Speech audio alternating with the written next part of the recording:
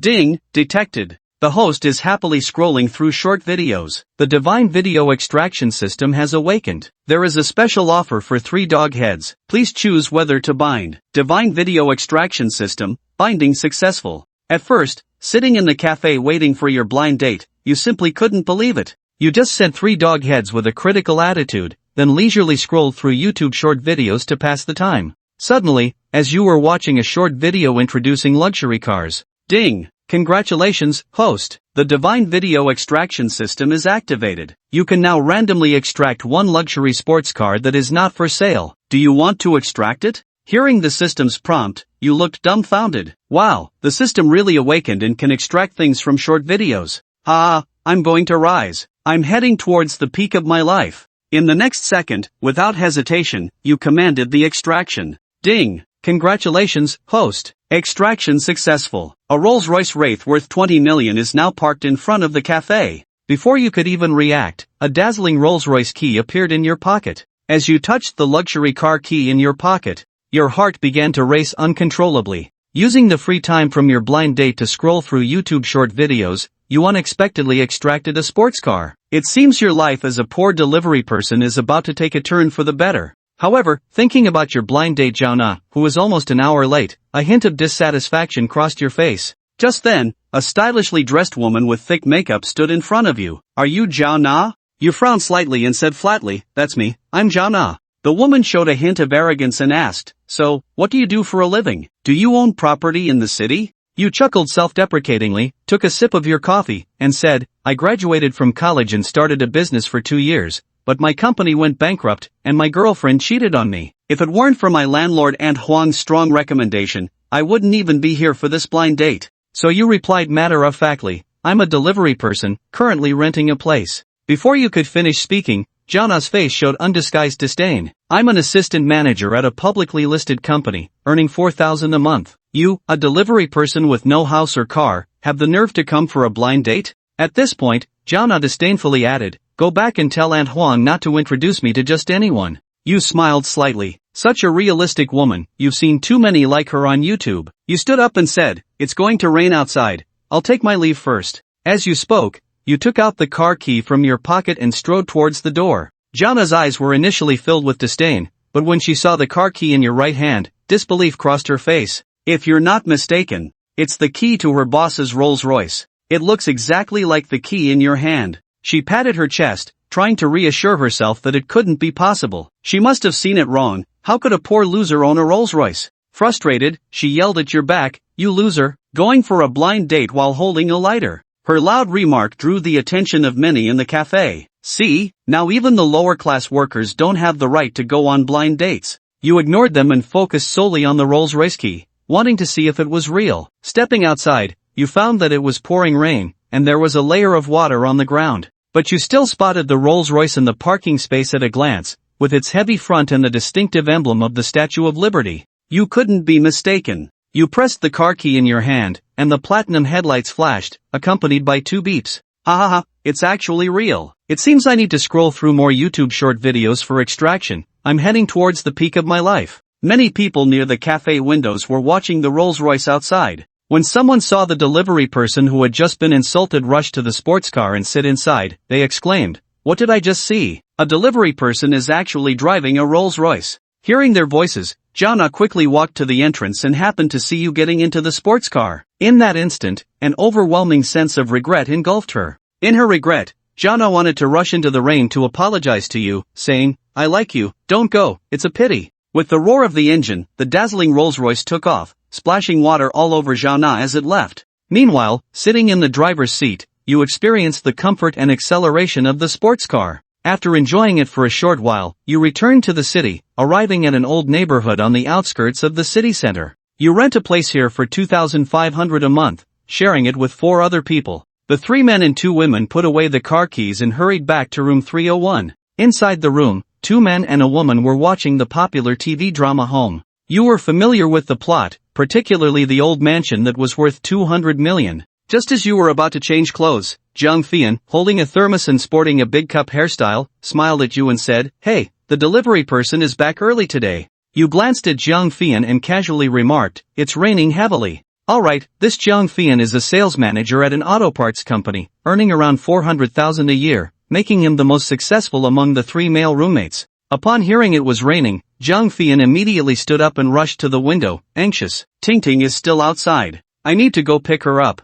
Hearing this, another male roommate, Yang Liaba, commented, Fei Gu, Yang Tingting must have a colleague from the company picking her up. The female roommate, Luo Xiaojia, wearing a black sweater, added, You just remembered? She's probably at her doorstep by now. Before she could finish, the door opened, and a drenched Yang Tingting walked in. Jiang Fian's eyes sparkled with warmth as he sweetly said, Tingting, you're back. Come in quickly, I'll make you some ginger tea. You showed a teasing expression. Jiang Fian, the ultimate sycophant, was trying to win over Yang Tingting with his constant caring. However, Yang Tingting was not only an HR manager at a publicly listed company but also a stunning beauty rated 86 points. She wasn't easy to win over. And indeed, Yang Tingting showed a cold demeanor and said, Are you trying to make me catch a cold? Hearing her words, you couldn't help but laugh out loud. Meanwhile, Jiang Fian seemed oblivious and quickly moved aside, saying, No, go wash up and change clothes. I'll make you some ginger tea. Yang Tingting said nothing and walked straight into her room. You smiled lightly, returned to your room, and started scrolling through videos on your phone. Unbeknownst to you, perhaps by fate, you stumbled upon a short video about the TV drama Anja. Ding! Congratulations, host! You can now extract one of the non-tradable luxury houses. Would you like to proceed? You showed an excited expression, triggering the system to randomly activate the extraction notification sound again. Without any hesitation, you decisively issued a command. Extract. A key and a document suddenly appeared in your hand. The document was clearly the property deed. You suppressed your excitement, opened the property deed, and carefully looked at the address, Building 18, Hongkou North Bund Riverside Luxury, Apartment 1801. Just seeing the location, your heart was racing wildly. Any property near the Bund. Houses by the riverside are never cheap. Holding your patience, you saw the area and price, 527 square meters at 190,000 per square meter. Your heart almost jumped out of your throat. One property was nearly 100 million. And in just one day, you owned both a house and a car. You were so excited that you paced back and forth in the small room over a dozen times before slowly calming down. Then you picked up your phone and started scrolling through short videos again, but you didn't trigger anything else. You felt no disappointment at all. Instead, you planned to go to bed early and check out the luxury house you just extracted from the video tomorrow. This sleep was the deepest you had in months, lasting straight until 8 a.m., a full 10 hours. Your roommates had already packed up and were ready to go to work, but you were the last one today. After washing up, you changed into decent clothes. As you stepped out of the building, you were surprised to see that your 4 roommates had not left yet. Instead, they looked at you with envy. Gazing at the Rolls-Royce parked at the entrance, Yang Lai cautiously approached and exclaimed, Wow, there are such rich people in our rundown neighborhood. Luo Xiaojia had already walked over and was taking several photos with his back to the car. He posted on social media, asking everyone to guess the price of the luxury car he was witnessing firsthand.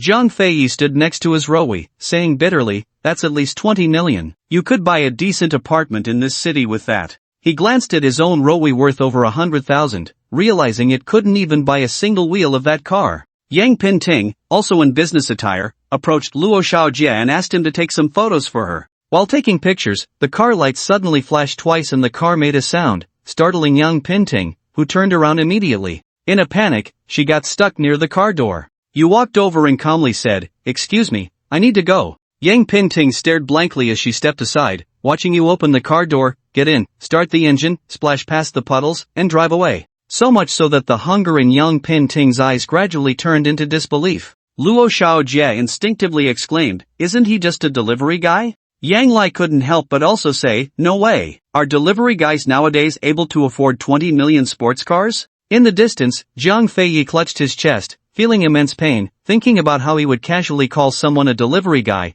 only to see you in this luxury. Suddenly, he thought, he must be working for a car rental company. It rained yesterday, and he drove the company car back. Yang Lai instinctively agreed, that makes sense. Luo Xiaojia felt a bit disappointed, thinking he could at least be a big shot, and walked away alone. However, Yang Pinting was already caught up in the atmosphere, wondering why such a beautiful woman like herself was standing here without even inviting him to sit. Seeing Yang Pinting getting angry, Zhang Fei grinned and said, Pinting, let me take you to your office. Yang Pinting glanced back at the rowie and coldly replied, I'll walk on my own. This left Zhang Fei speechless, his mouth agape. Meanwhile, you were driving the Rolls-Royce, heading straight to the Bund Riverside Luxury. Upon arriving at the Bund Riverside Luxury community, the security guard was very responsible and stopped you right away. After confirming your access and property deed, he immediately became extremely respectful, saying, "Please, sir, come in." You quickly parked the Rolls-Royce Phantom across your 3 parking spaces. Then you walked to the elevator and unexpectedly found a property staff member inside, a beautiful woman in dark red work attire. "Hello, are you the owner? Please show me your key card." You calmly handed over the key card, 1801. Just those 4 words left the beautiful staff member stunned, her eyes widening. "Oh, Mr. Chin, you can take the 4-person direct elevator to your room." After saying that, she warmly walked towards the clean and luxurious elevator nearby. Once in the elevator, the staff member, Guan Rong Rong, beamed and said, "Mr. Chin, I'm Guan Rong Rong from the property management. If you need anything in the future, just let me know." You nodded tightly, saying little in response. Ding! As the elevator doors opened, you stepped directly into the living room. Guan Rong Rong said with a hint of wistfulness, "Please keep the key card, sir. I'll be here to serve you next time." As you took the key without looking back and stepped into the room, Guan Rong Rong silently closed the elevator doors and left with a sigh. In reality, you were stunned by the sight before you, never having imagined that one day you would own such a large house, high-end, elegant, and understated yet luxurious and sophisticated. After checking around 3 times, you finally sat on the European-style sofa on the first floor and took out your phone to scroll through videos, this time randomly landing on an action movie titled Special Identity. As you watched, you thought about your bankrupt startup and how the items obtained through the extraction from the video couldn't be sold. Otherwise, a sports car or a riverside luxury apartment. Your registered capital of $1 million for the company could easily be revived. With a sigh, you lamented that you currently had no money. Just then, the phone rang. "Hello? Hello, this is Guan Rong Rong from the property management. Mr. Chin, you have checked in, and you need to pay the property fee, 10 yuan per square meter, totaling 5,270 yuan per month." Listening to the voice on the other end, you were dumbfounded. You only had about 7,000 on you, planning to repay some loans next month. "Alright, although it's a bit challenging," you gritted your teeth and said, "just send me the account details, and I'll transfer the money immediately." On the other end, Guan Rong Rong was impressed by your decisive voice, saying, "Thank you, Mr. Chin, for supporting my work." Unbeknownst to her, you would soon be overwhelmed by this last straw after hanging up. Ding! Congratulations, host! You've unlocked the special identity video. Now you can extract the Roger Dubuis King series watch, valued at 2 million, which is non-tradable. And you can also extract close combat skills, enhancing your combat abilities and physical fitness. Originally troubled, you showed a look of surprise and wondered, "Can I extract 2 this time?" Without much hesitation, you issued the command to extract. Buzz! In the next second, you felt as if new fighting moves from the protagonist were added to your mind, creating muscle memory. The Roger Dubuis watch also appeared in your hand. With a black jade base and 12 warriors pointing their swords inward, the platinum watch was unlike anything you had seen before. Feeling its luxury, you slipped it onto your wrist. However, there were still no financial rewards extracted, so you had no choice but to continue delivering food. At least you needed to earn this month's wages. As you entered the underground parking lot, people were pointing at your car. You ignored them, and suddenly had a lightbulb moment. With this luxury car, you could start another business, DD Luxury Rides. Thinking of this, you quickly opened the DD app and registered. Everything set, you launched the DD app and sped out of the underground parking. Just as you exited the Bund Riverside Luxury community, a DD order came in. You glanced at it. It was from the Grand Emperor Hotel to the International Trade Building, and you accepted it immediately. You also opened the delivery app and accepted a long-distance order that was on the way. 10 minutes later, you arrived at the Grand Emperor Hotel and got out of the car with the food. You then took out your phone and held it to your ear. Just then, a clear voice came from behind. "I just exited the Grand Emperor Hotel." Turning around, you saw a stunning beauty with long, slender legs striding towards you, her graceful movements captivating. The beauty seemed to notice that you were on the phone too, revealing a look of suspicion. "Could it be that the ride I ordered is yours?" Hearing her words, you instantly remembered who she was. She was Su Wanru, the campus beauty 2 years your junior, with whom you won a dance competition at a masquerade ball. But upon this reunion, you were no longer the campus heartthrob of those days. Instead, you were just an ordinary worker with a luxury car and house, but no money. Meanwhile, Su Wanru was now a workplace elite dressed as an urban beauty. You smiled. "It's been a long time, Su Campus Beauty." Su Wanru stared at you, her eyes widened in shock at the Roger Dubuis watch on your wrist. Although she was shocked internally, She didn't say it out loud and instead said excitedly, "Yeah, I heard you started a business. What brings you back to driving for Didi?" "I went bankrupt. Now I drive for Didi and deliver food just to make some money." You took a few steps, skillfully opened the dazzling door of the Rolls-Royce, and said, "Get in, we should go." Suwon-Ru snapped back to reality, cautiously getting in. "You went bankrupt but are still driving a luxury car? I can't believe that." As you buckled your seatbelt, you pressed the fingerprint lock to start the car, making sure to sit securely. Once the car started, Suwon-Ru secretly checked her phone, finding the market price at 9.8 million,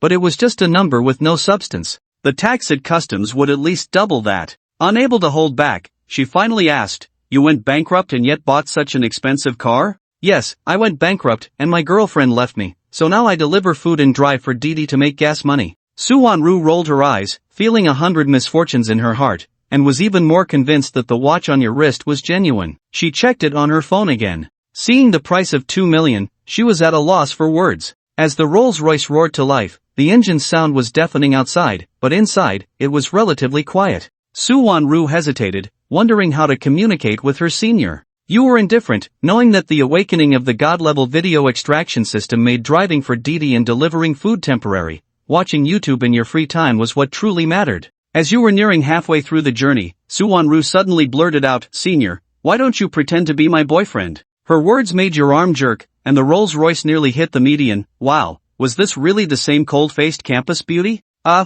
You lightly coughed a few times to ease the awkwardness. Suwon-Ru's face turned red instantly as she hurriedly explained, "I just need you to pretend to be my boyfriend for a bit. Recently, a rich second-generation guy has been pursuing me, and it's overwhelming." Hearing her, you looked enlightened and said, "No problem, it's 200 each time. You can cover the gas money." Suwon-Ru grinned and said seriously, 200 each time feels like selling myself. How about I treat you to a big meal instead?" Yin Wenyan thought for a moment and nodded, "That works, it solves my meal problem." Suwon-Ru's smile gradually widened, relieved that a significant concern was finally resolved. 20 minutes later, the supercar roared as it arrived at the International Trade Building. When Suwon-Ru returned, it was just lunchtime, and many people were heading out to eat. The Rolls-Royce, with its golden emblem and dark red body, truly drew everyone's attention. Just as everyone was focused, they saw Suwon-Ru emerge from the passenger seat, dressed in a bright red wrap dress with burgundy curls. Not only that, but she also walked over to the driver and spoke intimately before the driver drove away.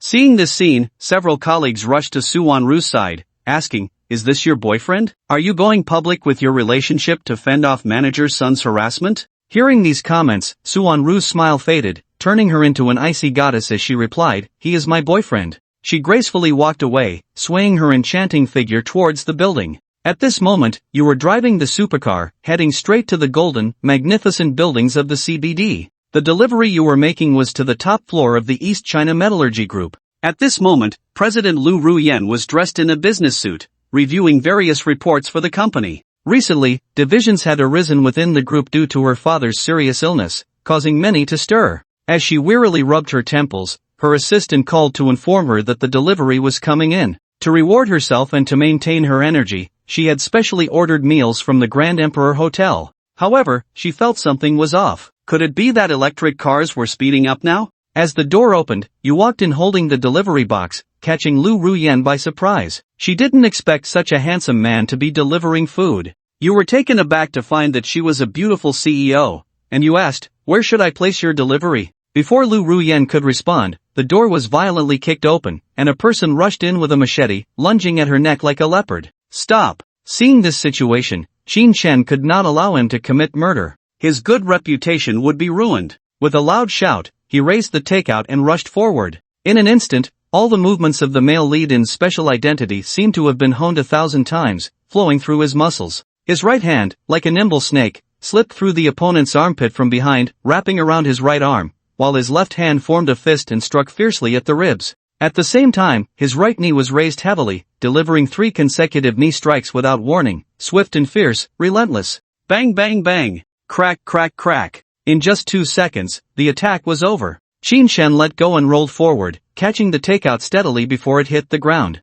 Cough cough! The assailant, wielding a machete, never expected that after finally rushing into the room, he would be taken down by a delivery guy. Qin Shen was also dazed, feeling a dull pain all over his body. Whether it was his fists, knees, or thigh muscles, everything hurt. The moves were executed, but due to insufficient physical strength, he lacked power. If it weren't for the surprise attacks, he might have even been counter-killed. At this moment, the killer lay on the ground like a giant lobster, struggling in pain. Meanwhile, Lu Ruyan looked at Qin Shen in shock, her eyes filled with panic and astonishment. Qin Shen, not caring about anything else, smiled and said, "Please give me a 5-star review. It's very important to me." Lu Ruyan nodded foolishly, not even knowing what he specifically said. Her mind was still spinning with the series of movements he had just executed, flowing seamlessly and effortlessly. "President!" Four burly men in black short sleeves rushed in, staring in astonishment at the scene. "President, you were startled. We were a bit late to react.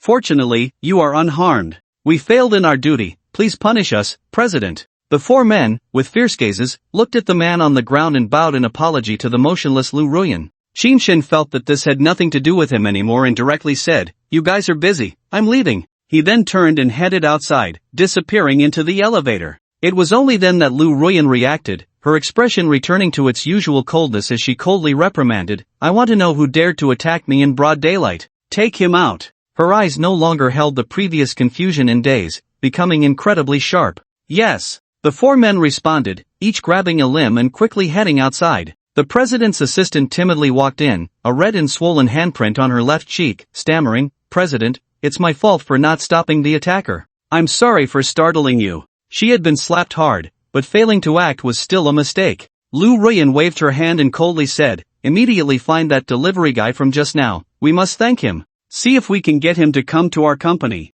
She took out her phone and gave a 5-star review. While speaking, she headed towards the exclusive elevator. The 50th floor. If she used the elevator with others, it would probably take half an hour. That's why they had set up an exclusive elevator. She wanted to see who the delivery guy really was. Little did she know, the security guards and front desk receptionists on the first floor were all staring at the Rolls-Royce Wraith parked outside the door. Because just moments ago, a delivery guy had rushed out, carrying a food box into the building. My goodness, I've been a security guard for over 10 years and have never seen a delivery guy driving a supercar. I thought some rich second generation was coming to pick up girls, but it turns out he was delivering food. Should we go deliver food too? Damn, don't even think about it. He's definitely a rich second generation experiencing life. Maybe it's a clever trick to attract some young lady's attention. The guards' discussions revolved around work and women. The female receptionist's focus was entirely different. Wow, that delivery guy was really handsome, his driving was cool, and his movements going upstairs were also impressive.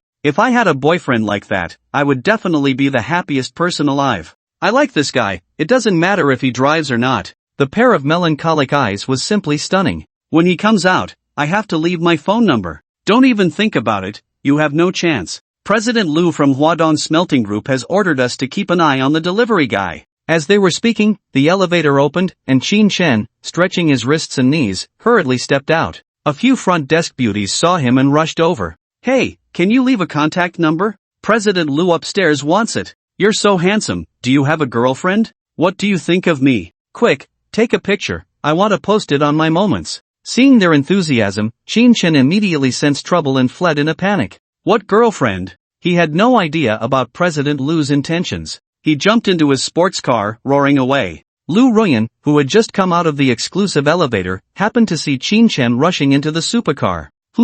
What's going on? Even though she didn't interact with the lower-level staff, she had never seen a delivery guy driving a supercar. Instinctively, she felt something was off. She noted the license plate number and turned back to the elevator, instructing her subordinates to investigate the car and the person thoroughly. The president's assistant knew that the delivery guy was about to become famous. Qin Shen paid no mind to what they were doing, as he received another DD ride request. To Fudan University. He was a top graduate from Fudan University, familiar with every corner of the campus. The ride from Lujiazui to Fudan University would take at least an hour. This ride started at 1,000. It could be said that it was almost enough for a day's fuel expenses. A heavy stone in his heart finally settled. Meanwhile, all deliveries were paused. Yi Zihao, waiting outside a commercial bank, specifically ordered a luxury DD car. He thought to himself that any luxury car like a Mercedes would do. He was willing to go all out to win back his girlfriend's heart. While anxiously waiting, he heard the urgent sound of 2 car horns. Instantly, he looked over. A Rolls-Royce Wraith. Inside, a man in a yellow delivery jacket tilted his head and asked him, "Are you Mr. Yi?" Yi Zihao was momentarily stunned. It was actually a supercar. After nodding in a daze, he cautiously got into the car. He didn't know where to place his hands and feet, his eyes darting around. He didn't even dare lean back in the seat, his posture extremely awkward. Bro, this car. It's too expensive, right? Yi Zihao had never imagined that someone who owned a Rolls-Royce Wraith would drive for Didi. Damn! Is this how rich people play these days? 1,000 for a ride, it doesn't even compare to the wealthy who spend hundreds of thousands in a minute. Qin Shen casually replied, not expensive. You're a student from Fudan University, dressed so formally, are you going for a business meeting? For him, the car was just a tool for making money, not a means of transportation for true wealthy people. Seeing Mr. Yi in a white shirt, black trousers, and shiny leather shoes, he thought that someone dressed like this in summer was either going to negotiate business or attend a formal event. Yi Zihao smiled helplessly, a hint of bitterness in his eyes as he said, no, I want to win back my girlfriend's love. She said I have no future. I want to prove it to her. Hearing his words, Qin Shen knew he was definitely a heartbroken person. Instantly, a feeling of shared sorrow surged in his heart. A low voice emerged, I didn't expect to meet a fellow sufferer. I failed in my startup, and my girlfriend left me too. As he spoke, he wanted to find a cigarette to smoke but realized there were none in the car. He had quit smoking to save money. Yi Zihao was immediately shocked, turning his head in disbelief, unable to help but say, no way? You have a luxury car, you must have a mansion, and how many beauties must be crying and calling for you? How could this happen? Could it be that you have a lot of debts? He suddenly thought of some wealthy people who were actually rich on the surface but had countless debts. Perhaps he was one of them? Qin Shen self-deprecatingly smiled, his eyes growing even more melancholic as he reminisced, you don't know, we were college classmates, going through the toughest times together. Unfortunately, we could start a business together but couldn't bear the failure. Hi, how did we end up talking about this? He didn't expect to discuss such a heavy topic with a stranger. Yi Zihao was shocked, looking at him in disbelief. Not everyone who starts a business can afford luxury cars or mansions. Failing is quite normal. He blinked and said with understanding, it's easy to go from frugality to extravagance, but it's hard to go back. My girlfriend was really great when she was in school, but after graduation, she gradually distanced herself from me. I eat instant noodles every month, take the bus, and spend all the money I save on our vacations together. In the end, she still says I don't buy her gifts, that the gifts aren't worth anything. It seemed he had found someone to confide in. Perhaps this bitterness could only be shared with a stranger. Qin Shen could tell he was just like Zhang Fei, a devoted admirer. In the end, a devoted admirer ends up with nothing. He shook his head slightly, they were just comforting themselves, thinking they had done so much for each other. In reality, they were just backups. For a full 10 minutes, the more Yi Zihao spoke, the more heartbroken he became, his eyes reddening, tears streaming down. He cried. He forgot he was in a luxury car, in front of a stranger, crying. Qin Shen looked at the scenery outside, recalling how he had cried alone in the mansion that morning. How similar. He said softly, by doing this, you've thrown away your dignity and lost your confidence. Even your money is gone. Tell me, which woman would care about a man without dignity? Sometimes, we need to stand up. Today she may ignore you, but tomorrow she'll find you unattainable. This was Qin Shen's thought. One day he would stand in front of Sun Xiaoqiao and look down on her. However, Yi Zihao remained silent, as if he hadn't heard. Qin Shen didn't continue speaking, and just then his phone rang. It was Aunt Huang, the landlord, and he answered immediately. Hello, Aunt Huang, about the rent. He thought the rent was due and wanted to explain. But the voice on the other end crackled. The rent is due in a month. I just wanted to ask how the blind date went last night. My sister's child, I heard he's doing well and looks good.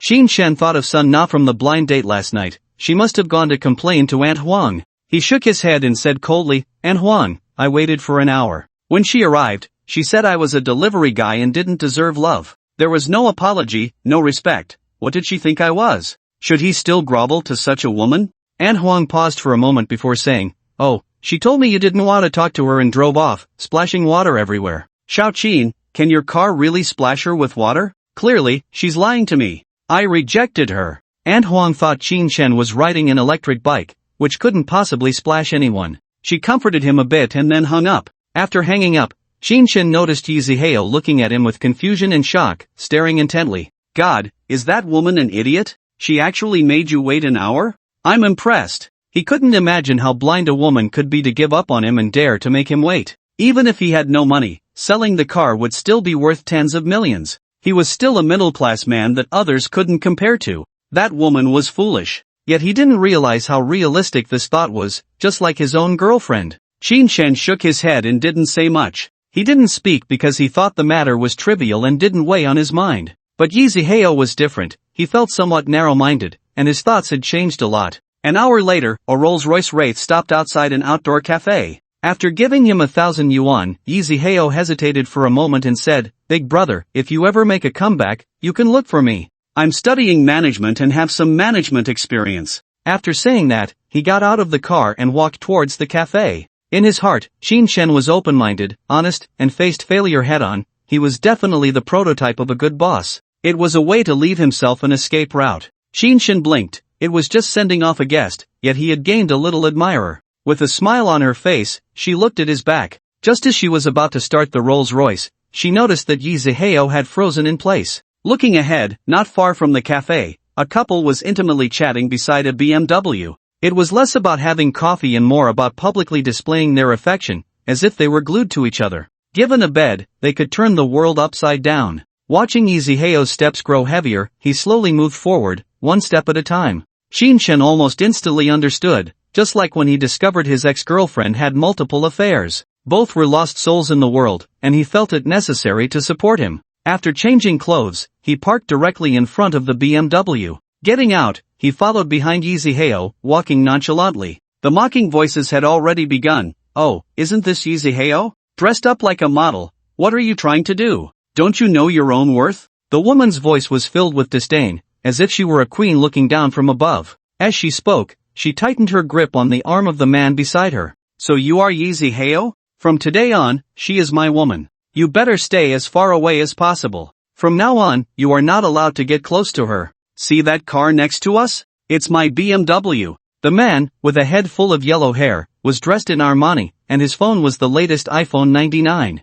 "Judge, I truly love you, how can you treat me like this?" Yi Zihao couldn't believe the scene before him. What he thought was a perfect date had turned into the coldest breakup. "Kid, didn't you understand what I said? She is my woman now, get lost, or you'll regret it." The yellow-haired man suddenly stood up, pointing at Yi Zihao and shouting arrogantly. Jia was just an average woman, with thin lips and a sharp tongue, a heartless person. She disdainfully said, "Yi Zihao, we are from two different worlds now, don't look for me again. I am someone you can't reach." After saying that, she leaned her whole body against the yellow-haired man, her face full of flattery. Seeing this, Yi Zihao was heartbroken and shouted angrily, "I don't believe it, I don't believe it. How did you become like this?" Just as he finished speaking, he heard Qin Shen's voice from behind, "Little brother, what's wrong? Is someone bullying you? I'm here to back you up." As he spoke, Qin Shen strode over. Upon hearing that someone was backing him up, the yellow-haired man immediately smiled, pointing at Qin Shen and mockingly said, "Who do you think you are? Can you really back him up?" His right index finger pointed at Qin Shen, and the golden Rolex on his wrist reflected the sunlight, dazzlingly bright. Yi Zihao saw the BMW and the gold watch and already knew his girlfriend was not coming back. Weakly, he said, "Big brother, you're here? Let's go, I'm tired." He was grateful to Qin Shen. If it weren't for his appearance, there would probably be even more hurtful words. He wanted to escape, but Qin Shen did not want to back down, calmly saying, "What are you showing off in front of me? That's my car." As he spoke, he extended his right hand and pressed the key fob for the Rolls-Royce twice. It was as if he was returning the yellow-haired man's words intact. The yellow-haired man's gaze shifted from the car to the Roger Dubuis on his wrist, his throat churning, barely swallowing his saliva. He knew the car, and he knew the watch even better. The car could buy him 4 BMWs, and the watch could buy him 7 golden Rolexes. Cold sweat began to trickle down his face, all his arrogance forcibly stuck in his stomach. He simply couldn't compare. But Jia didn't understand any of this, arrogantly saying, "Are you his big brother? Your entire outfit isn't worth even a piece of Yang Hao's watch. What are you pretending to be? Take your stupid brother and get lost." Clearly a beauty, but her words were extremely vulgar. Yi Zihao finally witnessed a side of his ex-girlfriend that she had never shown before, and his expression grew increasingly ugly. Even uglier was the yellow-haired Yang Hao, who shouted loudly, "Shut up." He felt a bit intimidated by Qin Shen, never having imagined that a country bumpkin's big brother could possess such strength. Jia thought he was shouting at Qin Shen and chimed in, "Shut up, my boyfriend told you to shut up, get lost immediately. Otherwise, shut up." Yang Hao shouted at the woman beside him, "You stupid bitch. How could she not understand the situation?" Jia was immediately stunned. Why was she afraid of a nobody worth only a few $100? After all, she was a manager at a listed company. Chen pointed at the blonde and said, "Is shutting up all that's needed?" It seemed like he was ready to make a move. To ease the situation and not offend Chen, Yang Hao quickly bent down and said, I understand. It's my fault for not disciplining her, she must pay the price. As soon as he finished speaking, he raised his hand and slapped Jia hard on the cheek twice. Slap. Slap. In an instant, both Jia and Yiziheo were stunned. Jia never expected that Yang Hao would slap her in front of her first love and his older brother. Why? Yiziheo was equally shocked, both by Chen's few words and by how quickly Yang Hao had changed. Was it because of his brother's car? At the same time, he felt a mix of satisfaction and heartache, but it was ultimately a thing of the past. At this moment, Chen spoke again, apologize to my little brother immediately, and get rid of her. What's there to pursue in a gold digger? He seemed to be venting his anger. His ex-girlfriend was materialistic and had cheated. Now seeing a similar woman, he felt the need to teach a lesson. Yang Hao, you can't. I gave you my first time, I don't mind if you slap me twice. Jia panicked and shouted loudly. After all, she had finally hooked a golden son-in-law and wouldn't let go for anything. Hearing this, Yiziheo completely lost all his mood and headed towards the Rolls-Royce behind him. Yang Hao, fearing Chen, ignored Jia's pleas and said directly, yes, young master, I will definitely leave her. Chen snorted coldly and said lightly, from now on, keep a low profile like me, understand? Otherwise, I'll kill you. With that, he turned and casually walked away. He sighed inwardly, realizing that this realistic society truly judged people by their status. As long as one showed strength, no matter how impressive they were, they could only bow their heads. Without strength, if you dared to speak out for justice, just wait to be bullied. Back in the Rolls-Royce, he stepped on the gas and left the vicinity of Fudan University with Yiziheo. On the other side, Yang Hao watched the Rolls-Royce leave, breathed a sigh of relief, and walked dejectedly towards his BMW. Jia covered her face with her hands, unable to imagine what was happening. Why was Yang Hao ignoring her? She hurriedly chased after him, shouting, Yang Hao, what did I do wrong? Why are you ignoring me? Yang Hao stood in front of the BMW door and coldly said, are you blind?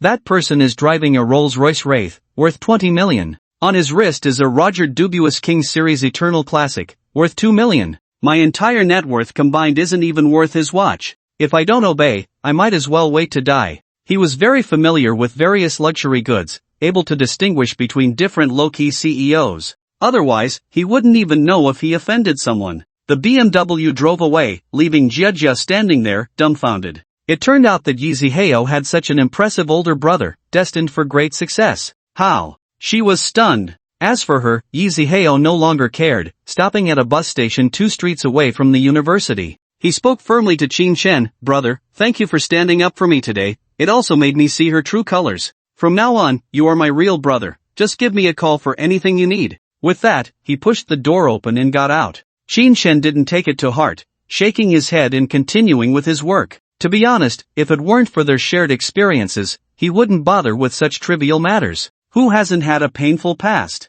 In the afternoon, he only received one DD ride, which was just $500. He did receive over 30 food delivery orders, but unfortunately, they weren't worth as much as a single DD ride. By the end of the day, he earned over 2,000, almost the same as when he was starting out. After deducting the fuel costs for the sports car, he still had at least 1,500 left, which was significantly better than just delivering food. At 5 o'clock, he closed the food delivery and DD apps and rushed to the International Trade Building, ready to pick up Su Wanru for dinner. Just as I arrived downstairs and changed my clothes, my phone rang. I picked it up and saw it wasn't Su Wanru. Instead, it was a message from the car team group, or someone from the wedding planning company sent a video. Chen clicked to open it, and a refined beauty in a professional outfit smiled and said, hello, Mr. Chen, I am Guan Meiting from Shenga my wedding company. Chen nodded, indicating for her to continue. It's like this, since you've just joined the group, we want to confirm your car model, appearance, and pricing. If any customers are interested, we can notify you as soon as possible. Seeing that Chen had no expression, Guan Meiting thought her charm had diminished. Chen understood and directly opened the rear camera, taking a picture of the entire car. Guan Meiting on the other side was shocked to see it was the latest high-end limited edition, priceless and hard to find. She was secretly astonished. When he sat back inside, barely suppressing his shock, he said, your car is too high-end, but it should be very popular. The day after tomorrow, which is Sunday morning, someone wants to book your car. Do you have time? There was no choice. For this kind of rich second generation, she could only be as polite as possible. Okay, how much? Qin Chen was only concerned about the money. Depending on the distance, 7,000 per kilometer. Starting at 100,000 for out of town. Guan Meiting said straightforwardly. Just that one sentence made Qin Chen secretly sigh. Being rich is really good.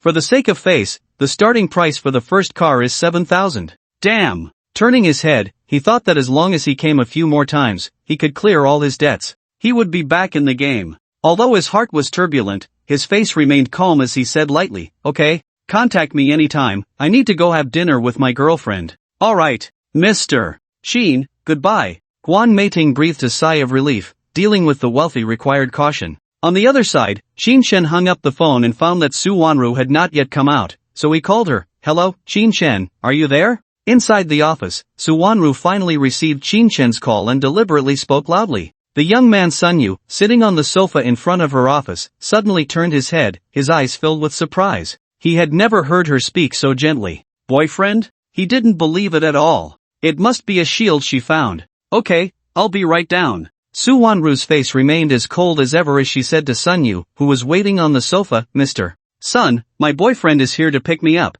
I can't attend the cocktail party with you. While speaking, she picked up her Gucci handbag from the table, grabbed her phone, and hurriedly walked out. He had been waiting here since noon after hearing about her boyfriend. It's fine, I want to meet your boyfriend and see if he's worthy. While speaking, he followed Su Wanru all the way outside. They found a crowd gathered around a supercar, constantly discussing. Here he comes, the big guy is back. This time it can't be wrong. It's the 20 million limited edition. Damn, he's sitting on a building in the center of the Magic City. I'm just curious, which company's boss can drive such a supercar? Don't think about it, that's a rich second generation here to pick up a beauty. Just look at the watch on his wrist. I'm so jealous. Lemon sour, lemon fruit, under the lemon tree, you and I. Facing the pointing and whispering of the crowd, Qin Chen seemed not to see it at all, leaning back in his seat, staring at the screen. He spent the entire afternoon watching My First Half of Life, forcing himself to get through 14 episodes. I have to say, having a supercar is great.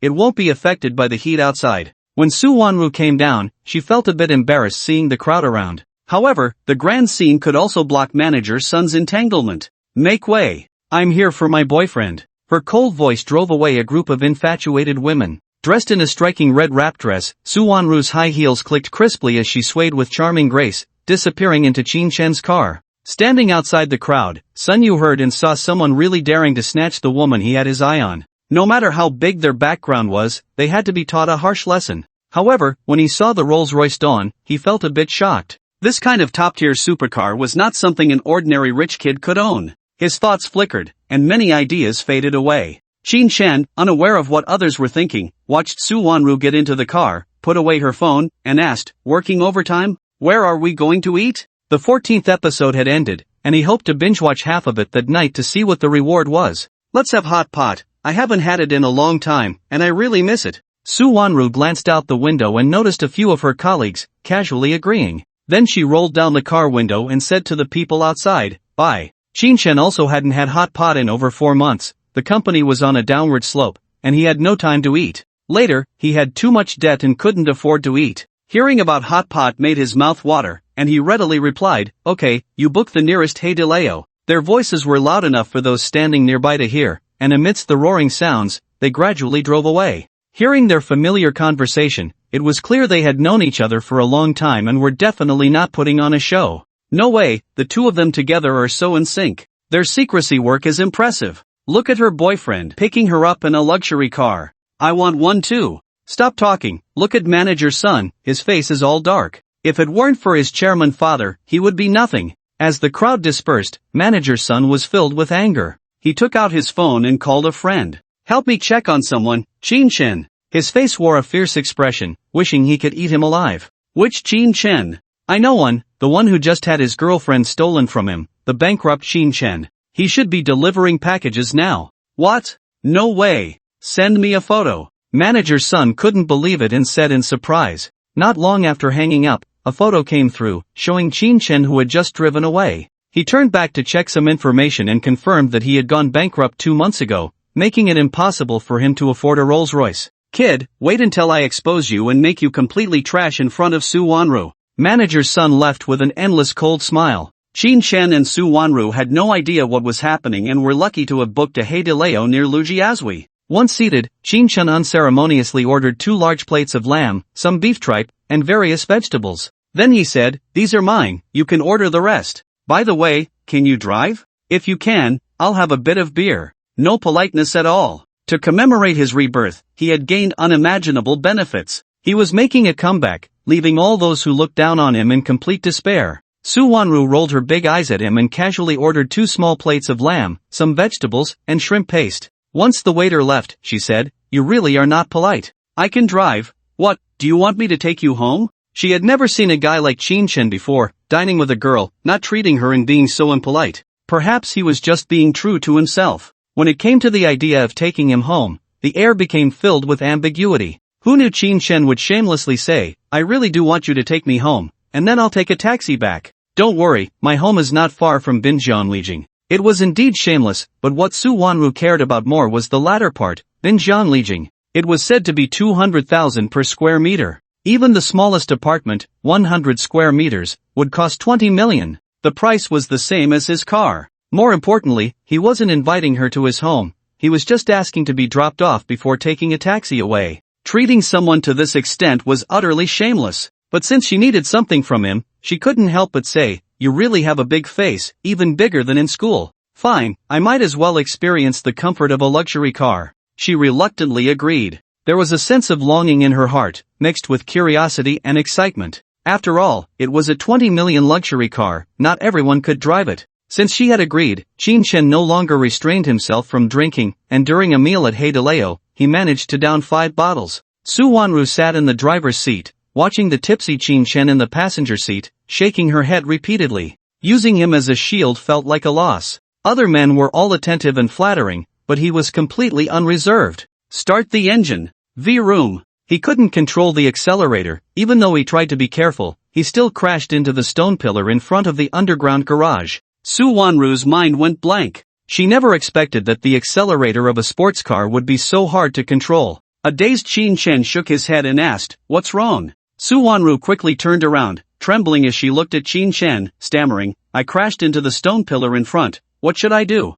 Thinking about this being a 20 million luxury car, even though her income was decent, she definitely couldn't afford to pay for it. Qin Shen instantly sobered up a bit from the alcohol, got out of the car, and went to check the front. Su Wanru also went to the front of the car and found a dent on the bumper, with some paint chipped off. It was a crash, and not a light one. Su Wanru was almost in tears, never expecting that her first car accident would turn out like this. This was a disaster. Qin Shen felt regretful too. In his dazed state, he waved his hand dismissively and said, "Look at you, you're even more confused than I am after drinking. Let's go, it's not a big deal. Even if it is, there are all kinds of insurance." He thought it was broken and couldn't be driven. In reality, he didn't take it to heart, it was a freebie, not that precious. Su Wanru sat back in the car, feeling lost and very embarrassed. She wanted to say something but couldn't find the words. This time, she controlled herself much better. The sports car drove like a tractor, taking 20 minutes to reach Binjianlijing. The security guard recognized the license plate and knew it belonged to the new owner of the flat that had just moved in today.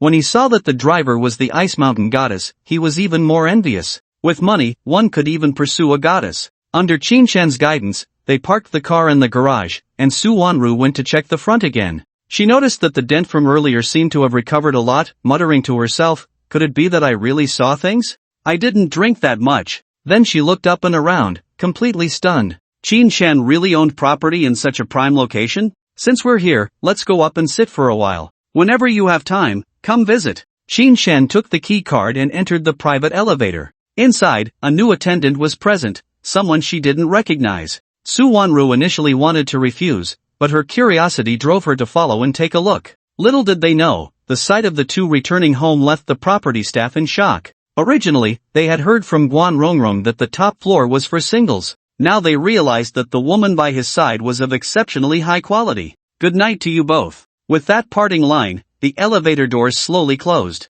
Su Wanru gazed at the spacious living room, the huge rear projection, the vast kitchen, and the 3 large floor-to-ceiling windows, completely dumbfounded. She ran to the floor-to-ceiling windows and saw the various stunning night views across the river. Each of the 3 directions offered a different scenery, all in full view. The evening breeze was quite pleasant. Qin Shen was also captivated by the night view, exhaling a mix of alcohol and awe. Gripping the railing with both hands, feeling the evening breeze, and accompanied by the ice mountain goddess, life couldn't be more enjoyable. Is this your house? Su Wanru was shocked. How much would such a large house cost? She looked towards the kitchen while asking, yes, it is. Feel free to look around, I'm going to lie down for a bit. He closed 2 windows, lay back on the comfortable sofa, turned on the rear projection, and randomly selected a movie. It was another action film, Wolf Warrior 2. Having watched Special Identity in the morning, the scene of taking down the assassin at noon lingered in her mind. She hoped this time would yield even better results.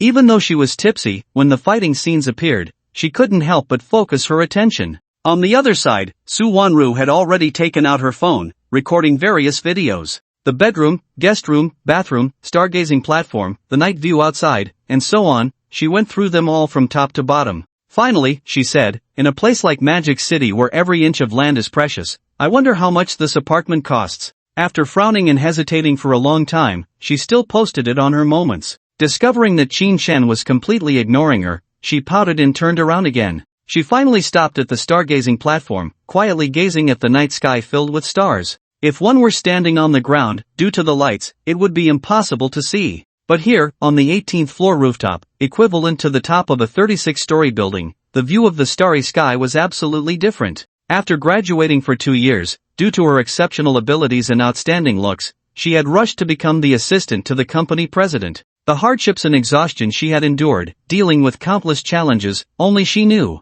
Thinking of the sad moments, she couldn't help but feel despondent, lying on the solid wood lounge chair, feeling the natural breeze, tears streaming down her face. Hearing the fierce shouts and sounds of battle from downstairs felt like a dream. Perhaps, I can seriously get along with him. We danced so in sync back then, we can win first place. Thinking of the man downstairs, she murmured to herself. Luxury cars, mansions, none of these were considered. Even without them, as long as both were willing to work hard, it wouldn't be a problem. In the morning, when he mentioned being a fake boyfriend, he actually thought about negotiating terms instead of seizing the opportunity to get closer. At lunch in the afternoon, he was even more straightforward, not pretentious at all. After crashing the Rolls-Royce, he didn't take it to heart and didn't hold it against her. If it were an ordinary rich second generation, he would probably resort to all sorts of threats or coercion to make her compromise. Since entering the room, he hadn't boasted a single word, just watching TV. He really didn't treat her as a woman. After thinking too much,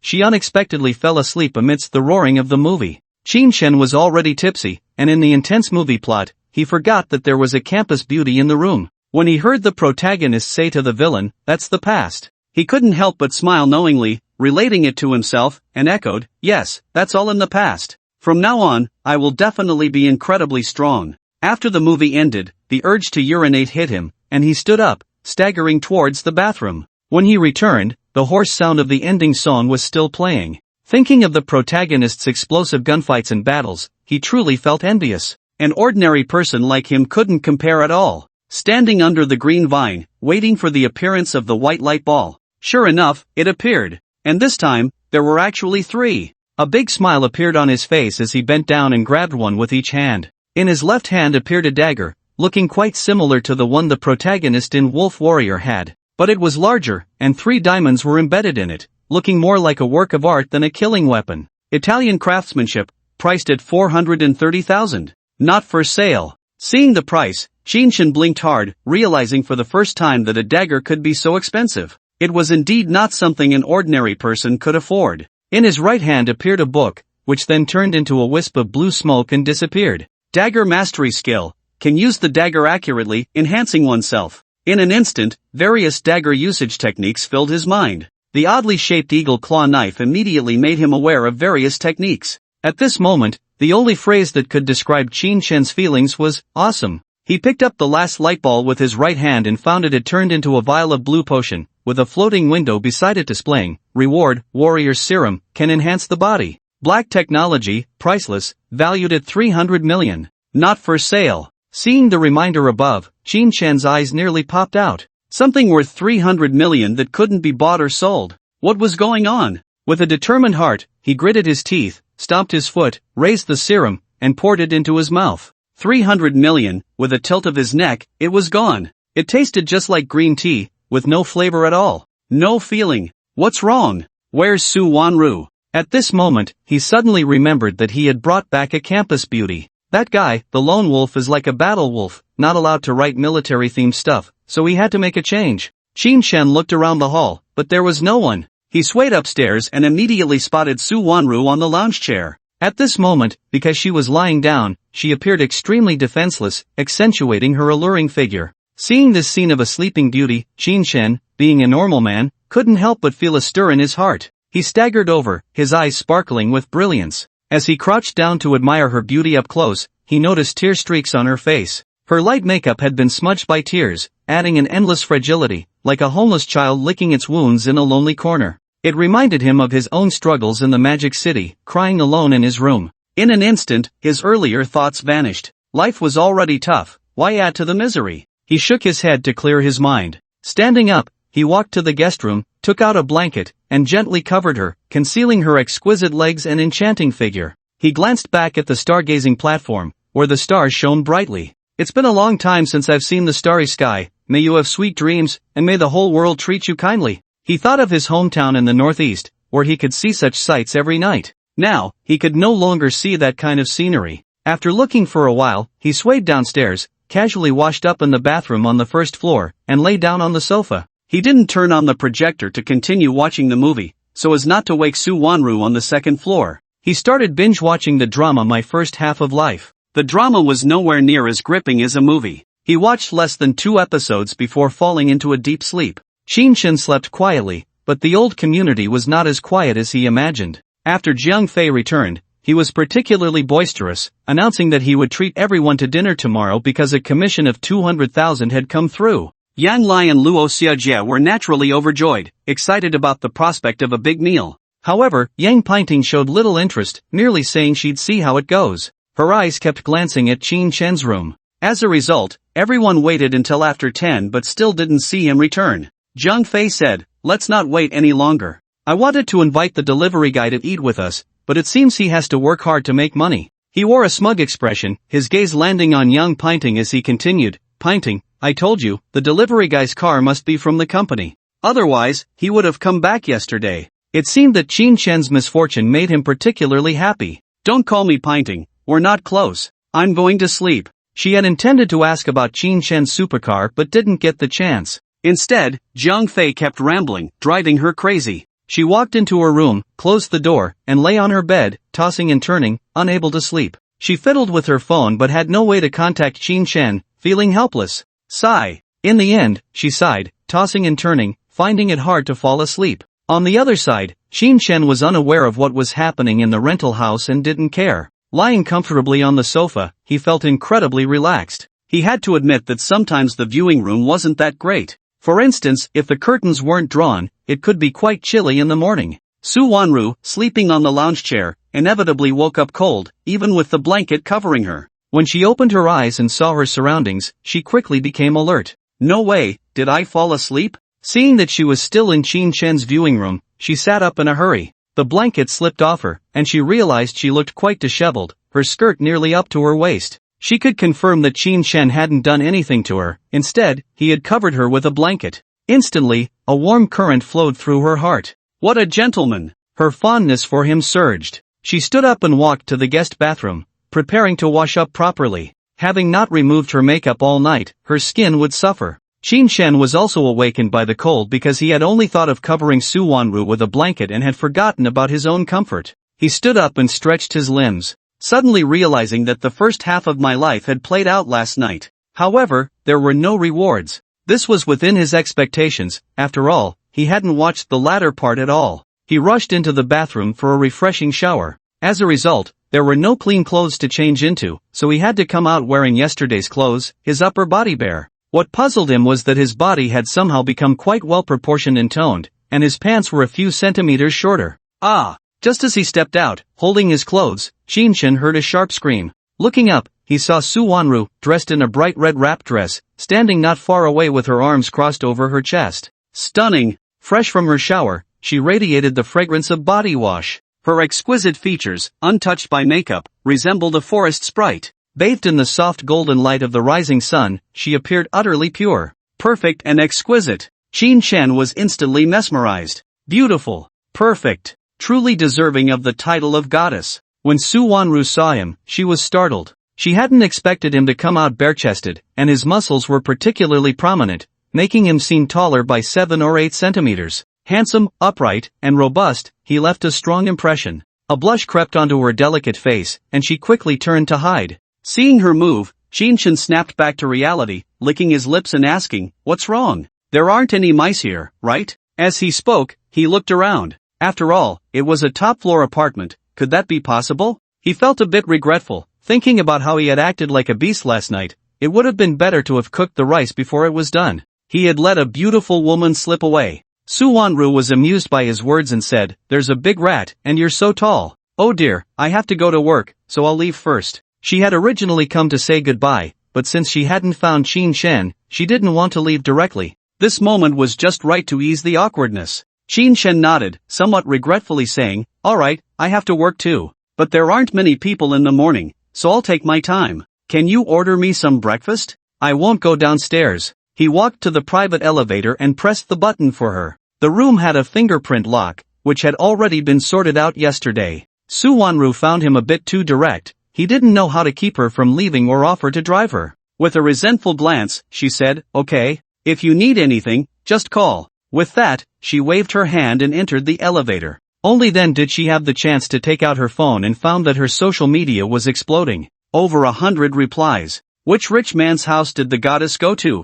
Oh my, this house is so luxurious. One bathroom is worth the single room I rent. I'm begging for a night in a bathroom. Let's take down the rich and divide the land, rescue the trapped goddess. It's over, our ice goddess has gone to her boyfriend's house. Is she showing off her love so openly? I think I saw a very handsome man, is he her boyfriend? Various classmates, colleagues, and friends had all sent comments. Even her mom had sent 53 messages in a row, demanding to know what had happened. Su Wanru felt overwhelmed. Even if nothing had happened between them, it still led to misunderstandings. In a flurry, she sent messages one after another. Qin Shen had no idea what she was doing. He walked into the kitchen, looking at the empty cabinets, and helplessly wiped his face. Looking down, he noticed his pants had shrunk a few centimeters. "It's all about the money," he wailed, sitting back on the sofa, and decided to binge-watch My First Half of Life. He had watched up to episode 22 last night and wanted to finish it all today. As for money, he would work hard slowly. Just after watching 2 episodes, the phone on the wall rang. Qin Shen picked it up. It was Guan Rongrong saying the takeout had arrived. "Send it up." He casually pressed the fingerprint lock, put on his clothes, and resumed watching the show while waiting. When Guan Rongrong brought it up, she no longer had the bright smile from yesterday and had become very professional. She had just seen an extremely beautiful ice goddess come out of the private elevator. No matter her temperament, looks, or attire, she was on a whole different level. With a goddess around, would anyone care about her? No way. Especially right after we parted. "Mr. Qin, your breakfast." She handed the breakfast to Qin Shen in a businesslike manner and turned to leave without any extra words. Qin Shen felt that the expensive property fees were worth it. Otherwise, he would have to go downstairs himself to get it. Eating steamed buns while drinking century egg and lean meat porridge and binge-watching dramas was simply the life a homebody dreamed of. Before he finished his meal, his phone rang, displaying his college classmate Lu Yen, who had stayed in the Magic City to work, also a high school classmate. He was doing slightly better than Qin Shen. His parents helped with the down payment, and he was preparing to walk down the aisle with his girlfriend. Since his entrepreneurial failure, he hadn't reached out first. He picked up immediately. "Sure too, what's up?" They were both from Northeast China, so speaking to him naturally carried the flavor of their hometown. If you're free tonight, let's get together? I've been exhausted from renovating the house these past few months." Lu Yan's voice came through, proud yet weary, unaware that his good buddy was in trouble. "Sure, I'm free. When are we meeting? You have to let me know." Qin Shan swallowed a bun and readily agreed. "Alright, see you at the usual place. We won't go home until we're drunk." Lu Yan hurriedly hung up, seemingly still at work. Qin Shan shook his head, tossed his phone aside, and continued binge-watching. He watched from just after 6 until past 10, reaching the 34th episode, before putting on his takeout clothes and heading straight to the underground parking lot. First, he dashed to a Chongqing noodle shop in an alley. No matter what, he needed to grab a bite for lunch. Such small shops were not frequented by elite white-collar workers. They were mostly small vendors and migrant workers. When a supercar parked in front, the small boss and several customers couldn't take their eyes off it. They thought it was just borrowing a parking space, but didn't expect the owner, dressed in a yellow delivery jacket, to come in and directly order a bowl of beef noodles. Instantly, the boss was dumbfounded, and many customers were puzzled. Two student-looking girls were so surprised their jaws nearly dropped. They never imagined that someone driving a supercar would eat at a street stall. Shouldn't rich second-generation kids be dining on red wine and Western cuisine at high-end restaurants? Okay. The boss stuttered. The only thing he did was add more beef and prioritize the order. No one else had any objections. Qin Shen ignored them, opened his phone to continue watching dramas, and activated another phone for ride-hailing and delivery platforms. You have a new order. The synthesized voice from the computer occasionally rang on his phone. The surrounding customers looked at him in disbelief. So it's not a hobby, he's really a delivery guy. I can't understand it. Why deliver food when he drives a luxury car? He could easily find a company and be a manager. Maybe he wants to experience life. Sigh. The thoughts of the rich are forever inscrutable. Qin Shen vaguely heard their discussions and could only shake his head helplessly. Who would want this? He had long been accustomed to a carefree life. Entering any company wouldn't allow such flexibility. Moreover, working for others wouldn't earn him even 10,000. Yesterday, he made 2,000, much more than the average white-collar worker. A bowl of beef noodles, an episode of a drama, and he officially started working. Just then, the small shop received a delivery order, which he took directly, and when checking out, he told the boss, "Hurry up with the order from Xinghua Lane, I've already accepted it." Delivery guy. Now it was set in stone, but no one dared to look down on him. So handsome, I want to ask for his WeChat, I can't miss this chance. The pure girl with shoulder-length hair among the two blushed and made up her mind. Some things, once missed, would lead to regret. He's a delivery guy? You're so bold. What if he's a scammer? Her friends nearby thought she was being too reckless. Couldn't she be a bit more reserved? No way, the melancholy in his eyes is definitely not something a scammer would have. He's a man with a story, I like him. The girl stood up, her face flushed, and walked up to Qin Shen, gathering her courage to say, "Delivery guy, can we add each other on WeChat? My name is Chen Yao, and I'd really like to be friends with you." Qin Shen was taken aback, looking up in surprise at the girl in front of him, dressed in a pink dress, with a sweet and lovely appearance. She had a graceful figure, curvy and well-proportioned. In school, she was at least a campus beauty. Not familiar enough to ask for her WeChat? She said lightly, girls should be reserved. How can they casually ask for someone's WeChat? I'm not an easy person. This statement left Shenyao stunned. You're not an easy person, so am I just an easy person? It was the first time in her life she had asked a boy for his WeChat, and she had actually failed. Feeling frustrated, she instead developed a sense of defiance and said, "Hey, I can see in your melancholic eyes that you're a man with a story.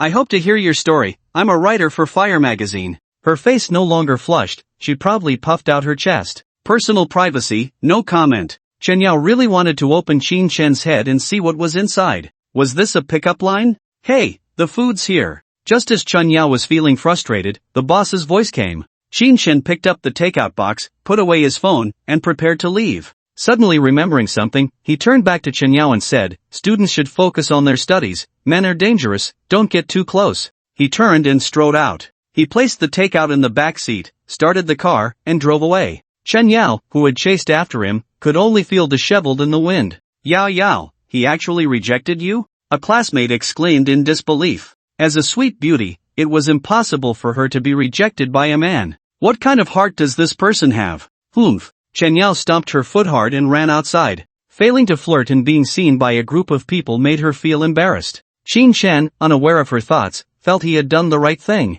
Work hard, binge-watch dramas, and achieve a turnaround in life. He kept cheering himself on. Starting at 11, it was the peak time for takeout. Because he had a sports car, he picked up many distant orders, faster than usual. In fact, because the food arrived quickly due to the distance, he received 5-star reviews for all of them. As long as there were no complaints, he wouldn't lose money. He was busy until 12:40, delivering 78 orders, more than any other day. "You have a new order, please." Before he could finish speaking, Qin Shen had already grabbed it. However, when he saw the order, his eyes widened in surprise. "Our daughter is sick. Please pretend to be her boyfriend and deliver the food. Code word, I love you." It was an order with special requests. Qin Shen had received orders for buying alcohol, cigarettes, and condoms, but pretending to be a boyfriend for a delivery and saying I love you was a first. The world is full of wonders. I've never said that to an ex-girlfriend. For a few bucks, I'm going all out. Having accepted the order, Qin Shen gritted his teeth and said,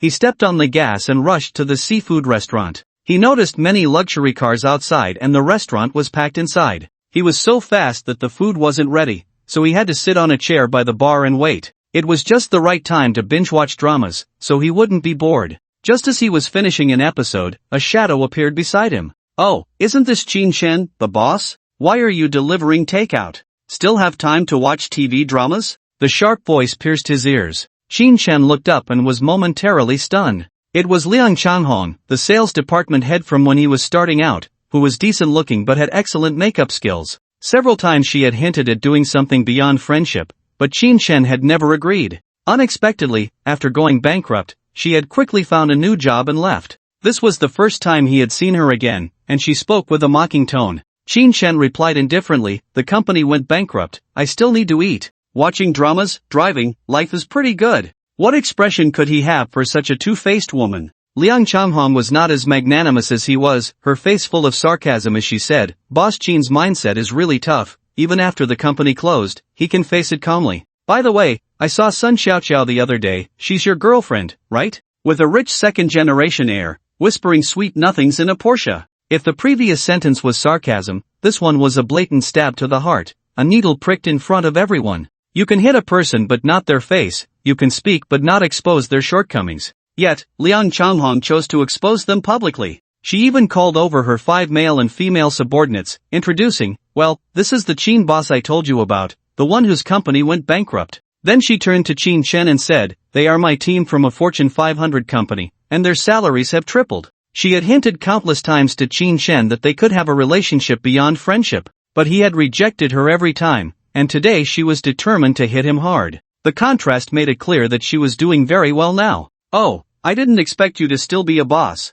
TSK, nowadays, even bosses are reduced to delivering takeout. Hey, Hongjie, how could you be so foolish back then, working for him for 2 years and missing out on good money-making opportunities? But I have to say, the little boss is indeed quite handsome. But his girlfriend ran off with someone else, he must be lacking in that department. Ha ha ha." The 5 men and women, eager to curry favor with Liang Changhong, tried their best to mock him, even suggesting he was inadequate. Faced with such ridicule, the old Qin Shen would have likely exploded and given them a taste of his fists. But now it was different, they were just clowns, not worth his attention. His gaze remained fixed on the TV drama, and he said indifferently, "So you've grown wings and want to bite back at me? You were craving my body back then, I rejected you, and now you want to embarrass me in front of everyone? Let me tell you, even if you become a queen, I will still be the man you can never have." This statement explained why she was at odds with him and also showed her determination. Truly disgusting. Without waiting for her to retort, he turned to the others and said, "Do you dare to say your company and names? Let's see if I can get you kicked out." Just as he finished speaking, an episode of the drama ended, and the restaurant staff brought in the takeout. Seeing a group of people surrounding the delivery guy, he directly scolded, "What are you doing? Finish your meal and settle the bill immediately, don't cause a scene here." Their business model was similar to that of the Emperor Hotel, takeout was only for esteemed guests. The staff knew who was behind this takeout and, fearing it would delay the delivery guy's time, spoke up for him. Liang Changhong glared at the staff and said to Qin Shen, "Don't feel too good about yourself, I have a boyfriend now. We are the sales elites of Shanghai real estate, let's see how you can make us roll." With her head held high and an air of arrogance, she strutted out like a victorious general. The 5 people behind her wore mocking expressions as they swaggered away. Qin Shen smiled coldly, put away his phone, and extended his right hand, revealing a Roger Dubuis watch. The staff saw it, and the 2 young people who had just come to settle the bill also noticed. The 12-knife samurai was too recognizable, they all understood he was definitely not simple. Sure enough, when they finished paying and stepped outside, they saw the delivery guy getting into a Rolls-Royce Wraith supercar. Then, with a roar, he sped away. "Now that's what you call low-key." The young man shook his head, realizing that this delivery guy was incredibly impressive. The 6 people, including Liang Changhong, who were waiting for a taxi, also witnessed this scene and were left dumbfounded. It wasn't until the supercar disappeared from view that the 5 company employees snapped back to reality. Hongjie, is he really bankrupt?" a boy asked, trembling, unable to believe what he had seen. If he was driving a supercar, he must have some connections, firing them would be as easy as playing a game. "Hongjie, I checked online, that supercar costs nearly 20 million. Is he really a bankrupt boss? Oh no, what do we do? What if he went bankrupt just to go home and inherit a $1 trillion fortune?" The three women were all in a panic, feeling as if the end of the world had come. Their eyes were all fixed on Liang Changhong. Just moments ago, they had mocked Qin Shen together, even suggesting he was impotent. Liang Changhong was also shaken, her heart trembling in disbelief. Unexpectedly, after declaring bankruptcy, Qin Shen actually drove a supercar. And it was a 20 million supercar. Back then, his small company had total assets of less than 10 million, with only a second-hand Land Cruiser to maintain appearances. Impossible. Absolutely impossible. He must be trying to undermine me, deliberately stealing a car. Humph. Let's go, anyway, they can't fire us. Liang Changhong was shocked internally, while outwardly she expressed disdain, believing Qin Shen was a fraud. Her 5 subordinates were not as self-deceiving as she was. They felt they might have offended a super-rich second generation. Whatever they thought, Qin Shen couldn't be bothered to care. They could say what they wanted, but at this moment, there was no way around it. According to the address, the delivery location was in the Wangjiangting Villa area. The villas here were all different, each with its own design.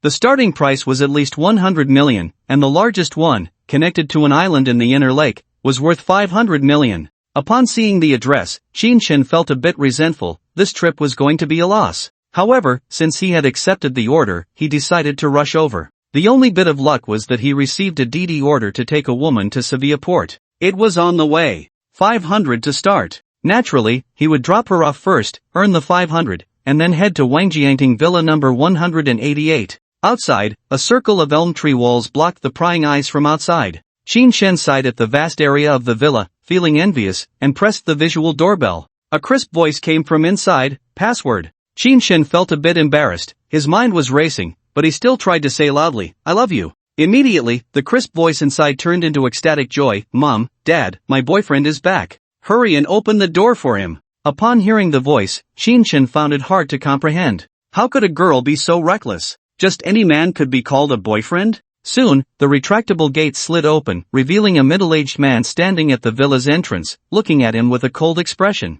Just one glance revealed the difference. This delivery guy had come in a luxury car and was quite handsome, with a melancholic look in his eyes. The man couldn't help but furrow his brows. Who was he? Why was he at their house? Regardless of the man's thoughts, Qin Shen, holding the food box with both hands, quickly walked inside. Even after running many trips in 2 hours, he didn't feel tired. Energetic, he strode confidently in front of the middle-aged man and said, "Sir, your delivery." The middle-aged man was even more surprised upon seeing him up close. The figure revealed under the windbreaker was very well proportioned, and his tan skin exuded a sense of strength. It seemed he was seeing the boyfriend of his deceased daughter. He said in a deep voice, "Young man, please take it into the room. If my daughter does anything later, please be patient. She has been traumatized and has the mentality of an 8-year-old. If she is satisfied, I will give you an extra 1,000. His words instantly relieved Qin Shen. Finally, he understood why there was such a bizarre password and why she randomly called someone her boyfriend. It was a mental health issue.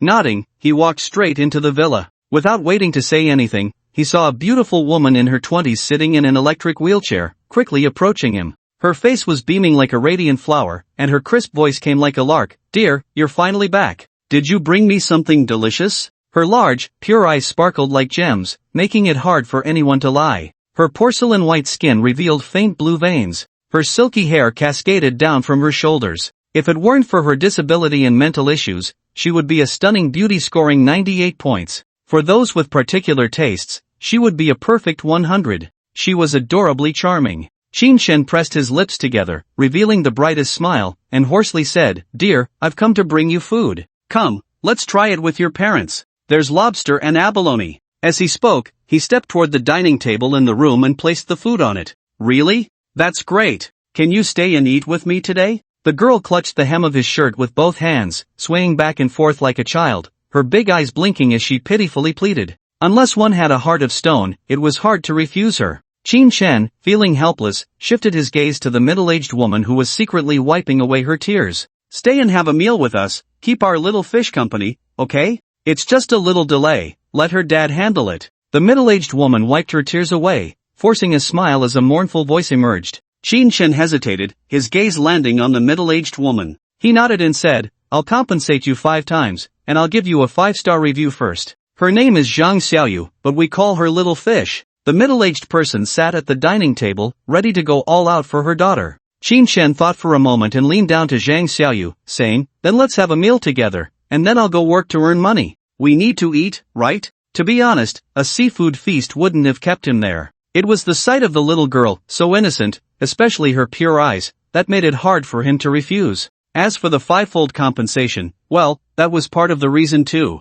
Qin Shen knew his task and tried to treat her like a little sister, helping to peel shrimp and crabs, and so on. Thank you, dear. You eat too. You haven't been this nice to me in a long time. I'm so happy. Zhang Xiaoyu's smile grew even brighter as she reached out to feed Qin Shen a piece of crab roe. Seeing the crab roe being offered, Qin Shen suddenly felt a wave of emotion, his eyes misty. Since starting college, not even his ex-girlfriend Sun Xiaoxiao had ever fed him. His voice softened, okay, thank you. Little fish, you eat, I'll be quick. He took the fruit knife from the table and began to dig into the scallops, just in time to uncover a pearl, which he presented to Little Fish like a treasure, saying, look, isn't it beautiful? Just like Little Fish, so pure. Dear, it's beautiful. Thank you for the gift. Little Fish beamed, her face full of joy, as happy as a child. The middle-aged couple watched Qin Shen's performance and couldn't help but exchange smiles and nods. For so long, he was the first one to make Zhang Xiaoyu happy. Just as they were watching, a faint sound came from outside.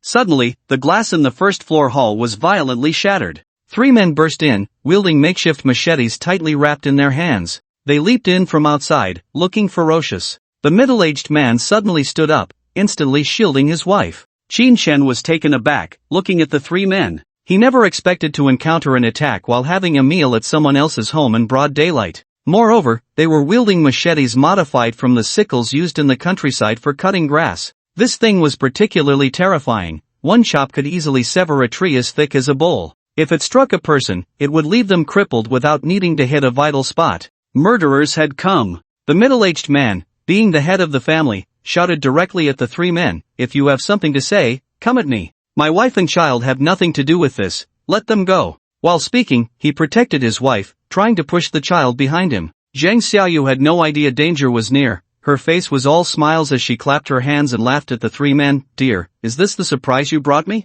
Is it a game of cat and mouse? She didn't hide at all, instead pulling on Qin Shen's shirt. Qin Shen felt a sense of dread. He was going to be put in danger because of the little girl. Clearly, they had nothing to do with each other, but a single deer couldn't sever that connection. With a smile, he said to her, yes, we're playing a game of cat and mouse. You should go hide. As he spoke, his right hand quietly gripped a dagger, while his left hand pushed Zhang Xiaoyu away, signaling her parents to protect her. A thrill rose within him. He was eager to see just how strong the dagger specialization and the blood serum of a soldier he had obtained last night really were. Generally, he hadn't had the chance to showcase them. This moment was just right. Zhang Xiaoxing, last time you escaped, only your daughter got hurt. This time, your whole family is cornered. One of the tallest and strongest men shouted, his voice coming through the stockings, filled with excitement. Beside them, the weakest-looking man was trembling with a large machete in his hand, shouting loudly, get down. Everyone get down. Zhang Xiaoxing, you forcibly demolished our house back then. Today, let you feel despair.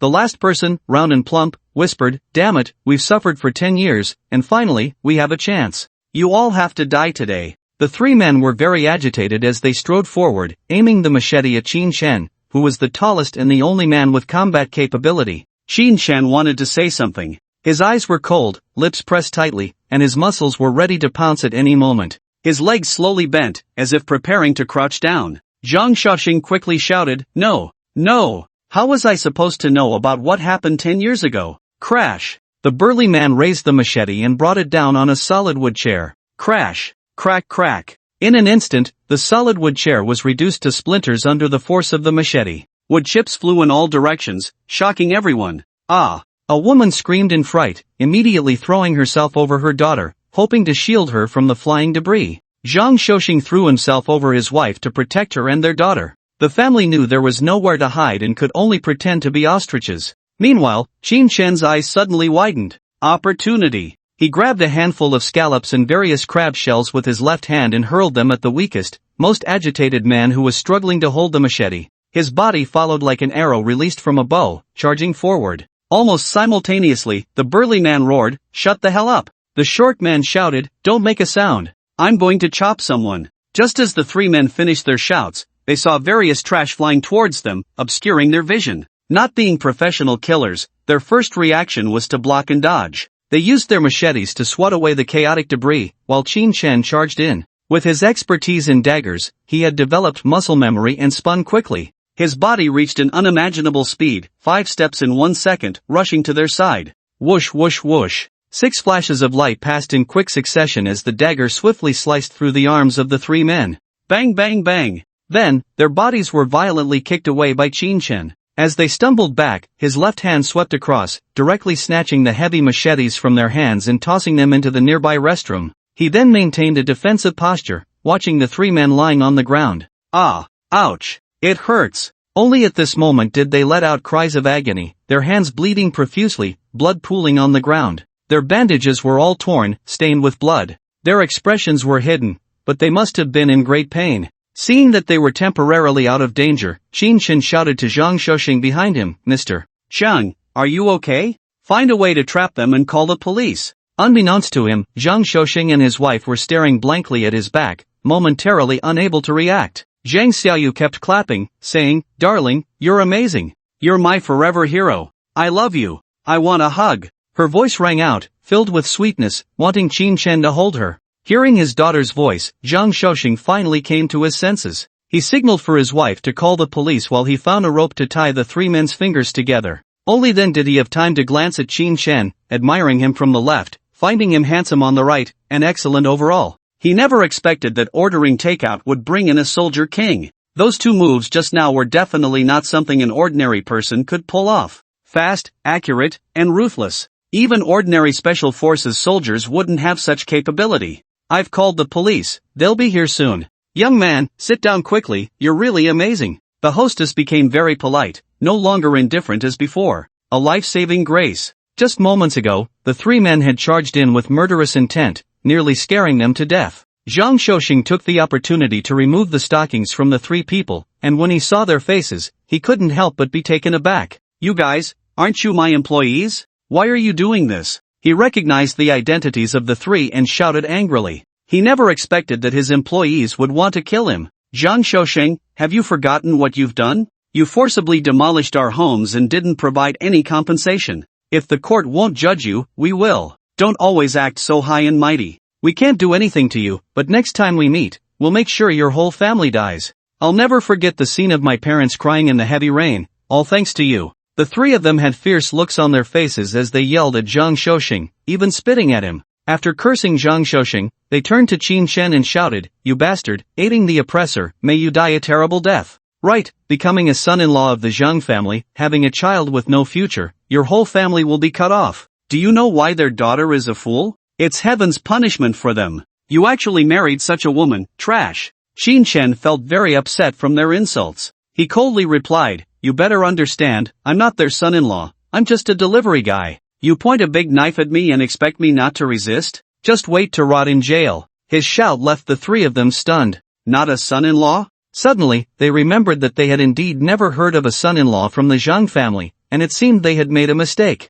In an instant, they were filled with regret. If they had let him go just now, they would have avenged their grudge, and everything would have ended. Qin Chen didn't care about their thoughts. His gaze fell on Zhang Shouxing as he said, I won't get involved in your grievances. Now, give me the money, it's time to leave. If it weren't for Zhang Xiaoyu's pity, he wouldn't have stayed a minute longer. He never expected to have indirectly saved a family of bad people. He had heard about forced demolitions many times, but he never thought he would encounter it in reality. Such a large company was built on the blood and sweat of others. Unethical businessmen. Zhang Shouxing directly transferred him 100,000, then said, I have never done forced demolitions, nor do I allow my subordinate construction teams to do so. I didn't even know where their original residence was. Our Xinghe group has never had a bad reputation. If you don't believe it, you can listen for follow-up news at any time. I transferred you 100,000 as compensation for accompanying my little girl today. I will decide later on how to repay your family's life-saving grace.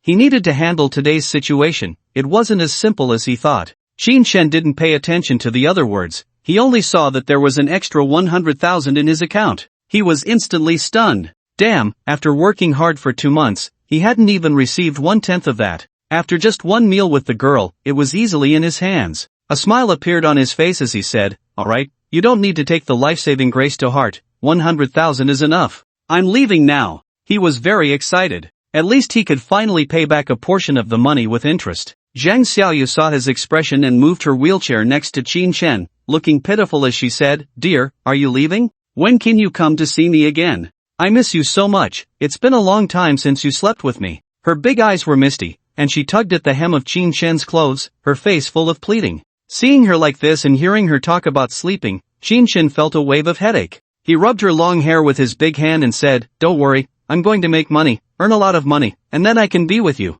Okay?" As he spoke, he felt goosebumps all over. Okay, then you hurry up and make money." Zhang Xiaoyu's face lit up with a bright smile, regardless of her messy hair, loudly agreeing. Qin Chen nodded and strode out. Zhang Xiaoyu's image lingered in his mind. Her clear eyes, innocent smile, and deep blessings were like a child. Qin Chen left, accompanied by the roar of a supercar engine. The situation in the villa showed no signs of easing. Zhang Shouxing's wife asked in surprise, "Isn't he a delivery guy? How did he come here in a supercar? He can't be trying to get close to our daughter on purpose, can he?" She had to think this way, feeling that Qin Chen was unusual. If someone had the ability to drive a supercar, who would be delivering takeout? Is he crazy? Zhang Shouxing looked at the three thugs and said coldly, "It shouldn't be him. No one knows we ordered a big meal from the seafood restaurant. Besides, he has obviously been doing this for a while. I secretly checked his phone, and there are many 5-star reviews." After saying that, he ignored his wife and walked straight up to the three men, his face stern, and said, "You three, tell me your home address. I want to see who exactly demolished your house and framed me for it. I, Zhang Shouxing, am upright and walk with integrity." The three thugs exchanged glances but remained silent, waiting for the police to arrive. As for them, Qin Chen paid no attention, driving off in the supercar, feeling that today's gains were substantial. Over 100,000. The deadline for the order on a certain treasure is the 9th, and there are still 2 days left. It seems he can pay back a large portion. The biggest sword hanging over his head is finally about to dissipate. As long as he pays back a large part, the follow-up will be much easier. He felt extremely excited. When the clock struck 2, the time with the least orders, Qin Chen parked the supercar under the shade of a tree next to Manhwa Park and opened the convertible to binge-watch a show. There were still 14 episodes left, and he was ready to finish them off. Lying on the genuine leather seat under the tree in the middle of the day, with 2 bottles of chilled mineral water beside him, was undoubtedly the most pleasant enjoyment. Passers-by, both young and old, were astonished to see a delivery guy lounging in a sports car,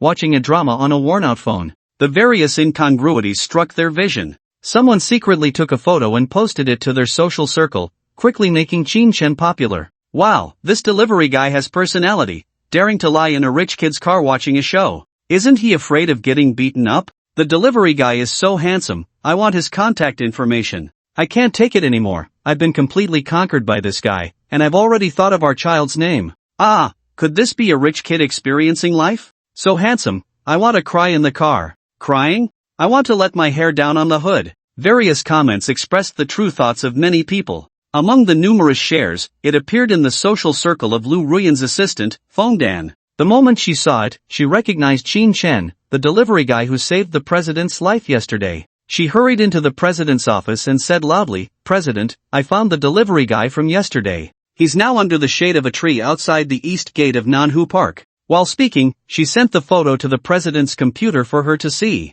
In the picture, Qin Chen was half reclining in the seat, his legs resting on the car door, holding his phone, engrossed in the show. The angle of the shot was beautiful, perfectly capturing his focused gaze and handsome features. "Immediately send someone to find out which delivery service he belongs to. I want to bring him into the company." When Lu Ruyan saw him, her heart skipped a beat, and she quickly made arrangements. The assassin from yesterday had already been traced back to a hitman sent by her older brother. Her 2 brothers were becoming increasingly active, and she needed a strong bodyguard. "Yes, President. What is the salary cap?" Feng Dan was very clear about Qin Chen's significance to the president. 100,000. The president casually mentioned, then suddenly frowned, feeling it was too little, and added, 3 million a year. Understood. Feng Dan left, her heart filled with endless shock. The same annual salary as some department managers. It was simply unimaginable. Meanwhile, Lu Ruyan stared at the photo, lost in thought. She had seen countless young and handsome social elites,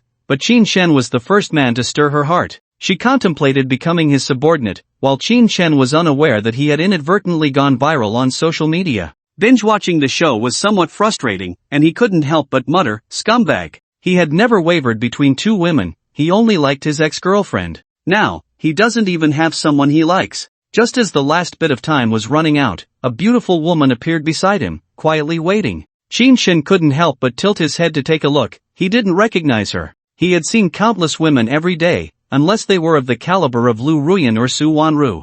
Noticing that Qin Shen's gaze had fallen on her, Feng Dan immediately stepped forward, bowed respectfully, and said, "Mr. Qin, hello, I am Lu Ruyan's assistant and would like to discuss something with you." After waiting here for 2 minutes, he finally noticed her. How serious he must be. At 6 o'clock, many workplaces were closing, and there were many pedestrians coming and going, with quite a few people paying attention to them. The Rolls-Royce Dawn was too eye-catching. Combined with Qin Chan's yellow delivery outfit, the contrast was too great. Everyone wanted to take a second look, wondering if it was a publicity stunt. Especially seeing the elite-looking woman standing respectfully to the side added to the attention. Maybe she's some rich second generation, experiencing life, about to be taken back by her father. I don't think so. She might be the CEO of some company, teaching her subordinate a lesson.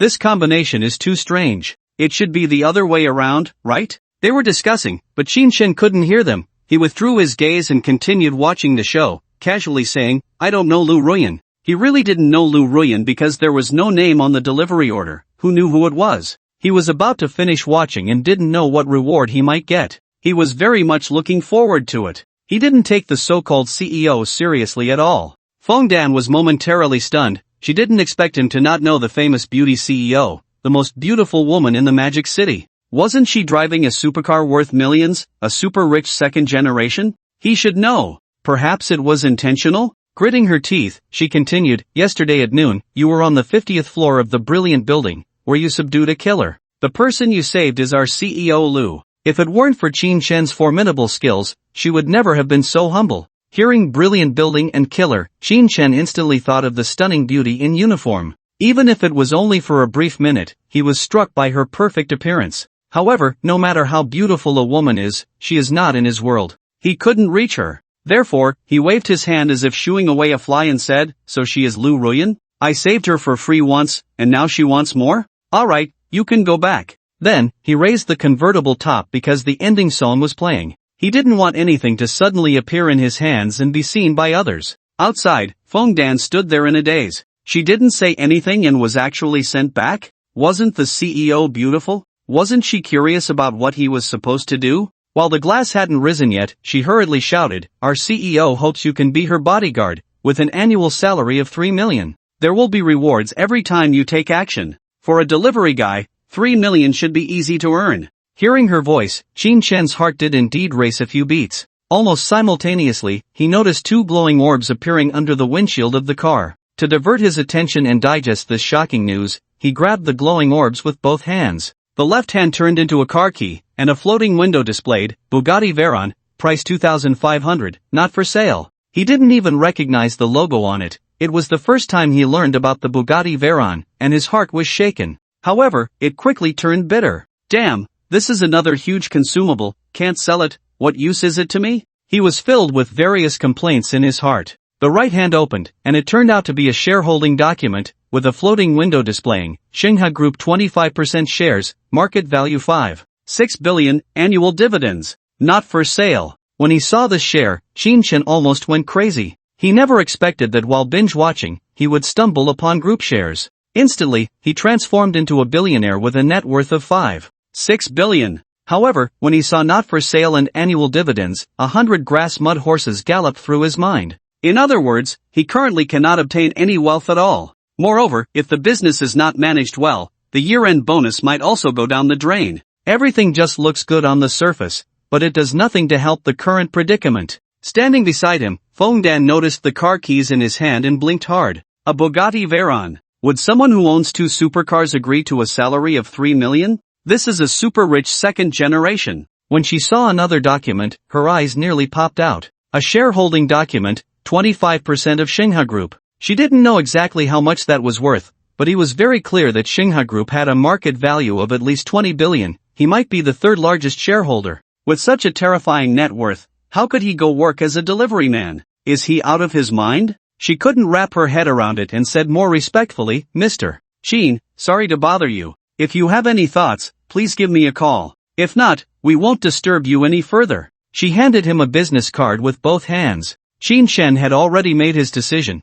How could he give up his freedom for a woman? While others acted as bodyguards, following others around all day, being subservient and tense, was that interesting? It was better to be free, to binge-watch shows when he wanted, and to make money when he felt like it. He disdainfully said, "Keep it, perhaps there will be a chance for cooperation in the future." After saying that, he took the business card, didn't even look at it, and placed it in the box under the armrest beside him. Ma Dan's face turned very ugly, but she didn't dare show any expression. After all, how many people had racked their brains to get her contact information? She was someone who could directly contact Lu Ruyan, which was extremely valuable. Qin Shen didn't even have the interest to glance at it, just set it aside. He was definitely a super rich second generation. He bowed respectfully again and said, "Then I won't disturb Mr. Qin any longer, I'll take my leave." Ma Dan knew he didn't like her and turned to walk towards the Cayenne. In the eyes of others, the Cayenne was a luxury car, but in front of a Rolls-Royce Dawn, it was just trash. Qin Shen ignored her, turned off his phone, started the car, and headed to the Northeast Old Restaurant.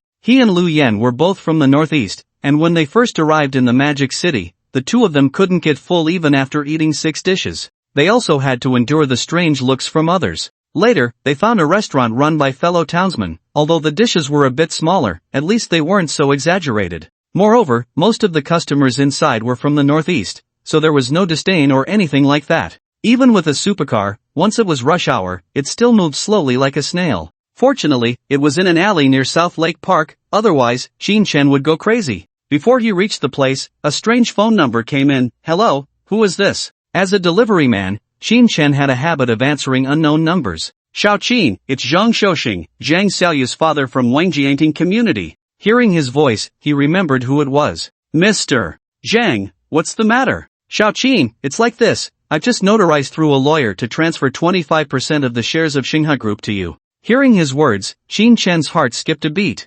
Wasn't this the reward for binge-watching a show just now? The source was here, perhaps it was to avoid suspicion from others? A reward, that's amazing. "Oh, actually, you don't need to give me so much. I'm just a rough guy." He really wanted to say that giving him shares that couldn't be traded was not as good as giving him a few million. On the phone, Zhang Xiaoxing said, "What are you talking about? A rough guy is still a person, right? We were in trouble, facing a life and death crisis, and you saved our family of 3, we must thank you. If I didn't think you wouldn't manage the company well, I would have given you 50. No other thoughts, just come to see my little fish more often when you have time. She really has a good impression of you, she just asked me when you could come over." He rambled on about many things. Qin Shen understood that the only requirement for giving so many shares was to spend more time with his daughter. It must be said that parents in the world, even big capitalists, would pay a lot for their children. Children will never understand this. "Okay, I'll go." In the end, he agreed, considering Zhang Xiaoyu's cuteness and purity, and the 25% shares of Xinghe Group.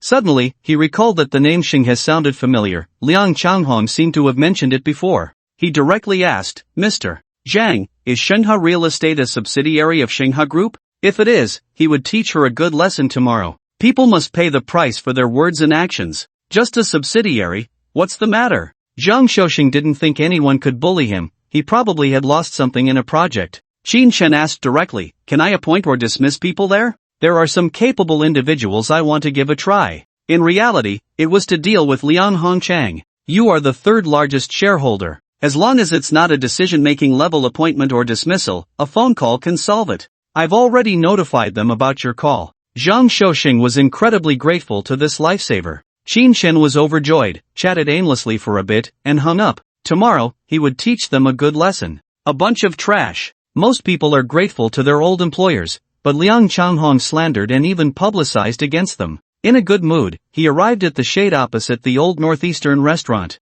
He immediately spotted the rugged Lu Yan waiting at the entrance. Beep beep. After honking twice to attract his attention, he got out of the car. In fact, even without honking, Lu Yan's attention was already drawn. Luxury cars have a great allure for anyone. When Lu Yan saw Qin Shen come out, he rushed over, repeatedly asking, "What the hell? What's going on? Why are you driving such a luxurious supercar? Where did it come from?" His jaw dropped, eyes wide open, looking at the Rolls-Royce Wraith. "It's mine. I like to take it for a spin for a few days." Qin Shen wasn't bragging, he really dared to lend it to him. Anyway, if it got damaged, it could automatically repair itself, as if it were eternally indestructible. Nothing else mattered. He still had a Bugatti Veyron, probably stored in the underground garage of Binjian Lijing. Lu Yin was in shock, took out his phone, and said, "Wait, we haven't seen each other for a few months, and the company has become so impressive? No way, I need to take a couple of photos to show off." He took more than 10 photos, standing by the car, leaning on the engine,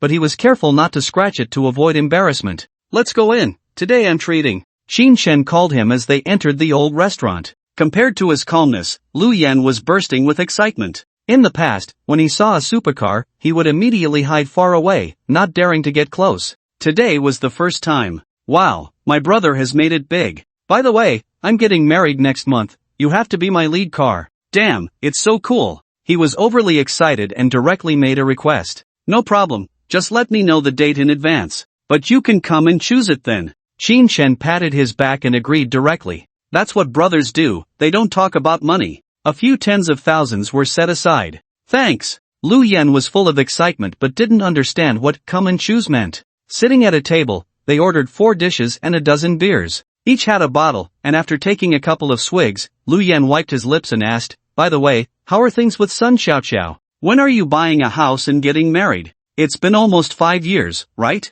Xin Shen grabbed a few peanuts, feeling sour, and said, "It's over, we broke up. Don't mention her, it's the past. How about you? Still in real estate sales? In a place like Magic City, sales have great prospects, after all, there are many opportunities." "Yeah, I'm doing it, but it's quite frustrating. Our supervisor dislikes my good performance and always wants to find fault. Damn it, once I find a new job, I'll fire him." He also grabbed a few peanuts and chewed them loudly, looking fierce as if he wanted to eat his supervisor. Xin Shen suddenly thought of Xinghe Real Estate, his eyes moving as he raised his beer bottle to clink with his companions. Gulp, gulp. After a few big swigs, the heat of the afternoon dissipated completely. "What level does Xinghe Real Estate hold in your industry?" A bit tipsy, Xin Shen grabbed a few peanuts, chewing as he asked. Lu Yin paused for a moment before replying. "Xinghe Real Estate is part of Xinghe Group, a publicly listed company with a market value of over 20 billion. It's much stronger than our small real estate firms worth a few tens of millions, plus they have the 5 insurances and 1 fund. You don't know, I want to get in there, maybe as a store manager or something. Unfortunately, it's not that easy to get in." Speaking of Xinghe Real Estate, he was filled with longing, but he knew his abilities were lacking. Once the dishes arrived, Xin Shen said, "If you think it's feasible, I'll think of a way for you to go to the Jingyi store. Just to be clear, you have to develop on your own merit. I'll only help you make the connection." He happened to be a shareholder now, with the power to appoint and dismiss. Beyond that, he didn't want to get too involved. Lu Yin was stunned, the beer bottle he had just lifted frozen in midair. Then, as if he thought of something, he nodded heavily and said, "Bro, thanks. As long as I get in, I won't make things difficult for you, I'll bring you glory. Let's see if I can get my girlfriend in too, she's a pro at being a secretary." He knew that if he really entered Xinghe Group, as long as he had the ability, he would definitely rise to prominence. The money borrowed for the down payment would be easy to pay back. As a brother, being able to help was already quite good. Giving money directly would be charity, a sign of disrespect. Moreover, Xin Shen couldn't possibly give him money, he had his own debts to deal with. The two of them discussed various things to pay attention to for the wedding, finishing 4 bottles of beer as it gradually grew dark outside. Just then, a group of 4 people came in from outside. "Upstairs on the 2nd floor, I reserved a table." A voice caught Xin Shen's attention. Looking through the booth, he saw the 4 co-renters enter. The one speaking was Jiang Fei, guiding the other 3 forward. Yang Pinting scanned the room with her eyes, her face full of anticipation. Outside, even though the alley was a bit dark, she still spotted the Rolls-Royce parked under a nearby tree. Unsure if it was Qin Shen's, she came in looking around. Sure enough, she found Qin Shen in a booth. Then, pretending to run into him by chance, she greeted, "Qin Shen, what a coincidence, you're here too." As soon as Yang Pinting greeted him, Yang Lai and Luo Xiajie naturally noticed. Their gazes instantly focused on him, their faces showing shock. "Oh, you guys are here. Go eat, I'm just catching up with a friend." Qin Shen had already seen them, showing little surprise as he casually said. The joy on Yang Pinting's face instantly diminished by half as she said, "Yeah, work shouldn't always be so hard, you need to relax." There was a hint of discomfort on her delicate face. Did this man not know to introduce them? Was it not a big deal to him? However, Lu Yan's eyes lit up, thinking of Qin Shen's breakup, and directly said, "Bro, aren't you going to introduce me? This is quite good." He hoped Qin Shen would make a move. Jiang Fei saw them all stopped by the booth, peering inside to see Qin Shen, wishing he could slap himself hard. He never expected to run into Qin Shen eating at this hour. He stepped forward and said directly, "Delivery guy, how did you know to come out and enjoy today? Doesn't your supervisor care about you?" His words carried a mocking tone. Lu Yan was stunned, wondering who this delivery guy was and where this dog was coming from, speaking so disrespectfully. Qin Shen lifted his head, his eyes filled with disdain, and said, "Don't call me delivery guy from now on. Your mother didn't teach you how to respect people, I'll teach you." Having had a bit to drink, he didn't want to hold back today. Lu Yan, upon hearing this, was furious, pointing at Zhang Fei and coldly saying, "Kid, apologize immediately. You bastard, dare to laugh at my buddy." His left hand had already landed on the bottle, the fierce strength of a northeasterner fully displayed in him. Zhang Fei, a southerner, knew well that northeasterners were not to be trifled with, nicknamed the Northeast Tiger. Especially after drinking, they really meant business. Cursing inwardly, he forced a smile and said, Sorry. Don't take it to heart, I misspoke. I share an apartment with Qin Shen, and we usually joke like this. You all enjoy your meal, we'll head upstairs first." To avoid physical pain, he beckoned the three of them to go upstairs together. "We're leaving first." Yang Lai, even more timid, followed suit. Yang Pinting was different. She hadn't slept well the night before, thinking about this opportunity to get close to Qin Shen. How could she let it slip? She directly said, "You all go ahead, I'll stay with Qin Shen." This one sentence nearly made Zhang Fei spit blood. After finally managing to invite the beautiful woman out, he hadn't even started before being interrupted. Unable to contain his anger, he advised, "There are two big guys here, what are you staying for? Besides, can you even drink with them?" Wasn't his sincere heart worth trusting? Instead, she chose a delivery guy, bringing a luxury car just to overshadow everything he had painstakingly built. Qin Shen, standing nearby, added, "You don't belong here, we're discussing marriage. You can't help with anything." He didn't take this 90-point beauty seriously. Having seen Su Wanru's icy demeanor and Lu Ruyan's queenly uniform, he found this delicate beauty somewhat unimpressive. He didn't want to, but couldn't resist Lu Yan's matchmaking efforts. Pulling her arm with a big smile, he said, "Qin Shen, don't mess around, having more women is just right for brainstorming. Beautiful lady, please sit down. Waiter, bring the cutlery." Yang Pinting, initially about to leave sadly, forced a smile at his words and said to Zhang Fei and the others, "You all eat." Then she sat down in the booth next to Qin Shen. She was already attracted by his handsomeness, not to mention the luxury car. She had to seize the opportunity. Seeing this, Zhang Fei's heart nearly exploded. The woman he cared about most had gone to another man. What was the point of eating this meal? He paced angrily and rushed upstairs. Yang Lai and Luo Xiajie looked at Yang Pinting, shook their heads, and followed upstairs. This meal was destined to be unsatisfying. Qin Shen didn't insist, shifting a bit inward, raised the bottle, and said, "Alright, let's see what your girlfriend has to say. I'm an outsider, no little." Yang Pinting, being a manager at an internet company, surely had her strengths. When it came to the marriage process and the various aspects to pay attention to, she was quite knowledgeable. Lu Yan was overjoyed, raising his bottle and saying, "Thank you so much, beautiful. I'll definitely drink more wedding wine then." Yang Pinting had conquered Lu Yan, but it didn't mean she could conquer Qin Shen. They didn't drink much, just had a little food. For women, not wanting to eat much at night was just to maintain their figure. Qin Shen and Lu Yan confirmed many processes, agreed to meet tomorrow morning at the Jingyi branch of Xinhua Group, and then parted ways. Each had 6 bottles, which was just right, without any particularly embarrassing behavior. As the two supported each other to the door, Lu Yan nudged Qin Shen and said, "When flowers are ready to be picked, pick them, don't wait until they fall to the ground. Don't miss out tonight." With a hearty smile, he swayed and left in a taxi. Yang Pinting heard the words, her entire face flushed, her right hand linking with Qin Shen's arm. She whispered, "Let's go back, it's not far from here." Her arm brushed against the Roger Dubuis on Qin Shen's wrist, her eyes sparkling. How much was this watch worth? She couldn't even imagine. Qin Shen shook his head, swaying his body, pulling his arm away, and said, "I need to call a driver, the car is over there."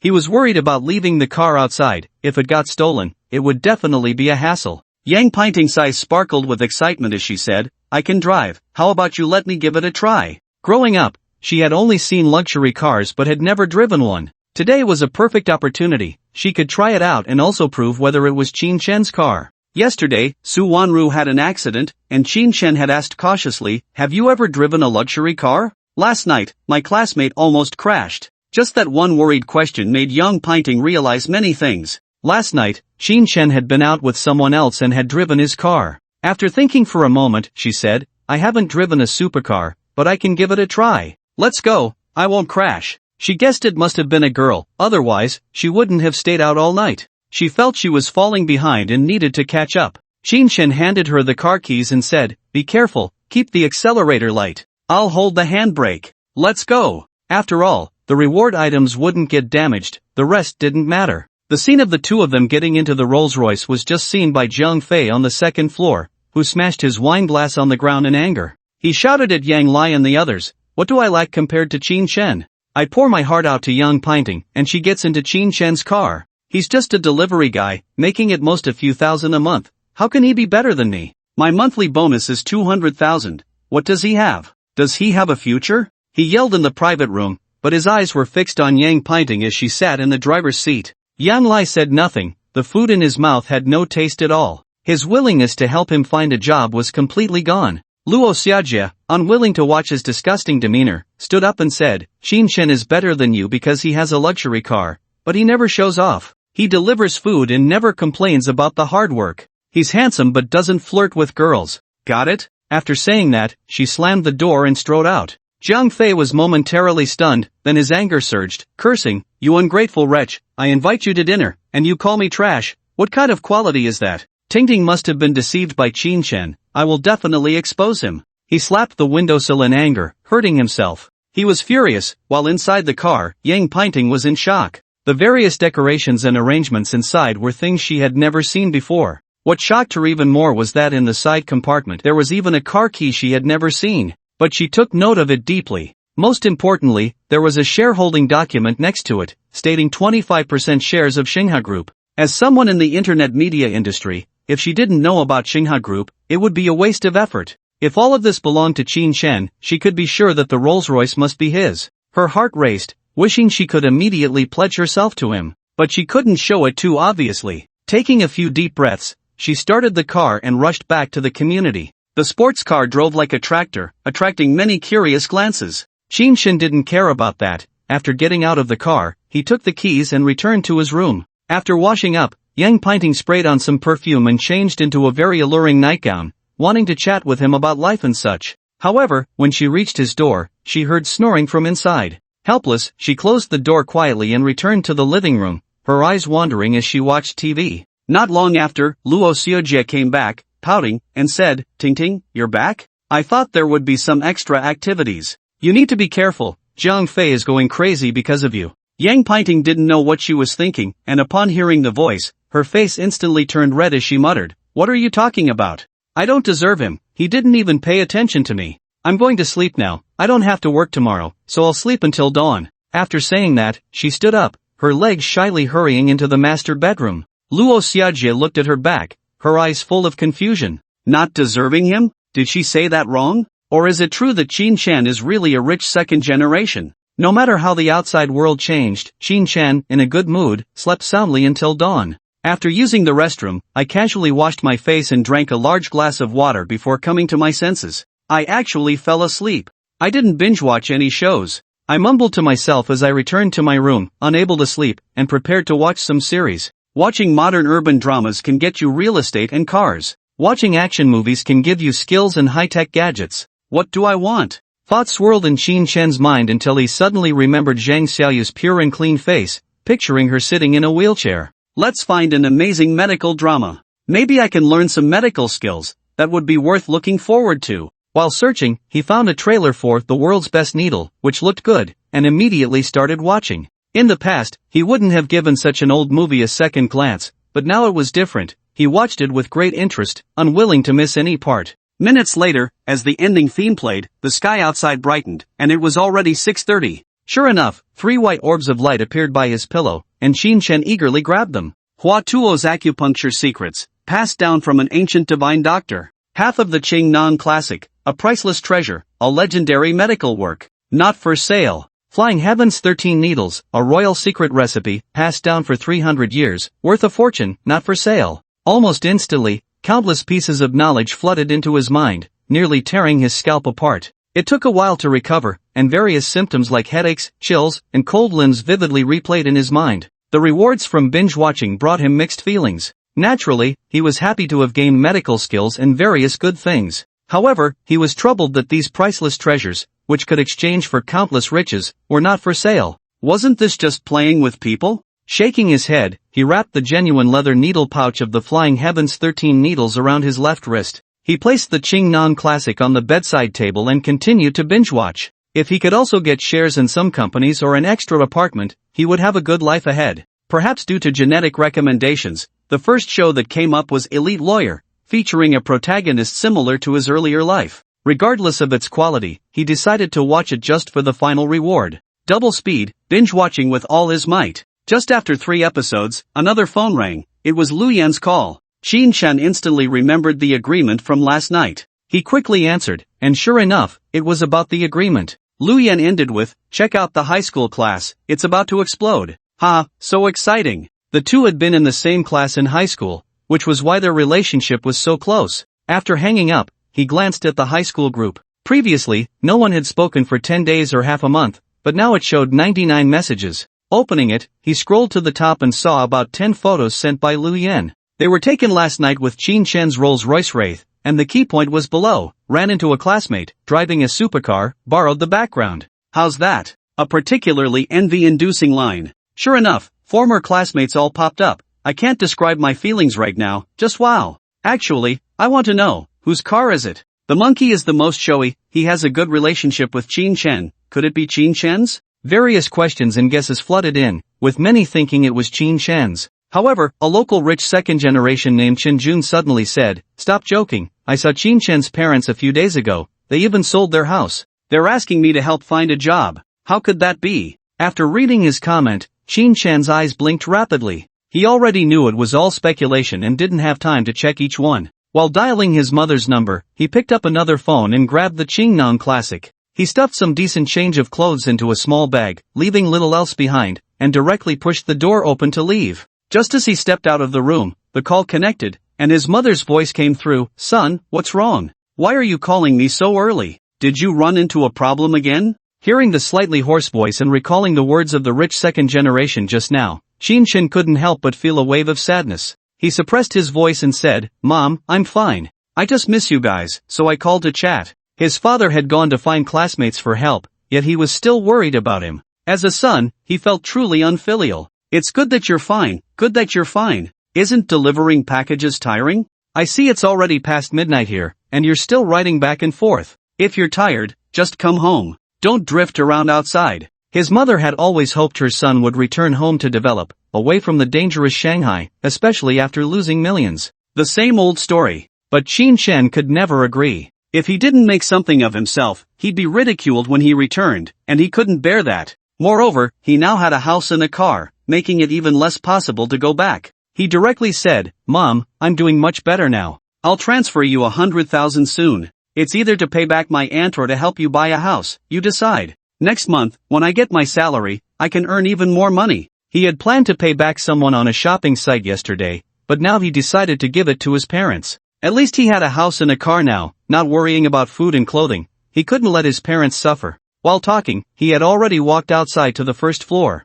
"Oh, son, are you doing something illegal? Where did you get so much money? No matter how hard we work, we can't break the law." His mother's worried voice filled him with a deep sense of maternal love. "Mom, don't worry, I'm someone who can start a business. Working for others is just an easy way to make money. It's fine, just spend it." Standing outside the car, he persuaded her for 10 minutes before she finally agreed to accept it. He immediately transferred 100,000 to his father's account, and in the blink of an eye, he was left with just over 2,000. Sigh, I'm poor again. Time to work hard for money. He jumped into the car and sped off to a nearby snack shop. After eating 5 buns, he noticed it was almost 8 o'clock and rushed to the Jingyi branch of Shinha Group. On the other side, Lu Yan was also hurrying over. In the class group, he was still boasting to Chen Jun. "That's Qin Shen's car. We'll meet later and take a photo to show you. I saw it with my own eyes, it can't be fake." Lu Yan knew that during school, Qin Shen had always outperformed Chen Jun, and they often clashed. He had to suppress his arrogance. Chen Jun replied with a dismissive expression and then said, "Are you looking for that car? Don't fool me, I don't believe it. I'll show you the scene of me driving a Porsche later." Sure enough, not long after, a video was sent showing someone entering a Porsche while holding the keys. "Alright, just wait." Lu Yan had no choice, he was still on the bus and would talk once he reached Xinghua Real Estate. The real estate sales industry had no normal rest days, they worked on weekends too. When he arrived, he saw Qin Shen lying in a supercar, watching a show. Without saying a word, he directly activated the recording function, slowly approaching the Rolls-Royce, and said, "I made it here, this is his car. Let's see what he's doing. Qin-jun, take a good look, if it's not your own car, would you dare put your feet on the steering wheel?" After recording, he sent it directly. Now, believe it or not, when Qin Shen noticed Lu Yan, he had just finished watching 3 episodes of the drama. He put away his phone, took off the car keys, and got out, saying, "Let's go. Be mentally prepared, there are people here who have grudges against me." Hearing his words, Lu Yan looked confused and stunned. Wasn't he supposed to introduce him to a job? Could it be that they were here to fight? Lu Yan smacked his lips, looking around, and said, "Bro, you should have said earlier, I brought a steel pipe to give him a good beating." Qin Shen was taken aback by his words. He asked in surprise, "What steel pipe? I'm not hitting anyone. Besides, if it comes to fighting, I can handle it myself." The two walked in the sunlight, striding towards the store entrance. When the store staff saw Qin Shen and Lu Yan approaching, they all shook their heads in unison. They didn't look like people who could afford to buy a house. However, Liang Changhong was different, her face full of disdain as she said to her subordinates, "Did you see that? The bankrupt boss Qin really dares to come here. Just watch how I deal with him." She was not afraid at all. Instead, she confronted Qin Shen, ready to teach him a lesson. The 5 men and women had no such intentions. Qin Shen had indeed come, and a sense of fear began to rise in his heart. He stepped into the store, scanned the surroundings, and asked Lu Yan beside him, "So, is this the Xinghe real estate you were talking about?" "Yes, it's Xinghe real estate. Can we really get in?" Lu Yan's eyes sparkled as he looked around, filled with hope for the future. While the two were exchanging words, Liang Changhong approached, her face full of contempt as she said, "Oh, isn't this the little boss? Your company went bankrupt.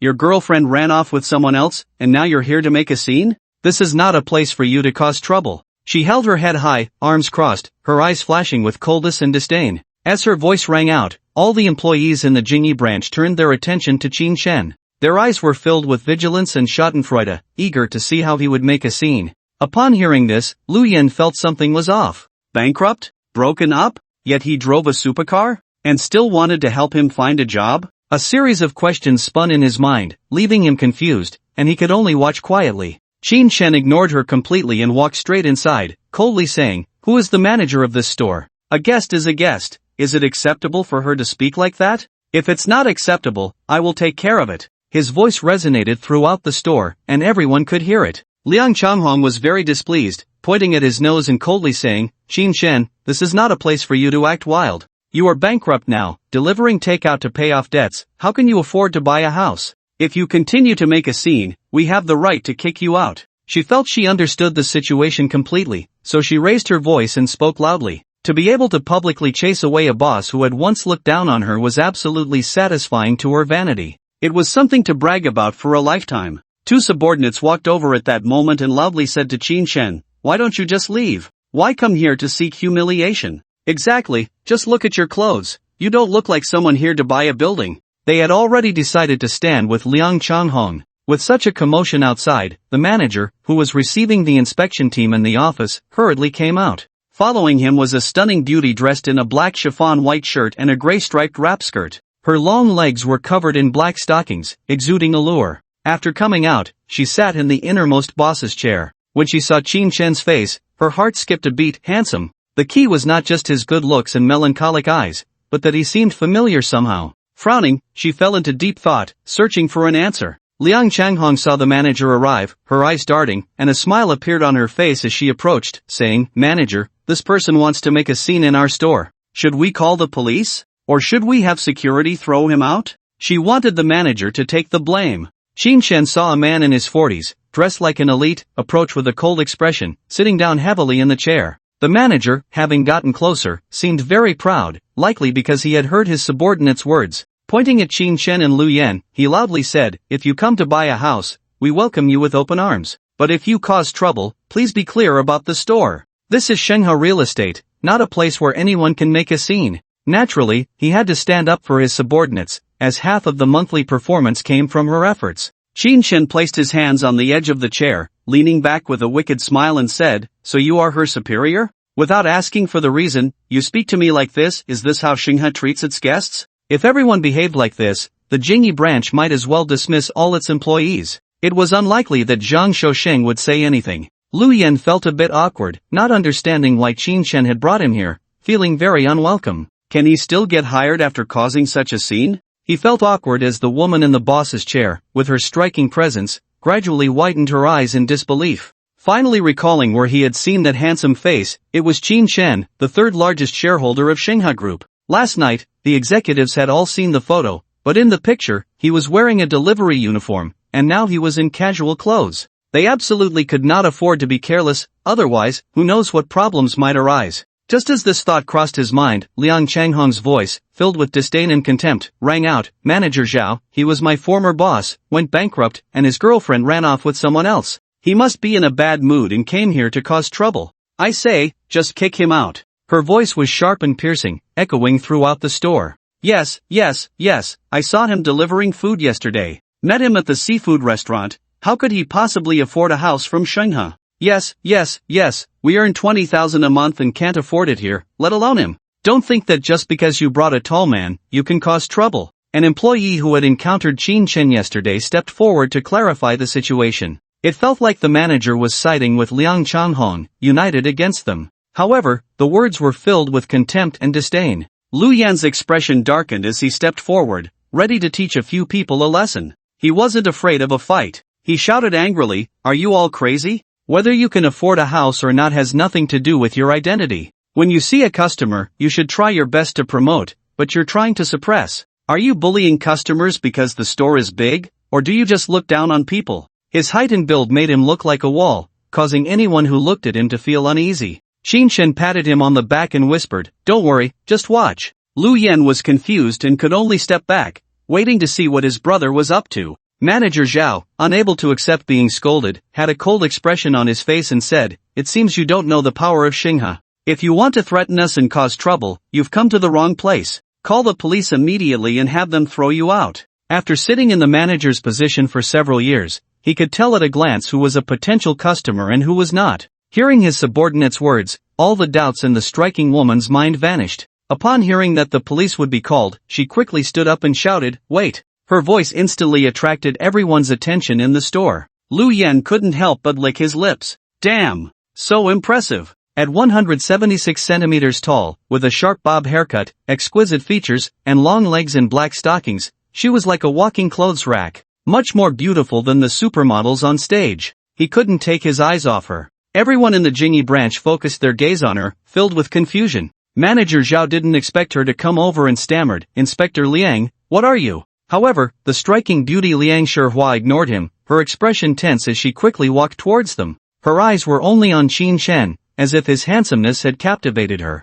Seeing Liang Changhong blocking the way, she directly said, "Step aside." She even pushed her aside and walked straight up to Qin Shen, her face serious, saying, "You must be Mr. Qin." She bowed slightly, not daring to look up, her attitude respectful, as if she were meeting a high-ranking official. Then, standing up, her beautiful eyes fell on his face, seeing the melancholic gaze that seemed to mesmerize. She didn't dare to mention he was a shareholder because Qin Shen had come here directly without going through the executives, clearly not wanting his identity to be known. This was Liang Shihua's cleverness. The atmosphere in the store instantly froze. The gaze between Qin Shen and Liang Shihua lingered, gradually becoming tense. Manager Zhao felt a jolt in his heart, realizing he might have misjudged the situation today and possibly kicked a hard rock. Liang Shihua was directly responsible to the chairman, a woman whose voice reached the heavens. Her flattery towards the laid-back Qin Shen must have some unknown information behind it. Among Liang Changhong's 5 subordinates, the thought of Qin Shen telling them to resign yesterday made them pale,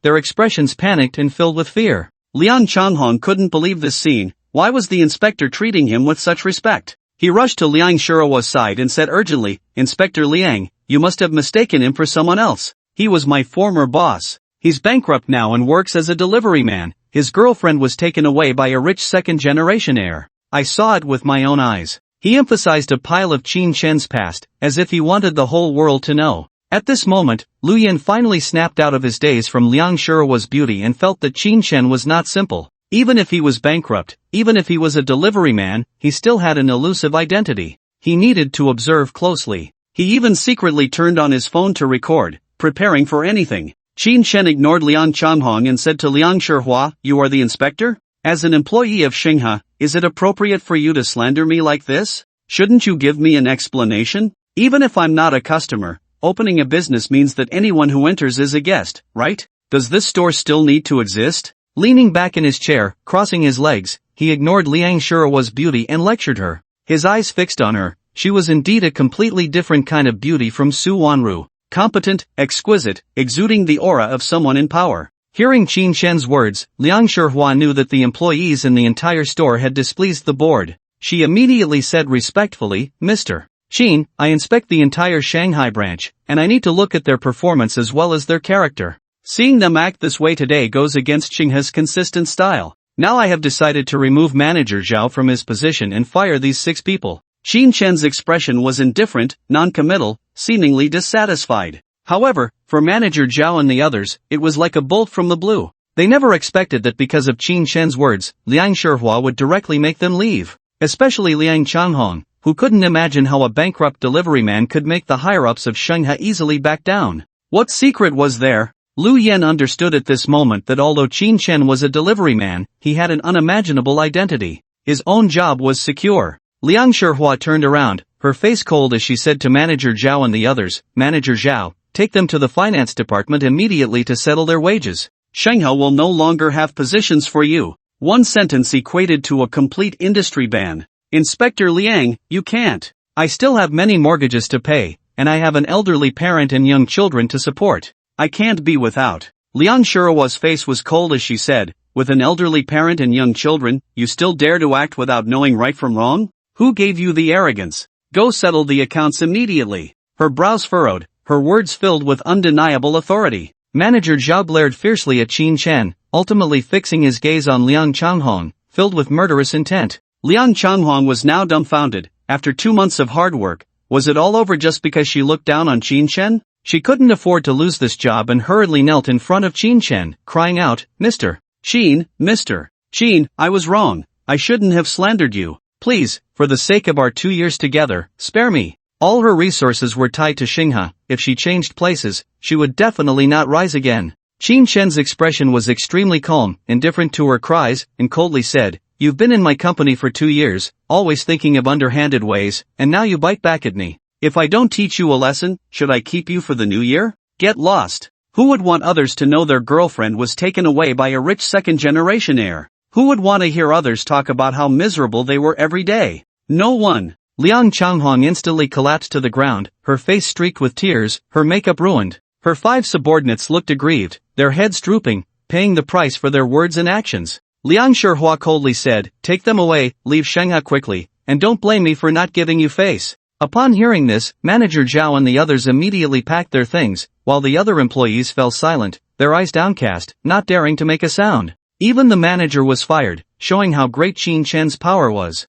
Lu Yen secretly gave Qin Shen a thumbs up. Impressive. Liang Shihua did not conclude, continuing, leaving the original company and saying it's bad, slandering it everywhere, shows a problem with one's character. They protect each other and do not provide guidance, so let them leave the company. Also, entering the store means being a guest. Just because you can't afford a house now doesn't mean you won't be able to in the future. Don't think you're superior just because you're at Xinghe. Without customers, where does the performance come from? Everyone understood that she was using this as an opportunity to suppress all dissenters. The remaining staff had long been frightened. Who would dare to show any discontent? Lu Yan's expression changed repeatedly. He felt that Xinghe's various benefits were good, and the personal relationships were quite complex. However, with Qin Shen's connection, there should be no worries. Liang Shihua turned to face Qin Shen, retracting her imposing demeanor, and asked with lowered eyes, Mr. Qin, what do you think? Her beautiful big eyes sparkled with brilliance. Qin Shen straightened his body, clapped his hands on his knees, stood up instantly, and said to her, It's okay, this store has fewer people and no store manager. I recommend someone. He is also an industry elite, give him a month of internship, and if he is competent as a store manager, let him stay. If he is not competent, let me know in a month, he said, pointing at Lu Yan behind him. Ah, the staff on site, including Liang Shihua, felt surprised. Getting rid of the original store manager just to give a backdoor opportunity to someone from their side? Is that appropriate? Aren't they afraid of gossip? Lu Yan was stunned. He didn't expect to start as a store manager. While they were in shock, Liang Shihua quickly reacted and said, Your words are the company's established standard, no problem. Qin Shan was the third largest shareholder and the savior of the chairman. A mere store manager's appointment was indeed nothing. Lu Yen felt secretly pleased. A job change meant a promotion. Although it was an industry unspoken rule, he didn't expect it to happen to him. Qin Shan was very satisfied with the response. Nodding, he patted the excited Lu Yen on the shoulder and said, "The path is open for you, the rest is up to you. If they say you're not qualified, I can't show favoritism."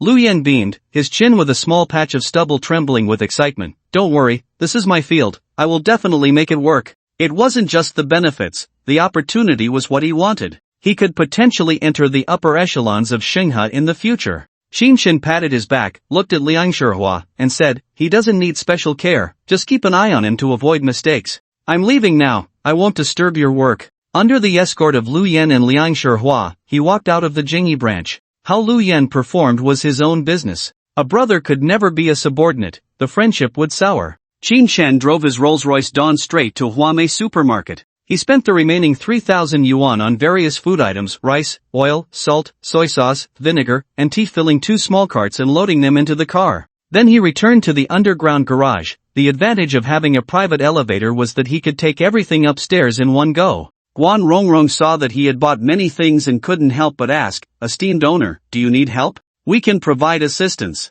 She had heard that no one was on the top floor last night, and her mind was racing, hoping to catch his attention. Qin Shan was overjoyed and asked, "Do I need to give a tip?" "Yes, 100 each time." Guan Rongrong's answer instantly extinguished all of Qin Shan's thoughts, and he said, "Then no need, I'm broke and can't afford it." He could now be considered penniless, with less than 12 yuan to his name, barely enough for a bowl of noodles. Guan Rongrong wanted to scratch him to death, driving a luxury car, living in a spacious apartment, and claiming to be broke. Who would believe that? So stingy. No wonder he could become a wealthy man, he was probably too stingy to succeed. If Qin Shan knew her thoughts, he would definitely retort, "Can't he even afford a meal?" Fortunately, the blood serum from the soldier had changed his physique, giving him immense strength, allowing him to move everything into the living room and place it in various spots. Most of the clothes have been washed and brought back, completely settling down in Binjianglijing. When I have the means, I will bring my parents over so they can enjoy life properly. With plans for the future in my heart, I lay on the sofa, charging my phone,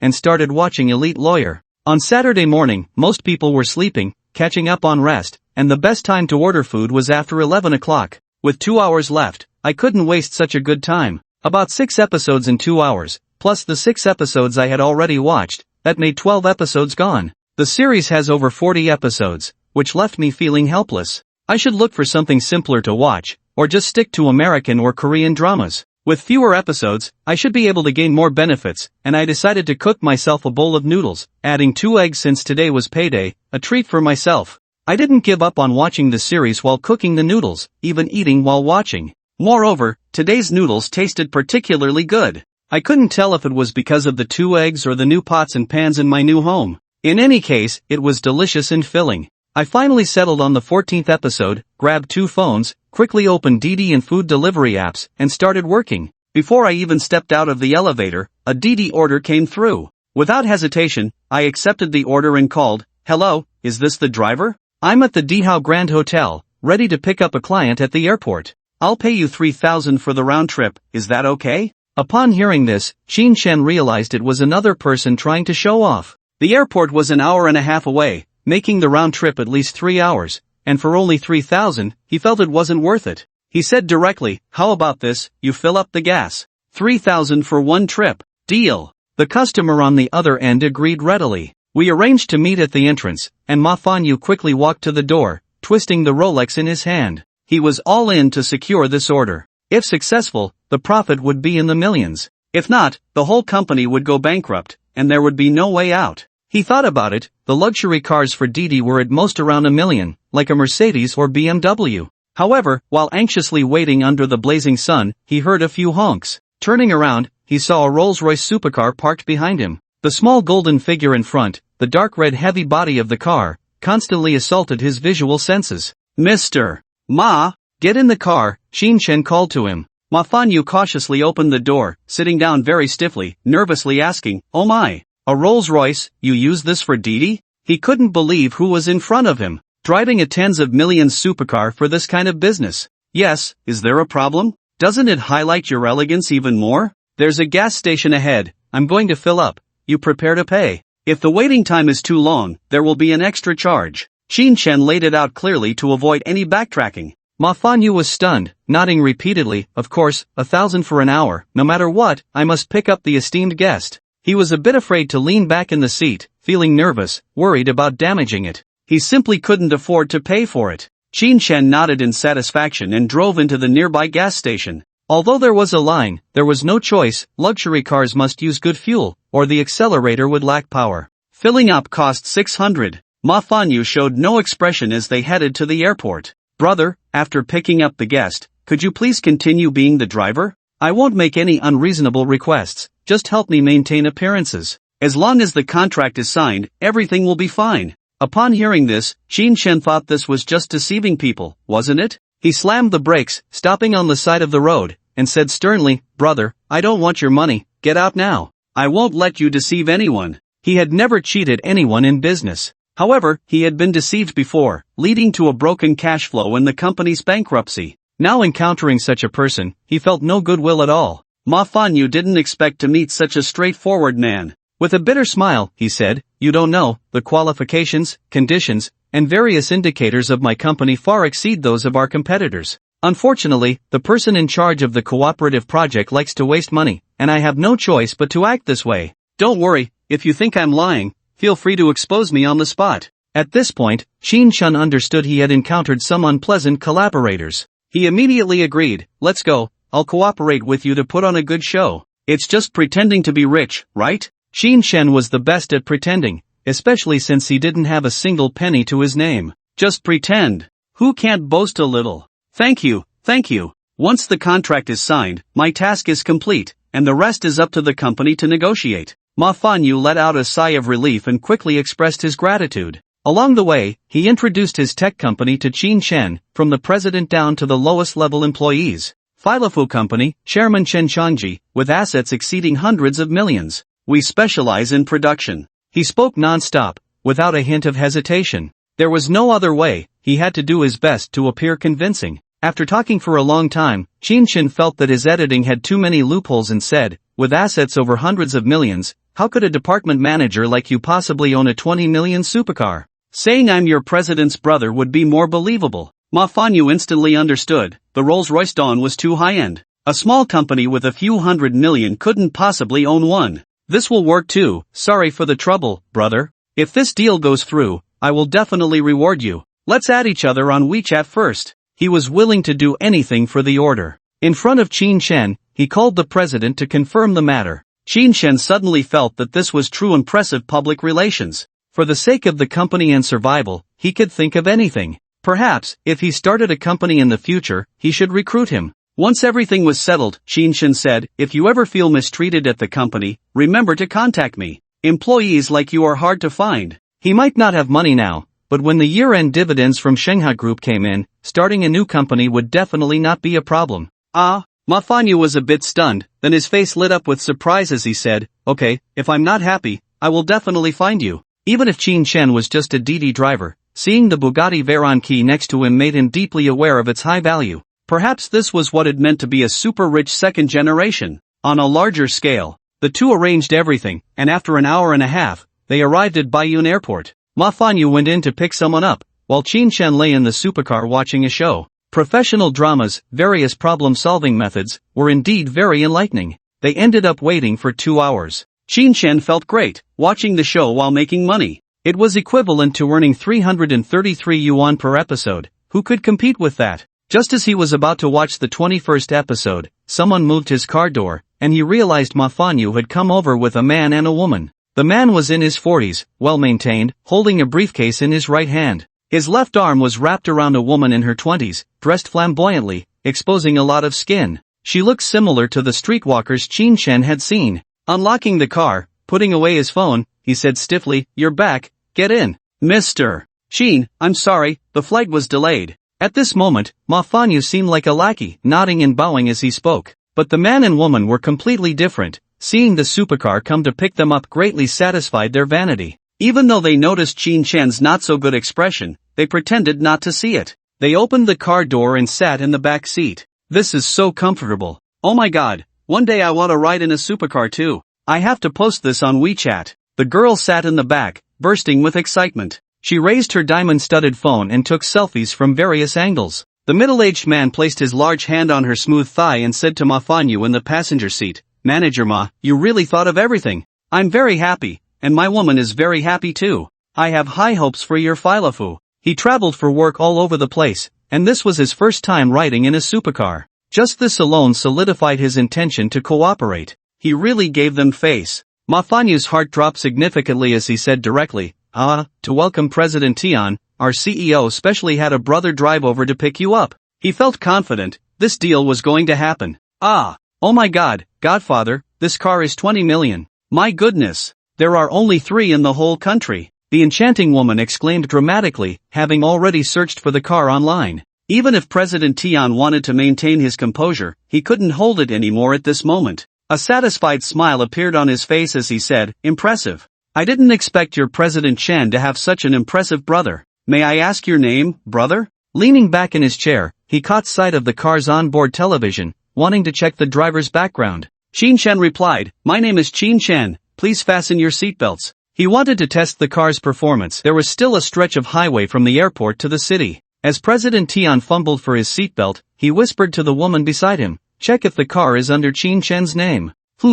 If it was indeed in his name, they could definitely collaborate and befriend Qin Chen. At that point, it would be like climbing to a high branch. If it was just a rented car, then sorry, even if he was in a good mood, he wouldn't agree to sign the contract. Seeing the two fasten their seatbelts, Qin Shen's lips curled up as he suddenly slammed the accelerator. Instantly, the roar of the engine erupted, attracting the attention of many vehicles on both sides of the road. When they saw the dark red figure rushing by like a streak of light, they all made way. They feared being caught in its path. The enchanting woman instantly shouted in excitement, "Oh! This is amazing! So thrilling! Mr. Qin, you are fantastic!" Her charming voice almost made the other two men think inappropriately. This was the feeling of reaching the pinnacle of life. The woman was so completely immersed in the thrill of speeding that she had forgotten her godfather's instructions. At this moment, President Tian gripped the overhead handle, his heart racing. He glanced at the speedometer, which had reached 220.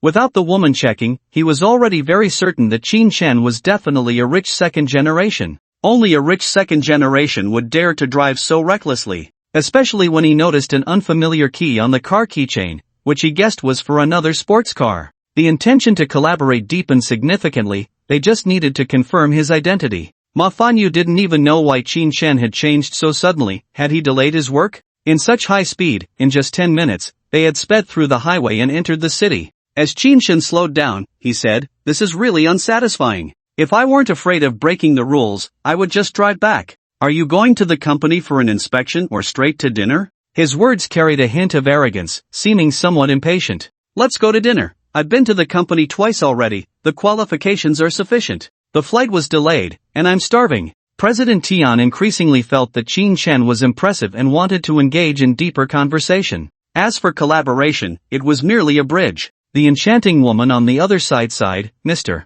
Qin, your driving skills are truly remarkable. Just now, we overtook a total of 78 cars without causing the slightest chaos. Once we reach the city, the supercar won't be able to show its effect." Qin Chen's heart stirred. He realized that although this woman was enchanting, almost like a prostitute, she was actually quite sharp. He needed to be cautious. He said, "I love playing with cars, I have a Bugatti as well. It's just because we're in the city, sigh." While speaking, he revealed his wrist, shaking the car keys. What the woman saw was not just the car keys but also the highly recognizable Roger Dubuis watch. Of course, there were also Qin Chen's 2 old phones, which were quite eye-catching. At that moment, Ma Fanyu realized that he knew too little about Qin Chen. This guy was showing off. A Rolls-Royce Dawn was the goal of many wealthy people. He actually had a supercar as well. The enchanting woman fell silent again, took out her phone to check various messages, and then exclaimed, "The Roger Dubuis King Series Eternal Classic, 2.8 million. Oh my god, a true luxury item."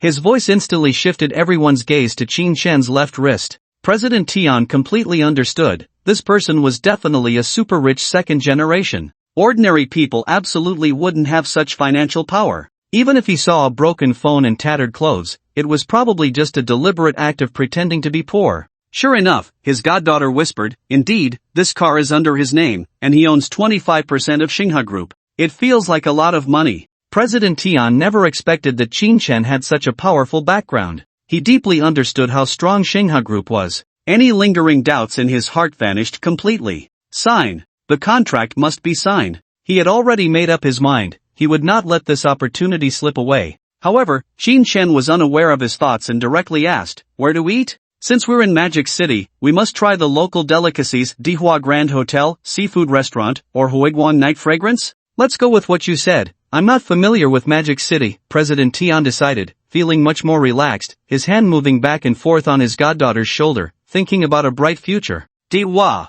Ma Fanyu dared not suggest any other place and followed the original plan. After an hour and 10 minutes, everyone finally finished their journey and arrived around 5 in the afternoon, just in time for dinner. When Qin Chen arrived at Dihua Grand Hotel, the valet saw his car and didn't even come over to greet him. He had come twice before, both times to pick someone up, never stopping to eat. However, this time, the valet didn't approach but saw Qin Chen get out of the car, toss him the keys, and say, "We're eating today, park it well. If anything goes missing inside, I'll hold you responsible." "Ha!" The valet was stunned and instinctively took the car keys. The four of them entered the hotel, leaving him bewildered. But thinking about the luxury car in front of him, if he didn't cherish it, who knew when the next opportunity would come? He hurried over, almost like he was treating a beloved son, saliva nearly dripping from his mouth, almost ready to worship it. He could never afford one in his lifetime. This was his first time driving one. After a while, he finally sat inside. Accompanied by the roar of the engine, it slowly rolled into the parking space. After parking, he discovered there was another key on the keychain, a Bugatti emblem. His eyes widened in disbelief, almost wanting to take it for himself. It was incredibly shocking. However, when he saw a corner of a yellow delivery uniform peeking out from under the seat, it felt completely out of place. The disparity was too great. The same feeling of incongruity and huge disparity was present with the waitstaff and the alluring women. The waitstaff definitely remembered the handsome guy. He had come last time as a delivery person. How come he was dining inside this time? Could he afford it? The alluring women knew he was worth a lot, yet he was wearing clothes that cost less than 200 yuan and holding a shabby phone. It was too distressing. The obsessive-compulsive disorder couldn't take it. At this moment, President Tian looked at him as if he were a pillar reaching the heavens, marking his formal entry into high society. After sitting down, he politely said, "Young Master Qin really knows how to experience life. At first glance, he seems just like an ordinary person. Who would know he's a billionaire? Guaning, you need to learn from this. This is what life is." President Tian praised Qin Chen in various ways, just to leave a good impression. Qin Chen still didn't know what the old man was thinking, pondering how to showcase his strength to get him to sign completely. Once successful, there would be even more gains. Hearing this, he waved his hand and said, "It's nothing. One shouldn't only look up high, or they might lose themselves. Therefore, one should also look down, often keeping in touch with society, understanding what people need." With this one sentence, his perspective elevated countless times. If it were someone who hadn't succeeded, they would definitely think he was just showing off. However, both President Tian and Guaning knew he owned 25% of Xinghe, worth billions. For successful people, this was the secret to success. Especially with his melancholic eyes that seemed to have experienced the vicissitudes of life, it added much credibility. Ma Fanyu beside him secretly felt relieved that the money spent today was worth it. He had found someone truly impressive. Reading the room, he already knew President Tian was almost in agreement.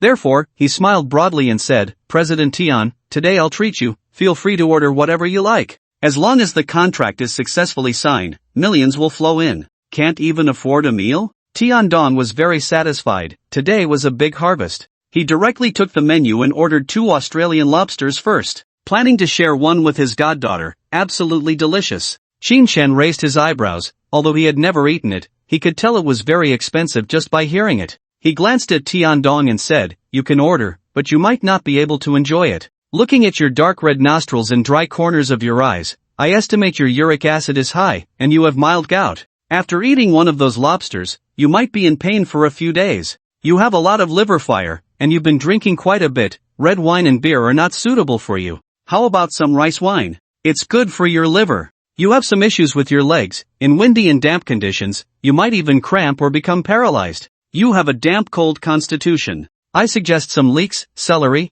and low-protein greens." Hearing his words, Tian Dong's eyes gradually widened in disbelief. He couldn't believe that a spoiled rich kid, a super wealthy second generation, could actually have such skills. He raised both thumbs in admiration and exclaimed, Xinsha is truly a genius. I went to the hospital 3 times before they diagnosed me, and you figured it out at a glance. No doubt, we must sign the contract and continue our cooperation. Xinshan was far more powerful than the hospital. Guanying and Ma Fanyu beside him stared at him in shock. A divine doctor? A charlatan? Was his eye a scanner? It was hard to imagine how he figured it out. Xinshan didn't care about their feelings. He only knew that with the successful signing, he would benefit. He smiled and said, let's sign the contract first. I'll order for you, it won't be bad. He took the menus from several people and ordered all the signature dishes without missing a single one, totaling 16 dishes. He also ordered 2 gin of rice wine. While he was ordering, Ma Fanyu excitedly signed the contract with Tian Dong.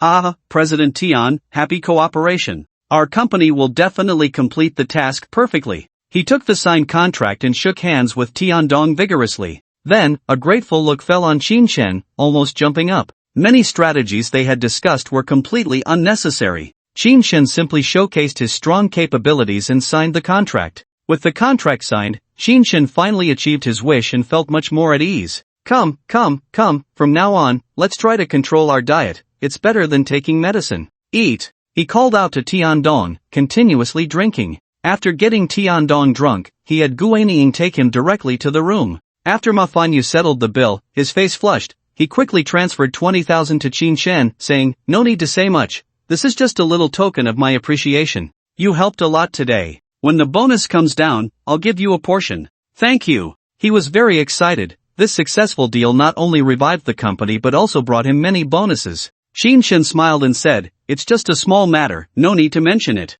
The money is enough, rest well, I'll take my leave. 20,000 a day. Just thinking about it felt good. Watching a TV series, racing cars, enjoying a feast, making money. Is there an easier way to make money than this? He opened his phone and saw over 5,000 in salary from the bank transfer, plus the 20,000 from WeChat. Thank you. Thank you. Ma Fanyu repeatedly thanked him as he escorted him out, being overly polite. Xinshan took the keys from the parking attendant but realized he couldn't drive. After thinking for a moment, since it wasn't far from the Binjiang community, he decided to walk back. He would drive tomorrow. Driving only took 3 minutes, but walking took over 10 minutes. He had to take a shortcut to get back to the community. Just as he was about to enter Building 18, his phone rang. He picked it up and saw it was the Ice Queen, Su Wanru. He immediately answered, jokingly fueled by the alcohol. Oh, my wife is calling me? How rare. Checking up on me, what's the matter? He swayed towards the door, feeling the breeze from the river, the alcohol surging through him. Across from him, Su Wanru was sitting in a brightly lit karaoke hall. Hearing his voice, her eyes widened in an instant. Around them were more than 10 colleagues from the company, some lighting cigarettes, some eating fruit, but in reality, they were all straining to listen. When the word wife was mentioned, their gazes inevitably fell on Sun Yu. He had been pursuing Su Wanru, but it turned out she not only had a boyfriend but also used such an intimate term. Sun Yu's face instantly darkened to the extreme. He had clearly told her that Xinshan was a fraud, so why didn't she believe him? The company was going bankrupt, his girlfriend was taken away, and today he had come to expose him. Su Wanru was unaware of his thoughts and softly said, honey, if you're free tonight, come keep me company. The people from the company are organizing a singing event, and I'm a bit scared. After saying this, a blush rose on her cold face. It was the first time she had called someone honey in front of others, and her heart raced like a startled deer. The crowd, upon hearing her voice, seemed to hear the sound of hearts breaking. The beautiful president's assistant calling someone honey was tantamount to making their relationship public.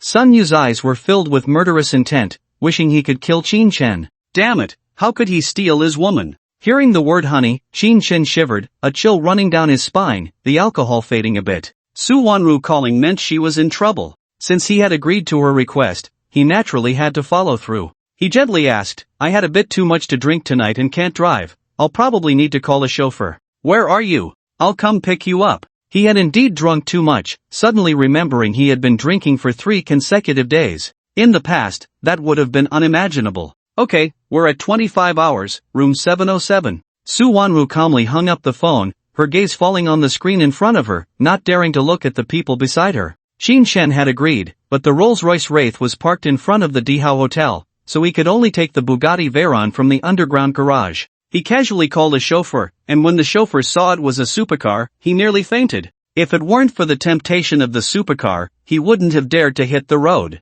Half an hour later, the supercar roared to a stop outside 25 hours. Waiting at the entrance for Su Wanru, he saw the supercar but didn't realize it was his. After glancing a few more times, he continued to look down the road. "Young Master Chin, can I have your contact information? I'm always available for a chauffeur in the future." The chauffeur, after parking the car, couldn't help but excitedly speak to Qin Chen. A luxury car. If it weren't for being a chauffeur, he would never be able to afford one in his lifetime. This kind of supercar isn't something you can buy just because you have money. "Leave me your business card, I'm going in to have some fun." After half an hour of rest, the effects of the alcohol faded a bit more, and Qin Chen opened the car door. The chauffeur quickly handed over a business card and the keys to Qin Chen. Qin Chen waved his hand and walked towards Su Wanru, who surprisingly didn't notice him. He quietly approached from behind and softly said, "Beautiful lady, are you alone?" Startled by the voice, Su Wanru turned around abruptly, and upon seeing him, she froze for a moment. "How did you get here? Didn't you come by car?" She looked at him in confusion, clearly expecting him to drive. After having driven last time, she had been eager to do it again. Qin Chen took out the keys and pressed them twice against the Bugatti Veyron, and the car lights lit up. A look of shock appeared on Su Wanru's cold face. She looked incredulously at the silver-gray supercar and then at Qin Chen, momentarily unable to process it. Unable to help herself, she asked, "Wait, did you change cars? Why?" She was completely stunned, unable to imagine just how wealthy Qin Chen was. Just looking at the car, she could tell it was worth a fortune. But how did he have so much money? 2 supercars, a set of luxury apartments, and what kind of takeout could he afford? Even with her sharp mind, she couldn't figure it out. Qin Chen smiled mysteriously, took her small hand, and walked inside, whispering, "I had a drink, and the Rolls-Royce is parked in front of the hotel. When I got your call, this was the only car at home, so I had to take it. Let's go, we can't keep your friends waiting too long." Feeling her small hand stiffen and become slippery, Qin Chen regretted missing the opportunity last time. Su Wanru's first intimate contact with a man left her muscles tense and her blood circulation quickened. Her heart raced, almost leaping out of her mouth. The icy demeanor she usually maintained transformed in an instant into that of a delicate little bird. This was genuine affection, otherwise, she would have thrown her handbag and shouted. Sunyu, who had been sitting on the sofa, witnessed the entire process and watched them head towards room 707. Qin Chen did not know him and was lost in Su Wanru's stunning beauty. Since he was playing the role of a boyfriend, he naturally had to act the part. He wrapped his left arm around her waist and politely shook hands with several leaders and board members with his right. "This is my boyfriend, Qin Chen, he's nothing special." Su Wanru introduced him to everyone but did not mention his profession. The 3 women present shot her a disapproving glance. Clearly, he was a handsome guy. Saying he was nothing special felt like a deliberate tease. Especially with those brooding eyes,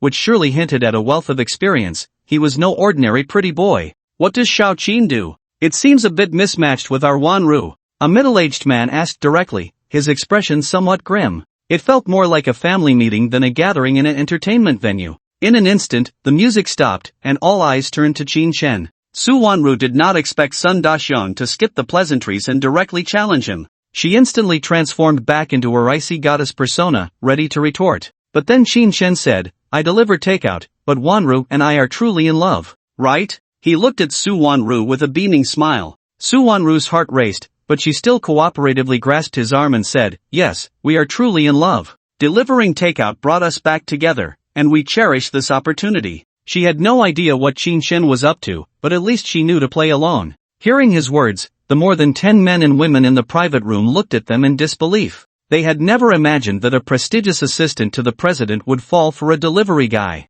Sun Daqian's eyes widened in disbelief, feeling powerless. The phrase "truly in love" left everyone at a loss. Indeed, young people are impulsive. Wanru, feelings can be nurtured slowly, but when it comes to marriage, you must consider the practicalities of life. Think carefully. Chairman Ho Ling wanted to match Sun Yu and Su Wanru, so he could only use words to admonish her. The elder's wisdom was to first address material needs before discussing love. Just as he finished speaking, the door to the private room was pushed open forcefully, and 3 people entered. 2 men and 1 woman. When Qin Chen saw the woman, he instinctively tightened his grip on Su Wanru's hand. It was Sun Xiaoqiao, his girlfriend who had been taken away by a wealthy second-generation heir after 5 years of dating. He never expected to encounter her in such a situation. A cold light flashed in his eyes, and his smile slowly faded. Su Wanru felt a slight pain in her hand and noticed something was off with Qin Chen. Following his gaze, she saw Sun Xiaoqiao. Dressed exquisitely, her hair was styled atop her head, and she wore a diamond necklace that sparkled on her exposed neck. 2 jade earrings dangled from her earlobes. With a slender waist, fair skin, and delicate features, she exuded beauty in every aspect. Every smile and frown, every move, seemed specially trained. Unfortunately, she was still a bit inferior to Su Wanru. When Sun Xiaoqiao saw Su Wanru and Qin Chen holding hands, her expression changed dramatically. Panic, surprise, and confusion all mingled together. As she moved forward, she bumped into the corner of the coffee table, causing her pain and altering her posture, earning a fierce glare from the man beside her. Su Wanru couldn't help but want to pull her arm away but found herself unable to do so. Back in school, she knew that she and Qin Chen were a couple and had no intention of breaking them apart. Suddenly, she remembered that they had already broken up, so there was no need for that anymore. Leaning close to Qin Chen's ear, she whispered, "Qin Chen, should I help you put on a show? Or should we leave now? Sun Yu definitely has ulterior motives." Having risen to the position of executive assistant to the president, her mind was sharp enough to see through Sun Yu's scheme. Sure enough, Sun Yu walked up to his father and the chairman, wearing a broad smile, and said, "Dad, Uncle Ho, let me introduce you to 2 people. This is Dai Ming, the manager of Daiyu Real Estate, and his girlfriend. His father, as you all know, is Dai Daiyu, the chairman of Daiyu Real Estate." The hostility in his eyes was palpable, with a hint of arrogance. Knowing and befriending the rich second generation is also a skill. Their company had little capital, even less than a branch of a real estate company. The main difference was in their business direction. Chairman Ho Ling treated Dai Ming very differently from Qin Chen, warmly calling out, "So it's old Dai's son. Come, sit down, truly a talented young man." Qin Chen scoffed, "Wasn't it all because he had a powerful father?" Dai Ming smiled faintly and said, "Thank you, uncle. I see someone I know, so I'll go say hello." He had come to show off in front of Qin Chen, and he certainly wouldn't let the opportunity slip by. Yes, young people have more to talk about, you two go chat." Ho Ling, experienced in the ways of the world, knew exactly what he wanted to do and waved him off to observe from the sidelines. Sure enough, the first to attack was Sun Yu, who walked over to Su Wanru's side. Seeing their tightly clasped hands, his smile vanished, replaced by a cold expression as he said, "Wanru, I told you, he went bankrupt and is now a delivery guy. He can't provide you with a future. Don't be fooled by a luxury car." His gaze fixed on Qin Chen, wishing he could chop off that hand. Then, he loudly addressed everyone present. "Qin Chen is a delivery guy, drowning in debt, and his parents don't even have a house. Now he's deceiving Su Wanru. Everyone, please help me persuade her." His aim was to garner as much sympathy as possible to pressure Qin Chen. Indeed, a flamboyantly dressed woman with heavy makeup chimed in, "Wanru, I'm not saying this to hurt you, but with your conditions, what kind of man can't you find? Why settle for someone like him? How can you guarantee a material life in the future?" She was Sun Yu's assistant and mistress. As long as she pleased Sun Yu, she would gain more benefits. A little help was a piece of cake. Su Wanru maintained a cold expression and did not respond. Instead, she leaned closer to Qin Chen, tilting her head toward him. Qin Chen knew it was time to step up and shield her from the storm. Therefore, he said indifferently, "I've told you, we are true love. Besides, I'm very handsome, more so than all the men here. A beautiful woman deserves a handsome man, it's only natural." He spoke as if it were a matter of course, without any flaws. Indeed, he was the most attractive guy in the room. Unfortunately, he was also considered the poorest, unworthy of Su Wanru. Su Wanru revealed a gentle smile and said, "Yes, he is handsome, and I like him. Wanqingli, my view on love is different from yours. It requires mutual effort and maintenance, not just sitting back and enjoying." She leaned her head on Qin Chen's shoulder, proving their relationship was strong, openly showing affection. This scene made Sun Yu and Sun Xiaoqiao feel extremely uncomfortable. Sun Yu did not expect his plan to backfire, making Su Wanru even more determined to side with Qin Chen. His chest heaved with anger, and a murderous glint flashed in his eyes. Sun Xiaoqiao felt that Qin Chen should be down and out, homeless, and unloved. Yet, she did not expect the former campus beauty to be so devoted to him, even publicly displaying affection. She bit her lip, gathering her emotions, and said crisply, "Qin Chen, you should know that the company's bankruptcy is largely related to your character. You are too weak to provide a happy life for a woman. Not to mention you have over 700,000 in debt, and your parents sold their house for you. You have too much pressure. How can you bear to let your beloved woman suffer with you?" Her words cut deep, highlighting many problems he faced that a mere delivery guy could not solve. Qin Chen immediately countered, "What I think has nothing to do with you. Who do you think you are, chirping away on the side?" The words made Sun Xiaoqiao's lips tremble with anger. Indeed, there was no longer any relationship between them. Why should he listen to her? Su Wanru also looked down on her and coldly said, "You didn't accompany me when the sun set in the west. Who are you when it rises in the east? He has a day of downfall, and he will have a day of rise. I believe in him. It's not just belief, it's something I've seen with my own eyes. 2 supercars, a large flat, richer than everyone present. But the debt situation feels unbelievable. With so much money to buy these things, why not pay off the debts?" Sun Xiaoqiao was confronted by her, feeling angry, and retorted directly, "The junk you don't want, you treat as treasure.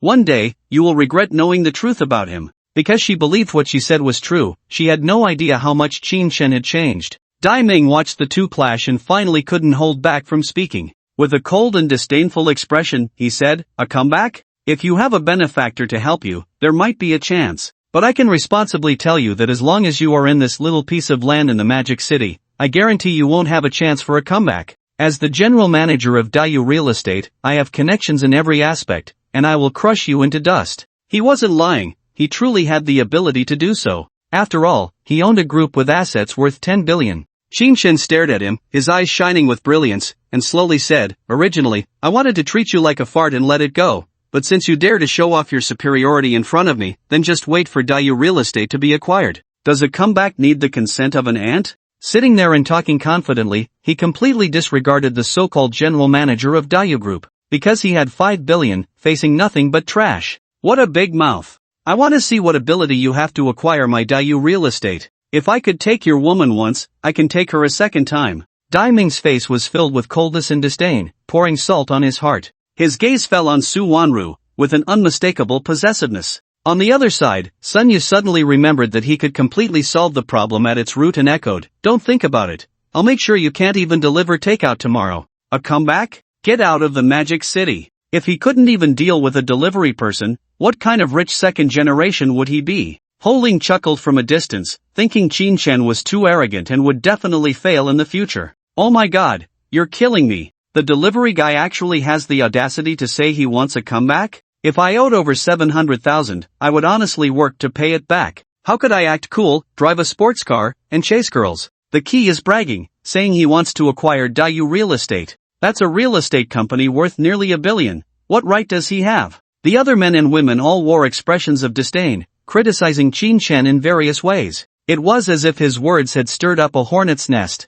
Although Su Wanru didn't know why he spoke like that, she knew he must have the ability to do so. Leaning against Qin Shen's shoulder, she held onto his arm, giving him silent support and encouragement. If it weren't for herself, she definitely wouldn't be under verbal attack. Facing the mocking and disdainful faces, Qin Shen shook his head slightly. They really wouldn't shed tears until they saw the coffin. He had to teach them a lesson in person. He took out his old phone, searching for Zhang Shouxing's number, and decided to handle things right now. "Oh my, look at his phone. I wouldn't want it even if it were given to me. Is it worth $100? Wang Qingli said disdainfully again. While speaking, she took out her iPhone 99. It seemed to trigger a chain reaction, as all the men and women in the private room pulled out their phones, all various brands, with at least 3,000 as a base. Only Su Wanru remained indifferent, still nestled beside Qin Shen, looking at the calls on his phone. Many were unfamiliar numbers, but there were also some with names. Sun Xiaoqiao stared at the phone, lost in thought. It was the one they bought before starting their business.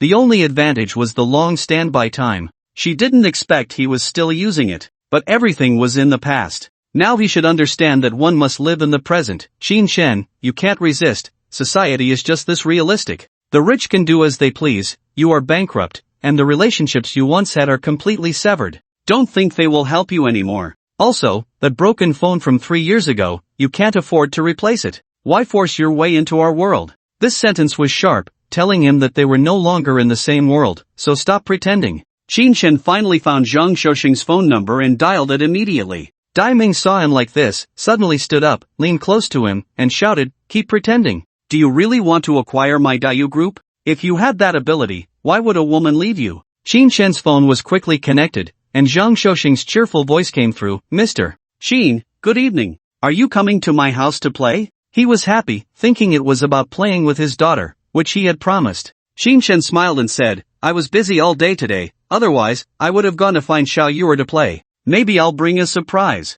By the way, I want to ask, do you know about Dayu Group? Can we acquire it?"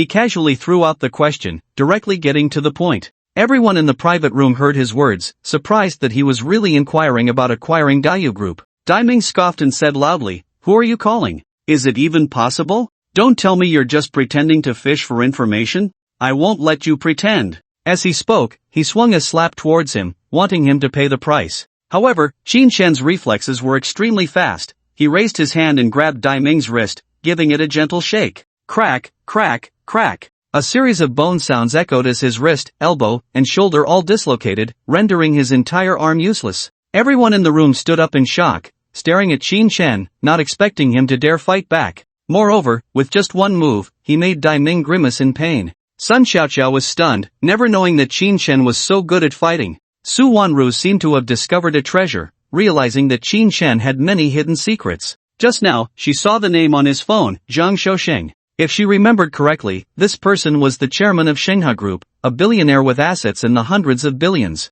Knowing him, Qin Shen must be someone significant. Such a loud noise naturally reached the phone. On the other end, Zhang Shousheng, well versed in the world, almost instantly understood. It was clear that Qin Shen had a conflict with someone and was seeking revenge. He immediately said, "Xiao Qin, you are the third largest shareholder of the group.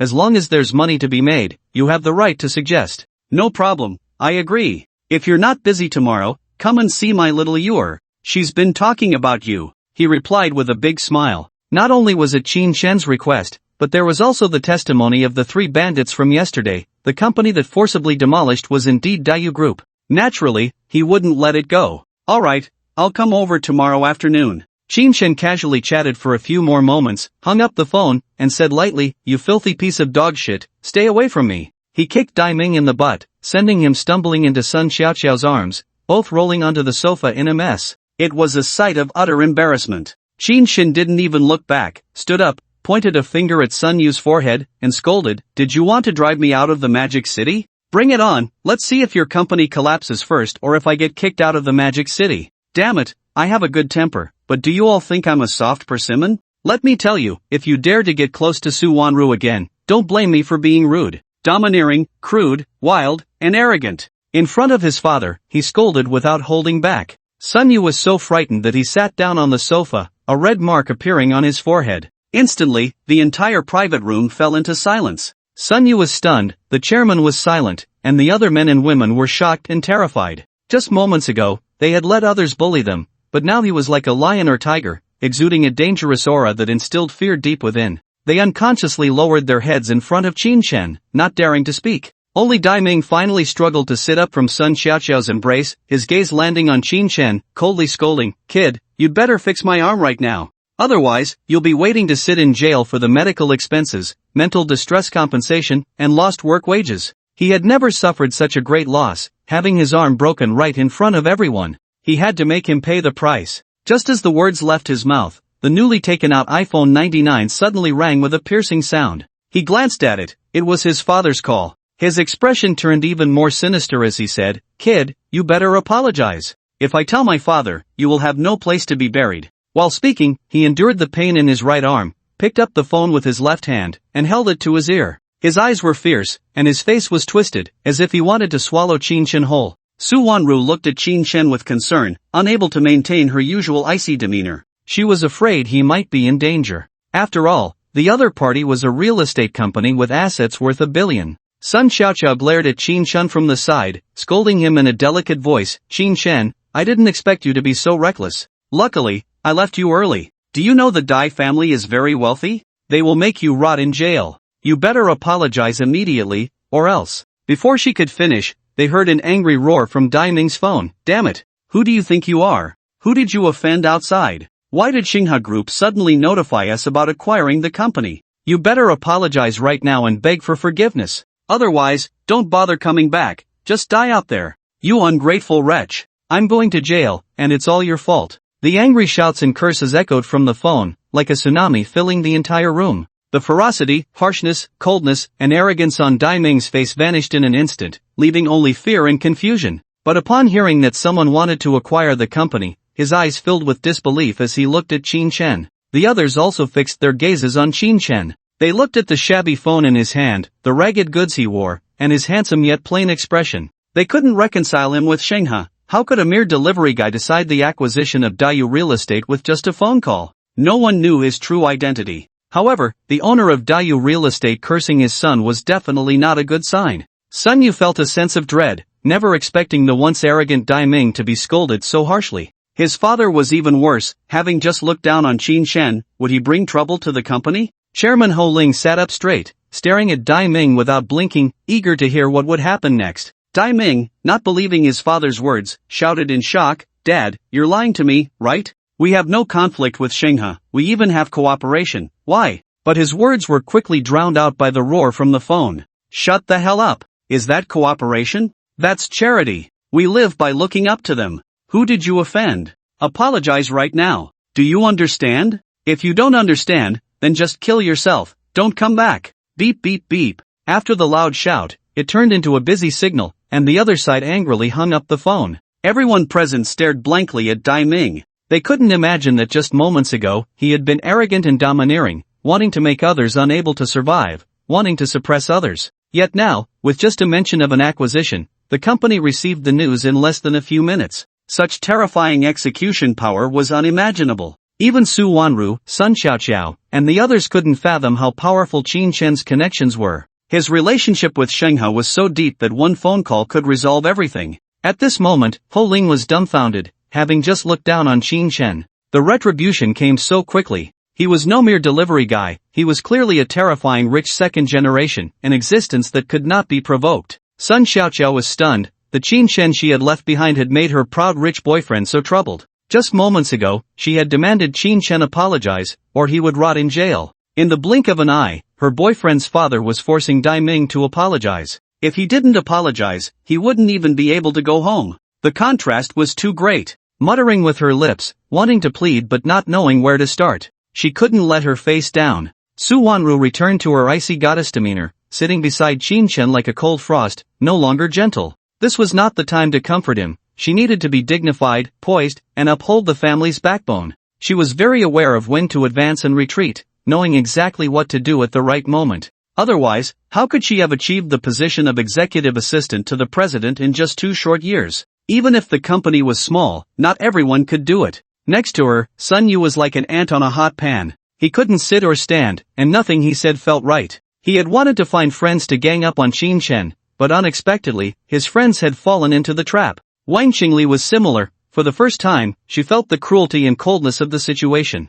She also realized that one should not judge by appearances. Ho Ling knew adjustments had to be made, otherwise, her company might face a crisis. Mr. Qin, right? We're all here to have fun, so why make things so tense? Let Xiaoming apologize to you, make amends, and let this matter pass, okay? As the chairperson, she tried to ease the tension, hoping to play the peacemaker. Su Wanru's lips twitched unnaturally. This old guy really knew how to navigate situations. She hoped to turn a big issue into a small one, and a small one into nothing. But was Qin Shen that easy to talk to? His gaze swept over the faces around him, finally landing on Qin Shen's eyes, realizing he was looking at her. "What do you think?" His hoarse voice asked for her opinion. In an instant, Su Wanru felt her heart melt. Even in his anger, he was still seeking her opinion. An unprecedented hope surged within her, if only he were truly her boyfriend. Suddenly, her face blossomed with the brightest smile of happiness, and she said cheerfully, "You are the head of the family, whatever decision you make must have your considerations,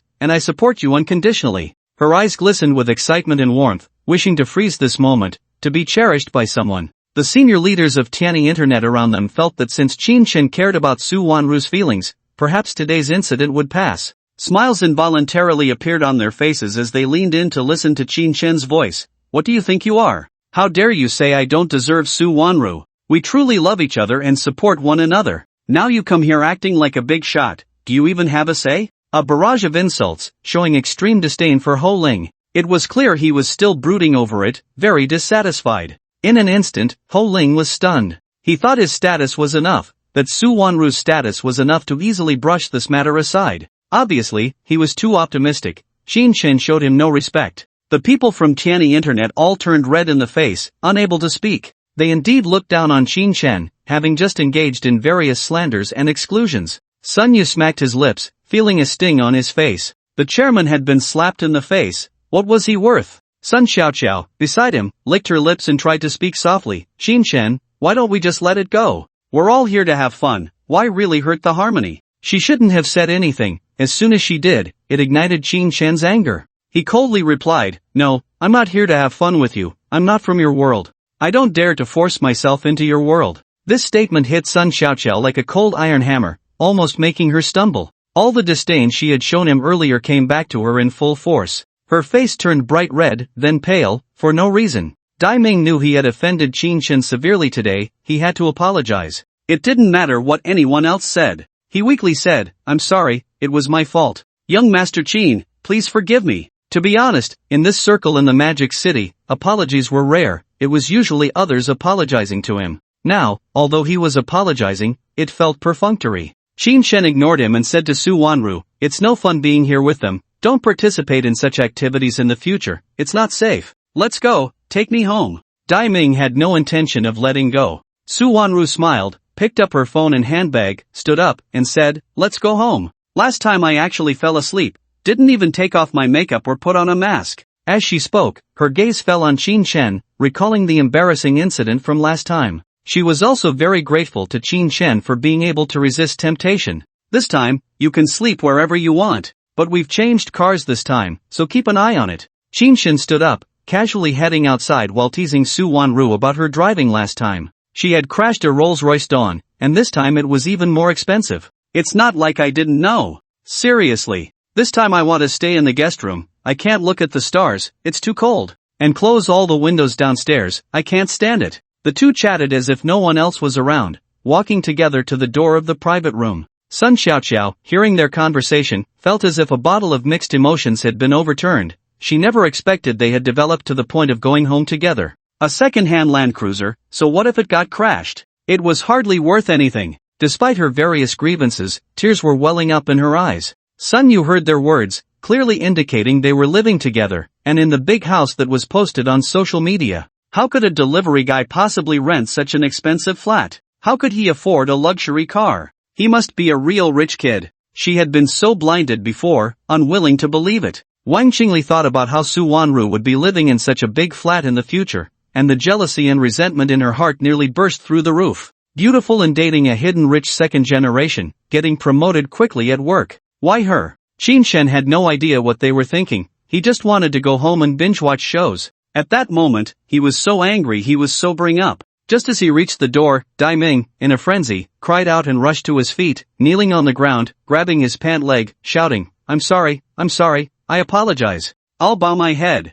It was the first time he had gone so crazy. He had initially thought to just let it all go, but a message from his father came through on his phone, saying the police were investigating the company's executives overnight. In an instant, Dai Ming understood he couldn't go home. It was very likely that his father was being investigated for past matters. The only one who could save the Dai family was Qin Shen in front of him, and he had to swallow his pride and plead desperately. Su Wanru was startled. After all, she was only wearing flesh-colored stockings below, afraid he might take advantage. As for Sun Xiaoqiao, Wang Qingli, Sun Yu, and Ho Ling, they all stared wide-eyed at Dai Ming. He had once boasted about driving Qin Shen out of the city, and now he was kneeling on the ground begging for mercy. The contrast was like night and day. The key was that Qin Shen ignored him, forcefully pulling his pant leg away, coldly saying, "No, I'm waiting to go to jail, waiting to die without a burial place. I don't even have a place to survive in this city. What right do you have to apologize?" After saying that, he pushed open the private room door and walked out with Su Wanru.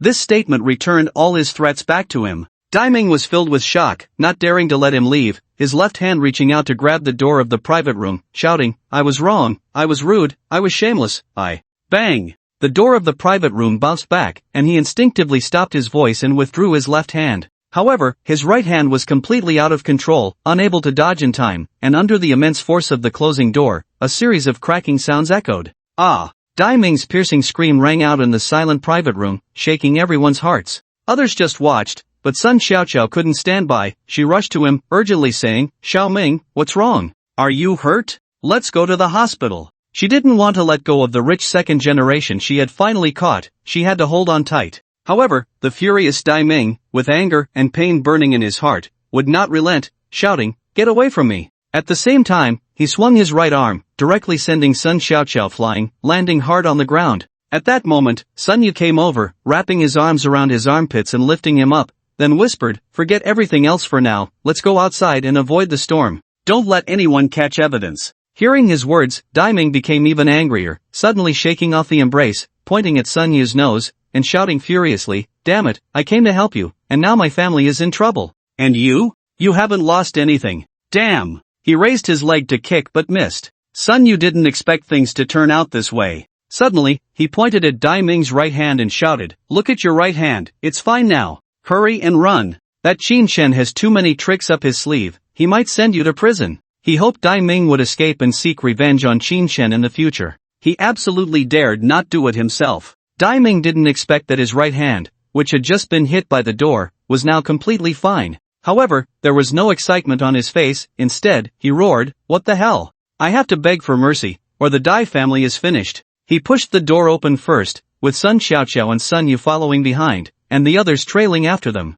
They chased all the way to the entrance, only to find Qin Chen and Su Wanru getting into a Bugatti Veyron. Wang Qingli couldn't help but exclaim, "Oh my god, it's not the Rolls-Royce from the day before yesterday, they've changed cars again. That's a Bugatti Veyron, 25 million a car. How is that possible?" A male employee gasped in shock. Sun Yu's face darkened upon hearing the discussion. He had just seen Qin Chen come down from above and thought he was just showing off. Now, it seemed he was genuinely impressive. Sun Xiaoqiao's eyes turned red, filled with bloodshot veins. She couldn't connect the Bugatti Veyron with Qin Chen, especially not a 25 million supercar. It was simply ridiculous. Qin Chen was bankrupt, with over 700,000 in debt. How could he afford a car? It must not be his, it was borrowed. Perhaps it was just to show off today. It was better than Daiming's Porsche 911, at least that was his own purchase, and he could do things he liked inside it. She never considered that casually borrowing a luxury car also represented capability. Damn it,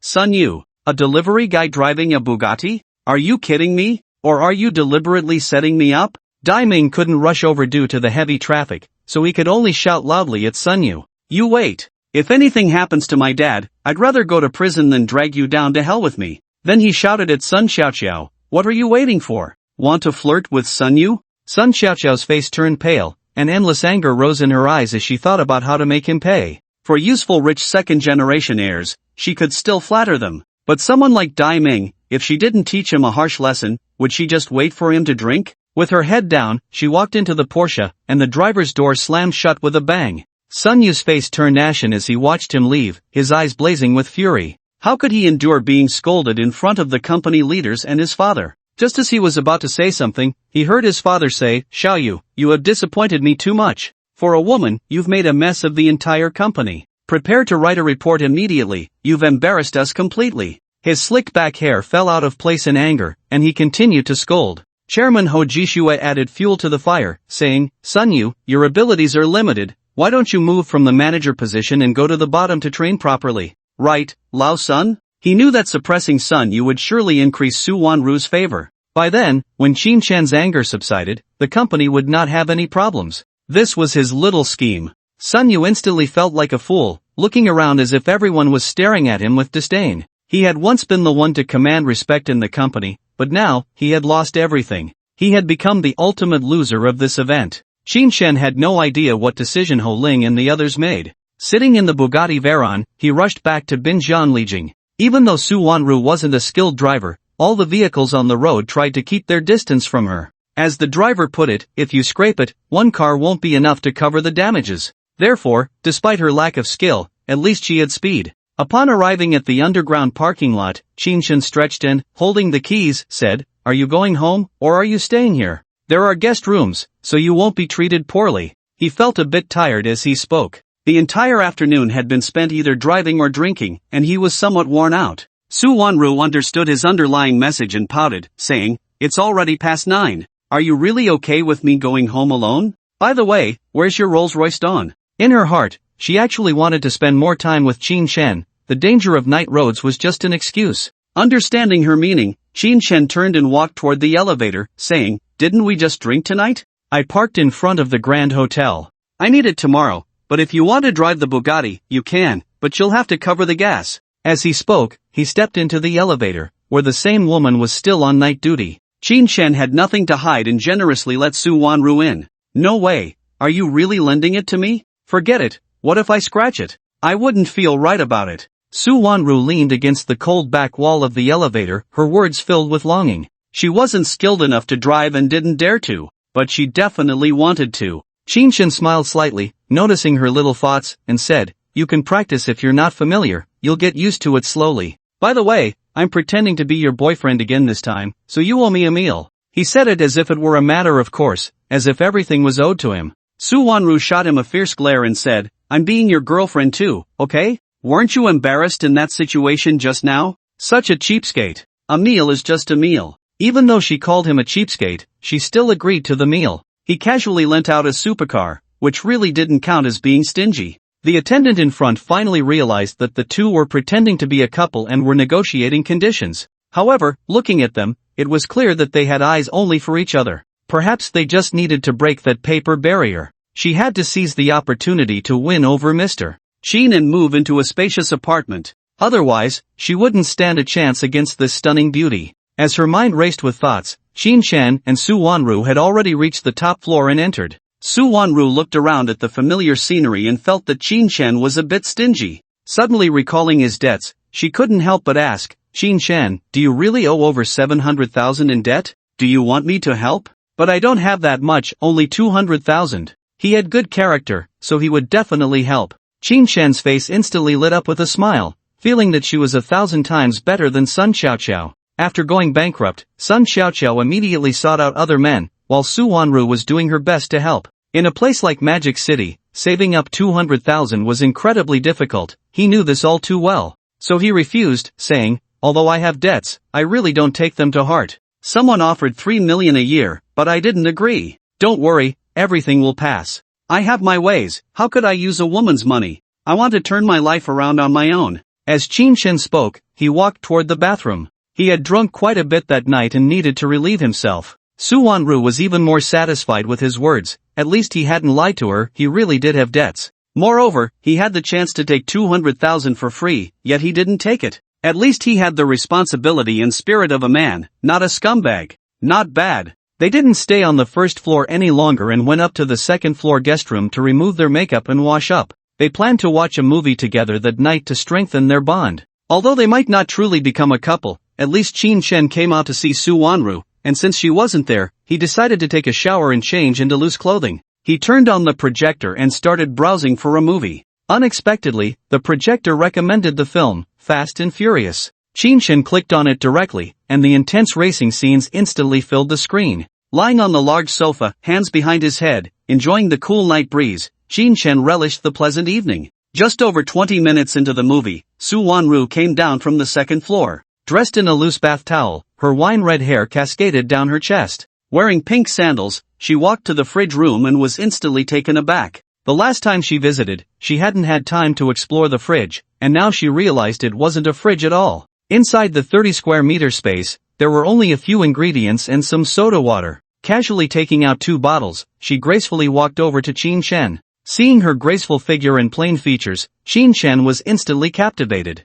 Especially when he caught sight of her beautiful legs, he couldn't help but follow their movement. She finally stopped in front of him and handed him a bottle of soda water. Qinshan gulped, and the words "thank you" escaped his lips, unclear and indistinct. Su Wanru was quite satisfied with his reaction. At least it was the response a man should have. Unlike his earlier indifference, he hadn't even moved when she fell asleep. "What are you looking at? So focused? Don't you have work tomorrow?" After he took the bottle, she plopped down beside him, opened the bottle, took a gentle sip, and asked. The bathrobe didn't reveal anything as she sat down. The belt was tied tightly. Hearing her voice, Qinshan, lost in thought, replied directly, "I'm watching you." "Oh, I'm watching Fast and Furious, it's pretty good. The racing is so thrilling, I wouldn't dare drive like that." Realizing he had lost his composure, his face turned slightly red as he changed the subject. Unexpectedly, he blurted out his thoughts, feeling embarrassed. After answering, he took a big gulp of soda water, which finally doused the flames in his heart. Su Wanru's face also flushed, her eyes still on the movie, but her voice rang out beside him, "Looking at me? What's so interesting about me compared to the Western women in the movie? By the way, are you working tomorrow? If not, let me treat you to a meal and go out for a stroll." She noticed that the more time she spent with Qinshan, the more often her face turned red, mainly because she didn't have to pretend to be an ice queen all the time. Qinshan, feeling more relaxed, shifted to a more comfortable position, allowing him to watch the movie while also admiring the beauty beside him, and replied, "Of course, I need to make money. I'll be driving someone in the morning. Do you guys have weekends off?" Suddenly remembering that Guan Meiting hadn't confirmed the time with him, he picked up his phone, which was charging nearby. "We have weekends off, men should earn money. What are your plans for the future? Relying solely on food delivery won't help you pay off your debts quickly, right?" Su Wanru's words carried a deeper meaning, wanting to inquire about his future. As a man, he needed to plan for the future. He didn't understand why he didn't sell the car, a mere debt could be easily repaid. Being asked by her, Qinshen finally thought about what to do in the future. Delivering food and driving for Didi were ultimately not long-term solutions. After 6 months, maybe Xinghe Group would have dividends, and then he could continue to run his own company? By then, would he still need to drive? Watching dramas could lead to various properties and company shares. Why work so hard? It seemed that life really had no pursuits. For a moment, he watched the movie, lost in thought. Su Wanru didn't expect that discussing life and ideals would leave Qinshen at a loss for words, and he remained silent for a while. As the intense plot of the movie unfolded, she asked again, "Just say what you're thinking. Is there something you can't say?" She wanted to hear about his future plans. This time, Qinshen thought of a goal, a radiant smile appearing on his face as he said, "I want to be the most versatile billionaire in the world, marry 2 beautiful wives, travel the famous mountains and rivers, and binge-watch dramas until I wake up naturally." This was his true thought, albeit too broad. Su Wanru couldn't help but pout, took a sip of soda water, and shot him a glance, saying, "Although I know your dreams are special, I still wish you will achieve them." But, a big twist instantly caught Qinshen's attention as he looked over. He found her reclining on the sofa, propping a cushion under her arm, looking like a sleeping beauty. Swallowing hard, she shifted her gaze and asked, "But what?" The lazy sitting posture was too tempting. It was better to avoid suspicion. Su Wanru had no idea what he was thinking and continued, "If you marry 2 wives, that's bigamy, and you'll be detained. I guess that's not possible. Are all you men like this? Embracing one on each side, indulging in pleasures?" As she spoke, her beautiful eyes fell on Qinshen's handsome face, waiting for a response. Handsome, gentle, sometimes domineering, he seemed quite nice to her. But a flirtatious playboy made her dislike him. Qinshen took a sip of soda water and smiled, "That's just a dream, it doesn't necessarily have to be realized." After saying that, he found Guan Meiting's number on his phone and dialed it immediately. "TCH. Su Wanru scoffed, sidestepping the main issue. "Hello,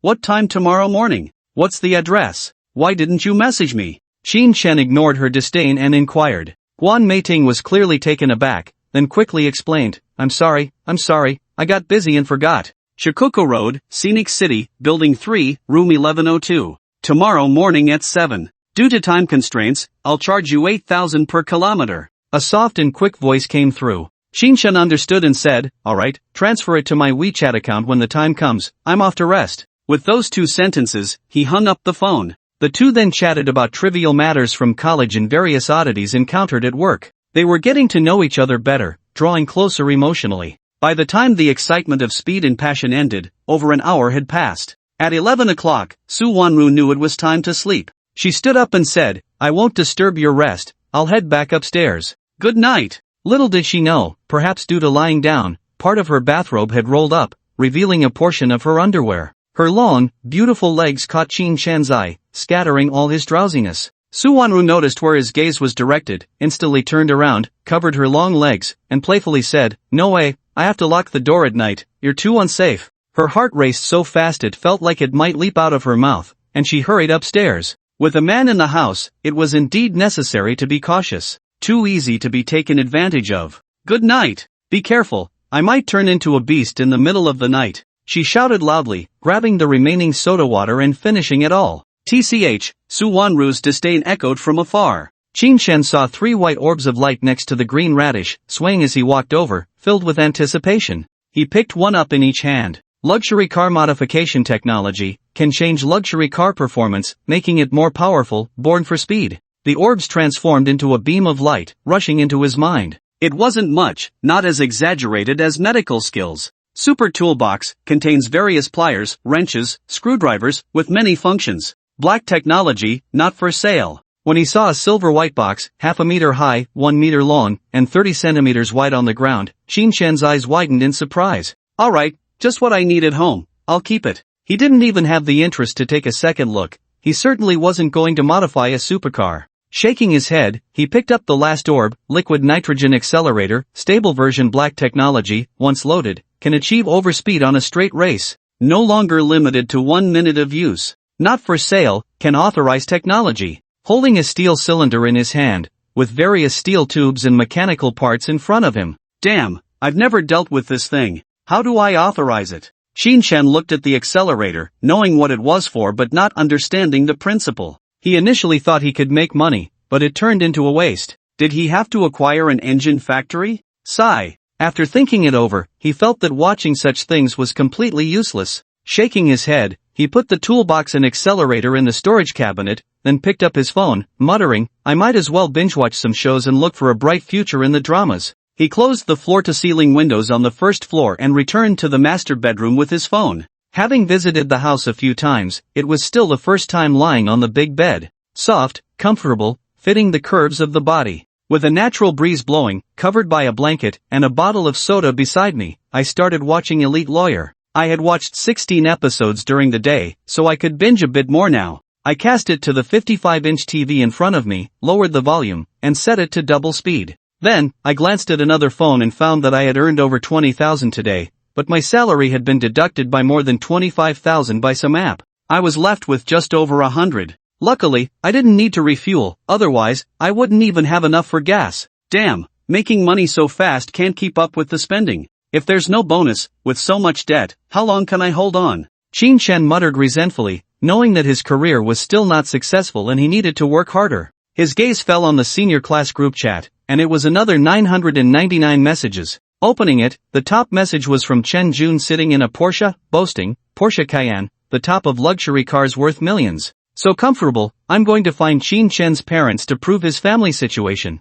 Watching his video, Shin-chan could only feel helpless. Did he really want to see him make a fool of himself? A bunch of classmates were praising him in various ways. Oh, our boss Chen, young and promising, running a company is different. When you come home for the holiday, you have to treat us to a meal. At the Great Food House. 666 awesome. There should be applause here. Our boss Chen is amazing. Look at the bus beneath my feet. I can only envy. Strange, where did Lu Yan, who was filming the video, go? Could it be that the Rolls-Royce owner came back and beat them up? Various comments, mostly envious of Chen Jun, who had a luxury car after 7 years of graduation. Of course, some questioned whether Shin-chan and Lu Yan were deceiving people. Shin-chan really couldn't explain the situation and continued scrolling. Soon, he discovered that Lu Yan had sent a recording, just when he was reprimanding Liang for forcing layoffs. The indifferent tone, the casual reprimand, now sounded faintly oppressive. A smile appeared on his face as he heard Lu Yan's voice below. I also want to keep a low profile, but my strength doesn't allow it. I became the store manager directly.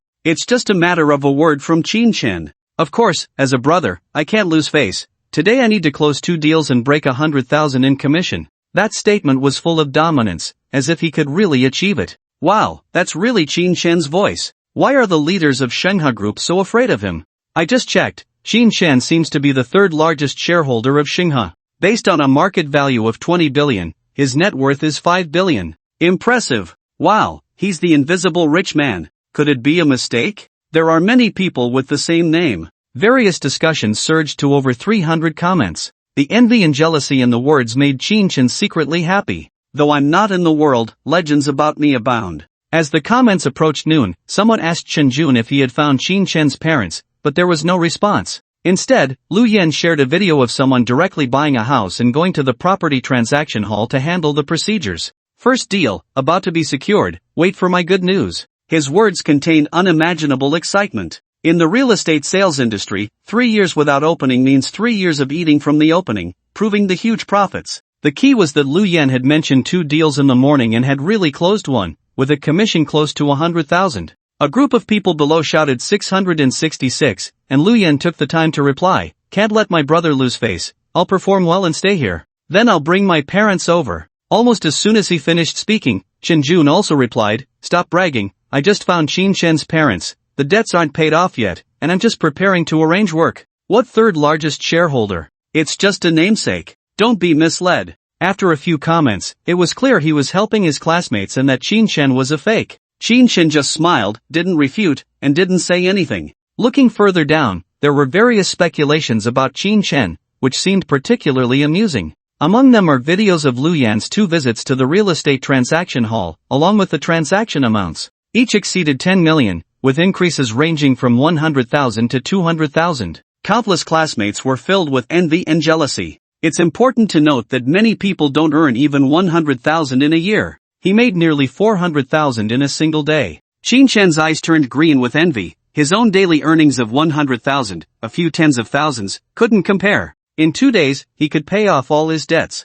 Of course, Qin Shen also knew that this might be the result of Lu Yan's 3 years of accumulation, exploding in a single day just to secure his position as store manager. Previously, the properties of Shanghai Group were not allowed to be sold by outside real estate agents, yet some people still wanted to buy from them. This led to such a volume of transactions. Shinjun, seeing his ability, slightly changed his attitude and replied, "No wonder you were such a big talker back in the day, 40,000 a day. Planning to buy a house in cash?" Lu Yan didn't respond for a while, and around 10 o'clock, he finally sent a voice message, slurring his words. "I went out drinking with the brothers from the store today, had a bit too much. The house has been bought, down payment made. But this month when the money comes in, I can clear all my debts and throw a good banquet." "Thanks, sure too." Ugh, clearly drunk, he started to vomit. A woman's muffled voice came from behind. "A winner in life, about to have 5 children. House, wife, car, money, child, just missing the child in the car, right? Sigh, they already have a house in Magic City, and I still don't have one in the county, can't compare. Awesome people are awesome wherever they go. I really want to know, does Qin Shen have a house in Magic City?" "Yeah, after talking for so long, why hasn't Qin Shen come online?" A series of messages were sent, all looking for Qin Shen. Qin Shen ignored them because he knew that once he came online, countless questions would flood in. It was better not to go online before arranging things for his parents. He closed WeChat, shifted his gaze to the television, and thought about when to persuade his parents to come over. Perhaps it was too comfortable. He only watched 3 episodes before falling into a deep sleep. Little did he know, in the next room, Su Wanru was tossing and turning, unable to fall asleep. The memory of Qin Shen's performance over the past 25 hours echoed in her mind: gentle, considerate, domineering, strong, responsible, capable. It seemed every moment was vividly imprinted in her mind. Alright, I know you're excellent, don't disturb my sleep." No matter what, it was hard to drive him out of her mind, and after much tossing, she finally fell asleep. In the entire flat, only the sound of the television floated in the air, while the person had already fallen into silence. When the phone rang, Qin Shen opened his eyes and quickly got up.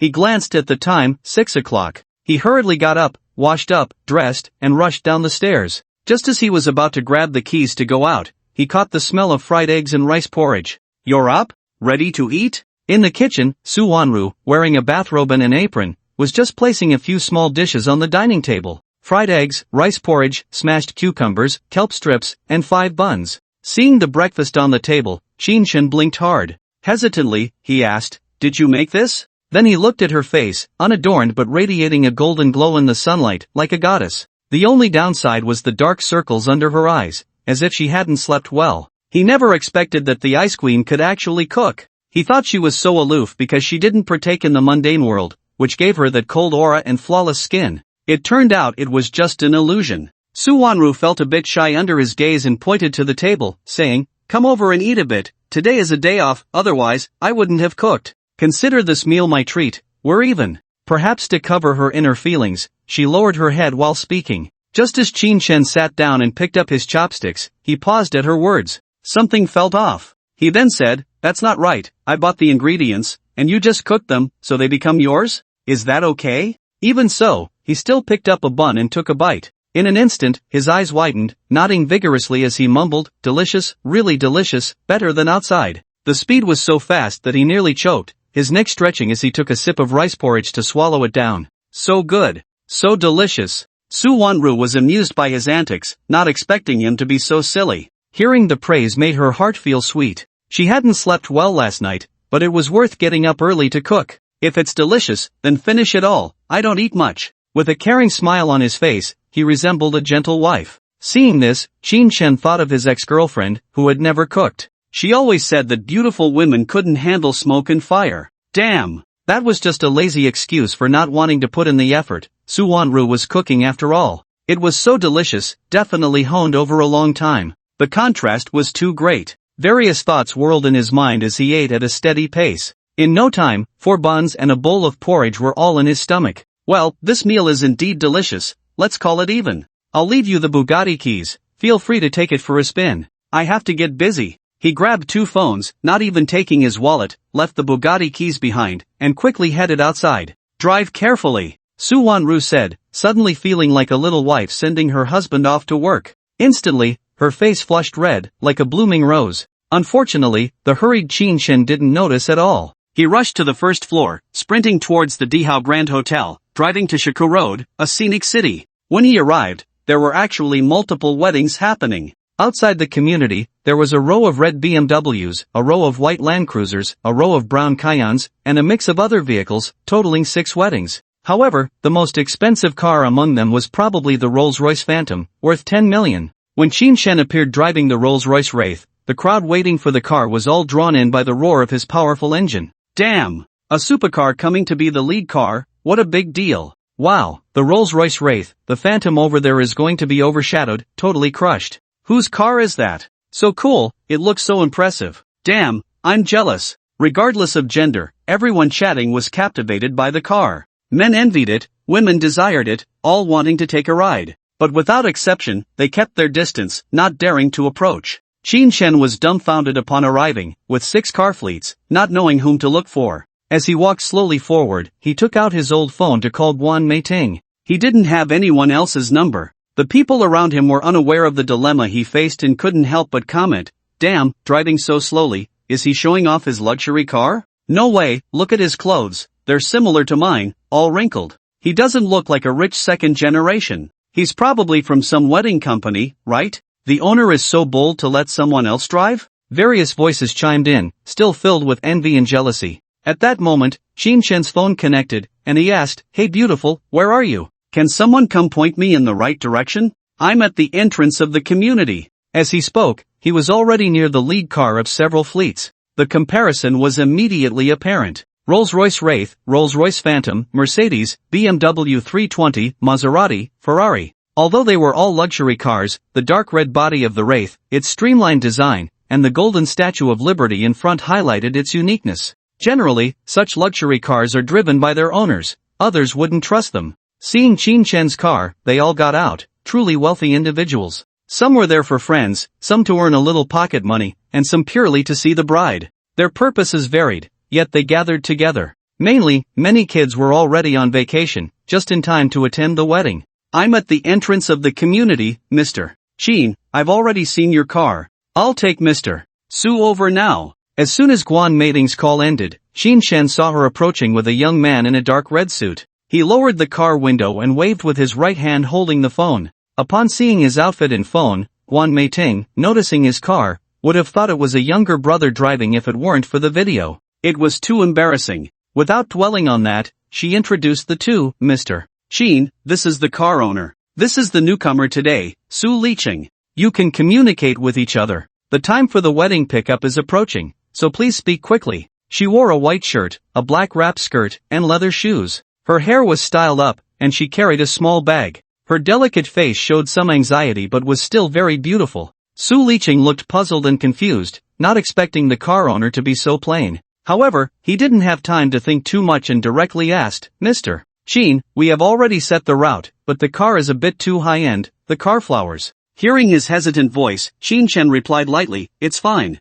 If you need to put on car flowers, go ahead. The quality of the car is no problem." He understood the principle of getting paid to do a job. "Mr. Qin is really easy to talk to, I won't be polite then. During the wedding pickup, can I elevate my status a bit and introduce you as my brother? It would be easier to talk." Su Liqing's face showed some embarrassment, he really didn't have such high-status friends. Saying it out loud would make him look good. Qin Shen knew in his heart that he was doing it for the family to see and casually said, "What's the big deal? Just go with the flow. Today, I'm your big brother, but unfortunately, I'm not married yet, haha." Upon hearing this, Su Liqing instantly became so excited he nearly flew up, happily saying, "Thank you, big brother. The money won't be less, I can give it directly to you. We're setting off soon, the convoy is already in the neighborhood, so please go in and pick up the person." Seeing Qin Shen nod, he immediately led the way ahead. Although he nodded, he secretly shook his head in his heart. Su Liqing was essentially paying for a big brother, purely for face.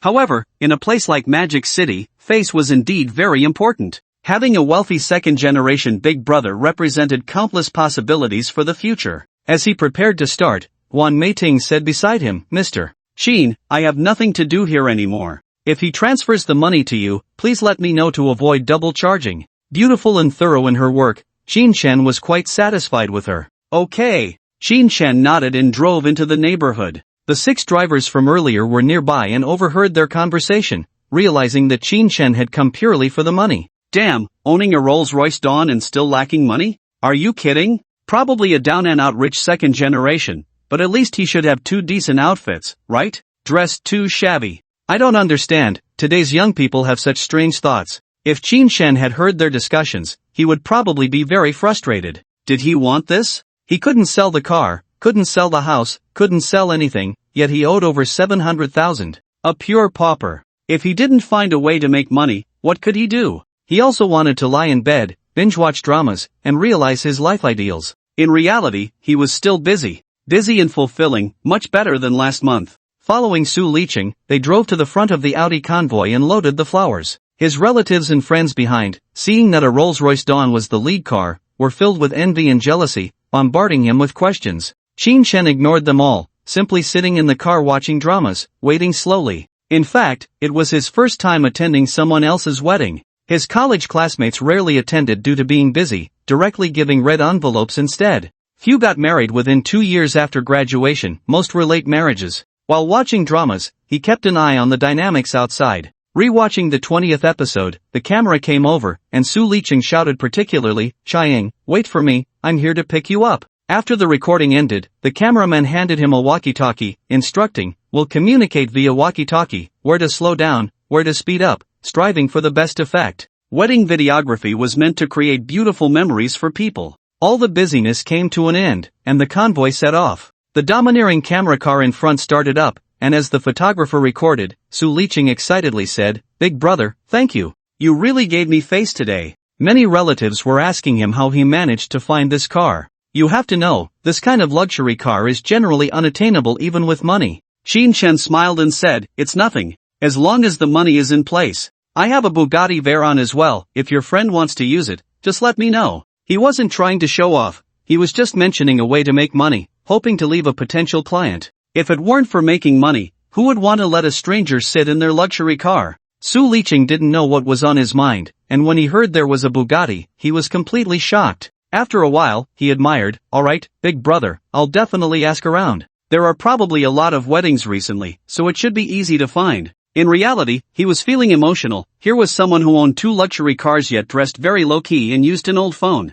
He himself spent over 100,000 just to rent a car for the sake of face. The gap was too big. Little did he know about Shin Chen's struggles, the poorest of the rich. He casually asked, "Once I finish picking up the bride, can I leave?" "Big brother, you've helped me so much. You have to at least have a meal before you go. Otherwise, I won't feel right," Su Liqing insisted, wanting him to stay for the whole event since money had already been spent, and he needed to establish a connection with a big shot. Alright. Driving the wedding car was completely different from driving normally. The sports car was slow to a certain extent. There was no choice, even if it was slow, it had to be driven. At least it was 8,000 for a kilometer, much more cost-effective than taking a ride-hailing service. In reality, it was only 8 kilometers, but it took a full half hour to finally arrive. Shin Chen didn't want to go upstairs to pick up the bride, but Su Liqing insisted, so he reluctantly went up wearing a cheap shirt and jeans. Serving for money. He did get to see the real wedding process, which gave him a clearer idea of what to do. The bridesmaids took half an hour to prepare before they were ready to leave. What Shin Chen didn't expect was that one of the bridesmaids was actually his high school classmate, Chen Sike. During the games, she was the most carefree. Back in high school, everyone called her Kur, she was a wild tomboy. However, after 5 years, she had transformed into a beautiful young woman. Especially among the 5 bridesmaids in matching dresses, she stood out significantly, drawing attention with her figure. Shin Chen recognized her, but Kur didn't see him. It wasn't until they got into the car to send the bride to the lead car that she recognized him sitting in the driver's seat. "You're the groom's friend? How come it's you? Oh my, is this car yours?" After recognizing him, a series of questions came pouring out. Shin Chen smacked his lips and said, "Little Kur, I didn't expect you to dress up and have a bit of femininity. TSK, who would have thought, beauty comes in many forms." While speaking, he gestured at his chest muscles. She took out her phone with her left hand and placed her right hand directly on Qin Shen's arm, huffily saying, "Your mouth is still the same as before. Hurry up and answer my questions." It was purely a habitual action, but it left the newlywed couple in the back seat quite shocked. They didn't expect the bridesmaid to know a rich second generation. Qin Shen didn't dodge, it didn't hurt anyway, and he said, "Yeah, the car is mine. I'm here to pick up your friend for the groom. You can tell from this pinch that you're still a tomboy. Time to drive, we'll chat more during the meal." He joked casually and set off. "You wait for me." Xian CK quickly took a photo, shouting loudly as she got into the car with the other bridesmaids. In the past 2 days, the senior class group chat had exploded. Almost everyone was discussing Qin Shen's identity. Xian CK posted the photo she had just taken and then said, "What a coincidence, I'm a bridesmaid for a college classmate and just saw Qin Shen. He's one of the groom's buddies." The already lively group chat exploded again. The first to respond was Lu Yan, who quickly replied with a voice message, "Little Kur, you actually ran into Shi too? The sports car is nice, right? I haven't sat down yet. Has he brought the bride and groom?" The tone was filled with resentment, much like that of a discarded young wife. "No way, the Magic City is so big, and you all ran into each other? Alright, a chance encounter while driving, it must be Qin Shen's luxury car. But why not care about his parents? Don't ask, asking means he got rich and turned bad." The class group quickly veered off topic, but the focus remained on Qin Shen. As the instigator, Xian Siko added, "Alright, I need to have dinner with him later and ask him what's going on. Let me make it clear, this is a fated connection, and I intend to win him over." Known for her boldness and decisiveness, her words stirred up a storm. A flower in cow dung. Heavens, can people not live? 666 Encourage Kur, bring home the handsome guy. It's over, the class flower has a crush on him without results, and someone just confessed. The changes in the group were completely unknown to Qin Shen, who was just dealing with the bride's various questions. It was only a matter of time before they asked about his measurements and birthday. Half an hour later, they arrived at the hotel. It was just 9 o'clock, the bride was changing clothes and altering her look, and some were waiting. Qin Shen sat alone in a corner, holding his phone, continuing to binge-watch a show. He merely glanced at the ceremonial toasts, heartfelt confessions, and talent displays to understand the process. Until the formalities ended and the food was served, Qin Shen had reached episode 26 and turned off his phone. He looked up and suddenly noticed that the 8 people at the table were giving him unfriendly looks. He didn't care and reached for the chopsticks when a burly man wearing a gold chain pressed down on his hand and asked, "Kid, which family are you related to? You're not here just to mooch off the food, are you?" His face was filled with disdain, as if Qin Shen were a beggar who couldn't afford a meal. Taken aback, Qin Shen paused. The 3 flamboyantly dressed women beside him didn't hesitate to chime in. "Exactly, there are all kinds of people nowadays. There are plenty who come to weddings just to eat. Who would have thought we'd see one today? What kind of trash are you wearing? Is it even worth 300? Come on, which side are you from? Just tell us how much gift money you gave, don't say anything else." The rest of the crowd's eyes were fixed on Qin Shen, filled with contempt and scrutiny. Qin Shen helplessly shook his head and said, "I didn't give any gift money. The one driving the car is supposed to get paid." Although there are indeed people who mooch off food nowadays, he wasn't that desperate. "Sure enough, you're just here to eat. You can leave on your own, don't blame us for forcing you out." "Damn it, driving a car? The gold chain around my neck could buy 100 of those. Can you afford it?" The burly man arrogantly lifted his thumb-thick gold chain, looking down on Qin Shen. "Driving a car? What a joke. That's a Rolls-Royce Dawn. You look like a poor loser who could never afford it. Can't you at least pretend a little? TCH, I could say I drove a tank here, have some self-respect, will you? Look at your phone, if you threw it on the street, no one would pick it up. What are you trying to show off? Look at your watch, all flashy and gaudy. Where did you pick up that piece of junk?" They not only didn't believe him but also expressed various forms of disdain.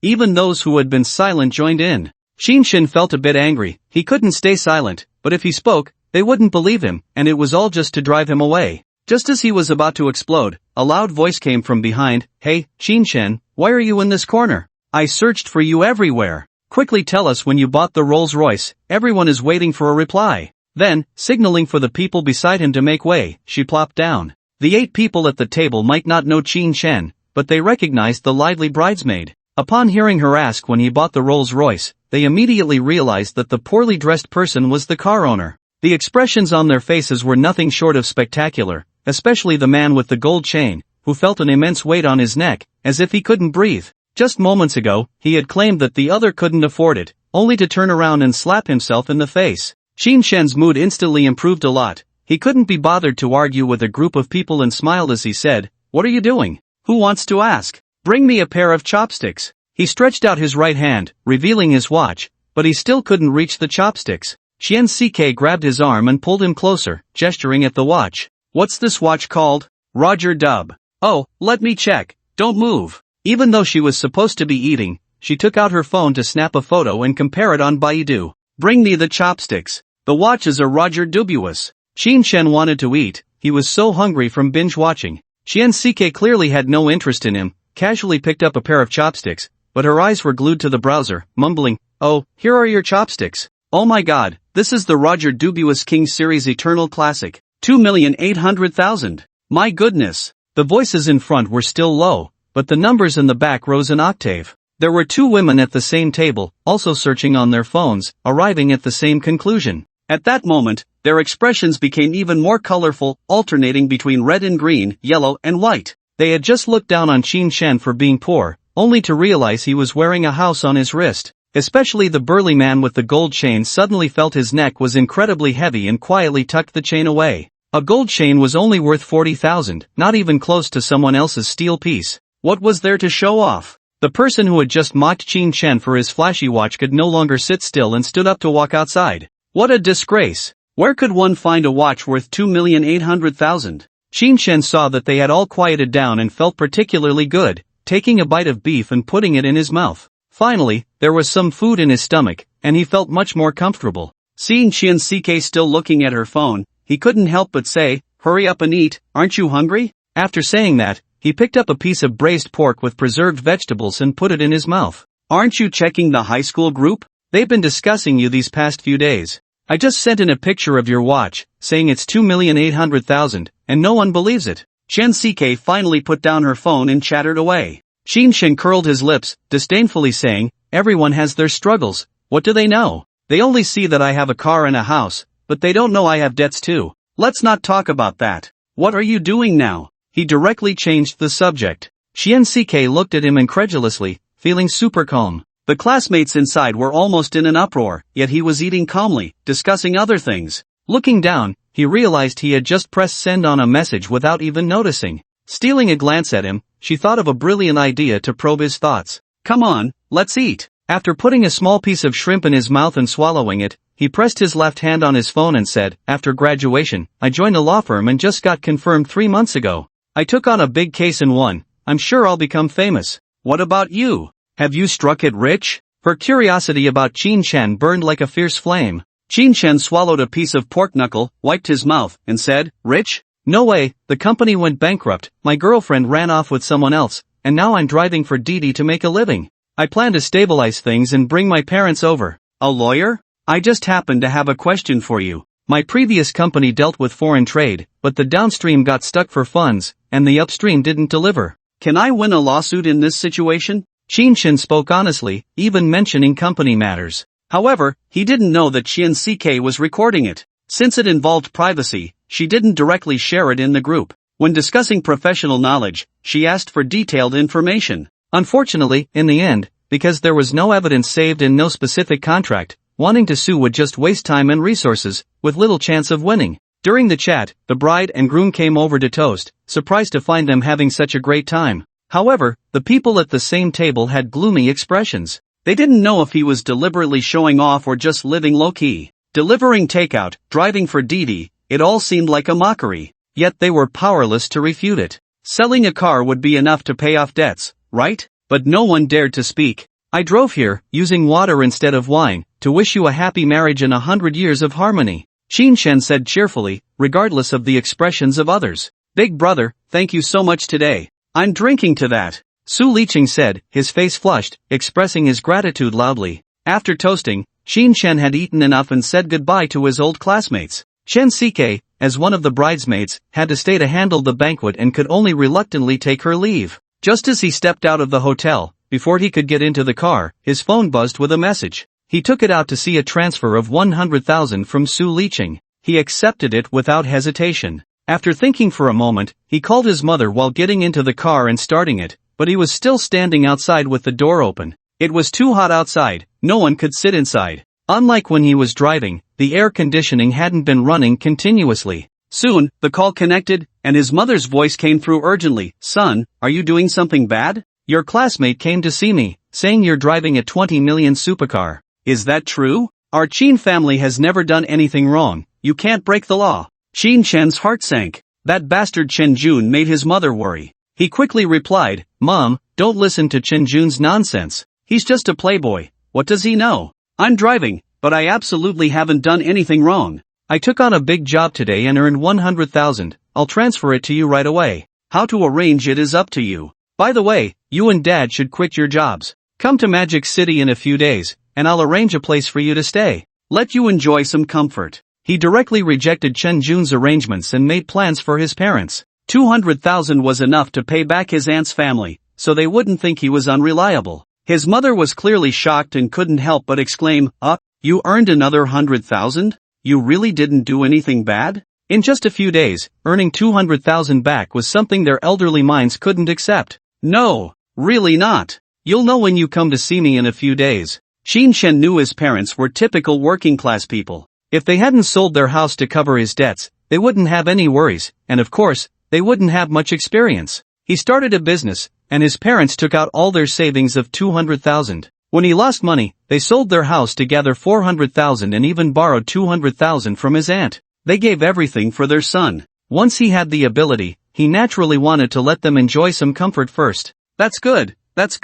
I gave the money to your aunt. We can't lose our jobs, that's our duty. But I want to see you in a few days. The reason his mother agreed was that she wanted to see for herself whether her son had done something wrong. Otherwise, why would there be luxury cars? Okay, just let me know when you're coming, and I'll pick you up. Stay for a while, the house is by the river, very nice. Chin Chen said everything he could to finally put their minds at ease. Then, he transferred the freshly received 100,000 to his father. He had already repaid 220,000, how far could the rest be? As long as he made more money, supporting his parents would be enough. After finishing the transfer, he got into the car and opened the DD app. Before he could fasten his seatbelt, a ride request came in for South Lake Park. The call came from a woman, right at the wedding hotel. Chin Chen was taken aback and said, I'm in the parking lot, driving a Rolls-Royce Dawn, come over. Rolls-Royce Dawn? Oh my, you're not the first car for today's wedding, are you?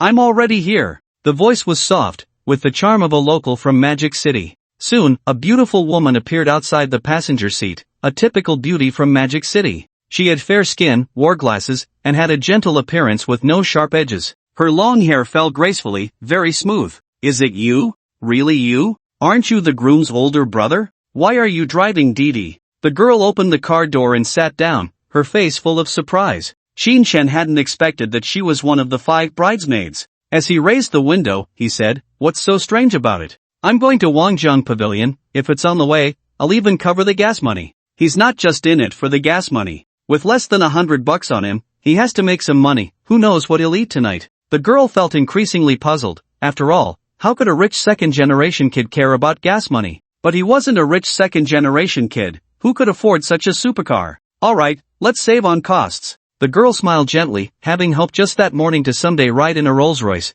and she would have been content even if she died afterward. And now, here she was, sitting in one. Why aren't you with the bride? My classmate Xianxi is still inside. After Chin Chen hit the road, he casually brought up a topic to chat about. Oh, she's your classmate? We all study law and used to be in the same school. I have a small request, can I say it? The girl's gentle gaze fell on Chin Chen's profile, filled with anticipation. Chin Chen instantly thought of Su Wanru, who seemed to have said something similar when she got in the car. Go ahead, it's just a chat. I'm out this time to deal with a pursuer. I've rejected him many times, but he still won't let go. Please help me out, give him a scare, and make him stay away from me. The girl's soft voice carried a sense of determination. Chin Chen almost laughed. Just as he thought of Su Wanru, she made a similar request. A shield, huh? Is that okay? Again with the shield, the girl was deeply annoyed by some men's relentless pursuit. You could say that. Can I offer you more money? It's just so bothersome. It's seriously affecting my work, the girl said with some worry. Other topics might not pique Chin Chen's interest, but the mention of more money made him agree immediately. Sure, it's a small favor. What's your name, measurements, education, zodiac sign, nickname, and favorite flower? A series of questions came out, making it seem like he was quite professional. The girl was momentarily stunned, shrinking back a bit in fear. My name is Gue Luwenching, 88, 59, 89. I have a master's degree in law. People call me Ching Ching, and I like lilies. I'm 24, and my zodiac sign is Capricorn. After saying this, she felt like she had revealed all her secrets, her face turning bright red. This information was something only a boyfriend or a close friend would know. No one else could possibly know. Ching Ching, 88, is that really your size? Alright. Qin Shen repeated, suddenly feeling something was off, and coughed a couple of times to cover his embarrassment. Nanholu Park was familiar to Qin Shen. He had spent an entire afternoon watching dramas outside the East Gate. This time, returning to the same place, he parked the car, accepted a transfer of 1,500, and walked into the lakeside park. Qin Shen held Gue Luwenching's left hand in his right, like an ordinary couple, pointing out the scenery around them. The young man standing by the pavilion is your pursuer, right? It's dangerous to use suicide to force someone when you can't catch up. Qin Shen pointed at a young man by a pavilion, speaking disdainfully. The leather wristband on his left wrist was somewhat eye-catching, but he was used to it. Yeah, it's really not good. Otherwise, I need to find someone powerful. He wouldn't dare retaliate against you. Gue Luwenching wasn't as relaxed as he was, her palms sweaty and her whole body tense. It was her first time holding hands with a stranger in such an ambiguous place as a park. Just as they stepped onto the concrete walkway over the artificial lake, the young man had already spotted them and was striding over. His face was filled with endless anger and coldness. Gue Luwenching, even if you don't accept me, you don't have to find a stupid man to demean yourself, do you? He seemed to see through her plan at a glance, shouting angrily. Gue Luwenching was directly stunned, not understanding where it had gone wrong, how she had been seen through so easily. Qin Shen, however, wore a mocking expression and disdainfully said, "Who do you think you are, coming out of nowhere? You think you can call Qing Qing by her full name?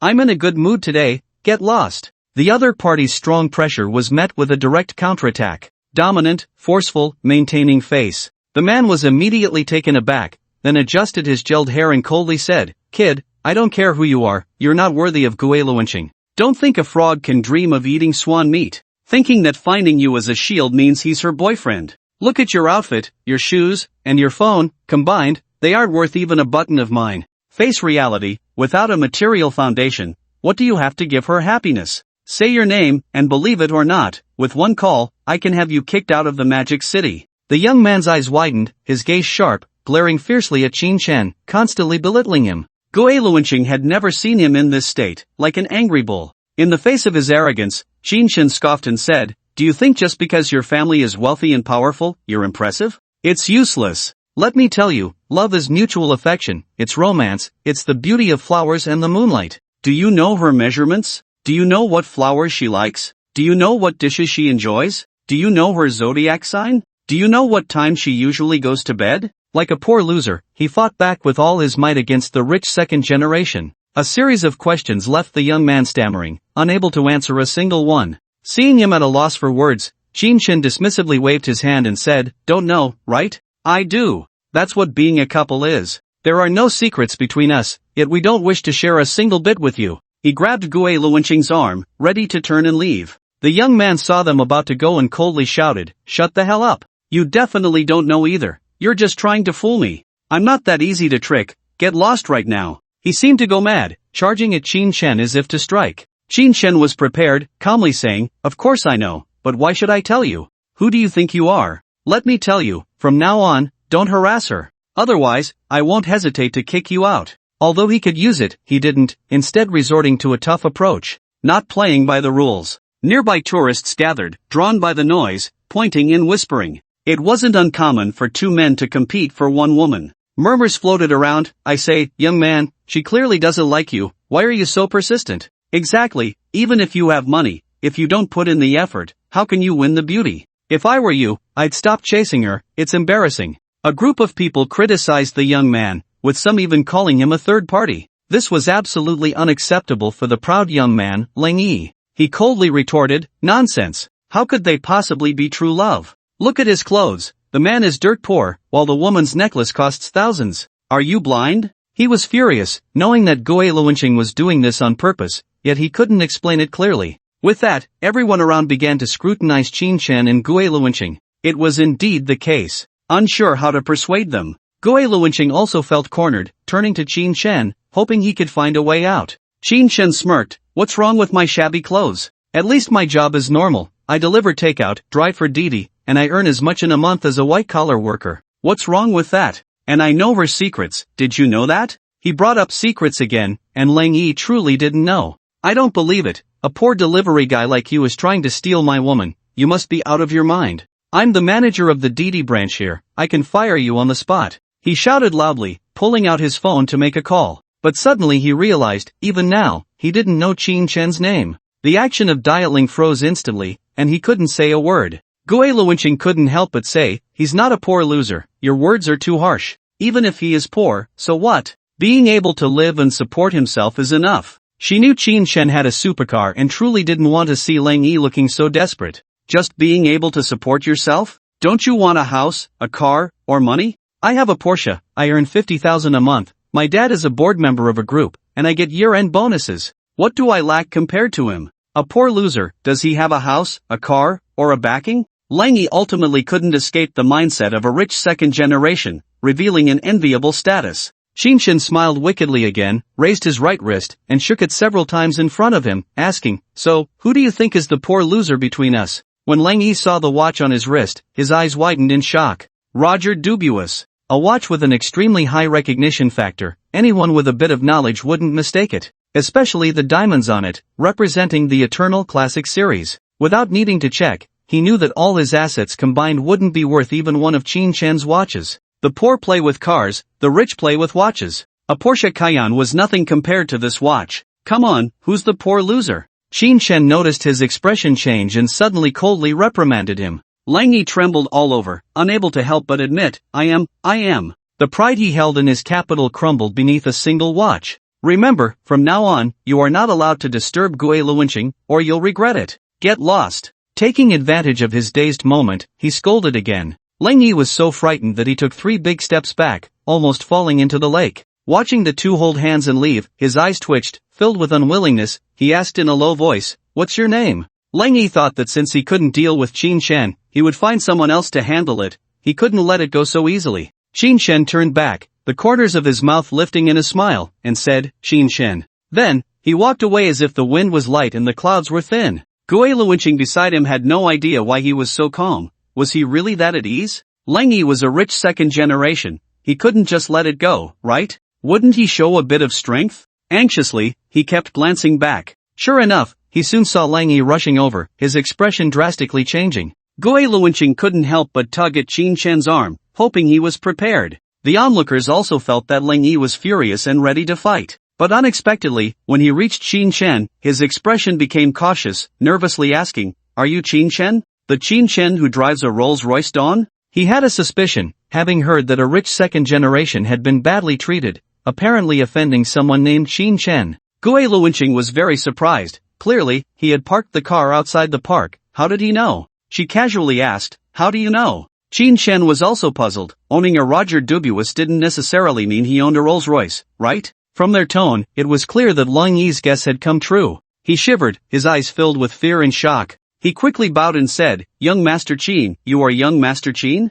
I won't bother her again. His expression, actions, and words didn't seem like lies. For a moment, it was Qin Chen and Gui Luwenqing who were stunned, and the onlookers couldn't understand the situation. Wasn't he supposed to rush over and fight? How did it turn into a bowing guarantee? Do rich second generations really play such tricks? Qin Chen waved his hand, signaling him to stop bowing, and asked carefully, you know me? Feeling that his name wasn't particularly famous, he didn't know many people. Shanghai was one of the world's financial centers. With too many wealthy people, how could he know them all? How did he know? Lang Yi quickly replied, I know. Of course, I know. The conflict you had last night with Dai Ming, it said that the Dayu Group is being investigated by various departments. His father has already been taken into custody, and he is also under investigation. The huge Dayu Group is now in chaos, everyone is seeking a way out. Even Shanghai has started to move to acquire it. In one night, the group collapsed, and everyone fears young Master Qin's methods. After saying a lot, it was actually fear of Qin Chen's revenge. The Dayu Group was close to $1 billion conglomerate, yet it crumbled so easily under pressure. This was enough to show how terrifying the people behind Qin Chen were, to the point of being unimaginable. Being able to afford a Rolls-Royce Dawn indeed allowed for such a level of influence. Gui Luwenqing listened in shock, her gaze involuntarily shifting to Qin Chen's profile. With such great power, How could he be taking ride-sharing services? Delivering food? Going bankrupt? The person is not only handsome but also capable. Perhaps, this is what it means to be low-key? A wave of emotions surged within, and the blush on the face deepened. Is this fate? Qin Shen nodded and said, I see. Let's go. He pulled Gui Luwenqing and walked towards the park exit. Meanwhile, he thought to himself, old Zhang is quite generous, quite impressive. With just one phone call, he resolved Dai Ming's issue overnight. He stole his girlfriend and still dared to show off in front of him. He must be taught a harsh lesson. Thinking about such a big gift, he felt he had to express his gratitude.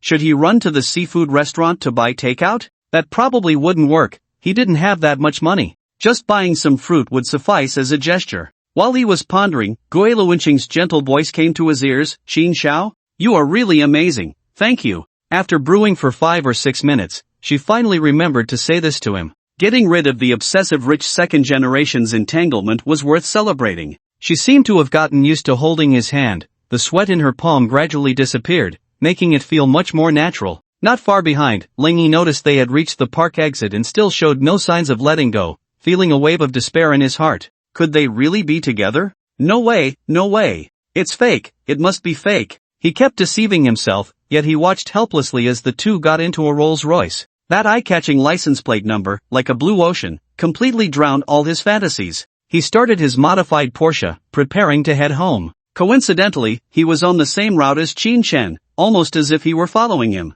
Sitting in the car, Gui Luwenqing, unaware of Lang Yi's presence, unconsciously got into Qin Shen's car. Once they had driven off, she realized something was off and couldn't help but say, "Oh, Mr. Qin, I almost forgot, our agreement has ended. I'll transfer you 4,000. A one-time solution to the problem, thank you." While speaking, she took out her phone to add him on WeChat and transferred the money directly. Seeing the message on her old phone, Qin Shen felt that making money had become much easier. Although it couldn't compare to Lu Yan's daily earnings of around 400,000, it was still over 200,000. Stop ahead, I'm planning to take a taxi back and stay until the end of my classmate's wedding. She knew that her fate with Qin Shen had come to an end. Even though she was attracted to him, they were not a couple after all. Who would have thought, Qin Shen said, that guy hasn't given up, he's following us in a Porsche. Oomph, driving a modified car, doesn't he fear getting fined? If it were before, he definitely wouldn't have noticed the Porsche was modified. However, the skills he gained last night allowed him to see through everything easily.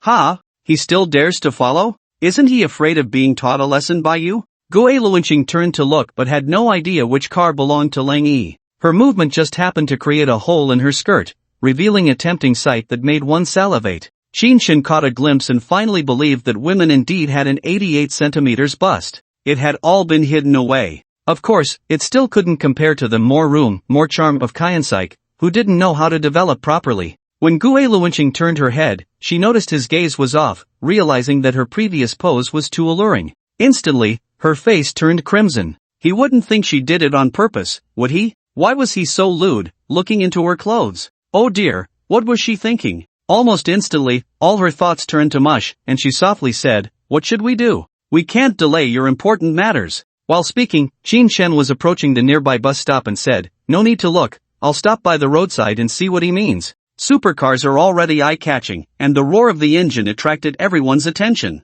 When they stopped, handsome men and beautiful women appeared, making it even more noticeable. Lang Yi, who was following behind, saw Qin Shen get out of the car and wave, reluctantly moving closer. Lowering the car window, he asked with a forced smile, "Qin Xiao, do you have any instructions?" He had no idea what was happening. Qin Shen casually asked, "Your car is modified quite well, the engine has been changed, the brake system has been replaced, but it's a pity the nozzle hasn't been changed, a little bull paired with a big car. Follow me, what do you want to do?" In the first part, Lang Yi was still chuckling awkwardly, but in the latter part, he was so frightened that his soul nearly left his body. "Qin Xiao, I swear on my conscience, the modifications are indeed not thorough enough, but I didn't follow you. I was disheartened and was about to go home. My home is at No. 1 Linjiang." He shouted loudly to prove his innocence. He absolutely could not offend this person. If he brought trouble to his father, it would be the end for the whole family. Is that so? Fine, you can go. Just keep a low profile like me from now on, and don't always attract attention.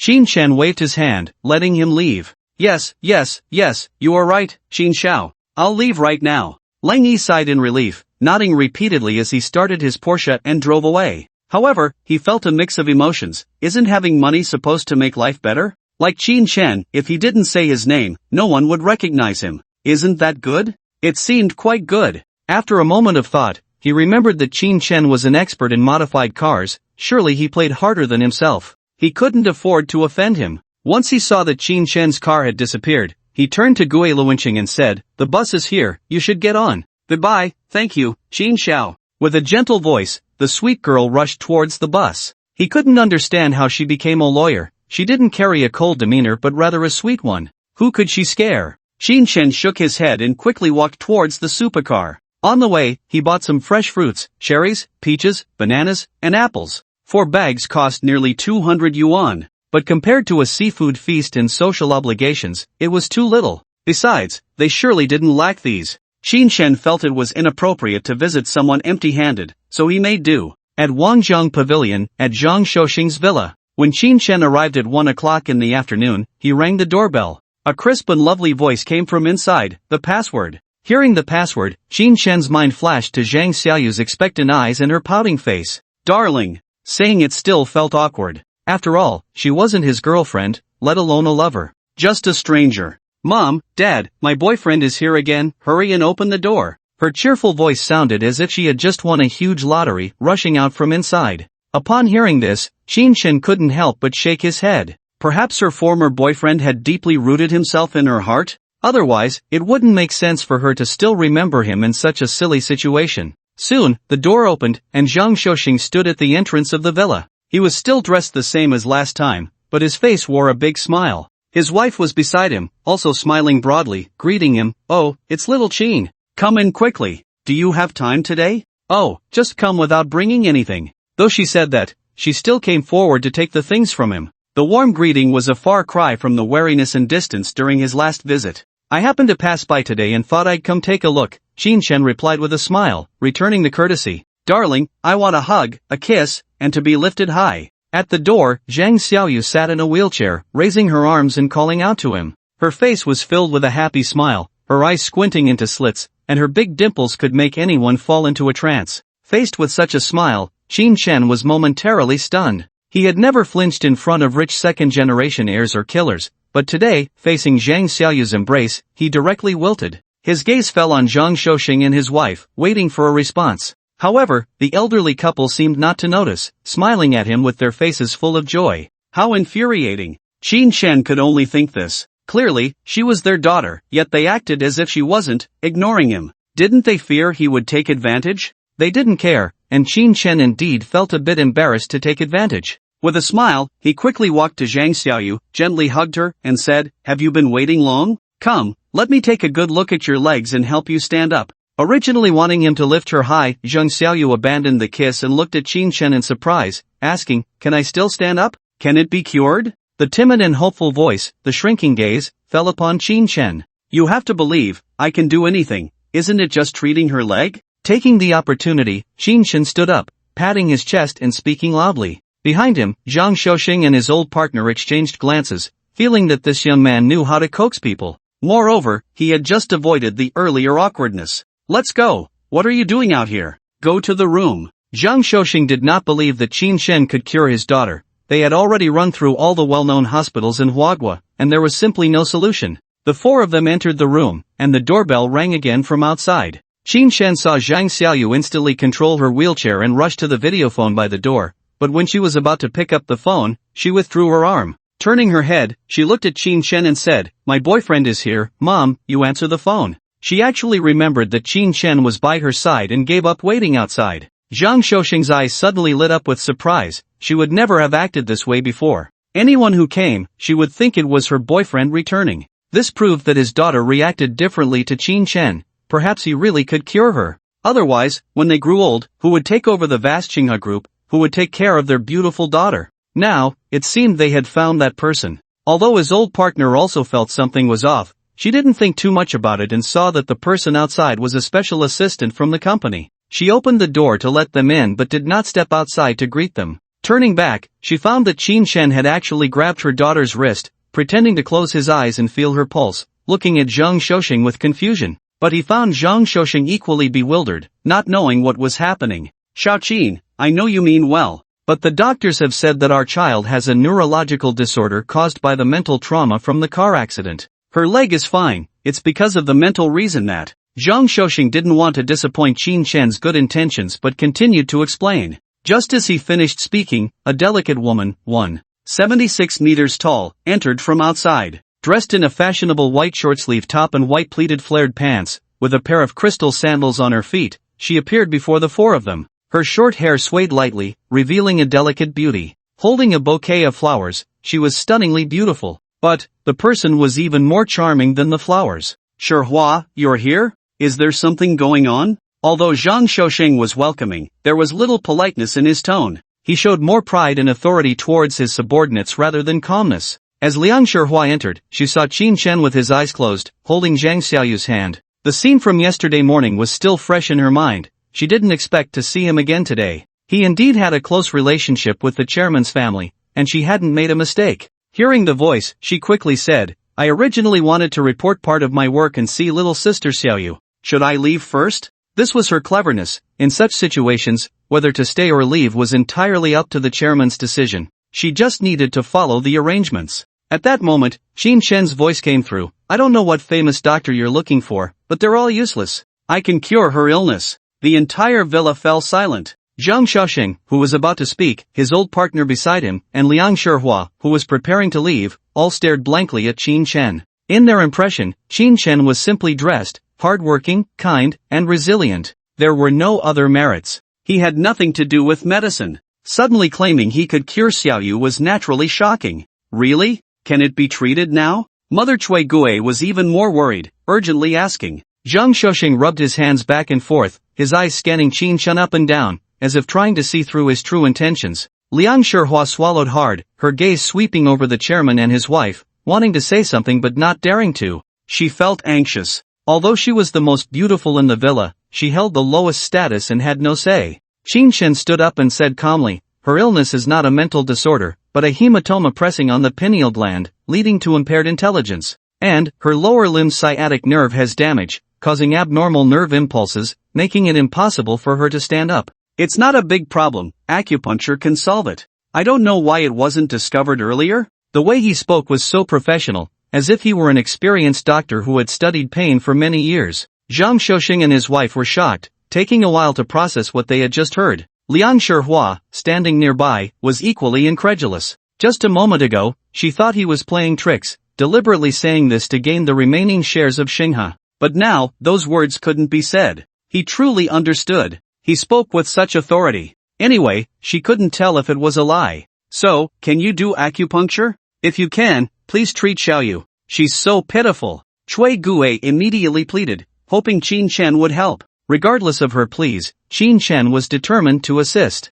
Therefore, he confidently said, of course I can do acupuncture. If I say I'm second, no one would dare claim the first. Just find me a quiet room and let her cooperate with me. He was clearly full of confidence, quite proud. However, in the eyes of Zhang Xiaoxing and the others, he seemed to be bragging. It's known that traditional Chinese medicine gets better with age, not younger. But Qin Chen dared to proclaim himself the best, giving an extremely unreliable impression. Yet, what could they do? The child had been to many hospitals, seen many experts, and had never had a chance of healing. At that moment, Zhang Xiaoyu spoke up, Dear, let's go to my room? Treat me well. I want to accompany you to work every day and earn money. I want to travel across mountains and rivers with you. I want to watch the sunrise and sunset with you. Her eyes sparkled with longing as she spoke sweet nothings. Zhang Xiaoxing and his wife sighed deeply, exchanged glances, and decided to let Qin Chen give it a try. Following Zhang Xiaoyu, they walked into a guest room at the edge of the hall. The room was filled with pink decor, and the big bed was adorned with various cartoon dolls, some taller than a person, others barely the size of a fist. The vanity, desk, and other arrangements indicated it was a girl's room. Qin Chen smiled broadly and leaned down to Zhang Xiaoyu, saying, Dear, lie down and don't move. I'm going to give you acupuncture, but I promise it won't hurt. If you're scared, just close your eyes. Calling her dear in front of everyone made him feel goosebumps all over, extremely uncomfortable. However, to repay Zhang Xiaoxing's kindness, he forced himself to endure it. Zhang Xiaoyu, on the other hand, completely trusted him, smiling brightly and looking at him gently, saying, Should I take off my clothes? Will they get in the way? Her words eased some of Qin Chen's awkwardness. Go ahead and take them off. After he said this, he turned to the couple and said, "Please help her take off her pants, she can wear her underwear. Then bring some alcohol swabs." Since it was his first time, he thought it would be better to be cautious. "Oh, okay." The couple quickly got to work, while Chin opened the gold needle pouch on his left hand and placed it on the bedside table. Inside were a total of 36 gold needles, reflecting the sunlight but also exuding a faint sense of historical depth. When Zhang Xiaoxing returned with the alcohol swabs and saw the gold needles, his eyes widened in shock. For a wealthy man like him, he usually pursued various antiques, valuing their collectible worth. He never expected that the pouch on Qin Shen's wrist contained a set of antique gold needles. The craftsmanship and the inscriptions on them were definitely not made with modern techniques. Modern people are too restless to focus on refining such things. He estimated that this set of gold needles would start at least in the tens of millions. His shock towards Qin Shen's identity grew even stronger. He drove a 20 million Rolls-Royce Dawn, wore Roger Dubuis, and possessed antique gold needles. Quite impressive. Meanwhile, Zhang Xiaoyu had already taken off her pants and was covered with a blanket. Liang Shihua could only stand outside, looking at the guest room from a distance. She could never associate Qin Shen with a divine doctor. In terms of attire and work, they were worlds apart. Inside the room, Qin Shen began the acupuncture. Although it was his first time, various acupoints and treatment methods seemed to be imprinted in his mind, coming to him effortlessly. It wasn't as unfamiliar as they had imagined. Thus, Zhang Xiaoxing and his wife watched as he picked up gold needles of varying lengths, continuously piercing them into their daughter's scalp and thighs. His techniques were endlessly varied, filling their hearts with shock. Zhang Xiaoyu maintained a gentle smile on her face, watching the busy Qin Shen. A focused man is handsome, and a focused handsome man is even more so. She was transfixed, as if everything else had turned into fleeting clouds. For a full half hour, Qin Shen was drenched in sweat from exhaustion. Zhang Xiaoyu, perhaps tired or perhaps too comfortable, actually fell asleep. Zhang Xiaoxing noticed his swaying body, seemingly having exerted tremendous physical effort. In reality, it was Qin Shen's first time without experience, having slept too little the previous night, making it somewhat difficult to endure. However, all the blockages inside had been cleared, and the symptoms had disappeared. He quickly withdrew the needles, stood up, and wiped the sweat from his brow. Then he said to Zhang Xiaoxing and his wife, "That's about it. Let her sleep well. Her legs will definitely be fine, but the head injury will need some time to recover. The compressed nerves won't heal so easily." As he spoke, he placed the needle pouch back on his arm and walked outside. Cui Gui was stunned, running to his children, wanting to say something but unable to find the words. Zhang Xiaoxing was overjoyed, guiding Qin Shen to sit on the sofa, nervously asking, "Qin, is my daughter really okay?" His eyes were filled with urgency, wishing he could dive into Qin Shen's mind to know the specifics. Qin Shen smiled wearily and said, "She's really fine. I need to rest for a bit, I'm too tired." He slumped against the sofa, still sweating. Liang Shihua poured a large cup of warm water from the water dispenser and handed it to him, saying, "Mr. Qin, you must be exhausted, drink some water. It's warm." Qin Shen nodded at her, giving her an extra glance. It's rare to see a beauty standing at 1.76 meters tall. It's a shock to any man. The key was her understanding and perceptiveness. No wonder she became a supervisor at Xinghe. "Thank you." After being polite, Qin Shen took it and drank it all in one go, alleviating much of his fatigue. Zhang Xiaoxing straightened his posture, reining in most of his smile, sitting upright and saying, "Qin, you take a break, I'll ask about the company's matters." Qin Shen was slightly taken aback and asked, "Do I need to avoid this?" "No need. You are the third largest shareholder of the company and my lifesaver. It's normal to know how the company operates." Zhang Xiaoxing didn't let him leave, speaking without reservation. If possible, he even wanted to cultivate him as a successor. Liang Shihua couldn't influence the chairman's decisions. All she could do was convey the company's operations as much as possible.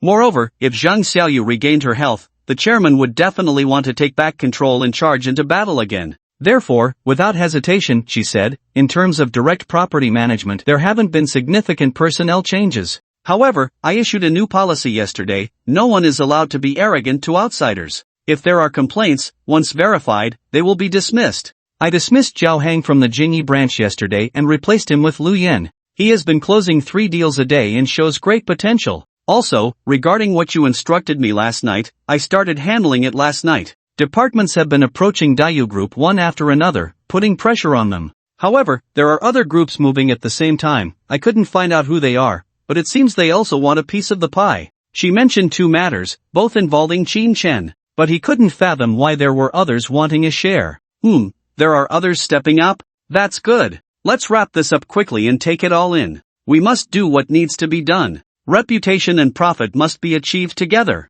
Zhang Xiaoxing cared more about his reputation, not wanting a repeat of the events from the day before yesterday that had frightened his wife and daughter. Yes, we will handle it as soon as possible. By then, we can hold a celebration banquet to promote the healing of the young lady's injuries. Although Liang Shihua didn't continue, the good news released would surely lead to a significant profit in the stock market. However, it had nothing to do with Qin Shen. The stocks couldn't be sold. At headquarters, they haven't dared to acquire land for the time being. It seems that General Zhai is getting involved with someone to secure a major collaboration. Every day he looks cheerful, as if success is just around the corner. However, unlike his usual style, he hasn't let anything slip. Perhaps there are issues. The chairman needs to make a decision. The project development department. The more they talked, the more shocked Qin Shen became. She couldn't understand how her mind could hold so much information, especially specific data that flowed from her lips like treasured knowledge. Her memory was beyond imagination. Zhang Xiaoxing, who had been listening, occasionally made decisive comments that hit the mark, showcasing his rich management experience.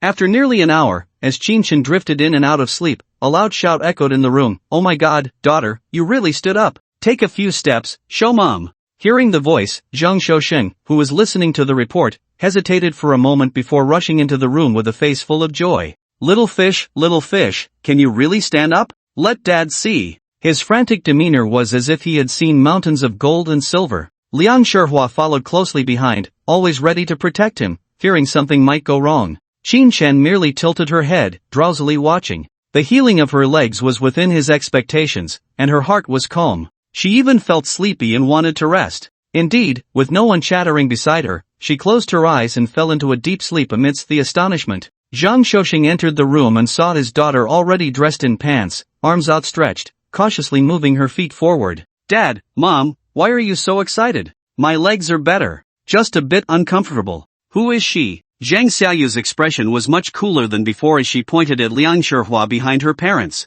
Yet her gaze remained pure, like a clear pond, transparent to the bottom. Cui Gui held out his hands in a supportive gesture, afraid his daughter would fall, guiding her as he said, "She is Dad's assistant. You used to play with her. Very good, take a few steps." It was known that since her confinement, she had never asked about women, only caring about men. Zhang Xiaoxing stood at the door, tears welling in his eyes as he heard her words, feeling excitement for the first time regarding his daughter. He had traveled to countless places in Huagua and seen many doctors, yet none could make her stand. But today, a delivery guy made her stand in half an hour, proving the power of medical skills. His daughter had recovered. If this got out, it would surely attract a lot of attention. Now, he could think of nothing else but hoping his daughter would live well. Little Fish took a few steps and managed to reach the sofa in the living room before sitting down weakly. "Mom and Dad, am I not doing well? Why are you crying? This is my boyfriend, right? He looks so handsome when he sleeps. He was also so handsome when he treated me just now." She vaguely felt that Qin Shen was somewhat different from the boyfriend in her memory, yet inexplicably found Qin Shen more endearing. Her eyes, as clear as pearls, were fixed on Qin Shen, unable to look away for a long time. Zhang Xiaoxing was excited and shocked but then realized that Qin Shen had actually fallen asleep. This child is really tired. "Little Fish, let him sleep quietly for a while. Shall we take a stroll in the yard?" Cui Gui's kindness towards Qin Shen was heartfelt. It wasn't just the life-saving grace from last time, but also this time healing his daughter, bringing hope. It felt as if they had walked through endless years in a cold snowy night, and suddenly a ray of sunshine appeared, illuminating the entire world. She had been in despair, and it was Qin Shen who gave her hope. The three of them quietly moved towards other areas of the living room. Liang Shihua sat opposite Qin Shen, frowning as she looked at him. She had investigated his background and found that he had never been involved in medicine, yet he had cured a disease that had left all of Huagua helpless. Clearly a delivery guy, yet he had instantly subdued 3 assassins wielding machetes, displaying extraordinary combat power. With no background, he possessed a Rolls-Royce Dawn, something even the chairman did not have. He was shrouded in mystery. The more she looked, the more mysterious he seemed, and there was an undeniable charm about him. Just as she was about to fall into Qin Shen's charm and unknowingly draw closer, the chairman's voice came to her ears. "Shihua, come here, prepare some food. Little Qin is here, and Xiaoyu can walk now. Her mind has recovered a bit, let's celebrate." In an instant, she stood up abruptly, her face instantly flushed. She hadn't expected that watching a man would lead to such a moment of wanting to steal a kiss. Perhaps someone had seen her. Just as she got up to leave, Qin Shen also woke up. He opened his eyes, scanned the surroundings, and was momentarily stunned. No way, I actually fell asleep at someone else's house? How long has it been since the afternoon? He was thinking about making more money to pay off his debts sooner. Rubbing his head, he stood up and noticed Liang Shihua hurriedly walking outside. Just now, wouldn't she be coveting my good looks? He guessed randomly in his mind. Qin Shen shook his somewhat stiff neck and walked outside, discovering the Zhang family of 3 outside the villa. They were walking slowly under the shade of the trees, not knowing what they were talking about. He couldn't help but think of his own parents. Ever since he came to the Magic City, he hadn't spent quality time with them, truly a filial son. While stretching his body, he walked out of the villa, and he heard Zhang Shouxing's voice, "Buy more seafood, Xiaoyu likes to eat that. Then buy some meat to help little Qin regain his strength. Look at how thin he is, buy less vegetables, he can't eat much." He was instructing Liang Shihua to prepare dinner. Qin Shen hurriedly rushed over from behind and said, "No need to trouble yourselves, I wasted an afternoon and still have to deliver takeout to make money. You all prepare your own meals." It felt quite awkward to have fallen asleep at someone else's place. To eat a big meal again would be too much of a loss of face. Hearing the voice, Zhang Xiaoyu, who was practicing walking, immediately turned around. Ignoring her parents, she stumbled over, her voice filled with excitement. "Darling, you're awake. I can walk now, I want kisses, hugs, and to be lifted high." Her face was full of excitement, looking like a 5 or 6-year-old girl. Qin Shen was completely taken in, her innocence and clarity were irresistible. Clearly a stunning beauty, yet she spoke like this, any man would be unable to resist. Fearing she might fall, Qin Shen quickly stepped forward, supporting her under her arms. With a slight effort, he lifted her up, spun her around twice, and set her down. "Oh, darling, come play with me." Zhang Xiaoyu, now on the ground, had a beaming smile, grabbing his hand and heading towards the swing under the willow tree. Zhang Shouxing saw his daughter relying on Qin Shen like this and smiled, nodding secretly. Especially seeing him lift his daughter, he admired his strength and character, appreciating his hard work. He hadn't given up his job just because he had an extra 100,000. Following behind, he said, "Working to make money doesn't take much time, let's eat first and then go. Cooking at home is better than eating out." Qin Shen waited for Zhang Xiaoyu to sit on the swing before retorting, "I'm helping because you helped me yesterday. It's not for the food. If she wants to eat, once she recovers, I definitely won't refuse. My parents are coming to the Magic City, I need to work hard to make them happy." He really didn't want to eat, it would waste a lot of time. Not only making money but also delaying his drama watching. Zhang Shouxing understood that if he had let go last night, Qin Shen wouldn't have cared about his daughter today. The favor was growing heavier and needed to be repaid quickly. Qin Shen then said to Zhang Xiaoyu, "Darling, I have to go make money now, see you next time." After saying that, he pushed her away with some force. "Oh, darling, are you leaving again? When can we play together every day and sleep together?" She sat on the swing, her voice floating. Especially the content, it seemed like she couldn't wait to get married. Qin Shen admitted he wished he could just take care of her right then and there, it was too wicked. If it were a normal person, it would definitely attract a lot of gossip. But she only had the intellect of an infant, and it seemed to have become an obsession for her to say such things. Soon, I have to go."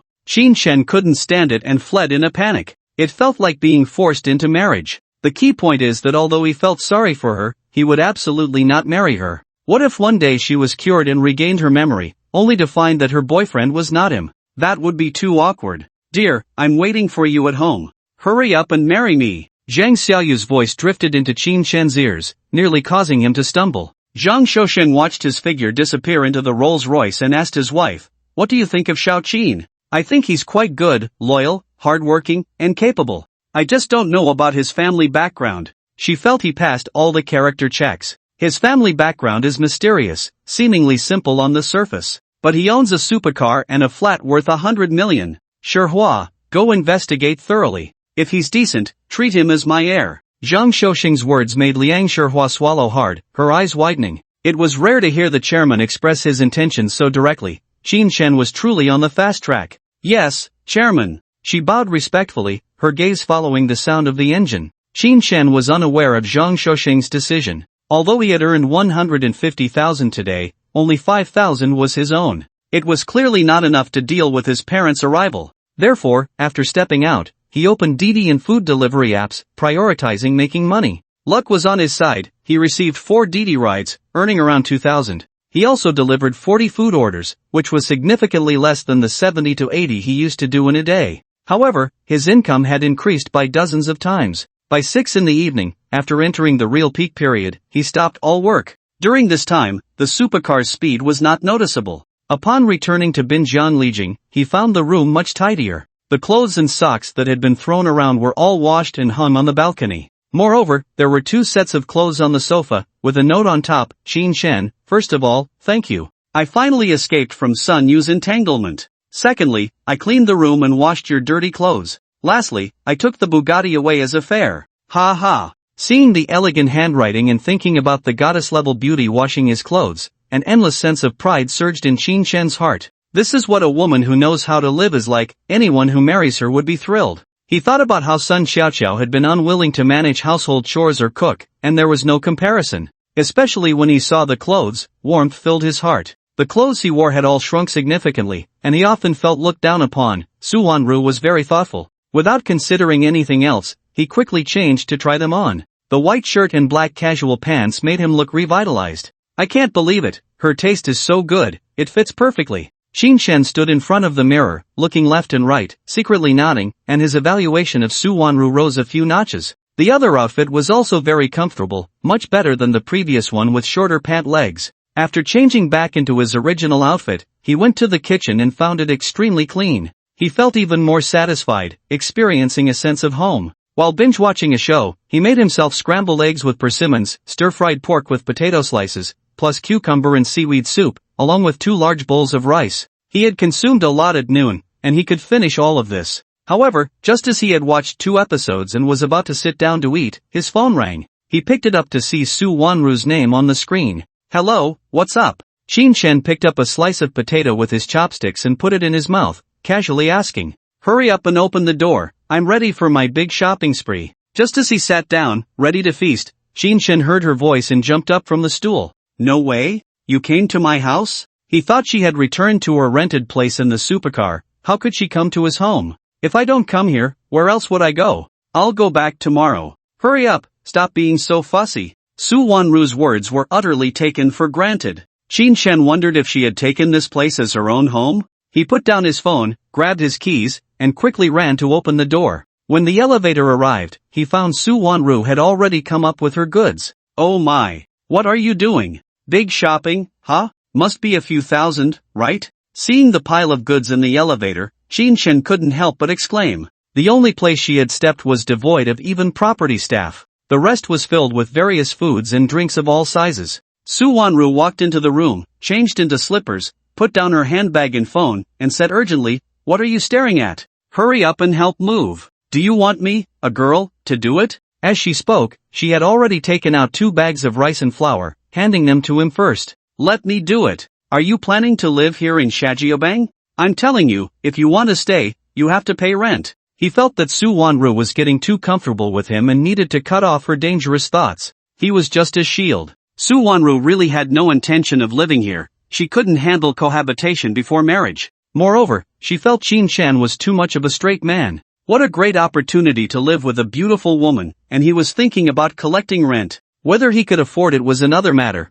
but he had to maintain his stance, quickly saying, oh, you wish. Living with you, I'd be the one at a disadvantage. I'm just grateful you helped chase away Sun Yu. Hurry up and move, she said with a slightly displeased expression, patting his arm. Qin Shen secretly breathed a sigh of relief. Living with her made him fear he wouldn't be able to resist temptation and might end up doing something inappropriate, which would be unfair to her. Beef, pork, lamb rolls, rice, seafood, and so on, the various meats exceeded over 100 pounds. There was also a Red Bull, 2 bottles of Yongchuan Tenya, a bottle of Ili milk, and more. As they moved, Qin Shen felt deeply touched. You, a girl, bought so many things, why didn't you call me to go with you? Even though she had helped get rid of the annoying pursuer, there was no need to be so extravagant. Moreover, she thought of foods he hadn't even considered. He had only bought various seasonings, simple vegetables, and eggs, mostly noodles and instant noodles. He had only a little meat, it was too expensive to splurge. It felt just like living in a dorm. However, Su Wanru's additions brought a taste of home. Call me to go? Ha! You just tell me not to spend money and go home. Su Wanru shot him a fierce glance and couldn't help but say. While speaking, she took the food from the elevator and moved it to the kitchen, placing them separately. Looking at the filled kitchen cabinets and refrigerator, Qin Shen felt an indescribable happiness. Oh, you can cook? Just right, I've been out all afternoon and I'm hungry. There's cooked beef, pig trotters, and sausages. Let's heat up some ready-to-eat food. Su Wanru walked to the kitchen and saw that the dining table was already set with food, excitedly saying. She washed her hands, took off her outer coat, and wearing a cool tank top, ran to cut the meat. In less than 3 minutes, 2 dishes were served, turning into 4 dishes and a soup, with 2 large bowls of rice. Qin Shen, who had put away the rice, flour, and various drinks, came out of the cold storage and looked at Su Wanru, a rush of heat rising. He bit his lip and said, with a figure like yours, aren't you afraid I won't be able to control myself and turn into a wolf?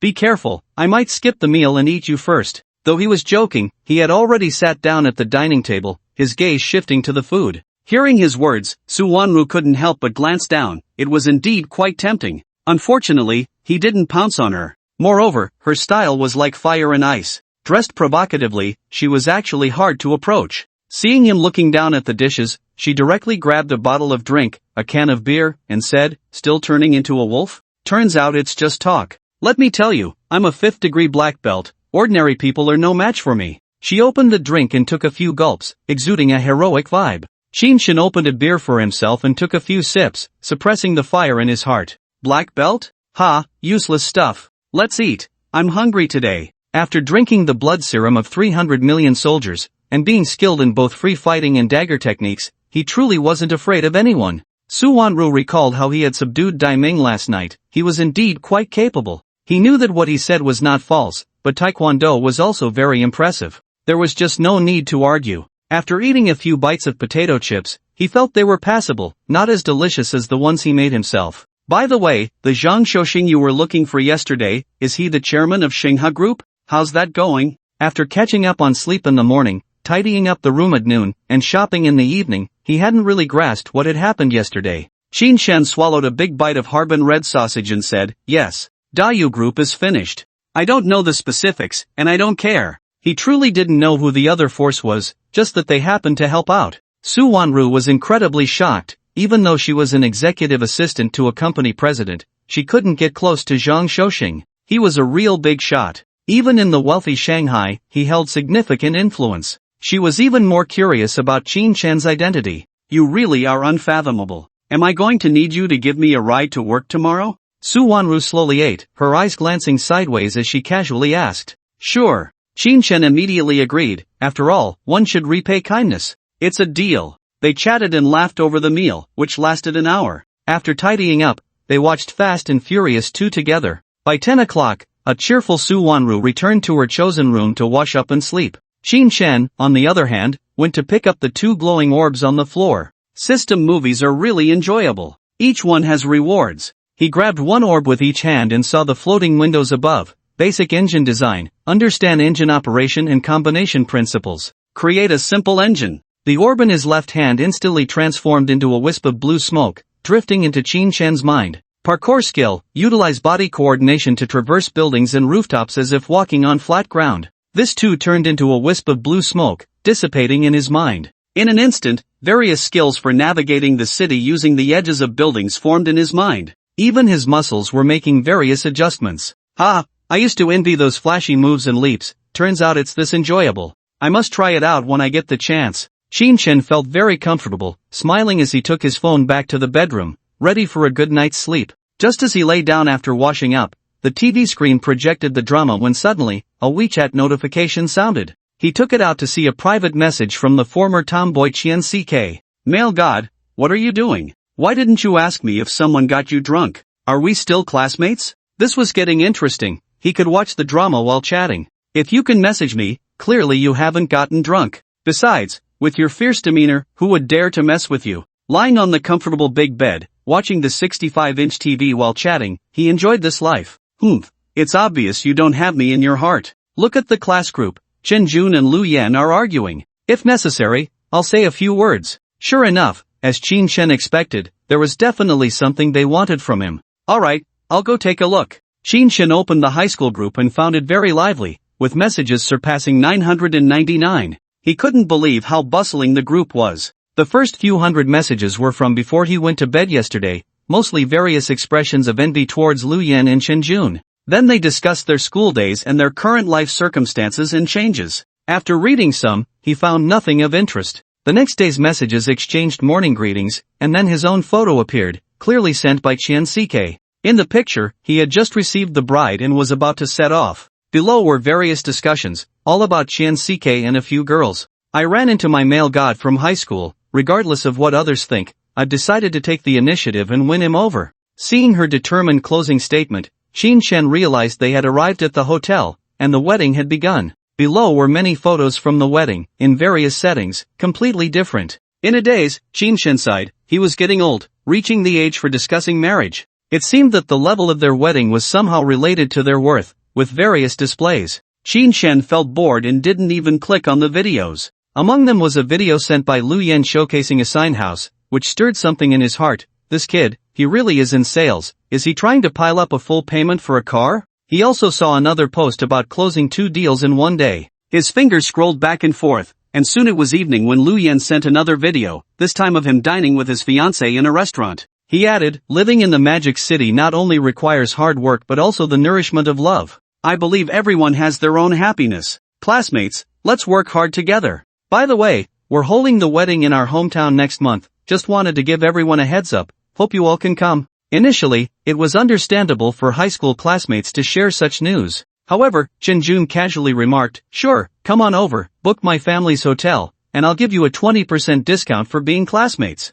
You're happy, but what about Qin Chen, who's struggling in the Magic City? I heard his company went bankrupt, his girlfriend left, and he's delivering takeout. Aren't you going to help him out? Upon reading this, the entire group fell silent for 10 minutes. Then Lu Yan exploded. Chen Jun, are you even human? Do you have to broadcast such things? We're all classmates. Can't you show a bit of sympathy? Besides, can't Qin Chen help me find a job? Can't he solve his own problems? His intention to defend Qin Chen was evident. What's wrong? Can't I state the facts? He's in this mess and still trying to act cool. His parents are renting a place while he drives a sports car. What's that about? If I find you a job, you'll just be his super sycophant. Damn. If he sells his supercar, can't he buy a house for his parents instead of living in a doghouse every day? Chen Jun's words became increasingly rude, seizing on Qin Chen's lack of filial piety to berate him. Xian CK hoped the girls would persuade him, but it had no effect. The two continued to escalate their argument. They brought up ancestors from 18 generations back. If it weren't for the internet, they might have already come to blows. Even now, they were still cursing at each other. Qin Chen stepped in and said, alright, Lu Yan, that's enough. It's just a small matter, why take it to heart? Life is lived for oneself, no need to care about what others think. Chen Jun, it's late, let everyone rest well. Cursing isn't right, and thank you for your concern for my parents. By the way, I want to thank everyone for their concern and apologize. I have a bit of influence in the Magic City, so feel free to come visit. I'm going to sleep now. He felt he was on a higher level now, looking down on their lives and ways. No matter what was said, it wouldn't affect him. A billion-dollar group could be toppled at will. Who would dare say anything to him? As long as he found an opportunity to show off in front of them, once they knew his strength, all the trash talk would vanish. A frequently discussed legend suddenly spoke up in the group, instantly attracting a crowd. Qin Shen, I really want to know, do you really drive a supercar? Oh my, the rich guy has appeared. Everyone step aside. Watch out for your 24-karat gold eyes. What day is it today? Even the carefree wanderers are showing up in the group. Thank me, I'm the one who told him to come out and stop them. Otherwise, the classmate relationship would have been ruined. Xian CK sent a series of smug emojis. Then she posted a photo of Qin Shen's watch, continuing, come, let me show you my idol's watch. Guess how much it costs? I originally wanted to let you hear my idol's voice, but I think it's better to keep a low profile, I might get scolded. She seemed to be showing off, and a flurry of replies derailed the group chat's rhythm. Seeing the main character had appeared, Lu Yan rushed over to private chat, where Qin Shen explained everything. Chen Jun seemed to be stunned, quieting down and ceasing his insults, as he too had seen that watch in Qin Shen's half-body photo. A car can be borrowed, but no one would ever lend a watch. Not to mention that there's a wedding venue behind it, it's absolutely impossible to come out. The more one cares about wealth, the more they bow and scrape to the rich. After nearly an hour of arguing, the group chat received no response from Qin Chen, and gradually everyone quieted down. Lu Yan was silenced by what he said, preparing to enjoy a world for two with his wife. He let out a sigh, placed his phone down, and focused his gaze on the television. After a whole day, he had binge-watched up to the 22nd episode, with 20 more to go before it ended. At least 6 more hours. When he saw it was midnight, he simply couldn't hold on any longer and fell asleep. His sleep was restless, filled with dreams of various beauties swirling around him. One moment it was the sultry Su Wanru, the next it was the graceful Chen Sike, and then it transformed into the adorably naive Zhang Xiaoyu, ultimately changing into the uniformed CEO Lu Ruyan. Each unique, like a revolving lantern, constantly shifting. In the morning, he woke up to the sun shining on him, warm and inviting. He opened his eyes, almost dozing off again. He turned over, stretched his body, and entered the bathroom. Ah, this life feels like I'm about to decay. I used to get up at 6, and now it's almost 7. He mused quietly while brushing his teeth. Although he was working hard to make money, he really wasn't as serious as before. After washing up, he walked to the gym. He hadn't used it even once. He did 100 push-ups and 100 chest expansions, yet surprisingly didn't break a sweat. Shaking his head, he felt the workout was simply not enough, he needed more stimulation. With a smile on his face, he quickly headed downstairs, where he heard Su Wanru's voice. Hurry up, it's time to eat, you need to take me to work. Hearing her voice, Qin Chen saw Su Wanru busy in the kitchen. Today, she wasn't wearing a bathrobe but a light yellow nightgown, the hem just 20 centimeters above her knees. It felt intentional, as if by slightly raising her arm, one could catch a glimpse of her cute underwear. In reality, nothing was visible, it was just this tempting design. Her wine-red hair cascaded down, adding a touch of allure. They say that women who make heartwarming breakfasts are the most beautiful, and at this moment, it was indeed true. So fragrant. Not just the food, but you too. Qin Chen praised, sitting at the dining table, his eyes fixed on the sumptuous breakfast. In his heart, he lamented that this was the decadent life of the wealthy. Sleeping until naturally awake, meals brought to his mouth, and beautiful women attending to his needs. He wished he could live like this forever. Su Wanru shot him a glare and said, after staying here for 2 days, you've learned to be so slick. I'm telling you, I won't be coming tonight. Humph. Her playful demeanor added even more temptation. The bun in Qin Chen's mouth nearly fell out. Seeing his silly expression, Su Wanru laughed directly, revealing a radiant smile. Perhaps, this is love? Feeling flustered, he grabbed a bun and lowered his head to eat. Qin Chen felt that the morning sunlight was even brighter, filled with the scent of love. Nevertheless, the warm breakfast eventually came to an end. Su Wanru insisted he wear a white shirt and blue casual pants, with black casual shoes, to take her to work. In her words, a man should pay attention to his taste, especially since you're my boyfriend. Even passengers in a Didi will feel happier and tip more. Nothing else could sway him, but the last word about money made him obediently put on his clothes. For Qin Chen, leaving for work at 8 was too early. Even after dropping her off at the company, it was still not 9. He casually opened Didi, sitting in the car while binge-watching shows and waiting for a ride. To his surprise, someone really wanted a Didi early in the morning. The first order was to pick someone up from the Oriental Pearl Business Hotel, round trip, he'd at least pocket 2,000. That was the price of a super luxury car. Even so, the other party set off without hesitation. Unexpectedly, the person he picked up was an arrogant woman, sitting in the car with a critical eye, dissatisfied with everything. How can you use such a shabby car to pick me up? Do you know, I drive a big Jeep abroad. Tell your boss that if your engine factory doesn't provide me with a luxury car, I won't go. What the hell? It's so low that others can see my chest. From the moment she got in the car, she kept mumbling, acting all high and mighty. This was the first time Qin Chen heard someone say that his Rolls-Royce was a junk car, garbage. The middle-aged man next to her looked embarrassed, apologizing profusely, as if he had done something wrong. In less than 3 minutes, Qin Chen was fed up and coldly retorted, if you're so impressive abroad, why come back? Do you think a big Jeep is impressive? Do you know how much my car is worth? It was better when he didn't speak. After he did, the woman became even angrier, screaming like a madwoman, you filthy driver, how dare you be arrogant with me? Your little broken car is worth at most 100,000. I'm impressive abroad. The car they provided me is a $500,000 Jeep. It's incredibly comfortable, with a wide view to enjoy the beautiful scenery abroad. Put. Humph. Qin Chen laughed wildly, while the man in the passenger seat, Wang Yan, covered his mouth, trying hard to hold back his laughter. What are you laughing at? Can't you understand human language? The woman in the back almost stood up, pointing at the two of them and yelling, as if she were about to hit someone. Qin Chen was unafraid, glancing at the rearview mirror, and said to Wang Yan, I really don't understand why your company would hire such a woman.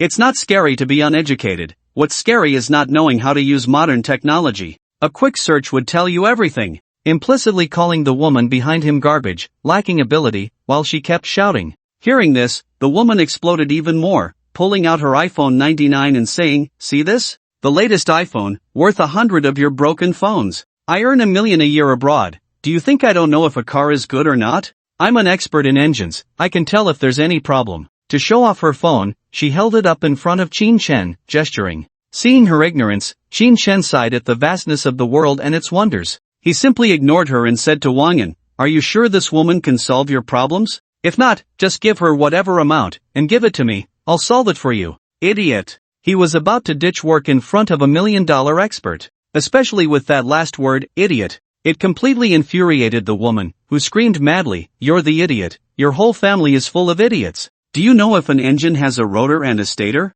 Do you know about coils? Do you know about magnetic conversion? The engine of your broken car is roaring and making noise, it must be something terrible. Over time, it might explode. Be careful not to get blown up." Her words were harsh, practically a curse. Upon hearing this, Wang Yan couldn't stay silent any longer, otherwise, he didn't know what would happen. He immediately turned around and coldly said, "Expert Zhang Li, please check the phone, this car is a Rolls-Royce Dawn. Just look at the domestic guide price, no need to check the final price. Please take another look at the matching engine model, maybe you can keep your mouth shut." Originally, he was cautious when facing an expert solving company technical issues and didn't want to say anything harsh, but now it seemed he had no choice, it was completely out of hand. Under his reprimand, Zhang Li's arrogance was somewhat suppressed. She was here to make money, if she got angry and refused to cooperate, she would lose out. However, her anger towards Qin Chen remained unabated, and she still boasted, "I'm asking you a question, why aren't you answering? You idiot." Then she opened her phone, ready to check the situation,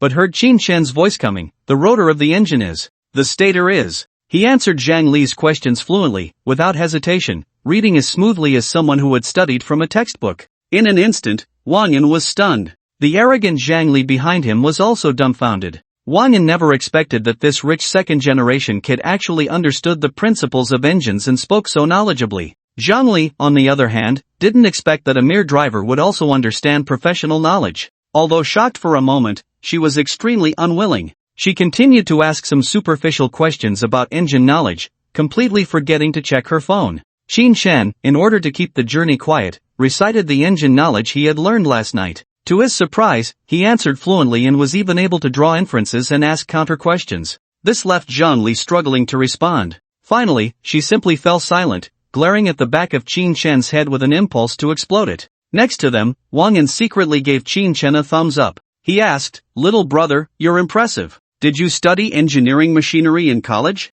That's so professional." Suddenly, a thought crossed his mind, if he could bring him to his unit, it would be even better to help solve problems. Once the idea formed, it was unstoppable. Qin Chen smiled and joked, "It's tough these days, even driving a DD requires various skills. I studied business management." Zhang Li, hearing this, became even angrier. A business management student knew more about engines than she did. Is the domestic talent really this strong? She was filled with shock and anger, preparing to find an opportunity to teach him a lesson. There was no time on the car, and they quickly arrived at the headquarters of Linshan Engine. Outside, there were about 10 people from the headquarters, all waiting at the car door. They were all shocked that manager Wang had actually sent a supercar to pick up an expert. It was quite a show of face. Zhang Li couldn't wait to jump out of the car and shouted loudly at the waiting leaders, "What kind of manager are you? You sent a little broken car to pick me up?" Upon hearing the woman's words, everyone was instantly petrified. A little broken car? Could it be a mistake?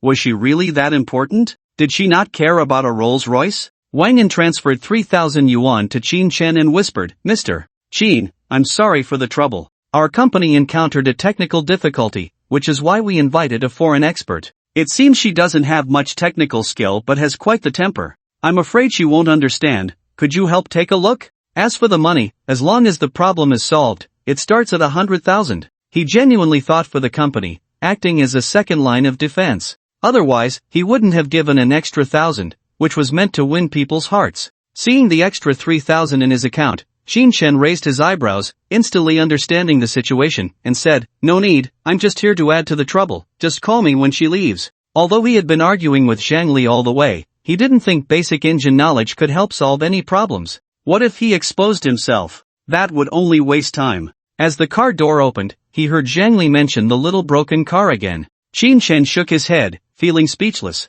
What a thing! Wang Yan stepped out, and before the car door could close, a rebuttal came, "Expert Zhang Li, do you know how much this little broken car costs? The big jeep you rode in abroad could buy 40 of these. I kindly found you a supercar, and you call it a little broken car? All my sincerity has been trampled into the ground. After hearing this, Zhengli calculated in her mind, her eyes gradually widening in disbelief as she looked at the departing supercar. There was a deep sense of regret in her gaze. Once, a supercar was right in front of her, and she didn't cherish it. Only when it left did she realize her mistake. Endless bitterness churned in her heart. The big Jeep can't be that expensive, right? That car costs 20 million. How could someone working with engines not understand cars? No way. A quirky girl beside her curiously stared at her and said deliberately, having just been so disrespectful to them, she needed to be taught a lesson. Don't talk nonsense. Expert Zhengli, please follow me to see our engines and understand the situation. A man in his 40s stood at the front, guiding Zhengli inside.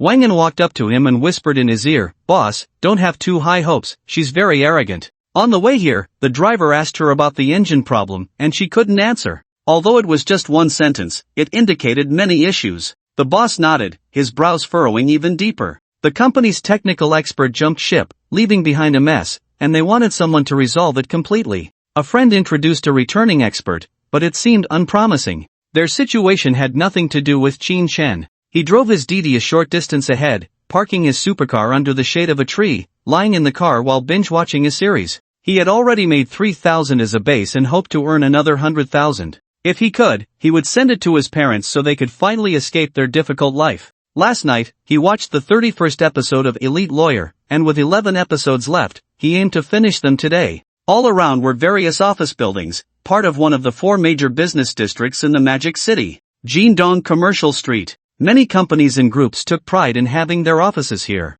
It was a face to the outside world, making them seem superior. The white-collar workers walking back and forth were more interested in Rolls-Royces, yet no one dared to approach. They knew rich second-generation heirs were not to be trifled with. However, there were plenty of rich second-generation heirs. Especially at night, various luxury cars roared past, flaunting themselves. Someone like Qin Shen, quietly parked under the shade watching a series, was absolutely unique. Just as he reached the 37th episode, Qin Shen noticed many people outside rushing forward, as if something had happened. Initially, he just wanted to watch his show and ignore everything else. But what if it was a money-making opportunity? He rolled down the car window and faintly heard a voice from afar. "Who can help me get back the plate from his hands? I'll give 50,000. The voice was soft, filled with helplessness and despair. He couldn't hear the rest, but Qin Shen caught the 50,000. If it wasn't too difficult, he hoped to take it. 50,000 was more than delivering takeout a few thousand times. He turned off his phone, pulled out the car key, and strode toward the source of the voice.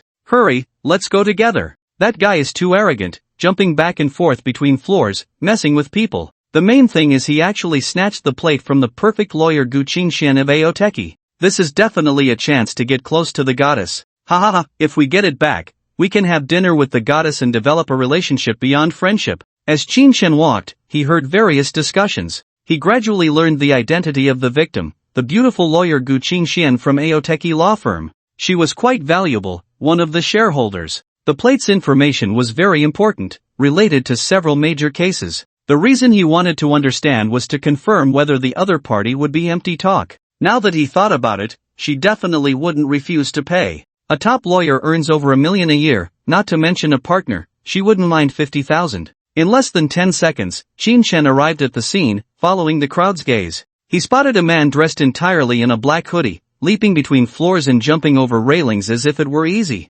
He even dared to jump from one building to another, 10 meters apart. It was like playing with his life. The pursuers behind him couldn't catch up at all. He danced between the buildings. Parkour. Qin Shen immediately recognized that the thief jumping between the buildings was using parkour skills. The people chasing him were clumsy and cautious, only highlighting his strength. Seeing this, even without the matter of Gu Qingshan, he felt excited and wanted to challenge him. Running a few laps could earn him money. He definitely couldn't let this opportunity slip away. He rushed to the woman's side, excitedly saying, "Get the money ready, I just need a transfer. Watch me get it back for you." As he spoke, his body moved like a nimble bobcat, leaping directly to grab the railing 3 meters off the ground. With a slight exertion, like a monkey, he flipped himself up. Grabbing the edge of the window, he pushed off with his feet, stepping on the railing and climbing rapidly. In the blink of an eye, he reached the 10th floor railing of the office building. Then, using the protrusion outside the glass and his powerful body control,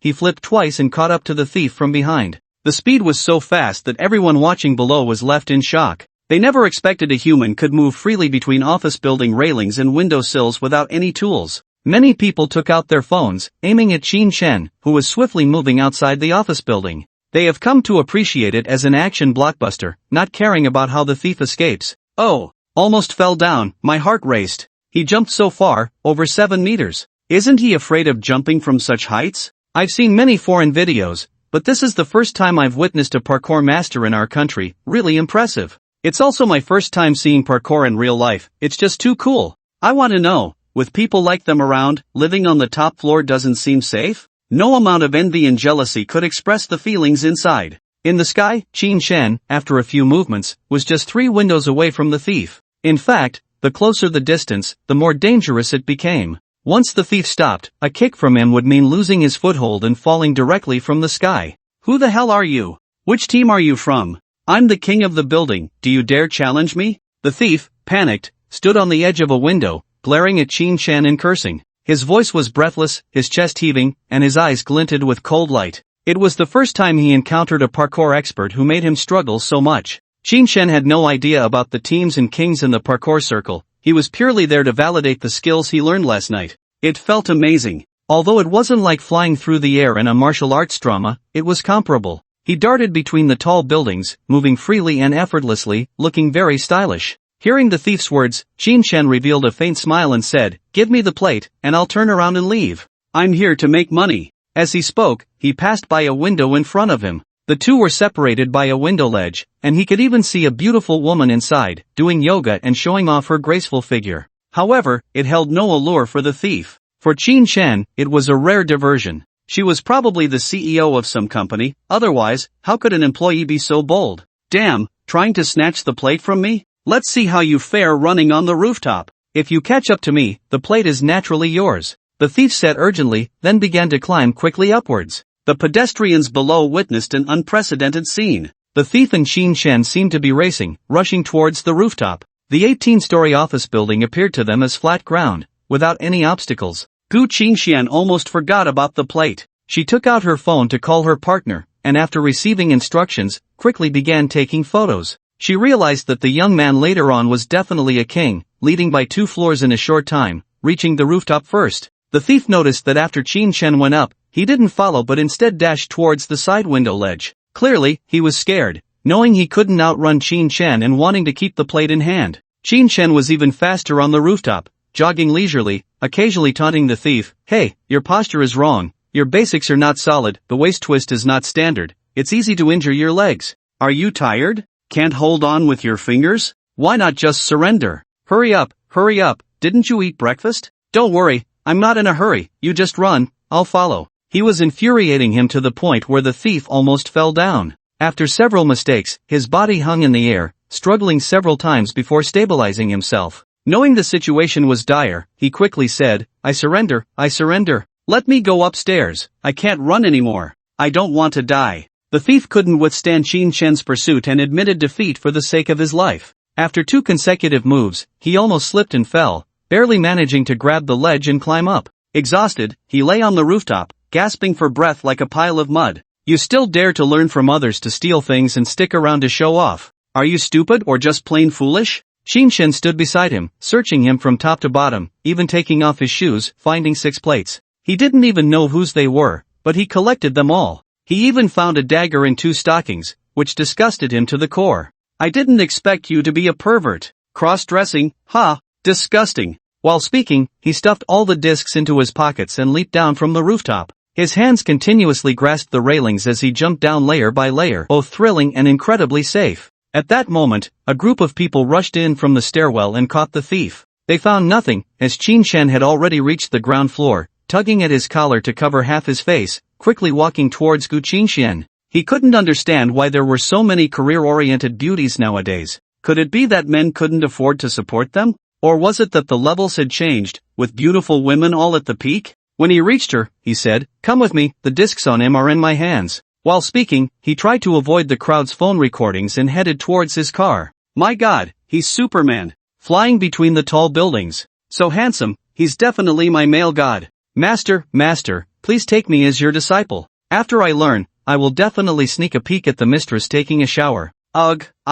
male god, I like you, take me to be a flying person, I can warm your bed. Various voices echoed in Qin Shen's ears, but he dared not linger for a moment. He quickly squeezed out of the crowd and jumped into his car. With the help of her assistant, Gu Qingxian quickly rushed out of the crowd and got into his car. Before she could settle in, the engine roared to life, and they sped away. Inside the car, Gu Qingxian looked Qin Shen up and down, her beautiful eyes sparkling with shock and surprise. She hadn't expected him to be a rich second generation. In her mind, most rich second generations were heartless and incompetent. However, Qin Shen was different. The scene of him moving through the floors just now struck her deeply. Not only that, but he also knew how to avoid the crowd's eyes and hide in a safe place to prevent any leaks. What are you looking at? I don't have flowers on my face. I found a few discs. What do yours look like? Just so you know, I'm in it for the money. Don't think about hitting on me. After parking, Qin Shen noticed the beauty was still looking at him and couldn't help but tease.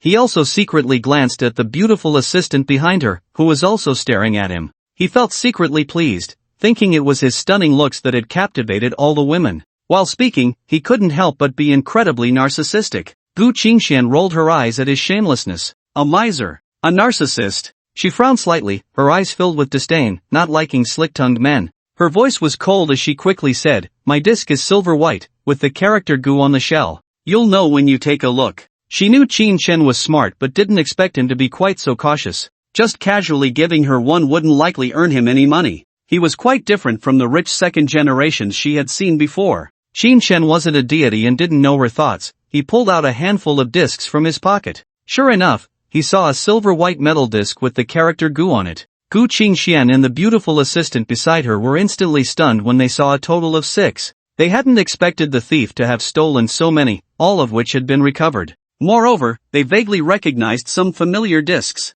Gu Qingxian raised her eyebrows, her eyelids twitching slightly. She had to get them all. Perhaps it could change the current situation of Aoteki. While she was considering this, she heard a voice. Here, take it, transfer the money. Qin Shen handed over the disc and put the rest back into his pocket. Gu Qingxian composed her expression, took her disc, and carefully tucked it away. She took out her phone, her mind racing, thinking about how to get all the discs back. Recognizing that there were discs belonging to her partners, there must be a lot of important information. Add me on WeChat, I'll transfer the money to you. Qin Shen, unaware of her intentions, added her on WeChat. He heard a notification, ding, accompanied by a sound, 50,000 arrived. A smile appeared on his face. He felt great about earning this money today. He planned to transfer it to his bank account, thinking about how to earn the money from the engine factory and send it to his parents. If he couldn't earn it, he would continue to find a way. While thinking about money, he noticed that Gu Qingxian and her companion had not yet gotten out of the car,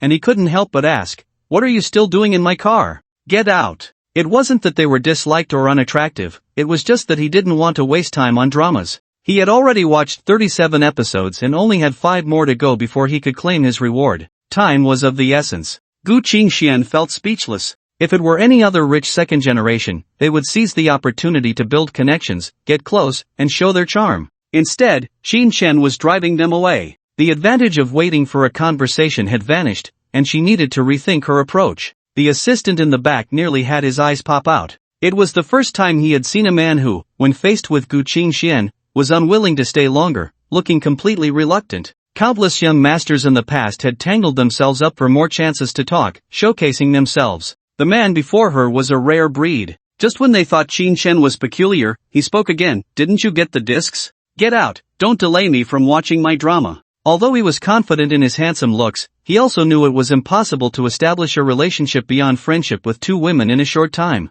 Rather than waste time, he preferred to watch dramas. He was more eager for the reward from binge watching. Gu Qingxian had never encountered such a straightforward man. Did he not think he was unattractive? Did he not know how to build rapport? Was he devoid of feelings? A hint of helplessness appeared on her delicate face. Since he liked money, then let money do the talking. Why don't you sell me the other discs you got? After all, they were snatched from a thief. After saying that, her big eyes stared directly at him. Qin Shen understood the implication of her words but noticed the seriousness and anticipation in her gaze, realizing that the discs in his hands still had value. He had sold all his computers to raise money to pay off debts, and he couldn't use them at home anyway. If he could sell them for money, that wouldn't be bad. But why would they want to buy used discs? With the financial power of a law firm, they could buy as many as they wanted. There was no need to buy used ones. There was something fishy. A flurry of thoughts raced through his mind, and he cautiously said, "Beauty, you're joking. You're so rich, what discs can't you buy? I don't have any at home, I'm keeping them for myself." The implication of his words was to raise the price. Otherwise, selling 5 valuable ones for 200 or 300 would be a huge loss. Gu Qingxian looked at his expression and understood that it was definitely about money. She decided to be generous and said, "How about this, for the 5 discs, I'll give you 50,000. What do you think?" If she could get hold of the partner's information, perhaps she could save the company's recent downturn. Clearly, it was a law firm with billions in funds, yet they had lost several lawsuits in a row. There must be something amiss. The key might lie in these discs. Upon hearing 50,000 for 5, Qin Shen's mind raced several times, vaguely sensing something was off but not knowing what it was. Anyway, there was money to be made, far exceeding the cost, so he sold them. He handed over all 5 discs and said, "Deal. Take them all." Spending 50,000 on discs is quite extravagant. His voice carried a hint of mockery, along with excitement. Catching a thief had sharpened his parkour skills, earned him 100,000. Was there anything more satisfying than this? Not bad. Gu Qingxian didn't expect him to be so agreeable, smiling like a blooming rose, and said, "All right, deal." She promptly transferred 50,000. After handing the discs to the assistant in the backseat, she said, "Thank you, but I haven't asked your name. If there's a lawsuit in the future, I'll help you for free." After saying that, she unbuckled her seatbelt and prepared to get out of the car. Qin Shen's eyes lit up. That suggestion was excellent. He quickly said, "My name is Qin Shen, I will definitely trouble you in the future." He then thought about being cheated in business, and the failure of his startup had become an obsession. He had to find a way to get justice. "All right, goodbye." Gu Qingxian replied coldly and decisively, without a trace of reluctance, turning to leave. A Mercedes followed them as they departed. Qin Shen shook his head, finding it quite amusing that he had wasted so much time over a few worthless discs. Checking the time, it was around 11 o'clock. With 100,000 coming in, he felt much less inclined to deliver takeout.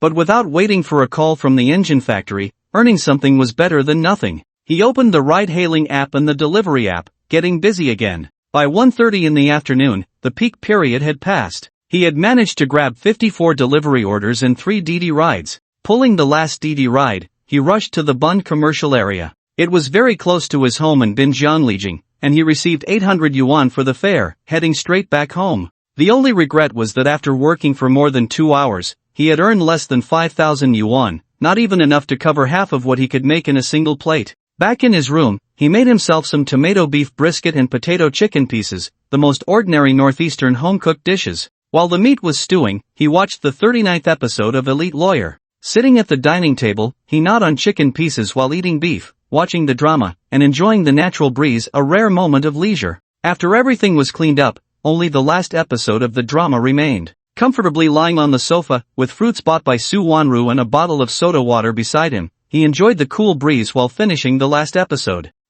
Let's see what the reward is. He strode over, grabbing one with each hand, and leaned out of the bay window. Aoteki Equity Certificate, owns 23% of Aoteki Law Firm, the third largest shareholder. Market value, 3.6 billion. Not for sale. Upon seeing the equity certificate, Qin Shen pursed his lips and blinked, wishing he could tear it up on the spot. Damn it! If it can't be sold, what's the use? It meant he still had no money. He still had to work hard. Real estate certificate, market value 100 million. Not for sale. Another property. Instantly, he felt a mix of joy and worry. Excited, he opened the property certificate, which read Tangshaniping 2001, with an area of 498 square meters and a unit price of 220,000 per square meter. His heart raced at the sight of the unit price. Even though he already owned a property, he couldn't help but be shocked. With that amount, he could buy a 40 square meter house back in his hometown. In Tangshaniping, he couldn't even buy a bathroom.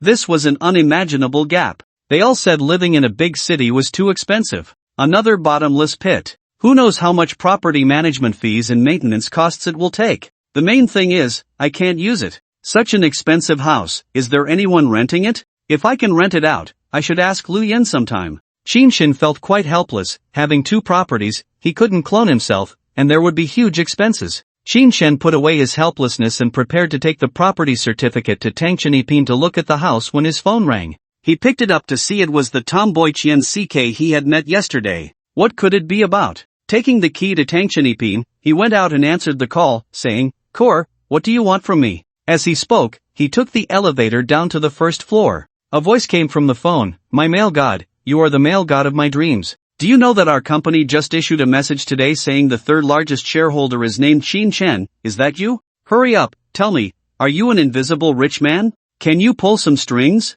Are you listening to me?" After saying a lot without hearing Qin Chen's response, she couldn't help but ask. Qin Chen sighed, wondering how such a carefree person like Qin CK became a lawyer. Shouldn't lawyers be meticulous and insightful? You've been talking non-stop. I couldn't get a word in. Are you with Aoteki law firm? Although he knew her profession yesterday, he hadn't asked about the specific company. He didn't have the habit of checking household registrations. Qin CK hummed a couple of times and said, "Yes. No, I'm asking you, are you our third largest shareholder?" She finally realized she was asking Qin Chen. Sort of, but it's not important. Qin Chen felt her reaction was a bit slow. She had already mentioned her company name and was still asking. Moreover, there was no need to publicize such matters, so he answered very blandly. Compared to his indifference, Qin CK seemed incredibly excited and shocked, not expecting to have such a wealthy person around her. She quickly said, "Wow, sort of? Do you know how much that is? Male god, I'm liking you more and more. Yesterday, Gue Luinqing came back and told me you're really impressive, right?" "Yes. What do you want from me?" "I need to drive, hurry up and say." Qin Chen directly explained the situation, glancing at Guan Rongrong beside him. Qin CK was quite speechless. Was he really that indifferent? He didn't even want to chat with her, pouting as he said, "It's nothing, I know you have money, so I have to treat you to a meal. I'll come find you when I have time." She had a crush on Qin Chen back in high school, but after entering different universities, their feelings faded. Especially after Qin Chen got a girlfriend, they lost contact completely. She never expected to run into him at a wedding, and their feelings reignited. Moreover, she was promoting it loudly in their class group. She absolutely couldn't let this opportunity slip away. Feeling that Qin Chen wasn't enthusiastic, she could only take the initiative. Hearing her words, Qin Chen blinked rapidly and said, "I really have no money, I can't even touch my funds. I still have to deliver takeout and drive for Didi to make money." "You stingy person. I'll treat you, just wait. I'm hanging up." Qin CK couldn't believe that Qin Chen, who was worth billions, could be this frugal. How much could a meal cost? He definitely didn't like her. Whatever she thought, Qin Chen didn't take it to heart. His mind was entirely focused on the top-floor apartment in Tangchenipin, and he wanted to check it out first. Little did he know that Guan Rongrong, standing in the elevator, felt her heart shatter as she heard him talking to a girl on the phone. Straight man. Didn't he understand the subtext in a girl's words? It was clearly an invitation to get closer. What was he thinking? He actually let it slide without any enthusiasm. The fantasy of soaring to new heights felt like a huge blow. With a resentful look in her eyes, Qin Chen held the contract and quickly walked into the Rolls-Royce Wraith. With a roar, he sped towards Tangchenipin. The two neighborhoods faced each other across the river. However, to get there, he needed to take a 10-minute detour over a bridge. It would take at least half an hour. Even if it delayed him, Qin Chen didn't mind. Which was more valuable, a house or half an hour? Qin Chen rushed over, and the management at Tangchenipin was clearly stricter than at Binjianglijing. After a series of procedures, the car parked in one of the 5 available spots. Entering the elevator, there was also a property staff member, a beautiful woman in a blue and white porcelain qipao. As the elevator ascended, Qin Chen quickly rushed to the top floor. The actual area up and down was not as large as the flat in Binjianglijing, but the design felt more spacious. Being on the south bank, it had windows on all sides, offering a 360-degree view. The sunlit living room, movie room, entertainment room, and gym were distributed around the 4 sides. In the middle were the dining room and kitchen, equipped with various basic facilities. The second floor had the master bedroom, a conference room, and 4 guest bedrooms. There was no stargazing platform, but the top floor had an open-air swimming pool. Wow! This is really enjoyable. When I have time, I'll bring a group of bikini beauties to swim on the roof. How refreshing would that be? Seeing the open-air swimming pool, Qin Chen couldn't help but fantasize about the future. After walking back and forth twice, he felt it was worth the price. Just as he sat on the creative sofa in the gym on the west side, his phone rang again. He picked it up, and it was an unfamiliar number. "Hello, is this Mr. Qin? You have already moved into the house. Please pay the property management fee, which is 5 yuan per square meter, totaling 498 square meters. For 12 months it comes to 30,000. Hearing the voice on the phone, Qin Chen blinked hard. Damn! What a scam! Helpless, he could only grit his teeth and pay the 30,000. He wondered if there would be additional fees for the swimming pool management, maintenance fund, etc. The costs were likely to be significant. He stood in the gym, looking up at the sky and shouting, feeling that if he had a few more houses, he wouldn't be able to afford them. Rent them out. He had to become a proud landlord. Returning to the living room, he collapsed on the sofa and turned on the TV. He didn't plan to continue working. It was around 5 in the afternoon, the busiest time, so he decided to watch a movie to cool off. He had watched The Fast and the Furious 2 yesterday, and today he found 3, switching to surround sound. The atmosphere instantly changed, giving a feeling of being immersed in the scene. In reality, he was there for the rewards. It seemed to be against him. Just as it started not long ago, his phone rang again. He picked it up to see it was Zhang Shouxing and immediately answered. Xiaoqin, what are you doing? The polite tone suggested a good mood. I'm watching a movie at home. It's too crowded to deliver takeout right now. I have no advantage. Qinshen spoke honestly, feeling quite grateful to him. With just a phone call, agreeing to deal with a group company worth 10 billion, even a biological father might not readily agree. Especially for profit-driven businessmen, a life-saving grace is merely a joke. I see, when you have time, come over to my place often. Xiaoyu misses you a lot. Upon hearing this, Qinshen couldn't help but picture Zhang Xiaoyu's innocent eyes and youthful face. Each dear came from the heart. But because of this, he felt a bit hesitant to go. He could only say, sure, I'll definitely come when I have time. Mr. Zhang, is there something you need to discuss with me? He didn't think Zhang Shouxing was reaching out to him purely for his daughter. There is indeed something. I want to ask you, do you have any connection with the East China Smelting Group? As expected, Zhang Shouxing voiced his doubts. Upon hearing the name of the group, Qinshen's eyebrows twitched, recalling the assistant Feng Dan who had a 300,000 annual salary. She was from the North China Smelting Group. Uncertainly, he replied, no connection, they invited me to work, but I didn't go. The voice from the phone continued, it's nothing, the one dealing with Dayu Group is them. Moreover, when it comes to harvest, they only wanted a share, almost doing us a favor. This acquisition is definitely profitable. The year-end bonus will be substantial. A flicker of doubt crossed Zhang Shouxing's eyes, feeling that things were definitely not as simple as he said, otherwise, he wouldn't have spat out the food that was almost in his mouth. Qinshen was taken aback. They chatted casually for a few more minutes before hanging up. However, Qinshen's heart remained unsettled for a long time, turning over the implications of the East China Smelting Group's involvement. Gratitude? But how did she know it was him behind the scenes? What did it all mean? Bribery? Flattery? Trying to persuade him? With too many thoughts swirling, he decided to ask in person when the opportunity arose. Soon, he was drawn back into the movie's plot. At 6:40, after finishing Fast and Furious 3, he only regained his senses when the ending song started playing.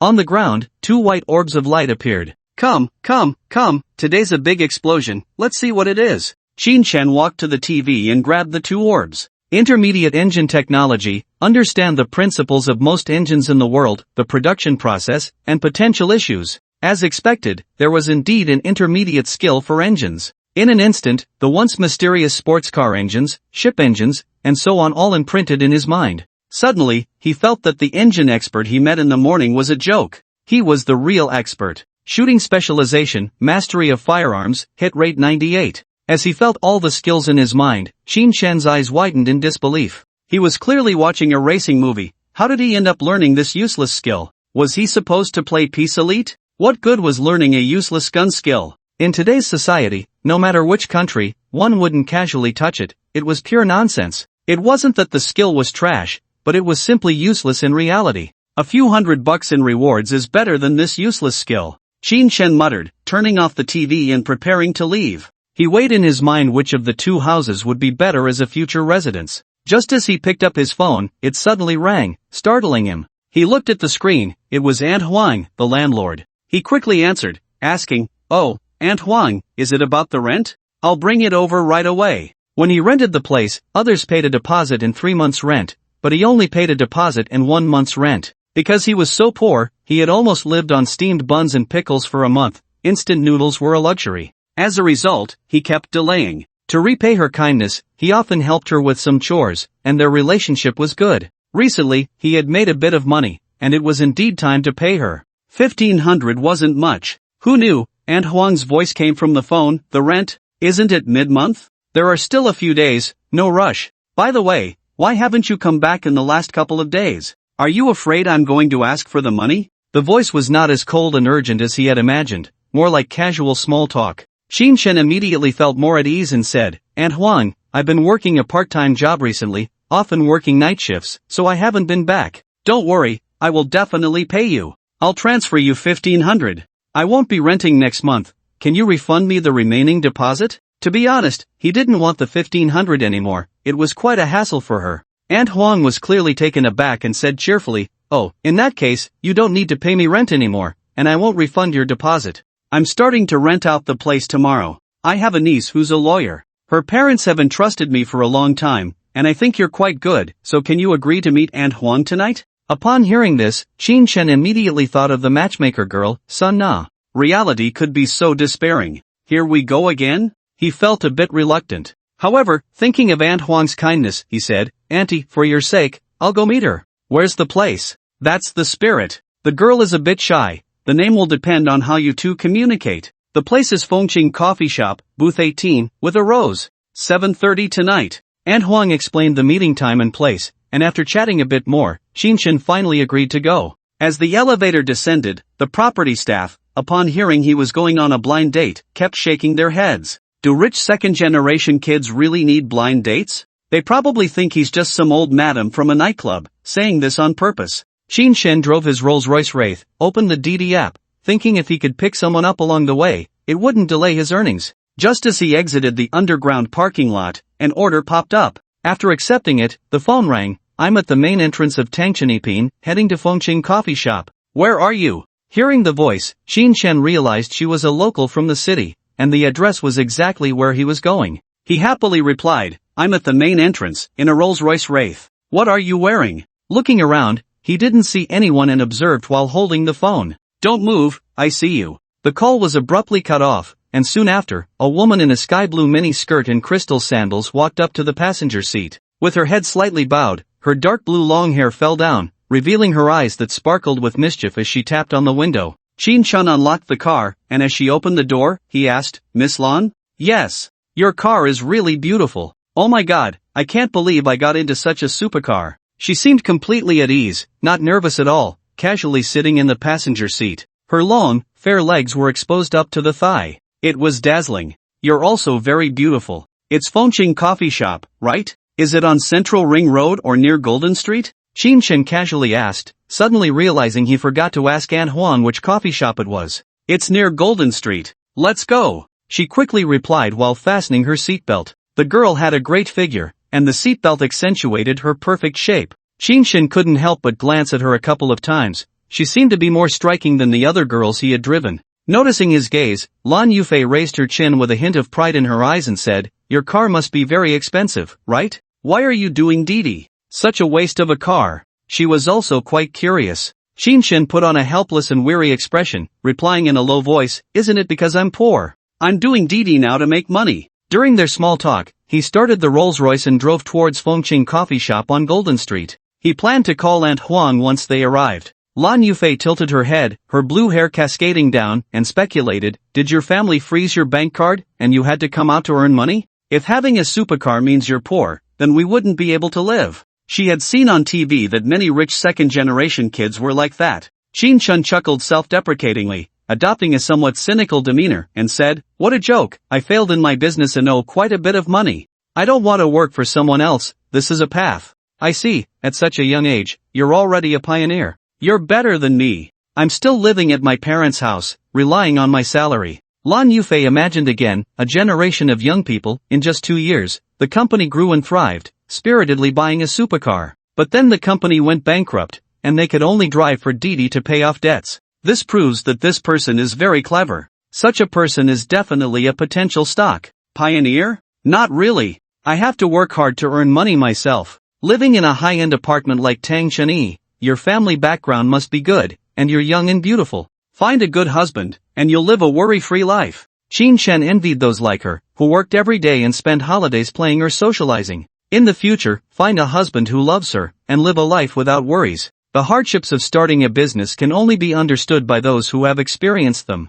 Lan Yufei suddenly showed a troubled expression and said, My parents are disappointed that I'm still stuck at home at 24, they insist I go on blind dates. Do you know? The other party is just a delivery guy, how could I possibly like him? Lan Yufei suddenly showed a troubled expression and said, my parents are disappointed that I'm still stuck at home at 24, they insist I go on blind dates. Do you know? The other party is just a delivery guy, how could I possibly like him? Hearing her words, Qin Shen's heart skipped a beat, secretly wondering if her blind date was her. Moreover, it was clear she looked down on the delivery guy. He pursed his lips, and a sense of disdain rose in his heart as he said, blind date? I have to go on blind dates too, my parents are getting older and hope I settle down soon to have grandchildren. But with my situation, how can I settle down? His voice was somewhat lonely, most girls nowadays are realistic. He had encountered more than one or two already. Lan Yufei turned her face, her big eyes resting on his profile, and couldn't help but say, if you park your sports car there and say you're looking for a girlfriend, just see how many women come crawling over. Nowadays, there are many realistic women. I'm different, I prefer my current job, and it's on the rise. Finding a boyfriend would just waste my time. And I don't look down on delivery guys, but in terms of experience, vision, and consumption concepts, they are definitely different. How can we live together in the future? Don't you think so? The last sentence was a rhetorical question to Qin Shen. Upon hearing this, Qin Shen finally understood why she said the delivery guy was unsuitable. Indeed, as he said, they were not compatible. Especially when looking for someone like Sun Xiaoxiao, who couldn't even last 2 years and directly parted ways. Values are too important. There must be mutual attraction and shared values. Otherwise, it's just pure bickering, a mere decoration, and life becomes dull. That makes sense, so when I look for a partner, I definitely can't choose someone materialistic. If they see a luxury car and come crawling, only to hear about countless debts, they should just roll away, it's pure nonsense. I must find a woman who can share both joys and hardships, who can start a business together. He was hinting at something, making his point clear to avoid awkwardness later. Lan Yufei nodded vigorously and said, correct, I give you 100 points. They must be able to share joys and hardships, otherwise, it's better not to find anyone. By the way, when the time comes, come with me to a cafe, I'll give you more money. If necessary, protect me a bit, I've heard delivery guys can have bad tempers. What if I say it's not suitable and get hit? Qin Shen couldn't figure out the current girl's thought processes. Wasn't he a stranger to her? How could he protect her? Just because he drove a luxury car, he was a good person? What kind of logic was that? How do you know I'm not a bad person? I might take you to a secluded place and do something. Besides, even if a delivery guy has a bad temper, after a day of work they wouldn't have much strength left to hit someone. He was a delivery guy, how could he easily be slandered? The two discussed their values, character, entrepreneurship, and other aspects for half an hour before arriving at a charming cafe. No wonder you've started a business, your temperament and eloquence are quite good.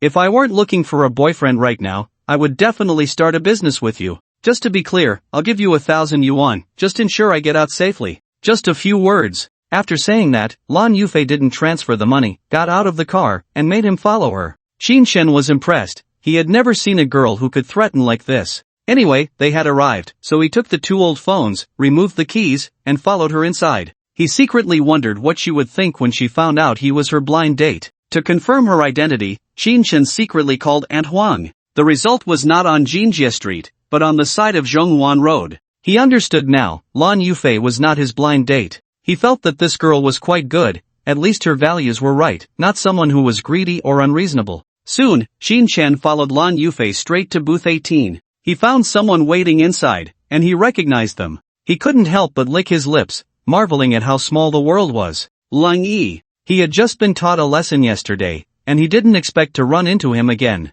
Once again, he was acting as a bodyguard for another girl. Damn! It must be a clash of fate, always meddling in other people's good affairs. Sitting alone in booth 17, he waited for their conversation to end. Excuse me, are you Miss Fei Yuliantin? I'm Lang Yi, nice to meet you. Lang Yi didn't notice Qin Shen, he had just been looking at his phone and only realized there was a beautiful woman next to him when he introduced himself. He was indeed a delivery worker, but he was a manager. Lan Yufei didn't extend her hand, sitting gracefully opposite him, her eyes shining with a cool light, and said, "Hello, Mr. Lang Yi, I am Fei Yuliantian. Since this is a blind date, I believe you know the process. First, I must say that my job does not allow for a noisy environment. Do you have independent housing?" In her impression, delivery workers must be renting. However, Lang Yi was not. He smiled and said, "Independent housing is not a problem. I bought it a long time ago. I have a Kaiyan for commuting." His gaze fell on Lan Yufei's face, and there was a hint of Gui Luanqing's shadow. The same clarity of mind, knowing what he wanted. Very beautiful, and most importantly, sexy. It seemed even better than Gue Luanqing. Lan Yufei was a bit stunned. She never expected a delivery worker to have a house and a car. Can delivery workers earn that much now? What a joke. The only explanation was that his parents were wealthy and had set him up. He was a local from Modu, not a migrant worker. The sense of rejection in her heart diminished significantly, and she organized her emotions to continue asking, "How do you arrange your work hours? Do you have time to do what you want?" Changing her approach, she had heard that delivery workers often worked until midnight, which wouldn't work. Lang Yi appeared gentle and confident, saying, "I definitely have time. I work from 9 to 5 and rarely do overtime. I go to the gym 3 times a week, and in my spare time, I paint and play the piano." It sounded like a model of an ambitious man, with a very stable work life. Lan Yufei suddenly didn't know what to say. He was a man full of life. Moreover, his hobby was painting, which they might share a common future in. But could such a delivery worker really make money? How do you make money working like this? Isn't it about getting up early and working late delivering food? Lan Yufei voiced her doubts. Lang Yi waved to the waiter, ordered a latte without sugar, and a cat poop coffee. Then he adjusted his cuffs, revealing a golden Rolex, and said, "Although I work in delivery, I am a market research manager, earning around 30 to 50,000, enough for expenses. In the future, my father's shares will also be handed over to me, so I have no worries in life." This was the root of his pride, indicating that his family had some means. Upon hearing this, Lan Yufei finally understood. He was a rich second generation. The reason he said he was a delivery worker was probably to see what she was like, leaving himself an escape route. The introducer was right, it was quite a match. She forced herself to continue the conversation. In booth 17, Xin Shen looked at the time and saw there was still an hour left, so he wasn't in a hurry. He ordered a soda and found a TV series to watch. Suddenly, he discovered a TV series that had made it to the trending list, ranking high. Immediately searched, Crash Landing on You. It turned out to be a Korean drama, 16 episodes. When Qin Shen saw that there were only 16 episodes, a smile appeared on his face. But when he opened it and saw the progress bar, he almost cried. One episode, over an hour long, comparable to many movies in length. Even at double speed, it would still take over 40 minutes to watch one episode. Browsing to the last episode, it was nearly 2 hours long. The actual time cost might not be shorter than domestic dramas. Are these people out of their minds? Can't an episode be 20 minutes long? In the past, when he watched TV, he hoped episodes would be dozens of minutes long. Now it was different. Since he had chosen to kill time, he might as well watch. On the other side, Lan Yufei and Lang Yi had moved from family topics to painting. After talking so much, I still don't know your situation. Do you mind sharing? Lang Yi took a sip of his latte, his gaze fixed on Lan Yufei, asking. He was very interested and wanted to know her background. No need to ask. We're not suitable. You have no ambition, only know how to enjoy life and seek comfort. I prefer strong men with ambition. They may not achieve it, but they must strive for it. After chatting for more than 10 minutes, Lan Yufei realized he was just like many rich second-generation kids, indulging in pleasure, with work merely a facade. One sentence instantly angered Lang Yi, his voice rising by 8 degrees. What do you mean? Are you here to amuse yourself? After asking about my situation, you just say we're not suitable? He didn't expect such a bizarre response after talking for so long. Shouldn't it be crying and begging to climb into his bed? The voice was loud enough to clearly affect others. Even Qin Shen, who was watching the drama, heard the commotion and suddenly remembered he had a bodyguard task. He put away the half-watched episode and turned to look. Lang Yi, please be mindful. Blind dates are like this. If we're suitable, we continue to chat. If not, should I still consider your feelings? Don't worry, I'll pay for the coffee. Lan Yufei looked down on him even more. A disagreement led to harsh words, showing no grace. Just this alone proved he had a bad temper. Who knows what might happen in the future? Standing up with a cold expression, he walked outside. Lang Yi was even angrier. Was he implying he had no money? His eyes turned icy as he said, "Who do you look down on? I can pay the bill. You don't even mention your own status. Is this a blind date?" He felt particularly wronged. He had clearly shown strong financial strength, yet was accused of lacking ambition. People around couldn't help but point and whisper, seemingly disdainful of him. Lan Yufei turned around, her expression calm as she said, "I can tell you a little. I'm a forensic doctor, often dealing with dead bodies. Is there anything more to say?" This one sentence instantly attracted the attention of those around them. It seemed they could sense the aura of death around her and instinctively recoiled. Wow, such a sexy girl, and she's a forensic doctor. Dealing with dead people all day, she probably has a smell. Better keep your distance. Such a person is absolutely not to be approached. There's no fun in life. Almost instantly, they avoided the sensually dressed Lan Yufei like the plague. She was like a flood beast, hard to approach. Lang Yi felt even worse, instantly leaning back in his chair, fear evident in his eyes. Unable to help himself, he propped up his arms in a defensive posture. Lan Yufei remained calm, ignoring everything around her, and said coolly, "You're propping up your arms, clearly in a defensive stance. Your lips are dry and pale, indicating fear. Your brain is undersupplied with blood, and your heart has issues. See? We're not suitable." Even if Lang Yi wanted to hide it, he couldn't conceal the fear and distance in his heart, merely sitting up straight. "Why didn't you say this from the start? Otherwise, how would I?" Lang Yi thought of the fiery beauty across from him, who often dealt with the dead, and especially abnormal dead, feeling as if many ghosts surrounded him. Even if he wanted to refute, his whole body couldn't help but tremble. "I thought the introducer had told you. I didn't expect you to not know my profession. Now can I leave?" Lan Yufei's words, though plain, sounded like heavenly music to Lang Yi. Qin Shin shook his head, stood up, and said to Lang Yi, "I just don't understand.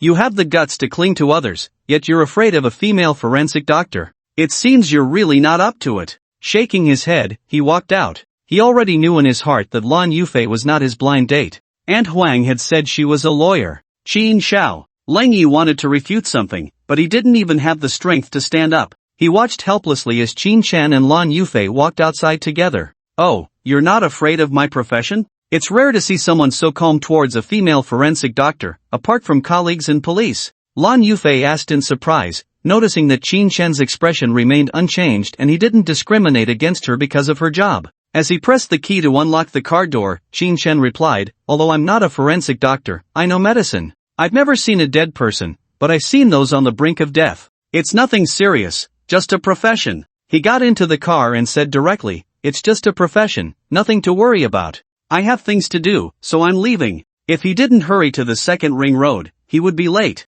What if the blind date was successful? He couldn't leave a bad impression. "I'll take a taxi back. I originally wanted you to help, but who knew he was so cowardly? Thanks, I've transferred you 2,000. Lan Yufei was very straightforward. After saying goodbye, she transferred him 2,000. For someone living in Tangcheniping, 2,000 really wasn't much. After honking the horn twice, he drove away. Lan Yufei watched his taillights slowly disappear and sighed inwardly. If he were my blind date, there might be a chance to continue. At least he doesn't reject my profession. The most important thing is, he's handsome. With a sense of regret, she took a taxi home. If Qin Shen knew her thoughts, he definitely wouldn't have gone to the coffee shop on the second ring road. Why waste time? He could have just gone home with her to enjoy their world together. Around 7 o'clock, the traffic wasn't too congested, and he arrived at the location at 7:24. Changing into his delivery uniform, holding a shabby phone, with keys in his pocket, he strode forward. He bought a bouquet of roses at the entrance.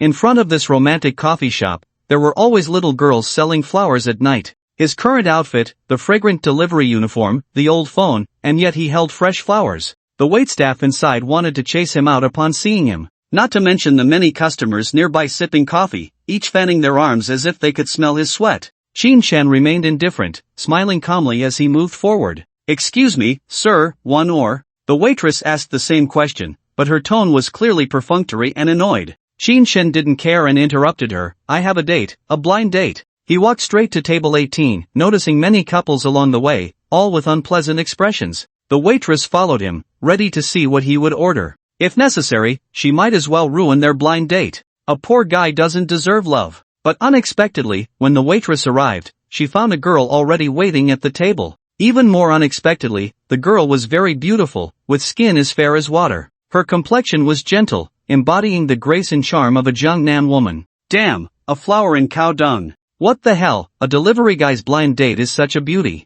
I was just about to strike up a conversation. What a waste. This world is too crazy. Clearly, they don't match. Is the introducer an idiot? As people's gazes followed him to the beautiful girl, many men were shocked, lamenting the unfairness of heaven. In reality, what was even more unfair was that when the beauty saw the delivery guy, her face showed shock, which quickly turned into a big smile. More men's hearts were completely shattered. The waiter had a gloomy expression, and the scene he wanted to see did not appear. Shouldn't he look down on the scruffy delivery man he saw in the cafe? Why this expression? Qin Shao, you came for a blind date? What a coincidence. The beautiful woman reacted, letting Qin Shen sit down, asking in shock and excitement. Qin Shen looked at the beauty in front of him, never expecting it to be Gue Luanqing. He secretly sighed, the world is too small. Just yesterday, he pretended to be her boyfriend, and today he turned into a blind date. It felt as if an invisible red thread was pulling them together. I didn't expect such a coincidence. Here, flowers for you. A glass of soda water, would you like some dessert? Qin Shen handed the roses to Gue Luanqing and casually asked. Sure, let's have some, I haven't eaten dinner yet, she said with a sweet smile, unable to resist. Qin Shen waved his hand and said, how about we go out to eat? Why sit here? I just saw Lingyi get rejected on a blind date. Ha ha. With a beaming smile, he couldn't help but revel in the misfortune. The girl was straightforward, gracefully standing up, taking her phone and handbag, and following him out. Many customers watched the two leave, their eyes nearly popping out. Who would have thought a blind date could happen so quickly? With just a couple of sentences, the beauty was taken away, smiling like a flower, willingly and without a hint of hesitation.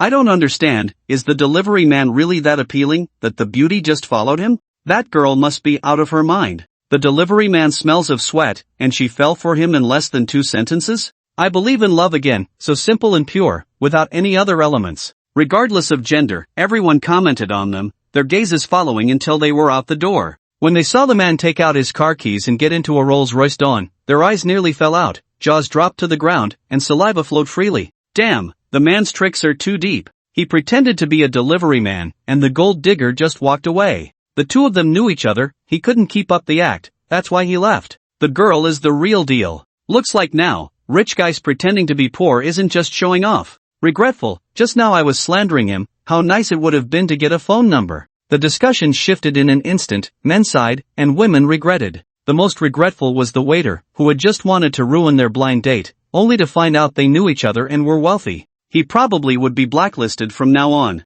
In reality, Qin Shen didn't care at all, let them think whatever they wanted. Buckling his seatbelt, he directly asked, Qingqing, where do you want to eat? Starting the car, he prepared to find a place to end today's outing. Gue Luanqing tucked her long hair behind her ear and softly said, anything is fine, I don't eat much, pick what you like. You're so interesting, pretending to be a delivery man. Yesterday, he had seemed extremely domineering and strong in front of Lingyi. Today, as a delivery man, the contrast was too great. If it were another girl, she would probably have been fooled and wouldn't have looked at him at all, even if he was handsome. Qin Shen did not refute but asked lightly, what, can't I be a delivery man? Am I not dark enough? After 2 months of running around, although he was handsome, his tan skin was not that of a pretty boy. Gue Luanqing was momentarily stunned by his words, unable to react. No way, you really deliver food and drive for Didi? Why not sell the luxury car and start a small factory? That should be fine, right? She couldn't understand why Qin Shen, clearly wealthy, was doing such a low-level job.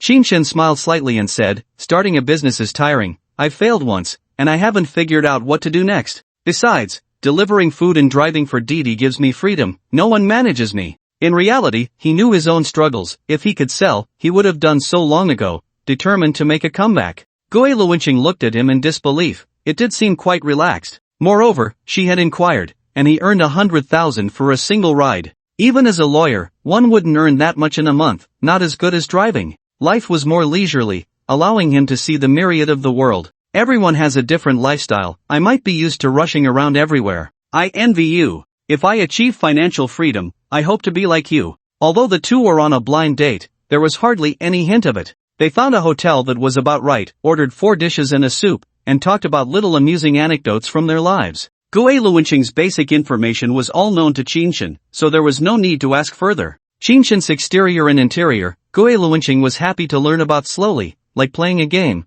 peeling back layers to dig deeper. She learned about his failed startup, his girlfriend's infidelity, and that his parents sold their house to help him pay off debts. But she didn't know why he had a luxury car. There were still many questions unanswered. I'm full, you take your time eating. By the way, I haven't asked you, are you the 3rd largest shareholder of Aoteki? This news had spread throughout the company today, but no one knew exactly who it was. Thinking of Qin Shen's luxury car, she asked curiously. Qin Shen swallowed a big mouthful of pork, wiped his lips, and said, yeah, just a shareholder. I haven't seen any dividends yet. Eagerly waiting for the rice to be cooked. After saying that, he took a sip of fresh orange juice. Gue Luanqing didn't know what Qin Shen was really thinking. Experiencing life? The 3rd largest shareholder, with at least 3 billion in assets. Why would he need to deliver takeout or drive for Didi? She was completely baffled as Qinshan, after finishing the meal and settling the bill, took her to the Qingshan community on Shihiku Road. A typical person from the Magic City, he didn't delve into his various secrets. Let's watch a movie together sometime. But I guess Kur will kill me. She got drunk yesterday and told me I must catch up with you. Gue Luwenqing roughly understood that there probably wouldn't be any development between her and Qinshan. Not only because he was a shareholder, but also because there was a friend in between. This line couldn't be crossed. I should go back, it's time for me to head home. Qinshan waved his hand to say goodbye. In fact, he quite liked her gentle personality. But they were still strangers, not as close as Qian Sike or the beautiful campus belle Su Wanru. After saying goodbye, he rushed back to Binjian Lijing and returned home. He found the inside dark and felt a wave of loneliness wash over him. Just a couple of days ago, he had the campus belle's company, someone to chat and joke with. As he felt his mood sinking, his phone rang, displaying a familiar yet strange name. The screen showed young Pinting, the co-renting beauty. She had helped Liu Yan organize various processes for his wedding and had driven his Rolls-Royce Dawn. Qinshan walked over to the sofa, turned on the projector, and then answered the phone. The remote accidentally hit a documentary about making lamb head, but he didn't change it, he just answered the call. Hello, is there something you need from me? This woman, how to put it, they only greeted each other when they co-rented, not paying much attention to one another. But after seeing him with a luxury car, she had become much friendlier. A very realistic woman. Qinshan knew her intentions, but he had never spoken up. Qinshan, I heard you're no longer renting a place? What happened? Are you in some trouble? Do you need help? At that moment, Yang Pinting was sitting in her master bedroom, curled up in her blanket, her face slightly flushed as she spoke on the phone. Luckily, she had gotten his phone number that night, otherwise, she wouldn't have been able to contact him until now. No need, I have a place to sleep. Qinshan didn't say where, she was not a person to be easily settled. Although she treated everyone indifferently, she was actually waiting for the right man to give her first night. One could say she was a woman who utilized all her resources to the fullest. No need to say more. Yang Pinting could tell there was still a hint of rejection in his tone. It seemed she didn't want to have too much interaction with him, feeling a bit anxious. I heard you changed jobs, are you tired? Do you still work late like before? Seeing that it was close to 9 o'clock and he hadn't rested, she guessed his work wasn't going well. Upon hearing her words, Qinshan had already confirmed that she was interested in him, making small talk. Moreover, she probably learned from Aunt Huan that he had moved out. She had her own little calculations, if she couldn't subdue him, she would be pressed down by her forever. Hearing this, he said lightly, it's okay, the working hours are flexible, and the money is good. The hundreds of thousands in foreign debt have a solution, and I can often change to a luxury car. He intentionally made his situation sound dire, even though it wasn't that bad. Yang Pinting learned for the first time that Qinshan had foreign debt, no wonder he worked so hard. The interest in their conversation suddenly diminished, but she didn't hang up immediately. Instead, she said, not bad, as long as you can make money, it's better than delivering takeout. If there's a chance, you can come to my company, you can earn 10 to 20,000 a month. She wanted to bridge the gap between them, thinking of various ways to help Qinshan. In reality, she just wanted to see what his situation was like, she couldn't waste time. If he was a rich second generation, she would take him, if not, he could go wherever he wanted.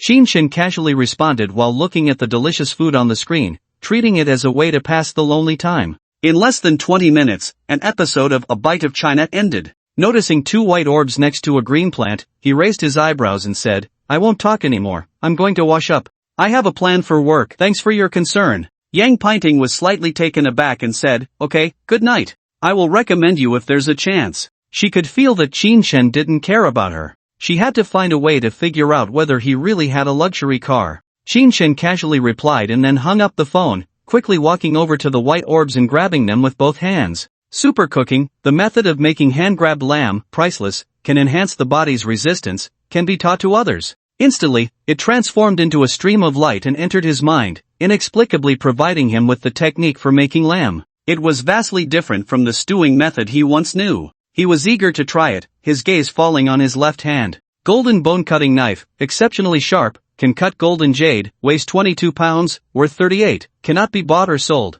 Seeing a golden knife reflecting the indoor lights, it shone brilliantly. The entire blade was one piece, 8 centimeters wide and 18 centimeters long, with a glimmering edge. The back of the knife featured a golden dragon, its mouth at the front forming a sharp point. The tail at the back, adorned with dragon scales, formed the handle. The more he looked, the more he liked it. It was so exquisite that he could see every scale of the dragon. Damn, this reward is amazing. Which household uses a kitchen knife worth 380,000? That's incredible. He picked it up and walked into the cold storage room, grabbing a rack of lamb. Holding the golden knife, he swiftly sliced through, easily removing the meat from the bones. It was sharper and more exaggerated than the legendary knives shown on TV. Coming out with 3 pounds of lamb, he followed the method in his mind and began to operate. It took a full 10 minutes to finish marinating, just waiting for tomorrow morning to stew it. He wanted to taste the super dish and see what deliciousness it held. After washing up and not watching a movie, he went straight back to the master bedroom and started watching Crash Landing on You.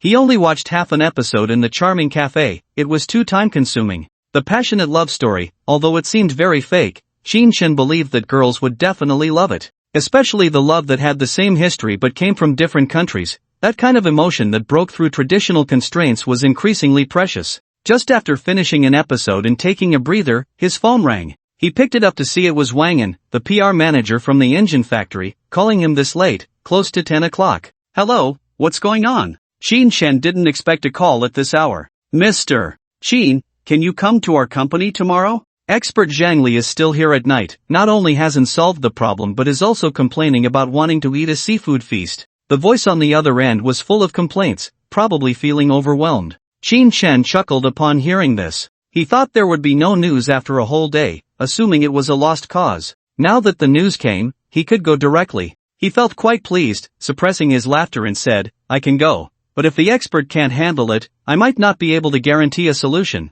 I have to say this up front. How will the compensation be calculated? This was his first time wanting to make money with his skills, and he wanted to see how much he could earn. If he really made money, he had to build a reputation. The manager across the way was likely discussing something with someone, speaking in a low voice before finally responding, Mr. Shin, our boss said that as long as you can sort things out, it's 100,000 up front. Then a monthly salary of 100,000 as our company's technical consultant. How does that sound? As long as the problem could be understood, this money wouldn't be a loss. Upon hearing this, Shin realized it was indeed quite profitable. Just as he was about to agree, he suddenly thought that if he spent a whole month dealing with issues, it would actually be a loss. Moreover, being completely in the dark about the situation on site, if it turned out to be particularly complicated, it would be an even greater loss. With a quick thought, he changed his mind and said, how about this? I'll go to the site to assess the situation, and then we can talk. Tomorrow at 9 in the morning, I'll come to your company.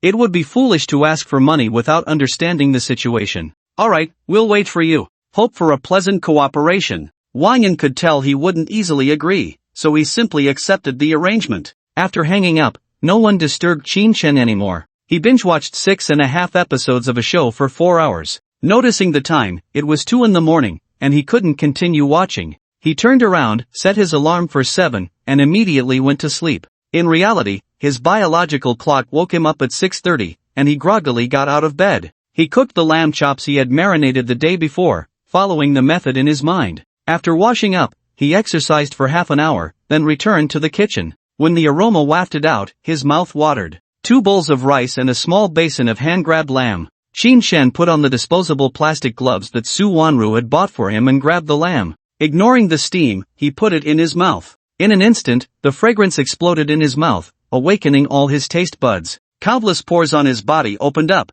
releasing waves of heat. He didn't know what it felt like to eat a ginseng fruit, but he knew that eating homemade hand-grabbed lamb was incredibly satisfying. So good. No wonder it's a super ingredient. Amazing. At that moment, he felt that all the lamb he had eaten before was in vain, completely incomparable. After devouring 2 pieces, he finally satisfied his craving. He picked up his chopsticks and quickly ate. This flavor was completely unworthy of the hand-grabbed lamb, but there was no other option. 3 jean of lamb chops and 2 bowls of rice were wiped clean, leaving him feeling full. While washing up, he marveled, so delicious. When my parents come, I must let them try my cooking. He thought about whether to continue watching food shows. The more he learned, the more they would be captivated. If he went out, relying solely on this skill, he could easily land a high-paying job. Unfortunately, he hadn't thought of making money from it. After tidying up, he barely managed to watch the 8th episode of Crash Landing on You before setting off in his car. He hoped everything would go smoothly today. However, just as he exited the underground parking lot, the morning sun was obscured by clouds. A cloudy day is fine, it's cool. For Qin Shen, whether it rained or not didn't matter much. At most, it meant no food delivery, but Didi could still operate as usual. Delivering food wasn't profitable, with each order earning only 5 to 7 yuan, but it was stable. Today, he didn't drive for Didi or food delivery, heading straight to the Jinlong Commercial District, arriving at the Linshan Engine Office building. Yesterday's PR manager, Chenin, was waiting at the entrance. Upon seeing his car, he immediately rushed over to inform him about the parking lot. After parking, Chenin quickly approached, grabbing Qin Shen's right hand with both of his, nervously saying, "Mr. Qin, you're finally here, please help us. If we can't get this project off the ground, the whole company will be in trouble." His words painted the problem as very serious, highlighting Qin Shen's importance. "By the way, I'm Wang Yin, let's go inside and talk." Wang Yin led Qin Shen into the office building,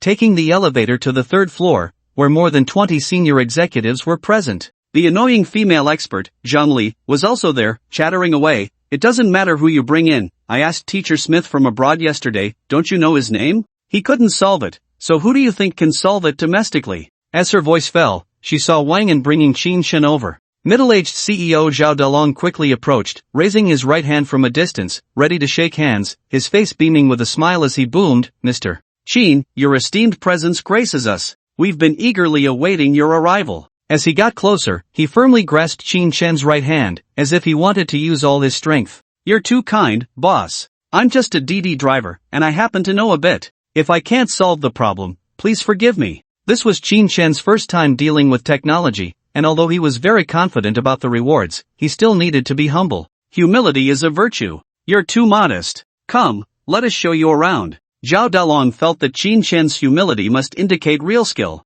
Moreover, he had heard that expert Zhang Li had been left speechless, but he didn't say it out loud, he just hoped to resolve all issues. They walked side by side towards 3 oddly shaped engines. Zhang Li was standing nearby, and when she saw the driver from yesterday, her expression darkened, and her sharp voice rang out, "What do you mean? A mere driver can understand the principles of an engine? You should know that even Master Smith doesn't know the cause." She seemed like a madwoman, showing no restraint and attacking fiercely. Upon hearing this, Qin Shen glanced at Zhao Dalong and the others, noticing their grim expressions. But she seemed oblivious, pointing her right index finger at Qin Shen, her eyes wide open as she shouted, "What level of mechanic are you? Have you systematically studied engine theory? Do you have practical experience? Have you dealt with engine conditions?" It was clear that she looked down on Qin Shen, trying to suppress him in her field of expertise. The expressions of Zhao Dalong and the others grew even darker, but since they had invited her from abroad, they said little. Wang Yin couldn't help but speak up, "Expert Zhang Li, the young brother asked you a question yesterday that you haven't answered.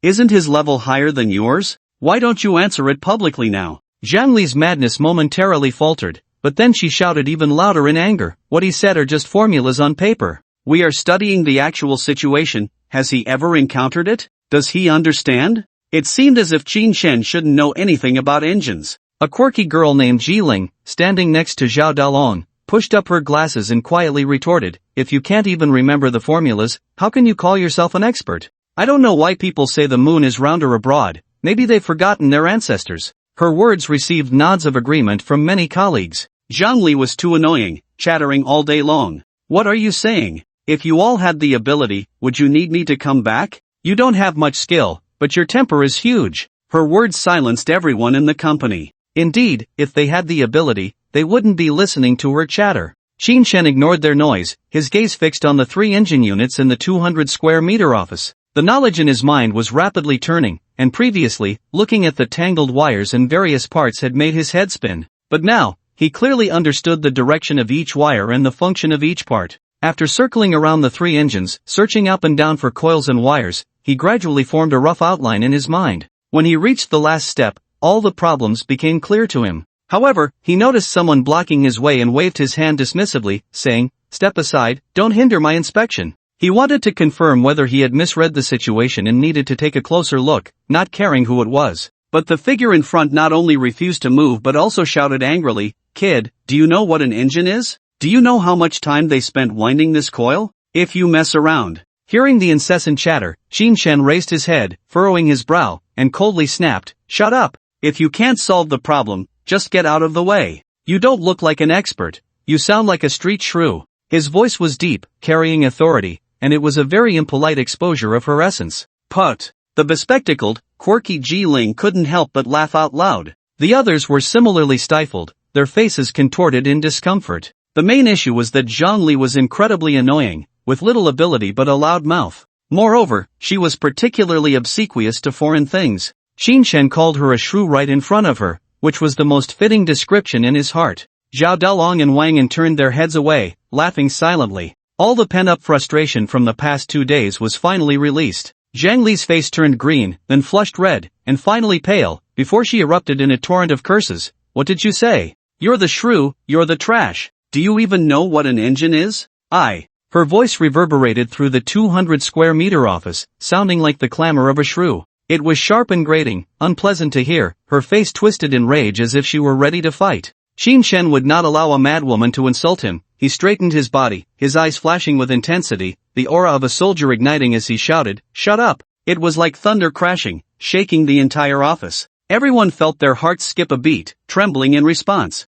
They could hardly imagine that Qin Shen could erupt with such force. Zhang Li, at the forefront, felt as if she had been struck by a bolt of lightning, her body spasming, her lips quivering, unable to utter a word. Terror filled her eyes as she looked at Qin Shen. Her hands trembled so much that she nearly dropped her phone and handbag, which fell to the ground. She had never thought a person could be so overpowering, completely suppressing her brashness. Just as she was still in shock, Qin Shen turned to Zhao Dalong and said directly, "I've already identified the problem with the engine. Whatever you paid her, pay me the same. I won't ask for more. There are 2 reasons. I don't want the labor value in Huagui to be lower than abroad. And I don't want my abilities to be questioned." His voice was deep and resolute, showing no intention of bargaining. Without the pressure of Qin Shen's presence, Zhang Li, feeling a surge of confidence, pointed at him and said, "With just you think you can earn 100,000 in compensation? What a joke. Even my teacher Smith can't solve it. Besides bullying women and shouting, what else can you do?"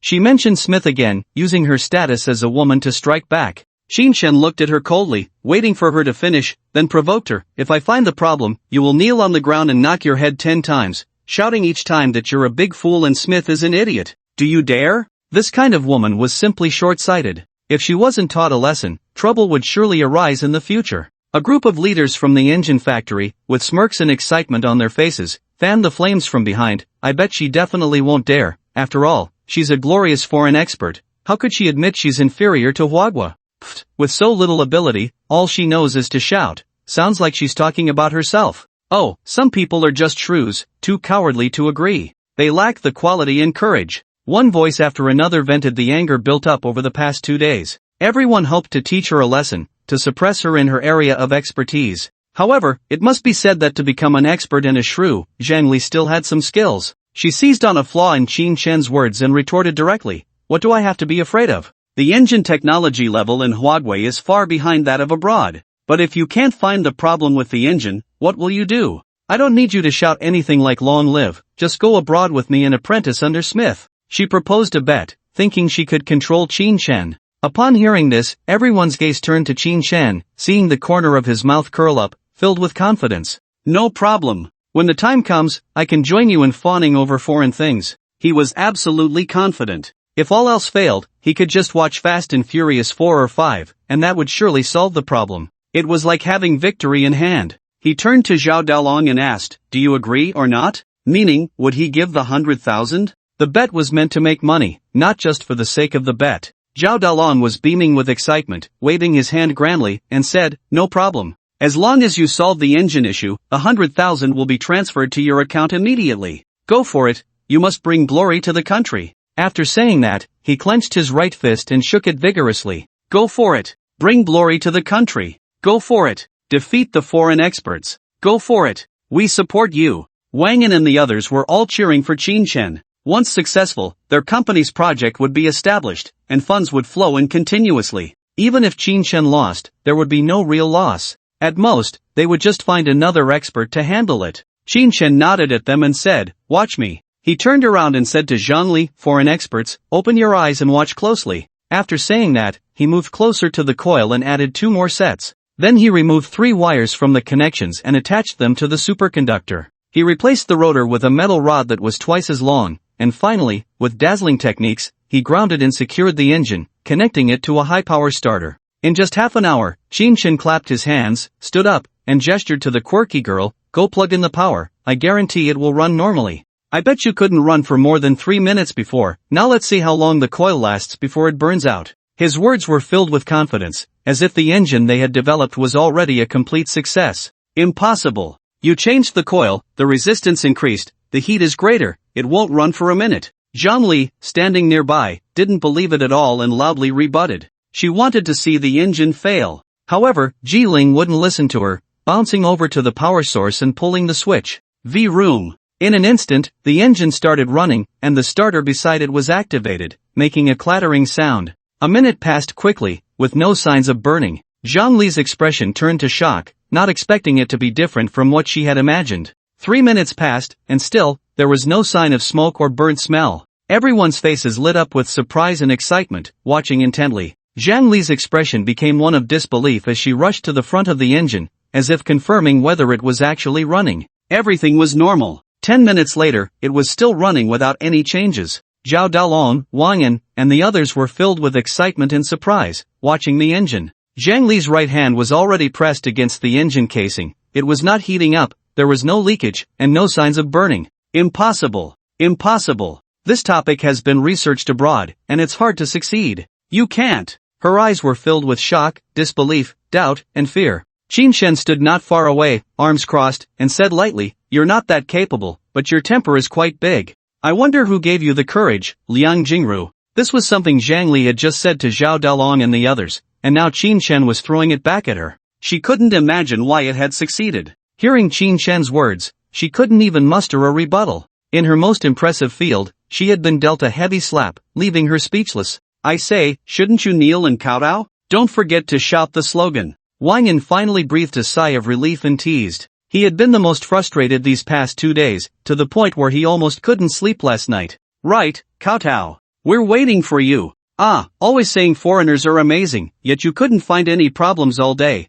and we fixed it in half an hour. Is the moon abroad still round? People like you who worship foreign things are the most detestable." The others launched various attacks, like arrows, piercing Zhang Li's heart with 1,000 wounds. Zhang Li stared blankly at the many company members, finally landing her gaze on Qin, realizing for the first time that her abilities were lacking. After studying abroad for several years, she thought she had achieved academic success. Upon returning home, she believed she could look down on everything. The result was a slap in the face, her dignity trampled, left in the dust. Weak all over, her legs felt like jelly, and she knelt awkwardly on the ground. "I'm such a fool, Smith is an idiot. I'm such a fool, Smith is an idiot." At this moment, her voice sounded like a mosquito buzzing, incomparable to her earlier shouts. Qin curled his lips, feeling no pity at all. Arrogant and self-important, she thought she was the best, but in reality, she was nothing. He walked up to Zhao Dalong, extended his right hand, and said, "Transfer the money.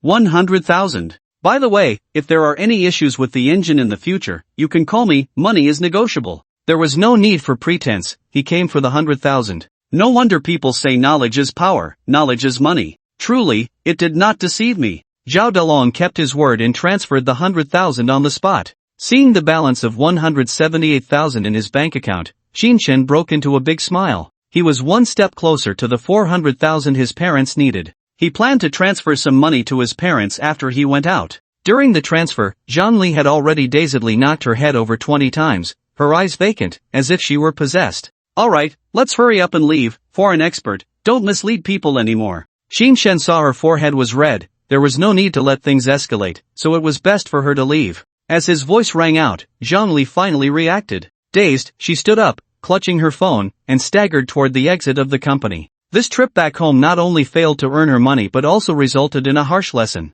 "Let's wait a bit longer, then test the aging of the coils and such, you can rest assured now." After watching her leave, Qin said to Zhao Dalong and the others. At this point, all the leaders of the engine factory were completely excited. They danced and cheered. 10 minutes later, Zhao Dalong stepped forward, grasped Qin's right hand again, and said, thank you very much. I didn't expect our country to have such talent. Our factory is finally revived." He was extremely excited. As long as they succeeded in overcoming the challenges, their factory would be the best, at the top level in Huagua. A position that no one could replace. Just the orders alone were unimaginable numbers, not to mention the money. Huge profits were waiting behind, how could he not be happy? That being said, you're underestimating me. I understand engines. This isn't just an ordinary one, it should be the 12th generation. The number of orders is countless, and we'll make a lot of money. Qin Shen looked into his eyes and directly countered. If he wanted to brush him off, he had to show some real skill.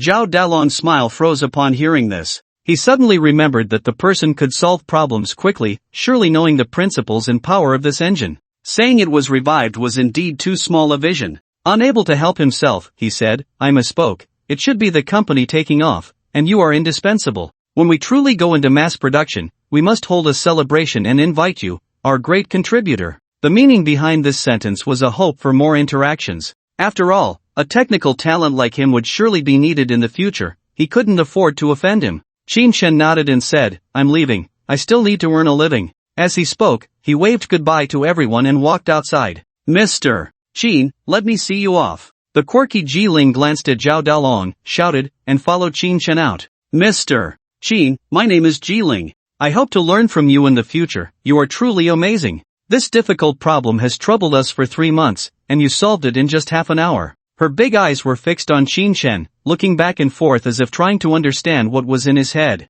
Qin Shen was indifferent, saying, It's nothing, I can create even better engines than this. He said it casually, but Jiling was left completely stunned. The 12th generation is already leading the trend. What kind of engine could be even more powerful than this? She couldn't even imagine it, not even a concept. Just as she was lost in thought, Qin Shen's phone rang again. Picking it up, he saw it was the public relations lady Guan Meiting from Shanghai. Qin Shen's eyes sparkled, more money was coming in, so he answered immediately. Hello, Mr. Qin, is it a good time to talk? Jiling seemed to hear the voice from the phone, her eyes darting around with a smile as she quickly stepped forward, creating some distance. Her ears perked up, ready to listen in. The voice on the other end was that of a beautiful woman, perhaps it was a girlfriend? Qin Shen replied, I can talk, what's up? It's like this, the day after tomorrow, Thursday, a client wants to use your Bugatti Veyron for a wedding. It will be around 8 in the morning, do you have time? Sure enough, Guan Meiting's call was for this. An absolute good thing. Qin Shen said excitedly, Great. I have nothing planned for Thursday, if something comes up, you can drive it yourself. I have other cars. By the way, how do we settle the payment? As long as the car arrives, the rest doesn't matter. What he cared about most was the money. If it was too little, it wouldn't even cover the gas. Guan Meiting's voice came through the phone. The payment is the same as last time, 8,000 per kilometer, starting at 100,000 for out-of-town trips. The address is 226, Youth Road, Business District. No problem, right? Qin Shen felt great, of course, there was no problem. After confirming, he hung up, feeling the speed of making money was fast. Back when he was delivering takeout, he felt he could carve out a piece of sky for himself, but it just required time and effort. Now he realized that with 700,000 in debt, he could pay it off smoothly in less than a month. It seemed there were no difficulties. He thought about transferring money to his parents again but felt it was too frequent, they might get worried, so he decided to wait. Jiling, walking ahead, heard the voice from the phone and her eyes widened in surprise. She didn't expect Mr. Qin not only had a Rolls-Royce Dawn but also a Bugatti Veyron. This was a true wealthy person. The key point was that he was exceptionally skilled. Good-looking, talented, capable, he was simply a male god template. She was smitten. Her heart raced, and she really wanted to develop a relationship beyond friendship with him. With various fantasies swirling in her mind, she passed the 3rd floor, forgetting to communicate with her male god, reluctantly bidding farewell. Mr. Qin, we're on the 1st floor now, let's keep in touch. If we have any issues, we will definitely reach out to you. Qin Shen nodded and walked towards the Rolls-Royce Dawn. Just as he sat inside, a light rain began to fall outside. Almost simultaneously, his phone rang again. It was actually Su Wanru. He answered, and a hoarse voice came through. Qin Shen, come alone to the Longhua abandoned vehicle factory. Su Wanru is in my hands. It wasn't Su Wanru. His nerves tightened. Zhang Li's heart felt like it was being pierced 1,000 times. Hearing the voice, Qin Shen immediately thought of Dai Ming, whom he had taught a lesson before. He couldn't believe he dared to kidnap Su Wanru. He didn't know about the Longhua abandoned vehicle factory, so he nervously asked, You dare to kidnap Su Wanru? Aren't you afraid of getting caught by the police and spending the rest of your life in prison? As he spoke, he activated the navigation, pressed the gas pedal, and roared into the rain towards Longhua. He tried to avoid speed traps and cameras on the roadside, activating his racing skills, reaching a speed of 120 miles per hour. The rain outside grew heavier, and the number of pedestrians on the road rapidly decreased, making it much safer. Qin Shen's expression was cold, his eyes flashing with a chilling light. This bastard actually targeted a vulnerable woman. They hadn't been together last night, and trouble had struck. His left hand gripped the steering wheel tightly while his right hand shifted gears back and forth. He heard a voice from the phone. Hee, if you dare to call the police, I guarantee what you'll find is a naked corpse.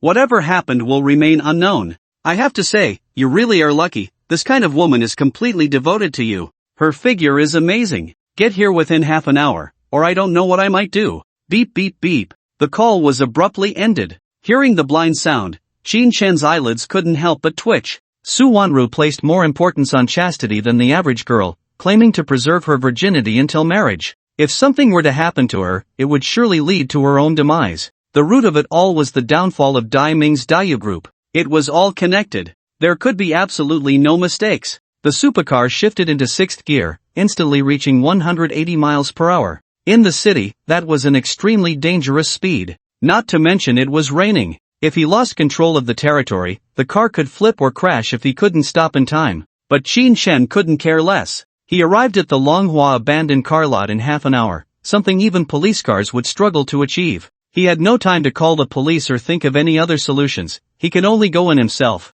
This time, if he caught Dai Ming, he would give him a lesson he would never forget. The heavy rain poured down as the dark red Rolls-Royce Wraith sped through the increasingly empty streets. The speed had even reached 220 miles per hour, like a streak of light. All the surveillance cameras, obscured by the rain, couldn't capture the license plate number at all. In just 18 minutes, with a roaring sound, he rushed into the Longhua abandoned car lot. Without caring about anything else, he pulled out the key, grabbed his usual phone, and quickly silenced it. He also took a 400,000 yuan dagger with him and dashed into the torrential rain. Perhaps they were certain he wouldn't arrive so quickly, or maybe the rain obscured their senses. Qin Shen approached the two lookouts at the entrance, and they still showed no reaction. You bastards! Qin Shen's eyes glinted with a cold light as he whispered a reprimand. His strength exploded in an instant, his body shooting out like an arrow, rapidly closing in on the two chatting men. Before they could react, he grabbed one by the neck, pressing down on the vagus nerve and carotid artery. In less than 10 seconds,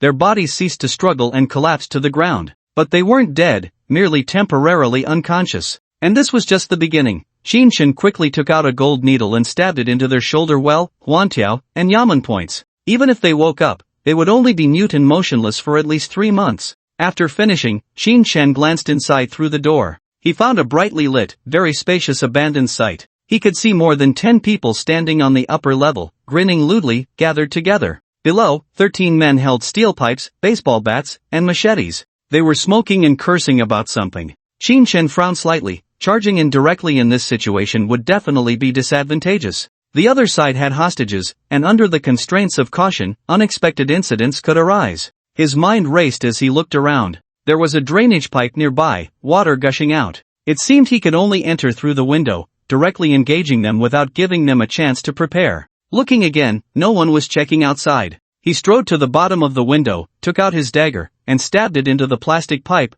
quickly climbing up. He secretly rejoiced. If he hadn't taken the soldier's serum, he would have been in big trouble today. He might even have been killed by Dai Ming. That bastard. Cursing inwardly, he didn't slow down at all, and in less than 10 seconds, he reached the 10-meter-high window. Perhaps due to it being summer, it was left wide open, allowing him to enter easily. Moreover, from this place, he could easily jump to the second floor and clearly hear their conversation. Keep an eye on him. As long as you take Qin Shen down, I'll rape his girlfriend right in front of him. At that time, you'll all have a share. How about it? You won't encounter a goddess-level woman like this in your lifetime. Dai Ming's sinister and hoarse voice echoed in the empty factory. Never seen one. A group of big men exclaimed, their voices filled with excitement and lewdness. Their gazes all fell on Su Wanru, who was tied to a steel frame in the center, their tongues licking their lips, eyes filled with lust. Qin Shen's brows furrowed tightly as he took out his phone and started recording a video. Dai Xiao, are you really going to let us play with her?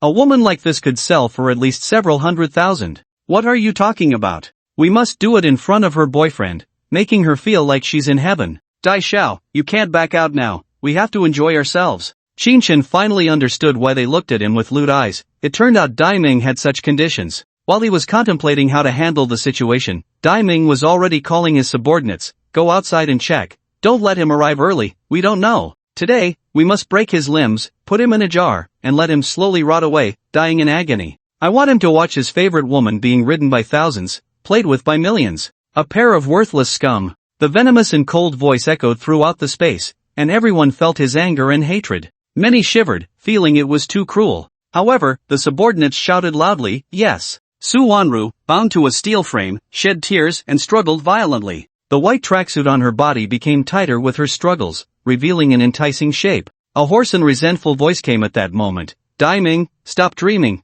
Qin Shen is not someone you can deal with. I won't give you the chance to handle him. I will commit suicide. The voice was filled with despair and helplessness. Truly, there was no way to heaven and no door to earth. Ah, Su Wanru, you're dreaming. I've injected you with aphrodisiac. You won't commit suicide at all. Soon, in front of Qin Shen, you'll beg us for pleasure. I want to see your despair. Dai Ming's smug and sinister laughter spread through the space. Mixed with the laughter was a loud shout from the entrance. Not good. Someone knocked out the two guards. At that moment, Qin Shen, standing by the window, leaped down and shouted, Dai Ming, it's you who should despair. Dai Ming and the burly man beside him instinctively looked towards the entrance, still in shock. They didn't expect Qin Shen to arrive, and he had knocked out the two guards. They didn't even know if Qin Shen had come in or where he was hiding. When they heard a scolding voice behind them and turned to look, they saw a drenched black figure charging towards them with endless killing intent. It came like a hungry wolf. Dai Ming instantly recognized it was Qin Shen, trembling all over, shouting frantically, Qin Shen,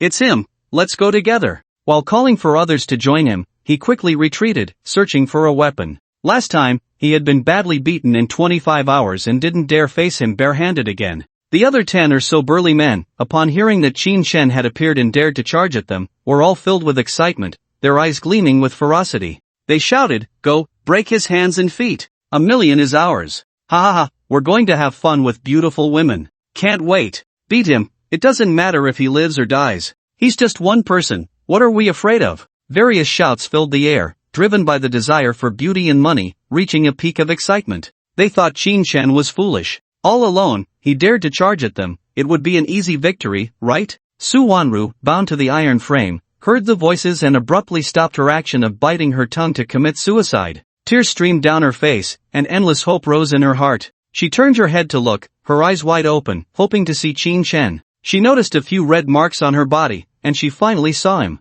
But she only saw Qin Shen, no police, no help, charging over all alone. Qin Shen, what are you doing? Are you crazy? Run! She screamed frantically, her voice sharp and piercing, filled with despair. Why take such risks to save her? Didn't he know that once he came, it would definitely be a trap, and there would be no good outcome? Poochie! Crack! Clatter! Ah! The sounds that answered her screams were the sounds of blades slicing through flesh, bones breaking, clothes being pierced, and cries of agony. Hearing it was heart-wrenching, and Su Wanru could no longer look, tears streaming down, soaking her clothes. The most solid layer of shell in her heart was easily torn apart, and Qin Shen's figure rushed in. His handsome face, melancholic eyes, and domineering declaration constantly shifted, yet became clearer and clearer. Finally, it transformed into a piercing scream, Qin Shen, if you die, I absolutely will not survive. Let us be a pair of soulmates in hell. It seemed that the pain and torment were all over his handsome face. His strong body was covered in scars, limbs broken, kneeling on the ground in silent resistance.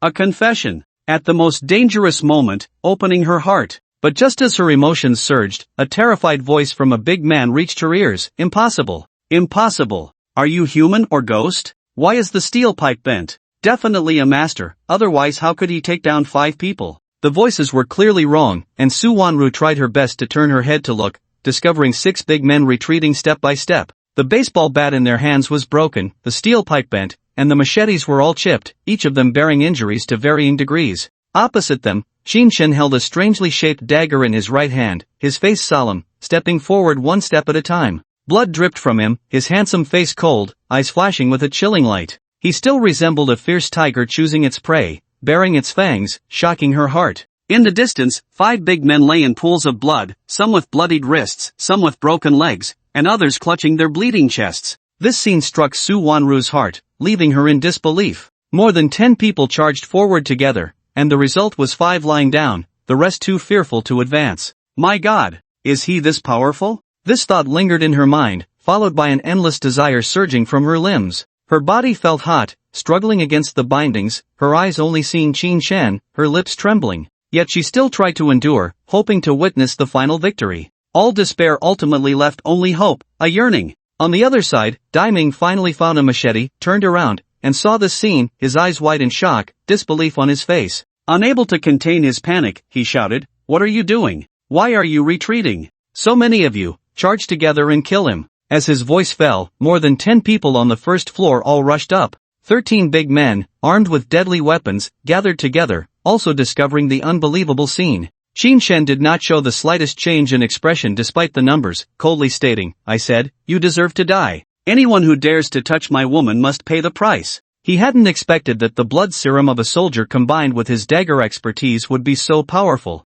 Today's crisis need not weigh on his mind. Although the two were pretending to be a couple, the incident originated from him, and he could not ignore it. With that, his body, which had calmed down, once again unleashed all its strength, like a streak of light, taking the initiative. As a soldier king, how could he fear a group of trashy thugs? *CK him, take him down. Charge together, we can't let him be arrogant. Charge, charge, charge. Let's go together. Seeing him rush forward, the 19 big men on site raised various weapons, roaring as they surrounded him. They aimed to take him down directly. As for the woman, no one cared anymore. If they failed the mission, how could they play? Dai Ming stood at the back, watching the battle. He saw Qin Shen move like the wind, his right foot sweeping and directly knocking a big man away, crashing into another. A gap immediately appeared in the besieging crowd, allowing him to escape. The dagger in his right hand danced, accompanied by a flash of cold light, as two big men's wrists were slashed, blood flowing profusely. Ah! It hurts! Watching the two big men scream in pain, they dropped their weapons and retreated to the side. Qin Shen, however, did not slow down, kicking them hard in the rear, sending them flying and hitting 3 others. The besieging team turned into a chaotic mess, unable to form an effective attack. Qin Shen moved back and forth, his actions grand and sweeping, the strange dagger in his hand appearing and disappearing, no one able to block his attacks. The more he looked, the more afraid Dai Ming became, his legs trembling, unable to move. The machete in his hand felt incredibly heavy, as if he lacked the strength to even lift it. He had known the man was formidable last time, but he never expected him to be this powerful. 24 people, all laid out in less than 3 minutes, and no one could stand up. Qin Shen raised a machete in his hand, not even glancing, and directly swung it towards Dai Ming. In shock, Dai Ming saw the flash of the blade and instinctively dodged, the machete grazing past his ear. Half of his ear fell off immediately, and he was so scared that his pants were soaked. He had wet himself. After stunning the entire scene, Qin Shen opened the video recording function on his phone, scanning the area before quickly walking towards Dai Ming.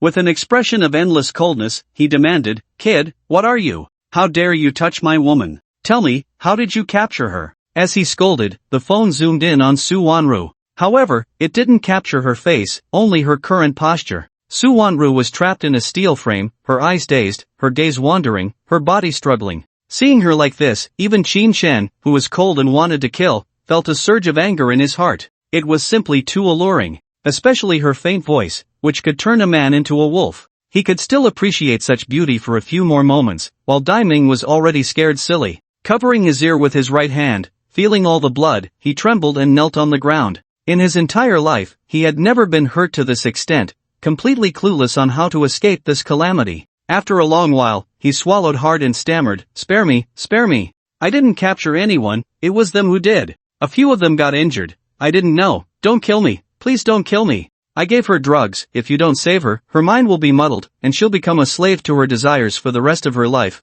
Only knowing, Dai Ming tried to divert his attention, making the situation sound serious, buying time. As long as he could survive, he would seek revenge later. He would trample him underfoot and never let him go. At this moment, he realized that Qin Shen was not paying attention to him at all, still pointing the phone at him. The bloodied dagger in Qin Shen's right hand exuded a chilling murderous intent. Facing the relentless Qin Shen, Dai Ming was terrified to the extreme, constantly shifting his body backward. A foul smell emanated from his pants, extremely pungent, and he shouted, "Qin Shen, I was wrong. I was wrong. Spare me. I'll give you money, 2 million in cash, right now." Trembling, he took out his phone, seeing the blood on his hands, and felt his right ear throb painfully. Before he could even open the transfer page, Qin Shen finally spoke, "Do you know how much it costs?" He waved the bloodied dagger, saying something irrelevant. "I don't know." How could Dai Ming possibly know how much a dagger costs? Having all his subordinates laid out, What was the price?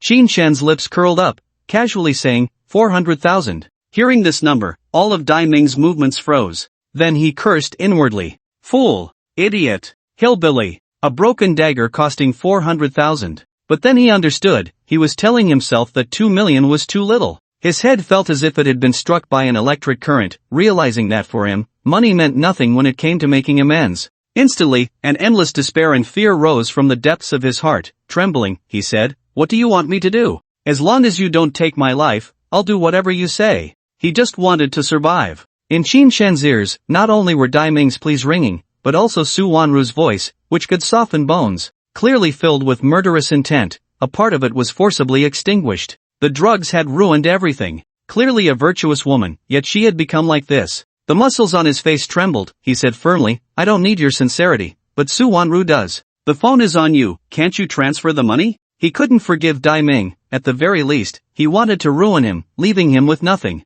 The method was simple: today's kidnapping, then hand him over to the Aoteki law firm, letting him rot in prison. Faced with the formidable Qin Shen, Dai Ming had no choice but to transfer all the remaining money in his bank card to Su Wanru's account. After doing all this, he deliberately glanced at Qin Shen, only to hear a voice say, "Write it down, voluntary transfer, as compensation, never to be revoked." This was to serve as evidence. Under the eaves, Dai Ming had to bow his head and write everything as instructed. Just as he finished and sent it, he trembled and said, "It's all sent out, let me go, I have no money left to live." Before he could finish, a large foot made intimate contact with his face. His head spun back heavily, instantly flung away, losing all perception of the outside world. Qin Shen stepped forward, poking his body with his toes, and found that he had indeed passed out. Enduring the foul smell, he wiped the dagger on him, erasing all traces of blood, and sheathed the knife. Then, he took out a golden needle and, just like with the two big men at the door, turned everyone at the scene into mute and motionless cripples.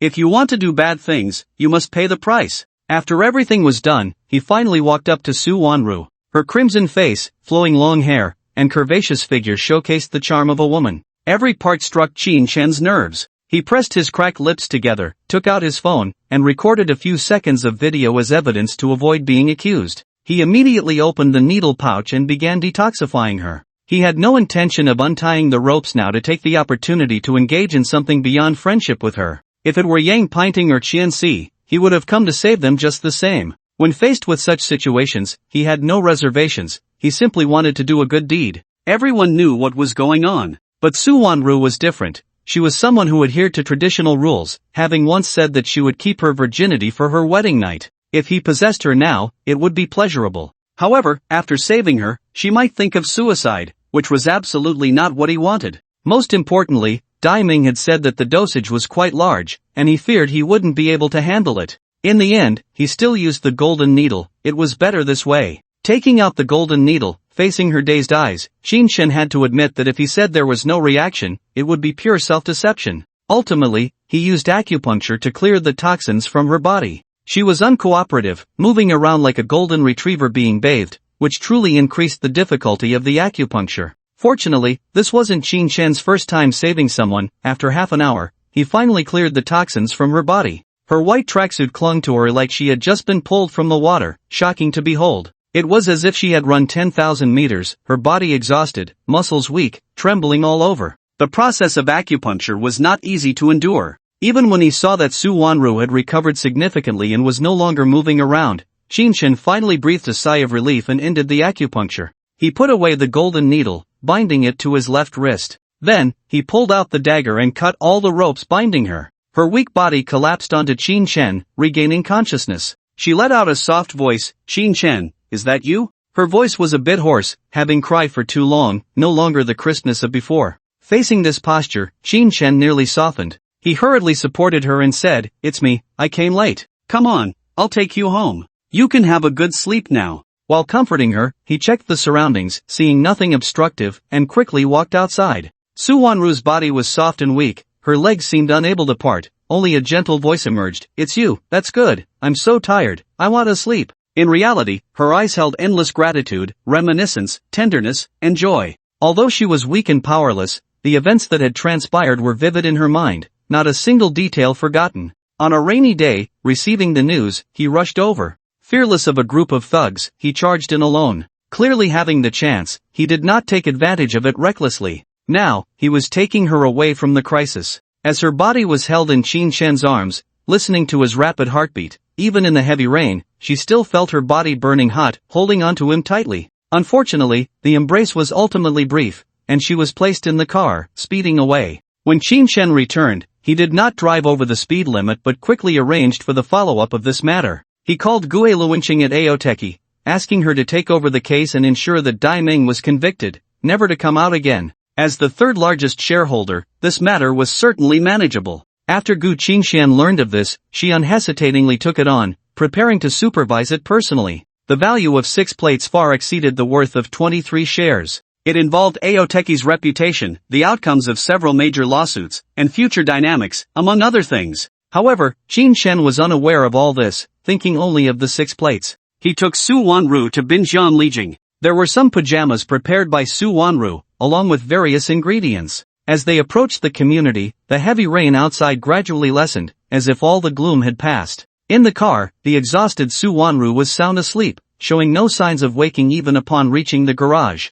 Fearing she might catch a cold, Qin Shen planned to carry her out of the car and into the elevator, but unexpectedly, she woke up at that moment. Seeing the various vehicles around her, Su Wanru, in a daze, said, "Put me down, it's not good if someone sees." Even though Qin Shen's embrace was warmer and more comfortable, she still said this. Once on the ground, she immediately felt a cool breeze, making her shiver all over. Noticing this, Qin Shen said nothing, leading her into the elevator. "Let's hurry back, take a hot shower, and then get some sleep." The root of it all was because of him, and he felt guilty. In the elevator, Guan Rongrong saw the two of them return, drenched and even with red liquid, unsure of what had happened. Were they out for a romantic stroll in the rain? Crazy? Had they lost their minds? Su Wanru hugged her shoulders, lowering her head as she stepped into the elevator, the cold air inside making her shiver again. Usually feeling cool, it now felt bone-chilling. Qin Shen couldn't bear to see her like this, so he simply pulled her into his arms, not allowing her to struggle. It wasn't the first time he had held her. Su Wanru felt as if Qin Shen was a furnace, radiating warmth. Her heart raced, and her face turned crimson. She wanted to escape but couldn't. Especially being held so possessively, she lost the desire to struggle. Perhaps, it was an unspoken agreement. Fortunately, it didn't last long. With a ding, the elevator doors opened. Su Wanru dashed into the room like a rabbit, quickly changed into slippers, and threw out a line. "I'm going to take a shower, you should wash up too, don't catch a cold." Without looking back, she rushed to the second floor, leaving Qin Shen to leisurely put down his phone. Shaking his head slightly, he walked toward the bathroom on the first floor, the air filled with his murmurs, "Am I the bad guy? Running so fast." Unbeknownst to him, in the elevator, Guan Rongrong stared at the closed doors with a face full of resentment, feeling a deep sense of loss. She had watched the two go from being strangers to embracing, and it had only been a few days? Scumbag! Shameless woman! What a pity for your handsome looks and beauty! Various derogatory voices echoed in the cramped elevator, yet it was hard to express the frustration in her heart. There was no choice, this was life. Even if envious and jealous, one still had to carry on. People are compared to one another, and one must live. Qin Shen bathed under the hot water, watching the steam rise, his mind replaying Su Wanru's twisting body. It was inescapable. He knew that their relationship might only go this far, yet he couldn't help but think about it. Perhaps, the feelings between men and women often begin with impulse. After all, Su Wanru had made a mark in his heart. Upstairs, Su Wanru, under the hot water, mindlessly washed her body while reflecting on the day's events. She couldn't bear to imagine how she had exposed her most vulnerable side in front of Qin Shen. Although there was the effect of the medicine, every move and word was deeply etched in her mind, impossible to erase. The embarrassment was unimaginable. Oh no, he even recorded it. I can never hold my head up in front of him for the rest of my life. However, in that situation, if he could still hold back,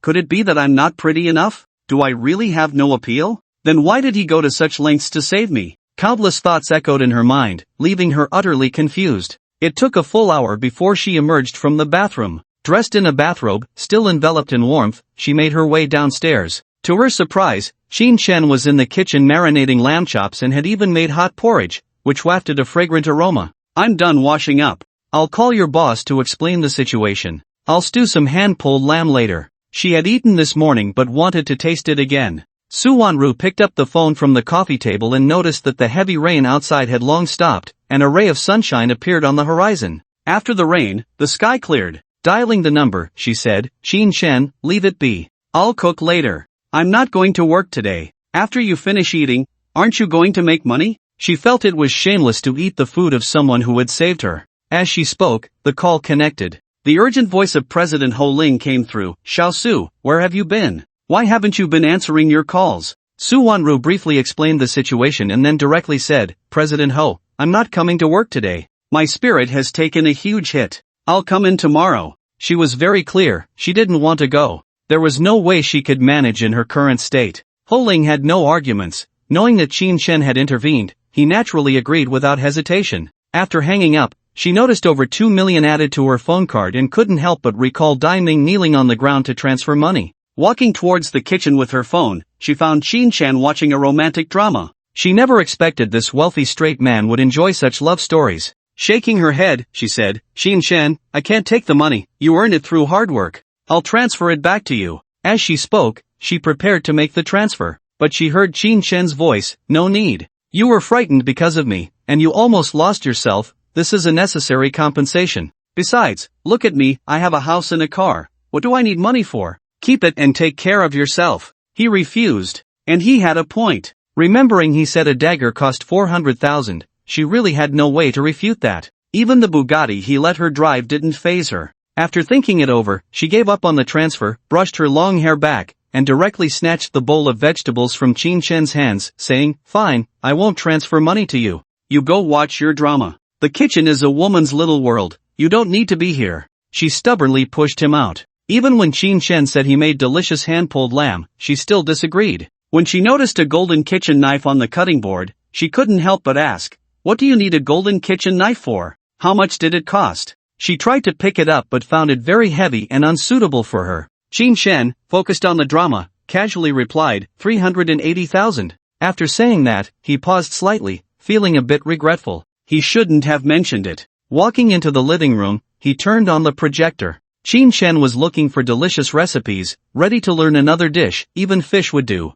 Hearing his answer, Su Wanru was completely stunned. A kitchen knife for 380,000? Could it be made of pure gold? If it were pure gold, that was possible. But did it really need to be such an extravagant kitchen knife? Qin Shen couldn't be a spendthrift, could he? Her mind spun with too many thoughts as she prepared lunch. Qin Shen didn't care what she made, watching the projector showing chicken stewed with mushrooms. She had initially wanted to make fish, but her mother didn't like fish, so she switched to a northeast dish she liked. The entire video was only about 10 minutes long, but it was truly a visual feast that whetted her appetite. She almost wanted to rush in and indulge. Perhaps, that was the charm of food. After watching, she didn't go for the light bulb but continued watching Fast and Furious 4. As the sound of tires screeching at high speed filled the air, the plot unfolded. This kind of action movie was meant for men. It was utterly addictive. Qin Shen was enjoying the movie, feeling the cool breeze after the rain, sitting on the sofa with a bottle of soda beside him, relaxed and content. Especially since there was a stunning beauty in the kitchen, preparing lunch for him. Her graceful figure and striking features were a visual delight. Such a life was simply the standard for a successful person. When an overly dramatic scene appeared, Qin Shen's gaze inevitably fell on Su Wanru in the kitchen, noticing she had started to stew lamb. He quickly got up and rushed over, saying, I'll handle this, we agreed on it. Then he undoubtedly took matters into his own hands. Su Wanru looked helpless, leaning against the edge of the cabinet, watching with a hint of melancholy. He noticed the heavy golden knife in his hand seemed weightless, as scallions, ginger, and garlic transformed under his skillful touch. I see your knife skills are impressive. When did you practice? You should teach me how to cut, I'll cook, he said, but inwardly he marveled at how he could use a 380,000 yuan golden knife to chop vegetables without a hint of regret on his face. Qin Shen was focused on cooking, unaware of her thoughts, casually saying, You can cook other things, but you might not make lamb as well as I do. You'll know once you taste it. Soon, he finished with the pot, and the other dishes were nearly done. Alright, you can go out now. I'll take care of the rest, I'll call you when it's time to eat. After he finished, Su Wanru shooed him out again. Their interactions resembled a young couple just starting to live together, being polite and competing with each other. Over time, their true selves would gradually reveal. Qin Shen retreated once more, watching the movie for another 10 minutes before it was time to eat. The projection direction was adjusted to face them, allowing them to eat while watching the film. Come, try my hand-pulled lamb. I'm telling you, don't bite your tongue. Qin Shen put on gloves, tore off a piece of lamb, and handed it to her bowl. His eyes were filled with anticipation, waiting for her evaluation. Just because he found it delicious didn't mean everyone would agree. Su Wanru had tasted his tomato and egg dish and his stir-fried pork with potato slices before, and found them mediocre. Therefore, she didn't have high hopes for the lamb in her bowl. Casually picking it up, she put it in her mouth. In an instant, the various seasonings exploded in her mouth, making her eyes widen in disbelief. Then, she quickly chewed, closing her eyes to savor it.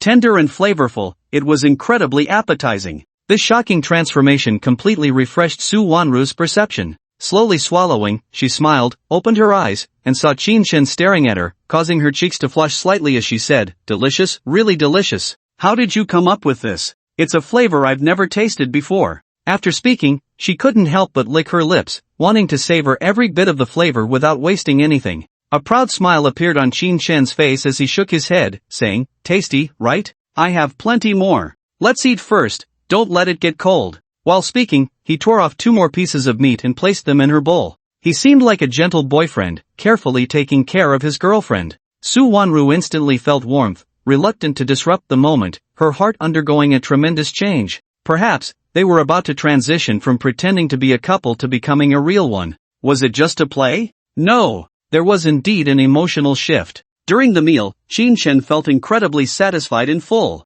Although Su Wanru's cooking was quite good, it paled in comparison to his super culinary skills. After Qin Shen learned the recipe and techniques, she specially marinated a portion before letting him go out to earn money. While Su Wanru was washing the dishes, Qin Shen picked up 4 reward orbs from the floor. Super culinary, chicken stew with mushrooms, selected ingredients, incredibly delicious, can be taught to others. As expected, he obtained a recipe, and when his mother came over, it was the perfect opportunity to showcase his skills. Fresh mushroom cultivation technique, cutting-edge technology, capable of mass-producing uniquely flavored fresh mushrooms. Only takes a day, can be taught to others. He had acquired another skill that seemed useless. However, he wanted to bring back some materials to cultivate a few himself and taste the flavor. Advanced engine technology, nuclear energy, nitrogen engines, and other high-tech innovations. Aviation, submarines, large aircraft carriers, etc. Can all use it. It can be taught to others. As all the technologies flooded into his mind, he realized he had previously grasped the principles of the liquid nitrogen engine. At the same time, the idea of modifying a supercar arose in his heart. He estimated that the speed could reach over 500. Of course, thoughts were just thoughts. Modifying cars was something only the wealthy could afford, and he couldn't do it at all right now. Universal key skill, all password locks and high-precision locks in the world can be easily opened. At the same time, a 20-centimeter rectangular iron box appeared beside him, filled with all sorts of strange tools. An outsider would have no idea of their purpose. But Qin Shen, who had just learned the skill, easily understood the function of each item and what type of lock it was suitable for. Damn, this skill is amazing. There's nowhere in the world that can lock me out. Qin Shen was deeply moved. The skills he received were quite practical, even if not often used. He kept them on him, planning to put them in the car trunk. Perhaps they would come in handy. He then picked up his phone, took the car keys, and shouted loudly at the busy Su Wanru, "I left the car keys for you. If you want to go out, just drive. I'm leaving." Just like a husband about to leave for work, he reminded Su Wanru. Hearing her response, he put on his worn-out clothes and walked into the elevator. Fortunately, he had earned 100,000 in the morning, otherwise, there would have been no income for the day. Arriving at the garage, he saw it was just past 1, and the takeout was not busy. When he went out again, the sun was shining brightly, and the heat was oppressive, with countless heat waves rising from the ground. After some thought, he opened the DD app and headed to the Lujiazui business district. Relatively speaking, business people preferred to show off for the sake of face. However, as soon as he arrived at the parking lot, he noticed a crowd gathered around a luxury car, all excited and pointing. With no DD orders for the moment, Qin Shen walked over with his phone and car keys to take a look. Dressed in clothes worse than street vendor goods, holding a shabby phone, he looked no better than an average migrant worker. Yet, paired with his handsome features and melancholic eyes, he resembled a fallen nobleman. As he got closer, he heard the murmurs of the crowd. "Oh, what a poor child. Stuck in there in this weather, won't she just roast to death?" Indeed, especially after the rain, it's even more stuffy. The child inside is all red. Is the adult in charge an idiot? The child is trapped in the car, and they don't even know to come back and check? TCH, what do you know? Maybe they did it on purpose? There were all sorts of comments from elderly folks, company employees, and others. Qin Shen felt a pang in his heart upon hearing this. It was the hottest part of the afternoon, with steam rising from the ground, like being in a sauna. The car had no air conditioning, equivalent to a giant steamer truly capable of cooking someone alive. He had once heard reports of careless parents leaving their children in cars and them dying from the heat. Qin Shen squeezed into the crowd and saw a 6 or 7-year-old girl inside the car, looking delicate and beautiful. Her face was flushed, her lips cracked, and she was desperately trying to turn the car lock, but to no avail. Tears welled in her eyes as she looked around anxiously. She was left with only a small pair of underwear, clearly panicked and frightened. Anyone in this situation would feel an overwhelming sense of urgency and despair. "Young man, what are you doing? Stay away from this car. If you scratch the paint, you won't be able to pay for it even if you sell a kidney." "Yeah, this is a Rolls-Royce Cullinan. It's worth 10 million. You could work your whole life and still not afford it. Can't you see we're all watching from a distance, too scared to get close?" Some car enthusiasts warned Qin Shen not to touch anything. Some were well-meaning, while others were purely disdainful, which was quite disgusting. Qin Shen, feeling helpless, turned around and asked, "Don't you want to save the child inside? She's about to be steamed to death. The sun is so strong outside, and the steam is thick, she could die. In times like this, who cares about the cost? Saving a life is what matters." A white-collar woman in a beige dress with long hair cascading down her shoulders said with a face full of annoyance, "You want to get close to the wealthy car owner, right? Let me tell you, it's impossible. The glass of a Cullinan won't even crack if you smash it with a hammer." Another elite man, proudly twisting the green watch on his left wrist, scoffed, "Enough. This is reality. Who dares to offend a Cullinan owner? What if you manage to save someone and end up having to pay for the car? Can you afford it?" On the other side, a thug with a big gold chain around his neck couldn't help but maliciously speculate, "Kid, don't get too cocky. What if their parents want to get rid of her?" Killing an heir is not uncommon in big families, although it's an extremely cruel way to kill. Their continuous disdain and various remarks were nothing but excuses to avoid saving the person. They were nothing but accomplices, trash. An old man with a red armband, ignoring all the comments, raised a fire extinguisher and smashed it hard against the car window. Bang! Bang! Bang! After several hits, not even a crack appeared. "Old man, stop smashing. Even if you could break it, you wouldn't be able to afford the damages. Selling a house wouldn't cover it." The elite man, twisting his watch, shouted disdainfully. Not only did they refuse to save the person, but they also felt justified. The old man dared to smash the Cullinan, clearly a hot-tempered character, holding the fire extinguisher and pointing at the elite man, shouted angrily, "You little brat, get out of the way. I have 10 houses, I can smash as I please. You bunch of trash, not saving anyone, just don't make things worse for me." Qin Shen watched him continue his futile efforts, secretly admiring him. The old man was impressive, collecting rent of over 100,000 a month. He really didn't care about a car. The elite man's disdainful voice reached his ears. "Go ahead and smash, if you can break it, that would be impressive. Having a house is nothing special, my family has villas." Qin Shen turned to look and noticed the man's eyes were wandering, clearly a sign of bluffing. He even covered his left hand with his right hand, hiding the green watch. The old man could buy him a watch every month. He really didn't know what he was showing off about. On the other side, a big thug shouted gleefully, "Old man, go for it. You're a model of the new era, a kind-hearted grandpa. Put in some effort. Go for it." Another disgusting guy. The woman in the beige dress said disdainfully, "Don't strain your back. If you can't save the person, you'll end up hurting yourself. Look at yourself. You're trying to be a hero?" Perhaps it was a jinx, or perhaps the old man was angry,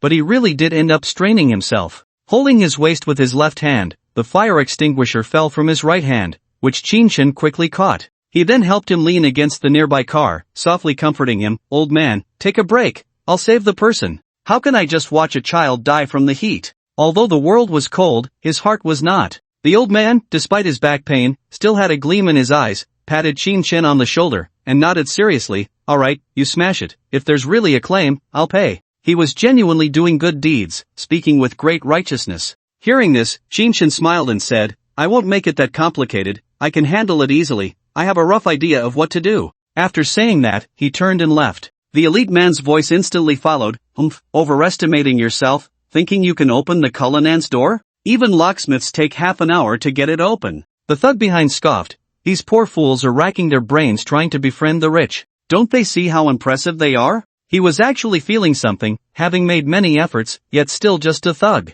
The woman in the beige dress sneered, "Is this helping? Are you trying to run away? I've never seen a man who talks so much nonsense." Didn't they say poor people are kind-hearted? Seems like the old saying isn't true after all. More people thought Qin Shen was unreliable, boasting, and had ulterior motives. Almost all eyes followed him as he moved, and they saw him take out his car key and press it. Over there, the headlights of the dark red Rolls-Royce Dawn flickered a few times. In an instant, nearly everyone's eyes widened, mouths agape, as if they could drop an egg. Even the old man looked at his car in disbelief. As he climbed into the car and came out holding a small box, he casually locked the supercar. With everyone's gaze upon him, Qin Shen stepped into the crowd. Plop! Plop! Someone couldn't control their drool, which fell to the ground. The elite man struggled to close his mouth, rubbing his eyes hard, seeing that Qin Shen was still in tattered clothes, holding an old phone. Damn, so low-key, that's a 20 million Rolls-Royce Dawn. A deep voice broke the silence. The big thug stood aside, looking at Qin Shen in disbelief.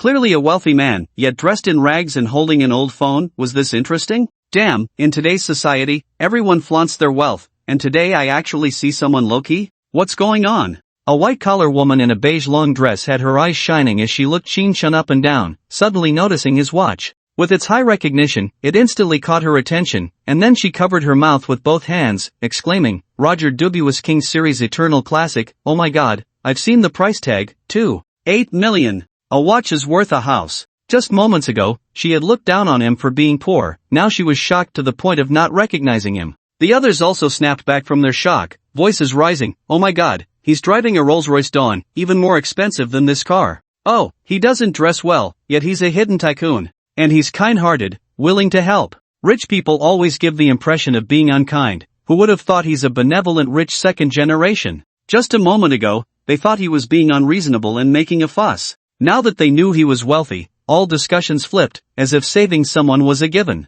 After hearing this, Qin Shen felt utterly bored. Poor people saving others are looked down upon, questioned, and denied. But for the rich, it's just doing good deeds, having a kind heart. This society has become extreme. No wonder women seek out wealthy men and look down on the poor. The root lies here. Shaking his head, he walked calmly to the side of the Cullinan, waved to the girl inside, and shouted, I'll get you out as soon as possible. Just after he finished speaking, an old man's voice came from behind, Young man, what are you doing with that? You can't break it, right? Get a hammer with a point. His voice trembled, likely due to severe back pain. After hearing this, Qin Shen turned around, smiled at him, and said, Breaking the car window is laborious and costly. I'll just unlock it. Wait a moment, after I rescue the little girl, I'll show you your back. Otherwise, it won't heal in 10 days or half a month. He then opened the small box, took out a thin wire and 2 small springs, and approached the Cullinan. Pressing his ear against it, he slowly began to unlock it. The old man suddenly felt it was somewhat unbelievable. Wasn't this a thief's skill?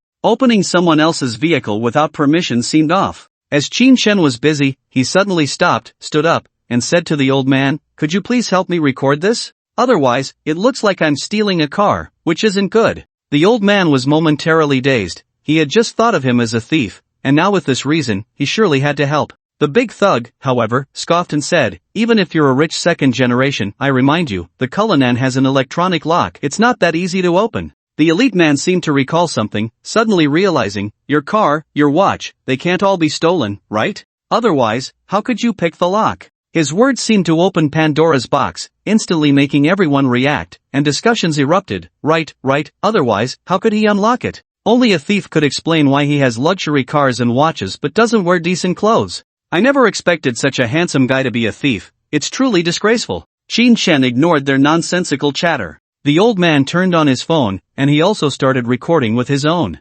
People can say whatever they want, it's their freedom, and he couldn't care less. The old man was furious, his beard bristling, not expecting that a good Samaritan would be labeled a thief and slandered. Meanwhile, the bystanders pointed fingers, acting as if they were the paragons of justice. What nonsense is this? The woman in the beige long dress suddenly shouted, Enough! Can you all have some common sense? That luxury car is a top-tier model, limited edition worldwide. Who would dare to steal it? And that watch is even more extraordinary. If it goes missing, the police will file a case and search for it with all their might. Do you think it's just an ordinary watch? He knew very well that such luxury items couldn't just be stolen at will. The elite man turned red upon hearing this. The others also felt quite embarrassed, as if they were questioning a generation of wealthy individuals. At that moment, Qin Shen clicked and opened the door of the Cullinan. He quickly retrieved the items, carried the little girl out, and closed the door again, as if it had never been touched. Young man, well done. Quick and without damaging the car.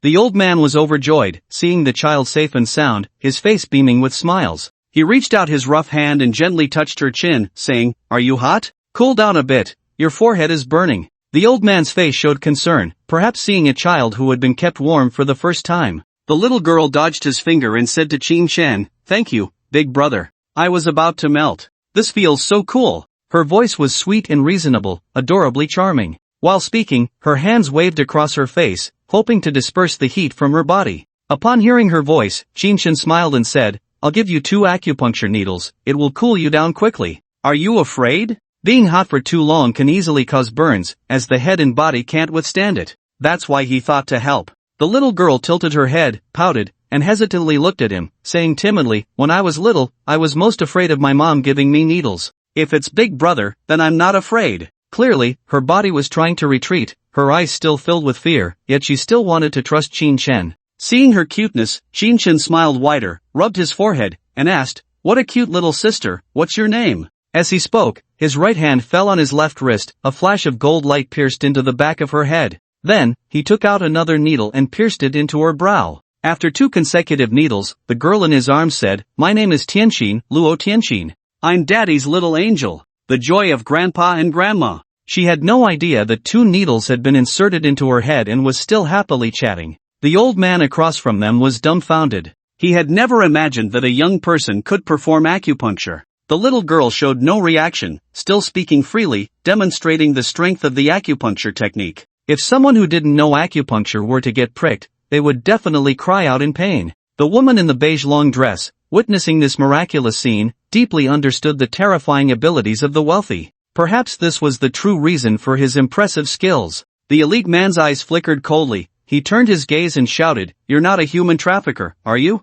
Are you trying to control the little girl and threaten her parents?" A thug nearby chimed in, "Even though we're in the underworld, we never use children for our schemes. Let me tell you, scum like you would be treated harshly in prison, making you wish you were dead." They seemed to be filled with righteous indignation. In reality, they were just trying to smear Qin Shen and cover up their earlier blunders. Hearing their various slanders, even a clay figurine would have some anger, let alone Qin Shen, who was contemplating how to teach them a lesson. At that moment, a pair of elegantly dressed men and women rushed into the crowd, shouting, "Let go of my daughter." "What the hell?" A voice rang out, and the onlookers knew that the child's parents had arrived. Eyes turned as a man and woman rushed in, panic evident on their faces. The man was tall and handsome, with long hair, resembling a sun-kissed heartthrob. The woman was statuesque and beautiful, dressed extravagantly, holding a Gucci bag, her face filled with anxiety. When the little girl saw her parents, the heat drained from her body. She opened her arms and shouted, "Daddy, Mommy, you locked me in the car, did you want to roast me alive?" Her mind was clear, and without waiting for contact, she directly questioned them in front of everyone. Qin Shen knew his parents had come, pulled out 2 golden needles, and placed them in the needle pouch. He let the child go, allowing her to stand on the ground. He then noticed the fire extinguisher on the ground, a cold glint flashing in his eyes. It was time to teach a lesson to the self-righteous onlookers. While helping Tianxin, he swiftly pulled out the safety pin. The couple rushing over heard their daughter's question and recalled the incident of leaving her in the car. The father quickly rushed over and scooped up his daughter, holding her tightly in his arms, fearing she might be harmed again, checking her from top to bottom. His right foot accidentally stepped on the red handle. Then, the mother rushed over, her attention solely on her daughter, and kicked the steel bottle, wedging it between her husband's legs. In an instant, a cloud of white powder burst forth uncontrollably from the rubber mouth. The unrestrained rubber hose flailed about due to the pressure. The crowd that had just gathered was not spared,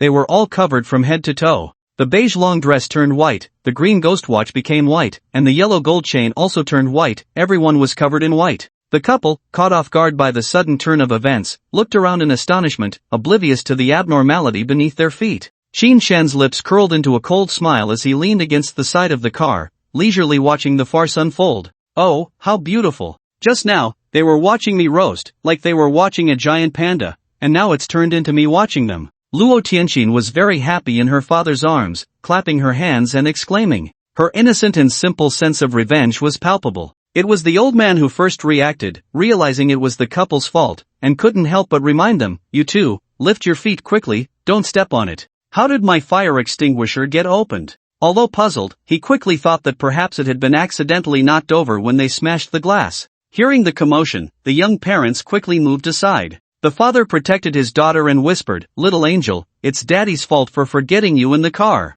Were you scared, sweetheart?" He felt deeply guilty for leaving the child in the car, especially since someone else had to rescue her. Seeing the little girl find her parents, Qin felt quite happy. They say saving a life is worth building a pagoda of 7 stories. Not only had he saved a life, but he also honed his lockpicking skills, a double benefit. Shifting his gaze, he saw the disheveled state of the crowd and couldn't help but tease, "What a beautiful scene, a sky full of white smoke." He found it amusing, but the onlookers, covered in white particles, were furious, some even enraged. They would surely be kicked out of work looking like this. A thug wiped the powder off his face, unable to contain his anger, shouting, "What the hell, where's the beauty in this? Are you blind?" He wished he could lash out at Qin for making him look so ridiculous. The elite man's face turned sour. He couldn't accept being humiliated in public. Yet, facing someone of Qin's wealth, he suppressed all his resentment, unsure if he would be taught a lesson. Just as they dared to be angry but couldn't voice it, slapping the white particles stuck to them, Tianqin's mother yelled at Qin, "You poor bastard, I don't care who you are, you touched my car, you must come with me to the police station. Who knows what you might have stolen from me? If it weren't for so many people around, would you have taken my lovely daughter away? We must get to the bottom of this." Her arrogant words not only lacked gratitude but also turned the tables, scolding loudly. Upon hearing this, Qin fell into a state of confusion. Was the approach wrong? How did it come to this, with doubts and curses thrown at him? Did he have a label of thief and human trafficker stuck on his forehead? Otherwise, why would saving their child lead to all sorts of suspicion and anger? The old man beside him felt his blood boil at the words. They hadn't damaged any vehicles, hadn't lost any money, yet they wanted Qin to go to jail. Unable to contain his temper, he coldly shouted, "Who are you? How can you repay kindness with malice? I've never seen such an ungrateful wolf." He couldn't find the right words to express his anger, so he vented it this way. The furious thug, upon hearing this, broke into a grin and mockingly said, "Ha ha, we all advised you not to be so self-important, trying to cling to the rich, but you didn't believe us. Now you're dumbfounded, aren't you?" Despite the white powder still on his face, the elite man couldn't help but laugh. "This is the funniest thing I've encountered this year. It's clear to everyone that you're a thief, and even worse, a human trafficker. Just wait to rot in jail." The others chimed in, "Dumbfounded, aren't you? Confused, right? The rich don't play fair, it's truly hilarious. This is the consequence of meddling in others' affairs. If it were me, I'd just pee myself to death. Oh, doing good deeds without leaving a name, and now you're going to jail. Ha ha ha, what a freak." One after another, mocking words flew around. Some laughed at Qin, some looked down on the rich, and others bluntly said the two were a perfect match. Qin had never seen such foolish behavior before. His face darkened, wanting to teach the woman a lesson. But she spoke first. "Look, everyone can prove that you were trying to steal a car, but our child caught you. You were actually after our Tianqin, and you hadn't even had time to escape after your attempt." She spoke with an air of superiority, arrogant and full of herself, not even glancing at her daughter, fixated on Qin. Qin was deeply suspicious. Was Tianqin really her daughter? Why was she so indifferent? She picked up her phone and toolkit, heading towards her car, leaving behind a cold voice, "Feel free to report me, justice will prevail. But remember, if you dare to provoke me, be prepared to pay the price." Inside, he felt a sense of desolation. Having saved someone's child, he was instead being sent to prison. Hearing his defiant words, the crowd around them erupted in glee, various jeers as if he deserved it. The old man was so angry he felt pain in his liver and back, shouting, "Young man, help me, let's go together. I'm not afraid of anyone in court." A good young man was about to be defeated by the harsh reality. Hearing the old man's voice, Qin paused, remembering he had promised to help him with his leg. In his anger, he had forgotten. However, the footsteps approaching were not just one person, but 3. "Big brother, wait for me, you haven't given me my shot yet. Little brother, wait. I haven't thanked you yet, you can't leave." The voices of Tianqin and her father came almost simultaneously.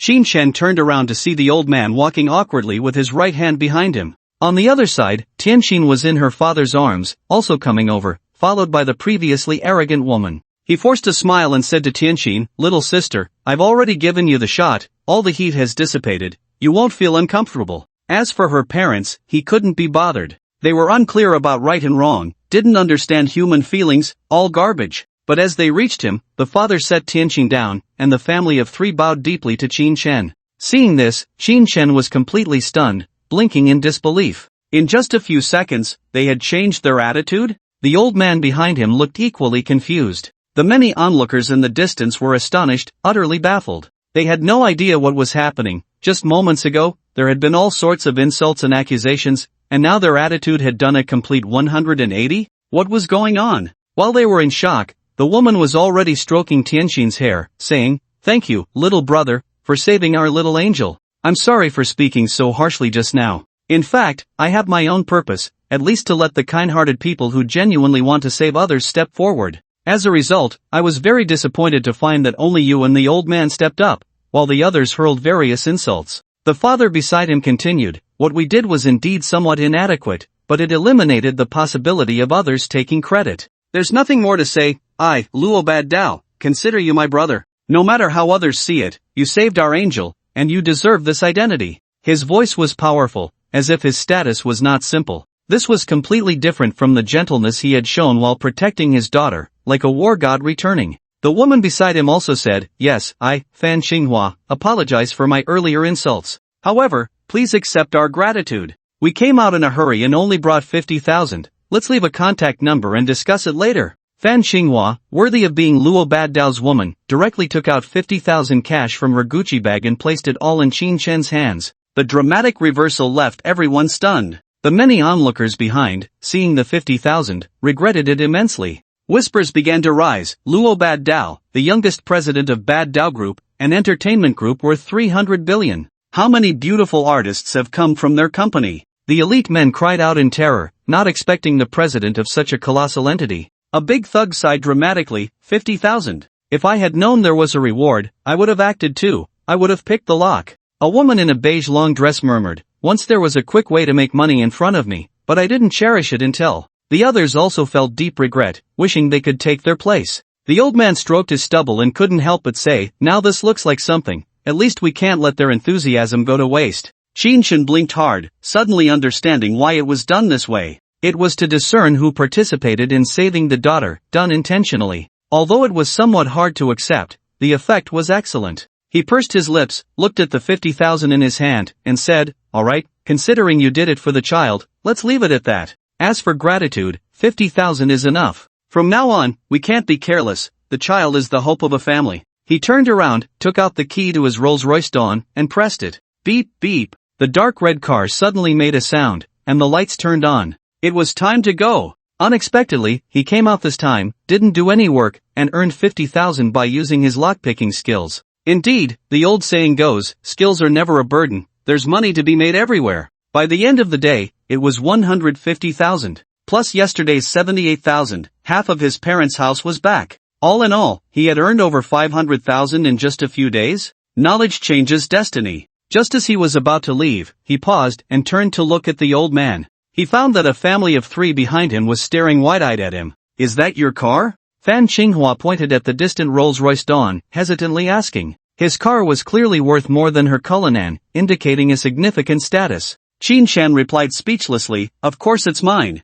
Old man, come with me, let me show you my waist injury." Kindness should not be taken for granted. Among the crowd, only the old man was eager to save others, hence he was injured. Hearing this, the old man was very happy, leaning awkwardly as they walked toward the Rolls-Royce Dawn together. The two were preparing to treat the injury, while Luo Bad Dao secretly pondered, kindness should not be taken for granted. That seems very reasonable. Why don't I have any information about him in my memory? Who is he? Suddenly realizing he didn't even know his name but wanted to be brothers? Perhaps he was the one who was reaching too high. Beside him, Luo Tianxin, in a sweet voice, asked, "Big brother, you haven't told me your name yet. Please tell Tianxin." She simply wanted to know his name, which just happened to solve her father's dilemma. Qin Shen turned around, a brilliant smile on his face, and said, "My name is Qin Shen. When I have time, I'll come play with you." The little girl was incredibly cute, as if destined to have a connection with him. "Thank you, brother Qin Shen. We're going home now." Luo Tianxin vigorously waved her small hand, not wanting to disturb him. Beside her, the old man shouted, "Brother Qin Shen, give me a business card. I want to treat you to a meal to express my gratitude." As he spoke, he handed his daughter to his wife and strode over. However, Qin Shen's response left him dumbfounded. "I don't have one. Just remember my phone number." Clearly, he had an impressive background, yet no business card? It felt so unreal. Perhaps this was what it meant to be low-key. After jotting down the phone number, they left with endless thanks. The former onlookers, filled with endless grievances, left helplessly. 50,000. Luo Badeo's brother. It had nothing to do with them, yet they ended up in a mess. Qinshen casually tossed the 50,000 on the back seat, letting the old man lean over in the passenger seat to give him a back massage with needles. Although the place was simple, the technique was good. Young man, what do you do for a living? Delivery driver. What? A delivery driver? Are you kidding? Forget it. How old are you this year? You have a good temperament. 26. I'm not joking. I have 1,500 5-star reviews. Oh, 26. Do you have a girlfriend? I have a niece, 24 this year, still single. How about? Casual chatting with the old man somehow led to matchmaking. He wanted to complain, do older people all have this hobby? Don't take it lightly, she has 12 houses in her family, she's a local from the Magic City. And she's really beautiful, like a movie star. Leave a contact number, I must help you with this. In the end, it was something he couldn't refuse. Qinshen didn't firmly reject it, feeling that the old man meant well and wasn't a bad person, so he casually agreed. In less than half an hour, it ended, and he left with 2 phone numbers. He opened the ride-hailing app. You have an order, from the Oriental Pearl. Qinshen received the order, not expecting it to be a stylishly dressed beauty. She wore a blue sheer short skirt, revealing long legs, with crystal sandals and red-painted toenails. Her long hair flowed down, topped with a sun hat, and she wore frog eyeglasses on her nose. Judging by her aura, figure, and beautiful legs, she was a top-tier beauty. Although most of her face was hidden, Qinshen could tell from her chin that her skin was excellent. Despite her beauty, after experiencing Su Wanru's allure in the morning, he truly had little desire. Moreover, after what happened with Sun Xiaoqiao, it was hard to feel any admiration. Miss Meng, right? To the Oriental Pearl? He casually asked as he started the car. With a roar, he merged into the lane. Yes. I didn't expect it to be a supercar. Does the driver get tired of driving it every day? Miss Meng's voice was a bit hoarse, as if she hadn't rested well, she casually remarked. She tilted her head towards Qinshen, scanning him up and down, clearly assessing him. Glancing sideways, she saw the 5 stacks of cash on the back seat, which were particularly eye-catching. She felt a bit awkward inside. Clearly dressed in ordinary rags, worth less than $100, with an old phone. Yet he drove a supercar, and there was 50,000 in the car. It felt so out of place. Like a car thief. Qinshen had already forgotten about the 50,000 in the back seat and said lightly, this is work. To make money, even if I get tired of it, there's nothing I can do. It's fine, at least I'm not tired of it now. If I do get tired, there's a Bugatti at home, I can switch it up. He was stating facts, without a hint of exaggeration. Little did he know, to the beauty's ears, it sounded like thunder. Another supercar? Yet it was for delivering food, driving for a ride-hailing service. Damn! It felt particularly strange. If he was showing off, his outfit didn't seem like it. If he was impressive, how could a rich second generation think about driving for a ride-hailing service every day? He should be at bars, in shopping malls, indulging in luxury and living carefree, right? Strange, awkward, incomprehensible. A hoarse voice asked, hey there, do you still need a driver? I've just become unemployed, got fired, and I can drive for Didi to earn some money. As she spoke, she took off her glasses and looked at Qinshen with a sincere expression. Tears shimmered in her eyes, which were red-rimmed, and her little mouth was pouting, looking pitiful. Qinshen tilted his head and glanced at her, feeling that she looked somewhat familiar, but he couldn't recall where he had seen her. However, he suddenly felt a bit tempted by her proposal. Hiring someone to drive for Didi, splitting the money 50-50, was definitely a profitable venture. He just didn't know if anyone would agree. He guessed that no one would want to do it. It was better to drive a taxi. Not believing her words, he continued, sure, I happen to have an empty car.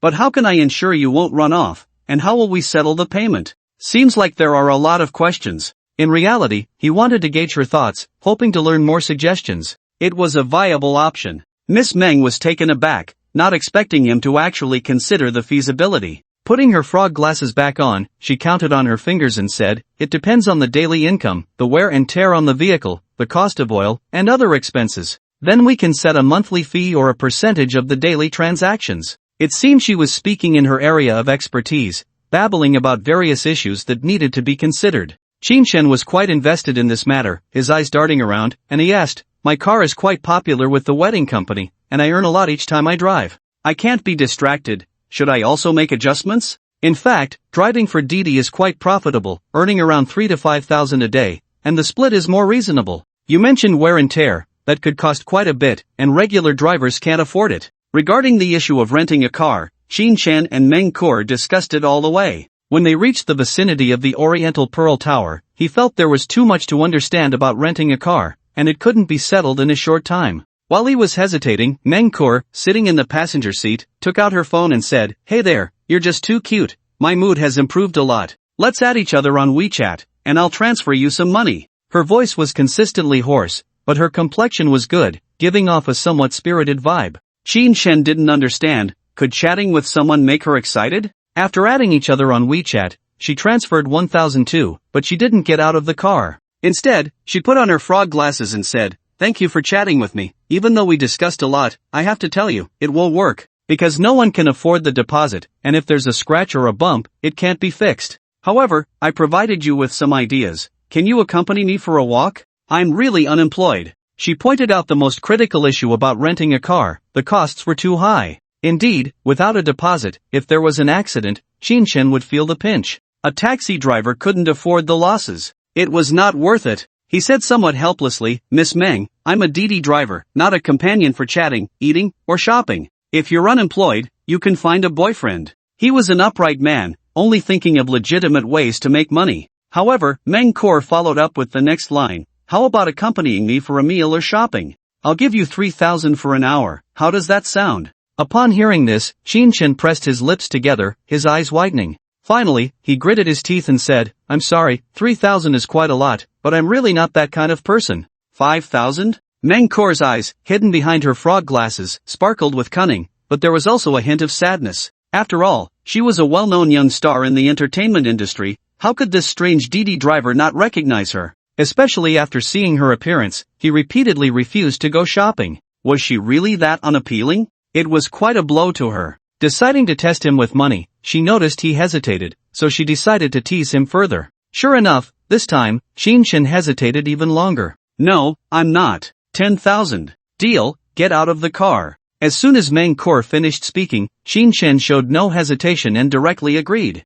Meng-kur was stunned, then laughed loudly. "Oh, little brother, you're too cute. Is it interesting to bully a beauty like me for money? Especially when you have 50,000 in the back seat of your car." She really didn't expect that the righteous Shin-chan would surrender so quickly. Hearing her words, Shin-chan glanced back and remembered Luo Baddao's 50,000, laughing. "It's all hard-earned money, what can I do? I urgently need money to buy a house for my parents." After saying that, he started the car, preparing to find a parking space. He couldn't park by the roadside. Meng-kur heard him and once again looked him up and down. Driving $1 million supercar and planning to buy a house for his parents? Could he be a self-made man? Was the car rented? Then why not sell the supercar? Buying a house in the Magic City would be easy and pleasant. However, since it involved someone else's privacy, she didn't ask but said, "Let's go, let's check out the top of the Oriental Pearl Tower and relax." Her soft voice finally revealed that there was more to her feelings than met the eye. She wasn't as carefree as she seemed, she was holding back her grievances.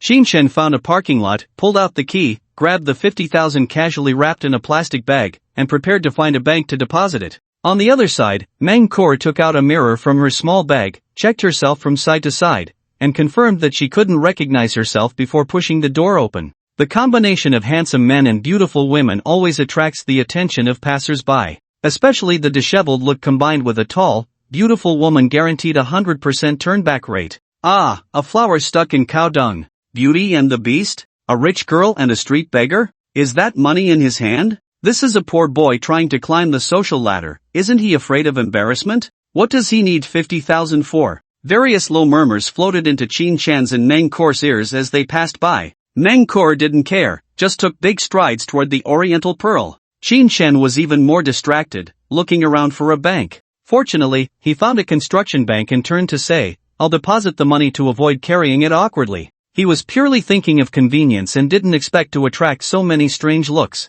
Meng-kur paused slightly, tightened her handbag, and said, "Okay, but we have to clear out during this time. Otherwise, I'll lose out." She still cared about a little bit of time. "Sure. Meng-kur, finally found you. How can you bring such trash to pretend to be your boyfriend?" Shin-chan's response coincided with another angry male voice. Meng-kur shuddered and turned to look back. Shin-chan also turned to see who it was. He already understood that he had been used as a human shield again. A human shield worth 10,000 an hour. He felt helpless, but at least he had to protect her. In front of him stood a tall man in a fitted white suit, wearing black crocodile leather shoes. He had a delicate face, a well-proportioned figure, and a short haircut. Handsome, sunny, clean, and tidy, he was the image of a prince charming in the hearts of countless girls. Qin Shen noticed many girls gathering around, their eyes on him, chattering excitedly. So handsome, he's simply the perfect male god in my heart. I saw him driving an Aston Martin at least worth over 10 million,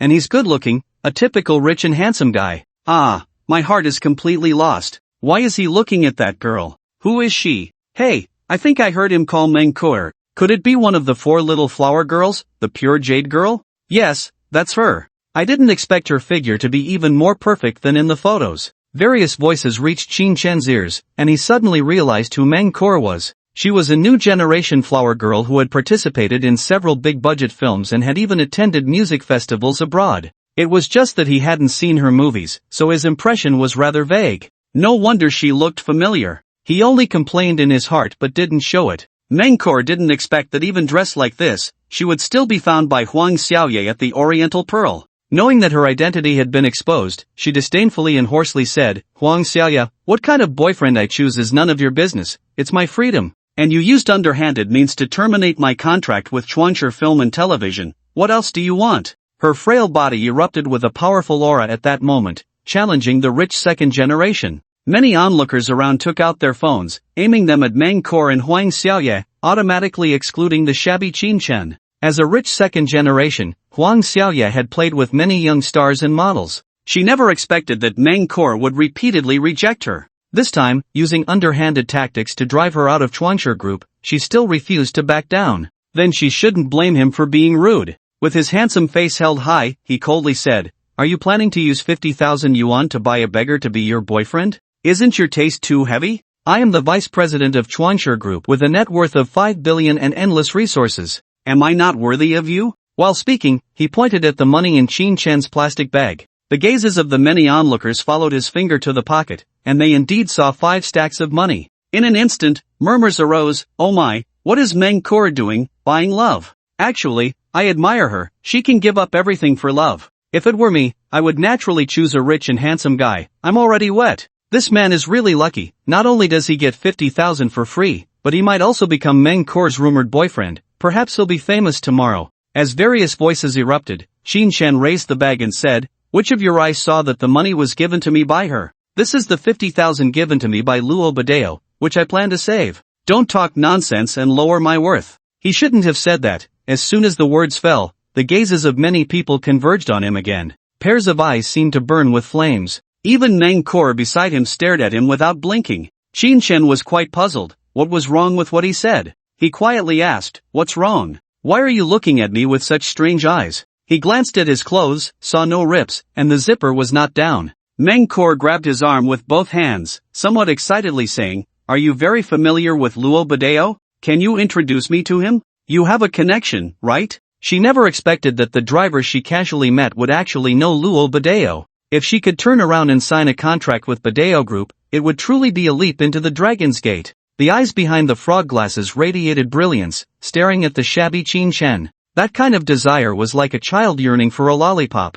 Just as Qin Shen was about to speak, Huang Xiaoye across from him burst into laughter. Pointing at Qin Shen, she laughed so hard she doubled over, her face full of mockery, as if she had heard the biggest joke. The bodyguards coming from behind formed a small circle, protecting him in the middle. The surrounding onlookers were left exchanging glances, not understanding what was so funny. Qin Shen couldn't be bothered to care and said to Mengkoor beside him, "Want to know Luo Badeo? What's so great about him?" "I don't know. Knowing me is enough." After saying this, even Mengkoor felt he was bragging. How dare he compare himself to Luo Badeo? What a joke! That was a man standing at the peak of the entertainment industry, with endless resources, capable of easily making a star famous. Although Qin Shen was also a rich second generation, he was not well known, had no resources, and couldn't accomplish anything. Huang Xiaoye, standing opposite him, pointed her right index finger at him and laughed. "Huh, don't brag, hey, my stomach hurts from laughing. Hee, have you looked in the mirror to see what kind of person you are? Knowing Luo Badeo? Do you even know who Luo Badeo is?" He couldn't stop laughing, his words coming out in fits and starts. Just then, Xin Shen's phone happened to ring, and Meng Kur beside him saw clearly that it was Luo Badeo. She quickly took off her frog glasses, her eyes wide open in disbelief as she stared at the shabby phone. Xin Shen felt very strange. Why was he getting a call at this moment? Feeling strange, he answered the phone while pointing at Huang Xiaoye and said, I really don't know who Luo Badao is. Is he very famous? I'm taking a call. His response made Huang Xiaoye laugh uncontrollably again. You're such an idiot. You, a beggar, think you can know Luo Badao? He's the president of the Badao Group, worth 5 billion, with a group worth 30 billion. Would he be friends with you? He couldn't help but curse loudly. Xin Shen directly retorted, he's not my friend, I just said he's my big brother. I don't know if he's the Luo Badao you're talking about. After saying that, he put the phone to his ear and said, hello, what do you need? How's Tianxin? Is she not running a fever anymore? His relationship with Luo Badao wasn't very good, and he even felt some resistance. Even after apologizing, he still felt uncomfortable with his methods. But the little girl was very cute, and he liked her quite a bit. Perhaps it was because he was at the right age, longing for a child? The voice of Luo Badao came from the phone. Hee, little brother, my little angel not only isn't running a fever, but the frequent heat she used to have is also gone. Everything is normal now. I'm going to tell her grandfather about today. I'm going to get scolded. Compared to Qin Shen's indifference, Luo Badao seemed much more approachable. It was known that when they met, Qin Shen had seen him pull a golden needle from his daughter's head, which was definitely his skill. Meng Kur, standing nearby, was petrified upon hearing the familiar voice from the phone. Qin Shen really knew Luo Badao and even called him little brother, thanking him. This completely refreshed her understanding. It was known that Luo Badao was called that because he acted domineeringly in business, never showing any mercy. How many companies of the same level had vanished under his hands, leaving people in shock? The number of people he could call little brother was very few. Anyway, she didn't know. But this inconspicuous rich man was easily called little brother. What a huge favor. Her heart instantly came alive, and her hands unconsciously grabbed Qin Shen's arm, wanting to get closer. She didn't even notice the glare Qin Shen was giving her. Qin Shen helplessly continued, if everything is fine, I'm hanging up. He still had things to deal with and didn't want to talk to him any longer. Meng Kur was somewhat dumbfounded. She had just asked him to speak on her behalf in front of Luo Badao, so why was he hanging up? Her eyes were filled with endless resentment, her lips pouted, and tears welled up in her eyes, wanting him to agree to her request. Grabbing Qin Shen's arm with a spoiled look truly shocked the onlookers, leaving them with dropped jaws. No way, am I really seeing Cora begging a beggar? With that little look in her eyes, my heart is melting. Indeed, it's like a flower growing in cow dung. Our Cora, how could she fall for this? Cora, stop acting. I know you wouldn't look at him, a shabby beggar. Many fans' hearts shattered, shouting loudly, even wanting to rush up and beat Qin Shen. However, someone was faster, striding up to Qin Shen within a meter. His fists were tightly clenched, veins bulging. His gaze was sharp, like a hungry wolf ready to pounce. For bodyguards gathered around, surrounding the two. Seeing this, Meng Kur felt a bit afraid and scolded, Huang Xiaoye, do you dare to hit someone in public? Aren't you afraid of ruining your image? The reason she came to the Oriental Pearl was to use the power of many fans to stop the bully from acting violently. Her hands tightened around Qin Shen's arm. At that moment, the voice of Luo Badao came from Qin Shen's phone. No, little brother, I called you to ask for a favor. Can you help treat my old man? His legs are tortured by rheumatism, and he can't walk. I've seen many hospitals, but nothing has worked. Did I just hear Meng Kur's voice? In the previous second, he was talking about the old man's illness, and in the next second, he mentioned Meng Kur. The topic changed so quickly that Qin Shen was a bit taken aback. He casually said, alright, just treating a patient, but I have to tell you, there's a fee. I'm poor. I'm with Kur, handling some matters, gotta hang up. After saying that, he prepared to end the call. From the other end came Luo Badao's extremely frustrated voice. I say, brother, you're not being fair, hanging up on me so quickly. When you have time, bring your sister-in-law over to my place for a visit. He was genuinely annoyed. It had always been him hanging up on others. Today, he encountered Qin Shen, a real oddball. Clearly a wealthy man, yet he preferred to wear tattered clothes, not even knowing who he was. Whatever thoughts were in his mind, Qin Shen couldn't be bothered to care, hanging up the phone and looking at Huang Xiaoye in front of him, coldly asking, what do you want? I'm not afraid of anyone. His right index finger pointed at the bodyguards around, his face full of disdain. Their strength was not much better than the thugs at the abandoned car lot of Hualong. It was easy to take them down. The four bodyguards' expressions darkened, filled with ferocity and anger. They rolled up their sleeves, ready to fight. Opposite, Huang Xiaoye looked at him in shock, his eyes nearly popping out. He heard the voice on the phone clearly. It was definitely the voice of his biggest competitor, Luo Baddao. He never expected that just moments after claiming not to know him, the man would suddenly call him brother. Was there such a slap in the face? The laughter from earlier felt like mockery, and his face turned beet red. Struggling to swallow, he gasped for breath and hoarsely asked, "Was that Luo Baddao on the phone just now?" After asking, he regretted it. If he had acted like he didn't know, he could have just beaten him up, right? Suddenly, he remembered that so many people were watching, and he absolutely couldn't make a move. Otherwise, the company's image would be ruined. Qin Shen raised his eyelids, looking at him indifferently, saying, "Do I need to tell you who I'm chatting with? If you have something to say, say it. If not, get lost. I don't like men being this close to me. Let me tell you, I don't like men."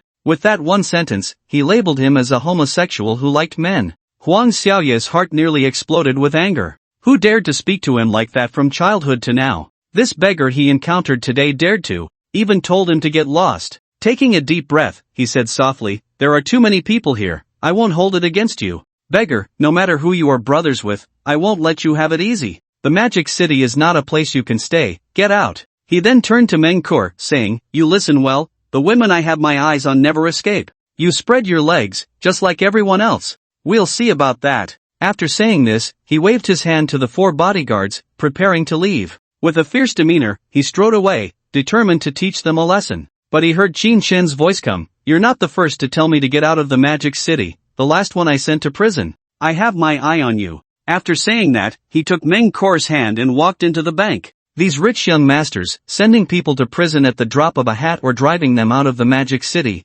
acted as if the world revolved around them. Qin Shen found it very distasteful. If it had started for money, fulfilling obligations, it had now turned into a fight for dignity. Saying he had his eye on him was actually a declaration of war, challenging him to see how it would go. Meng Kor never expected that a casual DD ride would lead to such a powerful driver. Although his appearance was shabby, he was a superman, and the key was that he knew Luo Baddao. Even when his little hand was held, she still didn't struggle, obediently walking into the bank. The many onlookers outside exchanged glances. Huang Xiaoye arrived in high spirits but left in disappointment, ending things hastily? Someone couldn't help but comment, "Something's off. Huang Xiaoye is a super rich second generation. How could he let them go so easily? Is there some secret inside? I also feel something's wrong. That beggar is too strange. He actually dared to challenge Huang Xiaoye. Could he have a background? I don't think so. The beggar definitely knows Luo Baddao, and that's why Huang Xiaoye is cautious. Just wait, the follow-up won't be simple." Meng Kor is the most pitiful, forced out of the entertainment industry by Huang Xiaoye, finding a beggar as a scandalous boyfriend, and still being threatened. Sigh, my heart is broken. Some pity Meng Kor, some look forward to the century's battle, and some think Qin Shen is lucky. Opinions vary. The chaos outside has nothing to do with Qin Shen, who returns with a beaming smile after depositing 50,000 into the bank. He now has 220,000, and if he saves a bit more, he can buy his parents a big house. After all, he doesn't have to worry about food and drink, everything is for repaying his parents' kindness. "Your business is over, shouldn't you transfer the money to me? I want to go home," he said as he walked over to Meng Kor. She might be the goddess in the hearts of countless fans, but she is definitely not the goddess in his heart. Moreover, she used him to block Huang Xiaoye's harassment, and she should pay the price. Hearing his voice, Meng Kor realized that his perception of her had diminished significantly. She lifted her head, pressed her lips together, and with pleading eyes said, "It's not even been an hour, why not accompany me upstairs for a walk? I heard the Oriental Pearl is very tall, but I've never seen it." Her voice had become much lower, no longer the quirky tone she had when strategizing before. Seeing this, Qin Shen frowned slightly and said, "Just right, I've been in Magic City for 8 years and have never gone up to see it. I'm broke." He had no money during school, was too busy during his startup phase, and even with a girlfriend, he had never traveled for leisure. This time, he considered it a chance to relax. When they stepped out, many fans had already dispersed, leaving only a few trailing behind, wanting autographs and the like. Unfortunately, Meng Kor was in a bad mood and ignored them. The two took the elevator, not saying much, until they reached the top of the Oriental Pearl and stood on the glass platform. Perhaps due to the recent rain, a layer of mist enveloped the entire city, making it hazy. Look at that city, shrouded in a thin veil, just like humans living in society, always wearing masks. I've been struggling in the entertainment industry for 6 years, from only knowing how to play the cello to becoming a film and television star. one of the 4 little flower goddesses, I've sacrificed a lot. There are no true friends, no reliable connections, no other skills.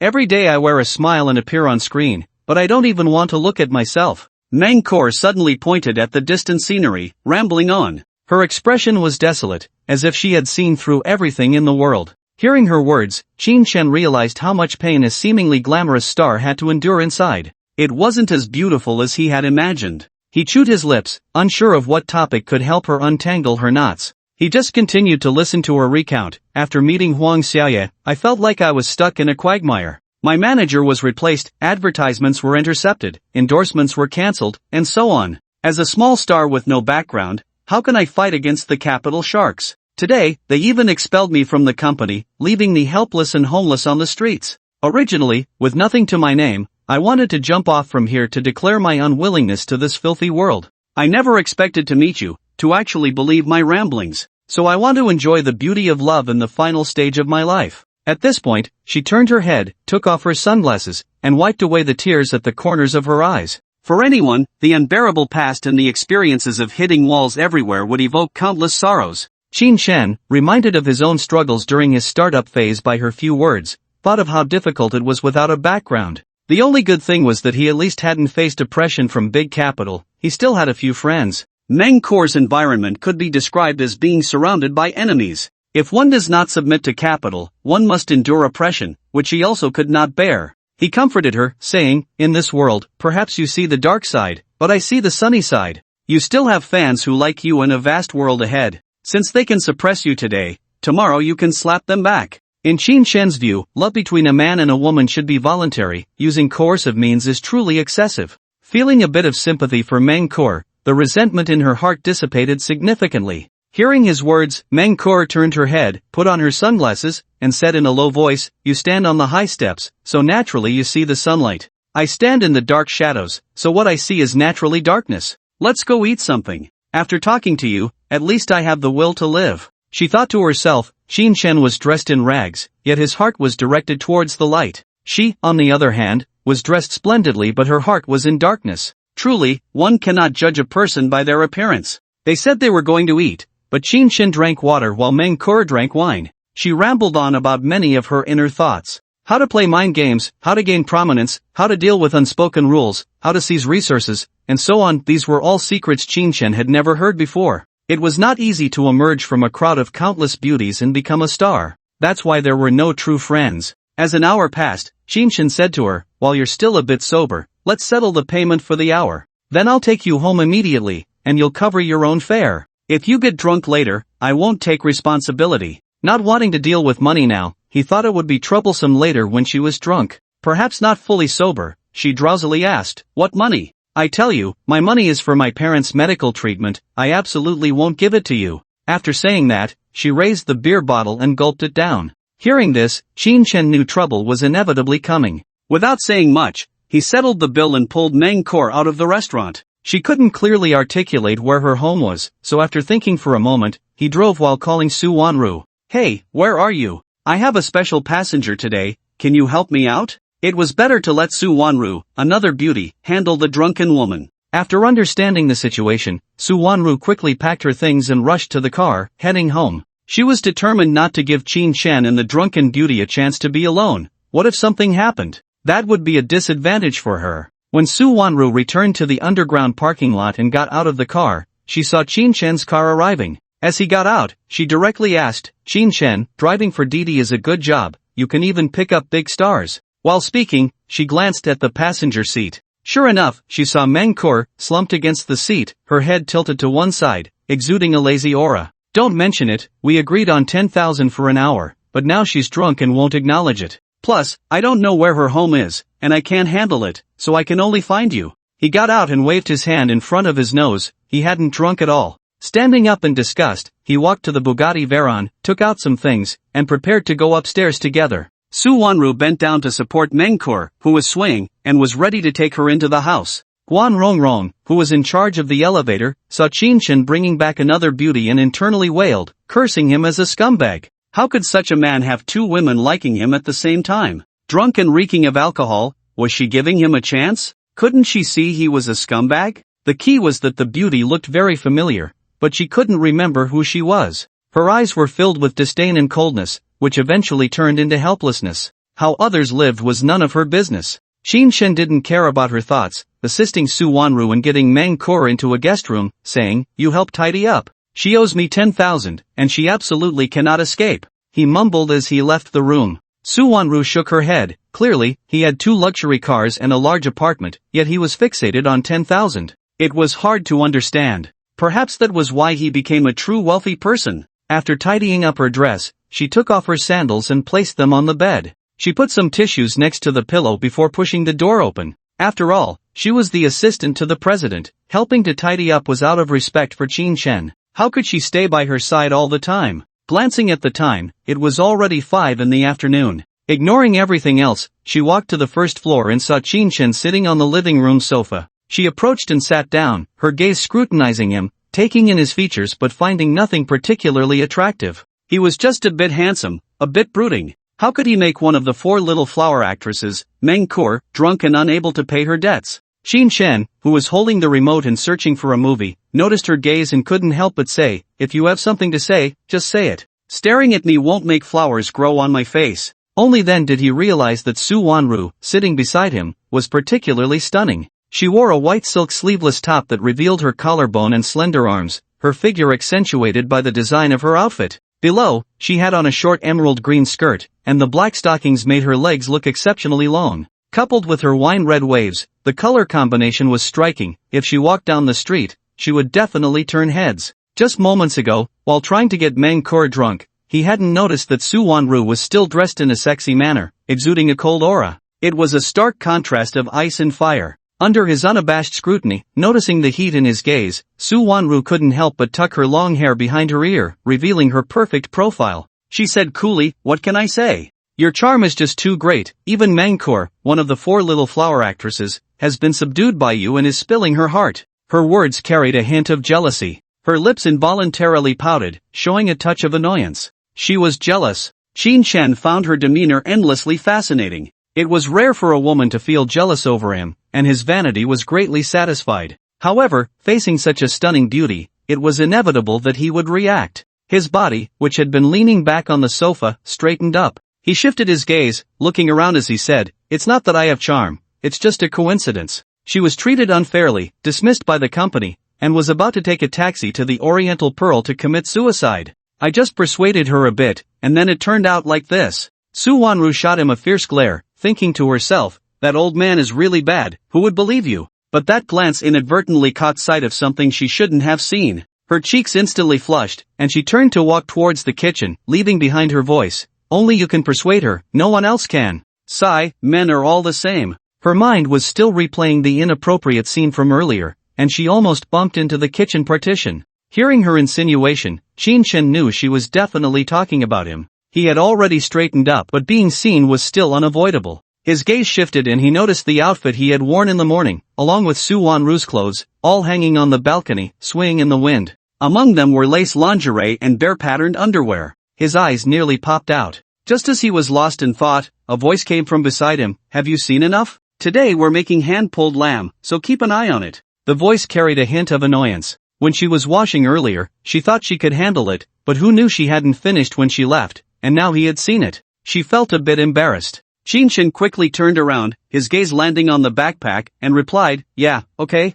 Why does it feel like we're eating every day? Luckily, I only drank a bit of water earlier, otherwise, I would have lost out. Oh no, I forgot to buy the ingredients." She had been thinking about buying some fresh mushrooms for lunch but was delayed by Mang Kor. Su Wanru casually asked about the mushrooms, and he explained the process of making fresh mushrooms while projecting crash landing on you. He had only watched 9 episodes and wanted to find a way to finish the remaining 7. The time wasted was too long. Then just grow them yourself. What you grow will definitely be cleaner and more nutritious than what you buy outside. Su Wanru responded as if she were the hostess. She felt that Qin Shen was a super enigma, always displaying unexpected abilities and performances. Watching him enter the storage room to take out some chicken and mushrooms, she asked again, "What? You can cook other dishes too?" "Hee, just these 2. Everything else is mediocre. Let me show you a trick." As Qin Shen spoke, he and Su Wanru busied themselves in the kitchen. They chatted, watched dramas, laughed, and cooked, creating a warm atmosphere that gradually fermented in their daily lives. For a full hour, 3 pounds of hand-grabbed lamb, a pot of chicken stewed with mushrooms, a plate of stir-fried bamboo shoots, a plate of vinegar-dressed cabbage, plus a large bowl of egg drop soup, were laid out on the dining table. Wanru, go check if she's up. We're about to eat. Qin Shen, not wanting to go to Meng Kor's room, walked to the cold storage to grab some beer and said to Su Wanru. It was a rare occasion to have a lavish dinner at home, so he felt they must drink a couple of glasses. On the other side, Su Wanru had just reached the second floor when she saw a panicked Meng Kor, barefoot, running out of her room with her hands covering her chest. Beautiful lady, where is this place? Have I been kidnapped? The frantic voice reached her ears. Hearing her voice, Su Wanru almost stumbled down the stairs. Did she really look like a kidnapper? Wasn't she dressed sexy enough? She was also a stunning beauty, after all. Thoughts whirled in her mind as she said, no, don't worry, this is my senior's home, it's very safe. Hurry and get dressed, wash up a bit, we're waiting for you downstairs to eat. After saying that, she turned and went downstairs. She was afraid that if she stayed any longer, she might be mistaken for a rapist. Noticing Meng Kor's wary gaze and tense expression, she realized she didn't believe her at all. With a sulky face, she turned and walked to the dining room. On the second floor, Meng Kor looked at the luxurious rooms, heard the beautiful voice, and barely managed to react, quickly returning to her room. She dressed quickly, entered the bathroom to wash up a bit and touch up her makeup. Then she took all her belongings and headed down the stairs. When she saw the 3 floor-to-ceiling windows in the hall, the sunlight flooding the entire room, she was instantly stunned. On the huge projection screen, there were clips playing with incomprehensible sounds drifting into her ears. The high-end sofa, the spacious kitchen, everything was overwhelming her heart. Although she had seen luxurious rooms before, that was in the homes of familiar wealthy people, this was a completely unfamiliar world. Meng Kor, with a shocked expression, saw Qin Shen and Su Wanru in the dining room and caught a whiff of the delicious food. Especially Su Wanru, who looked incredibly stunning.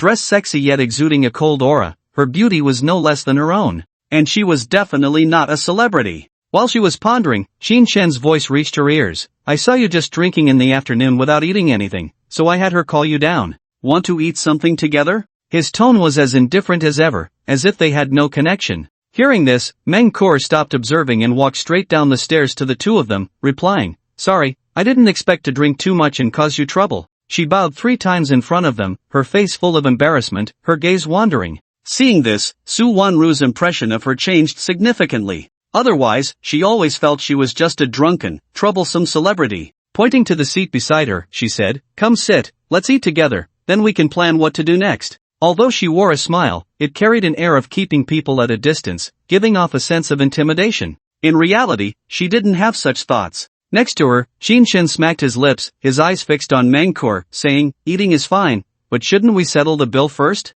We agreed on 10,000 for an hour, you can't back out just because you drank too much. This remark was too much of a buzzkill. It earned Qin Shen a big eye roll from Su Wanru. Was this really the time to say that? Meng Kor, who was about to sit down, turned beet red and quickly took out her phone, saying, oh, I completely forgot, I'm so sorry. How about I give you a bit more? You fed me a meal and helped me come out of my suicidal despair. Standing on the Oriental Pearl, all she could think about was suicide. In reality, Qin Shen didn't say much. After the pain, he realized that dying wasn't worth it. The reactions of the two women all fell into Qin Shen's eyes. He didn't care about love, it was a matter of principle. Waving his hand, he said, no need, I said 10,000 is 10,000. The rest we'll settle later. Sit down and eat, then take a taxi home, I want a drink. As he spoke, he had already opened a bottle of Red Star Erguotu and poured himself a glass. Su Wanru blinked her eyes. This guy was very gentle and humble towards her. Why was he so harsh when it came to a big star?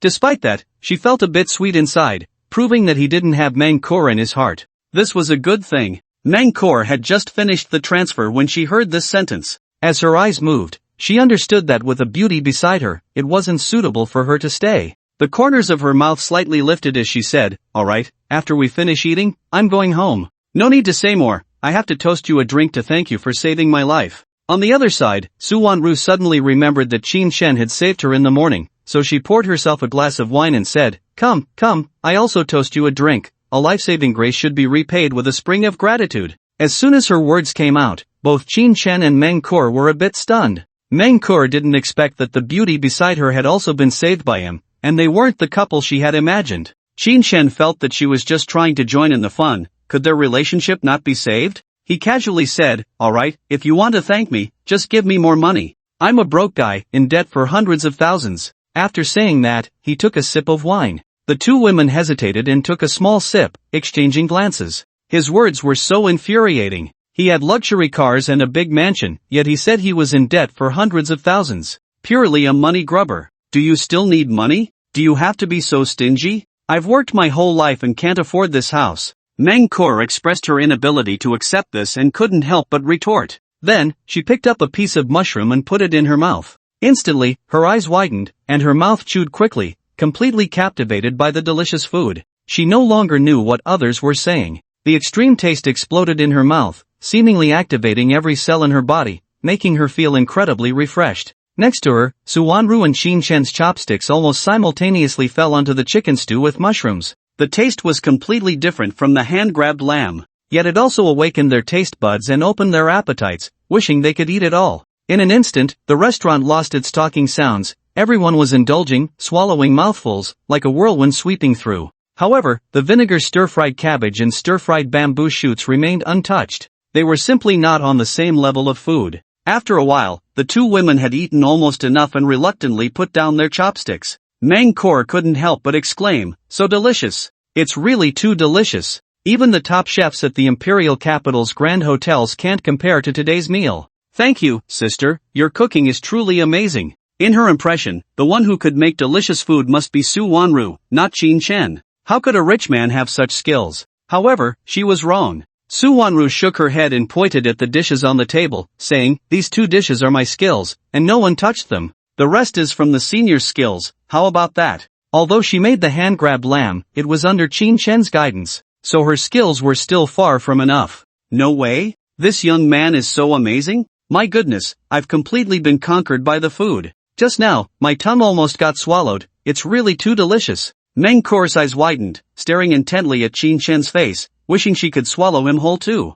What? So busy eating that you've forgotten to drink? Come, let's drink together. Qinchen couldn't explain and shifted to drinking. The two women naturally wouldn't miss the opportunity, frequently raising their glasses to toast Qinchen. Whatever, thanks for saving lives, thanks for the hospitality, and so on. There were many reasons, just to keep him from stopping. Just when Qinchen was about to be overwhelmed, his phone rang. It was a video call. He picked it up and saw it was Lu Yan, his buddy. Without thinking much, he directly answered, blushing as he said, "Sure too, what do you want? Have you been doing well recently?" After Qinchen finished speaking, he noticed Lu Yan's expression was filled with shock, his eyes wide open, almost sticking to the phone. Unable to help but ask again, "What are you doing? Is there a problem?" He glanced around and noticed Mangkor sitting beside him, and he also saw the spacious kitchen behind. In an instant, he thought about how Lu Yan had never seen his home, and he probably understood that he was shocked and intimidated. Unable to help himself, he said, "All right, snap out of it. What are you staring at? What's the matter? Your wife isn't around, so you're daring to gawk at someone else." As he spoke, he stood up and walked towards the sofa. He quietly said to the two of them, "I've finished eating, you guys clean up, and chat with an old classmate for a bit." Su Wanru and Mangkor nodded, saying nothing, but sat at the dining table, continuing to sip their drinks, chatting about everything under the sun. Qinchen ignored them, looking at the dim sky outside, and also seeing the myriad lights on the river. Sitting on the sofa, he adjusted the projection and stole a glance at it. Suddenly, Lu Yan's voice came through his phone, sounding like a pig being slaughtered. "What the hell? What the hell? What the hell? What did I just see? What did I just see? Is this a big flat? It must be over 100 square meters, right? How much is it? Was Mangkor sitting next to you just now? That's my wife's most admired goddess, the purest female star. Why is she with you? Are you at her place?" A barrage of questions bombarded Qinchen's ears like a rapid-fire cannon, filled with shock, surprise, disbelief, and excitement. Qinchen glanced at the TV series, which had already reached the 11th episode. Not bad. Once he calmed down, he finally spoke, "This is my home. I told you before, come over to my place when you have time, but you haven't had a day off. It's probably around 498 square meters, but I don't know how much it costs. Keep it a secret for me. Mangkor is indeed next to me. I just met her through Didi, and we happened to come over for a meal." He explained the situation, and whether others believed it or not was not his concern. Checking the time, he figured Lu Yan was probably having dinner with his wife too. After he finished speaking, in the video, Lu Yan looked up at a 45-degree angle, his lips trembling rapidly. After a while, he suddenly snapped back to reality and said, "Awesome, Qinchen, you're amazing. Looking at the architectural style inside, it's highly likely to be from Binjiang Lijing, Binjiang Huayuan, or Shuefu Mingcheng, these three communities. There are big flats, and only Binjiang Lijing has a big flat of 498. Damn, that's close to 100 million in housing prices. What the hell, did you win the lottery? No, it's like winning the lottery, you can't even afford a big flat. Did you rob a bank? He truly deserved to be an elite in the real estate industry. Just by looking at some decorations, he could guess where it was from. He even knew the total price of the house. Xin Chen gave him a thumbs up. Alright, stop talking nonsense, who dares to rob a bank? What are you thinking? Just tell me, what do you want from me? He didn't want to get entangled in such matters. Hearing his response, Lu Yan knew he didn't want to answer, so he simply stopped asking. He glanced around, lowered his voice, and asked mysteriously, tell me the truth, are you really Meng Kor's boyfriend? I tell you, there are 10 people sitting in the hall right now, and 8 of them are talking about Meng Kor's boyfriend. Moreover, you can check the class group. The group that just calmed down for a day has exploded again. There are already thousands of messages. After saying that, he looked around again, as if it were a significant secret. Upon hearing this, Xin Chen's eyes widened in disbelief. He had only gone to the Oriental Pearl with Meng Kor in the afternoon, and the news had spread this quickly? Damn! This was unfair. After chatting for an hour, how did it turn into a boyfriend situation? This was no joke. His tone was filled with astonishment as he said, are you serious? I just took her out for fun indeedy. How did it turn into a boyfriend-girlfriend relationship? Indeed, many people had seen it at the time, but that didn't mean they were a couple. Soon, Lu Yan's voice came through again. Xin Chen, denying it won't help, the internet has exploded. Not only are there photos, but there are also pictures of Meng Kor drunk, being carried into the car by you. You're famous now, hurry up and check the group. I have to go accompany my wife. After saying that, he hurriedly closed the video, seemingly unwilling to let his wife know anything. Xin Chen ignored him and, following his advice, opened the class group, and sure enough, he saw that the messages had exceeded 999. Not long after, a long string of images was posted by a boy, all featuring Xin Chen and Meng Kor, eating, drinking, standing by the Oriental Pearl, getting into a car, and so on. There were at least 40 or 50 pictures. Below was a series of exclamatory comments. Oh my god, did you see that? Xin Chen and Meng Kor. Even with her frog glasses, I recognized my Kor at a glance. Look at the car, it's definitely Xin Chen, give me back my Kor. The tone of the accusations made it seem as if he were Meng Kor's husband, filled with resentment. This set of photos instantly exploded the entire class group chat. It was either condemnation or jealousy, and some even urged Xian CK to take Xin Chen away. Countless people called for Xin Chen, hoping he would come forward and explain. Damn, he's rich now, directly dating a big star. Is this how far he's fallen? What the hell? Beast Xin Chen, let go of your hand, that's my Kor. Why should I drink with you? I have drinks, I have stories, isn't it better to drink with me until dawn? A series of remarks blew up the entire class group. After reading hundreds of messages, before he could reply, another call came in, from Chen CK. Once connected, it was still about the big star Meng Kor. Soon, several old friends also called to ask what was going on. Even his mother called to inquire about the matter. At that moment, Xin Chen realized that Meng Kor was indeed very popular, to the point that almost everyone knew her. He even posted a message on his social media, stating, my relationship with Meng Kor is merely that of a driver and a passenger. Please do not overthink or make wild guesses. I reserve the right to pursue criminal responsibility. He added 3 exclamation marks at the end. After sending it out, he glanced at the screen, where the sound of crying from the projector caught his attention for a moment. Looking back at his social media, it was almost exploding. I know you're an experienced driver, we won't fight over the license plate. But please, don't flaunt your love like this. A row of comments, seemingly all from classmates, with a series of copies totaling over 20. It felt as if someone had organized it. Refreshing the page slightly, there were dozens more responses. He didn't even bother to look, feeling truly helpless. He never expected them to be so gossipy. On the other side, Meng Kor and Su Wanru had finished their meal and might have seen his social media, whispering to each other. Meng Kor, what should we do now? Everyone thinks I'm your boyfriend, even my mom has asked about it. How are you going to compensate me? Xin Chen couldn't help but directly ask Meng Kor, who was scrolling through her phone. She didn't even dare to turn it on, directly switching to airplane mode and setting it aside. He looked at her blushing, delicate face, waiting for a response. Su Wanru said beside her, what else can we do? The rice is already cooked. Since it's been said so convincingly, let's make it real. It was unclear whether she was sincere or testing Qin Chen. In any case, her expression was cold, making it hard to discern her tone. Meng Kur had long noticed the underwear on the balcony and deeply understood that the relationship between the two was quite unusual. She absolutely couldn't be caught in the middle. She licked her lips and said cautiously, "Mr. Qin, I'm sorry, I didn't expect to cause you such an impact. You know, I'm unemployed and don't have much money, so I can't compensate. Just say what we should do, and we'll do it. I weigh only 98 pounds, you handle it."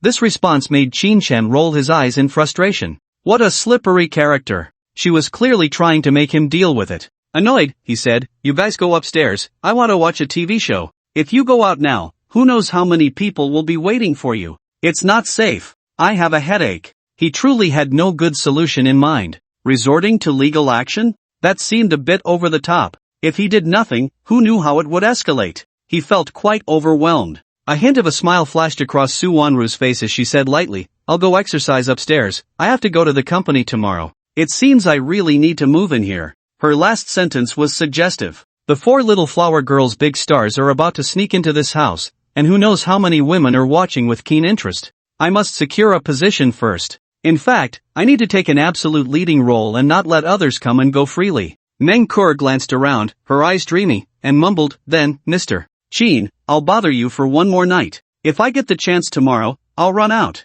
After saying that, she had a bit of a fleeing posture and rushed up to the second floor. Having just finished dinner, it was naturally impossible to sleep right away. After a good workout in the gym with yoga and running, she returned to her room to wash up. Qin Chen leaned on the sofa, watching TV while pondering whether to use the power of the Uteki law firm to suppress the public opinion. However, by the time it was 11 o'clock, he still hadn't made up his mind, and instead, Crash Landing on You had already reached its finale. A voice came from upstairs, "Qin Chen, hurry up and sleep. Don't stay up late all the time. You go to sleep first." How could Qin Chen sleep now? At least he wanted to wait until the drama ended and he got his rewards. He wanted to complain that the last episode was worth at least 3 episodes of domestic dramas. But in the end, he finished watching. The combination of handsome men and beautiful women from 2 different countries was bound to require more effort to maintain. Standing on the border, that moment's embrace was the final convergence of countless surprises. In a foreign land, building a love nest, yet unable to be together day and night.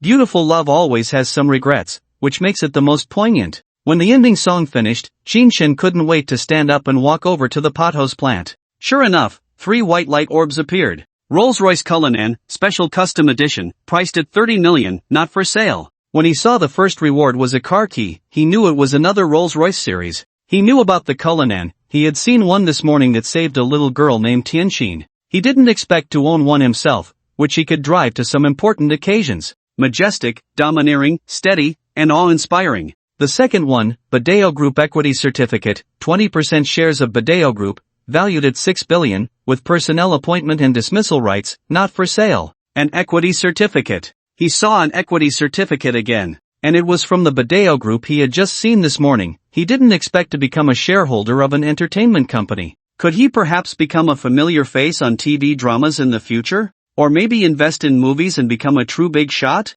Or shoot a movie himself and gain the abilities he wanted? Anyway, he felt a mix of joy and worry. Perhaps by the end of the year, he would truly be a wealthy person. The last reward, Piano Level 8, proficient in playing world-renowned pieces, possessing beauty and impact. Can teach others. A skill. He actually gained a skill while binge-watching a drama? He remembered that skills could only be obtained by watching movies. However, it was clear that piano skills were not top-tier, not as good as the rewards from watching movies. Regardless, having gained something was better than nothing. As he looked at the time, it was already past 11, and Qin Chen stopped watching the drama, got up to close the floor-to-ceiling windows, and walked into the gym on the second floor. He did push-ups, squats, treadmill, dumbbells, and so on, working out for a full hour before returning to the bedroom bathroom, hurriedly washing up. Lying in bed, he intended to find a similar drama but casually opened WeChat. The moment showed over 300 replies, with all his friends coming to ask what was going on. Even more than 1,000 people added him as a friend, a dense mass of requests. Seeing this situation, Qin Chen felt overwhelmed. Meng Kur's influence was too great. He glanced through, high school classmates, college classmates, and people he met during his entrepreneurial days were all inquiring about the situation. When he failed in business, they disappeared, but now they popped up. He felt annoyed. What a fuss! However, he didn't expect that among the missed calls, there were actually Zhang Xiaoxing, Gu Qingxian, and Luo Badeo. As for former classmates and teachers, there were countless unfamiliar calls. Similarly, those who usually didn't keep in touch were now coming out to ride the wave and stir up trouble. He couldn't be bothered to deal with them. Fortunately, it was in flight mode, otherwise, the phone would have exploded. He hesitated, wondering if he should change his phone number. Finally, his gaze fell on the class group chat, which was blowing up: middle school, high school, and university, all at once, 999 messages. The screen was filled. After thinking for a moment, he organized his thoughts and entered the class group. He found that many people were gossiping about the incident.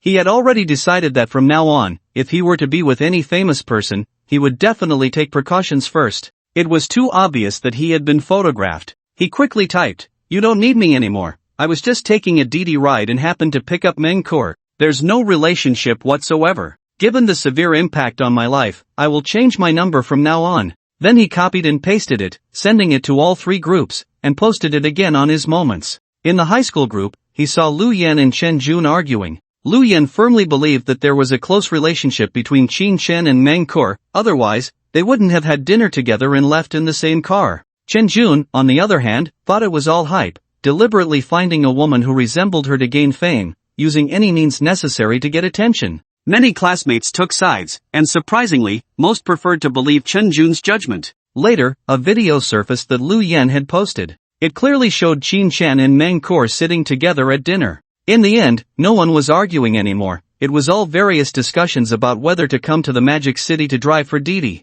It's pointless. He dropped that line, simply turned off his phone, and went to sleep. That night, he slept very uncomfortably. Images kept flashing in his mind of Su Wanwu being tied up by Dai Meng and being attacked with a knife. Then there were scenes of Meng Kur jumping back and forth off a cliff, as if she couldn't die. And there was Qian CK chattering away, not even letting him go to the bathroom in peace. Half asleep, he suddenly opened his eyes. It was already 7 in the morning. Dragging his exhausted body, he sat up, skillfully turned on his phone, and a call instantly popped up. Luo Bad Dao. Qin Chen blinked, marveling at his persistence. There had already been over 10 missed calls yesterday, and now he was calling again early in the morning. It was connected, and he couldn't hang up. He answered with a hoarse voice, "Why are you in such a hurry to find me? What's going on?" As he spoke, he got up to stretch his body and neck, easing his joints. The voice on the phone said, "Little brother, you must be on the verge of a mental breakdown with all the public opinion weighing down on you, right? If you want to win the beauty, you have to pay the price." The voice even carried a hint of schadenfreude,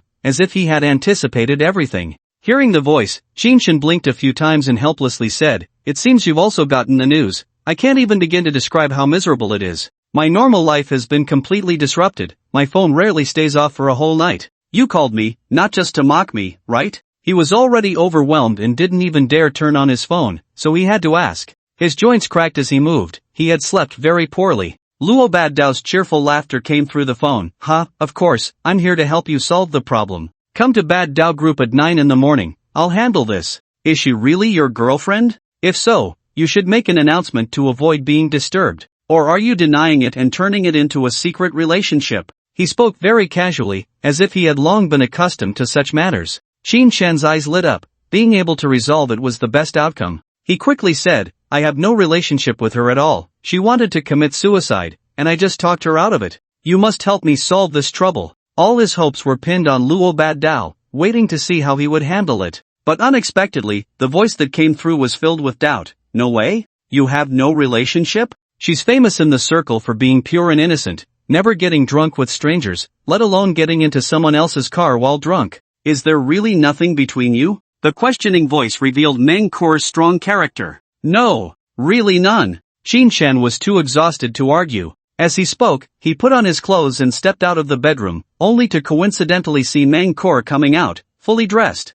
Seeing him, she immediately greeted sweetly and loudly, "Good morning. Did you sleep well last night?" Her smile was like a blooming flower, full of vitality, like a morning spirit, breathtakingly beautiful. However, it was better not to speak. Once she did, on the other end of the phone, Luo Bad Dao immediately recognized Meng Kur's voice and said directly, "Little brother, you two slept together and still say it's no big deal. That's a bit, well, you know. But it's fine, just bring her along to sign with our Bad Dao group, and everything will be easily settled." Although he promised to resolve the issue, the teasing in his words was evident. "It's not what you think. Forget it, see you at 9. Bye. Qinshan said, feeling it was pointless to explain, and agreed blandly. Alright, hang up then, see you at 9. I need to find my little angel. Luo Bad Dao's voice still carried a teasing tone as he hung up the phone. Meng Kor had no idea what she had done. Seeing his distressed expression, she leaned closer and whispered, Mr. Qin, what's wrong? Is it because of me that there's some trouble?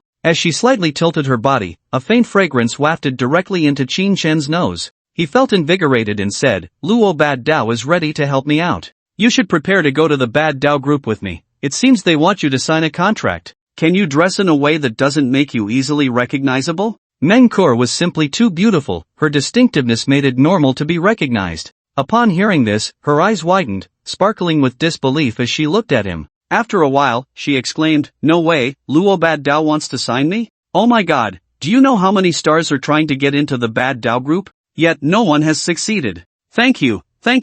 I really appreciate it. I never expected this twist of fate. I'm going to join the Bad Dao group. She danced with joy, her face full of excitement, rushing to Qin Shen and planting a kiss on his cheek. Then she continued to wander aimlessly. Qin Shen touched his cheek, feeling as if it had been a long time since someone had kissed him. Wasn't she supposed to be the purest star? Was it really necessary to be this excited over a small matter? He couldn't understand Meng Kor's thought process and went downstairs on his own. He found Su Wanru, practical as always, already preparing breakfast in the kitchen. Noticing him come down, she said, Senior, come here, teach me how to make chicken stew with mushrooms. I want to learn every dish from you. She had already prepared chicken pieces and mushrooms, ready to make the dish early in the morning. Let's make it tonight, breakfast should be lighter. By the way, we're going to the Bad Dao group at 9. Are you driving yourself, or should I give you a ride? Qin Shen said as he walked toward the bathroom. He was very casual with her, creating a warm family-like feeling. With Meng Kor, however, there was an instinctive distance, a feeling of not being able to integrate. Clearly, both were 95-point beauties, but their auras felt different. After a slight hesitation, Su Wanru said, I'll drive myself, I might be late coming back tonight. I've decided to move in with you, breakfast will count as rent. No need to deal with the hassle of sharing a place. She couldn't let go of the decision she made last night. If another woman got ahead of her, that would be a loss. Qin Shen was slightly taken aback, stopping in his tracks, and turned back to say, Huh? Really? Aren't you afraid of being exposed and me taking advantage of you? I can't resist your temptation, I might turn into a wolf. He thought to himself, was it because he saved her yesterday at noon that they were getting closer? Was this about cohabitation? A wave of heat surged through his body. Suddenly, he said, I have another apartment in Tangchen Pin, why don't you stay there? It's better than here, just without any living supplies. I'm used to this place. After he finished speaking, Su Wanru abruptly stopped her movements with the chicken pieces. Meng Kor, who was coming downstairs, almost fell off the stairs.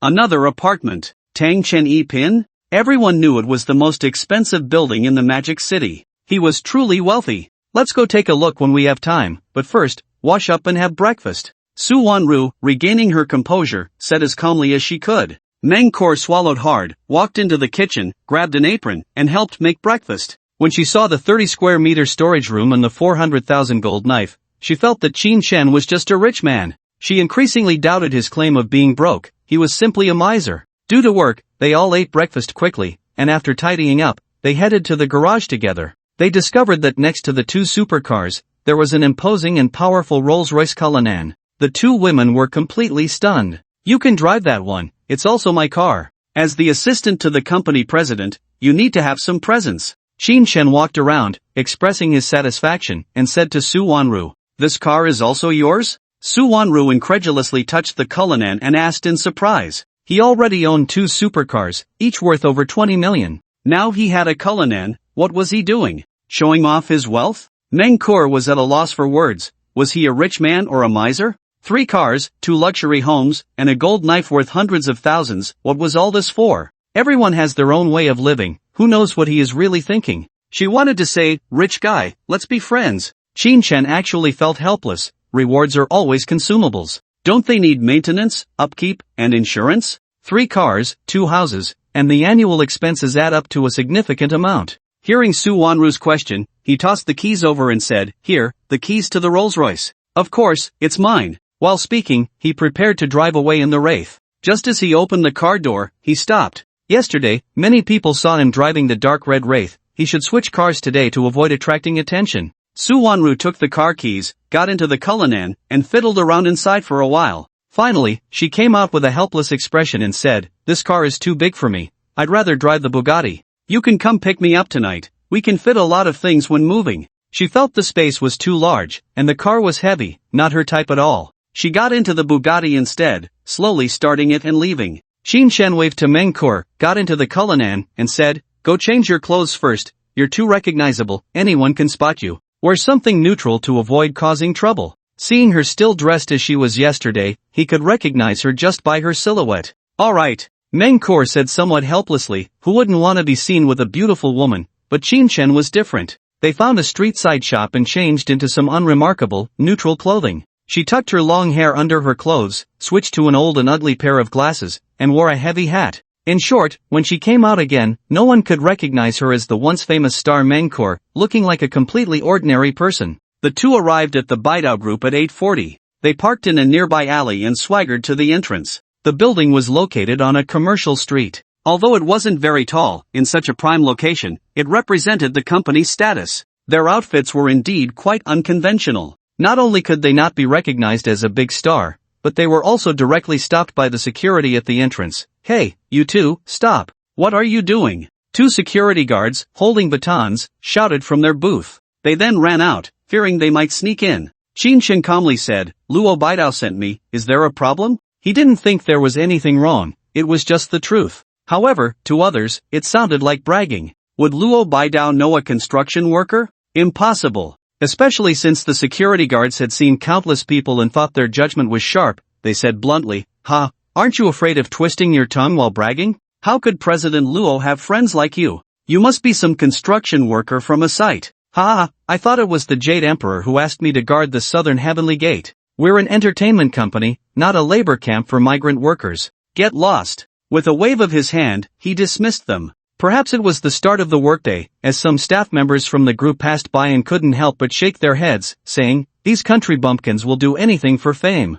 They actually think they can get close to the president. Even our janitors dress better than him, can't he put in a little effort? Has his head been kicked by a donkey? Even if he's acting as a background character, he should at least look the part. Who would send someone to disgust us on purpose?" The murmurs pierced Meng Kur's ears, leaving her feeling an unimaginable embarrassment. She had never thought that one day she would be mistaken for a migrant worker, her head messed up, even less presentable than a janitor. Was there such a big difference just because she changed her clothes? She felt a bit wronged but held her tongue, waiting for Qin Shen to make a decision. Looking over, she found him standing calmly at the entrance, seemingly unfazed by the gossip around him. Just then, a Mercedes-Benz van pulled up with a screech, stopping behind Qin Shen. The driver rolled down the window, poked his head out, and shouted, "Get out of the way, you stupid migrant worker. Don't you know this is the entrance to the Ba Dao Group?" His voice was loud and filled with arrogance, as if a king had arrived. A crowd gathered, expecting Qin Shen to back down and make way for them.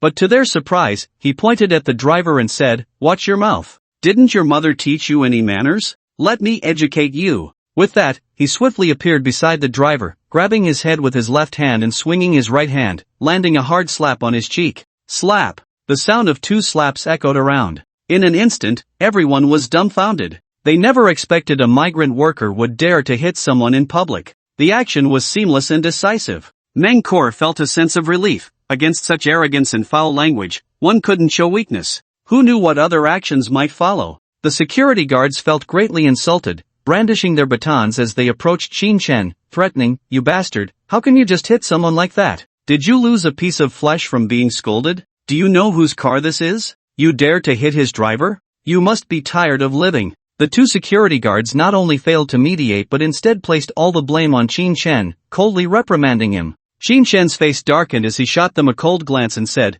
"People like you, who can't tell right from wrong and just insult me without asking for the reason, need to be taught a lesson." After all, he was a shareholder of the Ba Dao Group. He absolutely could not let this slide. Then, he turned to the driver, who had already gotten out of the car, pointing at him and coldly scolding, "You little brat, are you tired of living? Do you know who's in the car? The hottest traffic star right now, Kai Su, with 30 million fans. Apologize quickly." The driver acted as if he were a star himself, looking arrogant with his thumb raised. But the red handprint on his face made his actions incredibly awkward. Qin Shen had no idea who this so-called traffic star was and didn't listen to music. He had only just started watching TV dramas and couldn't remember anyone. Indifferently, he said, Kai Su? I haven't heard of him. But I can tell you, the Ba Dao group does not welcome such a big shot. You can leave. As soon as he finished speaking, a middle-aged woman wrapped in a bright red qipao stepped out of a Land Rover behind them, directly retorting, Who do you think you are? I put in countless efforts to bring Kai Su here.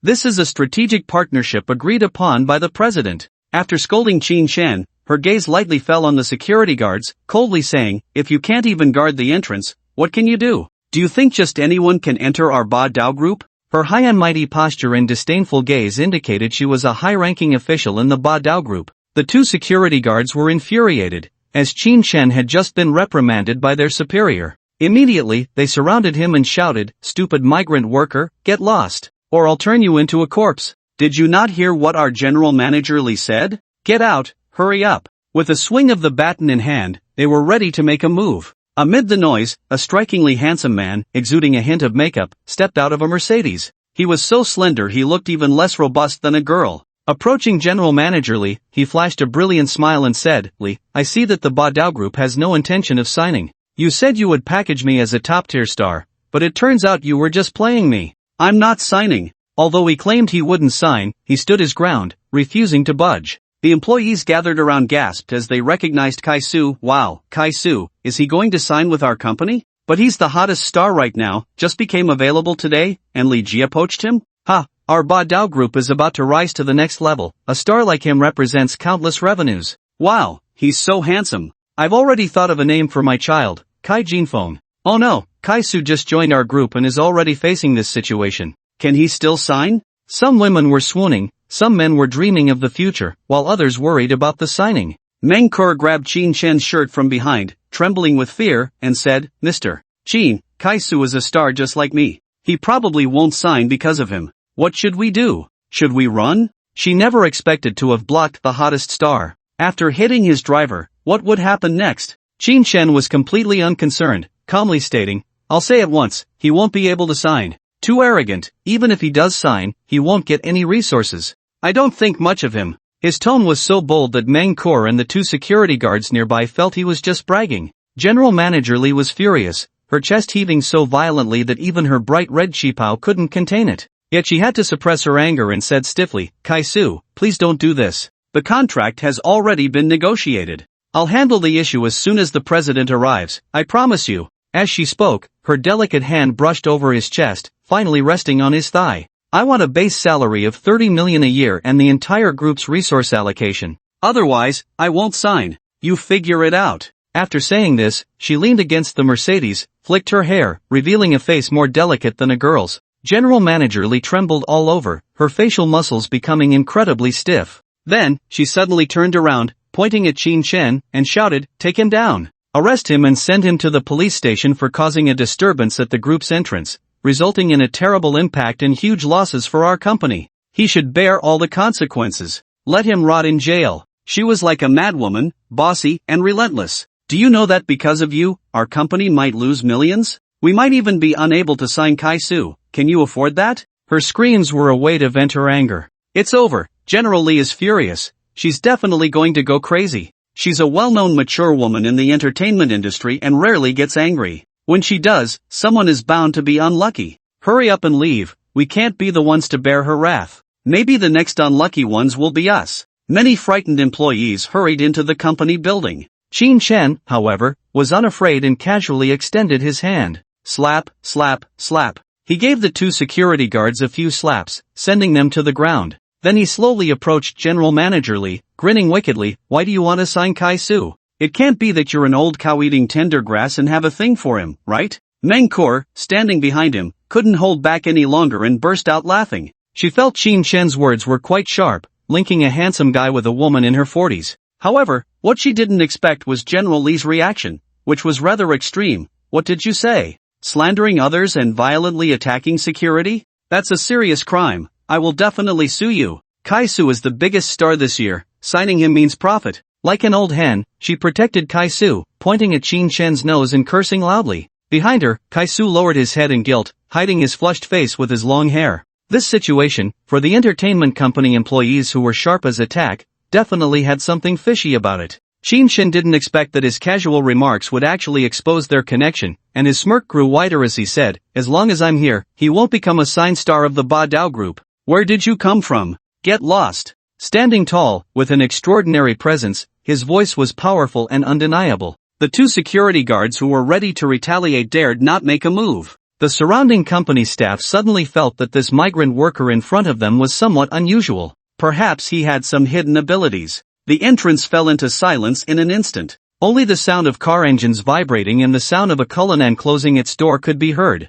Kaisu was furious at these words, raised his head, hands in pockets, revealing his exquisite features, and said proudly, "Who do you think you are? You think you can interfere with the president of the Ba Dao Group's decisions? We have already submitted a letter of intent for cooperation. It's basically a done deal. Little trash, don't cause trouble here. Although you are challenging me, you won't get anywhere. A mere migrant worker, how dare you compete with me?" His words were filled with sarcasm and disdain, as if a dragon were looking down on an ant. President Lee followed up, saying, "I don't care who you are, you have no right to interfere with the decisions of the Ba Dao Group. Security, are you just sitting around? Hurry up and call the police, someone is causing trouble in the group." She didn't believe Qin Shen could decide anything and directly ordered him to leave. The two security guards had just taken out their phones when they noticed the president appearing outside the crowd. His expression was cold, and his aura was intimidating, instantly scaring them out of their wits. They saw him, and naturally, Qin Shen also saw Luo Ba Dao, the corner of his mouth curling up as he said, "As a company leader, you don't ask for the reason, just keep cursing and want to drive me away.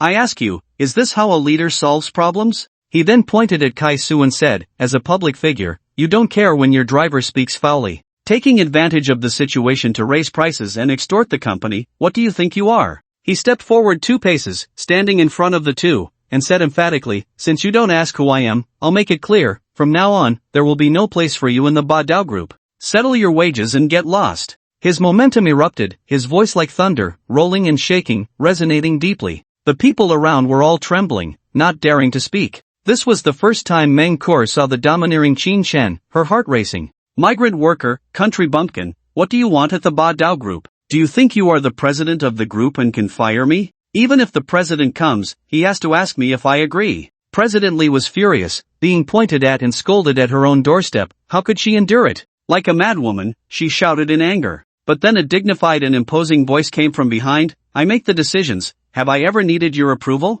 As the voice sounded, President Lee shivered all over. Her face, filled with anger, instantly froze, gradually turning into fear and helplessness as she slowly turned to look. It was as if she had lost her backbone, not knowing what to do. Kai Su, seeing her fearful expression, sensed something was wrong and looked towards the source of the voice. He saw a well-proportioned man, exuding authority without anger, slowly walking forward. The people around automatically parted to the sides, afraid of his presence. Luo Ba Dao, the president of the Ba Dao Group, second only to one, above 10,000, controlling the rise and fall of countless artists. His head buzzed, nearly losing his ability to think. He didn't expect him to suddenly appear here. He might have even heard what Qin Shen just said. However, considering himself a popular young star, with status and influence far surpassing Qin Shen, he straightened his body and said politely, "President Luo, I didn't expect to meet you under such circumstances. You see, the company entrance is blocked by 2 people, and we can't get in." Facing Luo Ba Dao, he appeared humble and courteous, completely different from the arrogance he showed towards Qin Shen.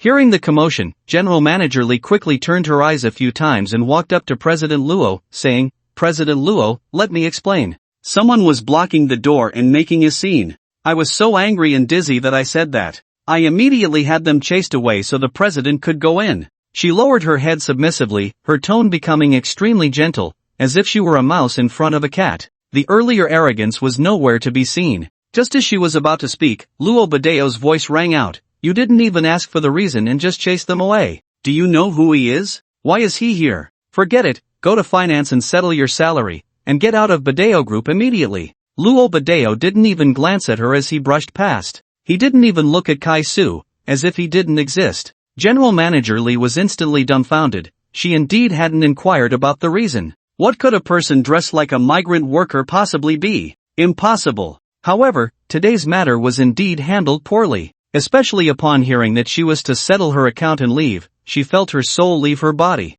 In Badeo Group, as the general manager, resources were endless, and she wielded power. Who would dare to disrespect her? Otherwise, how could she have developed such an arrogant character? Once she left, she would be like a dog in the water, likely to be scorned by everyone. She hurriedly rushed to Luo Badeo's side, crying out desperately, "President, Li Min knows she was wrong. I apologize. I'll apologize right away. Isn't that enough?" She couldn't afford to lose this job. Those she had once suppressed would surely come after her. Without the protection of Badeo Group, she couldn't bear it. Kaisu stood beside her, his face dark, and said in a deep voice, "President Luo, what you're doing is wrong. Sister Li has been with you for many years. She may not have achievements but has put in hard work. Is it fair to fire the company's general manager over two outsiders?" He hoped to appeal to emotions and reason, to prevent his plans from being ruined. He wanted to use the opinions of those around them to force him to relent. Otherwise, the contract might not be signed. Luo Badeo didn't even turn back, ignoring everything, and walked up to Qin Shen. With a beaming smile, he extended his hands and said loudly, "I'm sorry, it's my failure to manage my subordinates well that caused you distress. I'll fire them all. How does that sound?" The voice echoed, and everyone around was shocked. In an instant, Li Min stopped her cries, Kaisu's eyes widened, and the two security guards knelt directly on the ground. The other employees and agents who had come over all gaped, staring in disbelief at Luo Badeo and Qin Shen. They watched as the two shook hands tightly and then separated. They couldn't believe that the man dressed like a migrant worker was actually the president's brother. The two security guards wished they could slap themselves. Their pants were soaked, and they knelt on the ground, trembling. Meng Kor's big eyes widened as she took off her old-fashioned glasses, staring in shock at the scene. Qin Shen was indeed Luo Badeo's brother. This wasn't a joke. Yesterday afternoon, he wasn't bragging with Huang Xiaoye. No wonder he owned 3 luxury cars and 2 mansions. He was a true tycoon. Li Min swallowed hard, her mind racing as she thought about how to apologize. In a daze, she understood why he had so confidently said he would fire her. It turned out he was the president's buddy. Was there any way to escape this? There was no way out. Kaisu clenched his fists tightly, his gaze fixed on Qin Shen's face, wishing he could drill a hole in it. His expression twisted with anger, losing all traces of youthful handsomeness. Clearly, he was impressive, yet he pretended to be a migrant worker. Wasn't that just setting a trap? After finally selling his looks to seduce an older woman to pave the way into Badeo Group, it was all ruined now. His driver was even worse off. He glanced at Kaisu and then at Qin Shen, feeling that death was near. Offending such a powerful figure meant the master's future was gone. If he didn't die, who would? As for the surrounding employees, it took them a while to come back to their senses, their panicked eyes looking at Qin Shen and Luo Badeo. They had no idea what they would do next, and the future was bound to be incredibly troublesome. After Qin Shen released his hand, he said softly, "I've brought the person you wanted. Look at the contract. I'm ready to leave. By the way, how do you plan to handle this person?" He felt quite displeased with the management of the Ba Dao Group,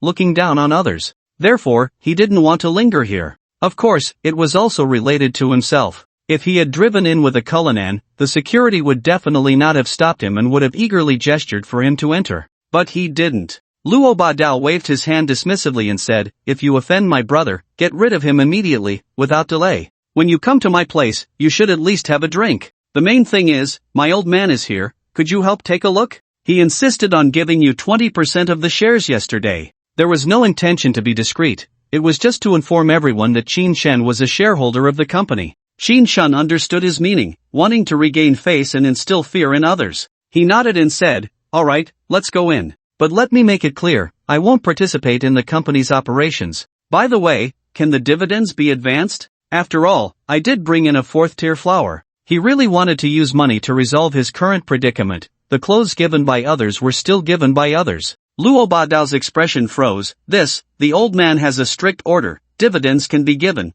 but they cannot be traded. Are you still short on money? Wait until the end of the year. I'll definitely give you everything. He didn't understand why Qin Shen needed money. Driving luxury cars and wearing expensive watches, was he really short on cash? He didn't believe it. Qin Shen wanted to slap him twice. He wasn't short on money, who was? But he also knew that rewards had limitations and probably couldn't be changed. He could only rely on himself, work hard, and make money. Li Min only then realized that Qin Shen was actually a shareholder of the company. He was even the 3rd largest shareholder, with the power to appoint and dismiss. Without caring about the public setting, she rushed to Qin Shen's side, knelt down with a thud, and while bowing her head, pleaded, "Sir, please, spare me this time. I promise to change in the future." I've worked hard for the company for 25 years, I may not have achievements, but I have put in effort. Please let me stay. For the sake of survival in life, she threw away her pride. Unfortunately, Qin Chen had no good feelings for her. He ignored her and headed straight for the office building.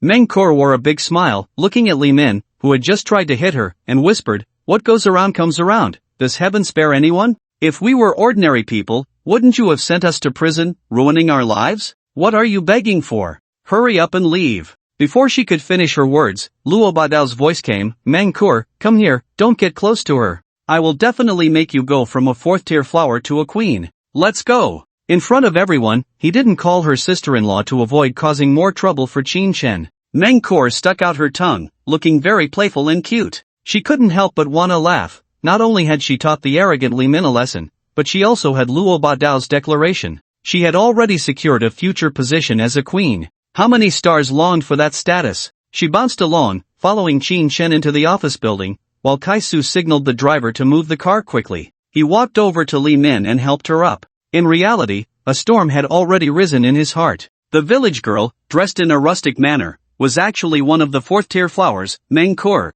Just as surprised as him were Li Min and everyone around them. Meng Kor, the purest female star in the entire entertainment industry, had an excellent reputation. Clearly a star of a rival company, she had now become Luo Badao's subordinate. It was possible to pile up resources to create a queen, but it was absolutely impossible to produce a king at the same time. This meant that they wouldn't sign the young fresh meat, Kai Su. Everything turned upside down in the blink of an eye. Just moments ago, Kai Su had been so proud, and now he regretted it deeply. With his old employer terminating the contract and no new opportunities in sight, he had basically no resources left, and his future stardom was ruined. What to do? Beg? He didn't know how, standing dumbly beside Li Min. All his efforts had gone to waste because of a moment of arrogance. When the last Cullinan entered the company and stopped at the gate, an elderly man in his 60s got out. Skin stretched tightly over bones, his frail body and skin hunched together, unable to stand straight or extend his fingers. He seemed as if he could be blown away by the wind at any moment. Qin Chen couldn't help but furrow his brows. The man's rheumatism was quite severe. It wouldn't be cured in a short time, but it was still within the realm of treatment. On the other side, Fan Qinghua appeared, supporting the old man along with Luo Badu, as they walked towards the lobby on the first floor. The little angel, Luo Tianqin, followed behind, curiously looking around, fascinated by everything. When she saw Qin Chen, she suddenly leaped into his arms, sweetly exclaiming, "Big brother, I see you again. I had a good sleep last night, it was so comfortable." Her words were a bit disjointed, but it was clear she was very excited. Qin Chen picked her up and playfully pinched her nose, saying, "Isn't it good to sleep well? In a bit, I'll be treating your grandpa, so don't disturb me, okay?" He was giving her a heads up to prevent her from getting too carried away. Meng Kor, who was beside him, blinked as she watched him be so close with Luo Tianqin. She knew well that the little girl wasn't someone just anyone could touch. It proved that Qin Chen had a very close relationship with the Luo family. No wonder he could hold a 20% stake in the Badu group. She was estimating Qin Chen's worth when the hurried employees noticed how polite the Luo family was to someone dressed like a migrant worker, feeling an extreme sense of awkwardness. After all, the Luo family was a top-tier family in the Magic City, with enough influence. Why would they be so courteous to a farmer? The only explanation was that the migrant worker was no ordinary person. Luo Badu's brother was definitely not a joke. Now seeing him so harmoniously interacting with the Luo family, there was no barrier between them. When old Master Luo sat on the reception sofa, Qin Chen set Luo Tianqin down, moved closer, and took his pulse. The old man's eyes, clouded with age, looked at him, trembling as he said, "Young man, don't feel pressured. If it can be treated, treat it, if not, don't force it. I've had this ailment for over 10 years, a consequence of my reckless youth." He seemed to have a relaxed attitude, not demanding too much. After taking the pulse, Qin Chen unfastened the leather needle pouch on his left arm and said, "The situation isn't complicated. About 30 years ago, you stayed in cold water for too long in winter, which caused the cold to enter your body. Later, you didn't take care of yourself and abused your body, leading to this." As he took out the golden needle, he gestured for some alcohol swabs to clean it. The people around felt confused. The old man clearly said it was a 10-year-old ailment, so how did it turn into one from 30 years ago? He must have misspoken. Fan Xinghua even shot a resentful glance at Luo Bada, quietly complaining, "See, Dad already told him the situation, yet he still said 30 years. Luo Badu pursed his lips, unsure why he said that. He could only look at Qin Chen in silence, waiting for his explanation. The old man's murky eyes suddenly sparkled with clarity, and his voice became much brighter. Young man, you have skills. Many people can't see the root of the problem. 30 years ago, I shot a winter scene, and it froze me terribly. That's when the problem started. He was merely testing, not expecting Qin Chen to have real talent. Hearing his words, the surrounding crowd was left speechless, astonished that the old man was still trying to play tricks at this age, truly wise and cunning. They also marveled at Qin Chen's medical skills. It was the first time they saw the old man and he already knew the source of the illness. Meng Kor was now completely baffled. She couldn't understand what he didn't know, he was too impressive. Her eyes sparkled with admiration, staring at him without blinking. Qin Chen nodded and turned to Luo Badu, saying, you don't need to stay here. In a bit, the old man will be able to stand up by himself. Go sign the contract. Ha! Luo Badu was directly shocked. He never expected Qin Chen to dare guarantee that he could cure him shortly. Alright, let's go. Qinghua, keep an eye on the child. After everything was explained, he signaled Meng Kor to follow him. Only Fan Qinghua and her daughter were present. Qin Chen said little and directly began the acupuncture. His speed was astonishing, various golden needles falling onto old Master Luo like butterflies. Points around the lower limb joints, such as Zusanli, Huanjiao, Fotu, and Inshur, were all needled in turn. The legs that had been bent and the feet that had been raised gradually relaxed, resembling those of a normal person. Seeing this scene, Fan Qinghua, who had just been complaining about her husband, was filled with shock. Qin Chen's medical skills were truly effective. It took a full hour for Qin Chen to finish treating the limbs, leaving him drenched in sweat. At that moment, a group of people entered through the main door. Leading them was a middle-aged man in a light blue suit, striding forward with long yellow hair, quickly approaching. He suddenly threw himself onto the sofa, staring intently at Qin Chen, and coldly said, Kid, which beggar's den did you crawl out of to dare mess with my father? Sister-in-law, I'm not saying this to you, but you can't rush to seek treatment in a panic. What if something happens to father? Do you know the consequences? The sudden movement and voice startled Luo Tianxin. She instantly turned and dove into her mother's arms, timidly peeking out with her eyes, staring at the approaching yellow-haired man, unable to help but whisper, Mom, who is he? Her voice trembled. Qin Chen merely glanced at him, feeling he was not a good person. His gaze was fierce, and his face was covered in flesh, likely a thug. After observing, he ignored him and continued with the acupuncture. He would deal with him after finishing. Old Master Luo's body swayed, his emotions agitated, his lips trembling, but he did not speak. Instead, Fan Qinghua, with a cold expression, stood up and said, Luo Badian, you never care about father's matters, never manage the family, and who I seek treatment from is none of your business. What, are you here to ask for money again? I told you before, Badao, you can't come. She was very blunt, directly criticizing him. Upon hearing this, Qin Chen suddenly understood. In a family like the Luos, having a few scoundrels was quite normal, nothing unusual. No wonder old Master Luo was so furious he nearly spat blood, yet felt helpless. It was his unworthy son. Luo Badian, upon hearing this, did not get angry but stood up and said, Come on, my company is not doing well, can't I borrow from my brothers? I'll pay you back when I have money. His face was a forced smile, clearly here to ask for money but acting as if it were a matter of course. As he spoke, a large hand came crashing down towards Qin Chen with a gust of wind, the voice turning cold, Trash like a beggar dares to touch my dad, you give a scream interrupted his words. The descending hand quickly retracted. A blood bead slowly formed on the back of his hand. The group that had entered all gathered around, staring intently at Qin Chen, waiting for their leader's command. Then a cold voice rang out, I don't take the initiative to hit people, but don't disturb my work. If there's something, wait until I'm done with the acupuncture.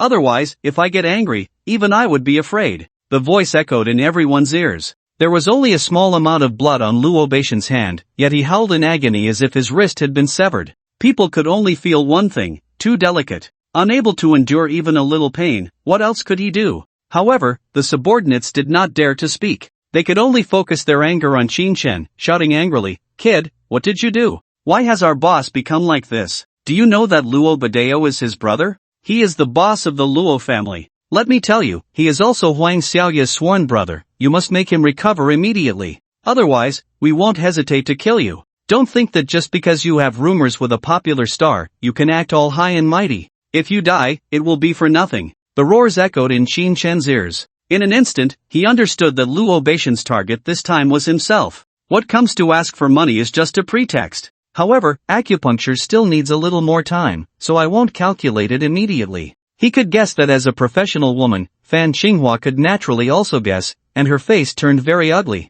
Her husband, in order to get closer to Qin Shen, went to great lengths. But her elder brother wanted to suppress him, completely two extremes. He was even thinking of killing him. Her face turned pale as snow, her teeth clenched tightly, and she said, "You all get out immediately. When the Luo family speaks, there's no place for you to interrupt." Naturally, she had to protect Qin Shen's interests, absolutely not allowing her husband's hard work to go to waste, and she couldn't let her father-in-law become a hunchback again. Lying on the sofa, old Master Luo's murky eyes emitted an unimaginable cold light as he roared, "Get out! You unfilial son, you actually want to kill my benefactor? I will strip you of your inheritance status." He trembled as he pointed at Luo Badian, his expression filled with grief and anger. His body joints, under treatment, could already move independently, and the pain had reduced significantly, all thanks to Qin Shen. How could he allow himself to be humiliated? Luo Tianqin was so scared that she hid in her mother's arms, twitching continuously, occasionally stealing a glance, tears sliding down her cheeks. She was terrified to the extreme. Faced with Fan Xinhua's scolding, more than a dozen strong men felt somewhat troubled. After all, they were Luo Baishan's siblings, unsure of how to act. Yet, Luo Badian was in unbearable pain, screaming continuously, without a hint of guidance. "If you don't leave, don't blame me for calling the police." Fan Xinhua shouted again, hoping to drive them out, at least to ensure the safety of her father-in-law and Qin Shen. The many strong men, helpless, could only retreat to a distance to avoid offending her, but they did not leave the hall. Amidst Luo Baishan's screams, he gritted his teeth to endure a bit of excruciating pain, hoarsely roaring, "Get rid of that bastard, it hurts too much." He didn't know what was happening. There was just a little blood on the back of his hand, yet it felt like his whole body was in pain, unbearable. He couldn't even move his feet. Hearing the noise, more than a dozen strong men gathered around, shouting, "Damn it, it's really you causing trouble, die. What did you do? Restore it immediately, or you'll have only one way to die. Bastard, don't blame us for being ruthless." In the midst of angry roars, big fists swung towards Qin Shen, surrounding him from all sides, with nowhere to hide. Fan Xinhua knew deeply that this couldn't go on, and she quickly hugged her daughter and rushed into the crowd, shouting, "Don't fight. If you want to hit someone, hit me." On one hand, she was afraid her father-in-law would get hurt, and on the other, she wanted to stabilize the scene and buy time for Qin Shen. No matter who got hurt, it was a huge matter. Seeing this, Qin Shen's impression of her changed greatly. Regardless of her motives, standing in front of him at a critical moment was something an ordinary woman could not do. The acupuncture just finished, his right hand swiftly swept over the old man, collecting the 18 golden needles. His left hand shot out like a meteor, targeting 3 fists. Bang!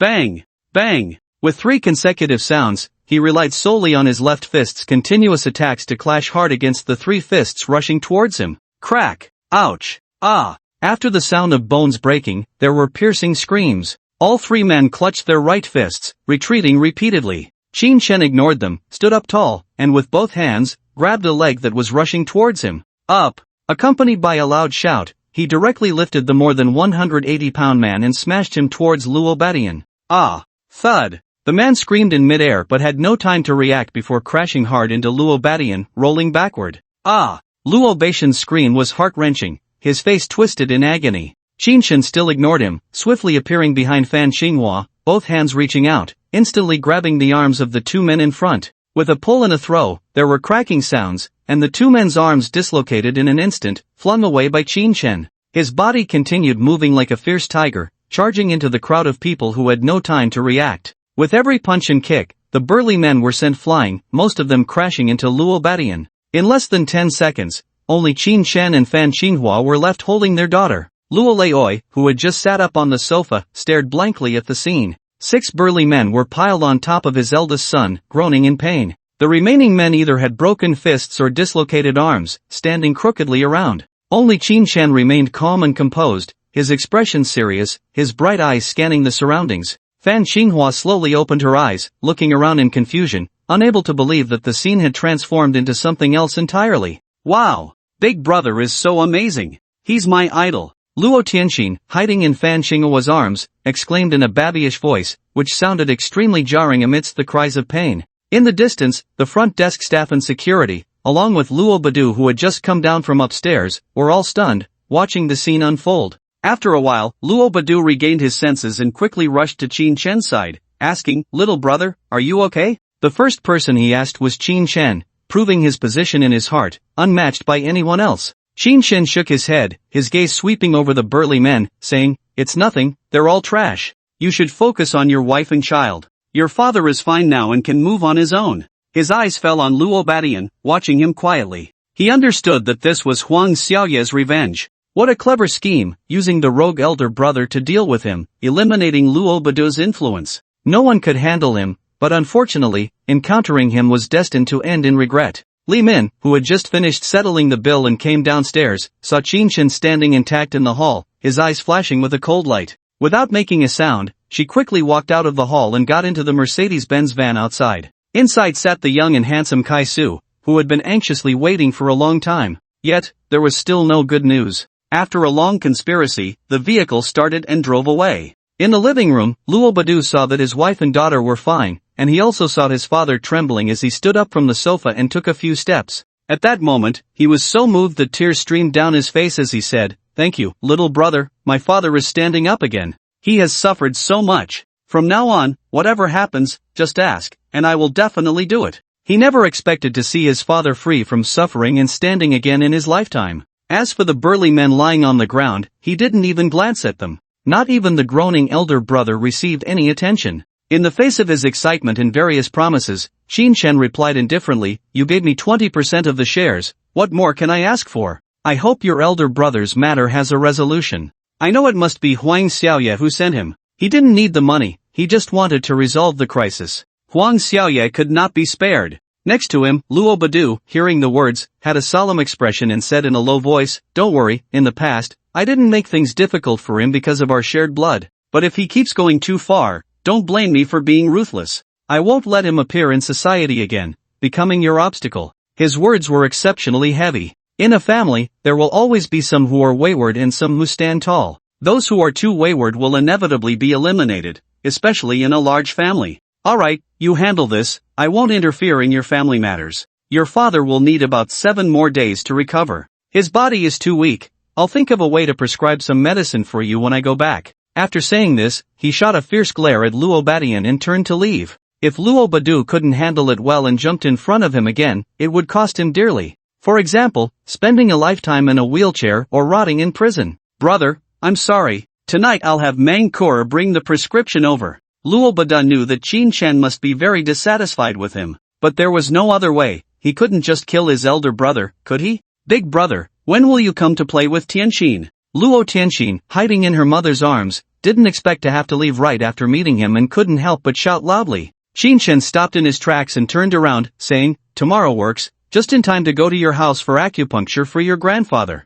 With a beaming smile, he waved his hand and headed out of the building. The acupuncture would take 2 hours, and by the time it was over, it would be just past 10:30, perfect for making money. In reality, with over 200,000 on him, he should consider other ways to earn. But in a short time, where could he find a job that pays tens of thousands a day? It had been over 10 days, averaging more than 50,000 a day. Even opening a store wouldn't earn as much as he was making now. His mind was racing with money-making ideas, even considering using the engine design to invest in the Linshan engine factory. He estimated it could yield significant returns. As he walked out of the Ba Dao Group office building and turned into a nearby alley, he noticed vans appearing in the front and back alleys as he approached the Cullinan. Seeing this, Qin Shen frowned slightly, perhaps they were coming for him. Before he could make a move, 3 vans blocked him in from both sides. One of the vans was followed by a Mercedes-Benz van. Upon seeing the Mercedes, Qin Shen understood, it must be that little fresh meat seeking revenge after being rejected.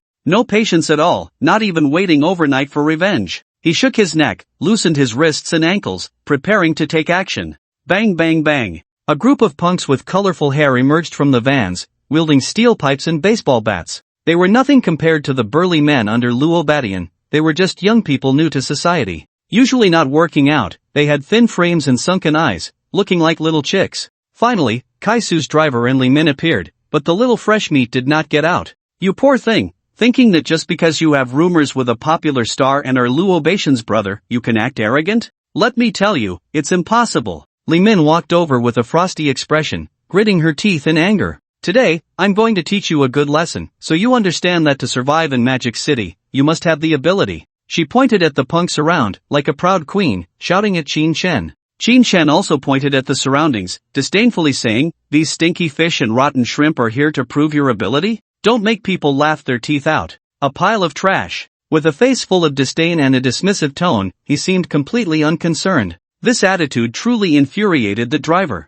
He stepped forward and shouted at everyone, "The slap you gave me, I will never forget. Let me tell you, get back now and let Luo Badian sign our young master. Otherwise, every time I see you, I will hit you." In Magic City, our young master. Just as he was saying this, Shinshin suddenly stepped forward, his right foot flying out fiercely. Bang! The kick landed on his chest and abdomen, sending him flying backward like a shrimp, crashing into a few weak punks and kneeling on the ground. His face turned beet red, unable to even let out a scream. Shinshin didn't stop. Instead, he followed up, swinging his right hand, delivering slaps. Pa pa pa pa. For crisp sounds echoed in the alley. In an instant, everyone was left dumbfounded. What was happening? The harsh words hadn't even finished before the fighting started? They had never seen anything like this. Shinshin snorted coldly and said, "Every time I see you, I will hit you. I can do it, can you?" His dismissive voice exploded in everyone's hearts. Li Min never expected Shinshin to be so bold, surrounded in the middle yet daring to strike first. Even the driver, a veteran, couldn't hold up against a single encounter and was kicked away fiercely. Could trash like these migrant workers be so tough? It was simply unbelievable. The driver was completely stunned, gasping for breath, feeling a sharp pain in his abdomen, his face burning with pain. It was the first time he had been beaten so badly. This guy was not human. Li Min shouted from behind, "Go, all of you. Let him kneel before us, make him promise to plead for our young master." The group of punks, initially shocked, went crazy and charged at Shinshin upon hearing the command. Their financial backer had been knocked down. If they didn't act, they might not get paid. Shinshin had already made his move as soon as he heard Li Min's voice. With his right foot forward, he kicked fiercely at the kneeling driver. Bang! Accompanied by a loud sound, the driver was sent flying off the ground, colliding with the three thugs behind him, unable to get up for a moment. Taking advantage of the opportunity, Shinshin instantly broke out of the encirclement, simultaneously punching and kicking, using the three thugs beside him as weapons to smash outwards. In the midst of the chaos, he became the active attacker. His right fist swung out, slap. One thug's jaw shattered, and he collapsed to the ground. His right leg swept out. Two thugs, caught off guard, were sent flying as if hit by a car, crashing into two other thugs rushing in, rolling into a heap, with his left hand stepping forward for a punch. The thug who had just raised a steel pipe was struck in the chest. Accompanied by the sound of bones breaking, he flew backward, crashing into a van along with several others. A sidekick with his left leg grazed past a baseball bat. One thug, empty-handed, was kicked in the neck, soaring over the crowd and smashing into a Mercedes. He was like a tiger entering a wolf pack, capable of injuring with every punch and kick. Fierce and invincible. Upon seeing this, Li Min was so frightened that her legs went weak, and she hurriedly fled backward, diving into the Mercedes and reversing to escape. Shinshin saw this but did not immediately pursue. Instead, he took down all the thugs at the scene. He left behind a parting shot. "You bunch of trash, is collecting money that impressive? Get ready to sit in jail." He quickly started the Cullinan and chased after the Mercedes van. The driver lay on the ground, staring at the massive Cullinan, gazing at the Statue of Liberty above, his eyes glazed over. "He's not a beggar. He's not a beggar. Playing the pig to eat the tiger." A series of powerless voices drifted through the alley, but no one responded.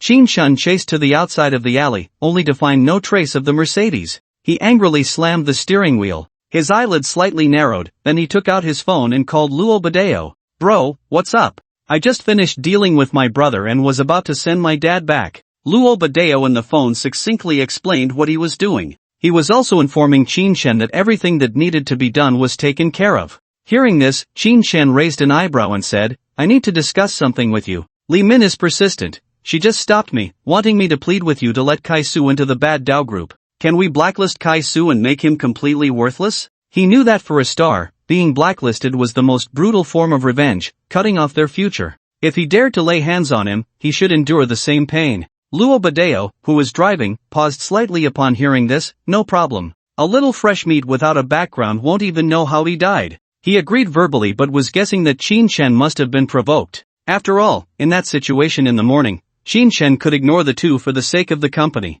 This time, a direct blacklist meant his anger was off the charts. "Alright, thanks." A cold smile appeared at the corner of Shinshin's mouth as he hung up the phone. With more and more people he interacted with, the number of offended people also increased. Once Deming, yesterday Huang Xiaoye, today Li Min and Kai-Su, all were lawless rich second-generation heirs. Perhaps, he would offend even more people. I have rewards, am I afraid of you? Soldiers come to block, water comes to cover, all of you will be taken down. He silently made a decision in his heart, casually opening the food delivery and DD apps. Even if his mood wasn't great, making money couldn't be delayed. Soon, he received his first food delivery order, from the 50th floor of the brilliant building. Seeing the address, Qin blinked hard, feeling that fate was truly miraculous. Just as he opened the app, the first order was from Lu Ruyan. Last time it was from a seafood restaurant, which was far away, this time it was just 2 streets over. Upon arriving at the restaurant, the staff warmly welcomed him. Even when they heard he was delivering food, they didn't dare to be the slightest bit negligent. They prepared the order immediately and politely handed it over. Qin felt a bit embarrassed by such treatment. It wasn't his first time at the brilliant building, but it was definitely his first time driving the Cullinan. When the massive vehicle stopped at the entrance of the building, the security inside thought a wealthy boss had arrived. Everyone straightened their backs, adjusted their clothes, striving to make a good first impression on the boss. Then, when they saw the delivery guy in his uniform walk in, they all instantly turned into wooden sculptures. The receptionist inside was dumbfounded, staring blankly as Qin entered the elevator. In an instant, the buzz of conversation erupted. My goodness, are delivery guys really this impressive now? Last time it was someone driving a supercar, a few days ago it was someone in a Porsche, and today another one in a Cullinan. Could it be that the delivery company is deliberately putting on a show for promotion? The cost is too high. Did you notice? This is that handsome guy from last time, not the arrogant man from a few days ago. This time, I have to catch him.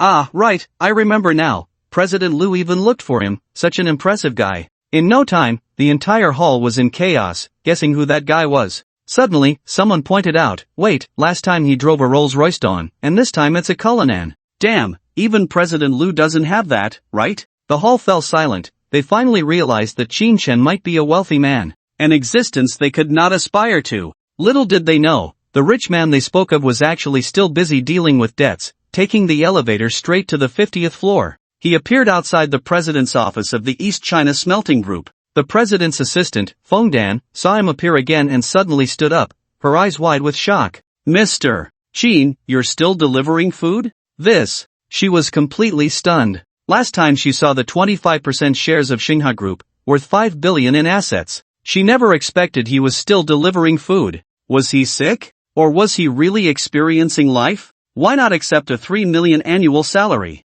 Qin heard the voice, recognized it was the assistant from that afternoon, and casually said, if I don't deliver food, I won't have money to eat. I'm going in to talk to your president. Clearly a delivery man, yet his tone was on par with the president. Everyone in the secretary's office was dumbfounded. Feng Dan remembered something and shouted, Mr. Qin, wait. However, it was too late. Qin had already pushed the door and walked into the room. With a large food box in his left hand, wearing a yellow windbreaker, black casual pants, and ordinary sneakers, this image appeared in the president's office, causing the man and woman inside to turn their heads. Sitting in the boss's chair, Lu Ruyan's eyes suddenly sparkled with excitement. She never expected to see him again. The man in exquisite Aishima menswear, standing across the desk, glanced at him, then withdrew his gaze, sitting back in his chair, crossing his legs, and disdainfully said, I really don't know what kind of quality your assistant has. How can such trash enter your office? The smell of sweat is truly disgusting. While speaking, he even covered his nose, as if it was really unbearable.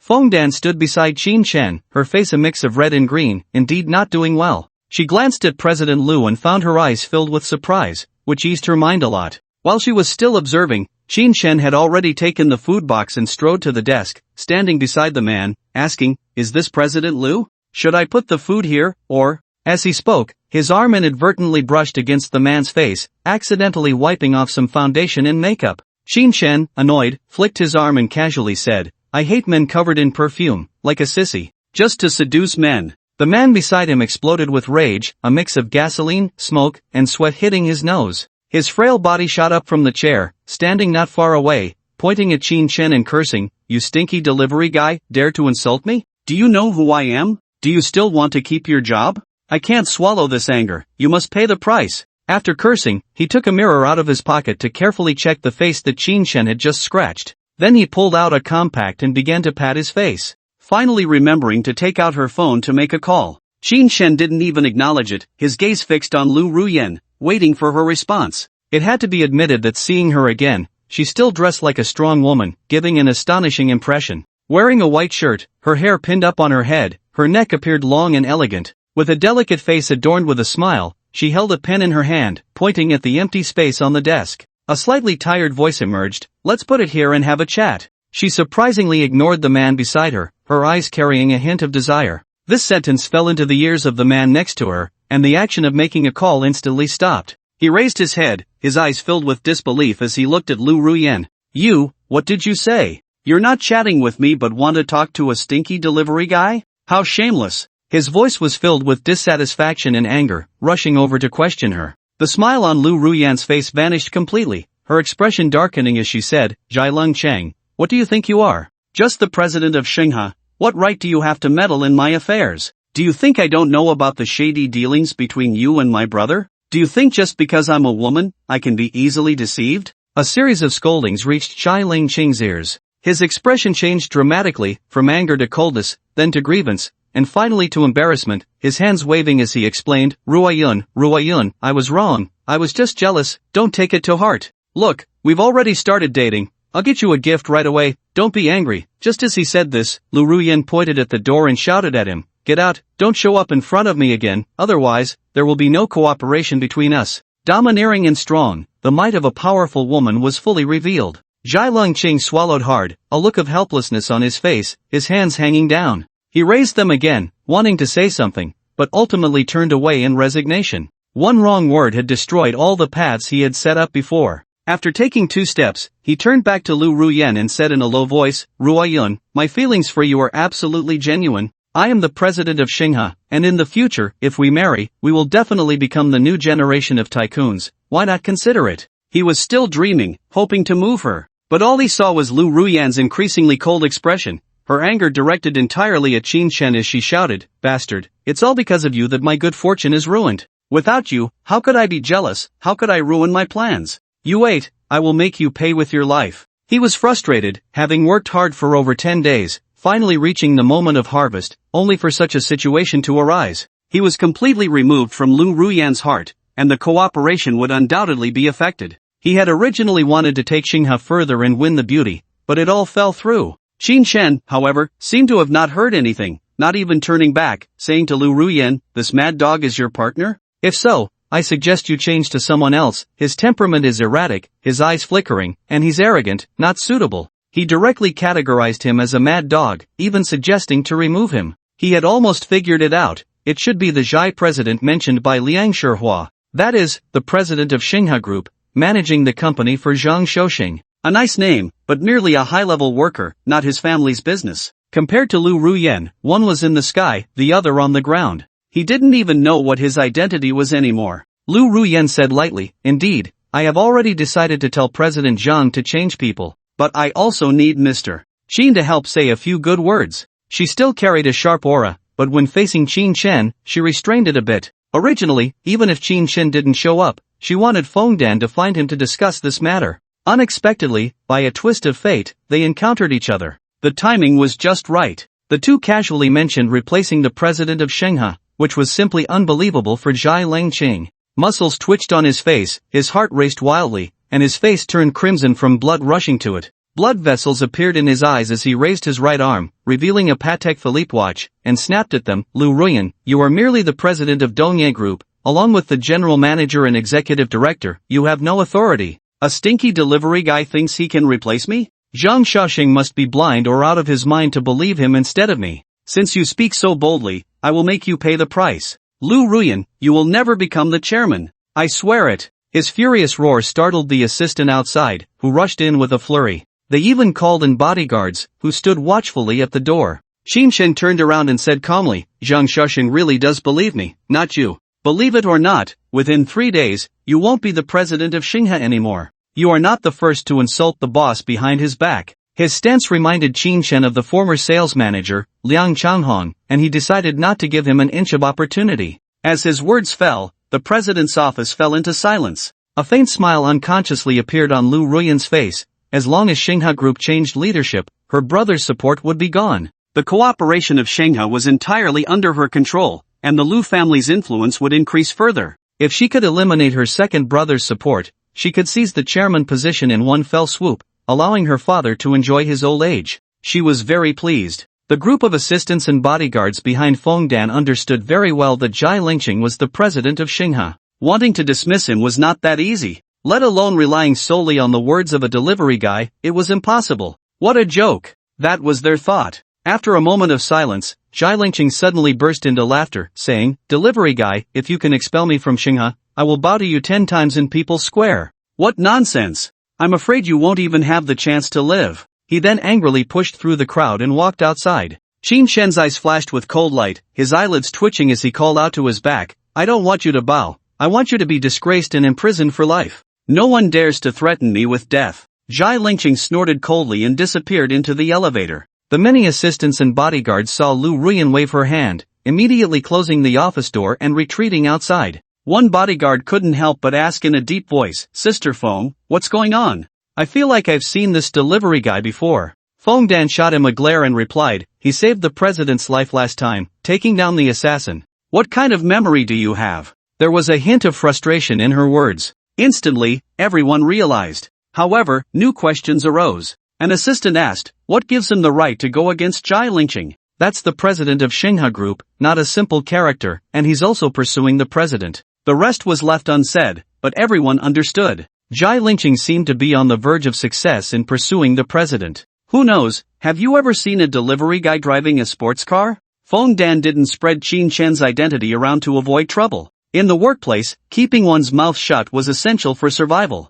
"No, he came in a Cullinan today," someone retorted. Everyone was instantly petrified. What difference is there between a supercar and a Cullinan? The only conclusion is that he is impressive. In the room, Lu Ruyan saw all her subordinates leave, and the tense atmosphere dissipated in an instant. She slumped into the boss's chair, looking lazy, not at all like a president, but more like a neighborly sister. A weak voice emerged, "Mr. Qin, forgive me. I really can't hold on much longer. These people are all thinking about how to squeeze me dry. Thank you for helping to resolve a crisis. Jai Lingqing is collaborating with my brother, digging out the foundation of Xinghe while shorting the Lu family's funds, trying to start anew outside. Perhaps you don't care about the business world, but I hope you can remind Chairman Zhang." Leaning back inside, she seemed to have lost all strength, utterly languid. Qin Shen sat in the chair, as if he hadn't heard her words, "And these are not within my scope. I want to know, why did you take action against the Dayu Group? What is your purpose?" Everything hinged on this answer.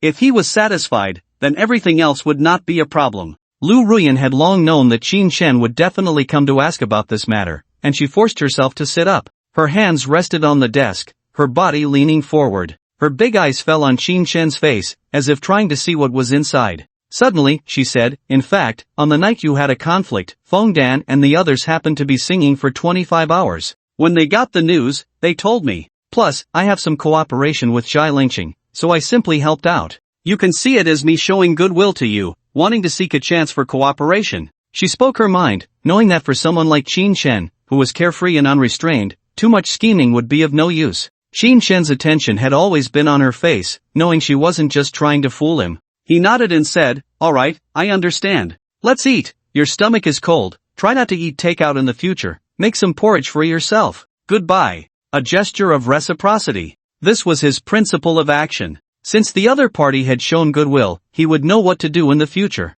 Lu Ruyan let out a slight sigh of relief. The first step had been taken, and the rest depended on how to manage it. Seeing him get up and prepare to leave, she blinked and said, "Can you leave a contact number? If there's any news, we can keep in touch. Besides, you helped me a lot today, I should thank you." It was the first time she had actively asked a stranger for contact information, her face slightly flushed, her heart a bit flustered and hopeful. This feeling was hard to imagine appearing on her. Qin Shen nodded, left his WeChat ID and phone number, and turned to leave. Just as he stepped outside, a message came through on WeChat. He opened it to see Lu Ruyan had transferred 50,000, with a note attached, "Thank you for your reminder. Health is the foundation of revolution. I will take good care of myself." Qin Shen shook his head slightly, not expecting her to earn 50,000 just for a few words. Truly the big CEO. Wealthy and willful. He accepted it without hesitation and replied, "Since you have the heart, I'll say a bit more. Red dates, goji berries, koik seeds, almonds." He sent a recipe for a treasure-nourishing porridge, telling Lu Ruyan how to take care of her health.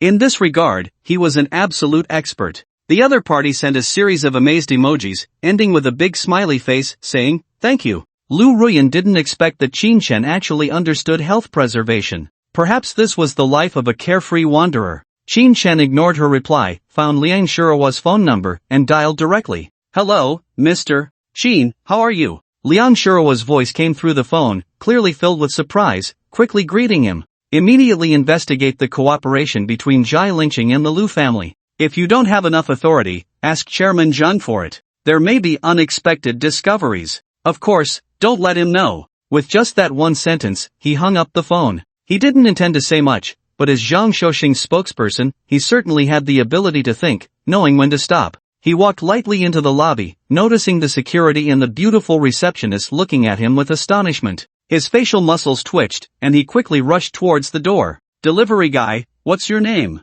Hey, can we take a photo together? My friend, don't run, I'm called Village Flower." The calls echoed in his ears as he dashed out through the glass door. Before he could get into the car, he saw 4 big men in black short sleeves, holding batons and wearing sunglasses, rushing in from both sides. At the bottom of the steps, sitting in a Rolls-Royce Phantom, was the elegantly dressed Zhai Lingqing, shouting loudly, "Delivery guy, enjoy the big meal I sent you, I won't accompany you anymore." After saying that, he signaled the driver in front to drive away. He was very certain that the 4 bodyguards would easily take down the delivery guy, giving him a lesson he would never forget. Waving his hand, he disappeared into the distance. A cold smile played at the corners of Qin Chen's mouth, showing no concern. The monk could run, but the temple couldn't. Could they really escape from the Xinghe group? He never believed it. 4 burly bodyguards, their faces thick with flesh, slowly approached, whispering, "If you come with us quietly, you can suffer less. Right, I'll make you a cripple, but I won't let you die. Hurry up, walk to that car yourself." They were equally arrogant, thinking that a mere delivery guy was easy to handle. Qin Chen's gaze fell on them, and a cold smile suddenly bloomed on his face as he said, "Do you know that in a few days, Zhai Lingqing will become a rat in the street? You definitely don't know. I can tell you, just wait and see. Stand aside honestly, and you can guarantee your life and property. If you move around, I won't mind making you lie down." With an extra 50,000, he wasn't as urgent as before and could afford to say a few more words. However, the bodyguards clearly didn't believe him. One particularly fierce bodyguard turned his right hand into a claw and reached for his chest, coldly saying, "You're asking for trouble. What's with the act, delivery guy? It's ridiculous." Just as the large hand fell in front of Qin Chen, his middle and index fingers were grabbed and forcefully bent back. Crack, crack. The 2 fingers instantly bent backward in a very strange manner. It looked painful. Ah! A piercing scream suddenly rang out at the entrance, the bodyguard's body bending in the direction of the finger's curve, allowing Qin Chen to control him. In an instant, the 3 people beside him all focused their gazes on him, coldly reprimanding, "Let go, or we'll take action." "Damn, how ruthless. Get him." 3 roars shook the heart. The security guards and the female receptionist inside the glass door all watched the shocking scene outside. The delivery guy they admired and envied was actually being intercepted. They even saw Zhai Lingqing leaving in a car, his arrogant smile on full display. "Oh my, the delivery guy has offended the big CEO, is he completely finished? I don't think so, the delivery guy is driving a Cullinan, what car does the CEO drive? Quick, look, oh my god?" As they discussed, Qin Chen unceremoniously struck. He had been suppressed too many times today and would definitely not let them off. "You're looking for death, don't blame me for being rude." With a roar, he took the lead in attacking. His right fist swung out suddenly, like a cannonball, fiercely targeting the bodyguard on the right. The bodyguard didn't expect him to dare to fight back, let alone attack with such ferocity. But he was confident that he could easily take him down. He swung his baton hard to meet the punch. Bang! The baton broke on the spot. The fist was unstoppable, heavily landing on the bodyguard's chest. Boom! It felt as if his body had been struck by a giant hammer. A cracking sound echoed from his chest as he staggered backward. A mouthful of blood spurted out, scattering on the ground, his breath weak. Qin Chen didn't even glance at him, lifting his right foot to kick the bodyguard directly in front of him. Just as he charged in, the baton still in midair, it felt like his stomach had been hit by a car, an unbearable pain. Boom! His body bent like a shrimp, blood spewing in the air, flying 10 meters away, rolling down the steps. Qin Chen still didn't look back, his right foot landing, dodging the attacks of the other 2 bodyguards. His left hand shot out suddenly, gripping the wrist of the bodyguard behind him, unleashing all his strength. Crack! Crack! The wrist bones felt as if they were being crushed by pliers, shattering more than half. A kick landed on his stomach, his body sliding 8 meters along the ground, lying there unable to move. The last bodyguard, seeing him take down 3 companions in the blink of an eye, trembled all over. He took a bow stance, right hand holding the baton, constantly shaking, his gaze wandering, looking around, stammering, "Don't come over! Don't come over! I." He had no idea what to do. Run? No. Fight? He couldn't win. Chinshin strolled forward, lowly reprimanding, "They're all lying down. If you don't lie down, you're disrespecting them. I'm in a hurry, let's finish this quickly." Accompanied by his voice, his feet moved quickly, launching a powerful punch. It was just the most ordinary of attacks, yet he couldn't dodge it at all and was struck right in the face. It was as if a dye shop had opened, with red, blue, and white all bursting forth together. His head snapped back, and his body staggered backward, wildly retreating until he tumbled down the steps, falling in a disheveled heap. In an instant, the entire scene was left with only Qin Shen, standing proudly alone. A cold voice reached everyone's ears, "Go back and tell Zai Lingqing to clean himself up, someone is waiting for him in prison." With that, he took several big strides toward Kuli Nan, pressed the accelerator, and sped away. The 4 bodyguards, still in excruciating pain, were completely dumbfounded. Clearly a delivery man, yet driving a luxury car worth tens of millions. Even their president didn't have such power. In a daze, they felt as if they had offended a big shot. The security guards inside the glass door swallowed hard, their eyes filled with shock and fear. It was hard to imagine that not only did a delivery man drive a luxury car, but he was also so formidable in combat. In less than 10 seconds, all 4 burly bodyguards were incapacitated. He was like a tank, bulldozing everything in his path. The 4 female receptionists held their hands to their chests, their mouths forming an O shape, eyes wide open. It wasn't until the taillights disappeared that someone wiped the drool from the corner of their mouth and said, "Oh my god, I'm wet. Drool is flowing down. So handsome. Absolutely stunning. So manly, it's like he could soar to the heavens. I've fallen for him, handsome, skilled, strong, wealthy. I want to pursue him." One shameless voice after another rang out in the lobby, wishing they could chase after him immediately. The fight was brief, but someone still noticed, and the news gradually spread throughout the magnificent building. On the 50th floor, Lu Ruyan had just finished eating when she received a video. The corners of her mouth involuntarily lifted, revealing a knowing smile. His skills were still impressive, not something an ordinary person could compare to.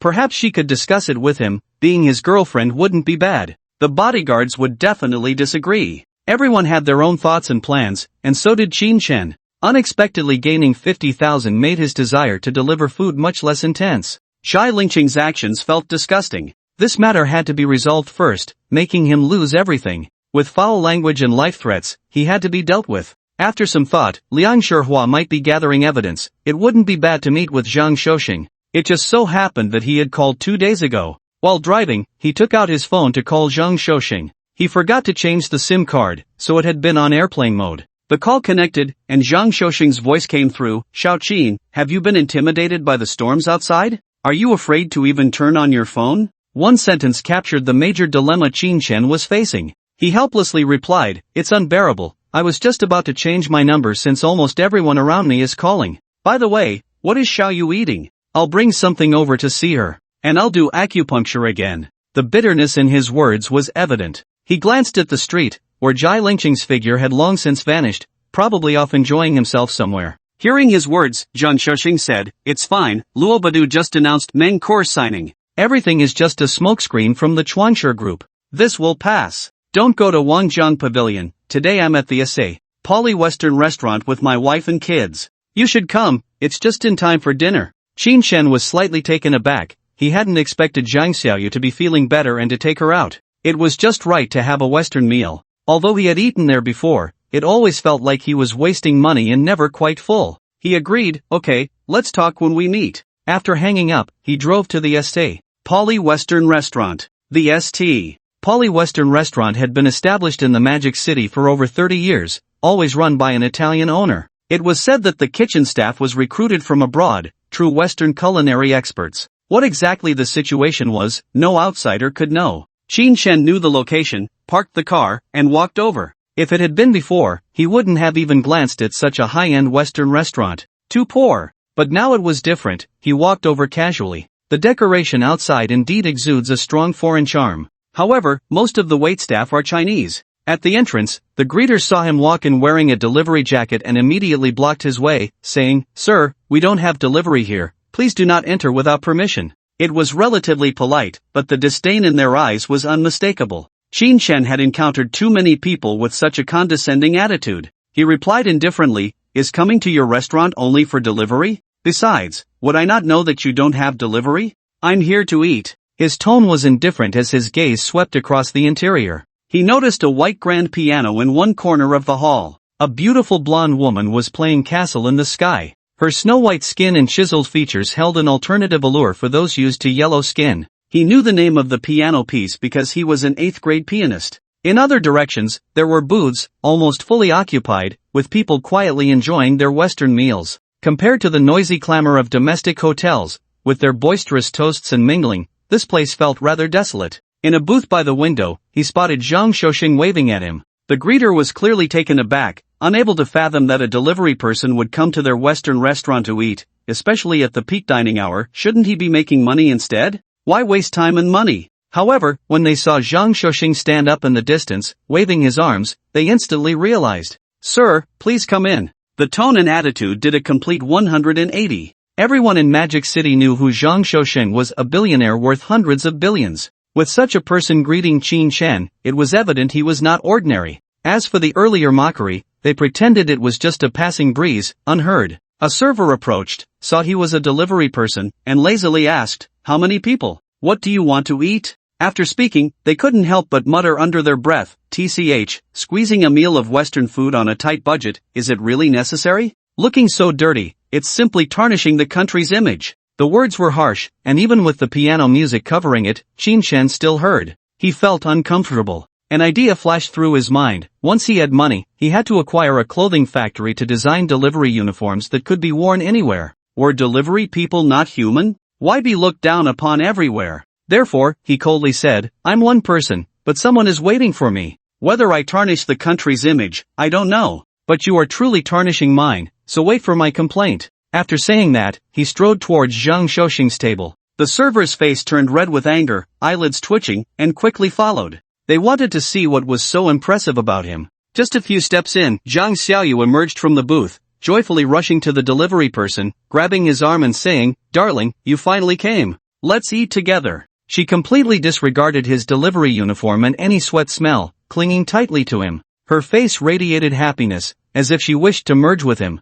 That kind of posture was definitely not feigned. In an instant, not only was the server dumbfounded, but some customers in the booth were also taken aback. It wasn't until Qin Shen and Zhang Xiaoyu sat down in the booth that they regained their senses. Wow, this world is so heartless, a delivery person actually has such a beautiful girlfriend. I just smelled sweat, and the beauty doesn't mind. This is true love. Do you know who that is? Zhang Xiaoxing's daughter, rumored to be paralyzed and mentally challenged, didn't expect her to recover so well. The murmurs, suppressed by the music, made it hard to hear clearly. The server wiped the cold sweat from their forehead. Who would have thought a delivery person was actually Zhang Xiaoxing's son-in-law? Damn! Shouldn't a woman from a wealthy family marry into another wealthy family and enjoy riches? Marrying a poor delivery person, she would suffer for a lifetime. Though they cursed inwardly, their body awkwardly moved to the table, dryly asking, "Excuse me, do you need to order anything else?" In the past, the nimble and skilled voice could never achieve this. She was on the verge of tears. When Qin Shen saw her, he coldly said, "I'm all dirty, tarnishing the country's image. How could I possibly deserve to eat at your restaurant?"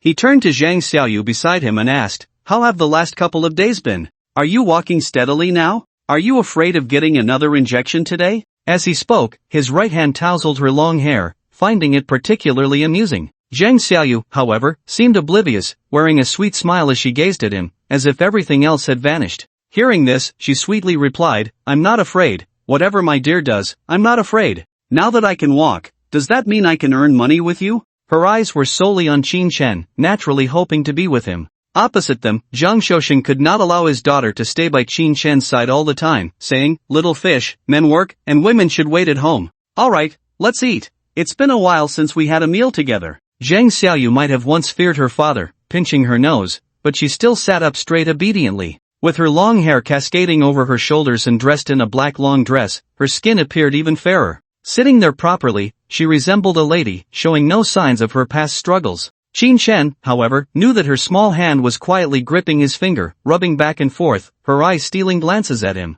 The waiter stood nearby, feeling bitter as no one paid attention to him. He knew he was in trouble. After stepping out, he immediately contacted the manager, preparing to admit his mistake to avoid further punishment. Seeing that there were no outsiders around, Zhang Xiaoxing looked at Qin Shen, gesturing for him to eat something casually, and said, "I saw your message last night and wanted to call you, but I couldn't get through. What happened?" His eyes were on the pumpkin porridge on the table, his hand grabbing a piece of fries, dipping it in ketchup, and putting it in his mouth. It seemed like a casual question. Beside him, Cui Gue stared intently at Qin Shen, as if judging whether he would lie. Zhang Xiaoyu continued to play with his little fingers, carefree. Although she didn't look at them, Qin Shen had a rough idea that they were focused on him. Probably because of their daughter, they were very concerned about the truth of the matter. He slowly picked up a piece of pizza and put it in his mouth, swallowing hard as he said, "I was just driving for Didi. I happened to get main course order." He briefly recounted the whole process. At the end, he added, "What a stroke of bad luck. Not only is there no connection, but I'm also being targeted by Huang Xiaoya. I got into a fight with his people this morning. When I get the chance, I'll teach him a lesson." After saying that, he took a few more bites of pizza, directly consuming a quarter of it. There was no politeness, and he was indeed hungry. The couple exchanged glances, their eyes filled with skepticism. Cui Gue couldn't help but ask, "Did you really spend the night with her? In the same bed? Young men are vigorous. Didn't you do anything?" The question was quite straightforward. Hearing this, Qin Shen, who was drinking pumpkin porridge, almost spat it out. He stifled a laugh, swallowing the porridge, but it still came out of his nose. After wiping it with a tissue, he said, "Auntie, I have 4 guest rooms in my house. How could we possibly share a bed? The one taking care of her is my junior. I didn't even touch the edge. You all." Suddenly, he realized that the couple was so tense, which felt very strange. Were they trying to treat him as a son-in-law? Sure enough, upon hearing his words, both of them showed relieved expressions. Zhang Xiaoxing smiled faintly and said, "It's nothing, we were just curious. Such a beautiful star, and you seem so indifferent?" As a man, he couldn't understand him at all. Qin Shen was immediately dumbfounded. Was it worth being moved? Forget it, I was just joking. By the way, Liang Shihua asked me for permission to investigate Zhai Lingqing. What's going on with him? Zhang Xiaoxing wiped his fingers, his expression becoming extremely serious as he spoke. Some matters must be taken seriously. Qin Shen picked up a second piece of pizza, feeling it wasn't as tasty as the dishes he made, but it would suffice to fill his stomach. He took a bite and said, "I heard Lu Rian mention that they are shorting a project and preparing to collaborate with young Master Lu, so it's better to investigate. It doesn't feel fake, it would be even better to find a way to send him to prison." After saying this, he took a big bite of the pizza, as if he wanted to devour it whole. Zhang Xiaoxing could roughly guess that there must be some conflict between the two. His expression grew serious, and he found it hard to eat. Zhai Lingqing was the president he had appointed, not looking out for the company's interests but thinking of establishing his own power.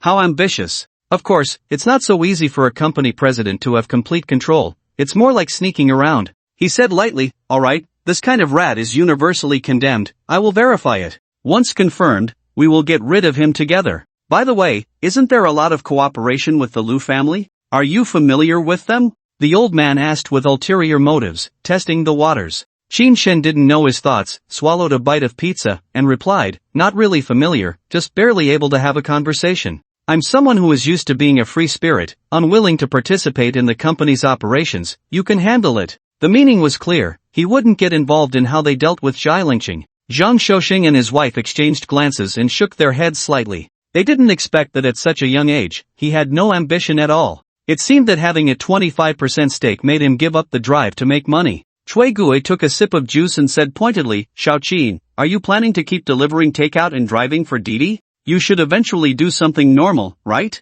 For example, you have medical skills, you could open a hospital. Otherwise, wouldn't it be a waste of the talent heaven gave you?" She didn't say it directly, but if he continued like this, he wouldn't be worthy of her daughter. How embarrassing. A rich young lady, and her husband is a delivery worker? Not a good look. Although Qin Shen didn't catch the underlying meaning, he was struck by the last sentence. Ever since he started receiving rewards, it felt like he was just going through the motions. Delivery and Didi were not a long-term solution. He still needed to have his own plans in future. Wanting to be an all-around tycoon, relying solely on shares in various companies, was not enough. But he not only had medical skills, he also had engine technology, which could definitely be utilized. Once all debts were paid off, he could plan properly. Lost in thought, he even stopped eating. Shui Gue understood that he was listening intently and couldn't help but nod. A promising student. Zhang Xiaoxing then took out his phone, called Liang Shihua, and told her the direction. Zhang Xiaoyu's eyes were fixed on the dazed Qin Chen, gazing at him as if she could never get enough.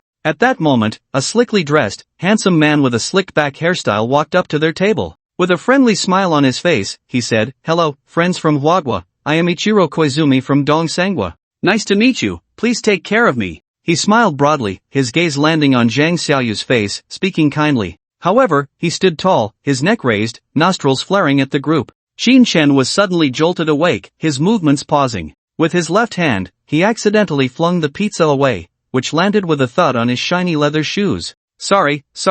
I zoned out. What did you say?" He hadn't heard what the man from Dongsangwa said and was apologizing. Suddenly, someone appeared beside the table, naturally drawing the attention of Zhang Xiaoxing and the others, their gazes turning in unison. They saw his expression darken as he pointed at his shoe, coldly saying, "Yours, clean it for me. I came to befriend you, how can you treat me like this?" He assumed Qin Chen did it on purpose and was furious. Upon hearing this, the faces of Qin Chen and the others all darkened. But Zhang Xiaoyu kept looking at Qin Chen, completely ignoring everything else. "No one cares about your condescension. Stay away from me. This time it's pizza, next time it might be pumpkin soup." Facing the arrogant man, Qin Chen shot back. What a joke! A foreigner acting so tough on Huagua's turf, interrupting others' meals and still having the nerve to complain? Ichiro Koizumi was momentarily stunned, seemingly not expecting anyone to dare challenge him. Then his expression darkened completely, and he coldly said, "People from Hua country are just so rude.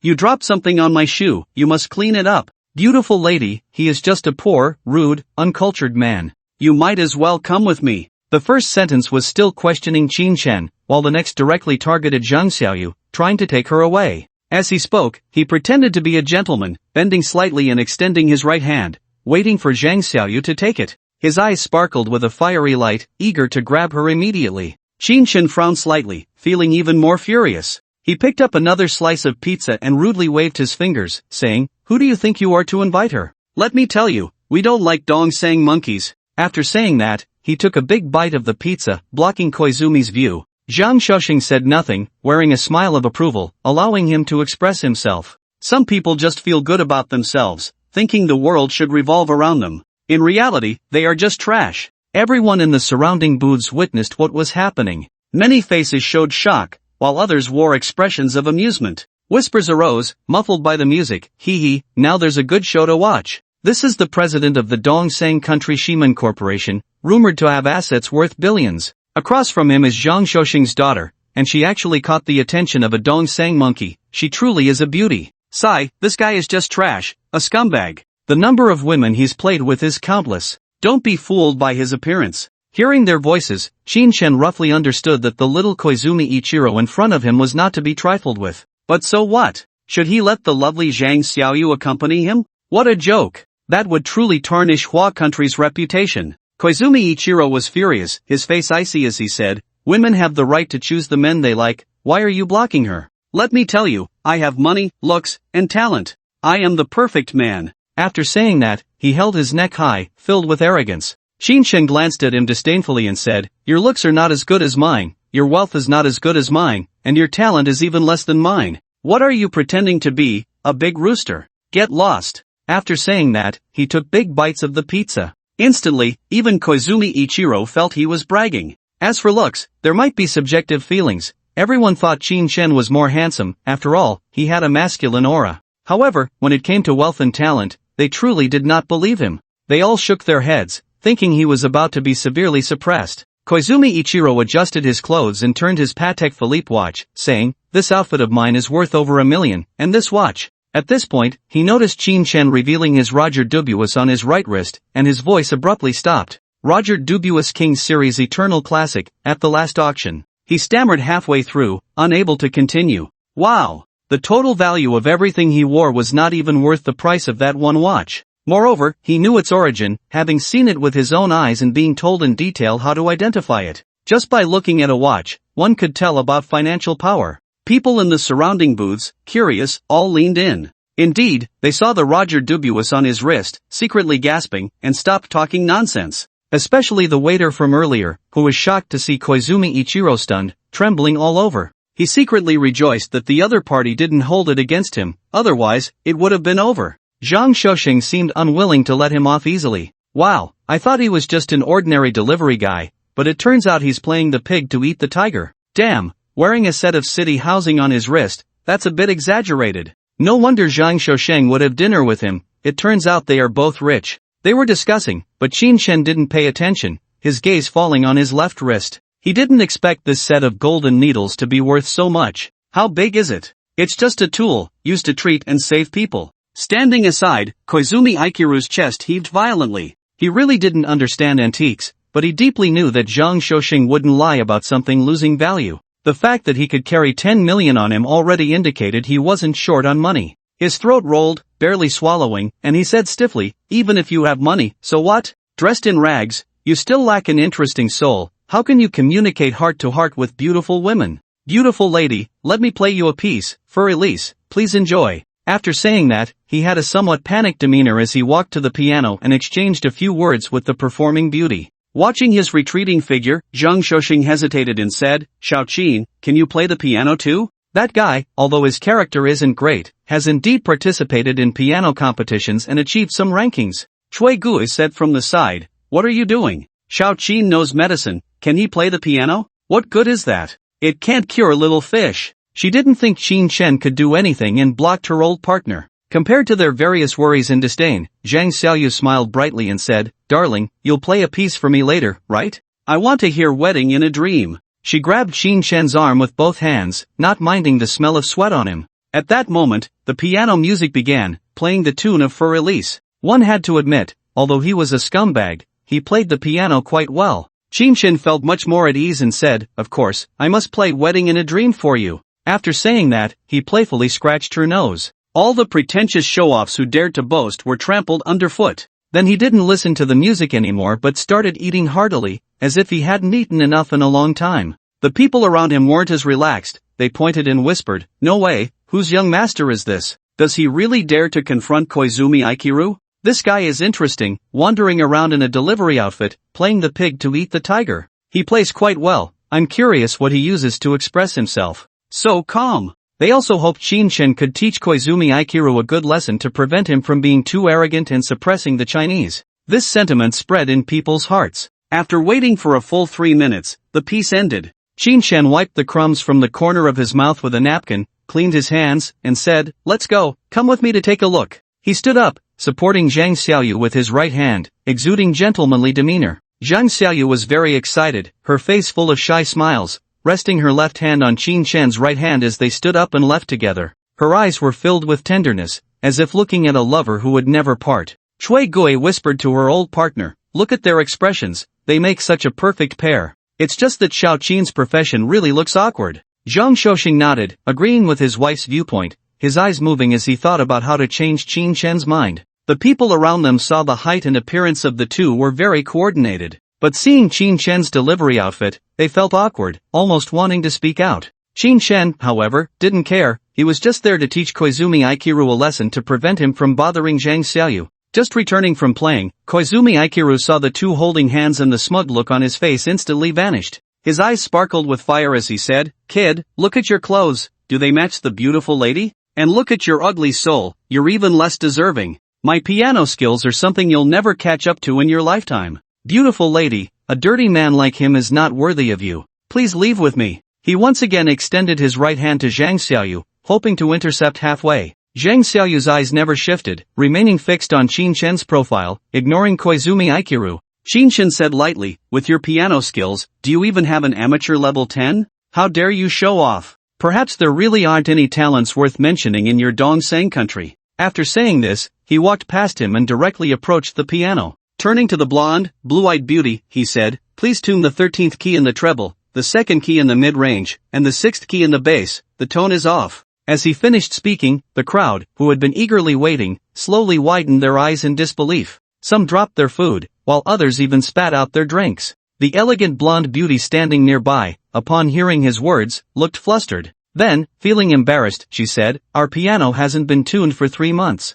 I'm sorry, I'll talk to the tuner." Although her pronunciation was off, the meaning was clear, admitting that what he said was true. In an instant, the waiter, the manager, and the customers were all shocked. Various murmurs erupted. "No way! You can tell it's out of tune just by playing? Damn, could he be a hidden master? How could he be so amazing? Is he a tuner? Probably can't even tune. This is a true master. Just by listening, he knows exactly what's wrong." The voices expressed their astonishment. Zhang Xiaoyu blinked beside him, smiling as she quietly waited. Qin Shen nodded and said, "If I had more time, I would tune it for you. Little fish, listen well to the wedding in the dream." He glanced at Zhang Xiaoyu, then turned his gaze back to the piano. His hands slowly fell onto it, and his aura changed accordingly. It seemed as if he and the piano became one. Ding ding dang dang. When the familiar melody of the wedding in the dream began to play, everyone felt the dream within it. At that moment, they seemed to sense the beauty of the past, and endless longing.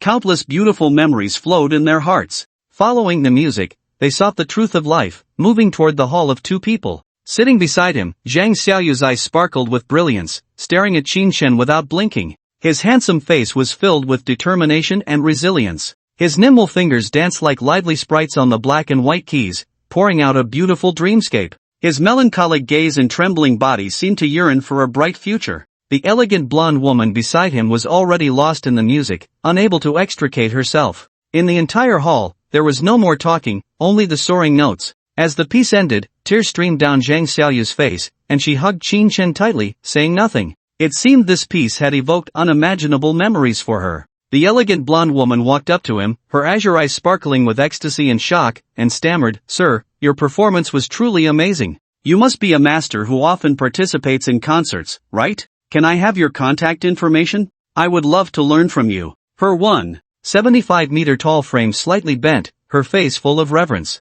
Not far away, Koizumi Aikiru was furious, his lungs nearly bursting. A fierce light flickered in his eyes. The ocean horse gave him no praise but offered this Chinese kid high accolades, even wanting to keep his contact information to learn from him. Was it learning? It was clearly an invitation to bed. What a disgrace! In stark contrast, all the customers present stood up and applauded enthusiastically, clap clap clap. The applause lasted a full 10 seconds before gradually subsiding. Mr. and Mrs. Zhang exchanged glances, seeing the shock in each other's eyes. It was unimaginable how Qin Shen, just a delivery man, could possess such profound piano skills. Having attended a few foreign concerts, they deeply understood how difficult it was to master the piano. Other customers were all excited, looking at Qin Shen in the direction of the piano, discussing recklessly, "The performance is really good. I didn't expect there to be a piano performer in Huagua. We haven't heard one in a long time." Two foreign girls were particularly thrilled. "Ah, that's right.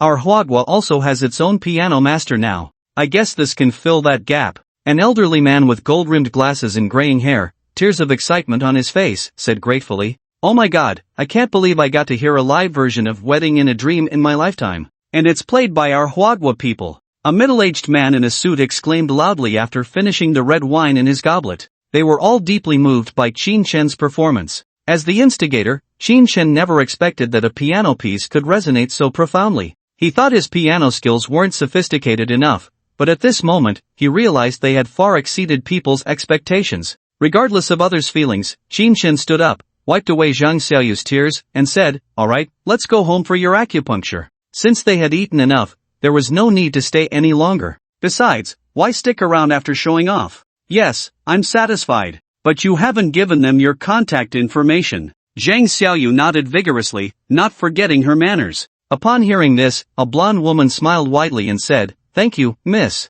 My name is Julia. You can come here anytime." She was very grateful to Zhang Xiaoyu, but seeing Qin Shen's demeanor, she was about to turn and leave. Qin Shen was somewhat speechless. Was contact information something to be given out casually? But he complied, took a piece of paper and wrote down his phone number, 159. Then, he took Zhang Xiaoyu's hand and walked out without looking back. Behind them, four attractive women came out from the booth with their phones. Three middle-aged men with an artistic vibe also rushed over. Seeing him flee in a panic, they chased him all the way to the door. The last thing they saw was Qin Shen getting into a Cullinan and speeding away. Oh my god, he really is a wealthy man. So low-key. This is the representative of the new generation in Huagua, unassuming yet never timid. Who knows the man's contact information?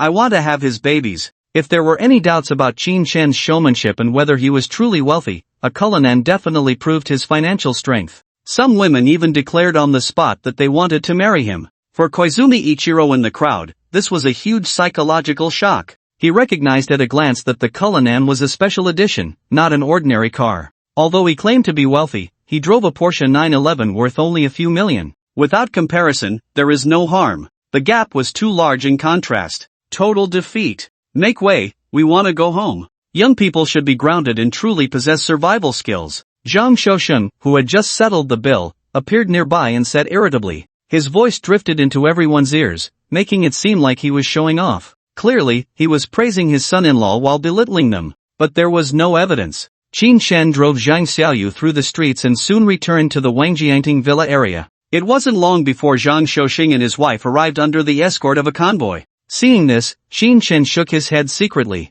Even if he really became wealthy, he didn't want to be too famous. Where would there be any private space, all under other scrutiny? Perhaps it was the attack by those three people that heightened his vigilance, prompting him to hire protection? Qin Shen's purpose for this trip had been achieved. Shenghua Group had begun an investigation into Zhai Lingqing, and he believed results would come soon. The remaining task of treating Zhang Xiaoyu was merely a matter of reciprocity, and the acupuncture session ended quickly. While taking her pulse, he found that Zhang Xiaoyu showed no signs of nerve compression. By all accounts, she had already recovered. However, in her demeanor, she still behaved like a child. Physiologically, she was a normal person. But pathologically, there might be changes that hadn't healed. Everything was uncertain. Perhaps one day, she would regain everything. Physically, she has no problems anymore. The pressure in her head has completely disappeared. The remaining wait for her memory to reorganize is something that medicine cannot solve. After the treatment, Qin Shen informed Zhang Shousheng of the specific situation.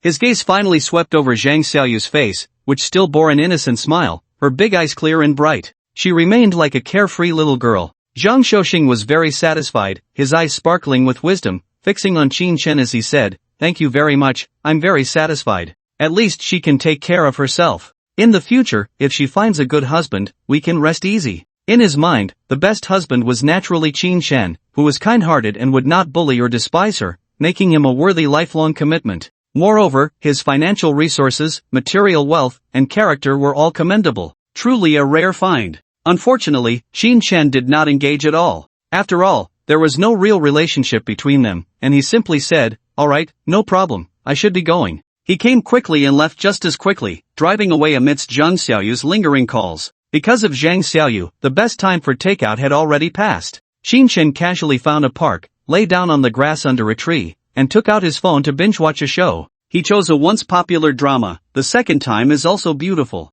Domestic dramas, if they are even slightly popular, are bound to be long and tedious. Foreign dramas are a bit better, divided into various seasons, which actually makes them longer. It's still better to find domestic dramas with a similar worldview. In reality, he was just after shares in real estate from a certain group. These are hard currencies, and rewards can be obtained in just 2 days. Watching movies is more about gaining skills, which can be done anytime. From 2 to 5, he binge-watched nearly 9 episodes. Qin Shen still remembered to pick up Su Wanru for her move, and hurriedly drove to the Guamao building. He had never been to Su Wanru's company. In fact, the pretense of being her boyfriend had already ended. Sun Yu was no longer in the company, and no one dared to threaten Su Wanru anymore, making it completely unnecessary to continue the act in front of others. However, the two had developed real feelings for each other due to several entanglements. Although they hadn't broken the ice, they had each other's shadows in their hearts. As for moving in together, Qin Shen longed for it. The loneliness of that day had almost drowned him. Having someone to chat with made him feel secure. As for whether it would work out, wasn't that just about spending time together? Feelings grow over time. Moreover, Su Wanru was far superior to Sun Xiaoqiao. Not only did she have her own job, but she was also very proactive in household chores. Every time she was at home, she would tidy up the room and do the laundry. Most importantly, she was a 95-point beauty, possessing a duality of charm that was pleasing to the eye. If he didn't seize this opportunity, would he just let it go to someone else? Absolutely not. He even had a crazy ambition to have a beautiful woman living in every reward house. Of course, this idea was too dangerous and absurd, and he wouldn't share it with anyone. Arriving at the parking lot, he found that Su Wanru hadn't finished work yet. Her Bugatti was still parked there. He parked and walked into the building. It was just the end of the workday, and many people were coming and going. Seeing Qin Chen in a yellow delivery uniform felt quite strange. Even though he had caused a huge stir last time driving a Rolls-Royce Dawn, not many people remembered what he looked like.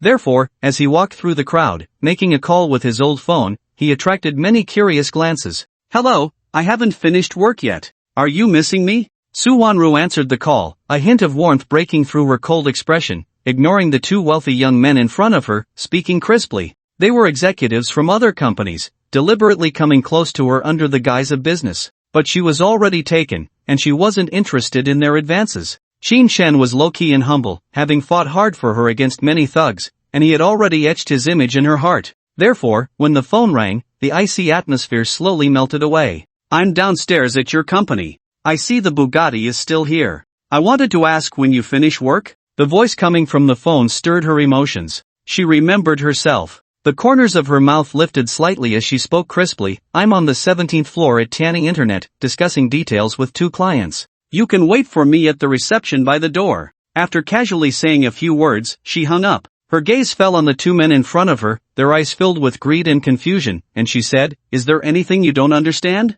Our CEO has entrusted everything to me. If you think it's suitable, then sign the contract. If not, I won't entertain this any longer. My boyfriend is here to pick me up." Her voice turned cold, exuding an air of rejection. The two men were taken aback, unable to believe the change they saw. Just moments ago, during the phone call, the little woman had exuded an irresistible charm. Now, all of that had vanished. Before they could speak, the office door opened, and Wang Qingli's voice came from outside. "Assistant Su, your boyfriend has arrived. Should I let him in?" Her tone was cautious, afraid of offending Su Wanru. Ever since she learned that the Dai Ming Group had been acquired overnight and that Sun Yu had been dismissed, she had become very obedient. She knew well that Su Wanru was not someone to provoke. Therefore, she worked every day with trepidation, afraid to make even the slightest mistake. "Let him in, we'll finish our discussion soon," said a tall man in a white suit, his eyes glinting coldly. The other man, dressed in a black shirt and plump, said in a deep voice, "Let him in, we want to see."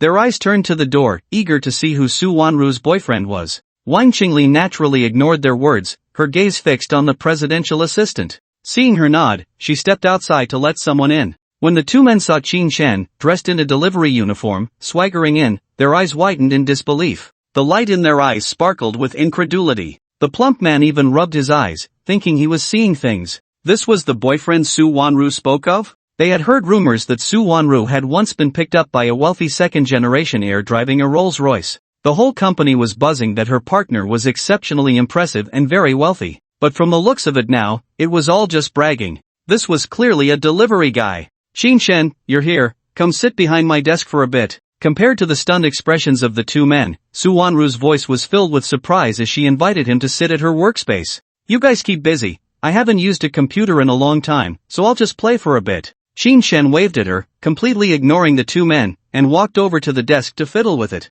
He was speaking the truth. Ever since he sold his computer, he hadn't touched one in 2 months. Just then, he noticed some tofu blocks on the desktop wallpaper. His eyes lit up as he typed "delicious food" into the browser and searched for mapo tofu. It was his father's favorite, he had to learn it. After waiting for a few minutes, he watched a short video. Perfect. He quietly watched the video, but Su Wanru was anything but quiet. She said to the two wealthy young men, "Di Zhuang, Xiu Hong, you need to make a decision quickly. I don't have time to waste with you." Her voice was icy and impatient. Too much time had already been wasted. Xiu Hong, in his white suit, seemed unhurried, his face filled with affection as he said to her, "Wanru, don't you know my intentions? I can sign the contract anytime, the terms have already been discussed. I just want to chat with you a bit longer, to spend more time together." Di Zhuang beside him nodded in agreement. "I feel the same way, we are all partners. You probably know better than I do what our company is worth and how many assets we have. Any one of us is better than him, right?"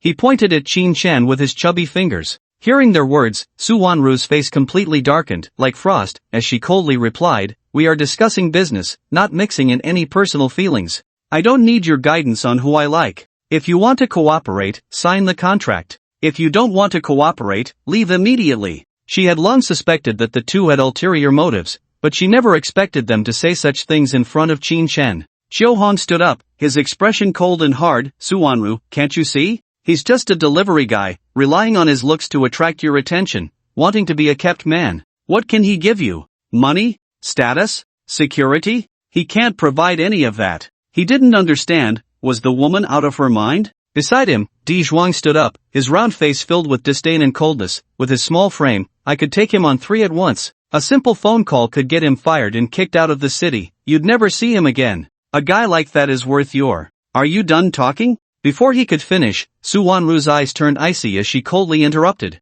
She looked at Qin Shen and said to them, "Who do you think you are to casually comment on my man? Who I like has nothing to do with you. How do you compare to Sun Yu or Dai Ming? Do you dare to provoke me?" She didn't want to trouble Qin Shen and intended to handle these issues herself. But being in the same office, how could Qin Shen, not deaf, not hear? His gaze shifted to them. He initially thought to step in as her boyfriend and help, but feeling she could handle it, he stayed put. Xiu Hong was taken aback and then said, "Dai Ming's father's Daiyu Group was dealt with by Shenghe. What does that have to do with him being a delivery guy? Do you think we don't know?" Yet, he had a bad feeling in his heart, sensing that things were going south. Di Zhuang's eyes darted around, and suddenly he burst into laughter. "Wanru, you don't need to defend him, these things are just coincidences. If he really had the ability, how could he be delivering food?" He thought Su Wanru was deliberately defending Qin Shen to elevate herself, not believing in their connection at all. Then, he walked towards Qin Shen, a look of disdain and jealousy on his face, loudly saying, "Kid, if you really have the ability, don't hide behind a woman, face us directly. You poor loser, you don't deserve a beauty." His voice boomed in the room, shaking the atmosphere. Qin Shen leaned back in his chair, shifting his gaze from the computer video to the fat guy, and said lightly, "I'm a kept man, and Wanru likes me just like this. Let me tell you, I don't go to work every day, I binge-watch dramas, movies, and play games, I'm that happy. Go ahead, hit me." With a cheeky expression, he leaned back in the boss's chair, his right foot resting on his left leg, crossing his legs. That posture was incredibly infuriating. Su Wanru, upon hearing this, twitched her mouth, almost unable to hold back her laughter. She never expected him to have such a knack for irritating people. Di Zhuang seemed taken aback that a man could shamelessly say such things. He stood there, his face alternating between red and white. Xiu Hong, standing opposite Su Wanru, felt his eyelids twitch, raised his hand, and coldly reprimanded, "Kid, Su Wanru may be momentarily blinded by you, but as long as we show our capabilities, she'll soon understand what real life is." He believed that once she realized Qin Shen had no money, she would automatically leave.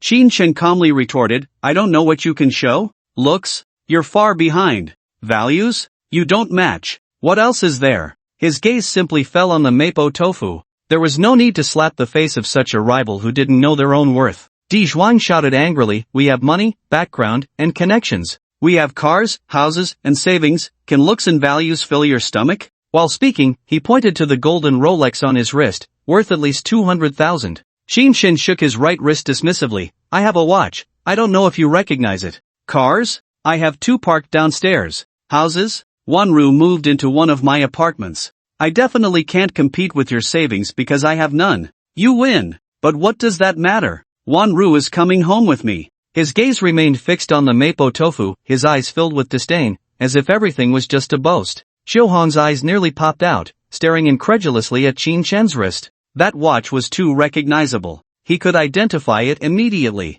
Su Wanru felt for the first time that Qin Shen had a rogue charm. Infuriating yet unrepentant. Suddenly, she said, "Qin Shen, let's go home. I don't want to waste my breath with them. I still need to learn how to make chicken stewed with mushrooms. What you made yesterday almost made me lose my tongue." Her words were laced with a sweet, sour flavor of love. Upon hearing this, Xiu Hong and Di Zhuang felt as if they were already living together, which was not the style of an ice-cold beauty. Bitterness and jealousy surged through them, impossible to accept. Qin Shen glanced at the progress bar, there was still a bit left to watch. He raised an eyebrow and said, "Are you signing the contract or not? If not, don't disturb us while we enjoy our time together." This statement was as infuriating as it could be. Xiu Hong and Di Zhuang's expressions were quite something. Faced with such a rogue for the first time, they couldn't think of a way to respond. Anyway, everything that needed to be discussed had already been discussed. To keep a glimmer of hope, they still signed the contract with Su Wanru. "Wanru, I hope you think this through.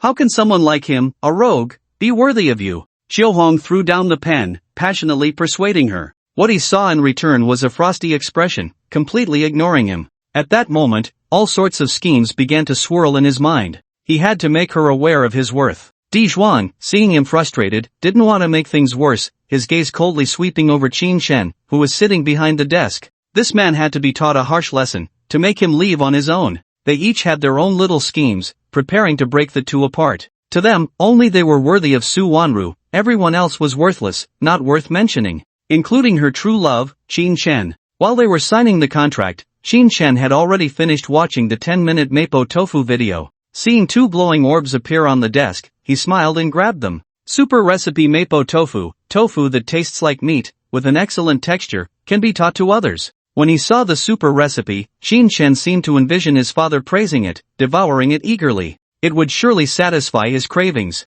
Perhaps, by then, the two of them would stay in the magic city and never leave. At that time, the family would be together, enjoying the joys of family life. How wonderful would that be? While his thoughts wandered, he saw another glowing orb pop up, silken tofu making method, using the most primitive tools to create the purest tofu. Transforming decay into the miraculous, can be taught to others. When he saw the skill, Qin Chen thought, if he really made tofu in the future, could he also make money? Perhaps he could give it a try and let his father ponder it. As various ideas swirled in his mind, his gaze turned forward. They probably finished signing and swaggered over. All done? Let's go. By the way, my parents might come over for a vacation in a few days. I don't know how long they'll stay, or if they'll stay permanently. He didn't even look at the two men, speaking to Su Wanru as if he were in his own world. Upon hearing this, Su Wanru was instantly stunned. Is it time to meet the parents? Is he reminding me to be prepared? How should I act? As a good friend or as a girlfriend?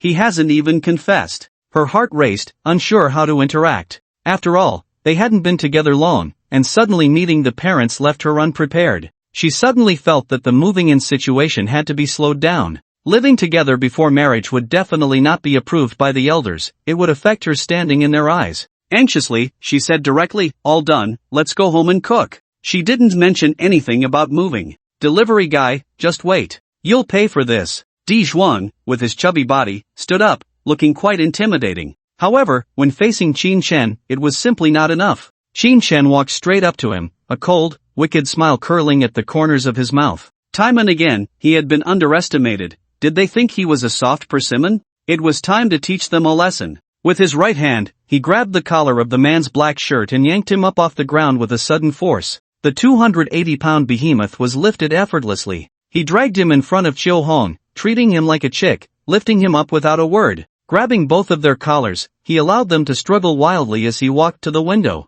What are you going to do? Ah, help! Di Zhuang and Chiu Hong never expected Qin Chen to be so violent, possessing such terrifying strength. Together, they weighed at least 400 pounds, yet he lifted them with one hand without breaking a sweat, walking them right to the window. Even an average weightlifter wouldn't have such strength. Their hearts sank, shocked and filled with extreme fear. Especially Di Zhuang, who was utterly overwhelmed. His black pants were wet, releasing a foul smell of urine. Qin Chen's sinister voice reached their ears. Don't make me angry. When I get angry, even I am afraid of myself. This is the 17th floor. If I throw you out, who knows if you'll die? Want to try? He even made them look outside. The bustling street below, the endless flow of people, filled their hearts with despair and dread. Breathing was difficult for the two of them, and upon hearing his words, they shook their heads frantically, unable to utter a single word. Qin Chen knew they were terrified. A wicked smile crept back onto his lips. What does shaking your head mean? Are you saying I don't dare?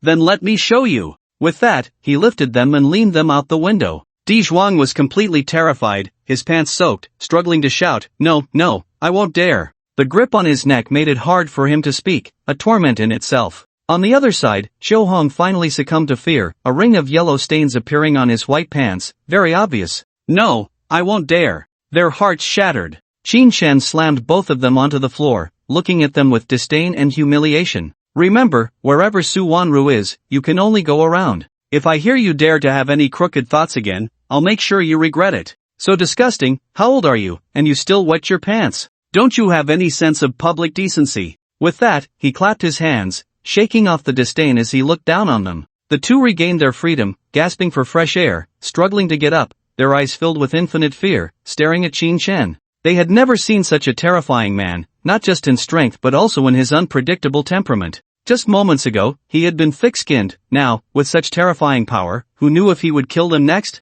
Get lost! Seeing them about to say something, Qin Chen waved his hand in disgust and shouted. It was as if he were shooing away two insignificant flies. The two dared not think anything further and quickly made their way outside. Every company employee they passed looked at them with disdain. As high-ranking executives, they had always been above others, commanding respect. Now, they had wet their pants, looking utterly disheveled, a stark contrast. Especially the foul smell of urine that lingered in the air made the passing employees wave their hands at their noses. These two seemed to be executives from some company, always coming to hit on girls. Damn, who taught them a lesson? We must take pictures to show the female colleagues how pathetic they look. Finally, we've encountered someone tough. Someone stood up to them. So awesome. Whispers spread everywhere, making their situation even more unbearable. Qin Chen, however, paid no attention to the chaos, walking alongside Su Wanru as they headed outside. His delivery outfit was in stark contrast to Su Wanru's stylish white attire, completely on different levels.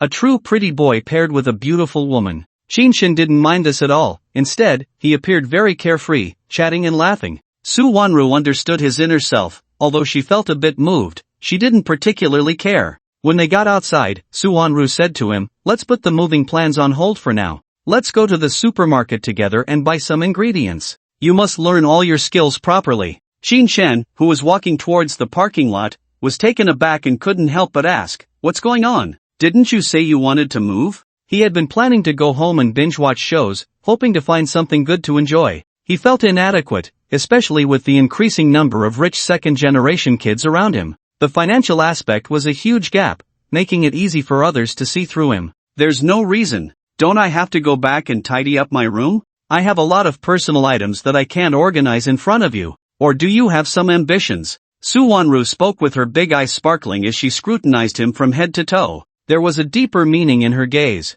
Qin Chen licked his lips and said helplessly, "Alright then, you can go back to tidy up on the weekend. Let's go to the supermarket." He knew girls could be fickle, but he didn't expect that something decided in the morning would change by evening. Perhaps he had offended her with something he said? He didn't dwell on it, and the two of them drove their Cullinan and Bugatti towards the nearby Walmart. The scene of their departure was clearly visible to Ji Zhuang and Xiu Hong upstairs. When they saw Qin Chen driving the Cullinan, their eyes nearly popped out. Such a domineering model was something even some bosses wouldn't dare to drive, yet it was being used by a delivery guy, weaving through traffic. As for Su Wanru driving the Bugatti, it didn't seem like a big deal. Damn it, are delivery guys this impressive now? I have to make him pay. Qin Chen, right? I'll make you regret it. Ji Zhuang took out his phone, contacted a friend, and directly had him fired from his delivery job. He thought he was incapable, and he wanted him to see the reality. Xiu Hong took out his phone and called some friends, determined to find out Su Wanru's address,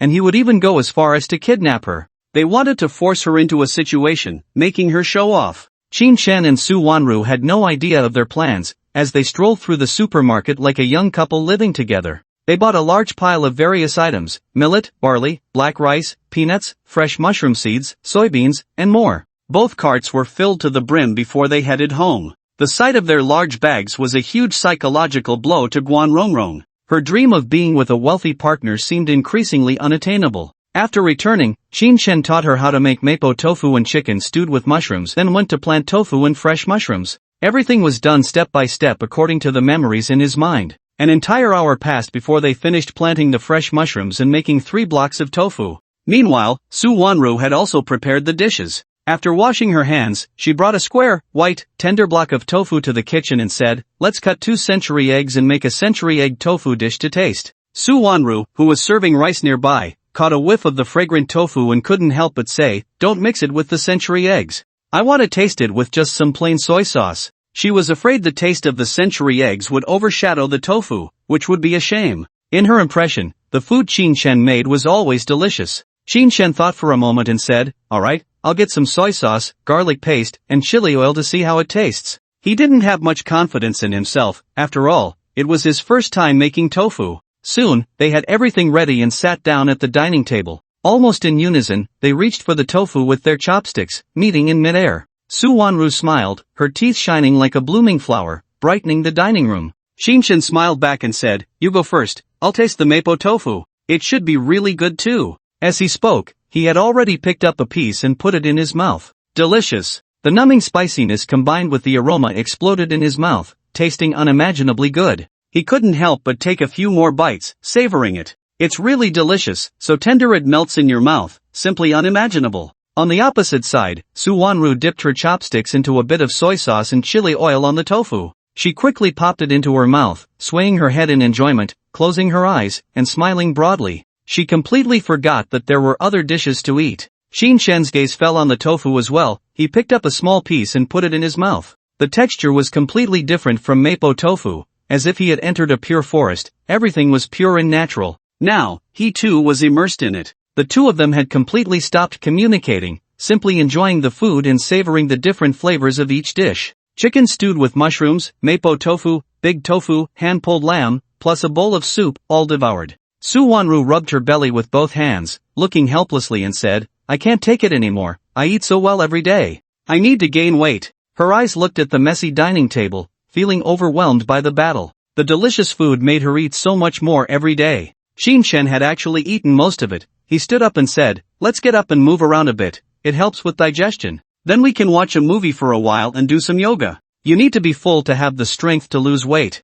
As he spoke, he prepared to pick up the bowls and chopsticks to take them to the sink. "Leave it there, I'll handle it. You think about teaching me to make other dishes, fish, beef, sweet and sour pork, etc. I want to learn them all. I'm serious, I will definitely become a gourmet in the future." Su Wanru stood up and directly pushed him out the door, chattering away. She didn't understand why, after learning from Qin Shen, her cooking had become so delicious when she used to cook before. It felt completely different. Qin Shen shook his head and said, "What are you talking about? Are you going to be a food blogger in the future? That won't do, women must have a stable career." Although he was in the living room, his voice mixed with hers. "You're right, I can do part-time work and earn more money. Alright, let's find a movie to watch together." Su Wanru had already grabbed a scarf, preparing to start cleaning up. Shaking his head, Qin Shen ignored her. He stretched his body, walked to the sofa, grabbed the remote, and searched for recipes for carp on the projector. There were no less than 10 delicious recipes from various places.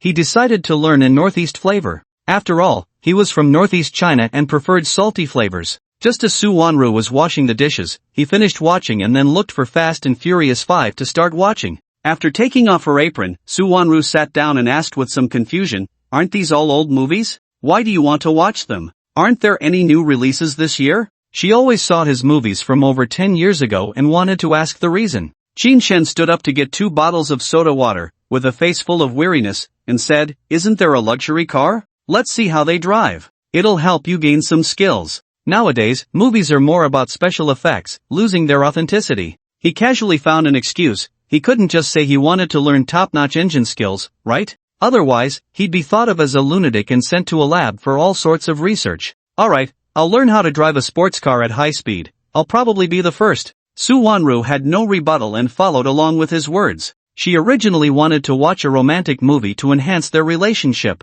Now it seemed she would have to find another opportunity. For Qin Shen, having someone by his side was better than being alone. While discussing the plot and studying driving skills, time passed quickly. Outside, the cool breeze dispelled the loneliness and the heat from the meal, gradually filling the air with warmth. At 9:30, the movie ended, and Su Wanru prepared to go upstairs to do yoga to maintain her figure. But she heard Qin Shen say, "By the way, I need to tell you something. Tomorrow I'll be driving a Bugatti to someone's wedding. Which car will you drive?" He suddenly remembered the call from Guan Meiting a couple of days ago. Tomorrow was Thursday. Upon hearing this, Su Wanru said, "Then I'll drive the Rolls-Royce Dawn. The Cullinan is too big." She was becoming increasingly accustomed to being with him, no longer feeling the rejection she had at first. With a sweet mood, after taking a couple of steps, she suddenly remembered something and turned back to say, "By the way, when are we going to see your other house? Let's pick a nice one." Since there were 2 houses and they were living together, it was only natural to find a desirable place to live. Even though the current residence was a mansion, there was always a desire to compare. Qin Shen, who was preparing to cast a TV series, said, "The top floor of the building across the river is in Thompson Riviera. Let's go take a look this weekend. There's a swimming pool up there, but I don't swim, so I've never been." He pointed to the river view outside, where the huge glowing sign of Thompson Riviera could be seen. Following his finger, Su Wanru nodded and said, "Okay, I'll go work out." In her heart, there were countless questions, hoping he would explain a bit more. However, since Qin Shen didn't say anything, she felt embarrassed to ask. Returning to her room alone, she changed into her yoga outfit and walked into the gym, gazing at the splendid night view by the river, contemplating the future. In the lobby on the first floor, Qin Shen found only the simplest joy. Just having someone to accompany him, someone who knew him, and owning property was enough. The screen was playing the second time is also beautiful, and when he opened his phone, he saw many missed calls and numerous friend requests from strangers on WeChat. He had no idea where these people had dug up his information, but they had found him with remarkable precision. Ignoring the strangers, he looked at the messages from Lu Ruyan and others on WeChat. After replying to them one by one and chatting for a bit, he finally turned his attention to the class group. In the university group, many had confirmed that Meng Kor had officially joined the dominant group, clarifying everything. However, since it had become a hot topic, someone suggested a weekend gathering. After 3 years of graduation, there were fewer than 20 who could stay in Shanghai to continue striving, and it was set at the Shanghai Grand Hotel. Finally, the class monitor, Lu Qingshan, specifically asked Qin Chen to attend, to give everyone face. Seeing this, Qin Chen pursed his lips and replied, "Sure, I'll definitely be there on Friday night." I'll properly thank the monitor for his support. In the early days of his entrepreneurship, if it weren't for Lu Qingshan's help, he wouldn't have been able to enter the industry or even think about starting a business. This was a favor, and he had to give face. He then entered the high school group, where Chen Jun was very pleased, seemingly having exposed Lu Yan's lies, pulling out various reports that were almost flooding the chat. What right does he have to eat with Meng Kor? Can't you think? She's one of the 4 little flowers, and he's just a failure. What qualifications does he have? Lu Yan, the big sycophant, why isn't he showing up today? Has he lost his nerve? Like a mad dog, he seized every opportunity to insult Lu Yan. Qin Chen couldn't bear to watch and replied to Chen Jun, "Are you serious? It's just Meng Kor. Tomorrow I'll be shooting a video with her at the dominant group. Who are you trying to insult?" After saying that, he didn't care about the group anymore and directly closed the class group. An hour had surprisingly passed, and it was already 10:30. He had only watched 12 episodes of the drama, so he walked over to pick up the rewards for the movie and video. On the ground were 4 glowing orbs, which made him very happy. Braised carp, super dish, unique taste, melts in your mouth, stimulates the taste buds, can be taught to others. Master level fishing technique, proficient in river fishing, lake fishing, sea fishing, and various tools,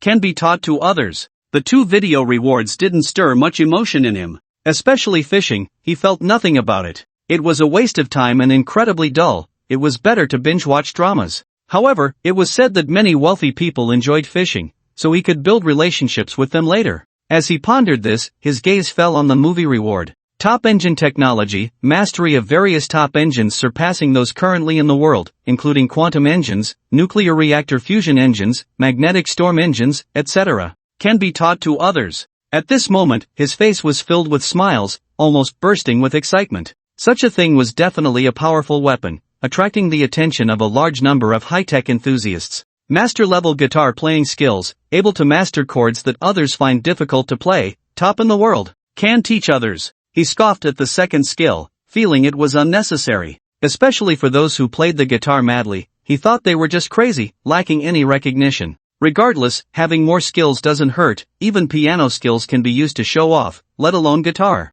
He closed the doors and windows, turned on his phone to continue binge-watching dramas, and headed to the gym on the 2nd floor. With Su Wanru's figure already gone, he could work out shirtless. After more than an hour, leaving a layer of sweat on various machines, he returned to his room to wash up. Looking at himself in the mirror with 8-pack abs and well-defined muscles, Qin Chen couldn't help but smile with admiration. "Your tomorrow is destined to be unmatched," he said, pointing at his reflection in a rather showy manner. Of course, this was just self-indulgence in the absence of others. If someone were present, he would definitely be mindful of the impression he made. Lying on the comfortable big bed, he continued to stream dramas until he fell into a deep sleep after the 22nd episode. The next day, before 6 o'clock, Qin Chen suddenly sat up, drenched in sweat. It felt like the nightmare was still swirling in his mind, and he didn't know why it had appeared. He got up, grabbed his fully charged phone, changed into the nice clothes Su Wanru had bought, and went downstairs. He found she had already prepared breakfast and smiled, saying, "Wanru, you're totally the perfect wife." With a casual tease, Su Wanru smiled lightly and replied, "What's the use?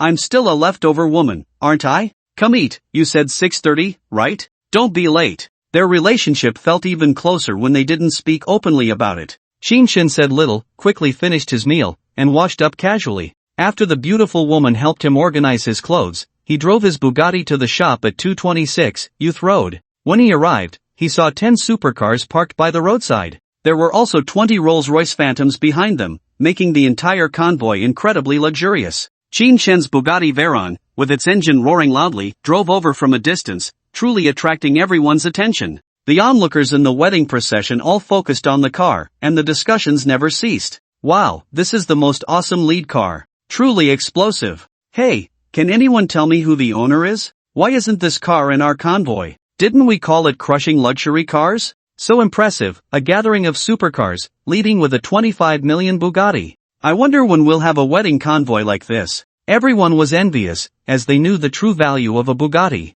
Although Qin Shen had arrived, he had no idea who to look for. He was about to call Guan Meiting when he saw her standing in front of a grand hotel. Yip and Tang. The hotel's decor had a historical feel, even the air conditioning unit was painted in bright colors, almost unrecognizable. Qin Shen rolled down the window and went straight to her side. Hearing the engine sound, Guan Meiting, holding her phone in her left hand, turned to look. A big smile instantly appeared on her delicate face as she said, "Mr. Qin, I just noticed your car wasn't here and was about to call you. I'm glad you made it. I'll get someone for you right away." She was wearing a white dress today, with her long hair cascading down, covered by a light jacket. She looked graceful and tall, attracting a lot of attention. Qin Shen couldn't help but glance at her a couple of times and said, "Okay, go ahead." Generally, women attending weddings are very beautiful, trying to showcase their most perfect selves. Thus, one can see various beauties, each vying for attention, each with their own charm. Most importantly, they exude a sense of life, rather than the formality of evening gowns. Qin Shen's gaze wandered among the beauties, admiring their enchanting figures. Soon, a young man dressed in a white suit, looking quite handsome and slightly thin, appeared by the car. "Mr. Qin, you're here, truly my brother. What a great car. I won't spend money on it, let's tie red strings and balloons. The place we're going might be a bit far, so we need to leave early." "Don't mind me. My name is Jiang Weinan. Big brother, do you smoke?" He was very polite, taking out a soft pack of Zhonghua cigarettes and offering one to Qin Shen. He seemed quite humble, much better than the groom at the last wedding. Qin Shen smiled faintly and said, "No need to be polite, I don't smoke. Let's just do what needs to be done. If there's anything you need, I'll help as much as I can. It's not easy for anyone to get married." Seeing him so courteous and humble, Qin Shen also appeared modest. Jiang Weinan smiled broadly, repeatedly thanking him, "Thank you for your understanding. It's really not easy. My wife is a music teacher, so she has an artistic flair. There might be some tricky situations later, so please bear with us regarding the timing. Whatever the cost, just let it be that. There won't be any mistakes there." Qin Shen nodded, feeling quite envious of him. They say that women with artistic flair have exquisite tastes in life. It's likely that his future life will be filled with style. After chatting for a bit and getting to know each other, the groom had to greet others and hurriedly left. Feeling bored, Qin Shen took out his phone to continue watching a show. He quite liked being a driver, leisurely driving around, enjoying meals, watching shows, and earning a decent commission. If he had no other aspirations in life, he could live comfortably just from driving. However, human desires are insatiable. One always thinks about getting more. Qin Shen was just like that, striving to become the richest. If one day everyone lived in his houses, wouldn't he be the richest? Before he could finish half an episode, the cameraman brought the groom and others into the car. Knowing it was about to start, Qin Shen put away his old phone and looked at the cameraman outside. Mei Tingguan came over and said to him, "Mr. Qin, I'm going to follow along to pick up the bride from her family. It might take a long time, so you should be mentally prepared." She looked a bit upset, as if she had argued with someone. Hearing this, Qin Shen guessed that the so-called long time might delay his own matters, and he frowned, asking, "How long will it take? I still need to rush to see a patient. It can't go past 10. From 7 to 10, it was usually time for the wedding meal, and he still had to go to old Master Luo's house. The groom, sitting in the car, quickly said, "Actually, the length of time depends on whether we can quickly resolve the bride's issues. She has 3 bridesmaids, and I need to defeat her. I've searched through my social circle, and it's hard to find someone to defeat her bridesmaids. So, we'll see if we can cheat our way in." Jiang Weinan looked bitter, complaining on the side. Seeing his expression, Qin Shen knew the bride's family must have a serious problem, otherwise, it wouldn't trouble someone as wealthy as him. "Let's go, we'll talk when we get there. If you don't want to get married, just say so. Why make it so difficult for others?" He didn't want to waste his time because of wedding troubles. All the way, Jiang Weinan was contacting people in his social circle to help find someone. "What do you think of Liang Kai? If he's an 8, hurry up and prepare the groomsman outfit." "What? A 4? Yang Meili is a woman. That won't work. It has to be someone who can be a groomsman. Otherwise, we definitely won't get through." "Willis, isn't that a black guy?" "No way, she knows that guy and will definitely know he's not my friend." Various proposals from family members were almost all falling flat in front of him. Frustrated, he tugged at his collar, his eyes bloodshot. Sitting in the passenger seat, he felt uncomfortable. Qin Shen didn't say much, it was someone else's wedding. Moreover, only through experience can one truly cherish it. They drove out of the city, arrived at a nearby Panzhuang, and finally entered a huge courtyard. Many people were already waiting inside. Qin Shen took a rough glance and realized the bride's family was also well off. The surrounding two-story buildings were ancient and elegant, exuding a classical cultural atmosphere. In the vast courtyard, there were cold plums and green pines, with various flowers and plants in between. A breath of pastoral life fills the air, refreshing the spirit. Even Qin Shen, who lacks much artistic talent, feels that living in such a manner better reflects the essence of life. This is truly a good place for one to enjoy their later years. After parking according to the rules, Qin Shen whispered to Jiang Weinan beside him, "If you really can't find anyone, just get me a set of groomsman attire. I can handle the piano and guitar, and if you can't find someone for the fighting part, I can give it a try." Along the way, he understood that the bride's connections were extensive, with prominent figures from the art world serving as bridesmaids. The groom's side was made up of hotel owners and business elites, the type that is rich but foolish. Hearing Qin Shen claim to be versatile left them stunned. Their minds went blank, while outside, the cameraman had already reminded them they could get out of the car. They hurriedly got out, dazed, and said to the people outside, "Get me a set of groomsman attire, I've invited a master." Immediately, a family member brought over a set of blue long robes, rich in ancient charm. It subtly matched the design of the hotel and the bride's courtyard. Qin Shen knew that the groom had shown great sincerity for the wedding. From the scale of the event to the details of the attire and various arrangements, it was clear he was very fond of the bride. Such affection, if the bride couldn't be taken away, probably meant she didn't want to get married. In the car, Qin Shen quickly changed into the blue long robe. When he appeared outside, he looked extraordinary and spirited, like a peerless young gentleman from ancient times. The car keys and phone in his hand, if replaced with a folding fan, would have overshadowed the groom's presence. The other two groomsmen, although their clothes were of good material, clearly lacked the spirit of Qin Shen. With just a glance, Qin Shen could tell they had been drained by indulgence. They were probably rich second-generation kids, exuding an air of superiority. Shaking his head, he followed the groom towards the main entrance. He overheard the two groomsmen discussing, "Damn, where did this guy come from? He's completely overshadowing the groom's presence. Is this even okay? Come on, what's not okay? This guy is already worth $1 billion, he's got the money to back it up. Give me a break, in front of the Gu family, the two of us don't stand a chance.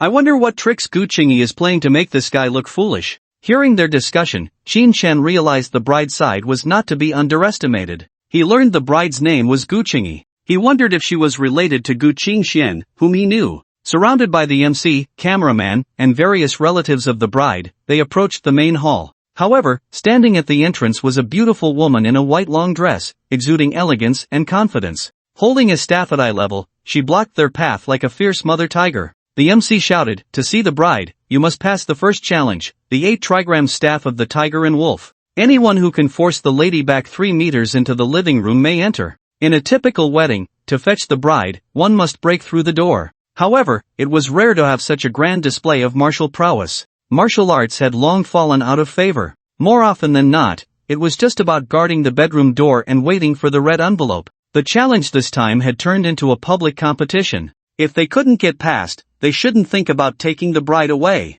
Jiang Weinan leaned closer to Qin Shen and whispered, "Her name is Wu Sanmei, she's a girl who practices ancient martial arts, with a strong family background. It's said that 10 or 8 strong men can't get close to her." With that one sentence, it was clear how formidable she was. Facing a strong opponent, Qin Shen's eyes sparkled with excitement. He had experienced 3 or 4 fights of various sizes. However, those thugs were too weak, not even a match for him. The beauty before him, capable of defeating 10 or 8 strong men, was worth looking forward to. The male relatives behind them all knew about the bizarre challenges set by the bride's side and could only shake their heads, whispering, "Sigh, today's girls are getting harder to marry. It's not like in our time when you could just bring home the 3 essentials. Isn't that the truth? Especially those in the arts, their minds aren't like normal people. Isn't this just making it difficult for our kids? Look at the best man that the groom found, can he make it through? If he can't get past this, he'll lose all face. If he can't even enter the bride's family home, how will he hold his head high in the future? Just watch me."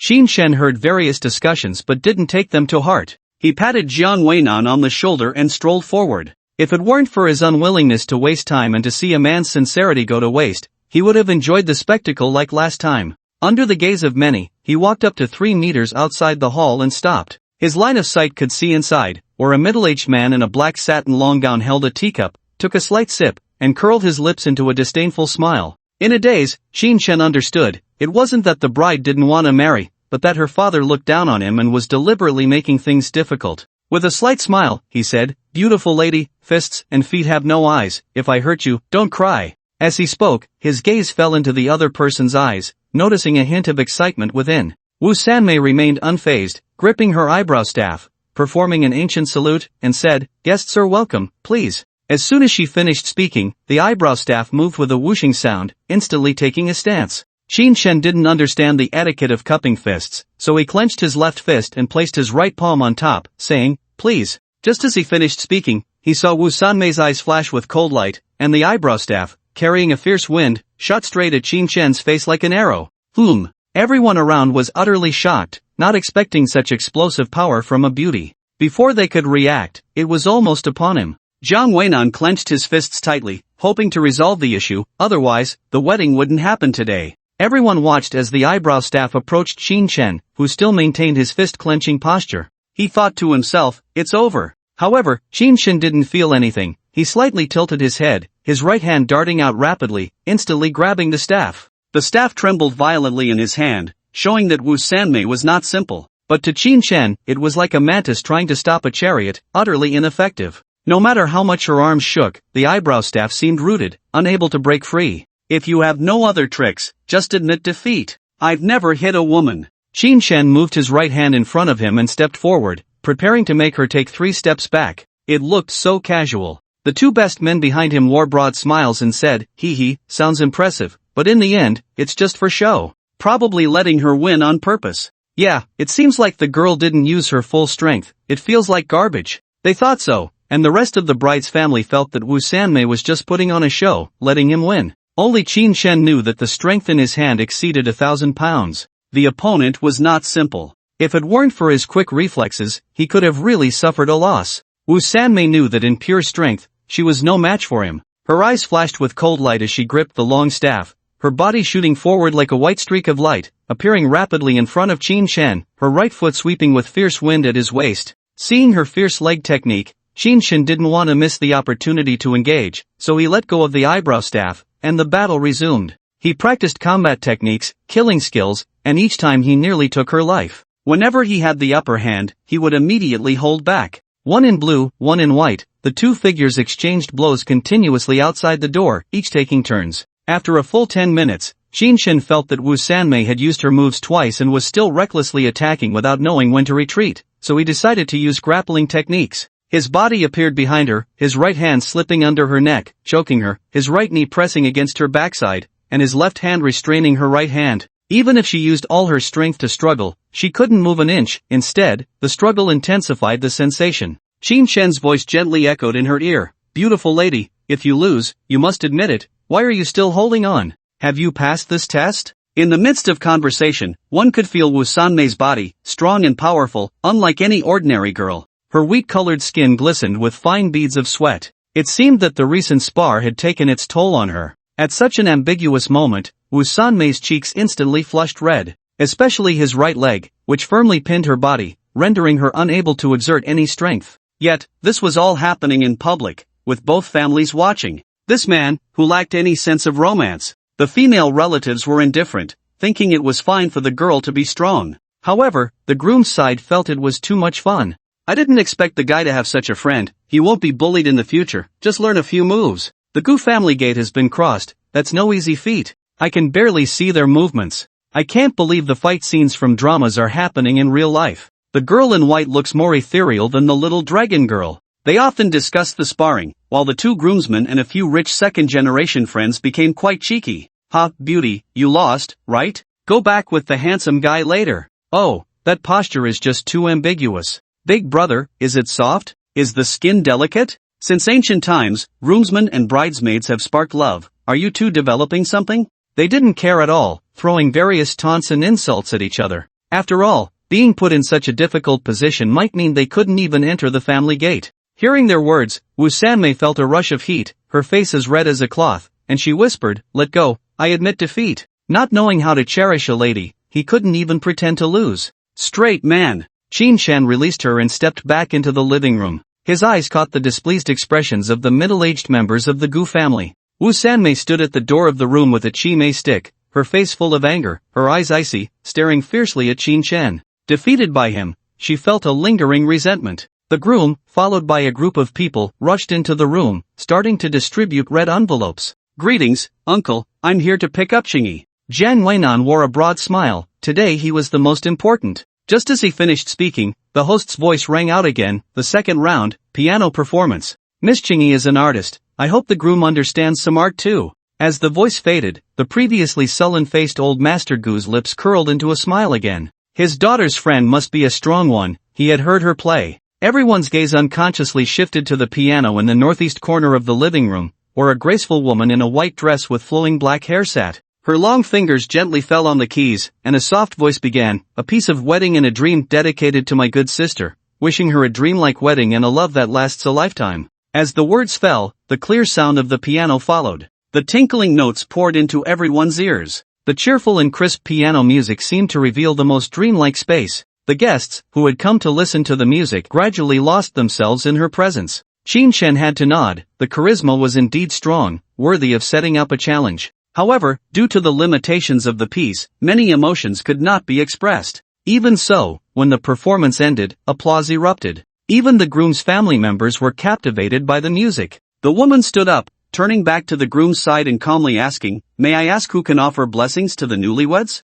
Just a piano piece will do." Her demeanor was calm, with no sign of emotional change, yet the pride in her eyes was impossible to conceal. She believed her piano skills were unparalleled, and it was hard to find someone of her caliber in the country. Her pure aura, proud figure, and tall stature attracted the gaze of many admirers. Upon hearing this, the groom's family members exchanged glances, their expressions darkening, whispering to each other, "Wow, it sounds almost like the record. Who here has such high piano skills? This is bad. This round isn't about fighting. Who can pass based on skill? This is showing the connections of the woman's family. No way, that best man went up again? He can play the piano?" The crowd, who had been discussing, was astonished to see Qin Shan, who had just fought, walk gracefully in front of the woman. In an instant, all the guests' eyes were focused on him. Then they heard the beautiful woman's voice, "Qin Shan, it's you? Why are you the best man? Can you play the piano?" This time, her voice had some fluctuations, filled with disbelief and shock. It was only at this moment that everyone realized the best man who had just fought with Wu Sanmei was named Qin Shan.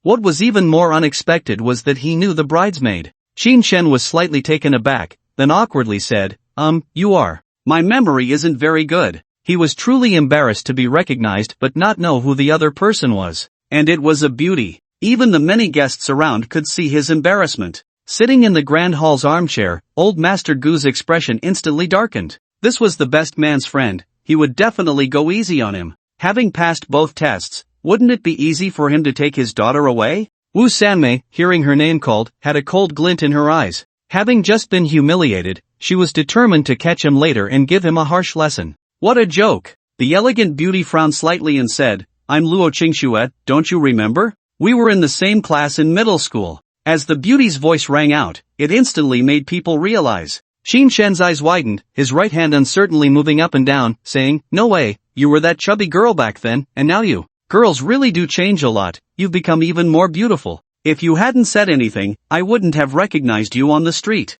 Life's encounters are always so wonderful. He met a classmate again at someone else's wedding. As they recognized each other, someone disagreed with the chit-chat and shouted loudly, "Who from the groom's side will take on the challenge?" Qin Shan glanced at the middle-aged man sitting in the armchair and said, "I will." A piece called Bees and Butterflies, to wish the groom a spirited start, embracing beauty, and beginning a new life. After saying this, he winked at Luo Qingshuet and sat down at the piano. Luo Qingshuet was instantly shocked, her beautiful eyes wide open, filled with disbelief. Others were similarly astonished, unable to imagine that it was he who stood up. "No way, is this a friend of the groom, and he can play the piano? Damn, this is terrifying. He just defeated a martial artist and is now challenging the piano? How did he learn? Hurry, I feel like he definitely can't do it. Record it to humiliate him." Most people doubted Qin Shan, thinking he wouldn't be able to perform, and the scene was filled with noise. Old Master Gu's mouth involuntarily curled up, thinking a martial artist couldn't possibly play the piano, they definitely wouldn't pass.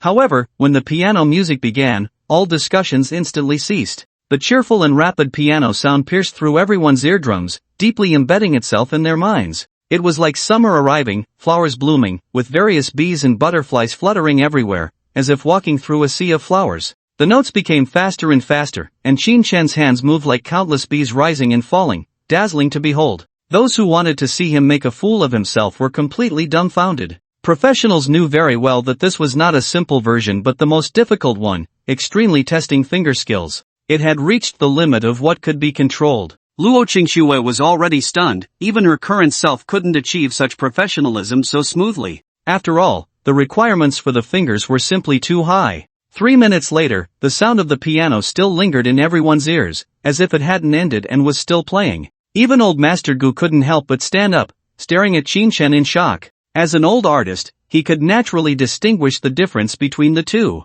His daughter's friend was completely not a match. Therefore, the groom's side had passed this test. Thinking of this, he slumped back into his chair, feeling powerless to stop his daughter from getting married. What else could he say when the other side could find such a formidable person? What the hell, is he really that amazing? Who won? The chubby best man had no idea about the outcome, his voice rising above the applause as he asked the groom. Of course we won. Just look at the applause. Qin Chen is better than the girl. Hee, this money spent today is worth it. Jiang Weinan's face was filled with excitement, and the driver they hired was simply terrifying. Another best man couldn't help but ask, who is this Qin Chen? Is he some super rich second-generation heir? How come we've never heard of him? This is the real deal. He was utterly in awe, never daring to imagine someone could be this impressive. I don't know, I don't recall anyone this amazing. He's just too cool. Jiang Weinan looked equally bewildered, having never seen anyone like him. As they were discussing, the applause gradually faded, and Luo Qingxue, with excitement and exhilaration on her face, said, "Old classmate, I didn't expect you to be this incredible, completely overshadowing me. I'm impressed. When are you coming to the university to give a lecture to my students? Let's exchange contact information first." She never expected that her former deskmate would grow up to be so outstanding. She had to get his contact details. Qin Chen was also surprised to see how beautiful and graceful his former classmate had become. Perhaps only someone who had undergone long-term artistic cultivation could possess such qualities. He took out his old phone and said, "A lecture? I can if I have time, but I won't teach anything specific, just let me know then." He had thought about the idea of giving lectures. Not only could he make money, but it would also raise his profile. Although he might not become a billionaire, at least he could make a name for himself in the industry, and that would eventually lead to money. The guests began to chatter. "Wow, I was just expecting to see a joke. But this guy is so impressive, he defeated a university professor. Qin Chen, who exactly is he? Why is he so stunning? He's just incredible." The groom's family is indeed wealthy, they can invite such a powerful young man. Ordinary families simply can't cultivate someone like that. Amidst the various discussions, the host shouted, "Third round, guitar performance, who will come up?" At the entrance of the women's room appeared a woman with an afro, metal bracelets on her wrists, and wearing a white long dress, her gaze sharp as she looked at the crowd. In her right hand, she held a wooden guitar, which looked quite trendy and unusual. Someone recognized her and couldn't help but exclaim, "Oh my god, isn't that the strongest guitarist from the Black Hawk Band? What a joke, how can we possibly win now? Oh, poor us, I've heard she accompanies many big names in the music industry and is extremely formidable. She's not someone we can compete with." This isn't about being professional or not, it's about standing at the peak as a strong contender. No wonder she's guarding the gate, no one can get in. Many wealthy men from the groom's side, although not involved in the entertainment industry, were familiar with the female stars inside and instantly recognized her. Each one, despite their desire to conquer, knew they couldn't compete with her. It was a helpless situation.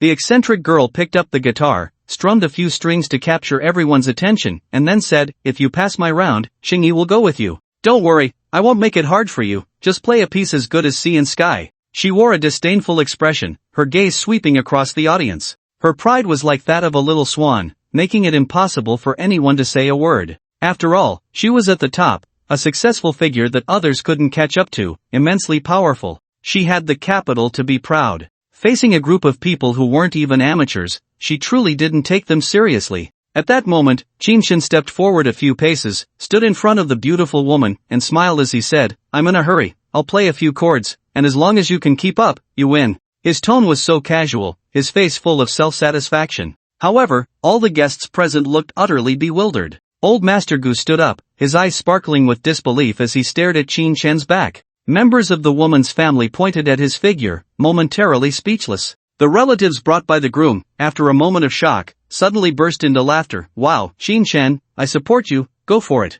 So impressive, challenging 3 levels by yourself, a strong man, who can stop him? Ha, a son should be like Qin Shen. He's simply a versatile talent. This friend must be befriended. Everyone was praising him, completely refreshing their understanding of people. It was hard to imagine how one person could be so amazing. Even some wealthy individuals had already decided they must befriend him. The 3 challenges set by the bride's side were meant to block the groom from entering, and he had to clear them all. Luo Qingxue and Wu Sanmei stood by, watching Qin Shen's back, unable to speak. The man was too powerful, too mysterious, bringing a tremendous impact to their hearts. Facing him was like facing an unsolvable problem. Just as everyone was in shock, the woman guarding the door, Luo Yiqing, coldly said, "Are you joking with me? Do you know I'm one of the top 5 guitarists in the world? There's no chord I can't play. I was going to go easy on you, it's just a game, but now I've decided not to hold back." She had her own pride. As a top guitarist, entertainment was fine,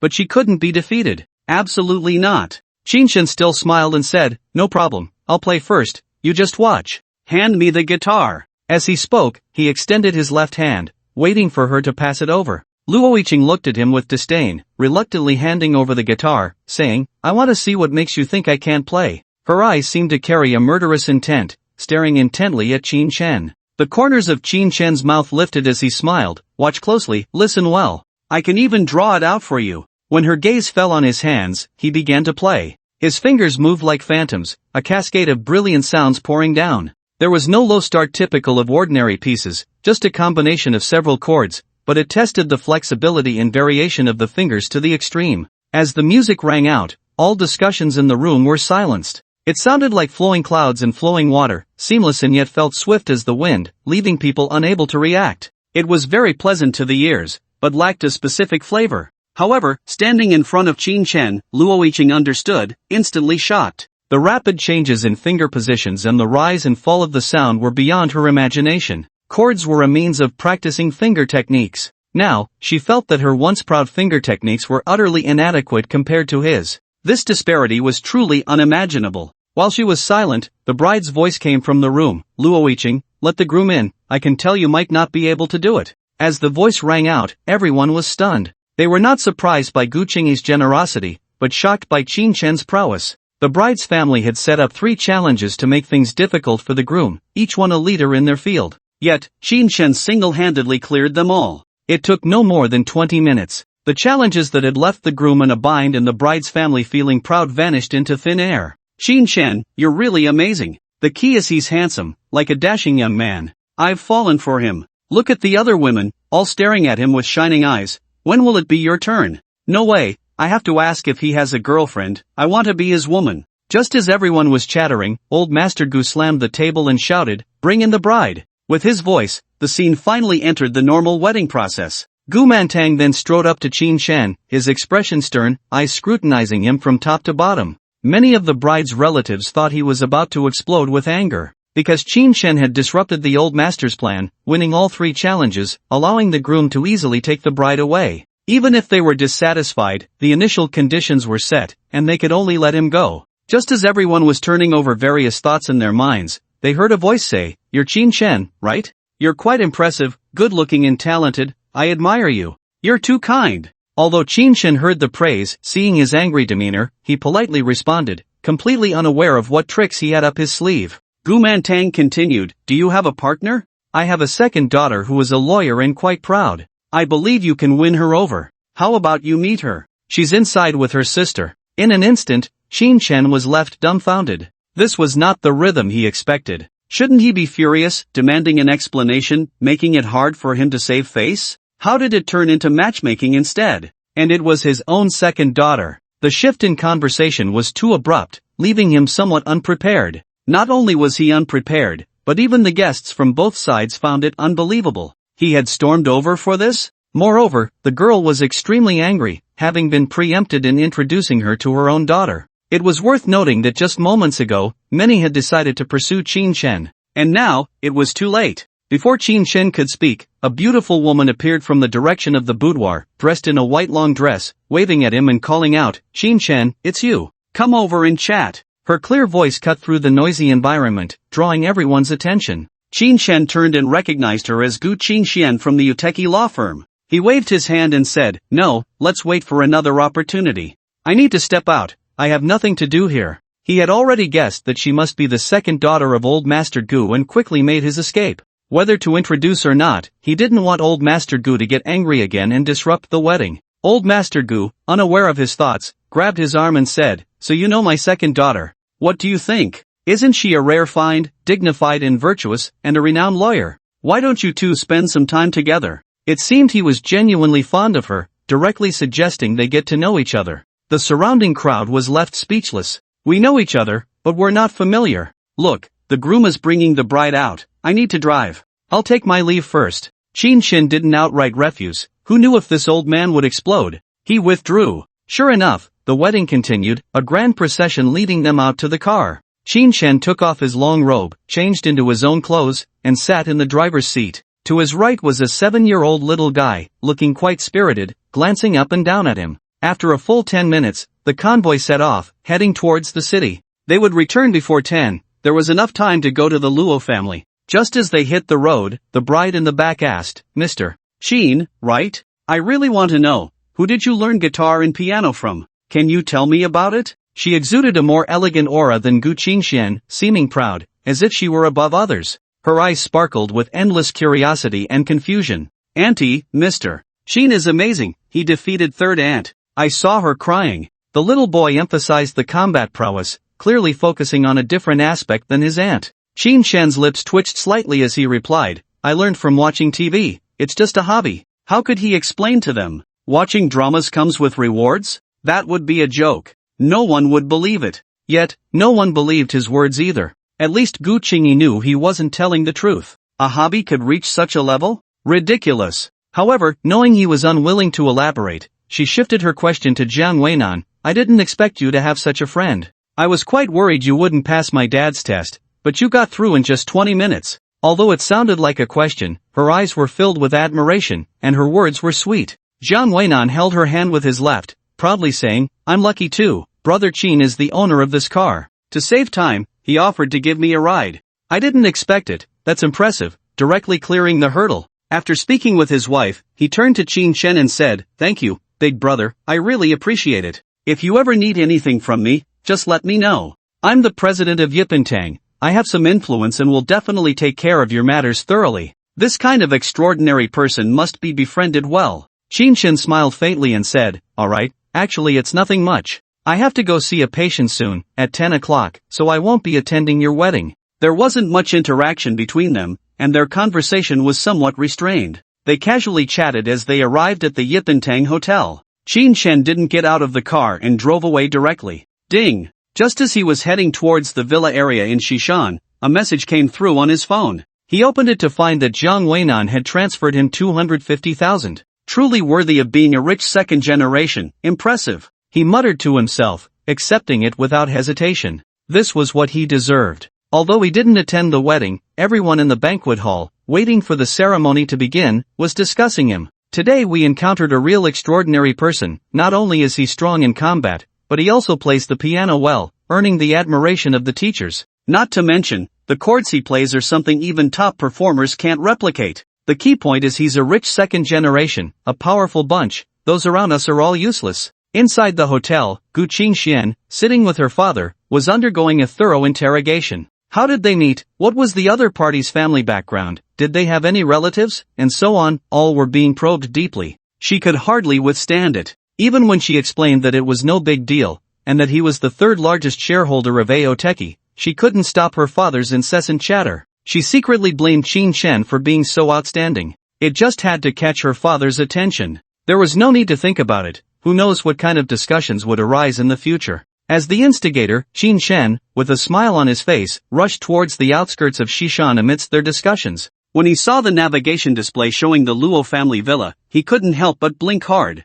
The villa area covered at least 1,000 square meters, featuring rockeries, gardens, and a large villa. The security guard opened the gate for him to enter. Upon reaching the villa's entrance, the Luo family, along with servants and several people in white coats, came out to greet him. After getting out of the car, Luo Tianqin rushed over like a fledgling swallow, calling out in a sweet voice, "Big brother, you finally came. Tianqin missed you so much." Qin Shen picked her up with a big smile and said, "Missed me? Did you prepare something delicious for me?" While speaking, he took out 2 pieces of white rabbit milk candy from his pants pocket and handed them to her. These were the wedding candies prepared for Jiang Weinan, just right for sharing. "Thank you, big brother," Luo Tianqin said, then gave him a heavy kiss on the cheek. Holding the candy in both hands, she eagerly unwrapped it and popped it into her mouth, as if someone was trying to snatch it from her. Qin Shen found this somewhat puzzling. Why was she in such a hurry? Luo Badu walked over and greeted him. "Brother, you came? Thank you for making a special trip." He was full of gratitude for his father and gestured for him to come inside. Beside him, Fan Xinghua also wore a smile, welcoming him. Sitting in a wheelchair was old Master Luo, still looking frail but much more spirited, nodding in acknowledgement. The Luo family was very happy, but the middle-aged man pushing the old master in a white coat, along with 6 others in white coats, had eyes filled with anger and hatred. They stared at Qin Shen with a resentful glare, wishing they could kill him. Noticing their gaze, Qin Shen remained indifferent, not taking it to heart at all. The gap in strength between them was too great, they posed no threat to him. After several battles, he had developed a fearless spirit. So far, no one had been able to fight him. Holding Luo Tianqin, he followed Luo Bado into the enormous villa. The villa's area far exceeded that of his own spacious apartment, and its luxury was on another level altogether. Not to mention, there were various servants in the rooms, resembling the wealthy landlords of the past. Luo Badu followed behind, introducing him. "This is orthopedic expert Lu Gong, who has extensive research on rheumatism and arthritis,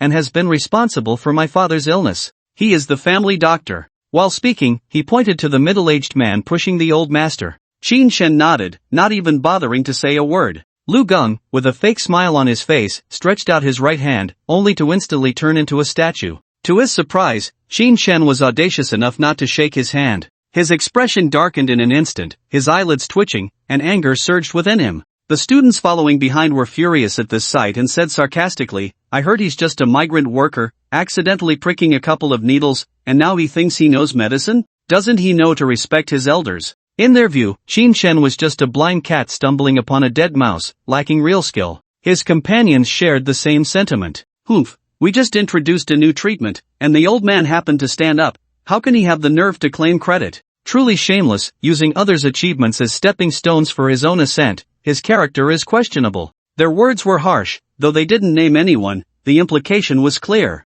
Lu Gong not only didn't stop them but instead tried to smooth things over, saying, "Don't speak recklessly, believe me, good luck is also a part of strength." This implied he agreed with the students, thinking Qin Shen was just lucky. Otherwise, how could the pain they had struggled to alleviate suddenly vanish? Luo Badeo and the others heard their sarcastic remarks and frowned instantly. Especially Qin Shen, who immediately stopped in his tracks, turned to Luo Badeo, his eyes questioning, "Was this your suggestion? If it weren't for his consent, how would a group of hired hands dare to be so rude?" "Pure nonsense," Luo Badeo quickly replied. "Brother, how could that be? You let my father walk freely, you are our family's benefactor." He denied it immediately. He held his father's illness in his hands. He couldn't rely on a bunch of useless doctors. Qin Shen could tell he wasn't faking his expression, nodded, and looked at Lu Gong, saying, "If the teacher is not strict, it's the teacher's laziness. If you can't manage your students well, don't blame me for taking action." After coldly saying this, he turned his gaze to the group in white coats. "Do you think it's impressive to lie in front of me?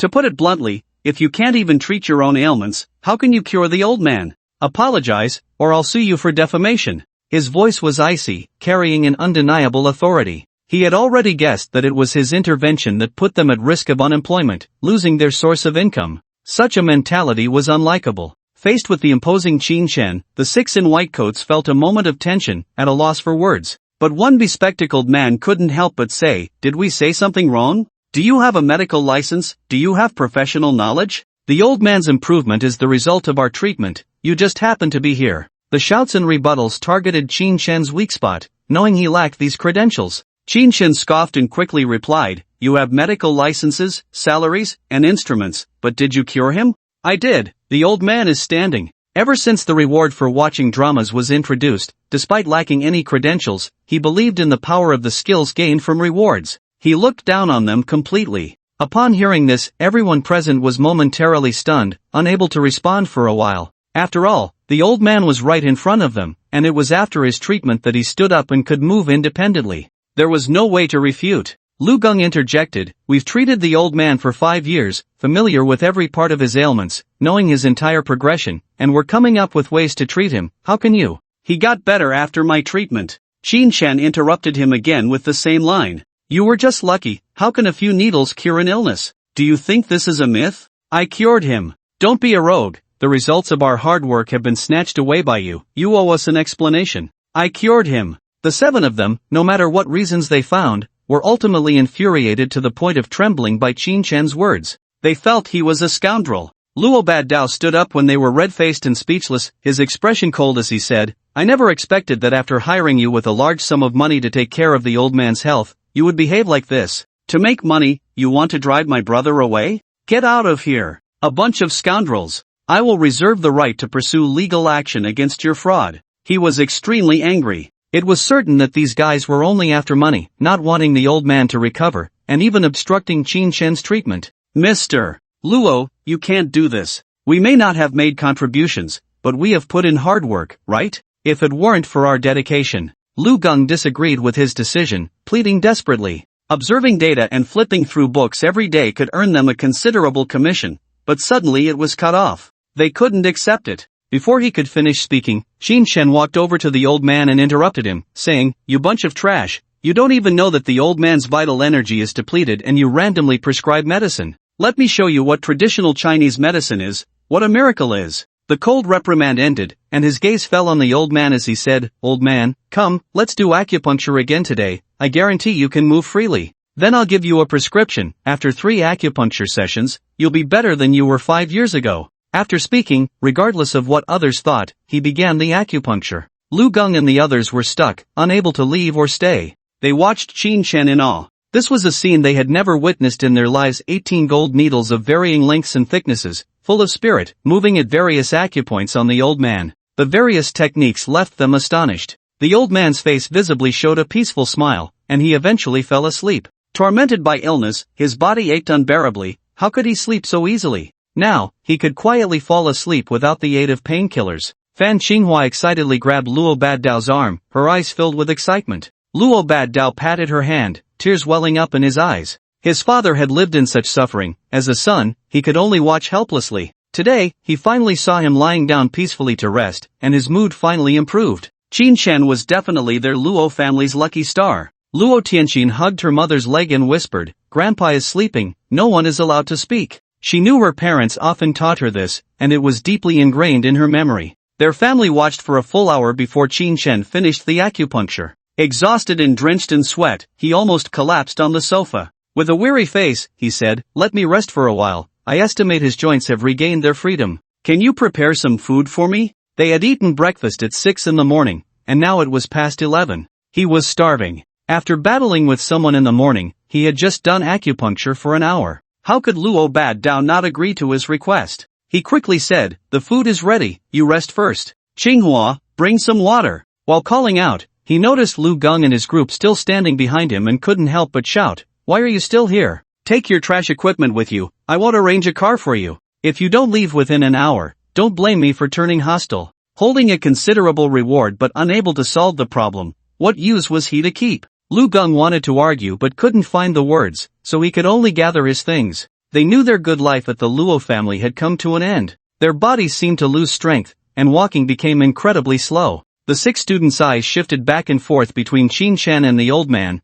unable to understand how a few gold needles could cure illness. They had heard of traditional Chinese medicine before, but they had never known it could be so miraculous, achieving such effects. Perhaps they could learn something. As for them, naturally, there were bodyguards watching over, and Luo Baddao took Qin Shan to the dining room to treat him to a meal. The meal was filled with joy and harmony. Especially Luo Tianxin, this little bundle of joy, would occasionally come out with a witty remark, always making everyone laugh heartily. After the meal, Qin Shan specially wrote a prescription, advising them on how to brew it, before finally taking his leave. "Brother, you know the way to our home, come often in the future. Our family is eagerly looking forward to it, Luo Badeo said enthusiastically, standing next to the Bugatti. After a few drinks, he was a bit tipsy, his tongue feeling heavy. His father's health had improved, and he was very excited. This matter had become an obsession in his heart. Alright, I know the place, for sure. Qin Chen started the Bugatti, smiling as he spoke. Although their family's cooking wasn't great, it was barely edible.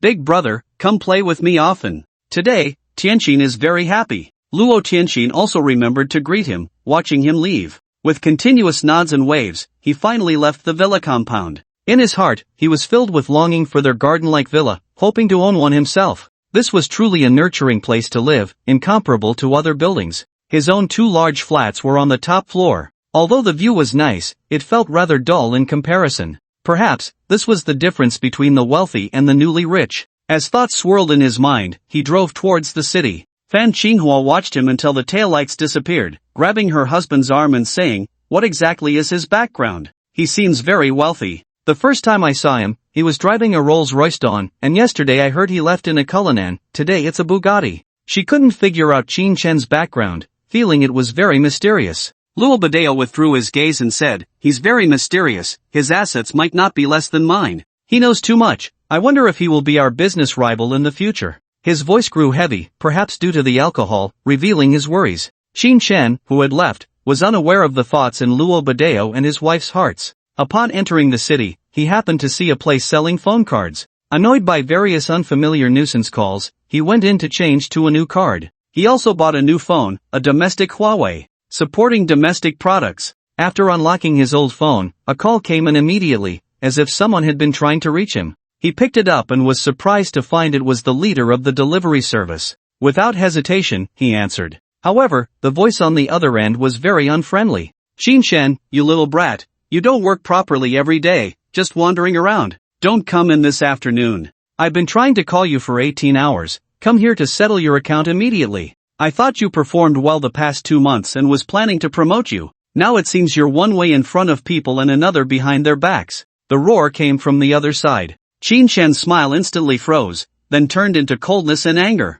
He had thought there was some good news, but it was a simple and brutal dismissal. "Alright, got it." Click. After a detached response, he hung up the phone. He secretly calculated whether to continue delivering food. Just yesterday, he had decided to acquire a company to design delivery uniforms, and today he was fired. What the hell? Truly, the weather is unpredictable. Thinking that he already had nearly 500,000 if he didn't deliver, so be it. From now on, he would completely sever ties with them. He could start other businesses, like engines, or teach instruments at an art university, and meet beautiful women along the way. Isn't that appealing? Or, he could simply binge-watch shows and earn enough rewards. What was there to be afraid of? Various thoughts spun in his mind. Just then, another call came in, startling him so much that he almost threw his phone. Looking at the screen, it was Ji Ling. The corners of his mouth involuntarily lifted. The opportunity for engines lay with their Linshan Engine Company. He answered the call, and Ji Ling's polite voice came through. "Mr. Qin, hello? Am I disturbing you by calling now?" The young girl was completely different from the previous manager, her soft voice tinged with a bit of shyness, asking carefully. Qin Chen felt even more comfortable, smiling as he asked, "No, what do you need?" The salesperson who was installing the card for him glanced at him upon hearing his completely different tone. He changed too quickly, like a chameleon. "That's good. The engine has passed the test, a complete success. Our chairman has decided to hold a celebration on July 16th at 6 p.m., and we sincerely hope you can attend. When would it be more convenient for you to deliver the invitation?" The gentle voice indicated the importance placed on him. It was definitely not something an ordinary person could compare to. Qin Chen thought for a moment and said, "If you're not busy, just bring it to 26 Zhanjiang Road, a takeout point. I'll go there to settle the bill shortly." He didn't want to waste his time and wanted her to get there quickly to complete the task. Sure enough, a voice of agreement came through his phone. "Mr.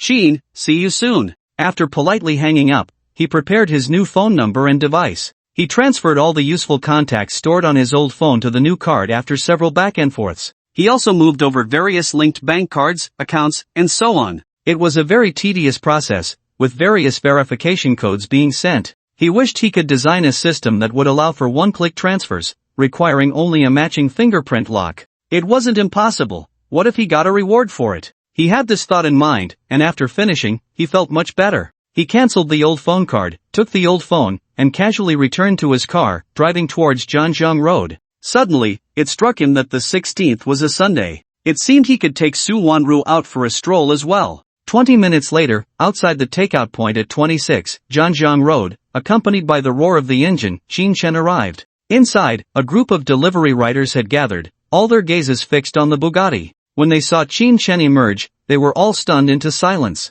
Until he walked up to them, they barely regained their senses and trembled as they asked, "Qin Shen, is that you? You've made it big? Holy crap, if I'm not mistaken, that's a Bugatti Veyron, right? My goodness, how much does that cost? Are we even allowed to live? Stop staring, it's at least 20 million or more. We could deliver for a lifetime and still not afford a wheel." Various discussions rushed into Qin Shen's ears. They wanted to gather around and ask questions, but noticing his grim expression, they halted in their tracks. "Where's Pig Head? Let me settle the bill. Why isn't he here?" A voice filled with anger echoed in the hall, leaving everyone present dumbfounded. Someone whispered, "Qin Shen, did you get it wrong? Didn't you come to resign? Pig Head fired you? Is he out of his mind? You handle over 60 orders a day, the fastest delivery guy. Shoo, I heard he took money from someone else and did this on purpose." Hearing the discussions, a cold light flickered in Qin Shen's eyes. He suddenly understood that someone didn't want him to do well. It wasn't that he wasn't capable at his job.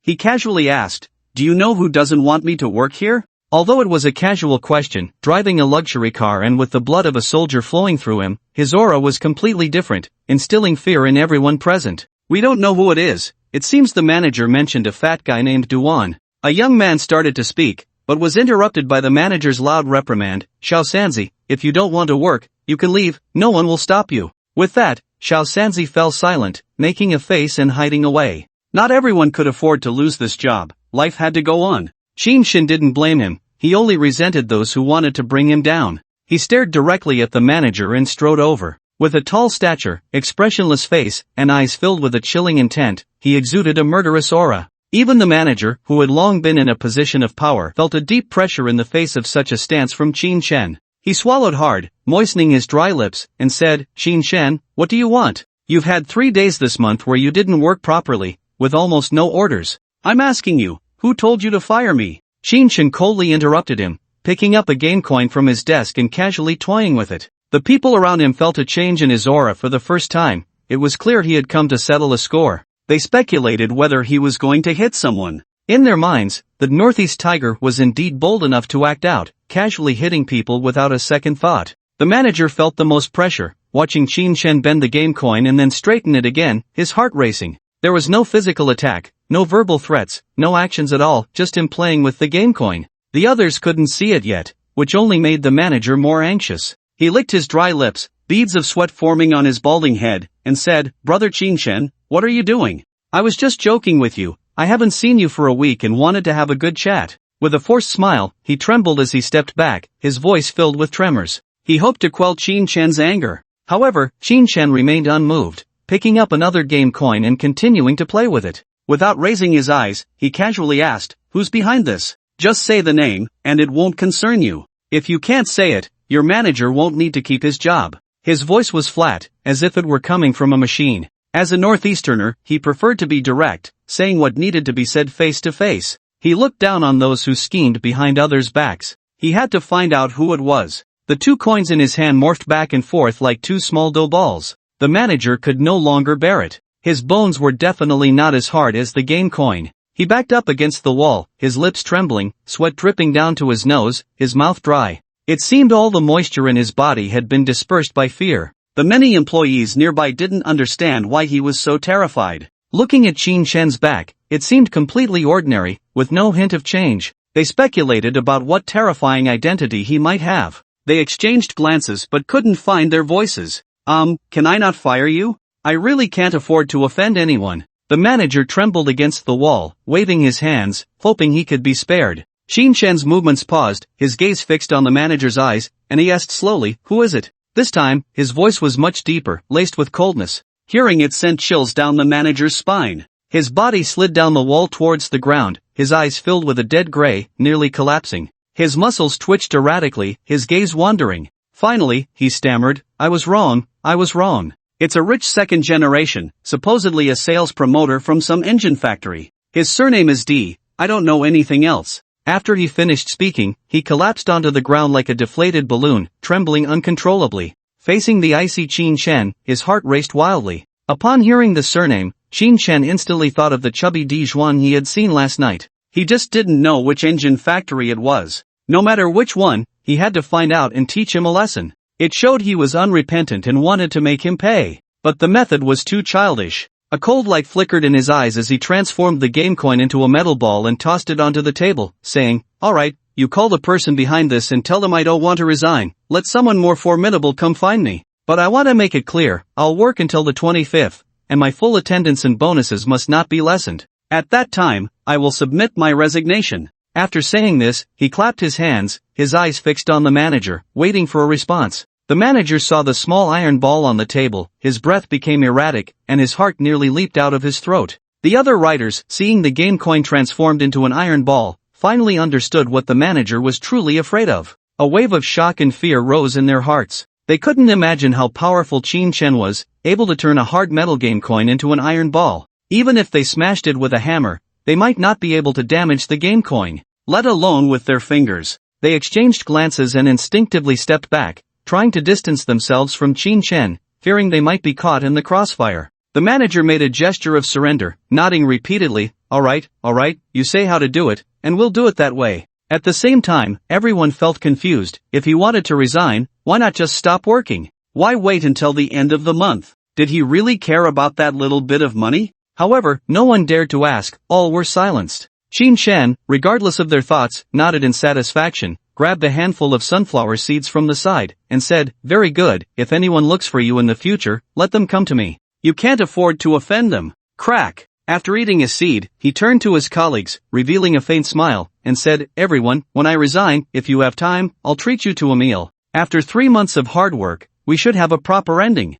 His smile made the oppressive atmosphere in the air dissipate significantly. The delivery riders relaxed a lot, returning to normal. Xiao Sanzi, feeling puzzled, bravely asked, "Brother Qin, why not just resign smoothly? Why wait until the end of the month? You shouldn't be short of that little money now, right?" He voiced everyone's confusion. Why go through all that trouble? As Qin Shen walked outside, he explained, "I can fire the company, but the company can't fire me. The two are not the same concept." Hearing his words, many employees on site wanted to curse, showing off. The outcome is the same, yet he insists on feeling comfortable about it. Of course, no one else could reach his level. Just then, a beautiful woman in a black office suit appeared outside the door. Tall and graceful, with delicate features, her long hair was styled into a bun atop her head. Especially her eyes, sparkling with intelligence, attracted everyone's gaze. What a beautiful girl, who is she looking for? Whose girlfriend is she? A girl like that is lucky. What are you thinking? She must be here to ask for help, probably a white-collar worker from some company. A group of men, upon seeing the girl, instantly forgot the previously heavy atmosphere and couldn't help but whisper among themselves. For them, such an exquisite woman could only be seen in the office areas of certain large enterprises. Qin Shen also noticed the beauty, his eyes lighting up, and before he could speak, an excited voice came, "Oh, Mr. Qin, it's so hard to find you. I called your phone, but it turned out to be a disconnected number?" The woman's voice was gentle, yet carried a hint of complaint. Upon hearing this, Qin Shen was taken aback, then remembered he had just changed his number. Taking out his new phone, he said, "I got a new number to avoid too many disturbances. I'll call you back to prevent any more trouble." He quickly sent a group text to notify friends in his contacts. Even those he hadn't contacted in ages were informed. No one knew what the future would hold. What if it turned out to be a valuable connection? While he was changing his number, the rest of the people in the hall showed expressions of astonishment. They were all delivery workers, often referred to as delivery boys. The title of Mr. So-and-so was reserved for high-ranking white-collar workers, undoubtedly successful individuals. Qin Shen looked similar to them. They couldn't see what made him special. Moreover, the flattering expression on the beauty's face and the admiration in her eyes were unforgettable. They completely couldn't understand what made him better than them. Amidst their various speculations, Jiling, who was waiting, suddenly leaned closer to Qin Shen and whispered, "Hee, Mr. Qin, why did you change your number? Is it because of Mangkor? Were you being harassed?" She had once called Qin Shen several times without any response. Now that she saw him in person, she had to ask. Qin Shen did not notice the cunning in her eyes, nor did he see the group of colleagues behind her straining to listen. After clicking send, he said, "I have nothing to do with her. Didn't I already make an announcement? If I had a star-like beautiful wife, she would have been by my side every day. I wouldn't let anyone else have her." Qin Chen's response left everyone greatly disappointed. More people still hope that popular female stars can have some interaction with ordinary people to satisfy their gossip desires. Qin Chen was unaware of their disappointment and looked up at the many writers, saying, "I'm leaving now, I have to work."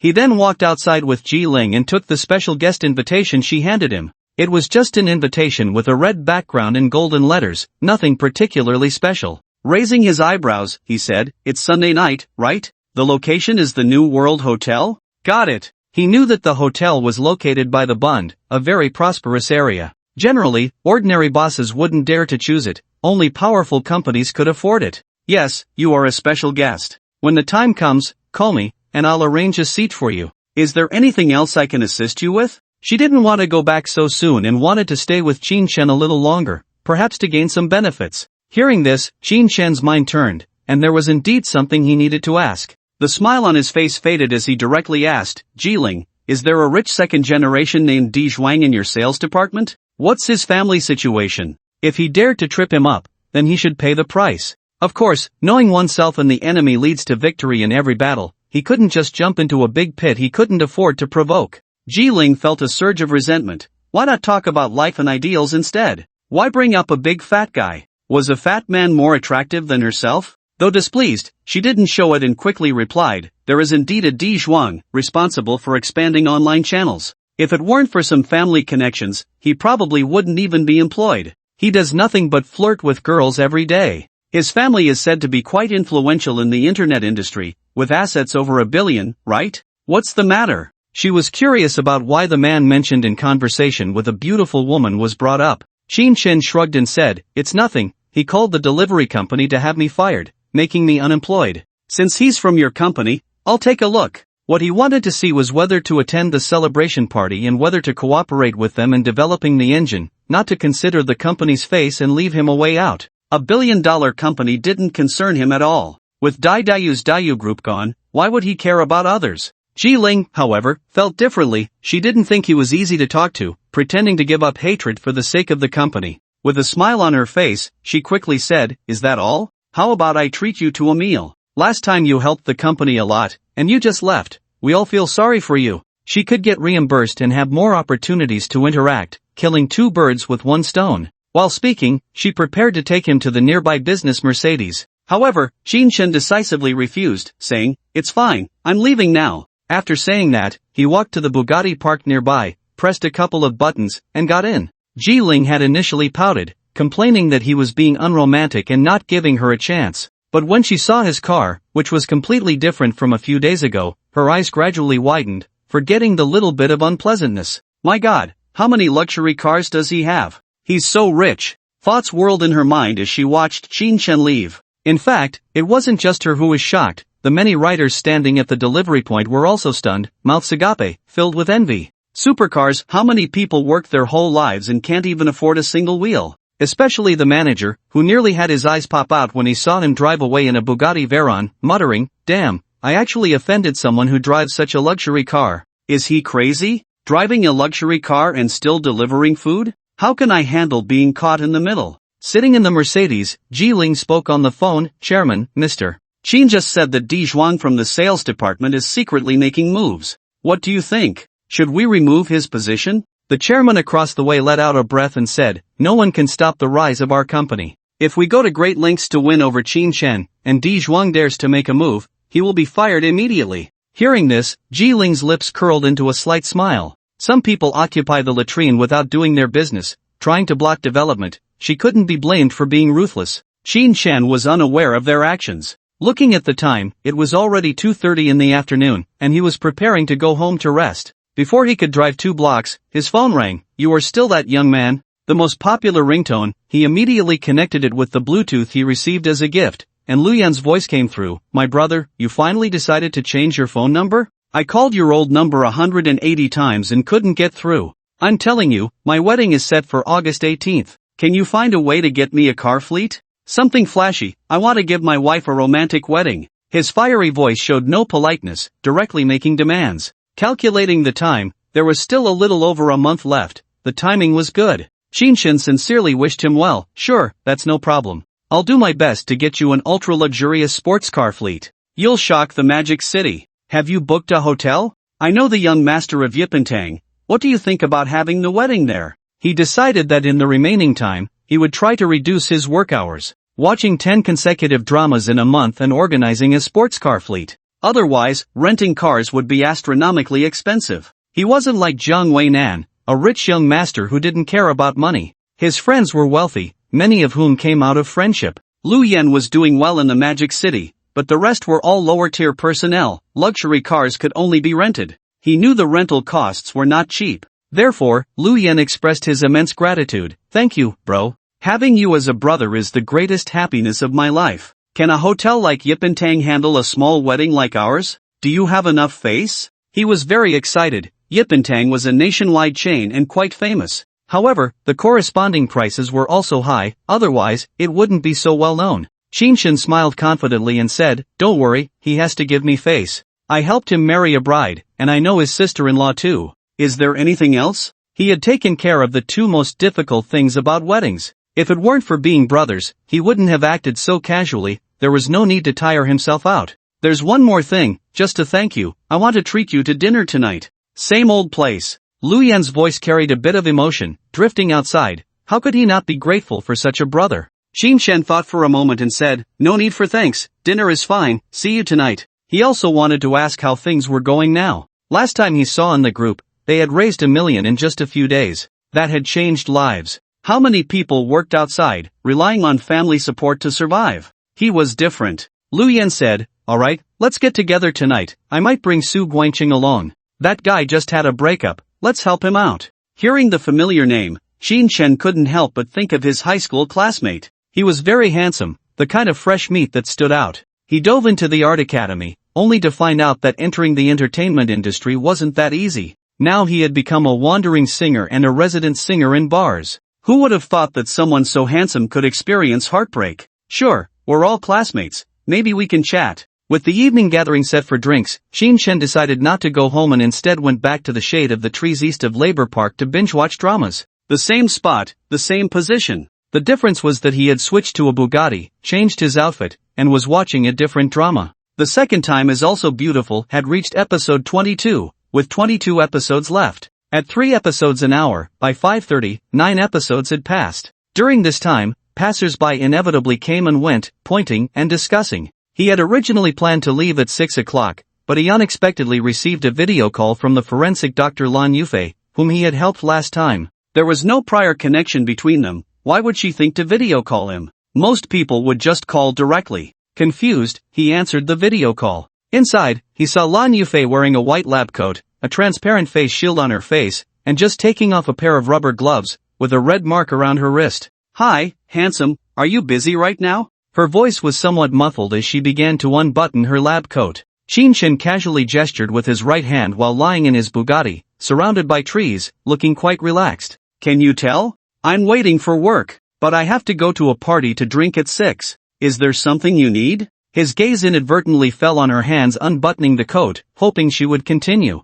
In reality, she was wearing a thin suit underneath, and he couldn't see much at all. Shinshin felt very disappointed. He had thought it would be like with the female doctor, just a bit of lingerie underneath. Lan Yufei seemed to sense his thoughts, removing the transparent shield and saying, "Don't look anymore, it's quite cold here, so I have to wear more. If there's nothing else, could you come pick me up from the forensic department and take me home? Someone has been following me again lately, driving luxury cars behind me every day, it's really annoying." She actually wanted Shinshin to be her shield again. Shinshin was momentarily stunned and helplessly said, "Beauty, are you addicted? Or do you like me? Let me tell you, I'm not the kind of person you think I am. I'm not that easy." What was this? If someone was pursuing her, just refuse, why drag him into it? Lan Yufei took off the transparent face shield and said, "Aren't you just sitting around? Besides, it looks like you really dislike me. It's just a financial transaction, so I don't have to worry about you falling in love with me. You're just in it for the money, right? How about I pay you? In the future, if something like this happens, you can call me anytime." After a bunch of talk, she actually mentioned paying him? If outsiders heard this, they would definitely misunderstand the nature of their relationship. Qin Shen thought for a moment. Today, aside from the 250,000, he hadn't earned a single cent, so he decided to go, at least to earn back the cost of his phone. Alright, but it's rush hour now, and the traffic might delay my party, you'll have to pay more. He couldn't let himself lose out. At the very least, he wanted her to cover his expenses. Lan Yufei rolled her eyes, put on her suit, and said, "You're already a rich man, and you're still trying to take from the working class, how can people live? As long as you can make him despair and not bother me anymore, I'll give you 2,000, is that alright?" She said what was on her mind directly, without any hint of politeness. To completely rid herself of unnecessary pursuits, she was willing to go all out. Qin Shen saw her pick up a folder with her left hand and hold her phone with her right as she walked out, leaning back in his seat and saying, "Alright, deal. I'll come find you, just don't waste my time." He got out of the Bugatti, stretched his limbs and joints, preparing to drive. After sitting for 3 hours, he needed to move around a bit. Suddenly, he thought that he already had close to 500,000 and wanted to give his parents the 400,000 for their house. But then he reconsidered, if he really gave it, it would just be the old, shabby house. It would be better to wait and directly get a luxurious, well-decorated place or a villa. He pushed the idea of sending money aside for now and thought about how much he could earn next week. While moving around, a few white-collar workers were laughing and walking over from a distance. Among them was a stunning beauty, shyly approaching with her phone in hand, saying, "Handsome, can we be friends? My colleagues want your contact information, but they're too shy to come over." As she spoke, her face turned bright red, extremely shy. A girl is shy, yet a working woman, really refreshed Qin Shen's perspective. Most importantly, she used to be an employee of his company and had never participated in gatherings. He couldn't believe she didn't recognize him. After a slight hesitation, she didn't break the ice and said, "Why do they say I must add them as friends? You can add me, but what do you do?" Qin Shen moved his ankle and waist, opening WeChat. Such relatively simple women are the best choices for clerks and secretaries. She had no other special thoughts, like being a mistress or a second wife, and had always worked diligently. Not very good at socializing, she rarely even looked at boys' faces. "My name is Shen Honglian, and I am a cashier. Can we really add each other as friends? I've finally made some progress. My mom always says I'm too shy and won't be able to get married in the future. I blush when talking to boys." Her face was flushed, and it was hard to tell if it was from shyness or excitement, making her very cute. "The lazy cat next door? Don't give my number to others, I don't like strangers. If there's a chance, I'll invite you to be my cashier. Goodbye." Qin Shen casually left a message after adding a friend and got into his supercar. He started the car, pressed the accelerator, and sped towards the appraisal department of Lan Yufei. The girl was a bit dazed. When encountering good people, good things would come back. Only Shen Honglian remained, blushing and staring blankly as the supercar drove away. Her colleagues rushed over quickly, chattering, "So, did you get the rich second generation's phone number or not? Don't tell me our angel sister was rejected? Hurry up, did you get it or not? Give it to me." They were all impatient, almost wanting to snatch her phone to check its contents. After regaining her senses, Shen Honglian seemed to gain immense confidence just from getting a phone number, her expression darkening as she said, "He said he wouldn't allow me to give his number to others. If I want a chance, I have to fight for it myself. I'm going home." In the past, interacting with others had been very difficult. However, after getting Qin Shen's WeChat ID, it felt like it wasn't a big deal after all. Her temperament had changed a lot, and her confidence was slowly rising. On the other hand, Qin Shen was driving through the congested traffic. As for just accepting the friend request, it was purely a moment of impulse. It wasn't a romantic impulse, but rather the impulse of recognizing a good employee. A once good employee should not slip away. When he arrived at the entrance of Lan Yufei's workplace, he saw a Porsche 911 parked in the most conspicuous spot. Outside, a handsome young man stood holding 99 red roses. Passers-by, both men and women, couldn't help but take a second glance. Qin Shen shook his head. This rich kid was really bored. He parked his Bugatti behind the 911, raised the convertible top, and leaned back in a lazy and decadent manner. In an instant, 2 supercars and 2 different styles of men appeared in everyone's sight. They didn't expect to witness such an oddly styled scene in this place. It was like 2 peacocks displaying their feathers, attracting women's attention. The roar of Qin Shen's supercar engine caught the attention of the man holding the flowers, and he turned to look. The pride and confidence on his face slowly retracted in a short time. He knew deeply that his car, even 5 of them, couldn't buy one of the other man's. Dressed exquisitely, holding fresh flowers, he felt like a backdrop for the other man's nobility. Many passers-by stopped in their tracks, discussing the scene. I wonder who is so attractive that two rich second generations are competing for attention. Damn, the car behind is a Bugatti, far cooler and more high-end than the one in front. If it were me, I'd definitely choose this one. Don't even think about it. We work our whole lives and can't even afford a wheel. Rich people are really willful. Various feelings of envy and jealousy were expressed among the men. However, the focus of the women's discussion was completely different. I feel like the man in the back is more cultured and handsome. Especially his melancholic gaze, it's simply mesmerizing. If I had to choose, I'd pick the first man, at least he's willing to buy flowers for women. The second man doesn't know how to give at all, he's just a show-off. You are all like elementary school students, what are you choosing for? Let's follow the one in front today and enjoy his romance. Tomorrow, choosing to get married is a win-win. Qin Shen couldn't hear the discussions around him, he was doing this so that Lan Yufei would find him at first glance. He changed cars, afraid she wouldn't be able to find him. Last time it was a Rolls-Royce. The man holding the bouquet, unable to resist the provocation, walked over to the passenger side and said, "Hey, brother, are you here to pick up a beauty too? I wonder who you're here for." He needed to figure out if this was a rival in love before making any plans. Qin Shen was very clear that he was just Lan Yufei's flashy pursuer, and he disdainfully replied, "Step aside, you're blocking my view. If I can't see my goddess, you'll pay for it." His tone was quite unfriendly, filled with impatience. Like many rich second-generation kids, he spoke harshly. The bouquet-holding man's lips trembled, it was the first time he had been so blatantly ignored. A cold light flashed in his eyes as he said directly, "I was being polite and trying to chat with you, and you act all high and mighty? Do you know who I am? I'm Chu Yusheng, son of the shipping tycoon Chu Yunshang. You think having a Bugatti is impressive? I have 4 sports cars." Chu Yu was ignited with anger, slamming his right hand heavily on the car window to show off his strength. Qin Shen's expression darkened as he said, "I don't care who you are. Get out of my way right now. Your 4 cars aren't worth as much as my one, so stop bragging." Indeed, he was a rich second generation, one sentence ignited his temper, and he wasn't willing to wait even a minute. He had to retaliate even more rudely. While speaking, he pushed open the car door, ready to teach him a lesson. Chu Yu had never seen such an arrogant rich second generation. Usually, when people heard of Chu Yunsheng, they would become polite. Furious, he shouted, "You think you're something just because I gave you face? I've never been insulted like this outside. You're the first. Apologize now, or I'll smash your car." He put on an even more arrogant demeanor, feeling that Qin Shen had little capability. Hearing his words, Qin Shen not only didn't get angry but instead laughed and said, "Come on, go ahead and smash it. Just bring out 30 million, and you can smash it all you want, how about that?" He thought of a very good idea. All rewards are not for sale. If someone destroys them and then compensates, it doesn't count as a transaction. But it can turn into money. Once the thought appeared, it surged up like wild grass, impossible to suppress.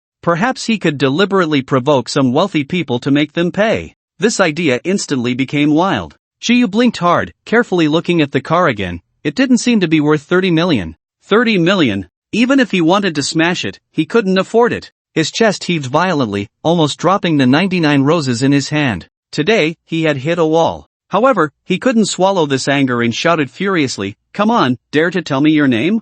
I want you to know that the Chu family is not to be trifled with." He tossed the roses aside, throwing them into Qin Shen's car, pulled out his phone, and prepared to call for help. Qin Shen leaned against the car door, hands in his pockets, with a disdainful expression, saying, "My name is Qin Shen, go ahead and call for help, see if I'm afraid. I hope the people you call are strong enough to handle me." He was thinking about how to attract more rich second-generation kids to smash their cars and get some money out of it. The flat couldn't be smashed, otherwise, he would let them smash it too. That would be great. One said worth 100 million. The more he thought about it, the better it seemed. He felt this was a way to make money. As long as he had the initial capital, he could do anything. But unexpectedly, the previously arrogant Chu Yu raised his head in shock, looking at him in disbelief. He looked him up and down, as if he had heard his name before. The change in the expressions of the two was evident to the crowd around them. The men were all gloating, wishing for them to tear each other apart, so they could all be done with it, to spare countless girls from being harmed by them. Meanwhile, the women were making comparisons. Ah, what a disappointment. To have romantic thoughts but turn out to be a big fool, so vulgar. See, the man I chose is handsome, Qin Shen, right? He feels too handsome, victory is assured. Ah, I just love men who remain calm in the face of adversity and face everything with ease. Be my boyfriend. The women immediately ranked the two, deciding that Qin Shen was better. Just as everyone was discussing, a beautiful woman in uniform, holding documents and with her hair cascading down her back, walked out of the office. With her long legs striding forward, she exuded a graceful charm. After looking around, she couldn't find Qin Chen's Rolls-Royce. Just as she took out her phone, she spotted Qin Chen leaning against a Bugatti and walked over briskly. Qin Chen, why did you change cars? The Rolls-Royce Wraith? But this Bugatti is even better. Her clear voice rang out, reaching Chuyu and Qin Chen's ears distinctly. Oh, you even know how to be romantic, buying me such a big bouquet of flowers? As she approached his car and saw the bright red roses, her eyes sparkled with delight. It seemed Qin Chen had done very well, putting in the effort to outshine his rivals. However, the voice that came next instantly erased all her thoughts. Yufei, you finally got off work. The 99 roses were bought by me, and I'm just chatting with brother Qin Chen. Chuyu forced down the shock in her heart and smiled warmly at Lan Yufei. She couldn't imagine that Qin Chen was indeed the legendary Qin Chen. The Dayu group had collapsed in a single day, and Dai Ming remained silent, seemingly all thanks to him. Although the Chu family was much wealthier than the Dai family, that strange state made her feel immense fear. It was better if Chuyu didn't speak. Once she did, all the admiration in Lan Yufei's eyes vanished. With a cold expression, she said, I'm allergic to pollen, take it away. Also, don't disturb me anymore. I'm going home with Qin Chen. Qin Chen watched clearly from the side and shook his head slightly. This is how women are. When faced with someone they dislike, no matter what they do, it's always wrong. If it were someone they liked, the attitude would be completely different. The devoted admirer would ultimately end up with nothing.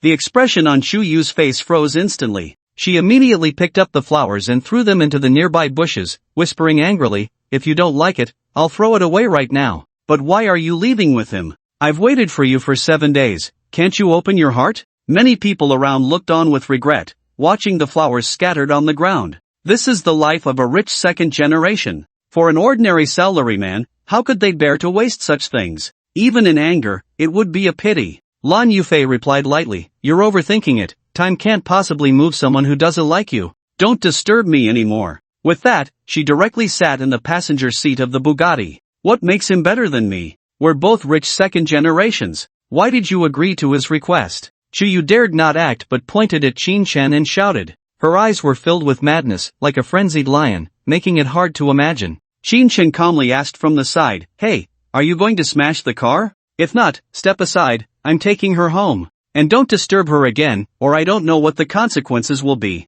His tone was very casual, as if he didn't care about the car at all, his gaze fixed on her. Facing Qin Chen, Chuyu felt a genuine fear, her body instinctively moving away from the car as she quickly said, step aside, I'll step aside right now. Going home? You two are going home together? He was filled with disbelief. What would happen if they went home together? It was easy to imagine. Mind your own business, Qin Chen said disdainfully from inside the car. He pressed the fingerprint lock and started the supercar, the convertible roof slowly closing. Don't look for me again, I don't want to see you on the dissection table. Although Lan Yufei's words were ordinary, they carried the most terrifying threat. It seemed that if she said one more word, Qin Chen could kill her. The vehicle left, quickly merging into the traffic. Only Chuyu remained at the scene, watching the Bugatti's taillights, trembling all over. Then she screamed in rage, Qin Chen, you wait for me. You won't have a good end. He couldn't swallow his anger. The woman he liked was actually getting into another man's car. Dai Ming's misery didn't mean he had to be miserable too. The people around him, seeing him get into a Porsche 911, began to murmur again, damn, it's two rich kids fighting over a woman. But the woman is really beautiful, especially those long legs. Look closely, didn't you see her walk off with the handsome guy? She's definitely going home to sleep. You can't even get a drop of the dishwater. Sigh, envy, and jealousy. If they were fighting over me, it would be great, just a little boost to my vanity would be nice. Stop dreaming, can't you see that woman is more beautiful than a movie star? All kinds of discussions, but Qin Chen couldn't hear any of it. As he walked down the street, he suddenly remembered he should call Su Wanru, so she wouldn't have to wait for him to cook. Beside him, Lan Yufei heard him say not to wait for him and couldn't help but curl her lips in an unnatural way. After he hung up, with a smile on his face, she said, your girlfriend? She seems pretty happy. You even thought to tell her you wouldn't be back. As she spoke, something in her heart suddenly trembled. Maybe having a boyfriend wouldn't be so bad. At least someone would be thinking of her.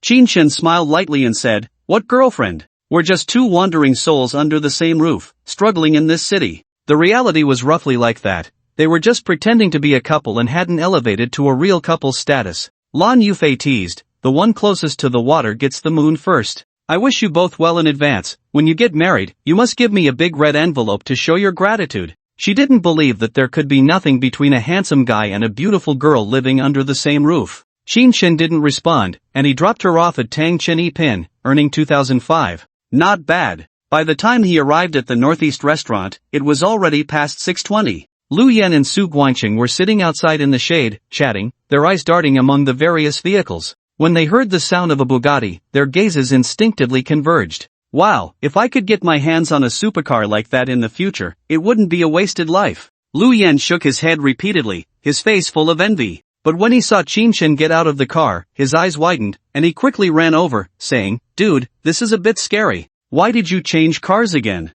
Qin Shen smiled and said, "Oh, today I was a lead car for someone, they specifically requested a Bugatti, so I drove it for a day." Want to sit inside? He didn't feel anything, he had driven many strangers indeed. What was wrong with sitting with a classmate? Can we sit in it? Damn, that would be awesome. We have to go in. Lu Yan was unceremonious, inviting the two to sit inside. This time it was even more intense, taking photos from all angles, continuously. They even posted a video saying, "Meeting up with Qin Shen again, see this? Bugatti Veyron. Have you ever seen one? A luxury car worth 25 million, feeling super nervous." After filming, he directly sent it to their high school classmates group. In reality, Su Guangqing had been in a daze, his scruffy face filled with nervous shock. He could tell this car definitely belonged to Qin Shen. Because there was no politeness involved, the fingerprint lock wouldn't be wrong. This meant that everything Lu Yan had posted in the group was true. Qin Shen was very wealthy, at least he had a car. What concept did two supercars worth tens of millions represent? Most people couldn't even afford to fill up their tanks. If it was a box of gas a day, many people's salaries wouldn't be enough. Yet he casually drove it, and his income must be much higher than imagined. Suddenly remembering something, he asked, "Qin Shen, since you drove here, can you still drink? We want to have a drink." Lu Yan casually smiled and said, "Don't worry, there's a beautiful woman here who is his girlfriend. I bet she'll give him a ride home." The three of them headed into the restaurant, and Qin Shen explained with a smile, "Don't listen to him, I'll call a designated driver later. I have their contact number. Eat and drink as you please. I heard you broke up? Dumped? I'm in the same boat. Damn it, my startup failed, and I got dumped. I really don't know what they're thinking." As he spoke, he found a seat by the window. The restaurant was at its busiest, nearly full of people. This was reserved by Lu Yan over the phone, otherwise, there wouldn't have been a table. Su Guangqing gave a miserable smile and said, "Who told me to be doing so poorly? No house, no future, getting dumped is just normal. Which woman doesn't want a stable life? Besides, that man treats her well, I have no competitive edge. Let's not talk about depressing stuff, let's drink." Although his life was unsatisfactory, his bond with his classmates was still good, and they started drinking. Qin Shen talked about his entrepreneurial struggles and a pile of disappointments in life. He didn't mention how he suddenly had a luxury car. He couldn't explain it clearly. Because it all appeared out of nowhere, he couldn't explain. Actually, I want to know what your relationship with the star Mentor is. I don't believe the declaration from the Ba Dao group is just for show. Lu Yan, getting excited from drinking, blushed and asked with a mysterious air. In an instant, Su Guangqing also became interested, his gaze fixed on Qin Shen's eyes, waiting for an answer. If there really was a relationship, a little support could turn his fortunes around. Qin Shen glanced around, lowered his head, and spoke softly, "There's no relationship between us, do you believe it? I met her while driving for Didi, but honestly, she's beautiful." After saying that, he revealed a knowing look, raising his glass to clink with theirs. It was really that simple. It was the outside world that had turned it into a big deal. Lu Yan immediately lost interest, not continuing to talk about the video at home, and changed the subject. "Alright, if you don't want to say, I'll pretend I didn't see. By the way, when?" Just as he was saying this, his eyes went wide as he looked out the window, where a person stood in the light. Qin Shen and Su Guangqing, hearing half of it, couldn't help but look outside, discovering a beautiful woman standing there. An oval face, no makeup, long hair down to her waist, flowing in the wind. She wore a red long dress that outlined her captivating figure in the night breeze. Wow, speak of the devil, and the devil appears. Lu Yan never expected that the person standing outside was actually the big star Mentor. Su Guangqing beside him was already dumbfounded, his eyes filled with shock and amazement, knocking over the drink beside him without even realizing it. Qin Shen also recognized her, surprised to encounter her on this street. He waved his right hand, inviting her in, but he saw her put on a baseball cap and sunglasses, walking towards the entrance flanked by two burly bodyguards. No way, you waved, and she really came in? And you say there's no relationship? Lu Yen watched her leave, his eyes fixed on the entrance, teasingly saying. But at the entrance, instead of the big star, he saw another beautiful woman. Unable to resist shaking Qin Shen's arm, he grinned mischievously. Bro, you're in big trouble. The beauty who strategized for me that day is coming. Qin Shen turned to look and indeed saw Yang Pinting, dressed in professional attire, walking over with 3 roommates. Su Guangqing didn't know her, and although he was looking at the entrance, he had no idea who they were talking about. He only heard the commotion coming. This month's commission of 200,000 is in hand. Today, we won't stop drinking. We must secure a house this year. I'm preparing to get married. It's a pity the delivery guy isn't here. Otherwise, I must treat him. Without his urging, I might not have earned this much. Qin Shen recognized the voice. It was Zhang Fei. Full of spirit and energy, his voice was much louder. In a restaurant of this level, a monthly income of 200,000 was absolutely top-notch. So, he had the right to be proud. After hearing this, Qin Shen didn't feel anything special, just shook his head slightly. Still as flamboyant as before, still calling him the delivery guy, always looking down on others. Yang Lai's agreement came at this moment. That's right, no one can compare to Brother Fei. I just hope you can help out the little brothers in the future. Even a little soup would be fine. He had been contemplating joining Zhang Fei's company, but had never found the opportunity. Now he hoped to fulfill his wish in front of everyone. Zhang Fei boasted grandly, don't worry, next month I will definitely make further progress in the company, and it won't be a problem to find a position for you then. His vanity was being satisfied like never before. He enjoyed being complimented. He didn't even notice who was sitting in the hotel, looking down on everything. It was only natural, he had that qualification. He continued, Ting, once I buy a house, I plan to confess to you, and I will definitely make sure you live a good life. You shouldn't think about Qin Shen anymore. He must be delivering food or working part-time selling used cars. Who knows where he is delivering food now?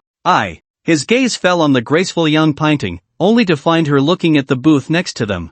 Following her line of sight, he saw 3 pairs of eyes. One pair was very familiar to him. It was Qin Shen, whom he had just mentioned. His heart sank into embarrassment, never expecting to be overheard while slandering someone behind their back. Qin Shen, I didn't expect to see you here. Why didn't I see your car? Yang Pinting asked with a bright smile as she quickly walked over to Qin Shen, completely forgetting about Zhang Fei. Lu Yen greeted him directly. Oh, we meet again. This time he's driving a Bugatti. You haven't seen it, right? But never mind, let's go eat first. He wanted to see Meng Kor and didn't want her to cause trouble here. At this moment, Zhang Fei was in a state of collapse. After finally waiting for payday and preparing to treat everyone again, he unexpectedly ran into Qin Shen. Anger surged within him, and he rushed over, saying, Qin Shen, are you specifically trying to go against me? Why do you have to show up when I'm treating everyone to drinks? This statement was completely unreasonable, instantly drawing the attention of many. Lu Yen and Su Guangqing were even less interested, standing up and questioning, what's the matter?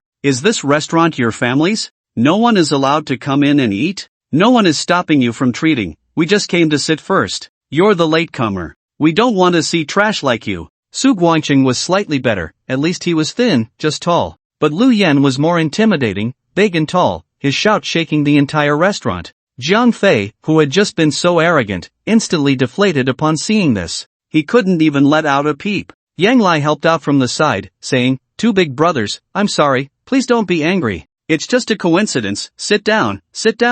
Then he turned to Qin Shen and said, we all live together, just let him off. Normally, he was weak and insignificant, lacking any strength. But by softening up, he managed to satisfy their feelings, and both of them fell silent. Qin Shen, however, had been gone for almost a week, and Zhang Fei still insisted on calling him the delivery guy, coldly saying, of course, I wouldn't dare to argue with someone like him, just a lowly delivery guy who can't even earn 20,000 a month. The mocking tone immediately put Zhang Fei in a difficult position. He rubbed his hands together, unsure of what to do. Yang Pinting didn't understand why Qin Shen cared so much, but she also knew that times had changed. To ease the awkwardness, it was unnecessary to be the center of attention, so she said, Zhang Fei, this is where you went wrong. How can you speak ill of others behind their backs? Hurry up and apologize, then let's eat. I'm not going, I'll chat with them. With one sentence, she completely negated all of Zhang Fei's hard work over the past week. The chubby girl, who had been silent, shook her head and turned to walk outside. She decided she wouldn't eat this meal no matter what.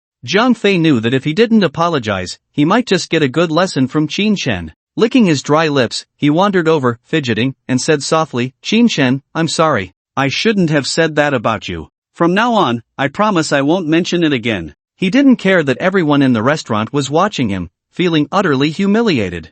Qin Shen scoffed, "With you, there's no way to make me angry. Remember this, no matter how many achievements you have, they are yours alone, and there's no need to broadcast them to the world. Stay low-key, got it?" He prided himself on being low-key, never provoking others. As for Jiang Fei, with a bit of success, he was afraid others wouldn't know, spouting all sorts of claims. He needed to be taught a lesson. Got it. We understand. Jiang Fei nodded submissively, lacking any of the arrogance he had just displayed. Seeing him like this, Qin Shen didn't want to say more and simply told him to leave. Jiang Fei left, full of gratitude, not daring to defy him. Yet inside, he was filled with resentment. He earned more than Qin Shen, why was he always being suppressed? Unfortunately, he couldn't fight back. Yang Lai followed behind, his face full of bitterness. 2 opportunities for a big meal had completely gone to waste. After watching them leave, Yang Pinting noticed a woman in a red dress entering, flanked by 2 burly bodyguards. It was late at night, yet she wore sunglasses, looking like a big star.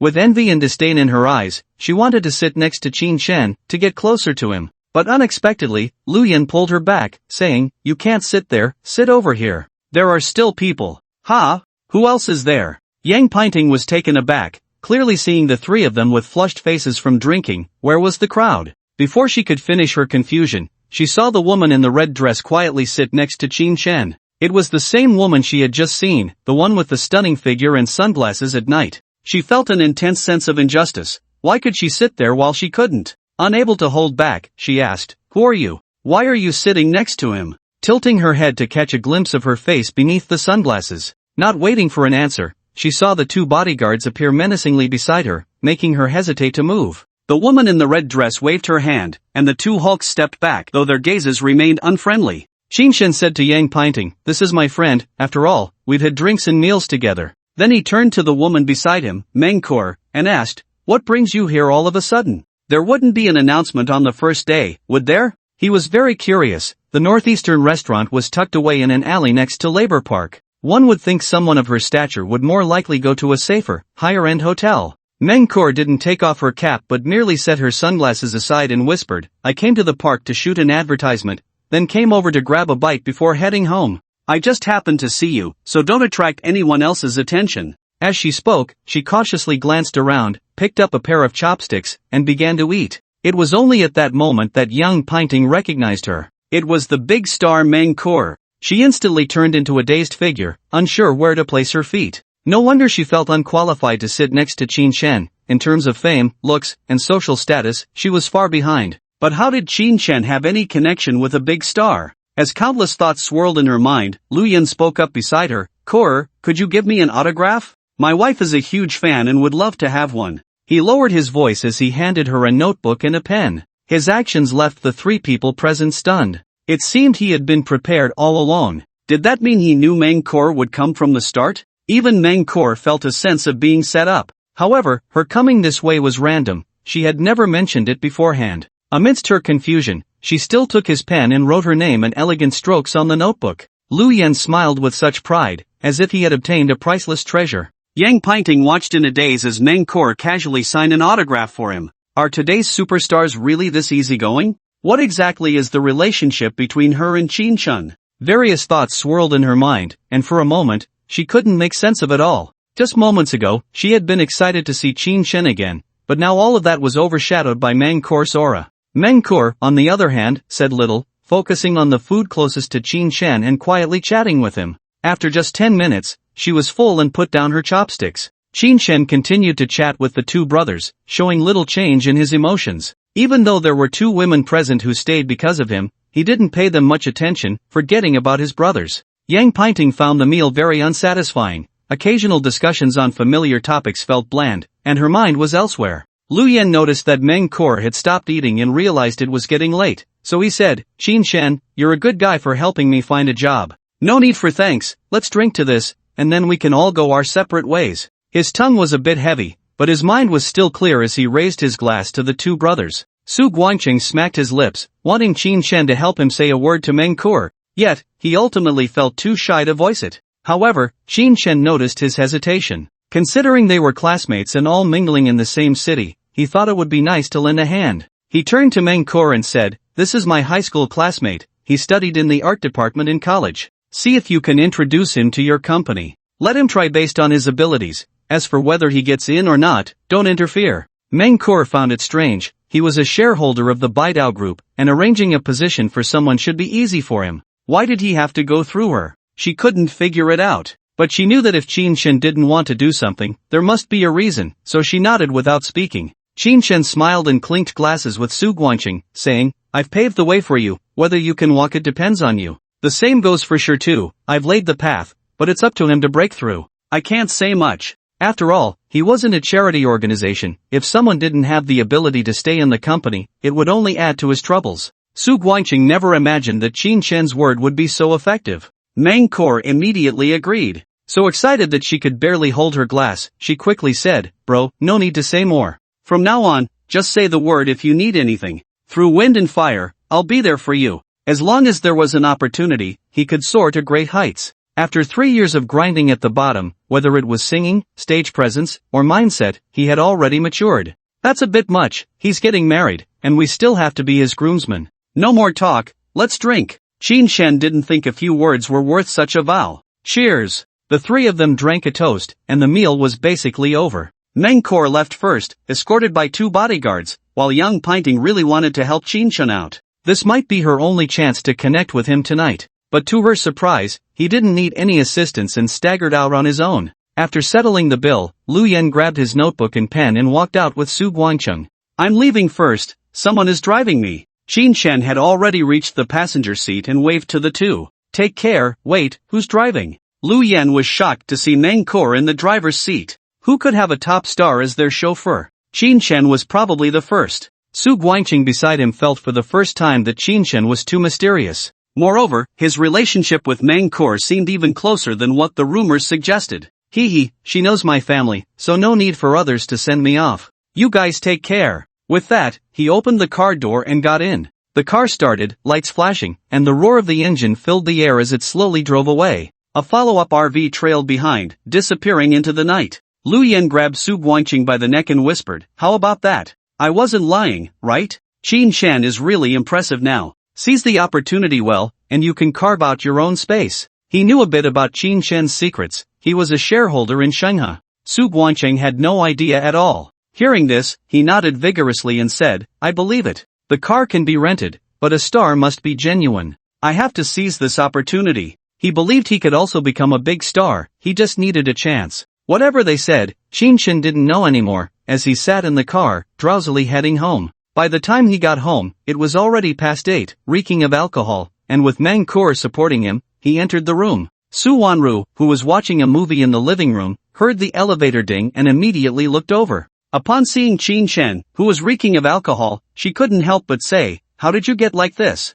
Oh, how did you two run into each other?" It was even stranger that Mangkor had come back with him, and many thoughts arose in her mind. The two women helped him onto the sofa, and Mangkor then said, "Don't mention it. I was just about to take someone out to eat when I saw him casually eating inside with 2 classmates. I have to go now, the bodyguard and assistant are waiting downstairs." After saying that, without waiting for the elevator to go down, she went back up. She came and went in a hurry. Having communicated with the company's higher-ups, even if there was a relationship between the two, they shouldn't have too much contact during this time. They were very cautious about dining together, and he absolutely couldn't stay the night here. Thus, she hurriedly left. Su Wanru watched her leave, feeling a bit stunned. It seemed she had overthought things. There was nothing particularly special between them, but a woman's sixth sense told her it wasn't that simple. Qin Shen lay on the sofa, not actually unconscious, still watching the movie. He didn't even know the name, it was just an action film. It was probably about assassins or something, violent and brutal, far from military themes. It was purely about killing for the sake of killing, targeting vital parts of the body. The feeling of having just caught a cold gradually dissipated because of the action film. "You still have high school classmates in the Magic City? How are they doing?" In the afternoon, he had only mentioned going out with classmates without going into detail. Now, taking advantage of the alcohol, he wanted to dig deeper. Hearing this, Qin Shen exhaled a breath of alcohol and said, "One is in real estate, doing pretty well, he's aiming for a 200,000 commission this month. The other isn't doing so well, he's in the art department, almost couldn't make it, now he's singing for a living. Sounds about the same as me, my girlfriend ran off with someone else, just giving him a chance to see if he can rise up. There was nothing that couldn't be said among classmates, they would meet again sooner or later. While talking, he suddenly remembered the gathering tomorrow night and continued, there's a university class reunion tomorrow night, I might not be back. Our class leader is my guide, so I can't refuse. Another weekend was planned out. Suwon-ru's eyes sparkled as she said, then go out.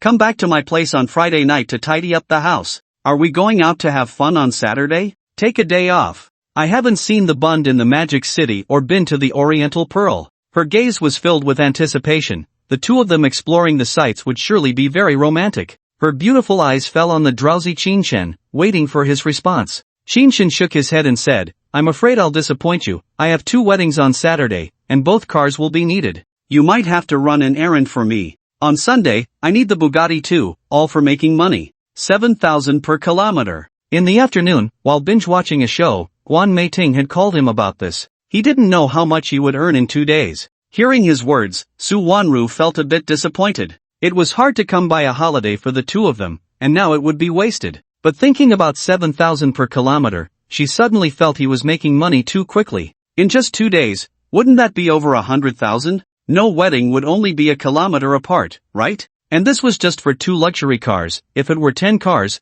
how much would he earn in a week? She worked her fingers to the bone for a month and only made a little over 30,000, which couldn't compare to what Qin-shen made in a day. The voice was filled with a sour taste as she asked, I can drive, so will you pay me? This princess is using her holiday break, triple pay. While speaking, she extended her right hand, her thumb and index finger constantly poking, waiting for a price. Qin-shen waved his hand and said directly, sure, how much do you want? I'll give you half, how about that? Or should I offer myself? His gaze shifted from the movie to her right hand, unable to resist the urge to grab it. It was too flexible, carrying a different kind of feeling. Suwon-ru saw his movement and quickly stood up, saying, TCH, no need to pay, who told me to stay here for free? Just help me this once. She was quite afraid that Qin-shen, in his drunken state, might uncontrollably turn into a wolf, and she had a bit of a fleeing posture. Offer myself? What the hell? You've been drinking, so get some rest early. She called out to him as she walked to the stairs. Turning back to go upstairs, she sat under the stargazing platform, looking at the starry sky outside, muttering, he really is racking his brains to make money. Is he that short on cash? He just wanted to hold my hand. Maybe he has feelings for me? Should I keep a little distance to see him more clearly? Clearly, she had already reached a conclusion in her heart, yet she still felt anxious, filled with various dilemmas. In the living room, Qin-shen flipped through the progress bar and found that there was still more than half left. He saw the title, Citywide Alert. It was a very old film, but the combat techniques and the marvelous methods inside were eye-opening. It wasn't the typical martial arts film. Especially when he saw the later scenes of hidden weapons clashing, the destructive power exceeded imagination, even more exaggerated than bombers. Even if Qin-shen now threw a flying knife with all his might, he couldn't achieve such an effect. Perhaps, this is what a true strong person is. I wonder if I can reach that level in the future. He murmured, eagerly hoping for some reward. If he could reach the level of those portrayed in the film, he could almost be called a Superman. Of course, he also knew that thinking beyond the normal range of human thought was not within consideration.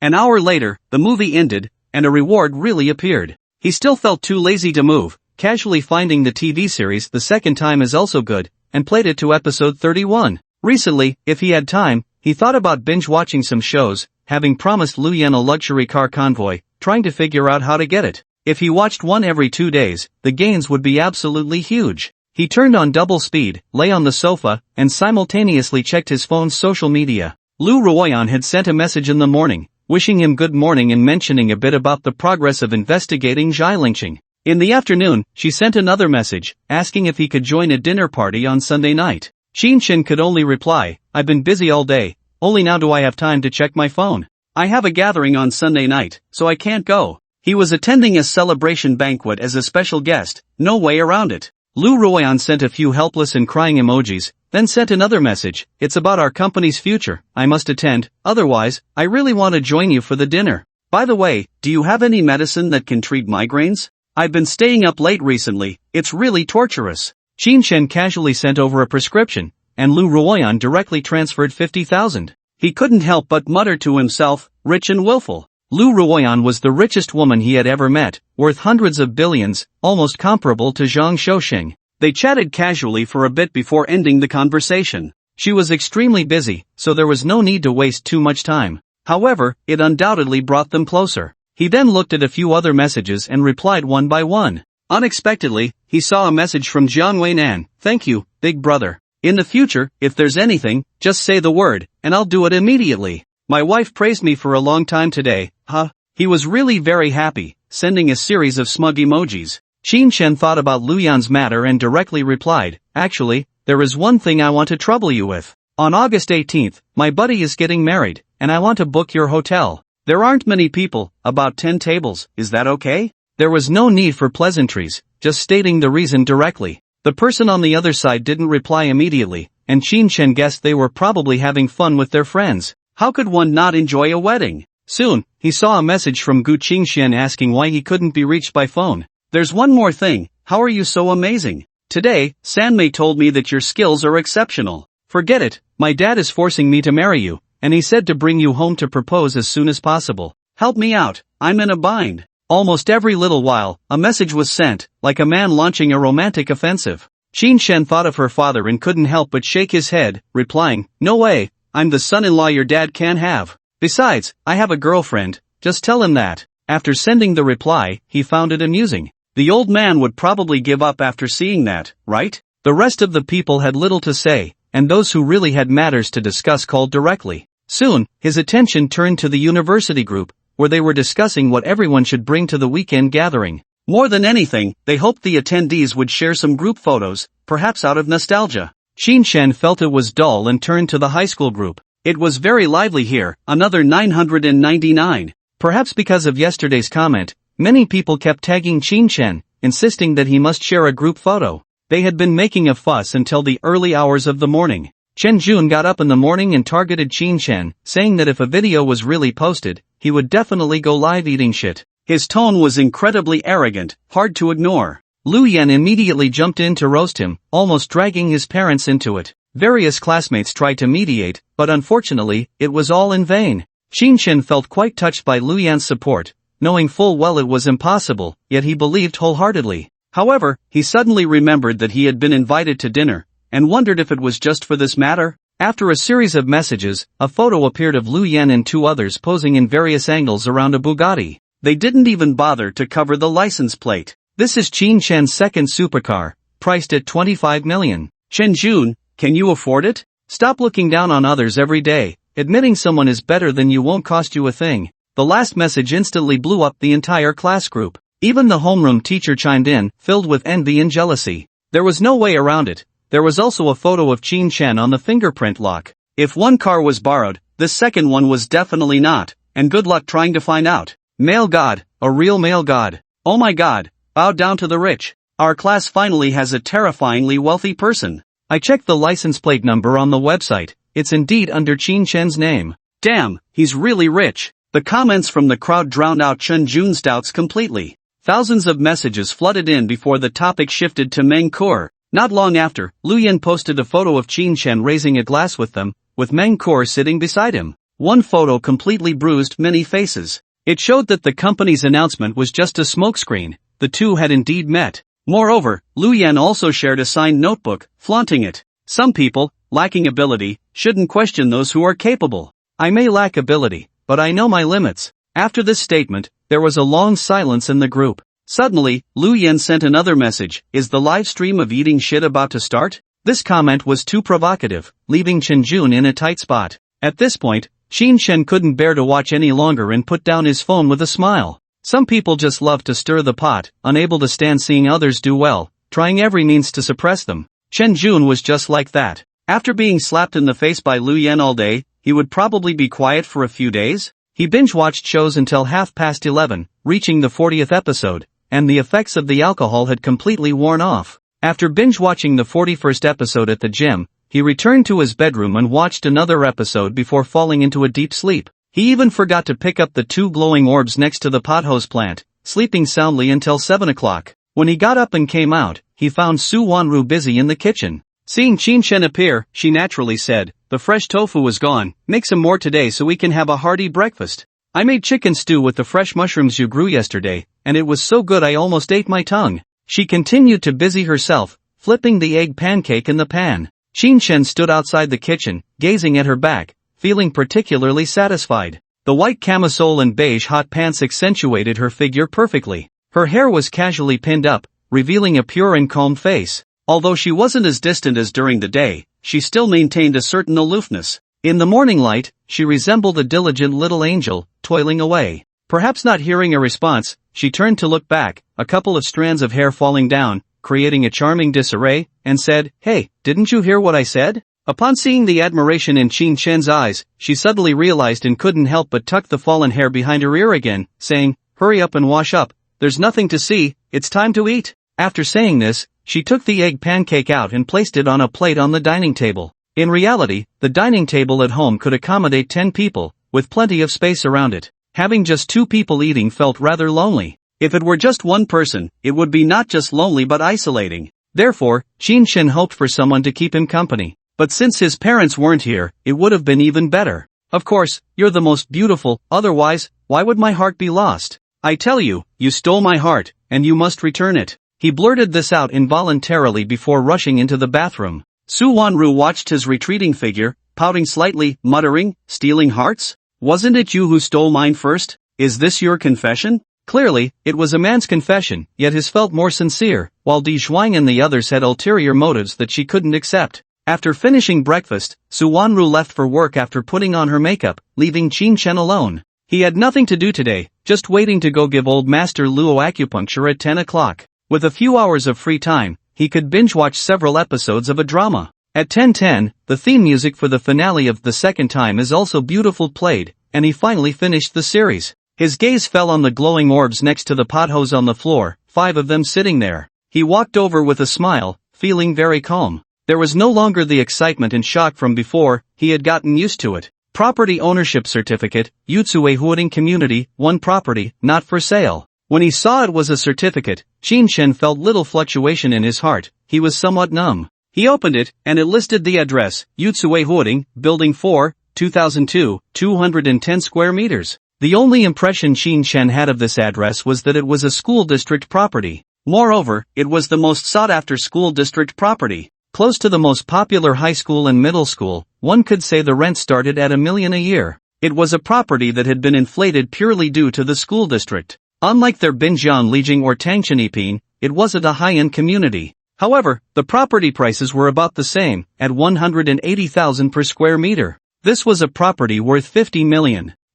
This house will probably be rented out quickly. And with such a large area, renting to 2 families at once will definitely be enough. He felt very pleased. He was finally going to have money. From now on, he could be a landlord. As his thoughts turned, he looked at the second glowing orb, advanced hidden weapon technique, use the most common items to create powerful hidden weapons. Every needle and thread can kill. A wisp of green smoke rushed into his mind, leaving him speechless. He was a young man moving upward in the new era. What use was it to learn such things? Was it to make him a killer? Ridiculous. In a country with a sound legal system, he could never kill someone at will. Another useless skill, just like shooting techniques. However, the various techniques for poisoning, assassination, and bombing introduced inside, as well as the skills for stealth, are extremely useful. It's practically an encyclopedia of hidden weapons. After a long while, I finally digested all the knowledge about hidden weapons and looked at the third light orb. Mercedes Maybach, worth $35 million, not for sale. Seeing a set of keys, it was another luxury car. I seem to have seen it in a TV drama before, but I wasn't sure if it was real. Finally, I had managed to gather another luxury car for Lu Yen, and my confidence grew. The fourth light orb, sketching technique, can outline a human model with just a few strokes, expert level. Can be taught to others. When I saw this skill, I thought of the female lead from the TV drama I had just watched. Clearly a comic artist, how did she end up with sketching? It definitely wasn't a top-tier skill. The last light orb, 12 willow leaf flying knives, each knife weighs 250 grams, cuts through iron like mud, slices gold and jade, incredibly sharp. Range can reach 50 meters, worth 500,000. Not for sale. I saw a belt holding 12 flying knives, shaped like willow leaves, adorned with red satin. I pulled one out to examine it closely, each emitted a chilling aura that was startling. Within 50 meters, it could hit the target every time, silently taking lives. I was shocked and couldn't put it down, but in the end, I shook my head and put it directly into the storage cabinet.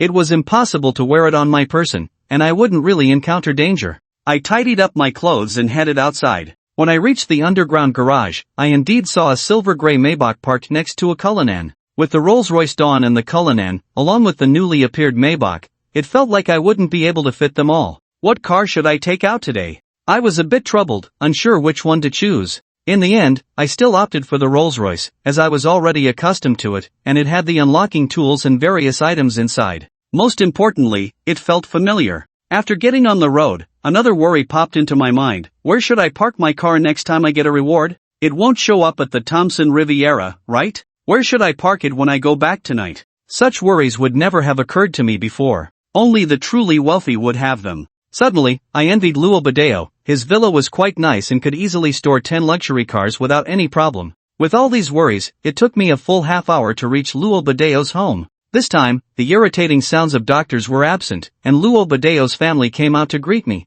Even the old man walked out shakily. As soon as I got out of the car, Luo Tianxin rushed over, hugging my thigh and saying, "Big brother, you're here again. Did you bring me candy?" Hearing her words, I quickly took out 2 pieces from my pants pocket and placed them in her palm, saying, "Look, here they are. Old man, your health seems to be recovering well. It looks like you bought real medicine." I greeted the old man politely, feeling that he was recovering nicely. However, when my gaze fell on Luo Badeo's face, I noticed 2 dark lines on his nostrils, barely visible, and couldn't help but exclaim, "Huh, you should know that he pays great attention to his image and would never leave his face unwashed." The only possibility was my suspicion. Hearing my voice and seeing my expression change drastically, the Luo family looked worried. Luo Badeo frowned slightly and asked, "Little brother, what's wrong? Is there something off about my face?" He instinctively touched his face with his right hand. Beside him, Fan Xinghua looked at his face with concern but didn't notice anything unusual. If one isn't a true traditional Chinese medicine practitioner,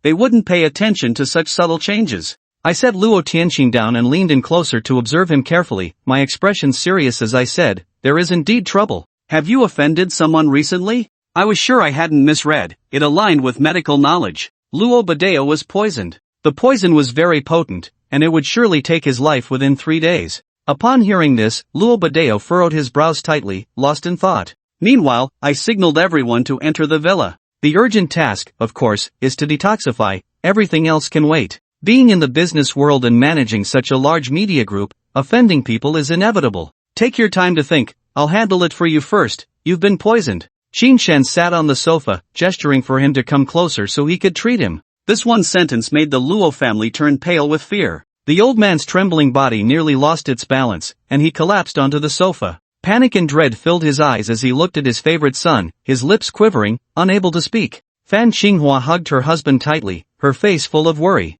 Qin Shen had long proven his medical skills, without a doubt. If he said her husband was poisoned, then he was indeed poisoned. As for the Luo family's servants and bodyguards, they were all tense and anxious. The bodyguards felt guilty for failing to protect, while the servants trembled in fear of being seen as the culprits. Qin Shen then said, "Fortunately, I came today. If I had been 2 days late, you would have been in real trouble. Finding the culprit is your own business. I won't get involved, I'll just treat you." After saying this, he took out a golden needle and began to detoxify him. The Flying Heaven 13 needles were used by him with such skill that it was almost magical, without any adverse effects. He inserted the needle at the acupoint, guiding the poison through the meridians, and the toxins that had spread throughout the body gradually converged towards the right arm. Luo Tianxin was completely unaware of the danger and was still praising Qin Shen for his magical abilities. After a full half hour, people saw his right index finger turn black. Qin Shen took a knife and sliced open the fingertip, letting a stream of black blood fall into the prepared basin of water.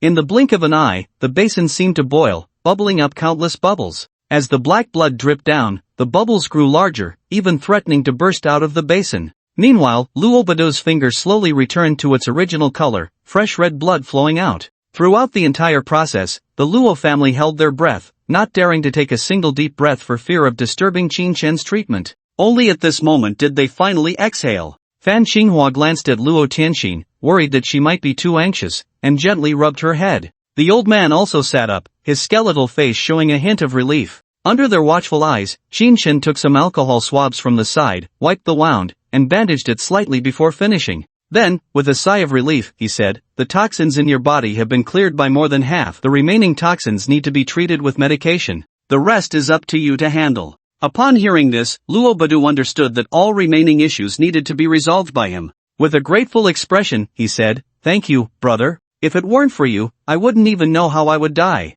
This is terrifying. As he spoke, he couldn't help but glance at the basin of clear water, which had turned black. Even the plastic basin was being corroded. Take it outside, put lime in it. Only when the water becomes clear can you dispose of it. Otherwise, the flowers and plants, and the cats and dogs in the yard will die in droves. Qin Shen instructed the servants. The bodyguards, eager to make up for their negligence, hurriedly stepped forward to deal with the issue thoroughly. Qin Shen, like a general firmly seated in the command tent, directed everything with confidence. A silent assassination was resolved without a trace. Once everything was handled, he turned to the old man and said, Old man, we can't do acupuncture today. I need to disinfect the golden needles. I might have something to do tomorrow and can't come on time, so you all should do what you need to do. Remember to take your medicine on time. After saying this, he picked up the golden needles and prepared to leave. Luo Tianxin, witnessing such a miraculous scene, felt an immense envy and said, Big brother, you are amazing. You are my idol. When will you take me out to play?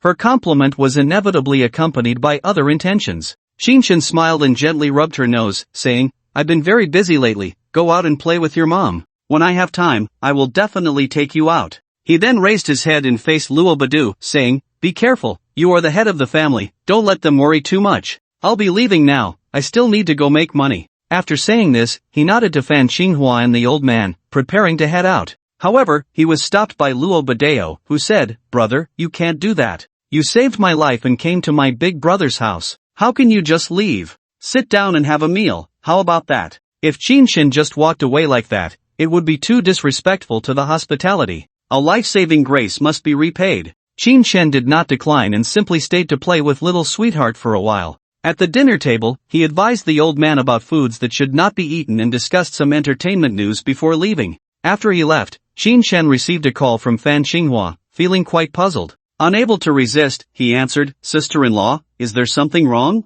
It's nothing. You saved my Ba Dao, so I must show my gratitude. I think a meal isn't enough, so I've put 200,000 cash in the trunk for you. Don't think it's too little, that's all we have at home. I know Ba Dao's life is worth much more, but this is my heartfelt intention, so you must accept it. Fan Xinghua's voice came through the phone, chattering on but making her point very clear. She couldn't let Qin Shen help for free and waste time. She knew he wouldn't accept it face to face, so she sent it this way. What else could Qin Shen say? He exchanged a few polite words and accepted it all. However, he couldn't help but grumble inwardly, couldn't it just be directly transferred to his account? Why did he have to go deposit it? Too troublesome. That said, he casually opened Didi and food delivery apps, preparing to earn some pocket money. At least he needed to cover gas and meal expenses. The accumulated funds broke through 700,000, and once it exceeded 1 million, he would transfer it to his parents. Who would have thought that in less than 10 days, he had already earned 900,000? He felt great.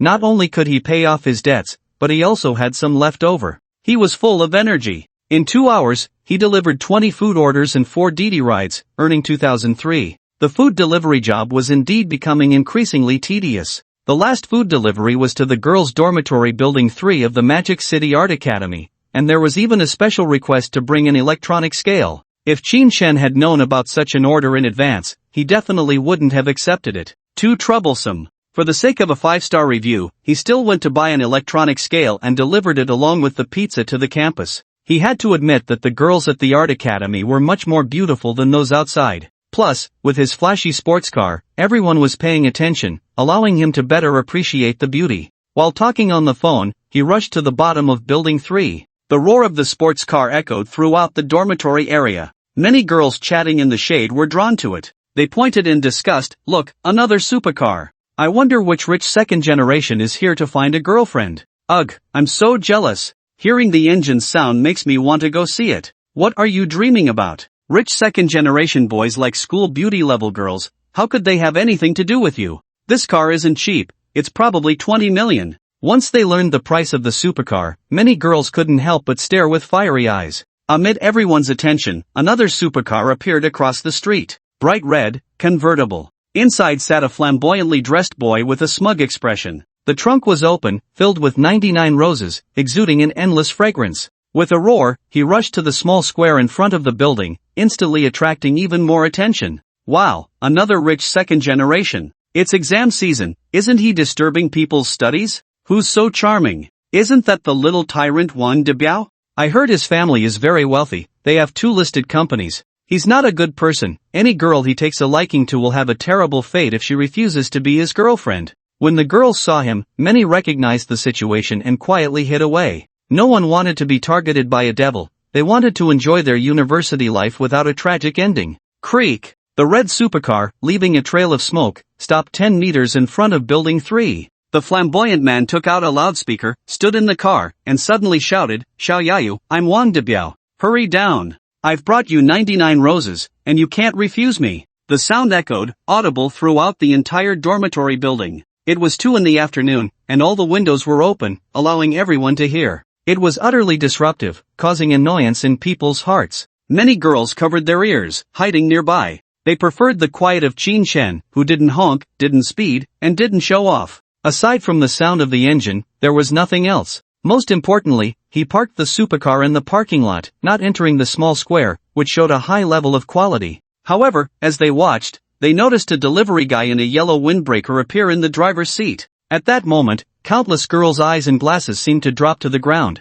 In their impression, they had never seen a delivery guy driving a supercar. The contrast was too great. Those who drove supercars were all there to pick up girls, to impress beautiful women. Only he, with a plastic bag of takeout in his left hand and a cardboard box in his right, had car keys and a phone in his pants pocket. His expression was calm, indifferent as he moved forward. The gazes of many girls followed him, as if trying to see through whether he was just trying to attract attention. My goodness, do delivery companies now drive sports cars? Otherwise, let's go deliver takeout too. Forget it, this is probably a rich second generation experiencing life. Who thinks they can win him over? It's an opportunity. I just want to know if he's pretending to be a delivery guy to pursue some girl. The tricks of the rich second generation are too deep. Amidst various discussions, Qin Shen walked straight to the entrance of Building 3, holding his things and waiting. Not far behind him was the little tyrant Wang Debiao. Not seeing Xiao Yayu appear, he continued to shout wildly, "Xiao Yayu, I know you're in the dormitory today, come down immediately.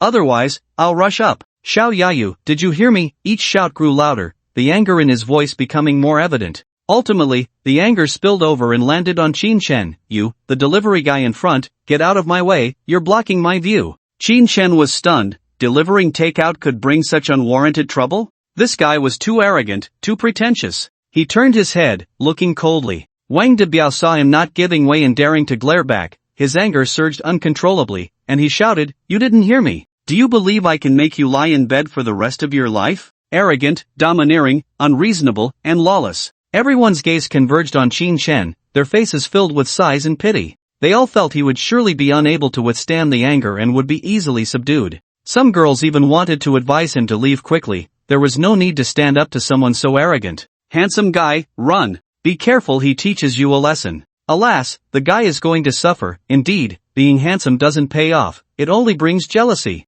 You're overthinking it. Don't forget, the delivery guy came in a supercar, and it's much more expensive than that Mercedes. Some thought he would suffer, while others felt the plot might twist. In any case, no one avoided the scene, all watching closely. Just as the atmosphere grew tense, 2 beautiful figures appeared at the entrance. One wore a pink long dress and a pink hairpin, exuding youthful charm, like a child who hadn't grown up. The other wore a sky blue chiffon shirt and emerald green cropped pants, radiating youth and fashion. "Delivery guy, did you bring me the electronic scale? How much is it?" The youthful girl's pretty face wore a faint smile, as if 100 flowers were blooming, filling the entire space with vibrant colors. It seemed capable of erasing everyone's most wicked thoughts, leaving no room for any ill intentions. Upon seeing her smile, Qin Shen felt the world brightened a few shades. A campus beauty. Voice 100 points, looks 100 points, but her figure had some shortcomings. Too small. Her legs were too thick, clearly not matching her looks. Qin Shen suddenly understood. She bought the scale to control her weight, preparing to slim her legs.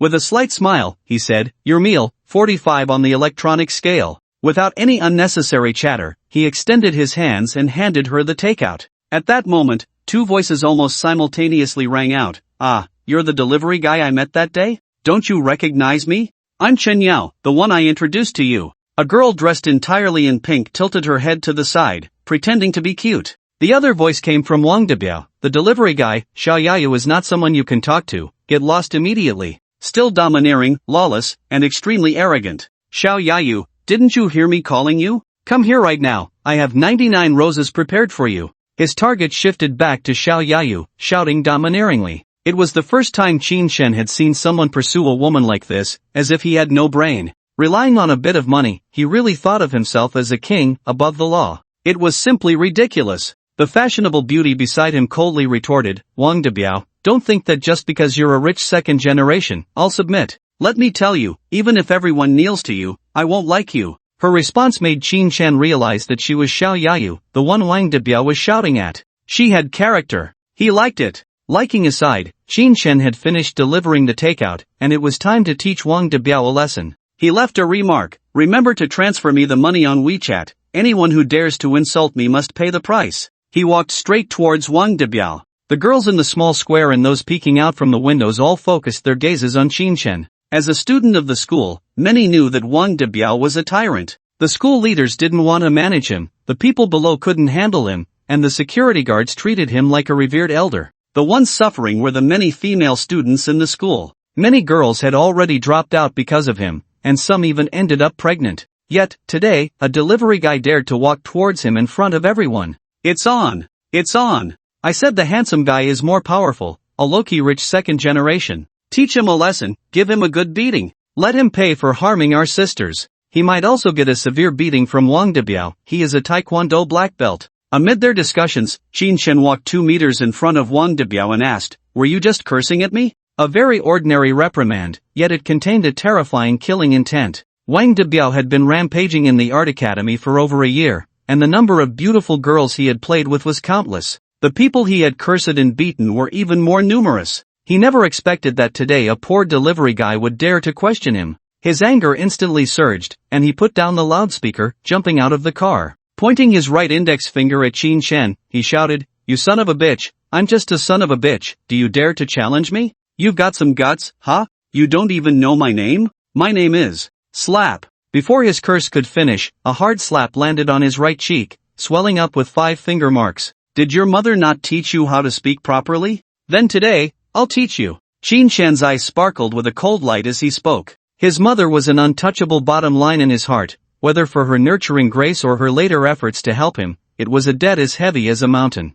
Today, Wang Debiao dared to insult his mother, crossing the line, and he had to learn an unforgettable lesson. His expression didn't change much, but his eyes betrayed his inner fury. Qin Shen's slap stunned Wang Debiao, stunned Xiao Yayu, and stunned the many watching girls. They couldn't imagine how Qin Shen had the guts to hit someone. However, once they reacted, the girls were all secretly excited. Finally, someone dared to teach Wang Debiao a lesson and make him pay the price. Even some girls who had been victimized secretly shed tears, staring at Qin Shen, hoping to remember his face to repay him in the future. Xiao Yayu swallowed hard and said with difficulty, Chen Yao, is this guy crazy? How dare you hit Wang Debiao, he's the little overlord. Chen Yao, dressed in a pink long dress, instinctively nodded and said, yeah, the little overlord, the heir of the Wang family, worth 5 billion. How could he be hit? As a reporter, she knew many ordinary students were unaware of this news, and she spoke with shock. The more one learned about Wang Debiao, the more one understood he was not to be trifled with. Otherwise, he wouldn't have suppressed the entire campus scandal. After realizing what had happened, Wang Debiao was nearly driven to the brink of an explosion. He had been slapped by a poor delivery guy. In front of so many girls, he had been humiliated. His dignity shattered, his prestige gone, the name of the overlord no longer held. And the instigator was this trash delivering food in front of him. Ah! With a furious roar, he lifted his right foot and kicked hard at Qin Shen's head. In his prime, he could shatter 7 pieces of composite board with a single kick. A normal person would at least be knocked out for 10 minutes from a hit like that. He was confident he could take him down in one blow. However, just as his foot reached chest height, he found the delivery guy had suddenly stepped forward, leaving them only half a meter apart. Slap! Immediately, 2 resounding slaps landed on his face, deafening him. His right leg, unable to exert its power due to their close distance, fell powerless after hitting Qin Shen's body. He stumbled back 2 steps, crashing into his car door, nearly toppling inside.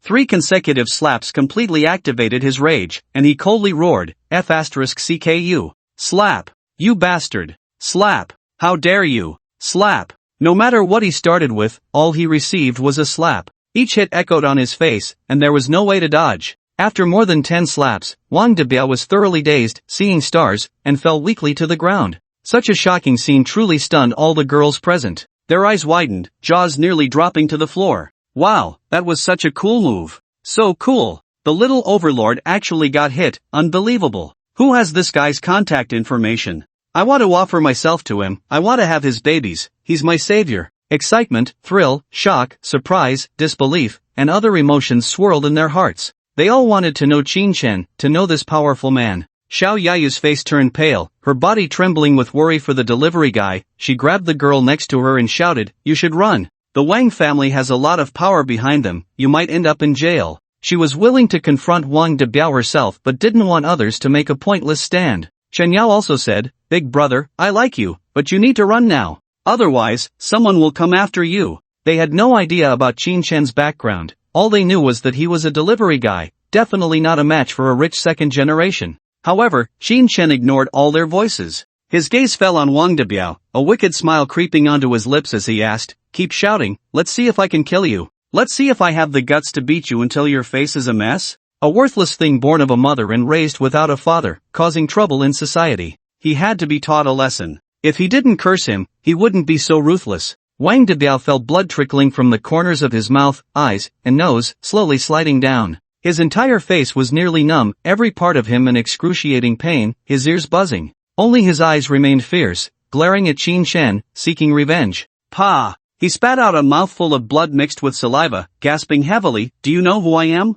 I'm worth 500 million, I drive sports cars, I have a company, I have social connections. As long as you leave campus today, I can make you die with just a turn of my head." As he spoke, he revealed the Patek Philippe on his wrist, starting at least at 200,000. He believed that a poor delivery guy would definitely think twice upon hearing this. He expected him to give up on fighting, admit his mistake on the spot, or even kneel and cry for mercy. However, Qin Chen's response left him utterly astonished. "In terms of net worth, I surpass you. In terms of sports cars, I'm better than you. In terms of companies, I own 3. As for social connections, just mention your company's name, and watch me acquire you in a few days." Qin Chen also revealed his wrist, the Roger Dubuis gleaming in the light. He then took out the key to his Rolls-Royce Dawn and pressed it from a distance, hearing a crisp response. The sound was not loud, the tone not heavy, yet it contained an overwhelming dominance. When Wang Debiao saw the watch and the Dawn, his bulging eyes nearly popped out. The bloodline at the corner of his mouth slipped down, and he couldn't control the blood in his nose.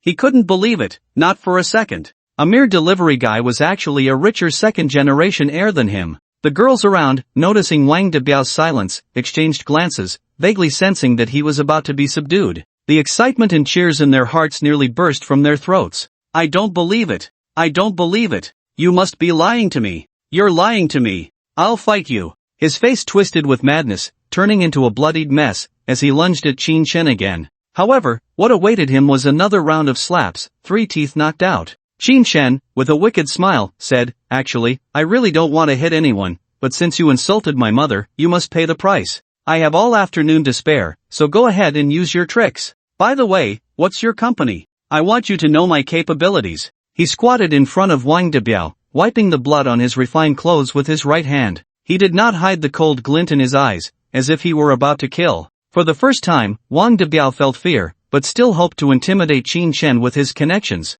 "Pa!" Spitting out a mouthful of blood, he said with a face full of anger, "My name is Wang Debiao, my father is Wang Yanxue, the chairman of the Brilliant Group, worth 5 billion. How dare you touch me? My uncle is a leader, my aunt is." He listed a whole bunch of connections, which indeed sounded impressive. But to Qin Chen, who had seen assets worth hundreds of billions, it stirred no emotions. He quietly noted the name of the Brilliant Group and said with a wicked smile, "Since you have so many connections, I'll take them down one by one, so you can experience what it's like to be ruthlessly suppressed, to call for help but have no one respond. Are you going to hit me? Are you going to insult me? Honestly, I don't care, do as you please." His tone was very casual, but the meaning behind it was anything but. Leaning against his Mercedes sports car, he looked at him sideways. This posture of the delivery guy truly attracted the attention of many girls, who observed him from the windows and flower beds. Upon closer inspection, they realized he was 185 centimeters tall, with a well-proportioned figure and handsome looks.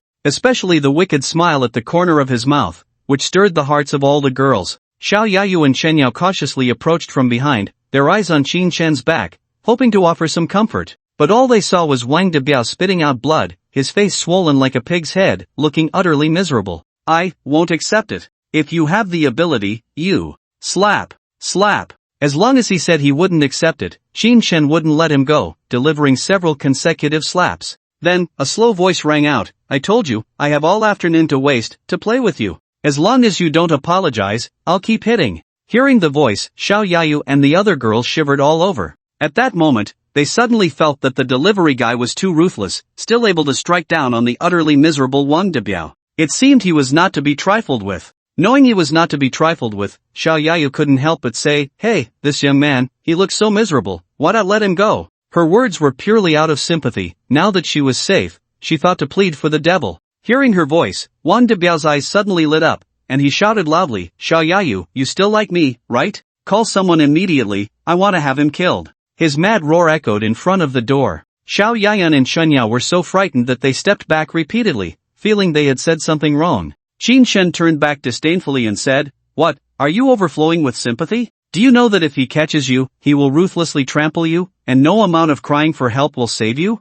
Just based on this guy's unwillingness to back down, he knew it would be a tragic situation. Upon hearing this, Xiao Yayan took 2 more steps back, memories of campus rumors flooding her mind. How many girls had suffered at the hands of such people, becoming shadows of their former selves for life? She bit her lip, unable to continue speaking. Qin Shen turned back to see Wang Debiao taking the opportunity to stand up and jump into the car, wanting to call for help. He didn't stop him but said lightly, since you like to find someone, I'll help you. After all, it's campus, it's not good to see blood, so wait outside. With that, his right hand came down heavily on Wang Debiao's shoulder. Crack! With a tight grip, his shoulder dislocated and fell, unable to be lifted again. Then, Qin Shen did the same to his left arm, quickly tapping on his shoulder again. With a wicked smile, he said, I hope you realize your mistake. I'll be waiting outside, don't break your promise. His eyes glinted coldly as he strode towards his Rolls-Royce Wraith, planning to leave campus. Many girls watched as he casually let Wang Debiao go, feeling it was a bit anticlimactic.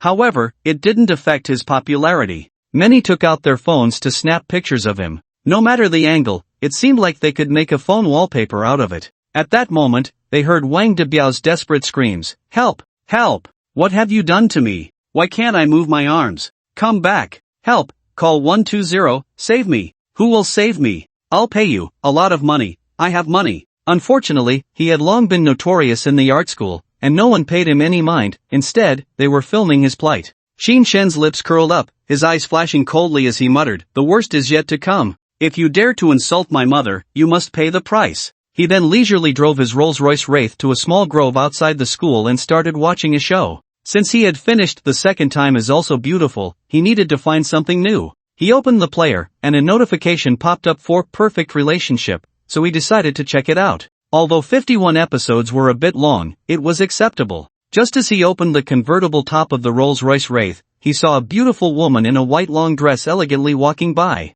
Qin Shen instantly recognized her as the beautiful pianist he had just met yesterday, his high school classmate, Luo Qingxue. He reached out and waved his hand in the air to catch her attention. Old classmate, what are you doing here? You didn't come specifically to find me, did you? Upon seeing Qin Shen, her face broke into a radiant smile. She quickened her pace and walked up to him, saying, but when I saw your delivery outfit and that the car isn't a Bugatti, my eyes were filled with confusion and disbelief. What's going on? Did you change cars and become a delivery guy? No way. Are you trying to impress some young girls here? She thought of how many rich second-generation kids drove sports cars, loitering around the art school. Some even displayed various bottles in their cars, clearly marked with prices. She never expected Qin Shen to be one of those people. Qin Shen was unaware of her thoughts and casually replied, I'm delivering food. I just finished my last delivery and was planning to watch a drama in a cool spot. By the way, are you still working today? It was past 2, probably for afternoon classes, right? July 14th, various universities were about to go on break. Hearing this, Luo Qingxue found it even harder to believe. With her advanced skills in guitar and piano, she could easily make a living. How could she have fallen to delivering food? A lie. All the goodwill she had felt was now turned to smoke. Her smile faded as she prepared to expose him, asking, delivering food? You drive a luxury car and deliver food? Buying a guitar to play on the overpass, or simply applying to be a private music teacher, would probably earn more than delivering takeout, right? She fixed her gaze on Qin Shen's eyes, waiting to see how he would respond. Hey, I don't have the qualifications to be a teacher. I studied business management, it's just a hobby. But I really want to be a teacher at school, can you teach me? I've already submitted my resignation for the delivery job, effective on the 25th. Qin Shen said very seriously, then opened his newly bought phone to show her his 5-star reviews. Sensing her disbelief, he decided to present tangible proof. However, in Luo Qingshue's eyes, he seemed guilty.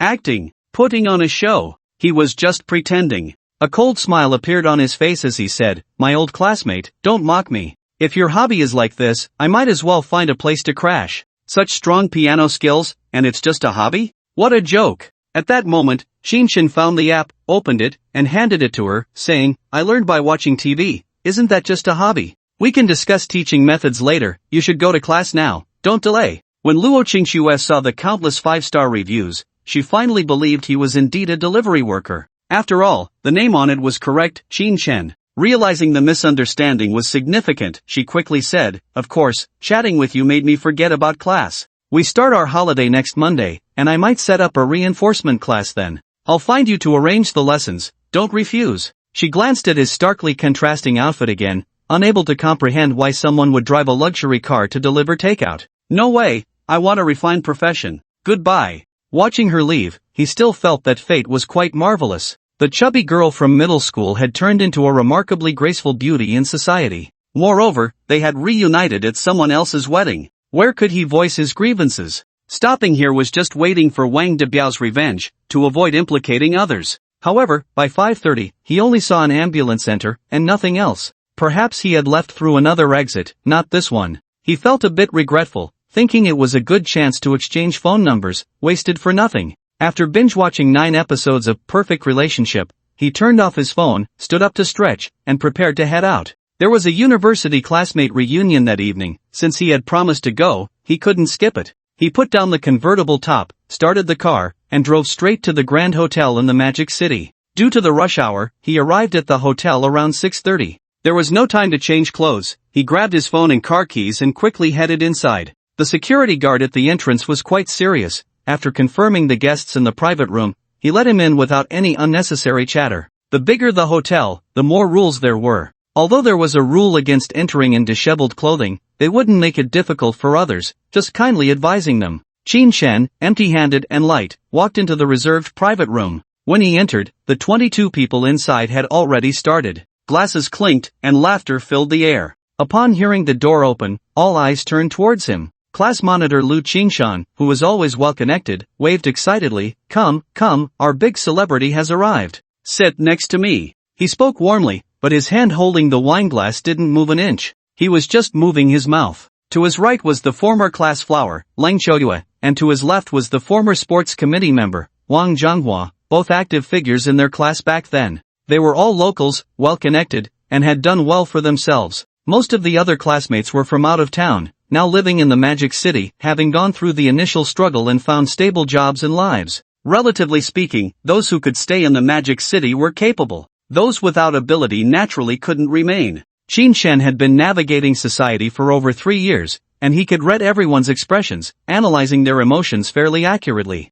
They didn't welcome him. Even the class monitor who once guided him was no different. People, after all, change. He probably doesn't want any interaction, looking at him in his delivery uniform, right? Just as he was mulling over this thought, a girl sitting in the far corner waved at him and said, "I have a spot here, come sit with me." Waiter, add another set of cutlery. Lin Fong, a very ordinary name, just like her ordinary appearance. Her face was mostly hidden behind long hair, revealing only her eyes and a line of her nose. Her clothes were quite plain, but her watch was a very understated Jaeger-LeCoultre, 400,000 for a piece. Qin Shen nodded, ignoring the gazes of others, and walked over to sit beside her, saying, "Lin Fong, long time no see, I didn't expect you to have such a good figure." Since her face was hidden, he decided to compliment her figure first. One should often praise women to maintain their physical and mental health. Before Lin Fong could say anything, a girl next to her spoke first. "Oh, Qin Shen really knows how to talk, coming over just to flatter people, must have received a lot of 5-star reviews, huh? Such sweet talk." Her words were laced with bitterness, quite unpleasant to hear. It was obvious she was mocking him for being a delivery worker, a habit that had become second nature. Qin Shen's movements stiffened slightly, and Lin Fong smiled, saying, "Really? I've been working out a lot these past 3 years, I've even developed abs. We should work out together sometime, it feels incredibly fulfilling and sharpens willpower." Her words were meant to ease Qin Shen's embarrassment, but they were also the truth. Qin Shen understood her intention and didn't react negatively, quietly saying, "I do work out, I exercise at home every day, it can be quite lonely, I could definitely go out with you." He worked out every day around 11, just to break a sweat, which helped with his sleep. However, to others, it sounded quite pretentious. The girl who had just mocked him spoke again, "Qin Shen, have you ever been to a gym? Do you have time to go? Delivering food means you finish work after midnight, who can wait for you until the dead of night?" On the other side, a man looked at Lin Fong with eager eyes and said, "Lin Fong, don't be fooled by his sweet talk. He's reduced to delivering food now, he borrowed money from me back then to pay off loans, he's no longer the entrepreneurial Qin Shen. What he calls working out is probably just doing push-ups and sit-ups in his room, haha." The boy's face was filled with disdain, looking down on Qin Shen, urging Lin Fong not to pay him any attention. Qin Shen shot a deep glance at the speaker, Li Gang, opened his mouth but said nothing. Back when he went bankrupt, he had borrowed 20,000 from him to cover a loan. Even with a 2% interest, he didn't help. Hearing him make sarcastic remarks now made Qin Shen feel a bit cold inside. However, Lin Fong took Qin Shen's glass, poured him a beer, and said, "Everyone has their ups and downs, smooth sailing will definitely lead to problems. As long as you can get back up after falling, that's victory. Cheers." She was quite spirited, regardless of how others viewed it, she believed in him. Qin Shen bit his lip and said shyly, "I was in a hurry to come out and forgot to park my car, I need to drive back later, so I'll just have a drink." After saying that, he prepared to grab a bottle of tomato juice,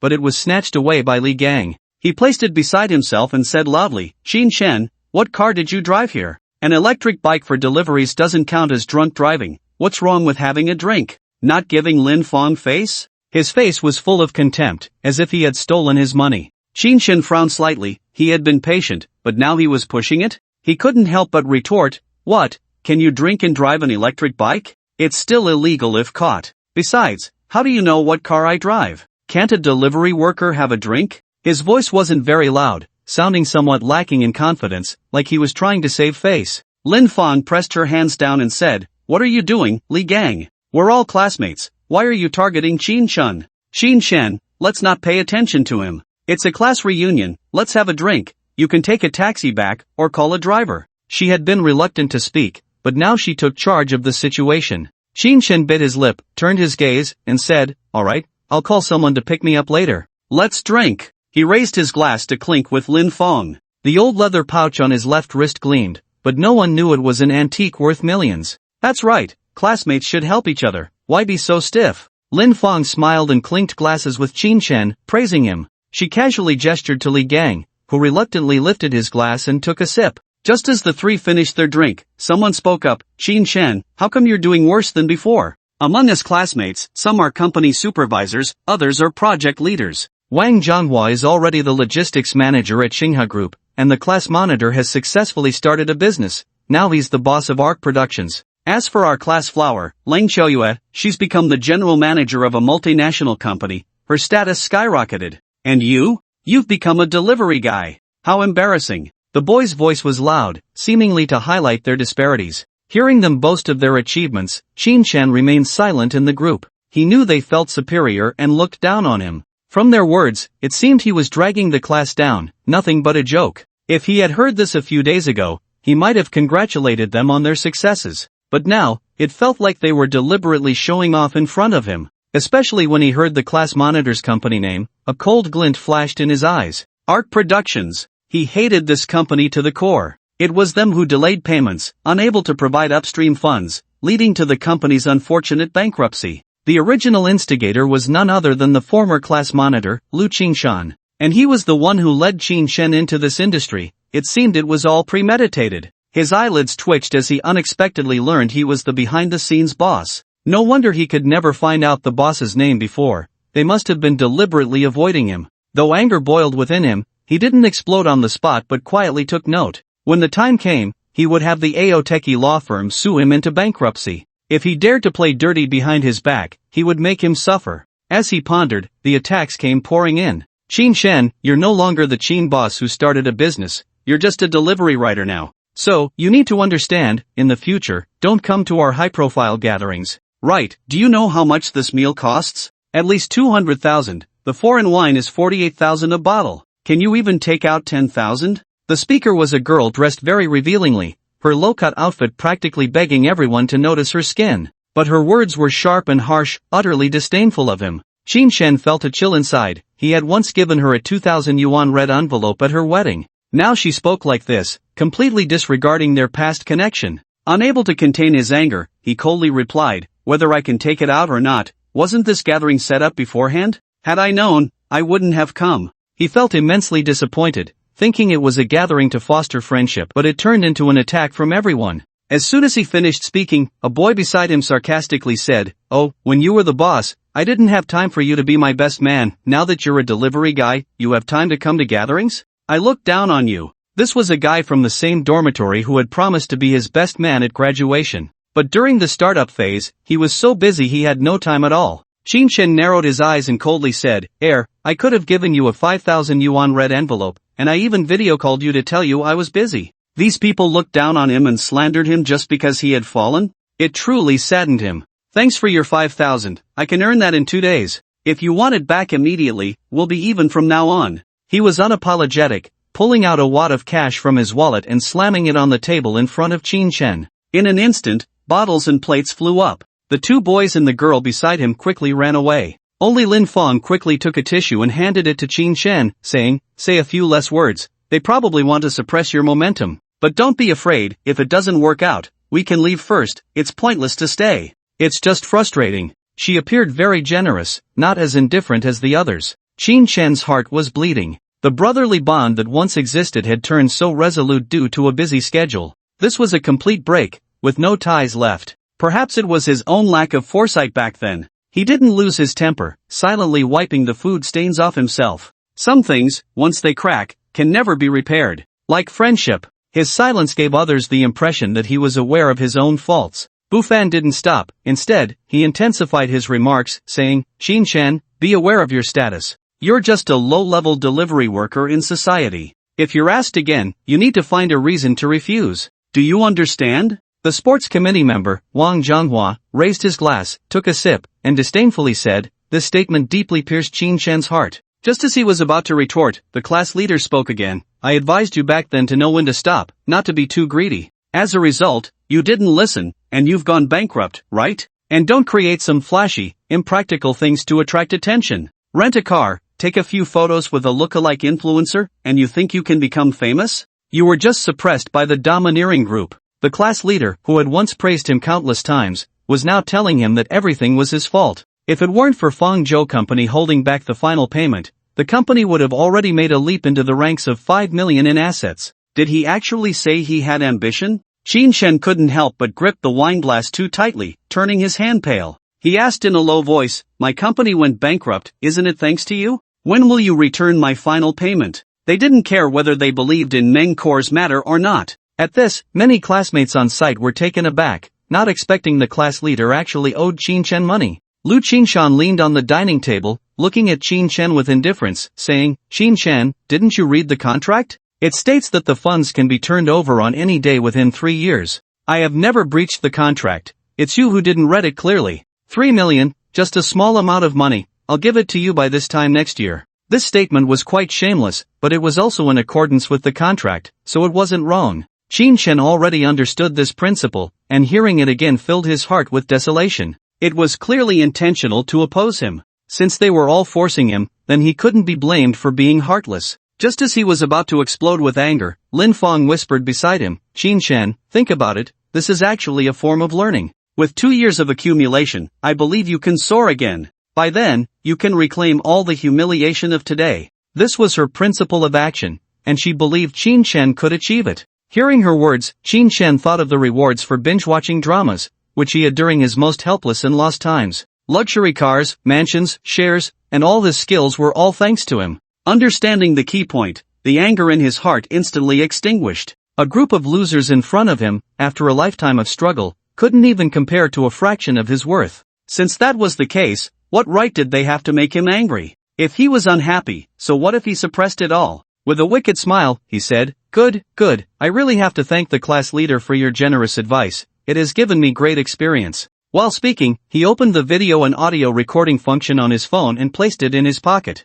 That's more like it. People need to be perceptive and know how to make choices. Come on, pour me a glass of wine, I'll sponsor you 300,000 to pay off the loan. However, the money the class leader owes you, you'll have to give it to me then. Wang Zhonghua clapped his hands beside him, speaking loudly. His face was full of pride, as if by suppressing Qin Shen, he had fulfilled his wish. Qin Shen understood why he was targeting him so much. Back when he started his business, Wang also wanted to start one, but he had no capital and came to borrow 300,000 from him. Qin Shen's capital was the 200,000 his parents had saved. How could he possibly lend it to him? Now he was humiliating himself in return. Therefore, he said indifferently, with you, you're not qualified for me to pour you a drink. You're even less qualified to borrow money from me. If you say one more word, you won't have to come to work tomorrow. A manager working for Xinghe, just like that, he quit. Wang Zhonghua's expression darkened instantly upon hearing this, and he coldly said, Qin Shen, don't push your luck. If it weren't for our schoolmate relationship, I would have kicked you out directly. He felt like the manager of Xinghe, incredibly powerful. Someone nearby chimed in, Qin Shen, what are you doing? Do you still think you're the boss of the entrepreneurial era? You're just a delivery guy now. If you want a high-paying job in the future, you'll have to beg him for it. Hurry up and apologize. Ah, you've fallen to this level and still indulge in fantasies, thinking you're impressive? Your identity, what identity do you have now? I'm not saying this to hurt you, Qin Shen, but you need to learn to lower your head, otherwise, how will you walk the road ahead? They were all trying to persuade Qin Shen, even if he might have 3 million, it wasn't in his hands, and he couldn't do anything. Qin Shen didn't waste words, he picked up another phone and directly called Liang Shihua. Chairman Qin, what can I do for you? Liang Shihua was reporting to Zhang Shousheng when she saw Qin Shen's call and quickly apologized before answering. Zhang Shousheng on the other end was looking at the investigation report and didn't pay attention to what she was saying. Qin Shen didn't say anything unnecessary and directly stated, is there someone in the company named Wang Zhonghua? What department manager is he? I want him fired immediately, regardless of any contributions he has made. If there are problems, I will take full responsibility. Wang Zhonghua, oh, he's a logistics vice president, and he often embezzles. Alright, I'll handle it right away. For Liang Shihua, who had a super memory, every word and action of the company's personnel was in her mind, and she immediately agreed. Only Lin Feng, who was sitting next to her, heard what was said. The others looked at Qin Shen with disdain and sneered. Watching him finish the call with such seriousness, many people laughed. I find your performance quite convincing, but in reality, you're just a fool. What, with one phone call, you can interfere with Xinghe Group's personnel appointments? Wang Zhonghua stood up, picked up a glass of wine, and walked towards Qin Shen with a cold expression, splashing it harshly on his face. Qin Shen wanted to dodge, but behind him was Lin Feng, who had supported him multiple times, and she bore the brunt of it. Wiping his face with his right hand, he said, wait for the call. It shouldn't take more than a minute. He didn't say anything more to him and remained seated. Wang Zhonghua shrugged his shoulders, feigning a fearful expression, and said, I'm so scared. Ha ha ha. He said he was scared, but he wasn't at all. Instead, he wore a look of arrogance. Someone nearby picked up the phone and pretended to say, hello, let Qin Shen be our department manager. Wahaha, do I sound convincing? Oh my god, I'm dying of laughter. How did you learn to act after drinking with Meng Kur? Can you be any more fake? Qin Shen, it's time to wake up. You're no longer the boss, you're just a delivery guy, unable to recognize yourself. At least a dozen students laughed at Qin Shen together, thinking he was lost in a dream, just talking nonsense. The class monitor, Lu Qingshan, stood up, pressed his hands down, and stopped everyone's commotion. He said loudly, Qin Shen, society is society. There are people at the top and people at the bottom. You need to be clear about your position. I know bankruptcy has hit you hard, but you can't keep being so dejected. The class flower, Leng Choyue, who had been mostly silent, spoke at this moment. Our company still needs a security guard. Why don't you come work as one? We provide food and accommodation, and I'll give you 5,000 a month. If you have other abilities, as long as you pass the assessment and prove yourself, you can be transferred to any department. As a classmate, I can help you this much. She was from a multinational company, one of the Fortune 500, and it was actually very difficult to get in. Therefore, saying this was already a significant favor. Qin Shen waved his hand and said, thank you for your kindness, but I earn more than 5,000 a day, your salary isn't even enough for gas. He was speaking the truth, but none of the students present believed him. They thought he was just putting on a show. Even the class beauty found him unreasonable, always bragging, and her expression was quite unpleasant. Just over a minute later, Wang Jianhua, who was about to teach Qin Chen a lesson, received a phone call. "Oh, someone is really calling. Can you predict the future?" He still didn't believe that a single call from Qin Chen could lead to his unemployment. However, when he saw the name displayed on his phone, his smile instantly froze. Noticing the change in Wang Jianhua's expression, the more than 10 students present felt that something was off. The previously noisy crowd that had been mocking Qin Chen fell silent. Wang Jianhua swallowed hard, his left hand trembling as he answered the call and held the phone to his ear. "Hello, Director Yang." His voice was filled with flattery and subservience, trying to gauge the situation. But then a cold voice came from the other end. "Wang Jianhua, you have repeatedly abused your power for personal gain, embezzled public funds, and harmed the interests of the company. You are hereby dismissed from all positions in the company and will be handed over to the legal authorities to pursue your criminal liability." Just a single notification, yet it was hard to accept a dismissal notice. Beep beep beep. The phone emitted a busy tone, turning him into a statue. Clatter, thud. Wang Jianhua couldn't hold onto his phone, and it fell to the ground, shattering the silence. All the students looked on in disbelief, glancing at his profile, speculating that perhaps it was Qin Chen's call that had come true. Class leader Lu Qingshan couldn't help but frown and casually asked, "Jianhua, what's wrong? What news did you get?" This question snapped Wang Jianhua back to reality. Forgetting to pick up his phone, he rushed to Qin Chen and repeatedly apologized. "Qin Chen, I'm sorry. I was wrong. I shouldn't have spoken nonsense. I shouldn't have blamed you. Please, have mercy on me this once. I apologize. His face was full of pleading, and he suddenly remembered that the third shareholder of the company was named Qin Chen, the very classmate in front of him. The third shareholder of Shanghai Group, worth billions, far beyond what Wang Jianhua could compare to. If he didn't apologize, he could be facing prison time. Witnessing this scene, all the students were petrified. Some dropped their wine glasses, some couldn't hold onto their chopsticks, and some were so shocked their mouths went crooked. Everyone felt the impact. The once bankrupt delivery man Qin Chen actually had such immense power. One word had determined the personnel changes at Shanghai Group.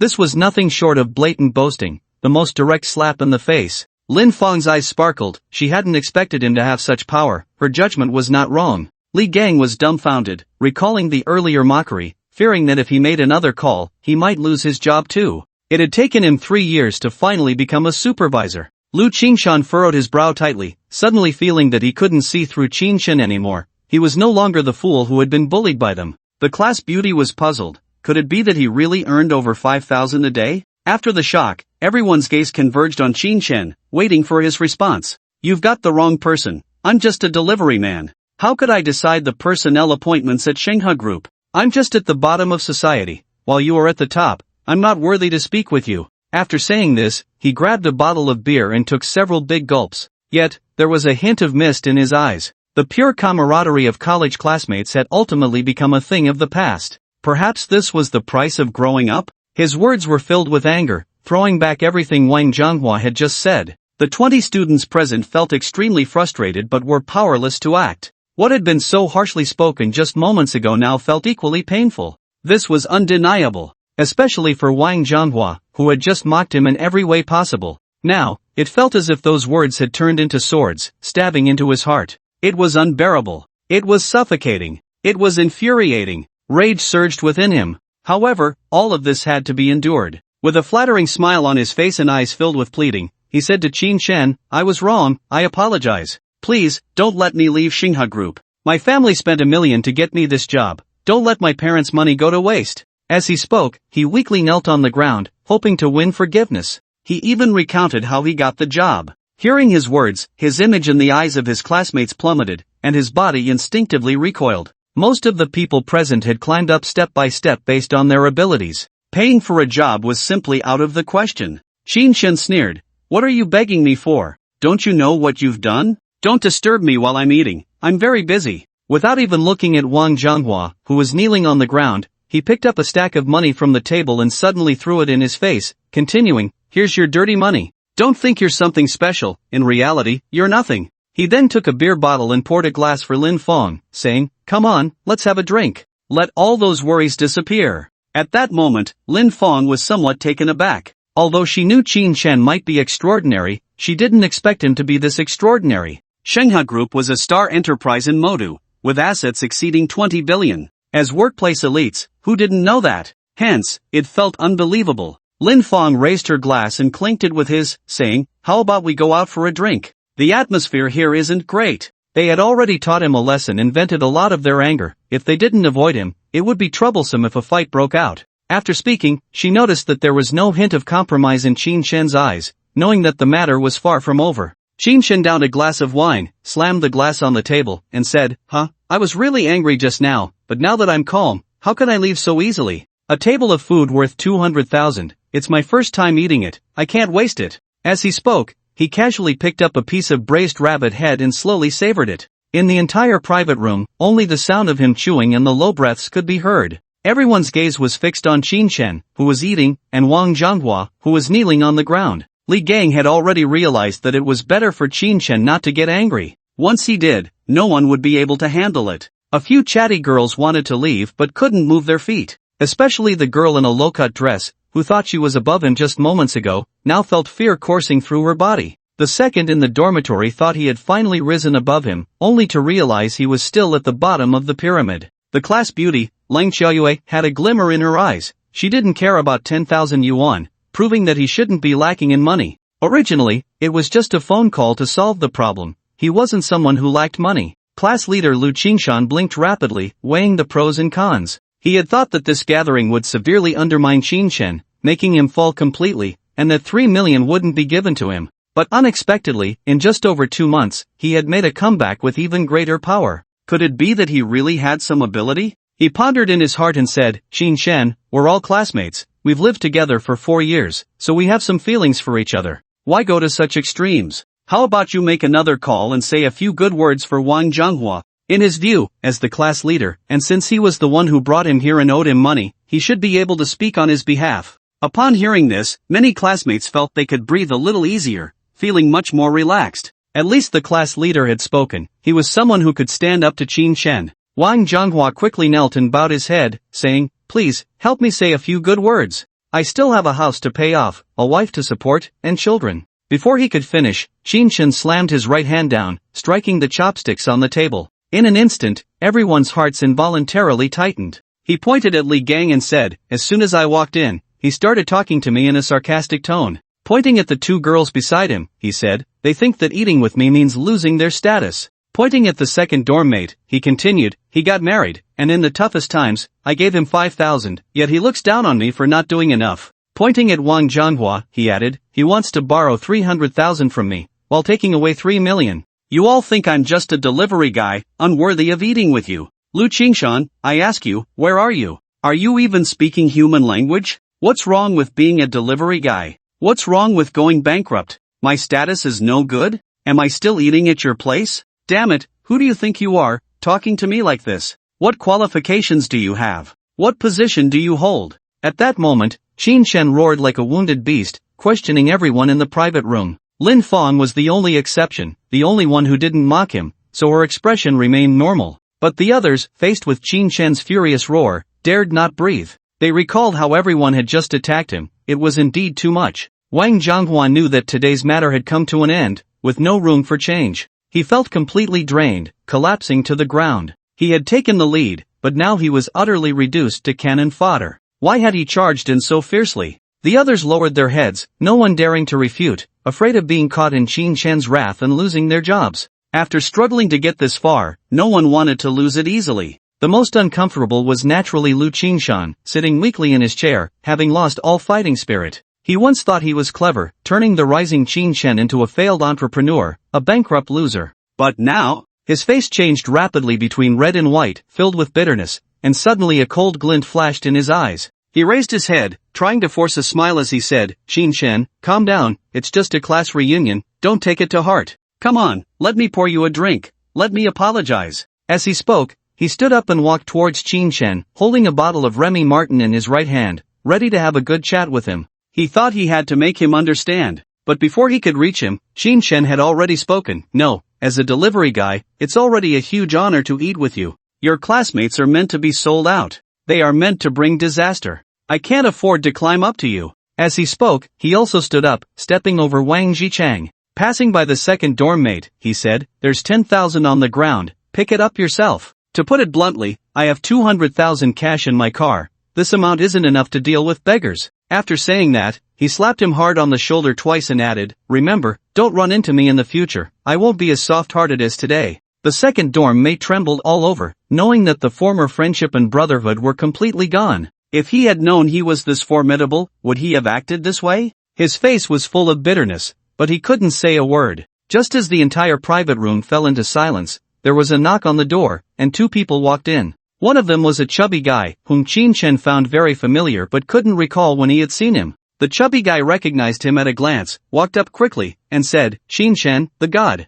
I didn't expect it to really be you, your style is so unique. No need to say anything, since you're at my buddy's hotel, I have to treat you to 2 bottles of good wine. Red wine from the Francopointon estate, a specialty Lafite." The chubby guy was a bit too familiar, grabbing Qin Chen's right hand with both of his, smiling broadly. Behind him, a waiter held a tray with 2 bottles of red wine. The labels were a bit wrinkled, and one of the bottle caps was missing, as if they had been picked up from a pile of junk. Upon hearing his voice, Qin Chen remembered who he was. One of Jiang Wei's groomsmen, a rich second generation. Ji Kuaiyu. Qin Chen withdrew his gaze from the red wine, nodded, and before he could speak, he heard the class monitor Lu Qingshan's voice beside him. "Young Master Ji, you came to deliver wine? Thank you so much. Our gathering has been greatly enhanced by your generous gift." He knew deeply that the chubby man with a beaming smile in front of him was the young master of the New World Hotel, a well-known playboy. Therefore, he set aside all his anger and approached to greet him. However, he did not expect Ji Kuaiyu to tilt his head and glance at him, then say to Qin Chen, "Who is he? Your friend?" He held Qin Chen in high regard, having witnessed his capabilities on the day of his wedding. He was a person one must befriend, but the people around him might not be taken seriously. A friend of a friend is not necessarily a friend, they could be an enemy or perhaps a competitor. "Classmate, we are classmates," Lu Qingshan said with a shameless grin, volunteering to introduce himself. In reality, he was secretly shocked. Qin Chen could actually make this rich second generation feel awe, even sending wine during a meal. He had to seize this opportunity to build a connection with him. However, Qin Chen glanced at him with disdain and said, "I can't afford to associate with him, he is the boss of the art group, and I'm just a delivery guy. How could I have such a friend? Let's not talk about anything else, thank you for the wine. I just wanted to change rooms to drink a bit, let's go together." After speaking to Ji Kuaiyu, he turned to Lin Fong and said, "Lin Fong, come drink with us. The taste here is lacking." After saying that, he ignored everyone else. Lin Fong nodded, stood up to tidy her clothes, and followed him. She also did not expect Qin Chen to know such a rich second generation. Not the top tier, but still first rate. Their influence should never be underestimated, they were absolutely formidable. "Oh, there's a beauty? We must go, let's go. The atmosphere here feels off, don't get hurt or anything," Ji Kuaiyu said with a smile, turning to lead the way outside. Making friends requires not only mood but also capability. Qin Chen was not only skilled at the piano and guitar but also formidable in a fight, and most importantly, he drove a Bugatti Veyron. Just one car represented a lot. Lin Fong followed him outside. The gathering had lost its meaning and did not need to continue. Lu Qingshan watched helplessly as Ji Xiao left, unable to follow, trembling with anxiety, wishing he could rush over immediately. His heart was filled with resentment, wondering why he wasn't Qin Chen, why he couldn't take his place. He felt no remorse for his mistakes. After taking a few steps, Qin Chen did not hear his apology, turned back, and threw out a line, "I hope your art company shines brightly. I will set up numerous obstacles for you. 3 million, I want you to pay 30 million. With that, he pushed the door open and left without looking back. Qin Chen left lightly, not taking a single cloud with him. However, the atmosphere in the private room became extremely heavy, especially for Lu Qingshan, who stood at the door. His heart was almost in despair. Looking at Wang Jianhua, one could tell that when Qin Chen did not care, there would be no problem. But once he did care, it would definitely come at a cost. Moreover, no one doubted his abilities. The class flower blinked rapidly, stood up, tidied her clothes, picked up her handbag and phone, and walked out in her crystal high heels. The air was left with a faint scent of Chanel perfume and a line, "The friendship among classmates has soured, I have no reason to stay. If anything happens in the future, don't come looking for me." She was one of the few who would help Qin Chen. Although she carried an air of superiority, at least she had that intention. The others exchanged glances, licking their dry lips, truly unsure of what to say. Whether it was Li Gang, the second brother from the dormitory, or the girl in the low-cut dress, none of them had the initial arrogance anymore. They were still savoring Qin Shan's words. The first to react was Lu Qingshan, who turned back to address everyone, saying, "Classmates, don't mind them, let's continue eating. Since we ordered, let's finish it all. I'm not made of clay, I've weathered storms, so what's there to fear?" He believed that with his own abilities, he could withstand Qin Shan's retaliation. Everything was just a passing cloud. As he spoke, he strode back to his previous position. 20 classmates were scattered around, sipping their drinks in silence, the atmosphere no longer as lively as before. Everyone knew they had chosen the wrong person and underestimated Qin Shan. They thought he was down and out, having gone bankrupt and owing hundreds of thousands, reduced to being a delivery man. They gathered to mock him, expecting a good show. But unexpectedly, he dealt them all a heavy blow. The loudest among them, Wang Zhanghua, had lost his job, and the class monitor was about to face retaliation. They had no idea what kind of retaliation it would be. Lu Qingshan sat in his seat, taking a large gulp of his drink, his face instantly turning a deep shade of red, looking extremely unappealing. His eyes sparkled with a blood-red light, like a beast ready to pounce, no longer resembling the spirited boss he once was. Qin Shan, of course, could not see this. Following Ji Kuayu, he walked into a small private room, where a female server immediately began to serve the dishes. "Master, your skills are impressive. Can you teach me a thing or two? I'm currently pursuing a female star, but she's a martial artist, and I can't handle a slap from her." Ji Kuayu didn't mention what had happened in the private room but instead asked about himself.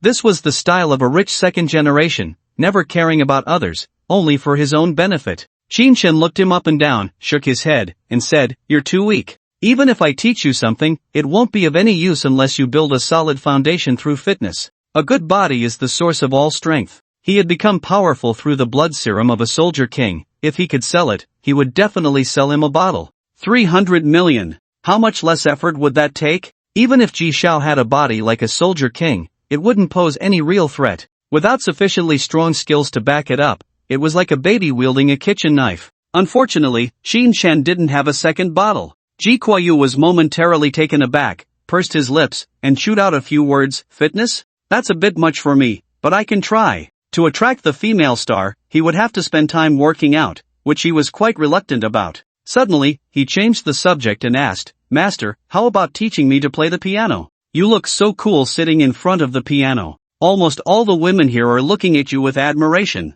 He thought of another angle, believing it could attract even more women. Some women who couldn't be won over with money could be impressed by art. Qin Shan seriously sized him up and said, "Learning the piano is even more troublesome than working out. The sheet music, each key, finger dexterity, etc., will take at least 3 years to master." This rich second generation had some ideas, wanting to learn his skills. Otherwise, he wouldn't have given him 2 bottles of red wine. Hearing that it would take at least 3 years, Ji Kuayu was instantly dumbfounded. Just then, a server brought in the dishes, and they temporarily set the topic aside. Sitting next to Qin Shan, Lin Fan listened to their conversation and realized just how impressive Qin Shan was. He could fight and play the piano. From the rich second generation's tone, it seemed he was particularly skilled. Otherwise, he wouldn't be so worshipful, wanting to learn from him. But hadn't he studied business management? Did he learn many skills after graduation? Despite the countless questions in her mind, she didn't voice them, merely looking at Qin Shan's profile with curiosity.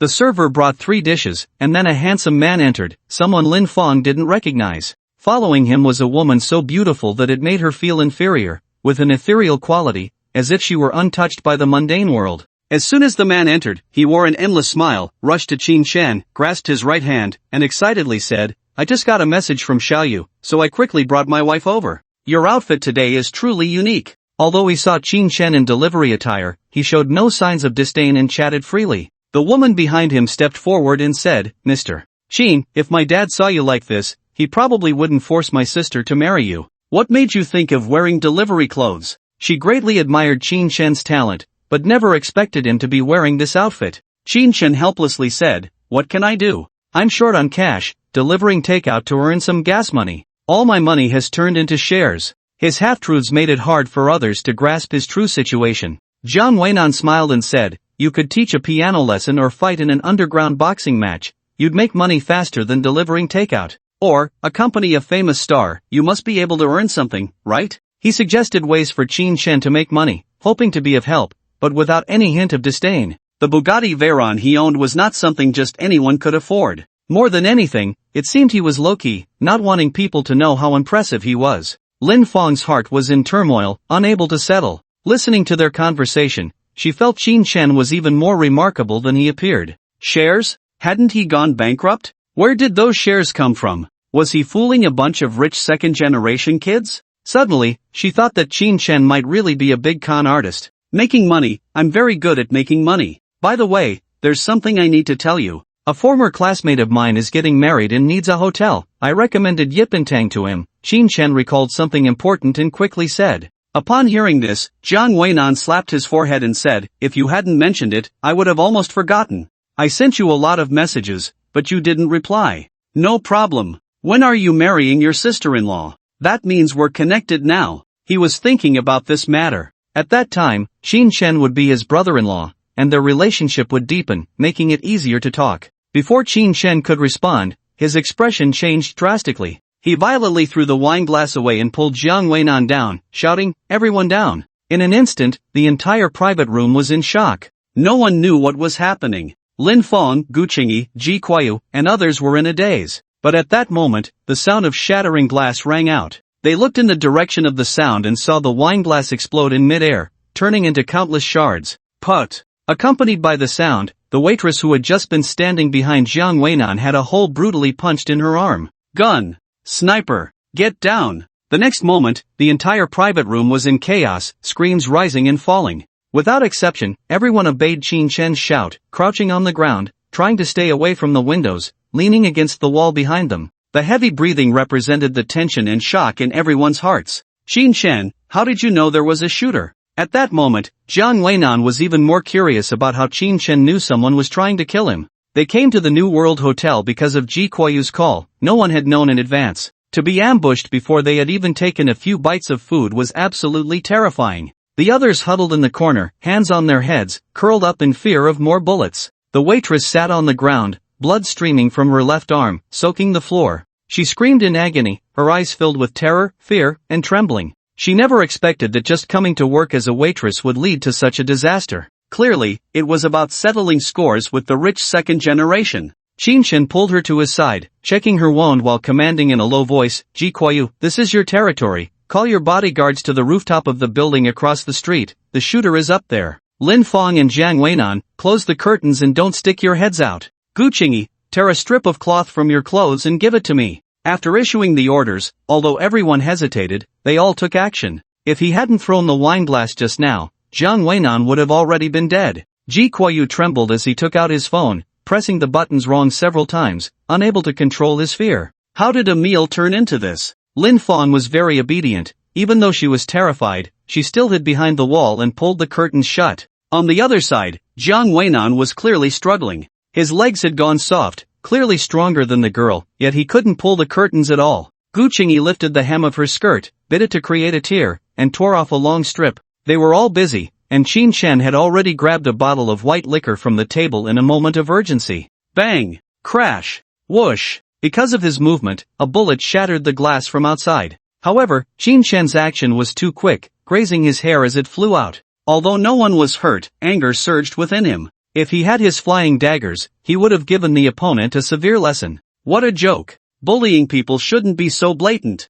At this moment, he could only swallow his frustration. However, the assassination techniques he had learned could indeed help him deduce the opponent's thoughts. He unfastened the needle pouch from his left wrist, threw all the golden needles into the bottle of white liquor, and said to the waitress, just hold on a moment, after I disinfect the needles, I can stop your bleeding and relieve your pain. As he spoke, his hands moved swiftly, organizing the golden needles. Soon, everyone had completed their tasks, and their gazes converged on the needles in Qin Chen's hands. He then tossed a chair aside, clearing the path to the door, no longer blocking anyone's exit. Then he took out the golden needles and quickly pricked the waitress's arm several times. The blood visibly stopped, and the wound gradually healed, a truly miraculous sight. This scene left them in shock once again. God, you must save us. You are a deity, is there anything you can't do? Ji Kuayu, lying nearby, felt much more at ease after finishing his call to the bodyguard and asked. His words received unanimous agreement from everyone. What else could he not do?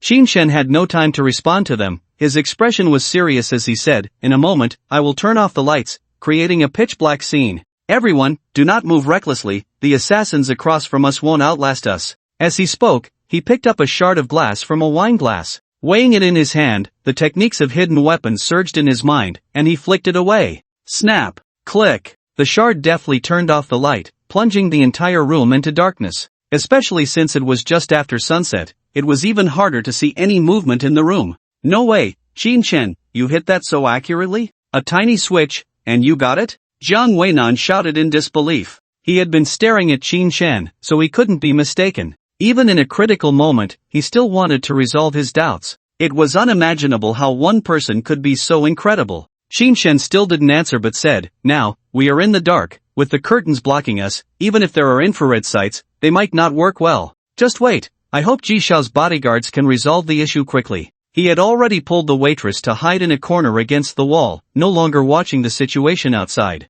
Time slowly passed, and the atmosphere grew increasingly tense. Gu Qingyi could hardly bear the dull weight and life-threatening situation in the darkness, so she called Jiang Weinan over. Although Jiang Weinan was by the window, he cautiously moved closer upon hearing her voice, wrapping his arms around her and leaning against the wall. Lin Fang, out of fear, stealthily appeared beside Qin Chen, grabbing his right arm and whispering, "I'm scared. I didn't expect there to be such weapons in our country." She had originally exuded the aura of a strong woman, but at this moment, she was like a little bird, almost pressing her entire body against Qin Chen. Her delicate figure, after working out, trembled slightly, clearly very frightened. Yet, there was also a softness and warmth emanating from her, making Qin Chen feel somewhat distracted. He whispered, "Don't be afraid, if he really shoots at the wall, it won't cause any harm. The bodyguards will likely make him leave early." He felt quite frustrated. It had been a long time since he had felt so stifled. There was nothing on site that could be used as a hidden weapon. If it were Western cuisine, at least a dinner knife could kill.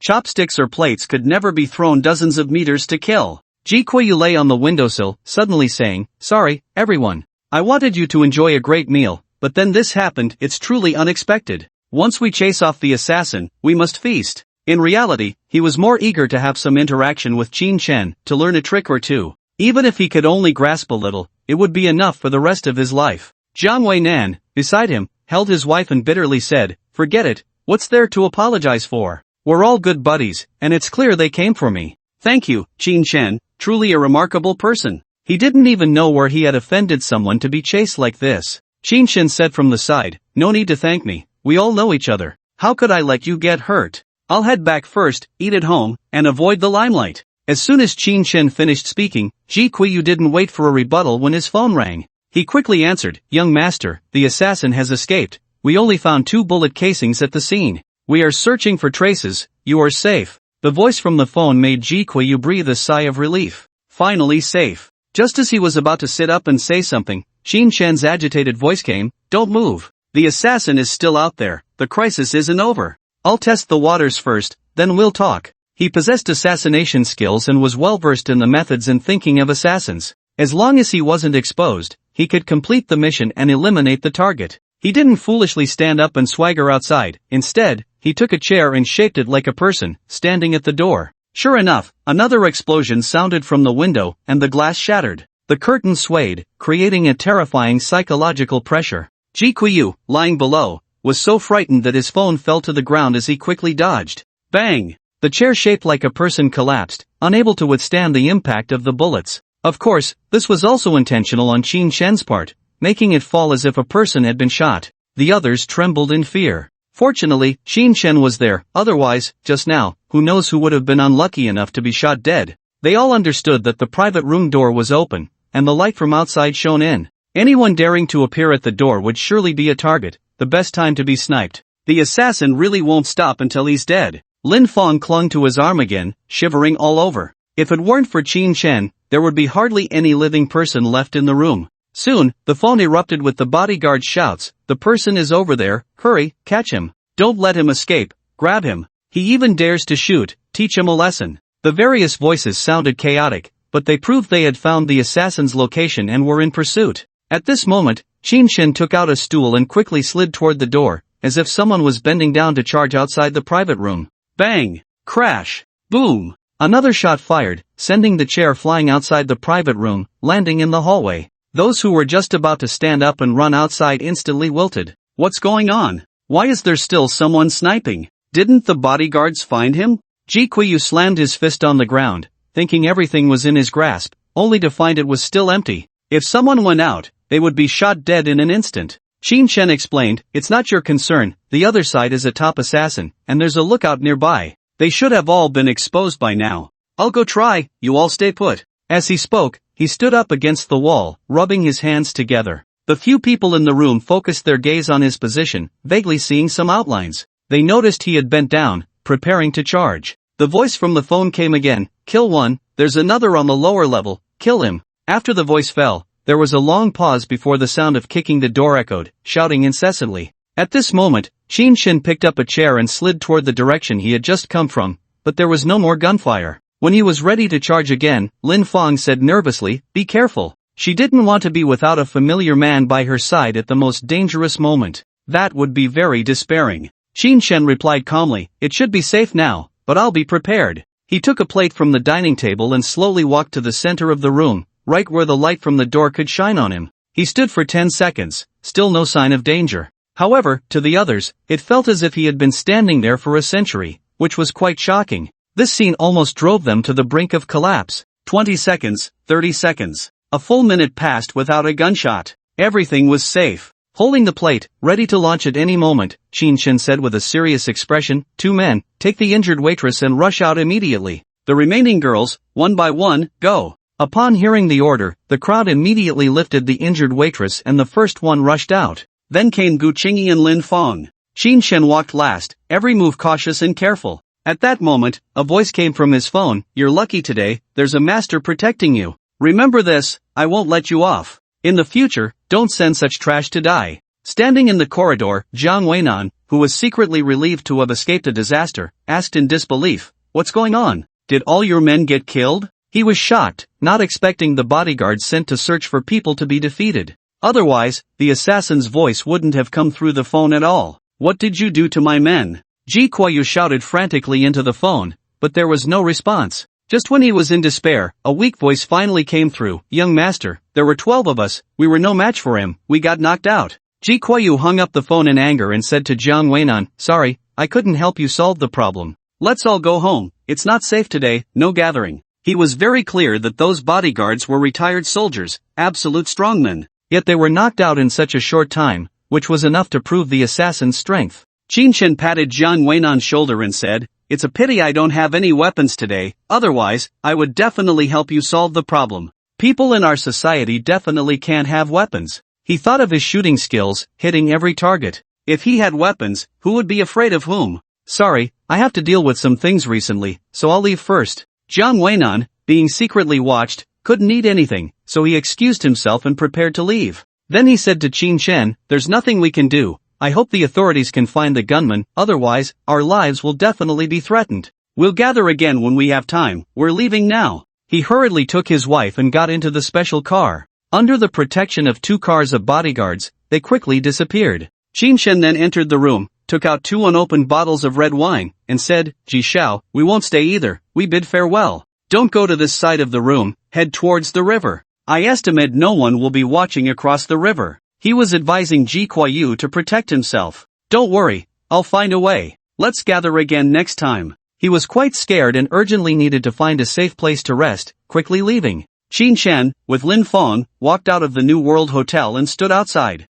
How about you come home with me? I'm a bit scared. That scene just now was enough to scare me to death. As soon as Lin Feng came out, she expressed her extreme emotions. Dependence, or temptation. In her mind, Qin Shen would definitely agree. Then everything would fall into place, leading to a good outcome. This was the follow-up to some gatherings. However, for Qin Shen, that was simply not possible. With a smile, he said, it's fine, I still have to go home, she's waiting for me. I have a designated driver's number. As they spoke, they had already walked up to the Rolls-Royce Dawn and took out a business card from inside. Coincidentally, Lu Qingshan and his group, feeling bored, had just come out of the hotel and happened to see Qin Shen getting into the Rolls-Royce. In an instant, the 20 or so people felt as if the world was spinning. It was definitely not the effect of too much alcohol, nor was it a case of mistaken identity. It was truly Qin Shen's car. Just moments ago, many had mocked him for driving an electric vehicle and even needing to find a chauffeur. Now, their faces were practically swollen from the shock.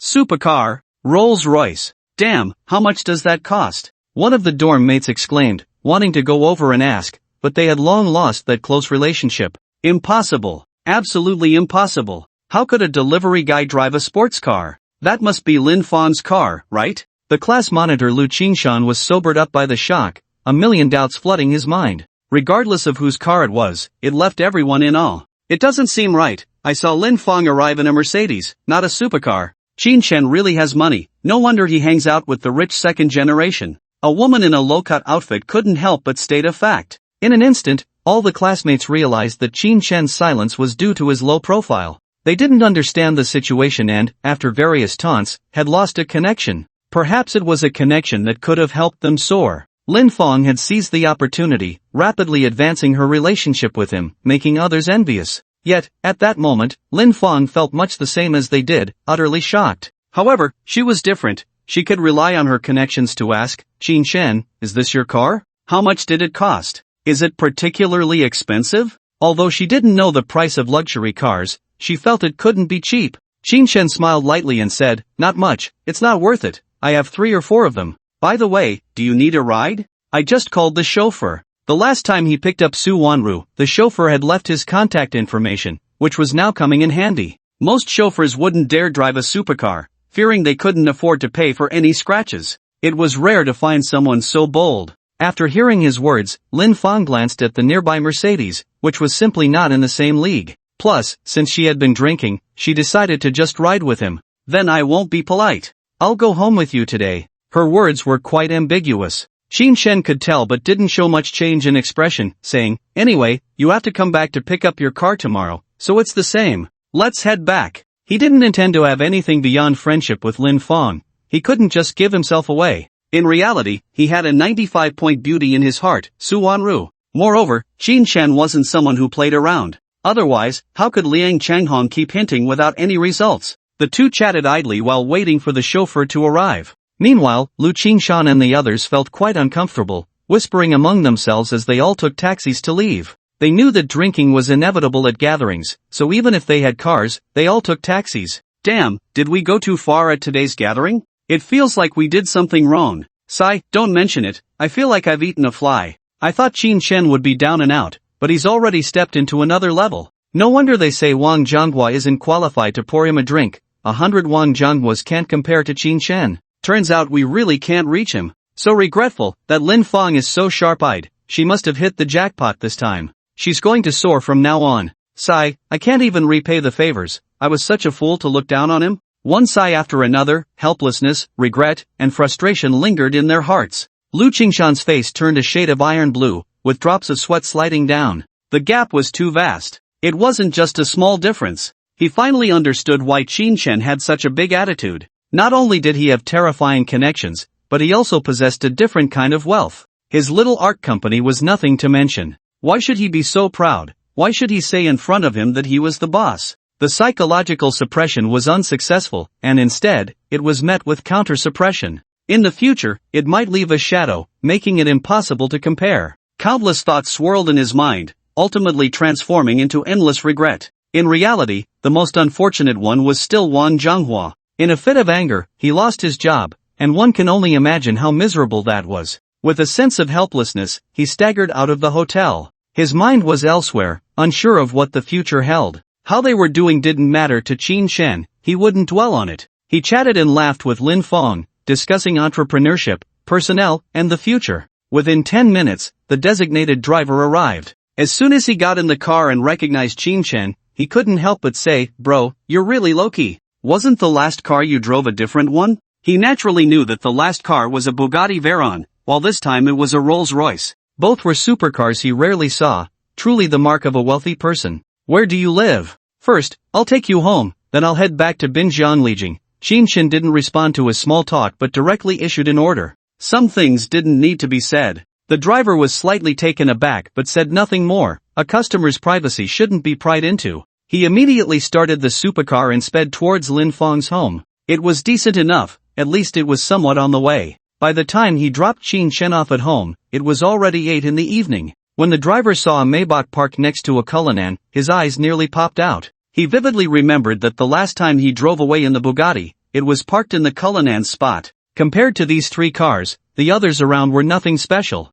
Bro, awesome. The driver gave Qin Chen a thumbs up, praising him repeatedly. It was unimaginable how much wealth he possessed, buying luxury cars one after another. Qin Chen waved his hand nonchalantly and said, "A total of 380, I've transferred it to you." Without much more to say, he took his phone and keys and went upstairs. The driver thought for a moment, took out his phone, snapped a picture of all 3 cars, and posted it on his social media. "Today I met a godly rich guy, a Rolls-Royce Dawn worth 20 million, a Cullinan worth 30 million, a Maybach worth 40 million, and a Bugatti, which I drove last time, at least 35 million. Envious, just the cars alone are worth over 100 million. Incredible." Many of his friends on social media were also designated drivers and wealthy individuals. After seeing it, the drivers were filled with envy and jealousy. They could only dream of driving such luxury cars in their lifetime. The wealthy saw it and inquired about the owner's information, hoping to make a connection. He instantly satisfied his vanity and was the center of attention. Qin Chen had no idea he would react this way. If he had also posted the license plate number, many would have traced it back to him. After all, the power of the internet is vast. After returning home, Qin Chen lamented that he had only drunk a bit of wine and hadn't eaten, feeling quite cheated. There was no choice but to whip up something simple to eat. After finishing, he realized he needed to learn how to make noodles. Cooking was too slow and consumed a lot of time. It was not worth the effort. Sitting on the sofa, he digested his food while searching for delicious recipes, landing on cat ear noodle soup, the simplest and quickest noodle dish. While watching a video, he glanced at his WeChat. The university group was initially lively, even sharing a few group photos and toasting pictures. However, after 6:30, none of the classmates who attended the gathering showed up again. Some even left the group. The group of 52 had shrunk to 48. The 30 or so who were unaware of the situation popped up, asking what had happened. No one responded in the end. Qin Chen scoffed and sent a message, "Don't ask. Asking means you don't know. When a person's conscience is corrupted, it will never turn red again." His words were filled with deep sarcasm. He then ignored the changes in the group, and after the 10-minute video ended, Qin Chen noticed 2 glowing orbs on the ground. He didn't go over. Instead, he found perfect relationship and continued watching. The phone looked towards the high school group, which was still incredibly lively, showing 999 messages. Scrolling to the top, I unexpectedly saw Chen Jun had posted a video. The caption read, "I keep my word, live streaming eating shit, recorded the video above, you can watch it yourselves." Just that one sentence instantly captured all of Qin Chen's attention. He actually followed through on what he said to Lu Yen. Instead of immediately clicking on the video, he looked at everyone's comments below. "Damn, brother Jun, you're amazing. I'm eating right now and almost threw up. What the hell, such a heavy taste, you actually posted this? Why didn't the system ban it? I can't take it anymore. Chen Jun, you're too disgusting. I looked closely, it seems like it's not real shit, but made of sweet bean sauce? Bro upstairs, you still looked closely? Your taste is even heavier." Below, a group of people were sending disgusted emojis, questioning, and cursing all at once. None of them expected Chen Jun would actually eat shit. Even less did they expect him to post it in the WeChat group. Seeing their discussions, Qin Chen's curiosity was further piqued, and he cautiously clicked on the video. Sure enough, Chen Jun was standing in the bathroom, holding a lump, eyes closed, shoving it into his mouth with great force. His expression was as ugly as it could get, truly resembling someone eating shit. However, Qin Chen could tell at a glance that it was clearly sweet bean sauce mixed together. There was more acting involved. Of course, the video was only a short 10 seconds, and Chen Jun disappeared from the frame, with the sound of dry heaving following. Even if it wasn't real shit, pretending to eat it felt uncomfortable. Fake. Regardless, the fact that Chen found a way to fulfill his bet was already commendable. If it were anyone else, it would have definitely ended without resolution. They might even just leave the group, deeming it unnecessary to stick around. At least this mindset made Qin Chen appreciate him more. Following that were various doubts about him, leading to over 1,000 comments. Lu Yen quickly appeared, commenting, "You guys are overthinking it. How could a rich second generation like Chen Jun eat shit? But I really admire you, you made it look quite real, not like a turtle." It was clear he shared a similar view with Qin Chen, admiring Chen Jun's resourcefulness. A group of students immediately shifted their stance, all agreeing, feeling he did well. At this point, the matter was settled. However, discussions surrounding Qin Chen only grew. They kept debating whether he was rich or not. Those who thought he was rich said he owned 2 luxury cars, so he must be very wealthy. Those who thought he wasn't said he was just renting cars to show off, Or maybe he was a salesperson in the second-hand car market. Otherwise, why were his parents still renting a house? Hearing their discussions, Qin Shen's attention shifted to his parents. The amount had already exceeded 700,000. If the first car on the weekend performed well, it might even surpass 1 million. At that time, he could call his parents together and buy a better apartment. Shaking his head, he stopped paying attention to what the class group members were saying and exited. He looked at the projection screen. Suddenly, he felt incredibly bored. Even watching a show brought a wave of loneliness. Standing up, he looked out at the brilliantly lit world outside, feeling it had nothing to do with him. It was as if they were two separate worlds. Endless loneliness tightly surrounded him. Just a moment ago, he could still feel emotional fluctuations from scrolling through the group, laughing along, enjoying the liveliness. Looks like I'm still missing a woman. Let's send a video to Su Wanru. Standing in front of the floor-to-ceiling window, he sent a video to Su Wanru. A video was better than a phone call. After nearly half a minute, she finally picked up. Su Wanru appeared on the screen, and Qin Shen almost didn't recognize her. Her wine-red waves were tied back casually, hanging loosely behind her head. Her forehead and nose were glistening with sweat, dressed in simple loungewear,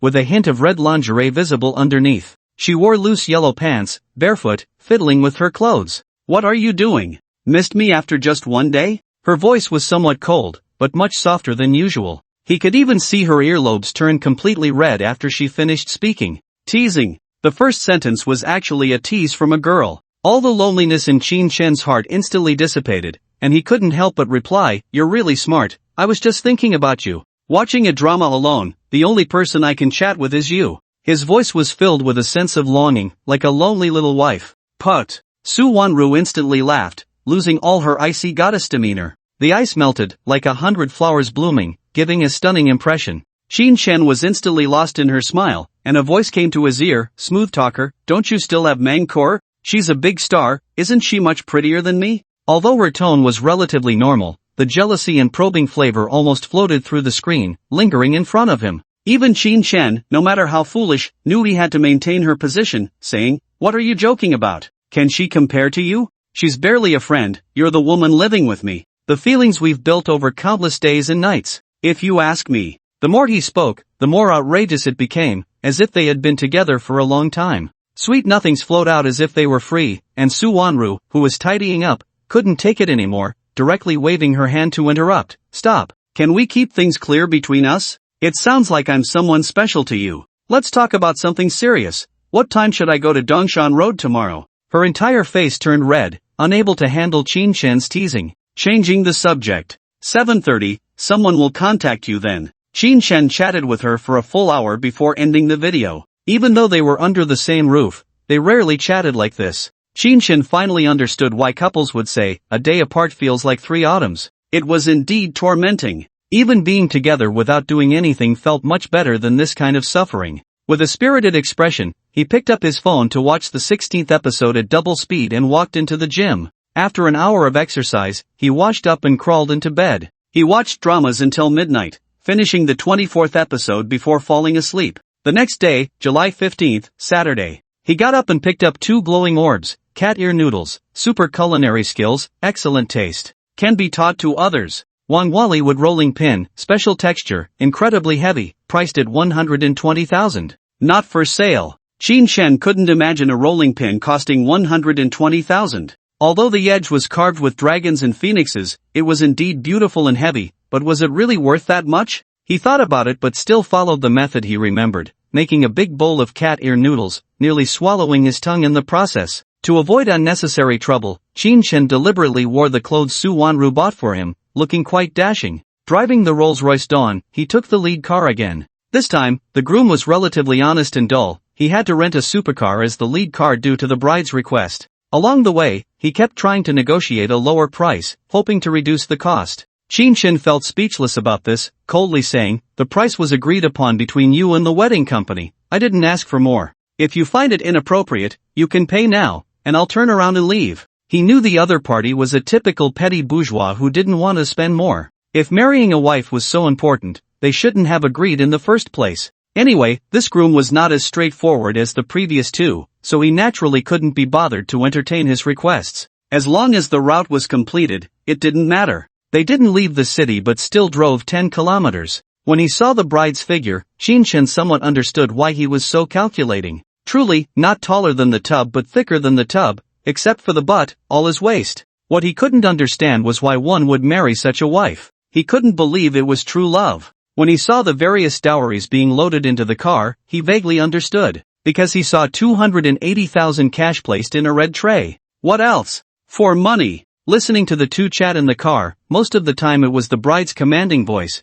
while the groom hardly spoke. He had no faith in this marriage. 18 kilometers, 126,000. There's nothing more to say. The groom directly counted it out from the wedding gift money and placed it in the car. At this moment, Shin understood why he had been thinking of lowering the price. It turns out the feelings came from this money. It was truly unexpected. There was already over 300,000 in the car, which was quite inconvenient. If something happened, he would be very passive. Just as he was about to find a bank to deposit the money, his phone rang. He took it out to see it was Su Wanru. They had agreed last night that after the wedding, they would go to Tangshanipin to take a look. She must be asking if he had come out. Sure enough, when he answered, a cool voice came through. Shin Chen, are you done? I've sent people into the wedding venue, and I haven't eaten yet. I'm coming out to find you. Su Wanru wanted to have a meal with Shin even more, feeling out of place watching others being sweet together. Shin smiled slightly and said, what a coincidence, I just came out too.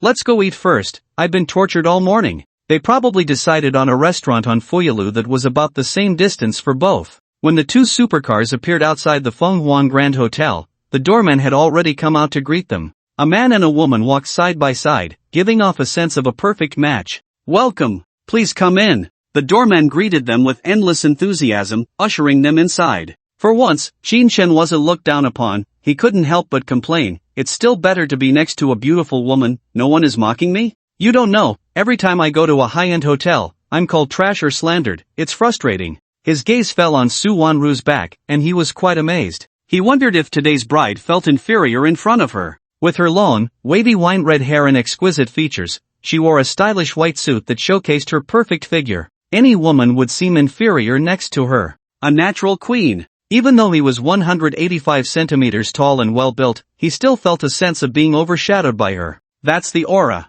Hearing this, she smiled lightly and said, of course, you should see who I am. A top beauty, adding points for you. Although they walked side by side, they didn't cling to each other, yet it surpassed the boundaries of friendship. It looked like they were more than friends but not quite a couple. Shin wore a smile, feeling very comfortable regardless of everything around them. His right hand held the car keys and phone, while his left hand casually swung a black plastic bag. Su Wanru found the plastic bag quite bothersome and couldn't help but ask, what are you carrying? Why not put it in the car? In a high-end restaurant, if one carried a handbag, it would be acceptable. A plastic bag, however, was too cheap. Shin glanced around, leaned closer to Su Wanru's ear, and said, I saw there's a construction bank nearby, planning to deposit the money after we eat. There's over 320,000 here, they keep giving me cash, and I'm quite helpless. When he looked at her, he noticed she was holding a Gucci bag, exuding an elite, mature vibe. Looking back at the black plastic bag in his hand, it did feel a bit awkward. But since he had taken it out, he naturally wouldn't put it back. Su Wanru was taken aback upon hearing this, her eyes filled with shock. She quickly glanced around and pointed to a booth by the window, saying, alright, let's eat here. You're really bold. Aren't you afraid someone will steal it? But how did you earn so much money? Won't they give you a red envelope? As she spoke, they had already walked to the booth. Just as they sat down, a beautiful waitress in a uniform quickly approached, respectfully presenting the menu. The menu looked more upscale than usual, giving a sense of nobility. The details made the guests feel the atmosphere of a high-end hotel. Shin didn't answer. He picked up the menu and casually flipped through it. Crystal shrimp, Australian lobster, stir-fried deer tongue. He felt that after the noodles he had for breakfast, he should supplement with some meat now. Moreover, coming to such a grand hotel, one should eat well and avoid wasting the opportunity. Su Wanru rolled her eyes at him and ordered 2 dishes, a soup, and 2 bowls of rice. He ordered orange juice and sour plum soup,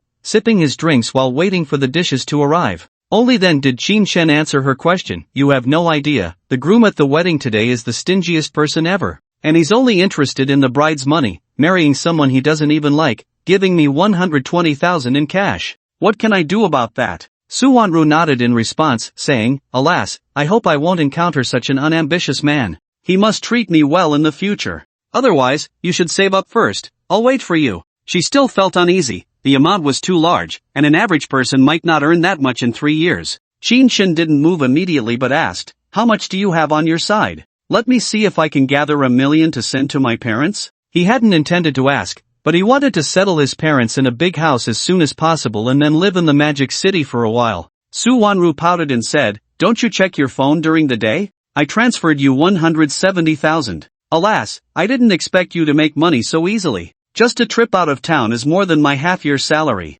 As a professional elite woman who wanted to develop a relationship with Qin Shen, she had to leave a good impression on him. The moment the money arrived, she transferred it to him. Not greedy. Her words carried a hint of envy for Qin Shen's speed in making money. What if she hadn't seen it? Who knows how much more? Qin Shen smiled awkwardly and said, "Maybe I didn't hear it in the noisy environment?" As he spoke, he noticed the 170,000 transferred via WeChat, stood up, and smiled, "That's enough for $1 million, I'll be right back." Just as he was about to leave, a handsome young man dressed like an elite walked over quickly and said, "Assistant Su, I didn't expect to see you at the Phoenix Hotel. What a coincidence." At the sound of his voice, Qin Shen's body, which was about to leave, froze instantly. His gaze fell on the two men. The one in front had well-defined features and deep-set eyes that were not the typical black of the dragon country but a grayish hue. The man behind him had a well-proportioned physique, his muscles weren't bulky but definitely possessed terrifying strength. A bodyguard. A top-tier bodyguard.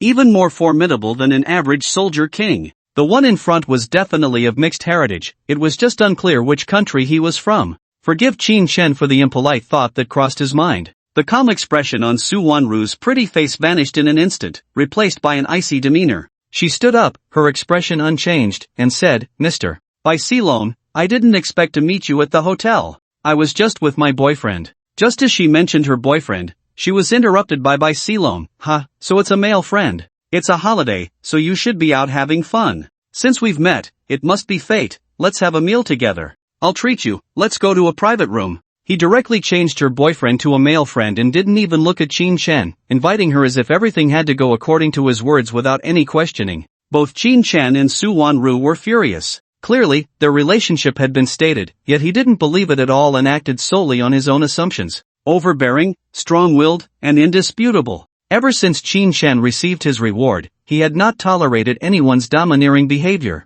He said from the side, "Wanru, where did this fly come from, buzzing around and disturbing my appetite?" His tone was very rude, reducing the two men to the level of flies. Hearing his voice, Bai Silong still didn't glance at him but said to Su Wanru, "You should know, I am the first heir of the Bai family, destined to take over the vast Bai family in the future. With assets of 5 billion, I can provide you with any life you desire. You are the woman I, Bai Silong, have set my sights on, and I won't allow anyone to covet you. Otherwise, don't blame me for being ruthless." Just a single sentence expressed his cruel declaration. He treated Su Wanru almost like a forbidden object, not allowing anyone to touch her. After that, he still did not look at Qin Shen, but coldly said, "If you don't want your whole family to die, stay away from Su Wanru. She is a goddess high above, not someone like you, a lowly sycophant, can touch. If you don't want to die, get lost immediately." His posture was like a ruler of the world, unquestionable. But to Qin Shen, he was just a piece of arrogant trash. He didn't care at all.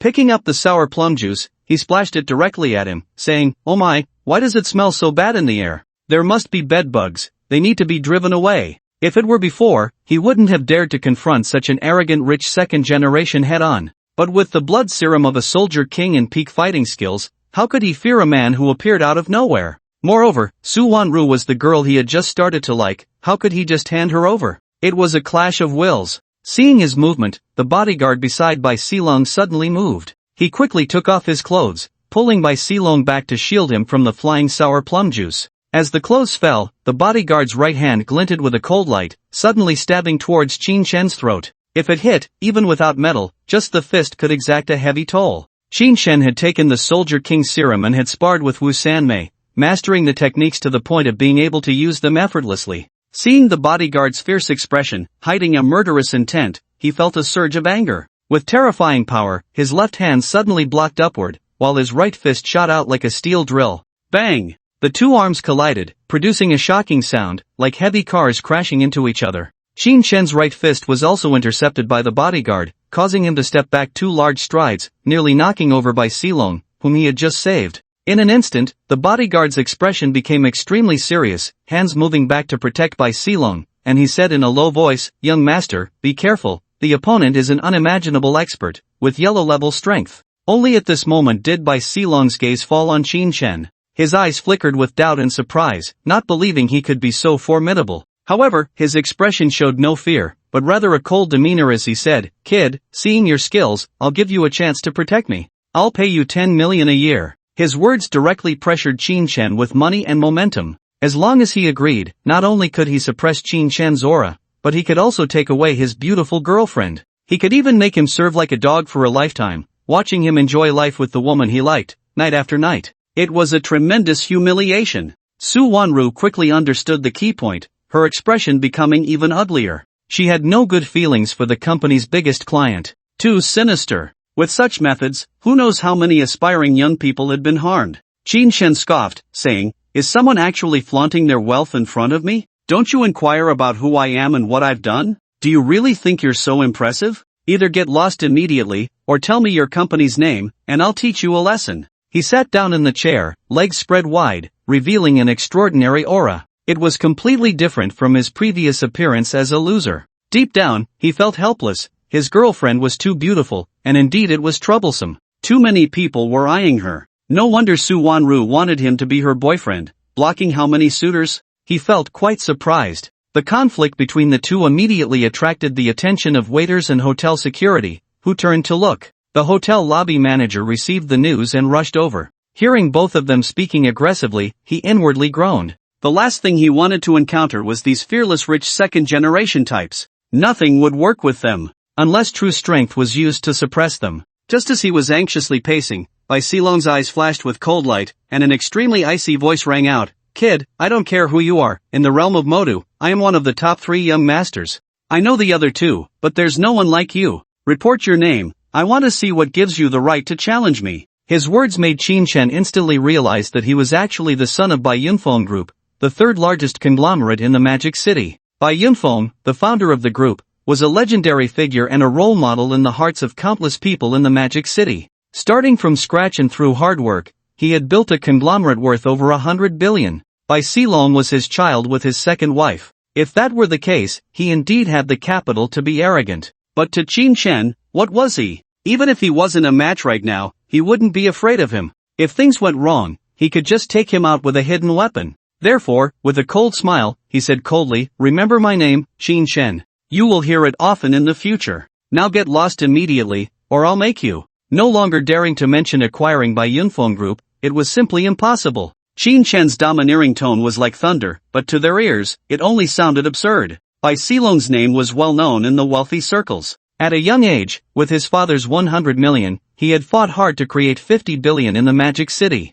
He could be considered a standout of the new generation, a leader. Otherwise, how could he possibly be named the heir? Thus, many diners on the scene, upon hearing that Qin Chen wanted him to leave, felt it was utterly unbelievable. Whispers began to arise. Who is this Qin Chen? So arrogant? I don't know, maybe this is what a strong person is like? I think he's just a fool, completely unaware of the Bai family's influence in the Magic City, which can wipe out any group in an instant. Sigh, offending the Bai family over a woman. To put it nicely, it's true love. To put it bluntly, it's just being thick-headed and not knowing when to back down. Their voices reached Qin Chen's ears, but he didn't care. If one couldn't fight fiercely for a woman, if one couldn't risk everything, then it was certainly not love. Therefore, with a detached gaze, he stared at Bai Silong, waiting for him to make a decision. Meanwhile, Su Wanru across the room was already in tears. She had never imagined that Qin Chen would confront such a colossal entity as the Bai family for her. She deeply understood how powerful the Bai family was.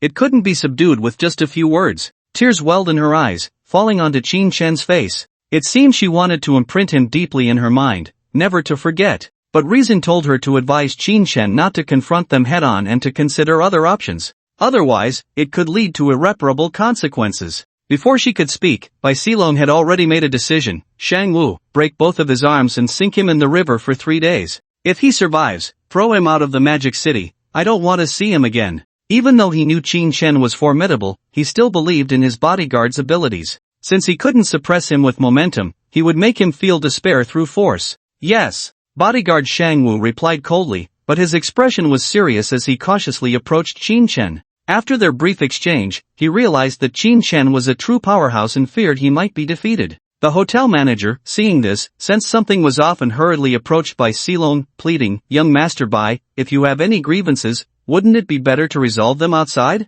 We can't have casualties in our hotel." In theory, the Phoenix Grand Hotel was also a top-tier establishment in the Magic City. However, in front of the Bai Yunfeng group, it was nothing but trash, hardly worth mentioning. Thus, the dignified manager could only plead, not daring to speak harshly. Every aspect required saving face, strength was insufficient. Bai Silong shot him a fierce glare, ignoring him. Coming to talk to him was tantamount to saying he was easy to negotiate with? No way! After hitting a wall here, the manager helplessly called out to Qin Chen, "Qin Chen, you should know that our hotel is a 6-star establishment, and everything here is expensive. If you break something, you won't be able to afford it. Surrender immediately and leave with young Master Bai." When facing Bai Silong, he was polite and obsequious. But when facing the powerless Qin Chen, he appeared extremely arrogant and commanding. In this regard, Qin Chen could not indulge him. Coldly, he said, "I don't care who you are." After driving Bai Silong away, "It's your turn." Bowing and scraping to him, "Do you think I'm easy to bully?" As he spoke, Shang Wu moved. Ignoring everything around him, he stomped forcefully on the ground, his body shooting forward like an arrow released from a bow, charging at Qin Chen. The floor shattered beneath him, unable to withstand his violent force. Qin Chen narrowed his eyes, a strong mockery appearing at the corners of his mouth. "Kid, you really are cautious, but unfortunately, you're just trash. Watch my punch." The inability to control his own strength proved that Shang Wu's control over power was vastly inadequate. It looked intimidating, but in reality, it stemmed from a lack of finesse in his training. As he spoke, his body also moved forward, calm and still, meeting Shang Wu head-on. However, the force in his fist instantly pierced the air, creating a sonic boom. Bang bang bang! This was his first full-force strike, a rare encounter with someone of similar strength. The two fists collided violently in the void, boom! The air was almost shattered, producing a piercing explosion sound. Shang Wu's brows twitched rapidly, and his right hand trembled slightly. His left hand shot out from his waist, carrying a glint of cold light, aimed directly at Qin Chen's neck. Despicable! Qin Chen saw the dagger in his hand and shouted in anger. His eyes flashed with killing intent as his large hand shot forward, not using brute force but rather a gentle strength. A capture technique. A form of combat skill that can disarm an opponent with bare hands. His right hand landed on Shang Wu's wrist, applying slight pressure to seize it. At the same time, his right foot flew up, kicking at Shang Wu's supporting leg. Shang Wu, worthy of being a top bodyguard, suddenly withdrew his left hand while his right knee transformed into a knee strike, crashing into Qin Chen's abdomen. A fight to the death. A life-for-a-life combat style. When facing a slightly stronger opponent, this self-rescue attack mode often proved highly effective. However, for Qin Chen, it was tantamount to seeking death. Ignoring the knee strike, his right foot in midair kicked directly at Shang Wu's charging body. Simultaneously, his right hand exerted force, firmly gripping the muscle of the opponent's arm. Lie down! With a roar, Shang Wu's originally sharp attacking body instantly became horizontal in the air. Following that, he fell to the ground with a speed several times faster than free fall. Bang! Crash crash crash! Accompanied by the continuous sound of the floor shattering, Shang Wu lay on the ground, his expression pained. The floor splintered in all directions. But it wasn't over. Qin Chen grabbed his left wrist with both hands and forcefully twisted it. Crack crack! Accompanied by a piercing sound, Shang Wu's hard wrist bone emitted a sound of fracture. Clang! A bizarre weapon, only an inch long, fell to the ground. The sharp blade at the front reflected the light, giving a chilling feeling. Many women watching immediately turned away, unable to bear to look. Not only that, Qin Chen's right index finger picked it up, forming a heart attack point, and fiercely struck down on Shang Wu's shoulder well. Thud thud thud thud. There was no sound of bones breaking, only the sound of it sinking into muscle, leaving onlookers baffled. What use is such power? At this point, Qin Chen stood up and kicked the strange blade under the table. Trying to get it would not be so easy. He stood up, slowly approached by Silong, and coldly said, "Your bodyguard is nothing, yet you think he's impressive? Kneel and admit your mistake, or should I beat you down to make you admit your mistake?" What he had just used was a traditional Chinese medicine technique that left people's limbs numb and difficult to recover from. This was the most ruthless means of revenge. So, never offend a traditional Chinese medicine practitioner, you won't even know how you died. It will be a silent death. The scene fell into silence. Even Shang Wu could not let out a scream, as his whole body was paralyzed. The others did not expect that the little-known Qin Shen possessed such terrifying combat power. The bodyguard of the Bai family's heir must be a rare gem, the king among kings. However, when facing Qin Shen, he could only last one round before collapsing to the ground, unable to move. The one with the worst expression was still Bai Silong, his eyes filled with frustration and anger. How dare a mere trash make him kneel? Even if he had knocked down the bodyguard, he had no right to do so. Did he not fear his revenge, leaving him in utter ruin? The hotel manager, looking at the chaos and seeing someone lying on the ground, unable to move, felt a deep shock. Qin Shen was this powerful? What would happen when he came to settle the score with me? Could the boss protect himself? A series of questions spun in his mind, realizing he had flattered the wrong person. This was a true ruthless character. The other guests stepped back a few paces, looking at the scene in disbelief. My God, who exactly is Qin Shen? Could he be the richest man in the dragon country? Or a high-ranking official's child? Or perhaps someone from a hidden family? Stop guessing, he must be a reckless youth. After beating the Bai family today, just wait for his company to be acquired and his family to be implicated. That may not be the case, the Bai family isn't a monolith. Some would be glad to see Bai Silong dead to take his place. Perhaps he was sent by someone else. They whispered among themselves, even conspiracy theories emerging. In any case, it was clear that Qin Shen was not someone to offend, he was a wolf in sheep's clothing. Su Wanru looked at Qin Shen's back, tears streaming down her face, dripping onto the table. Qin Shen had stood up to the Bai family. The Bai family was far more powerful than Sun Yu, and he would undoubtedly face endless crises. What should he do? He probably wouldn't back down, he would only suppress them fiercely. She didn't know whether to be grateful to Qin Shen or to worry about him. They were somewhat better off, at least not facing Qin Shen's oppression, as they were outsiders. But Bai Silong was different. Facing the relentless Qin Shen, he needed to make a decision. To be beaten? Being publicly humiliated would ruin the Bai family's reputation. He also didn't believe Qin Shen would dare to really hit him. To kneel and beg for mercy? Not only would it ruin the Bai family's face, but he would also become a laughingstock among the wealthy elite of Modu, a tale to be told. No way. Therefore, he straightened his clothes and coldly said, "Do you dare to hit me? You and your whole family will have to bear the consequences from the Bai family." Slap. Before he could finish his words, Qin Shen slapped him hard. Then a cold voice rang out. Clearly, this is between us. How did it involve our parents? To put it bluntly, if you want to broaden the scope, I can accommodate you. He hated it most when others threatened his parents. He had to give them a brutal revenge. What nonsense! Killing your whole family at the drop of a hat, are you out of your mind? This is a society governed by law, where the law matters. Bai Silong was instantly stunned. The hotel manager covered his face with his hands, nearly scared to the point of kneeling. All the guests stared wide-eyed, almost dropping their jaws. Su Wanru covered her face and cried, unsure whether to be excited or worried, filled with complex emotions. They never expected that Qin Shen would dare to confront Bai Silong head-on. Because no one knew he had assassination skills, with hidden weapons that never missed. Although he couldn't be as impressive as in the movies, he could definitely cause someone to perish silently. This was the confidence that allowed him to act. Moreover, insulting his parents touched his bottom line, even the King of Heaven would have to fight back. He naturally had the confidence, so he was unrestrained. It was the first time Bai Silong had been hit, his face was swollen with red handprints, filled with resentment and fear. He trembled and asked,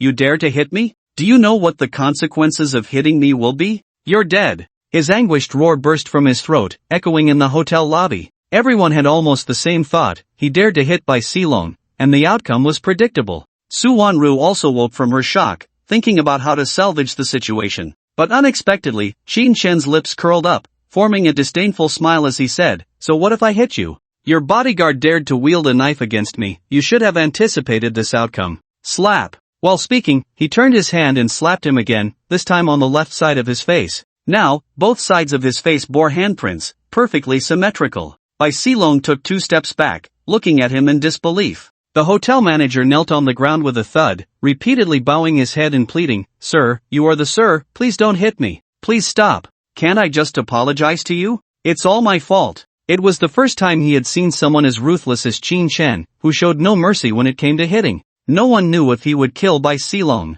If Bai Silong died in the Phoenix Grand Hotel, the number of people who would be implicated would be considerable. At that point, he would be the sinner. Even now, he could be treated as a scapegoat, pushed in front of the Bai family. After all, it was in the hotel that he was beaten. However, Qin Shen was annoyed by his previous words and said from the side, Why should I agree just because you beg me? Are we on good terms? When I was threatened by him just now, why didn't you kneel and plead for mercy? Now you come out and beg him. What does that mean? Am I easy to bully? While speaking, he almost wanted to kick him. Bastard. A scoundrel who looks down on others. The hotel manager knew that he was in the wrong here. Even if he let Bai Silong go today, he probably wouldn't escape unscathed and would face a lesson. But who could have imagined he was so formidable? Moreover, there was no one like Qin Shen in the Magic City. It's my fault. It's my fault. It's all my mistake. I looked down on people today. Can we end this matter here? Or you can go outside to settle it. What else could he do but try to shirk responsibility as much as possible?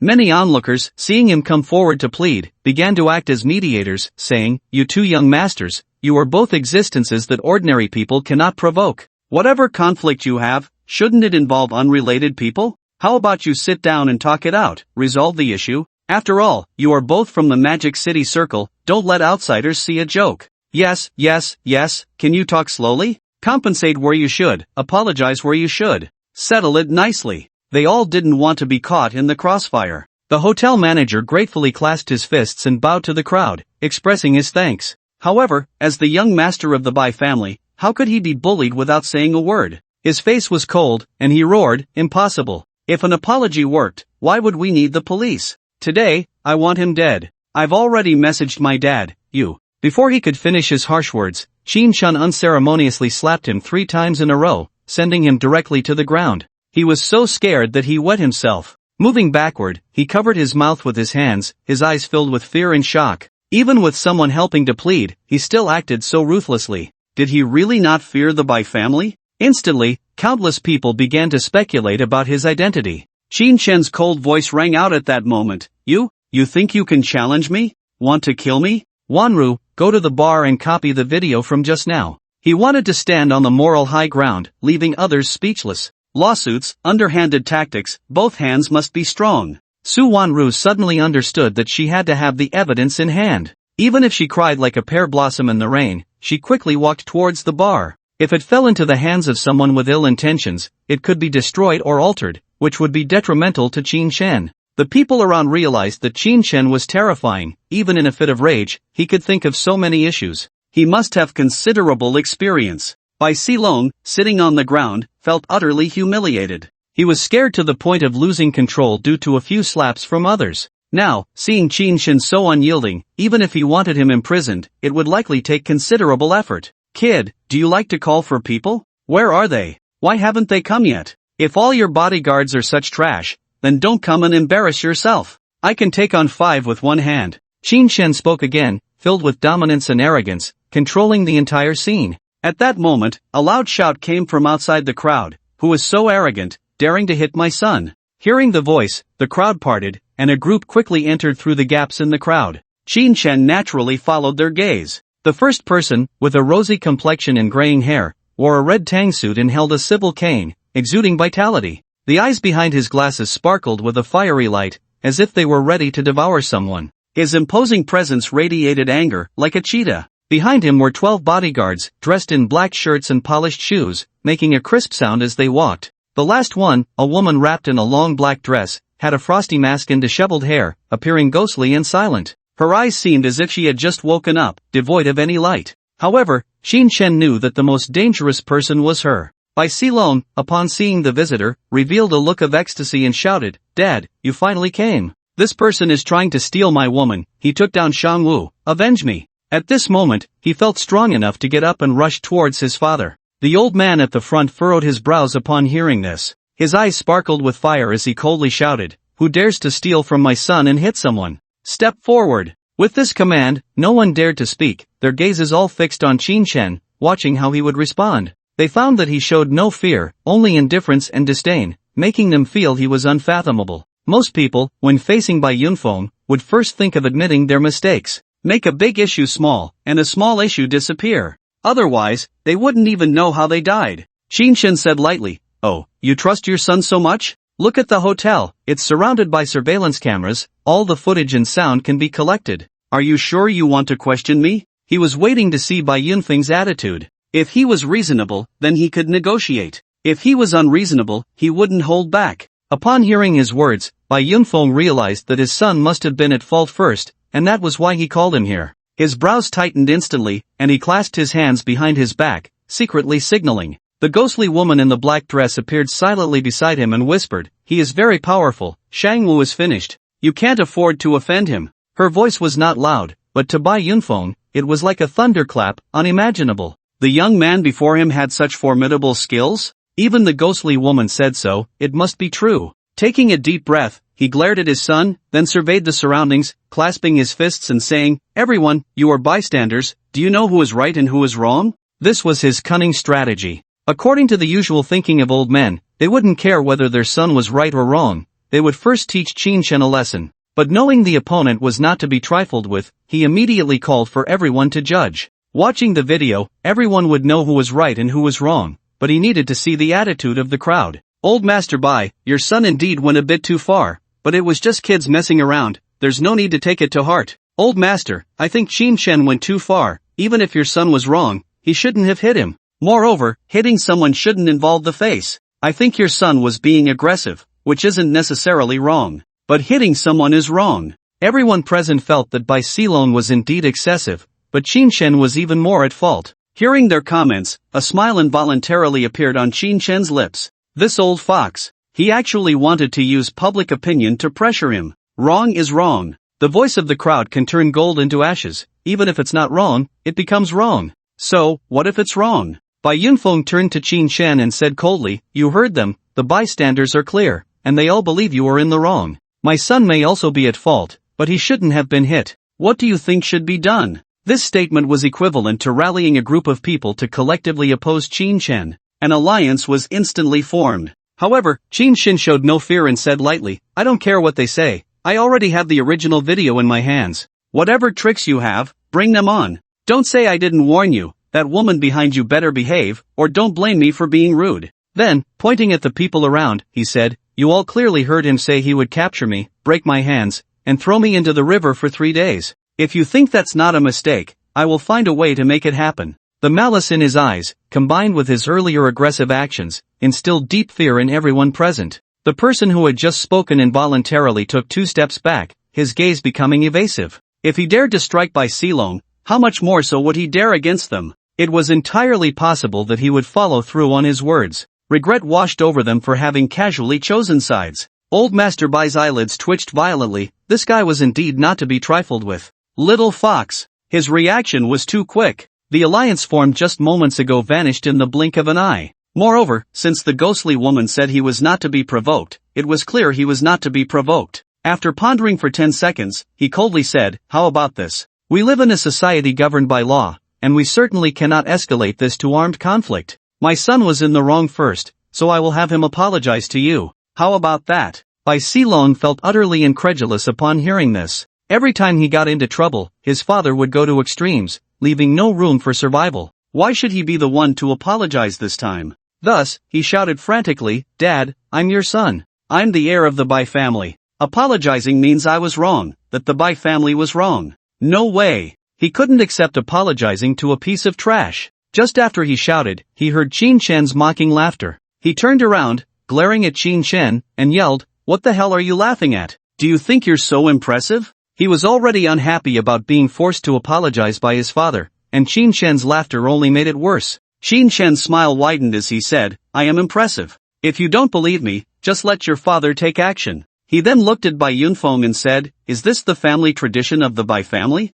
Is this the heir you chose? I see your Bai family's assets will be squandered sooner or later." Qin Shen's words made Bai Silong's chest ache with anger. He felt a fire brewing inside him that he couldn't vent. He was filled with murderous rage. Old Master Bai was so furious he felt a heart attack coming on. He knew his son best. He had never made a major mistake and had always cleaned up after him. Now, having provoked someone terrifying, all his shortcomings were laid bare. Suppressing his anger, he said to Qin Shen, "It seems you are not satisfied with my handling of this and want to strip him of his rights as the heir of the Bai family. Fine, I agree. From today on, Bai Silong is no longer the heir of the Bai family. Are you satisfied now?" He thought too much. Qin Shen really didn't have that intention. He only needed him to apologize. However, since he was willing to do so, he was happy to accept. It was just the right lesson for him. With a smile, he said, "That's barely acceptable. find a more suitable heir. There are plenty of trash like him everywhere. Hurry up and come apologize.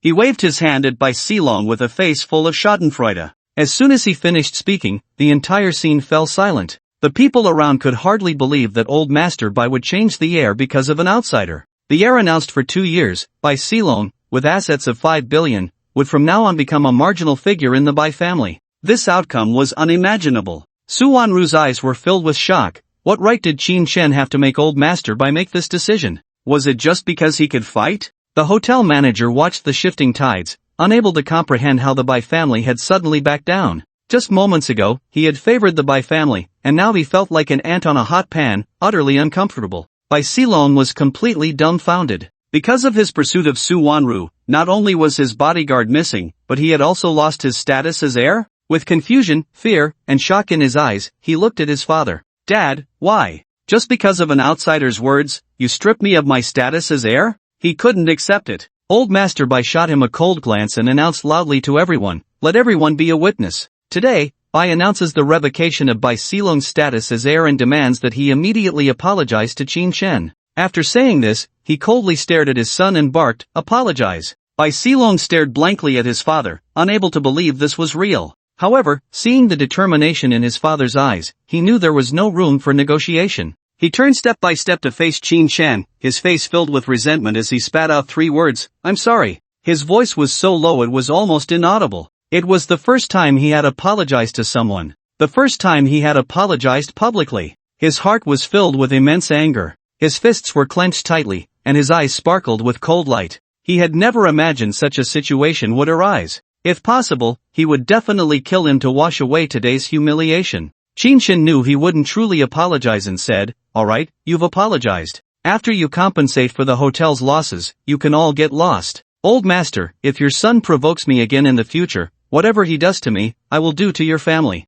I hope you're prepared for that. After saying this, he waved his hand as if shooing away flies, urging them to leave. Old Master Bai's face turned ashen, fully aware that he had to keep an eye on his son. Otherwise, the whole family would be buried with him. Humph. Li San, handle the aftermath. Gue Nu, take Xiaolong, and let's leave immediately. He was unwilling. Once he found out Qin Shen's background, he would definitely make him pay. Just because Gue Nu couldn't defeat him didn't mean there weren't others in this world who could. For example, the unpredictable assassins. For instance, the thugs from certain hidden families. As long as he wasn't the kind of identity he imagined, he would proceed to the next step. One bodyguard stayed at the hotel, while Gue Nu grabbed Bai Silong's right arm and followed Old Master Bai out, leaving in disgrace. 2 bodyguards dragged Shang Wu, bringing up the rear. The onlookers, who had been watching the commotion, also settled their bills and prepared to leave. Once they exited the hotel, the oppressive atmosphere dissipated. Whispers spread quietly, damn, the name Qin Shen is destined to spread in the Magic City. Sigh, I wonder who he really is. Even Bai Yunfeng is afraid, and the Gue Nu beside him doesn't dare to act. I wonder if our favoritism today will invite retaliation. I'm really scared. Each of them left quietly, filled with worry and fear. Qin Shen waved to Su Wanru and then said to the hotel manager, my meal, bring it up immediately. I'll settle the score with you later. The manager was silent as a grave, not daring to be negligent, and immediately waved to the kitchen. Soon, a waiter brought the food, bowing and scraping as he said, yes, yes, yes, you eat first, I'm at your service. Seeing Qin Shen wave his hand, he quickly turned and left. Once he was far enough away, he wiped the sweat from his forehead and fanned his back. He was drenched in sweat. Even Bai Yunfeng was terrified. What was he, a mere hotel manager, worth? Oh my god, what are we going to do in the future? He muttered, starting to negotiate compensation with Li San. No matter what, he just needed to minimize the losses.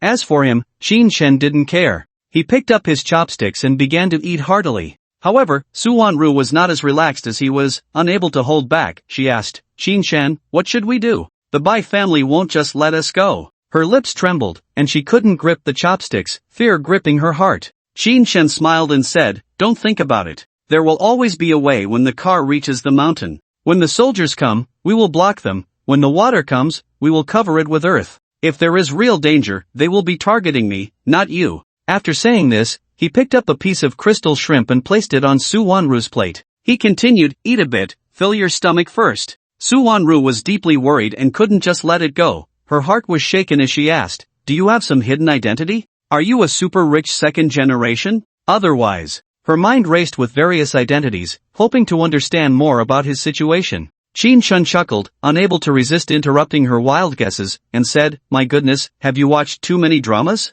Do I look like the son of a tycoon?" She was completely overthinking it. Even though there were countless doubts in her heart, Suwon-ru couldn't get any answers and had to give up. She picked up some dishes with her chopsticks and put them in her mouth, feeling that there was no taste. Not only was it not as delicious as her own cooking, but her mind was also filled with thoughts. On the other side, Lee-san from the Bai family was discussing compensation matters with the manager, not daring to ask for much. Qin Shen was in a great mood. He had beaten up the rich second generation and forced him to be stripped of his heir status, and even the compensation was paid by them. In the future, without much financial pressure, he could crazily enhance his own strength and elevate his social status. Just now, so many people clearly knew right from wrong, yet they preferred to turn black and white upside down to help Bai Silong. The reason was Bai Yunfeng's social status. After making a decision in his heart again, his gaze fell on Suwon-ru, noticing that she was absent-minded and hardly eating. He shouted to the manager, "Check, please." He had no intention of taking anything to go because it was too unappetizing.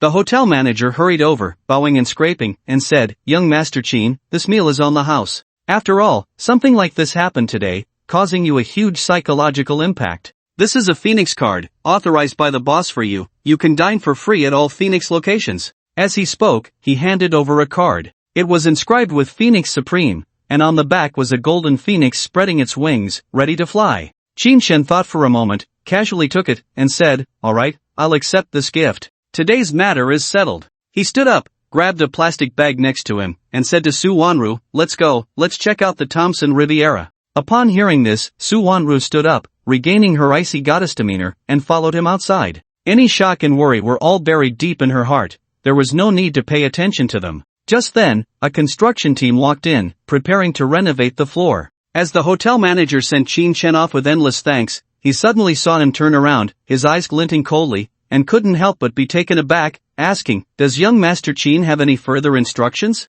To appease his anger, he had already made many concessions, filled with fear. Qin Shen disdainfully said, "You run a hotel, so let me ask, why is your food so terrible? If I have time, I'll come and properly teach your chefs. You can't keep making it hard for me to swallow." He thought of his own cooking skills, which could easily qualify him for a cooking competition. Teaching these chefs would be a piece of cake, right? He said this, but the hotel manager felt bitter upon hearing it. Could it be that the dishes made by their five-star hotel's top chefs were not as good as those of a young master? What a joke! However, he couldn't afford to offend Qin Shen and could only go against his conscience and say, yes, young Master Qin is right. If you have time, please come and guide our chefs, so they can improve." Seeing Qin Shen nod and leave, it was as if they had sent away a plague. They finally breathed a sigh of relief. This was the first time the manager of the Phoenix Grand Hotel had encountered such a difficult character, and he could finally relax. It was mainly because of the hotel owner. When facing the Bai family, there were really not many clever tricks to use, and they could only compromise. Hush! They finally left. Watching the two get into different supercars, he finally felt relieved. He turned to the many waitstaff on site and shouted, "Get your spirits up. Next time young Master Qin comes, we must serve him in a private room. We can't let him cause trouble outside." This lesson was enough. It couldn't happen again. "Yes, Manager Yang." The many waitstaff replied in unison. What happened today had never occurred in their past history. Two people fighting had actually smashed a big hole in the floor. It was unimaginable how strong they were. Qin Shen didn't care how the Phoenix hotel staff thought. Just turned on the air conditioning of the Rolls-Royce Dawn. She remembered she hadn't saved any money, and gestured with the plastic bag in her hand to Suwon-ru, who was looking around after getting out of the car. "You go ahead, I'll wait here." She stood between the two cars, watching Qin Shen leave. Remembering the 1 million mentioned before dinner, the money she was supposed to transfer to her parents, she couldn't understand why, despite owning tens of millions in luxury cars and living in a mansion worth over 100 million, he still needed to scrape together $1 million for his parents?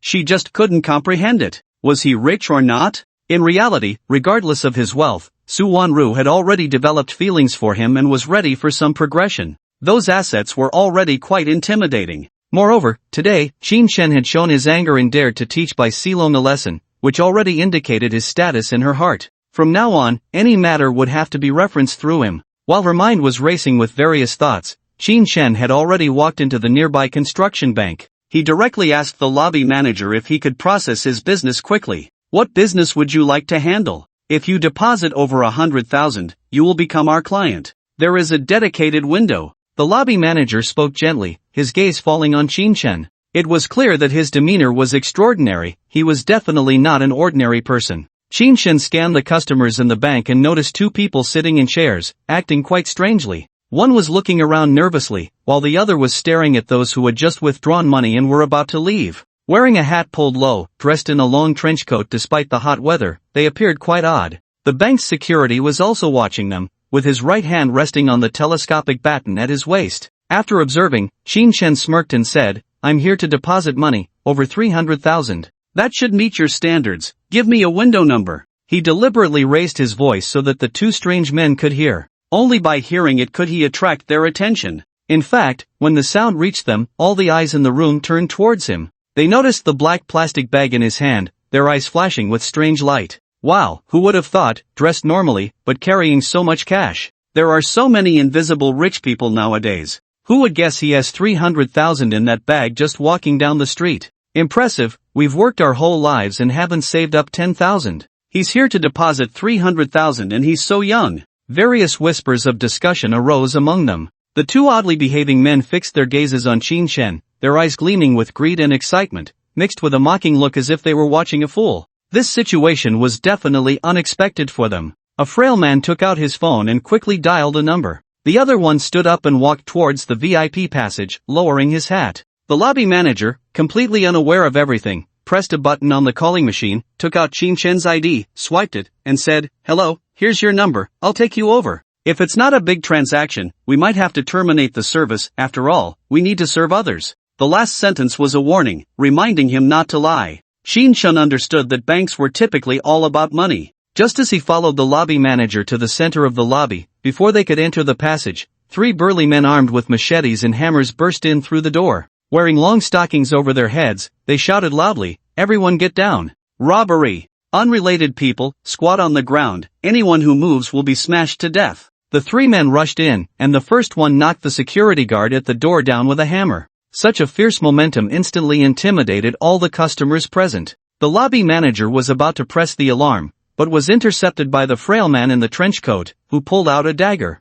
"Kneel down, or I'll stab you to death." Hearing the threat, the weak-looking manager turned pale and knelt down on the spot. Faced with such a thug, she was powerless. Another strong man, pulling out a long 7-star machete from his trench coat, pointed it at Qin and shouted, "Kid, put the plastic bag on the ground.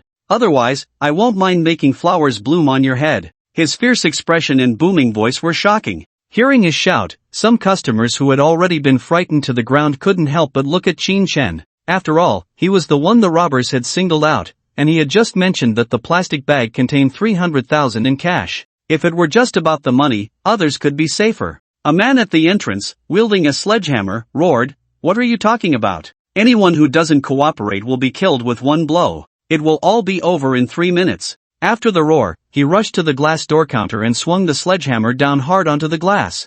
Bang! The huge impact was shocking. A fierce robber. However, people could see that there wasn't even a scratch on the glass. The sledgehammer had no effect. The man, unwilling to give up, raised the sledgehammer again and slammed it down, shouting, "People inside, hand over the money, or I'll smash each of you to death with one blow." He wanted to intimidate everyone on the scene, making it easier to grab the money if he broke the glass. Quick and decisive. Absolutely no time to waste. Bang bang bang. The glass showed no change, but the entire stone wall shook from the immense force. It seemed impossible to break a hole in a short time for everyone to rush in and grab the money. The reason was simple. It would take at least 5 minutes to break through the wall. The other robbers sensed something was wrong and began to pressure the customers on site, demanding they hand over their cash. Qin also didn't expect the bank's glass to be so tough. The strong man's blow made even the cement wall shake, yet the glass remained intact. The manufacturing industry of Long Country is impressive. As he looked around and saw the other robbers about to act against the customers, he couldn't help but shake his head.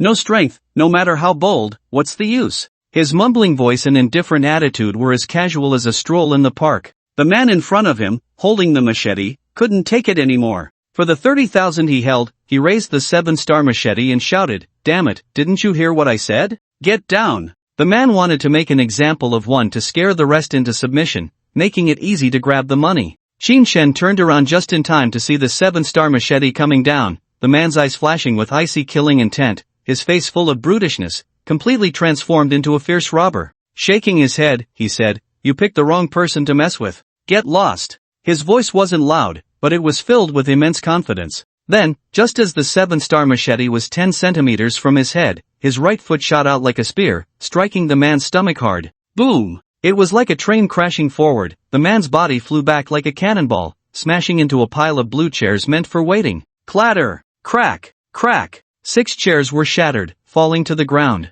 Clang! The 7-star machete slipped from his hand in mid-air and crashed onto the marble floor. Puff puff! The man felt as if his stomach had been broken, his entire back riddled with wounds, every part in excruciating pain, and he kept spitting blood. The entire bank hall was drawn to the sound, and all eyes turned to look. When they saw the robber in a trench coat, holding a 7-star machete, lying on the ground, covered in blood and violently coughing up blood, they were all shocked. It was unimaginable how an ordinary person could easily send a man wielding a 7-star machete flying. Although it was beyond expectations, the bank manager, the beaten security guard, and the bank staff inside were filled with excitement. Perhaps this person could buy them some time or even eliminate all these robbers. At that point, they would be safe. Many customers also felt that Qin Shen could eliminate all the robbers on site and save their lives. However, for the remaining 4 robbers, he was like a bomb that had suddenly exploded at that moment. The furious men abandoned the person in their hands and surrounded him from all sides, roaring, "Kid, hand over your money, and we'll spare your life.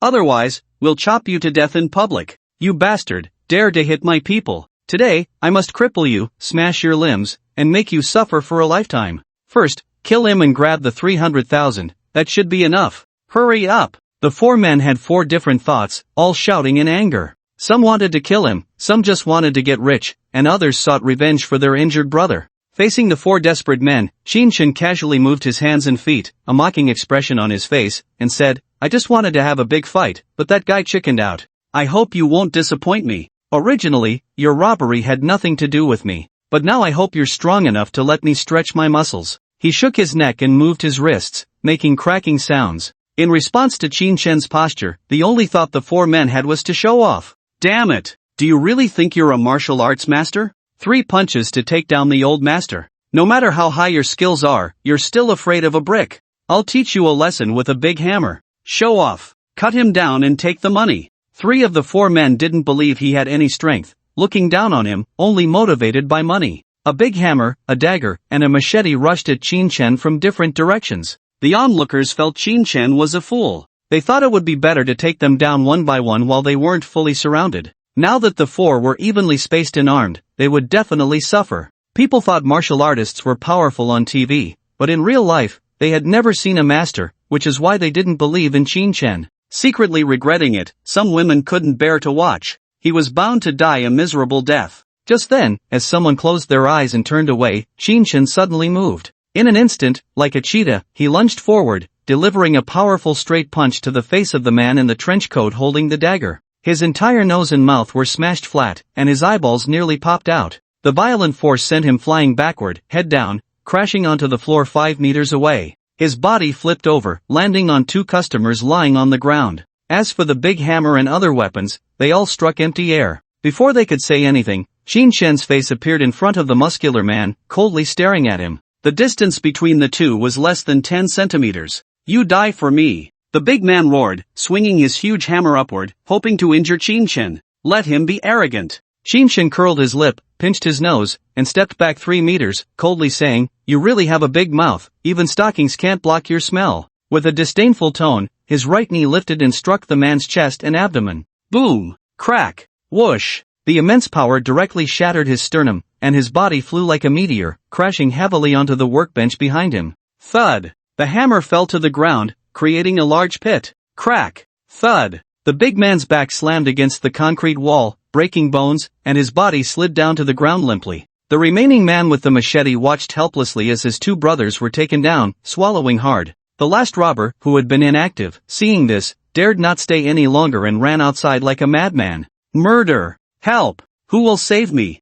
I don't want to die," he shouted, instantly stunning the customers and the lobby manager. Then, they couldn't help but laugh, almost bursting out loud. Clearly a bank robber, still holding a blood-stained weapon, he was shouting for help. The scene was extremely incongruous. It was far from what people had imagined. Damn, he's scared out of his wits. Robbers aren't that tough. Oh my god, I'm dying of laughter. Just now he was like a fierce demon, now he's running away like crazy. Hey, you're a tough guy. Why are you running? Is this person a fool? Or has he been stimulated by something? We can stand up now. A group of customers shouted at his back. The sarcasm struck his eardrums. Qin Shen glanced at the robber in front of him and disdainfully said, "Is this your team? Who chose them? They're too pathetic, right? Forget it, not a single one can be let go." He had never seen such a cowardly robber, who was actually scared off by him. Without stopping his movements, his left fist slammed hard into the big man's face. Crack! Crack! Accompanied by the sound of bones breaking, the man's jaw instantly dislocated, his mandible fractured, teeth and blood flying out together.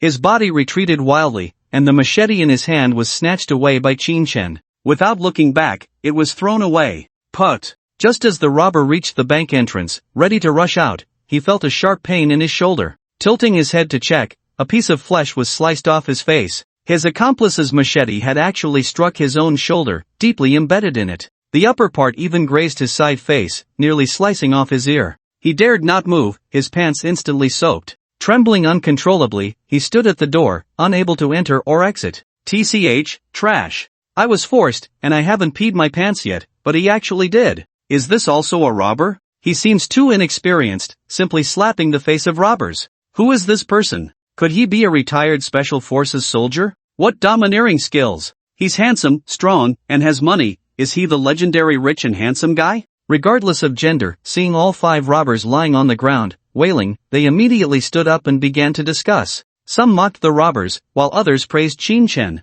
Hearing their words, Qin Shen curled his lips, his face full of disdain, saying, "Clearly, if we united, we could easily subdue the robbers, yet no one stands up, all acting like ostriches." Sigh, the human heart. Shaking his head, he walked towards the lobby manager and said, "Can we conduct business now? Is the security you hired just for show? When someone comes in with a problem, you don't even think to ask?" His words were filled with doubt about the bank's management. The lobby manager, having only been frightened, perhaps having witnessed a bank robbery before, quickly recovered. Standing up, with a pale face, he forced a smile and said, "The police station is only 500 meters away. Pressing the alarm will bring them here in under 3 minutes. Not many can remain as calm as you when facing criminals. Most of us are just ordinary people with little ability, afraid of dying. I'll lead you, then handle the scene." She couldn't be angry at Qin Shen, the great contributor. The reason was simple: without Qin Shen, who knows how many people would have lost their belongings or been injured. He single-handedly took down 5 vicious robbers and came here with 300,000 to conduct business. He must be treated as a VIP. As the two entered the window inside, they saw a beautiful woman coming out, holding a handbag. "Ah, Mr. Qin, you're here to do business too?" the woman exclaimed in surprise upon seeing him, her polite demeanor more affectionate than meeting her own parents. The lobby manager was also confused by her attitude. It should be noted that she was the assistant to the president of the East China Smelting Group. With financial transactions often in the millions or tens of millions, she was definitely a VIP. However, in front of this ordinary man, she was exceedingly courteous. There were too many secrets hidden within. "Assistant Ma, is everything done? Then please take care." The lobby manager greeted her while his eyes were on Qin Shen, waiting for his response. "It's you? What brings you here? Isn't it far from your company?" Qin Shen hadn't expected the assistant who had been closely following Lu Ruyan to leave the company and come such a long way. Feng Dan quickly said, "Mr. Qin, it's like this, the president wanted to drink some original flavored porridge, so I came to Phoenix Hotel to order some. I'm also handling some company business and am about to head back." Her expression was somewhat flustered, as if there was something urgent, preparing to leave. Although Qin Shen was puzzled, he did not delve deeper and waved his hand, saying, "Indeed, let her cook the porridge herself in the future, that way, the taste will be purer." Feng Dan repeatedly agreed and quickly headed outside. When he saw the scene in the hall, he was taken aback. Unexpectedly, 5 big men were being controlled by a group of police officers who had rushed in. They were also questioning the customers, hoping to uncover the final truth. These people really don't know when to pick their battles. They actually ran into Qin Shen, it's simply seeking death. Feng Dan was very clear that, let alone 5, even 10 robbers would only be captured when facing Qin Shen. The video of the 4 bodyguards attacking Jai Lingqing had already spread throughout the brilliant building. In 10 seconds, 4 well-trained big men had been rendered incapacitated. This had drawn the attention of many. In fact, many wealthy individuals were now seeking bodyguards based on Qin Shen's combat prowess.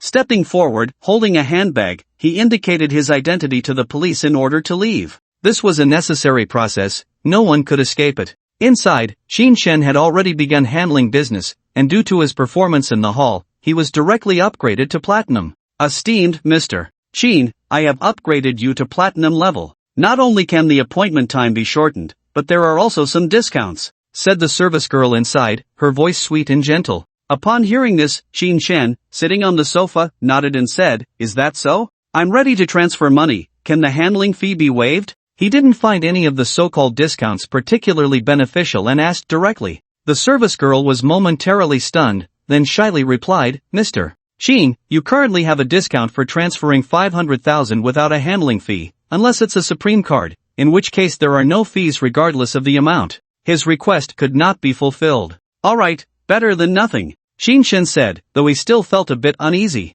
Although the handling fee for 500,000 was not small, the Supreme card could waive it entirely. After providing his father's account and name, he took out his phone and called his mother. "Mom, I'm transferring 1 million to Dad's account. You guys can look into buying a house. Make sure it's a big one. I want to live there when I come back." Borrowing 400,000 and returning them 1 million. In reality, he still couldn't repay his parents' deep kindness, but he was afraid they wouldn't dare accept more. Sure enough, upon hearing about the 1 million, his mother's voice on the phone instantly changed. "What?" I said, "Xiaoyi, are you doing something illegal? You've transferred a total of 120,000. What kind of job do you have to make so much money?" She couldn't imagine why her son would suddenly have such a large fortune. For them, earning 1 million in a lifetime was unimaginable. Qin Shen chuckled and said, "Mom, don't worry. If you have any doubts, come to Moto early, won't you see for yourself? I even hope you two can settle down here and live well." In reality, his parents would definitely not settle down.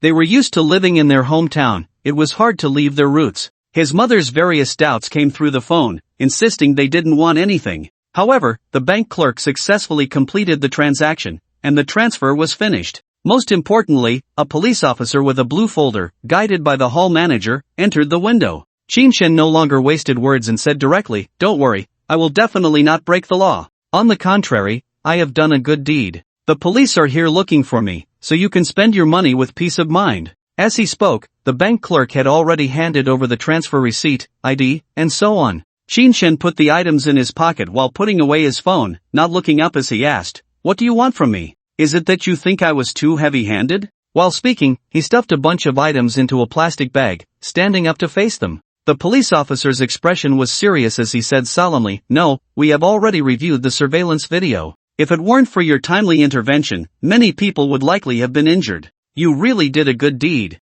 We're here to take a statement, and then you can leave. It's nothing serious." As he spoke, his eyes scanned him up and down several times, but he couldn't figure out what was unusual. However, in the video, he looked like a fierce tiger, very intimidating. But now, he resembled an ordinary big brother next door, gentle and without any menacing aura. Qin Shen felt relieved upon hearing this, nodded, and said, "Alright, let's go take the statement." The simple inquiry process took less than 5 minutes, and amidst the chorus of gratitude from the crowd, they walked out of the bank. Just as they stepped out the door, they saw Su Wanru rushing over with a worried expression, asking, "What happened inside? Did you encounter a bank robbery? So many police have come." She pointed at the police cars not far away, visibly anxious. Financial loss was a minor issue, what if something serious happened? Qin Shen suddenly broke into a big smile, his eyes sparkling as he asked, "Wanru, are you worried about me?" "Oh, the ice goddess is quite caring." His teasing tone revealed his inner joy. The goddess had opened her heart to him,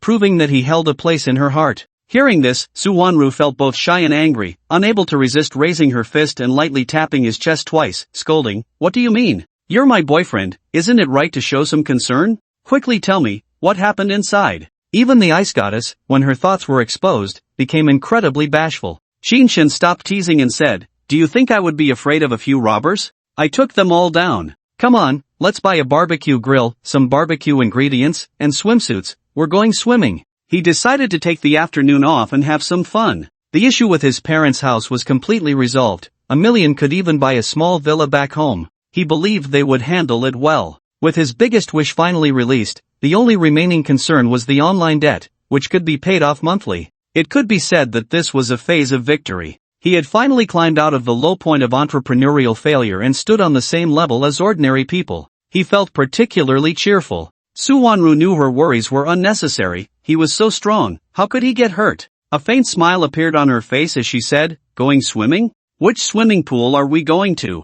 I haven't had a chance to relax in a long time. It's just right to have some fun." Beautiful women, especially those with great figures, never feared swimming. Chinshin suddenly wore a mischievous smile and said, "How could I let others see your body? It has to be a private swimming pool. He. As he laughed, Suwonru felt goosebumps all over. He definitely had some improper thoughts. Her heart raced and her mind trembled, with some ideas brewing. However, she clenched her small fist and threatened him, "You better behave, I'm a black belt in Taekwondo. I never hold back when kicking." Although she was threatening him, she knew deep down that it was no real threat. Chinshin pretended to be scared, raising his hands in a surrender gesture, quickly walking towards the Rolls-Royce Wraith, shouting, "I'm so scared, domestic violence before marriage." Suwonru couldn't quite tell if she felt sweet or shy. Hearing the words marriage and domestic violence stirred a strong urge for family. She chased after him, symbolically patting his back twice before jumping into the Bugatti. Their relationship heated up at that moment as they rushed to a nearby supermarket,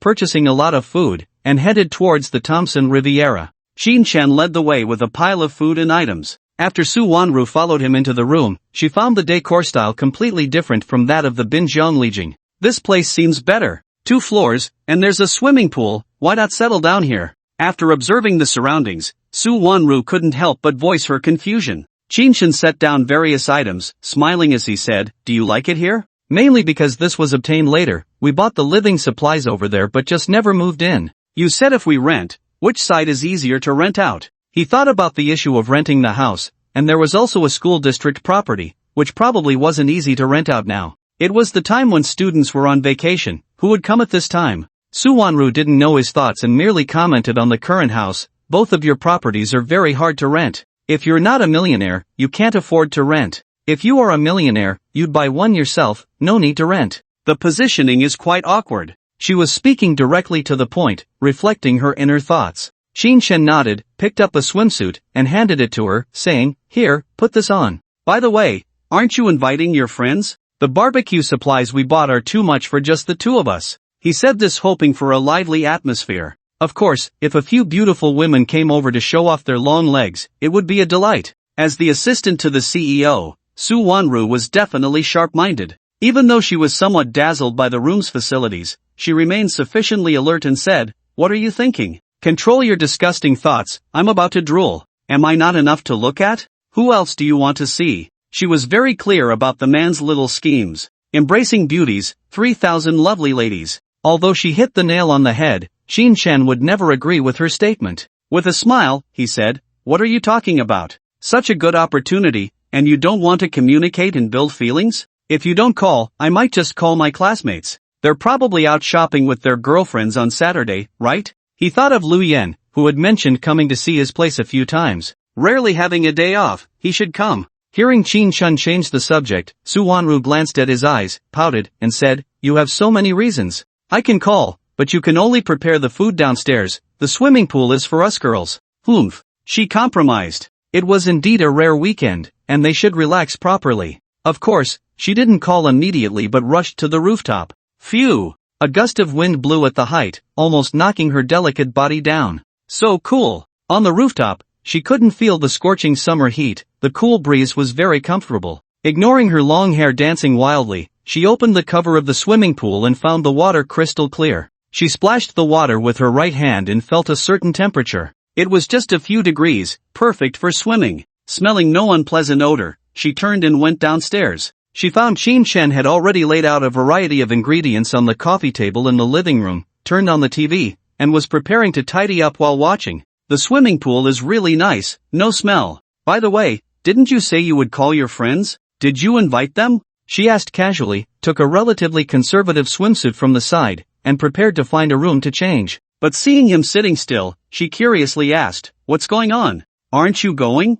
Let's play for a while first. When they arrive, I will wear something so revealing." Chinshin found a video of Xinjiang skewers, just starting to play, and directly said, "I'm a terrible swimmer, a pure land duck, I get dizzy just looking at the water. You go ahead and play." Unlike Su Wanru, who was a girl from the rice and fish region of Jiangnan, having grown up by the water, she was a good swimmer. Qin Shen, considering his own safety, decided not to get in the water. But for Su Wanru, it meant something entirely different. Her eyes sparkled as she said, "Ha, that's great, come on, I'll teach you. Don't worry, I was on the swimming team when I was young. I switched to taekwondo after getting injured." Finally discovering a skill that Qin Shen couldn't do, she felt she had to drag him along. With a beaming smile, she grabbed his arm and stuffed a pair of swim trunks into his arms, eager to see Qin Shen make a fool of himself. In front of her, he always appeared too perfect, never showing any flaws. Swimming might be his only weakness. Hearing her words and wanting to see her perfect figure, he couldn't hold back and, pretending to refuse, followed her upstairs, saying, "I'm telling you, you can't bully me, I'm really a land duck,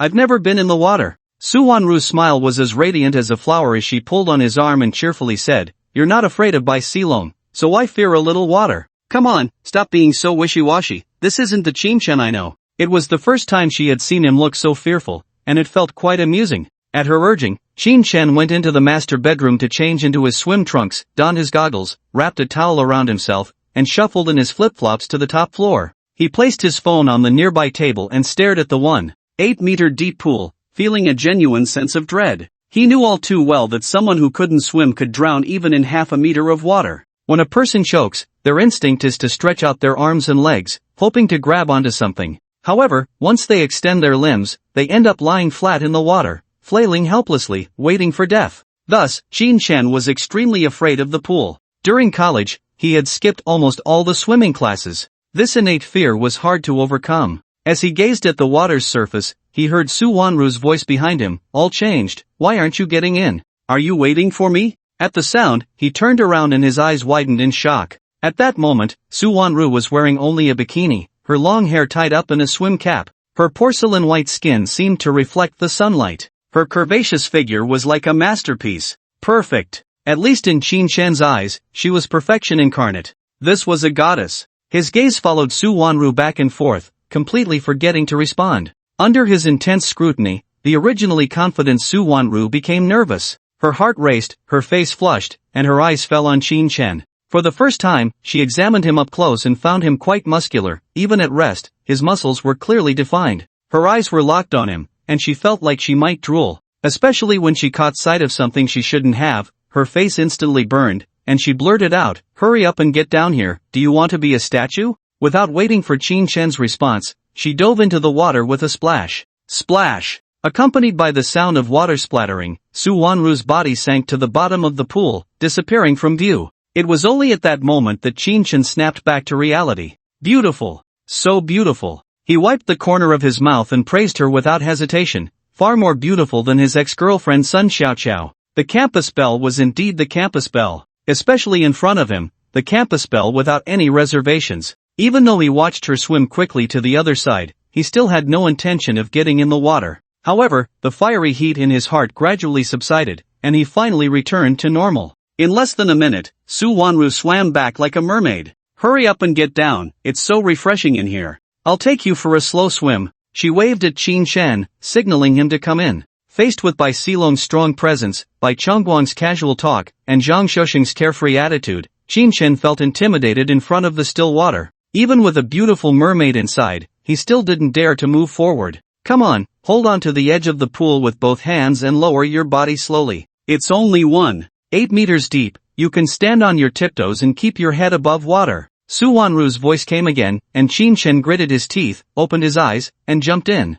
Splash! With a huge splash, he finally entered the water. He held his breath tightly, quickly extending his hands out of the water, his feet pushing against the bottom. Su Wanru was right beside him, watching as his hands flailed, and she quickly moved forward, grabbing him to keep him afloat. Huff, huff, huff. He clung tightly to Su Wanru, his body shooting up a meter above the water, gasping for air. When he finally took in his surroundings, he felt incredibly embarrassed. He had grabbed onto Su Wanru's swimsuit, nearly pulling it off. He quickly let go and said, sorry, I forgot to ease into the jump, you scared me to death." However, this shift in emotion significantly reduced his fear of the water. Su Wanru hadn't expected that he could grab so accurately even in a panic, and she felt a bit taken advantage of. However, he probably doesn't know. "I'll teach you, follow my steps. Don't move around randomly, or I won't pay attention to you anymore. After saying that, he began to teach Qin the simplest water treading, freestyle swimming, and so on.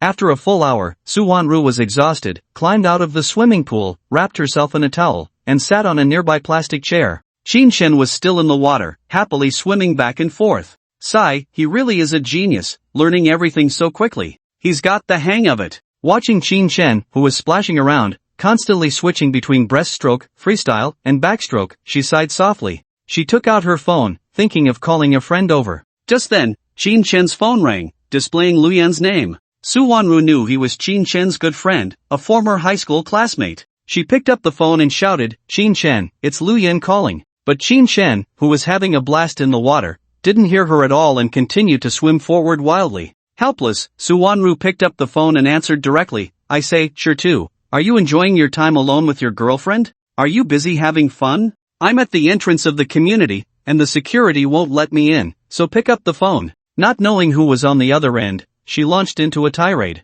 Hearing the unrestrained voice, Su Wanru's face turned slightly red as she said, "I'm Su Wanru, Qin is still swimming. Please give the phone to the security guard, and I'll talk to him." There was a clear pause on the other end, and a stammering voice came through, "Oh, so it's the sister-in-law. No, I mean, it's Wanru." Okay. Luyan really didn't expect that the person answering the phone would be Qin's girlfriend. That previous comment might have been a bit too much, right? Thoughts still swirling in his mind, the phone was already handed to the security guard at the entrance. Beside him, a stunning beauty with a score of 90 for looks and 95 for figure, with exquisite makeup, whispered in his ear, "Your friend isn't deliberately messing with you, is he? It was nice to go shopping, but I've been waiting here for 10 minutes. She didn't expect Qin to make them wait at the entrance. Even a wealthy person shouldn't do that. Luyan turned his rugged body around, his expression serious as he said, "Liang, you should know that the job I have now is thanks to him. Even the wedding car and hotel were arranged by him. Our relationship, if it weren't for special circumstances, would definitely not involve ignoring calls. Don't have any objections." Usually pampering his girlfriend, when it came to serious matters, he absolutely couldn't be dismissive. Liang bit her lip, her nose tightening, and remained silent. At that moment, the security guard also received Su Wanru's explanation that they were guests from Building 3, Room 2001. Even knowing that they had just driven back in a Bugatti, he still looked at the two in front of him with some disbelief. The man had a strong build, a small mustache on his chin, and wore a loose shirt. The woman was in a white dress and quite beautiful. Unfortunately, the two were poor, having taken a taxi here. Could it be that friends of residents from the Tangchenipin community were such poor folks? Although filled with doubts, he could only endure it and called for a battery car within the community to take the guests over. In reality, it was just to prevent them from being scammers trying to steal within the community. Luyan completely ignored the security guard's prejudiced view, or rather, he had seen it all before. Nothing surprising. The two admired the surrounding scenery, which resembled a garden, with small bridges and flowing water, lush greenery, and a riot of colors, with floral scents wafting through the air. Luyan couldn't help but exclaim, "No wonder this is the top community in the Magic City. The layout outside is unmatched by other communities. 200,000 per unit, worth it." He was an elite in the real estate industry, having seen a lot and understood some landscaping arrangements. He realized that they were indeed impressive. Liang was dumbfounded beside him. It was even more comfortable than going to the park. She murmured, "When can we buy a house here? The environment is so good." As a woman, her resistance to beautiful things was naturally weak, and at that moment, she wished she could stay here forever and never leave. Luyan couldn't help but smile wryly, "Liang, spare me. Unless I can achieve a position above that of the general manager of the Shanghai area, my status is insufficient to even enter, you know? It's not something that can be bought with money." He couldn't understand how Qin could afford a house here, it was simply exaggerated. The security guard in front echoed, "This gentleman has some insight. The Tangchenipin Property Company conducts interviews for those looking to buy a house. If you don't pass, you naturally have no qualification to reside here." Liang was momentarily stunned, licking her lips, feeling a blow to her self-esteem. When the two reached the third floor, they found Qin already waiting there. "Sure too, what's going on? You're not really swimming, are you? Didn't you say you were afraid to get in the water?" When Luyan saw Qin, he noticed he was wearing flip-flops, beach shorts, and a tank top, with his hair still wet. He looked as if he had just come out of the water. Seeing his appearance, Liang realized she might have misunderstood him and curiously watched from the side. She found him particularly handsome, his face was striking, his muscles impressive, and his gaze even more captivating. Lu Yan simply couldn't compare. Qin Shen ignored her gaze, thanked the security guard, and said, "Don't mention it, today Su Wanru dragged me into the water, and to my surprise, she taught me very well, I learned. Did you bring your swim trunks? I tell you, it will definitely be thrilling." As he spoke, he led the three into the elevator. It was the first time he saw Lu Yan's girlfriend, who was a typical Jiangnan girl. She had fair skin, beautiful features, and was on the shorter side. She matched Lu Yan perfectly. Lu Yan's gaze inadvertently swept over a waitress in a qipao, feeling she was as pretty as Li Ying beside him. In fact, her etiquette was even better than Li Ying's. He secretly sighed, the life of the wealthy was truly enviable. Casually introducing the recent situation, the elevator shot up to the 20th floor. When the door opened and they saw Su Wanru standing at the door like an ice goddess, both Lu Yan and Li Ying were taken aback. "Let me introduce you, this is my junior from university, the campus belle of Fudan University, Su Wanru. She is now my girlfriend and may also be my future wife. This is my classmate, Lu Yan. His wife is Li Ying." After introducing both sides, Qin Shen had them change into slippers and enter the room. "Hello, I'm sorry for making you wait. Come in quickly." Su Wanru, acting like the hostess, let them in and then went out. Qin Shen hurriedly asked where she was going. "My friend has arrived, I'm going to pick her up, 3 little girls." Su Wanru entered the elevator, giving him a heads up to avoid worrying him. While the two were talking, Lu Yan and Li Ying had already entered the room, and upon seeing the luxurious decor and spacious living room, they were completely stunned. The two had just seen the first floor with Qin Shen, and as the door opened, a group of chattering voices came in.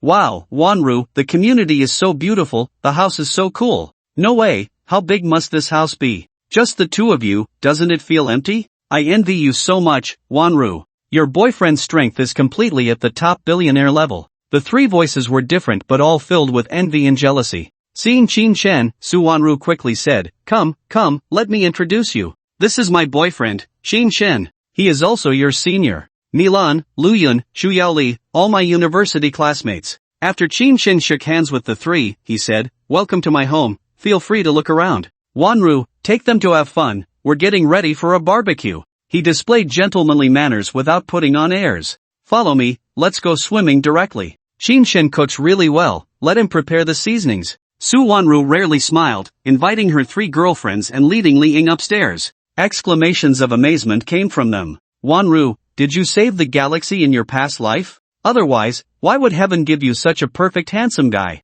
Ah, I'm jealous of you. There really are rich and handsome guys in this world, I thought they only existed in novels. Su Wanru, I want a duel with you. How can a man like this be hidden away until today? Why not let us touch him too?" The shameless chatter of the girls gradually faded upstairs. Lu Yan pointed around, unable to contain his excitement. "Sure too, is this your home? Wow, it's simply stunning. How much did it cost?" As he spoke, he took out his phone and started taking pictures from various angles. Qin Shen walked straight to the coffee table in the living room and explained, "About 100 million in total. But let's not talk about that. I want to ask you something. Between Tangchenipin, Binjianglijing, and Yutsue Huoding, which place would be easier to rent out?" He grabbed the remote control, turned the video back on, and prepared to collect some rewards. He still didn't have the ability to handle barbecues. A casual remark struck Lu Yan like a bolt from the blue, leaving him stunned. The implication was clear, Qin Shen had 2 more properties. Moreover, the prices of Binjianglijing, Tangchenipin, and Yutsue Huoding were exorbitant for various reasons,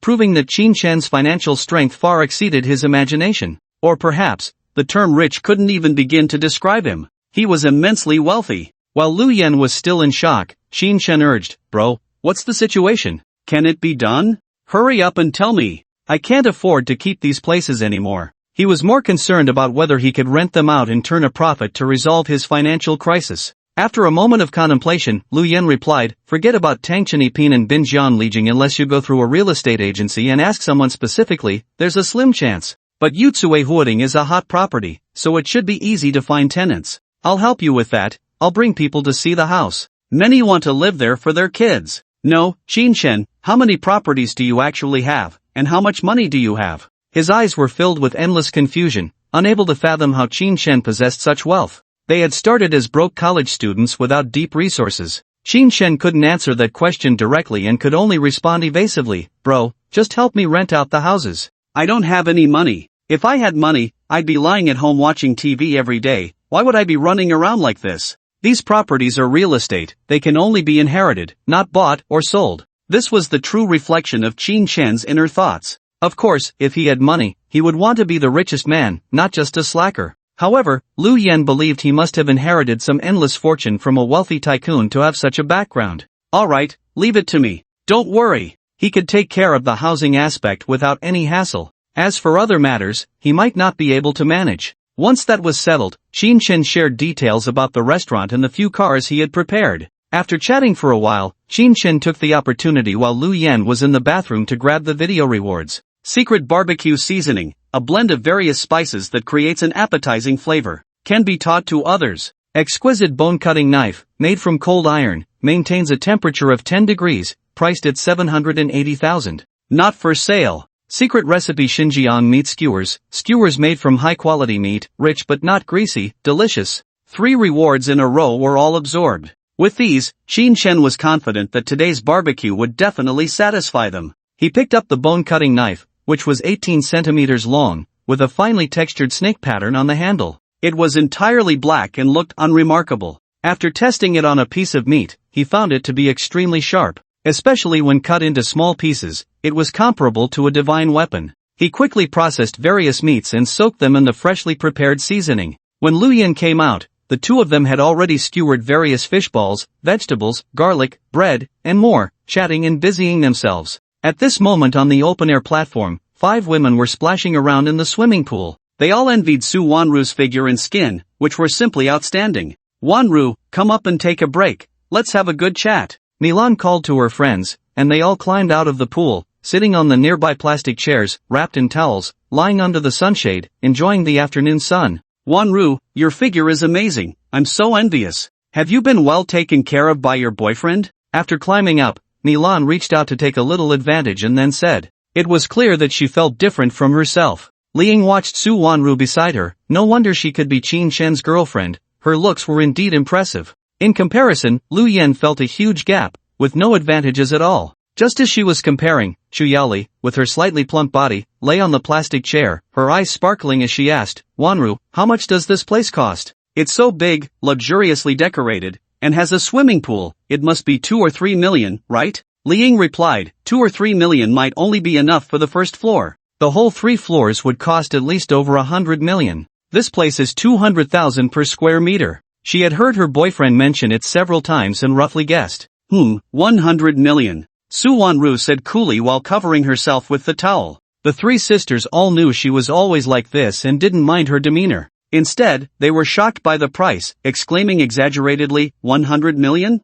My God! We could work our whole lives and still not get it. Chu Yaoli made a gesture of propping her chin with her hands and said, "Heavens, Su Wanru, you've suddenly become a rich woman. Quickly tell us, how did you win the heart of this rich second generation?" She dreamed of one day joining a wealthy family and becoming a lady of leisure. Su Wanru replied, "We just happened to reunite and became a couple by chance. There's nothing much to say. All of this is his, I will still do my job. And besides, we haven't progressed further, we're just boyfriend and girlfriend. I want to maintain my independence." After this exchange, the women understood that perhaps it was her independence that attracted all of Qin Shen's attention. After chatting for a while and resting enough, they went downstairs to start today's barbecue. It had to be admitted that Qin Shen, who had received culinary awards, was even more impressive than a skilled chef. The barbecue lasted a full 4 hours, until after 8 o'clock. Qin Shen sat beside the grill, watching 12 episodes of a TV series, having reached the 38th episode. 19 episodes left to finish. Multitasking didn't delay him at all. "Thank you for the hospitality. My goodness, I don't even want to leave after eating. Wanru, you found such a good cook for a boyfriend and didn't gain any weight. It's truly a miracle. Next time, I will definitely come back. I can't forget the taste." They all left with immense satisfaction. Lu Yan, supported by Liang, drunkenly stumbled away. They hoped to come back next time. This rare leisurely afternoon slipped away just like that. Fortunately, there were many girls, and they had tidied up the room before leaving. Otherwise, Qin Shen and the others would have had a lot more trouble. After sending off her friends, Su Wanru flopped down on the sofa, looking completely unrefined, and lazily asked, "Qin Shen, should we go back? Or should we just stay here? I can bring my things over tomorrow." She felt this place was better than the riverside beautiful view, and it would be closer to work. Most importantly, the scenery outside the community was much better than Riverside beautiful view, with excellent service. All her friends were brought over by electric bikes. Shinshen nodded and said, "No need to bring anything, just bring over the perishable food. We might need to change houses in the future, this isn't a long-term solution." This was true, he was sure he would get rewards like a villa. By then, it would be a hassle, and not worth the trouble. Hearing his words, Su Wanru, leaning on the sofa, suddenly jumped up like a startled kitten, looking at him in shock and asking, "What do you mean? We have to change houses?" She couldn't imagine owning such a luxurious mansion. Why would she need to change houses? What a joke! Isn't that just wasting money? One set is enough to live in, right? Shinshen picked up the remote and turned on the TV, saying to her, "I always feel that a big villa is more nurturing. Luo Bad Dao's house is really nice, it can park more than 10 luxury cars. In the end, there are too many people in the community, which is not what I want." He felt helpless too. After all, these were the rewards he received, and there was no way around it. If the reward were money, he wouldn't have to wander around like this, just buy a place he liked and settle down. Upon hearing this, Su Wanru didn't know how to respond. He was actually eyeing someone else's villa, planning to switch to one worth several hundred million. How much money do you really have? Why not start a company and be your own boss? Isn't that better than wandering around? She probed again into Qin Chen's background, hoping to have a clearer picture. However, Qin Chen shrugged and said, "I really don't have money. Otherwise, I wouldn't be delivering takeout. But I will have money soon. Alright, wash up early and get some rest. I have a job tomorrow. Oh, by the way, there's a Maybach over at Binjianglijing. I'll drive you back tomorrow. I'll take the Cullinan." He was reluctant to talk more about the rewards, but some things still needed to be said. Otherwise, there wouldn't be enough parking spaces. Su Wanru really didn't know what to say. This guy claimed to be broke, yet he had 4 luxury cars and 3 mansions. That added up to several hundred million. So willful. She helplessly said, "Fine, I'll watch some TV with you. Tomorrow's a day off, and I'm a bit tired." She nestled into the sofa, finding a particularly comfortable position, and watched the TV. "Sure, but can you understand it if you watch from the middle?" Qin Shen was eager for her to spend some quality time with him. It was a rare moment for just the two of them. "Silly." Su Wanru replied with just one word, ignoring him. Whether she understood or not didn't matter. What mattered was the person and the conversation, not the plot. Qin Shen was really lacking in this regard. He was a bit of a typical guy. But she didn't say anything, and Qin Shen didn't say more either, as they watched the show and talked about funny moments from the wedding. Unconsciously, Su Wanru stopped responding. Qin Shen turned his head to look and found her slumped on the sofa, asleep. She had let down her guard and fallen asleep in front of him. Looking at her peaceful expression and delicate curves, he felt a stir of emotions. Sigh, they say if there's a flower to be picked, it should be picked, but how can I bring myself to do it in front of her? A woman who only wants to dedicate herself on the wedding night. With a sigh, he walked to the bedroom, grabbed a blanket, and covered her with it. Then he closed the window but left the door open to avoid it being too windy or too hot. Finally, he turned down the TV volume and checked his phone. His father had sent a message, saying he planned to come to the Magic City on August 1st and had already bought the train tickets. Along with him were his aunt and her son, his future daughter-in-law. Qin Shen instantly understood that his father was both afraid of him getting into trouble and wanted his aunt to see that he had really made it. After all, he had borrowed 600,000 from his aunt's family back then but only took 20,000, fearing he couldn't pay it back. "Got it, Dad, don't worry, I'll pick you up." With 5 people coming, plus himself, they needed a 7-seater car. The Cullinan was just right for that, more than enough. The rest were supercars, which would definitely not be needed. It seemed that in the next half-month, he would have to binge-watch some TV shows and get the supercars out. But would he? His father didn't reply, and according to the normal schedule, he should be asleep. Turning his head, he found that the university class group had over 300 messages, all asking what exactly happened at the gathering. Lin Fawn was very straightforward and explained the whole process. Many people fell silent, while others expressed their astonishment, realizing that the class monitor had gone too far. Qin Shen said nothing, silently shifting to the liveliest high school group, where various discussions were rapidly increasing. It was standard. The earlier chaotic discussions were of no substance. Until 4 in the afternoon, Lu Yan suddenly uploaded many photos, indicating they were of Qin Shen's mansion, and the entire group exploded. Especially when they saw the swimming pool with several beauties submerged in the water, many classmates felt a shock. Wow, wow, wow. I have no other adjectives left. Is this the pinnacle of life? Luxury cars, luxury houses, beauties. I'm so envious I could fall apart. Real name envy, Can someone tell me how to contact Qin Shen? Give me a way to reach him, I want to cling to his thigh. This is what a rich person looks like, so decadent, so corrupt. Is there anything missing from that thigh? Countless words of envy and jealousy flooded the chat, with hundreds of messages appearing. Lu Yan took a moment to say, Tang Chinipin is just one of the properties, there's also been Jianlijing and Yutsue Huoding. I want the elders to come live here, but they don't want to, I'm trying to figure it out. Qin Shen checked the time and knew it was just when the girls had come down and started eating barbecue. In an instant, even the teachers were chiming in. Qin Shen, you're only 26 this year, how can you be so rich? Even if you committed a crime, you couldn't have gotten this, you must have inherited some estate, right? One sentence implied that Qin Shen might be a super rich second generation. However, his parents were local, honest working class people. This didn't add up. Watching them guess wildly, some said alien civilization, some said he obtained a system, others said he received ancient inheritance, and the theories were endless. They were pulling out all the tropes from novels, which felt extremely funny. Qin Shen didn't comment, letting Lu Yan chat with them and boast. Even when Qian Sika jumped in to firmly announce that he had captured the male god and they would be together from now on, he didn't pay any attention. What they said was their business. When he exited WeChat, he realized the TV series had unknowingly reached its end,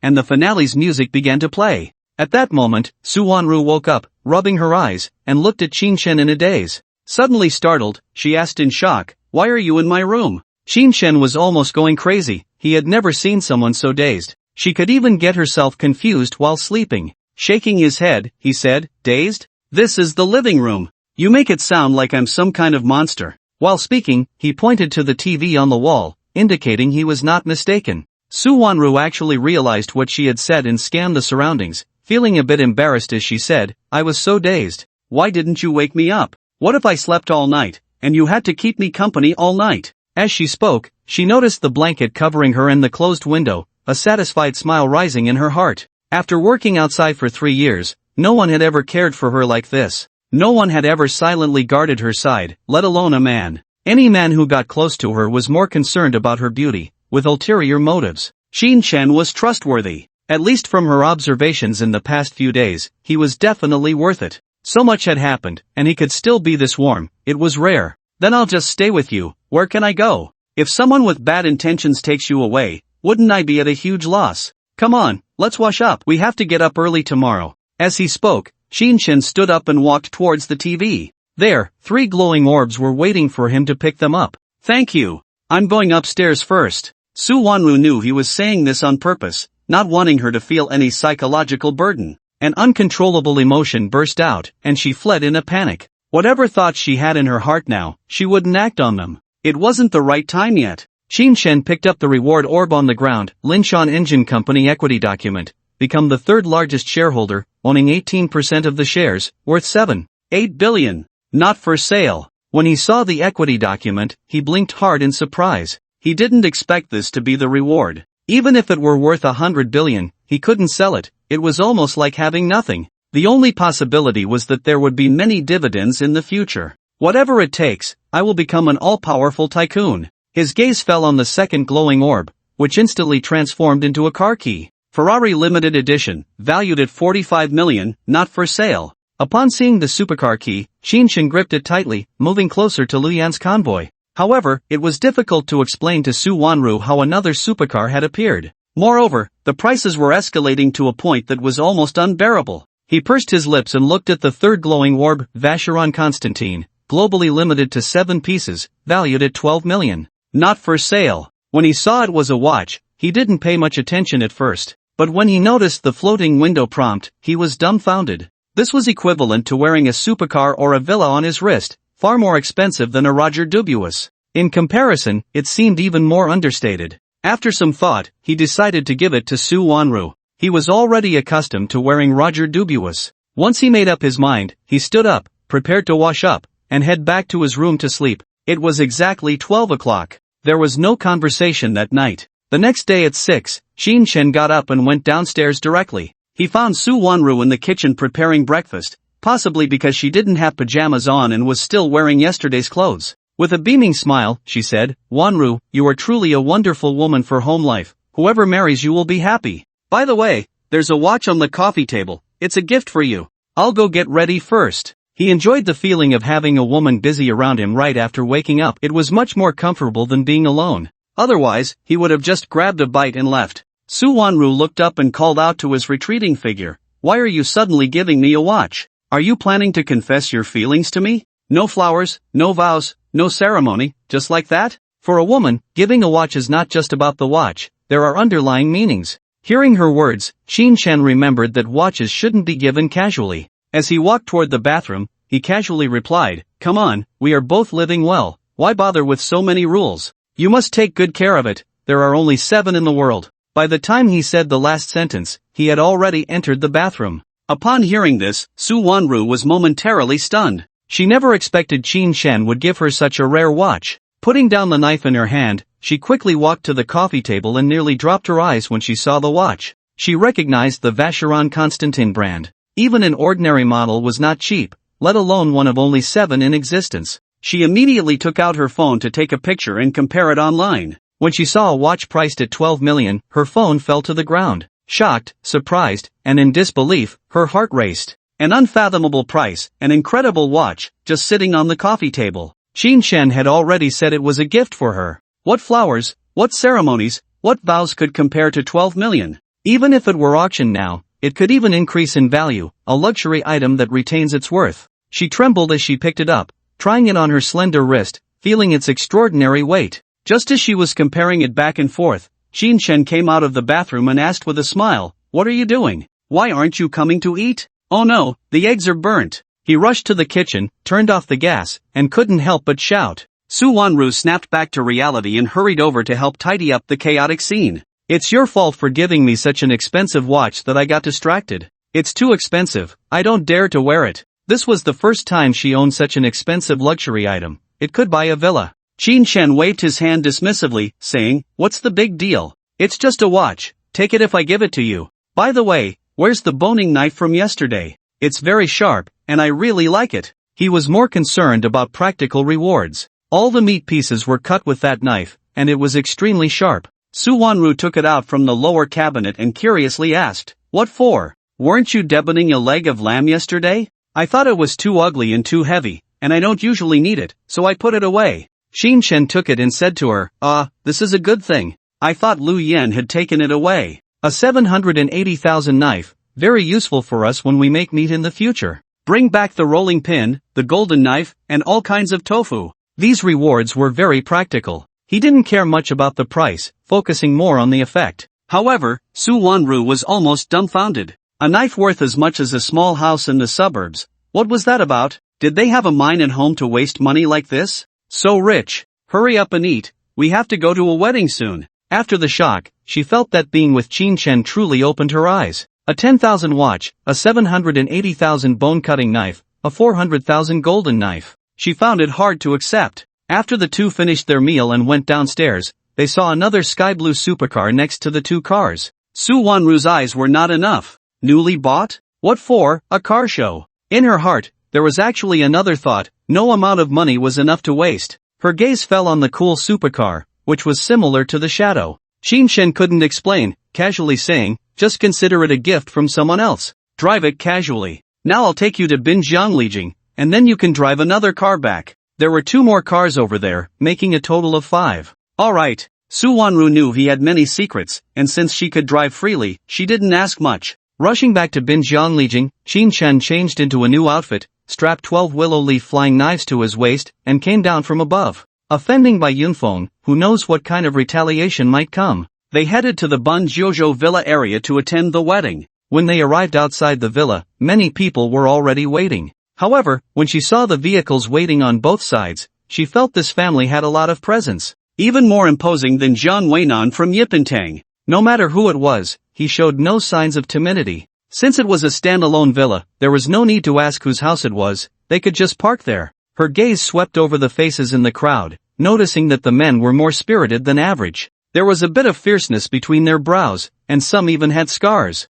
The female companions beside them were all glamorous and eye-catching, making one want to look twice. Various luxury cars, Mercedes, BMW, Audi, Rolls-Royce, Porsche, etc., were everywhere. Although they couldn't compare to Qin Shan's Rolls-Royce Shadow, they were enough to prove the family's strength. They pointed at the shadow, voices carrying, "This is the shadow that the young master likes, it really has some tricks. The engine's sound is deeper than ours. It's okay, if it weren't for the fact that there are only 2 in the entire long country, the young master would definitely buy one. Let's ask him later if he wants to sell it, to satisfy the young master's wish." Their discussion was quite different from what Qin Shen had heard before. They actually wanted to buy it. He deeply understood that today's groom was no ordinary person. After notifying Guan Meiting that she had arrived, she quickly appeared in front of the car. He noticed her clothes were a bit disheveled, as if she had just fought with someone. On her delicate face, although the makeup concealed it, one could still see the palm print. Her eyes were red, clearly having cried.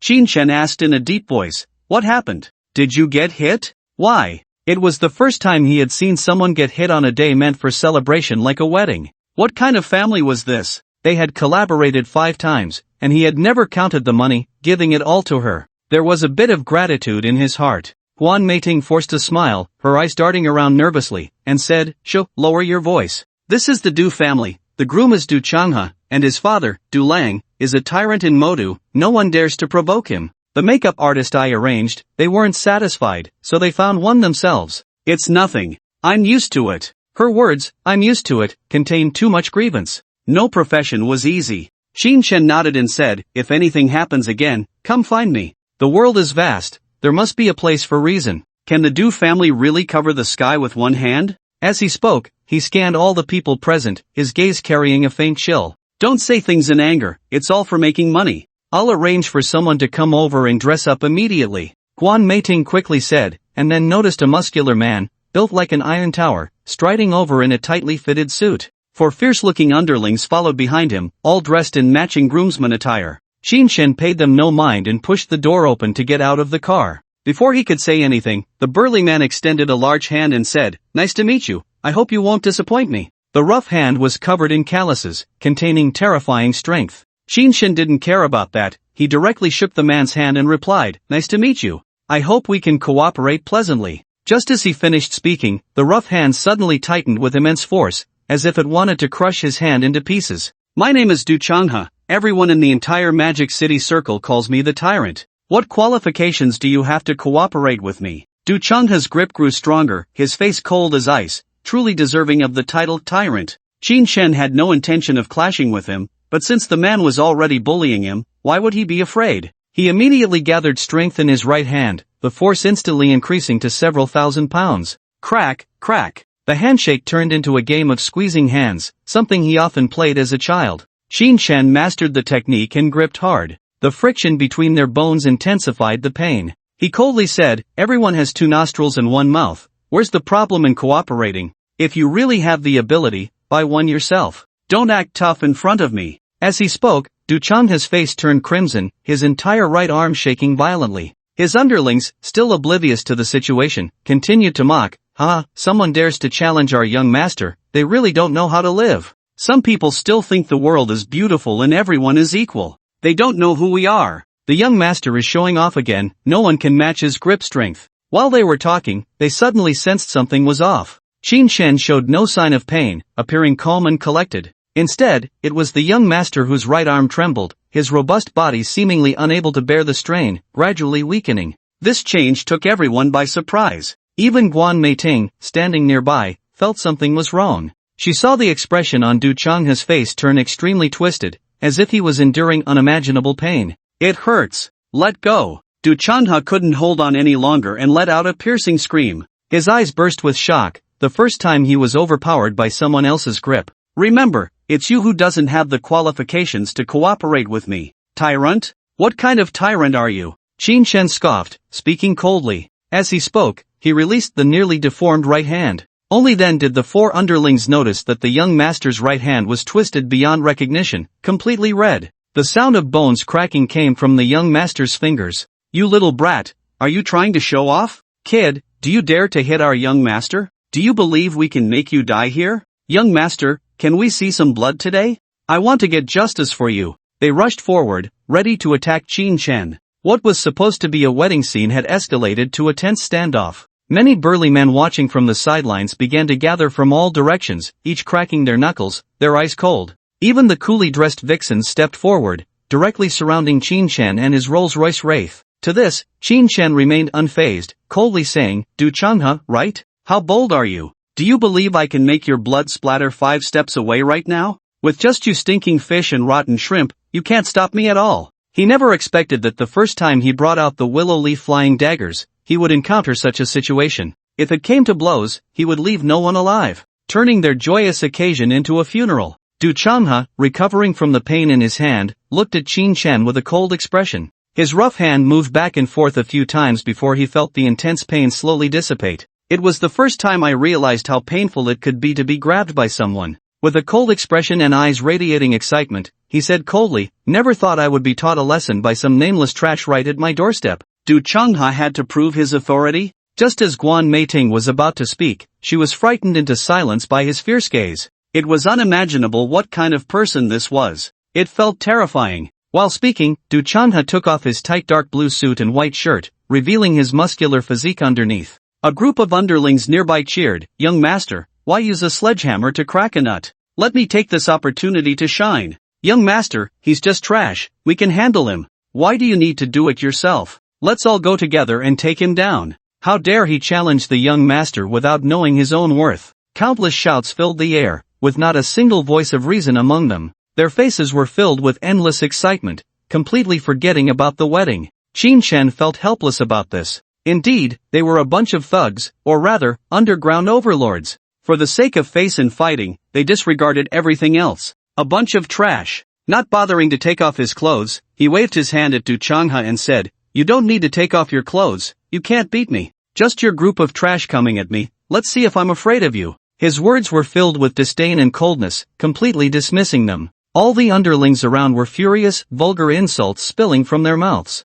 They tore off their clothes, revealing large tattoos. The first impression they gave was that they were not good people. Moreover, some even took out knives and steel pipes from their cars, clearly prepared. The atmosphere looked more like a fight than a wedding. Just as tensions were rising, an elder from the villa received the news and strode out. Many of the burly men preparing to fight immediately showed respect upon seeing the elder, shouting, "Good day, old master. Good day, ninth master. Ninth master." Regardless of the different titles, everyone showed respect and stood still. The weapons they had raised high were lowered to their sides, not daring to lift them again. The noise grew louder, and finally, under everyone's gaze, the elder walked straight to Du Changhe, who was about to strike. He placed a hand on his strong shoulder and asked in a deep voice, "Aren't you going to the wedding? What are you doing here showing off?" Although he was questioning his son, his gaze was fixed on Qin Shen. He was very handsome, and despite such a crisis, he remained calm and composed. He either had an unpredictable trump card or was backed by a terrifying force, unafraid of a fight.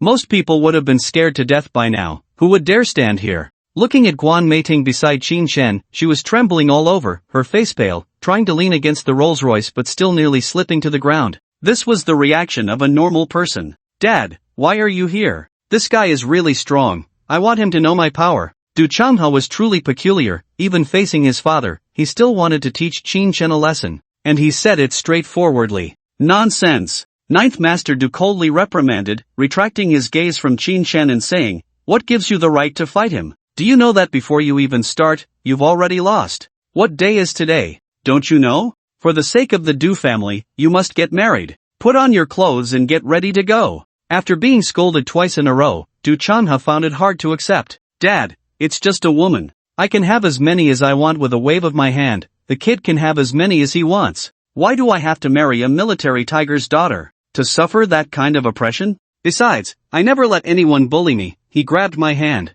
Before he could finish his defense, Ninth Master Du's right hand fell on his shoulder, applying slight pressure. Du Changhe immediately lost his balance, staggering back 5 or 6 steps like a tank before finally steadying himself. He coldly said, "Don't forget what I told you, put on your clothes." The voice, though not loud, contained endless authority. Even the stubborn Du Changhe could only accept the clothes handed to him by his younger brother and put them on. His gaze fell on Qin Shen as he coldly said, "Kid, you better wait for me. As long as you're still in Magic City, you can't escape. I will make you pay the price." He had never suffered a loss and would never let Qin Shen off the hook. As for his threats, Qin Shen pretended not to hear, his attention shifting to the slowly approaching Du Jui. The move he had just used to push Du Changhe away definitely showed real skill. It was just that he didn't know what technique could unleash such power in an instant. The burly men around them had all quieted down, watching as Jui and Qin Shen stood together. Jui fixed his gaze on Qin Shen and slowly said, "Today is a joyous day for our Du family. You should back off and be a good driver for my son, you won't be left out. If you slack off, don't blame me for being rude." The words he spoke were even more arrogant than Du Chanha. It seemed that Qin Shen was expected to serve him without resistance or negotiation. Although Qin Shen knew he was formidable, he was not one to be bullied. With a disdainful expression, he replied, "Me, a driver for your son? Ask him if he's worthy. Let's talk it over, we can be reasonable. But if your son says I'm not worthy to work with him, then how are you worthy to work with me? I won't be your lead car anymore, I'm leaving." A bunch of scoundrels treating him like he was nothing, why should he serve them? With that one sentence, everyone present was stunned. You must understand, when Du Ju's name came up, all the prominent figures in Magic City had to show him respect. His reputation was built on countless lives, and no one dared to defy him. Many who disrespected him ended up with their families destroyed. Yet today, a mere rich second generation was openly disrespecting him, trying to ruin the wedding. It was simply courting death. Jui, who always spoke with authority, was filled with rage at being rejected by Qin Shen. He coldly said, "If you can get into the car, I'll have my son apologize to you. Even my Du family can apologize to you." As he spoke, he suddenly stepped forward. This step was like a thunderclap, like a sleeping lion awakening, and his entire aura changed abruptly. His eyes sparkled, his hair bristled, and his muscles rippled as if he had transformed into a different person. His large hand opened like an eagle's claw, fiercely reaching for Qin Shen. Since he wouldn't show respect, then he would make him pay the price. No matter what family it was, before him, Ju, they had to bow their heads. If Du Chanha was a tyrant, then Du Jui was the demon lord, overwhelmingly powerful and unquestionable. Qin Shen was already prepared in his heart, ready to face the sudden attack. His right fist was at his waist, and his left hand moved like a door, slapping towards the claw. He roared, "Get lost!" Accompanied by his roar, his left palm met the eagle claw, as if it were an iron net trying to catch his hand. Sizzle! Qin Shen heard the sound of the eagle claw slicing through the air, and his heart was filled with shock. This was definitely not an ordinary person. If that claw landed, even a giant rock would be shattered. Cheers erupted from the crowd. "Ha, Ji is making a move, even gods and ghosts can't escape." A frog at the bottom of a well, daring to fight Ji purely seeking death. Ji is a true yellow-level master, defeating countless experts. A newborn calf is not afraid of tigers, but alas, it will ultimately be eaten by the tiger. They were more excited to see Du Ji make a move than if they were the ones fighting, clapping, and shouting. Qin Shen was eager to witness his own strength, and at the moment of impending collision, he intercepted with his left hand while his right fist smashed out like a cannonball. Instantly, he gathered 80% of his strength, bursting through the air towards Ju's chest and abdomen. Puff! Ju's eagle claw collided with Qin Shen's left palm, continuing forward like a bamboo being split. However, Ju was not the least bit excited, instead, he was greatly shocked. His body uncontrollably swayed with Qin Shen's left hand, nearly losing his balance. A feint! Rooting his feet, he quickly intercepted the incoming right fist with his left hand. Bang! The left hand intercepted, barely altering the trajectory of the punch, but still failed to dodge completely. Bang! Clap! Qin Shen's right fist landed on old Master Zhou's shoulder, producing a dull thud. The satin long robe he wore instantly burst open, revealing the purplish-red skin beneath. His body uncontrollably staggered back 2 steps, his face filled with shock. Yet Qin Shen was relentless, launching a simple bow step straight punch at old Master Zhou again. Damn! How dare you! Get back, old Master Zhou was injured, and you still dare to pursue. No way! What did I just see? Old Master Zhou was actually defeated in one move. Dad! Before Qin Shen's second attack even landed, the scene erupted in gasps. They had never imagined old Master Zhou would lose. By the time they realized what was happening, Qin Shen's second punch struck old Master Zhou in the abdomen. The impact felt strange, as if hitting the surface of water, sending ripples spreading outwards. With sheer muscle power, he managed to negate the force of that tremendous punch. Even with the oddity of it all, Qin Shen showed no fear and continued his frenzied assault. His fists rained down like a relentless storm, treating old Master Zhou like a punching bag. Such a shocking and surreal scene unfolded before the group of thugs surrounding them. Their expressions were unified, stunned. They had never considered that old Master Zhou could be so thoroughly defeated. To them, old Master Zhou was a god, the unyielding pillar of the Du family, an invincible legend. Yet today, he was being relentlessly attacked by a nameless brat, unable to fight back at all. The terrifying power he once wielded seemed to vanish in the face of this onslaught. It was as if a tiger had been shackled, unable to unleash its true fighting prowess. By the time Du Changha reacted and prepared to help, he found his father already caught by Qin Shen, lifted high by the neck. In an instant, the entire scene fell silent. Defeated. Completely defeated. The once great warrior of the Du family had fallen just like that. Defeated in public. The eyes of the younger brothers, relatives, and son were all fixed on old Master Jiu, who was struggling in midair. Qin Shen's cold voice rang out, "I told you, you're nothing but a bunch of trash. Apologize. Here to make some money, yet encountering unreasonable thugs who charged in recklessly.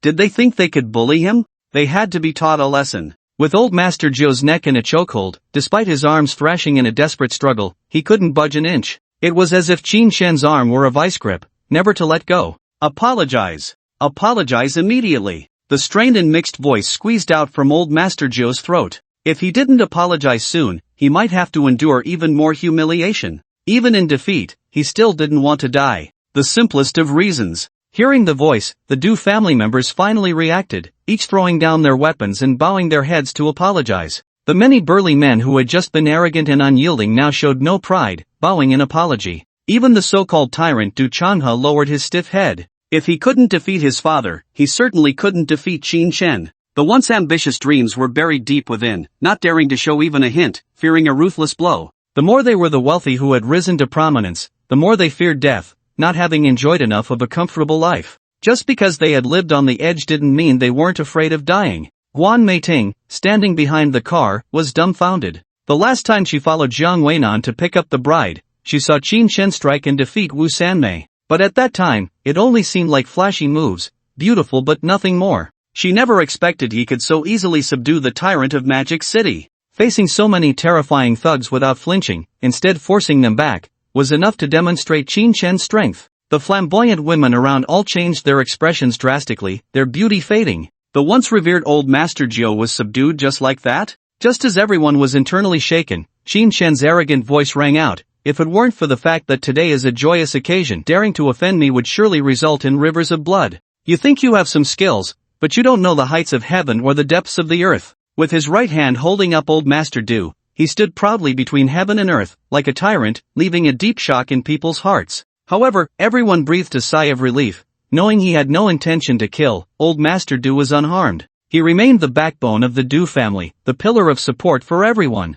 Suddenly, he swung his right hand, and the old man, weighing over 100 pounds, was flung towards Du Changha. Seeing this, Du Changha quickly reached out to catch him, but the old man executed a somersault in midair, landing steadily behind his son. His long blue robe swayed, revealing several torn spots on his shoulder, exposing the bruised skin beneath. He looked quite miserable from the beating. Yet, his eyes glinted with cold light, his expression fierce, as he strode forward. "Kid, I want to experience your skills again. Regardless of the outcome, I will apologize to you. Since I've been in the Magic City, I've fought in over 800 battles, and I have never lost. Today, if you can defeat me the first time, you will never defeat me the second time." He loosened his long robe, revealing his strong muscles underneath. To the eye, he looked nothing like an old man. He was even more formidable than the average middle-aged man. Qin Shen felt a jolt in his heart seeing that he was still willing to fight. He knew deeply that the previous victory was due to his carelessness, taking advantage of his inconvenient long robe to launch a frenzied attack that led to a quick capture. In another battle, the opponent's terrifying combat experience would surely allow him to easily counter all moves. He feared he would be defeated. However, it must be said, this was undoubtedly an opportunity to test his true combat power. With a confident smile, he beckoned to old Master Du, saying, "Come at me, but my fists and feet are not my strongest. My real strength lies in hidden weapons. If I defeat you again, just an apology is not enough." As he spoke, he loosened his clothes, revealing 12 willow leaf flying daggers at his waist. Moreover, his exposed muscles were incredibly strong, comparable to granite. Coupled with his handsome face, many women's resentment turned into admiration, just like the allure of beauty to men. However, the other strong men deeply feared Qin Shen's strength. If he could defeat old Master Du in an area he was not skilled in, wouldn't that mean his hidden weapons were even more extraordinary? For the first time, Du Changha felt he might have offended a terrifying master, and the days ahead looked grim. Being targeted by a master of hidden weapons would undoubtedly make it hard to sleep or eat. More unpredictable than the current gunman. Old Master Du's expression was serious, yet he still strode forward, coldly saying, "If you can win, my Du family will obey your commands. If you have enough strength, what's wrong with submitting to you?" He was essentially betting his family on a fight with Qin Shen. In reality, he was shrewd and calculating. If he won, Qin Shen could gain a large family, and he would surely hold back during the fight. In battle, being overly cautious is the most taboo. It would be like putting shackles on Qin Shen, preventing him from fighting with all his might. If he lost, he would never rise again, and he would be firmly controlled. Qin Shen did not know his thoughts but had his own plans. He would fight with all his strength to test himself. Thus, Old Master Du's psychological tactics fell flat. With a loud shout, he declared, "Get ready to be my subordinate." Straight punch. His body transformed into a flash of lightning, rushing out rapidly. "Even if you lose, you will still be my subordinate. There's no room for negotiation." Old Master Du had never suffered a loss. He roared as he charged forward. This time, he could let loose and go all out. Every move was filled with endless power, like a series of violent winds sweeping through. Bang bang bang. Each collision of fists and feet sounded like steel clashing, deafening. The stone-paved road beneath their feet erupted, sending debris flying in all directions. The male and female subordinates dodged to the sides. A single hit would bring unbearable pain. Huan Meiting hid behind a car, not daring to peek out. They jumped and dodged, exchanging blows for 10 minutes before their movements finally slowed. Du Chanhe noticed that his father had developed several red marks on his body, all left from the battle. Qin Shen was not much better off. He was covered in dust, his skin bruised and swollen. "This is bad," he thought to himself. His father's breathing was far more rapid than Qin Shen's, his body swaying unsteadily. "Go find a gunman and have him take care of him the moment the outcome is decided." Du Chanhe would not allow his father to fail, nor would he permit anyone to surpass the Du family. Accustomed to being high and mighty, arrogant and fearless, and referred to as a tyrant, how could he ever submit to others? With the young master's command, a subordinate immediately squeezed through the crowd, preparing for a backup plan. Qin Shen and Old Master Du were unaware of the situation outside. The battle had reached a boiling point, about to determine a victor. A proud smile played on Qin Shen's lips, his eyes filled with excitement as he said, "Old Master Du, what's wrong? Tired already? You can't let me go all out yet." Even as he spoke, his attacks did not cease. Using grappling techniques, he began to engage in close combat. The old man's skills were too exquisite. He had already suffered losses in the fight. If it weren't for the enhanced body from the blood serum of a soldier king, he would have long since collapsed. To become a regional overlord, he indeed had the capital to be proud. Old Master Du secretly lamented that Qin Shen's learning ability was too strong, and his body was incredibly resilient. Although his own son was also constantly training, he was far from being able to compare. Watching Qin Shen engage in close combat, he felt a sense of despair. They had already reached the end of their strength, yet he was using the most physically exhausting fighting style, fearing he would not be able to endure it. However, the battle continued, leaving him no time to think deeply. Unable to quickly create distance, he could only hold on. In the eyes of the onlookers, Qin Shen and the old master were entangled together. The attacks focused on grappling and locking techniques. Not only did this consume stamina, but a slight misstep could lead to defeat. Just as the subordinate squeezed into the crowd, preparing to report to young Master Du Changhe, Qin Shen ultimately locked his arms tightly around Old Master Du's body, rendering him immobile and bringing the fight to an end. In an instant, the scene fell into an eerie silence. Everyone could hear the heavy breathing of the two, having expended a tremendous amount of energy. All the strong men, along with the women, and everyone from the Du family, stared blankly as their idol was publicly subdued, unable to move. Even if they felt unwilling, only despair remained. At that moment, Qin Shen exclaimed excitedly, "You lost." Though he was extremely fatigued and his voice was hoarse, it was enough to determine the outcome. Defeated again. The pillar of the Du family, their mainstay, had lost once more. Despite his fierce struggles, his locked body could not break free. Even with countless thoughts racing through his mind, he could only suppress them, unable to voice them. The members of the Du family felt bitter. It was supposed to be a day of great joy, yet it had turned into a day of becoming someone else's subordinate. The taste of it was unimaginably sour. Unable to escape, Old Master Du instantly lost all strength, giving up the struggle, and said in a low voice, "I lost." He had never imagined that in a direct confrontation, someone could withstand his relentless bombardment. It indicated that this young man had already reached the yellow level. It felt unbelievable. His own son had been training since childhood, and at 25 years old, still could not reach the yellow level. Hearing this, Qin Shen stood up, took a few steps back, and stood to the side, saying with satisfaction, "This battle was more like it. Shouldn't you fulfill your promise now?" Although he didn't know the steps to becoming a subordinate, being able to subdue the overlord of the magic city still gave him a sense of accomplishment. Old Master Du stood up, his chest heaving violently, his eyes flashing with complex emotions. He never expected that one day he would become someone else's subordinate. The Du family's development over the past 40 years had built a great reputation, yet now it was to be handed over to someone else. How could he not have thoughts about it? In society, especially for people like them, being untrustworthy could lead to a terrible end. Licking his dry lips, he clasped his hands together and said, "I." Just as he uttered a word, he didn't know how to continue. Should he admit defeat? Qin wore a proud expression, waiting for him to submit. Suddenly, a sound of something slicing through the air reached his ears. Without hesitation, he drew a willow leaf flying knife from his belt and casually threw it. A white streak shot across the sky. Clang! Accompanied by a metallic clash, it instantly attracted everyone's attention. They discovered a willow leaf flying knife sparking against a bullet in midair. Whoosh, whoosh! Two voices rang out, and the bullet grazed past Du Jui's ear. The flying knife rolled back, charging towards Qin,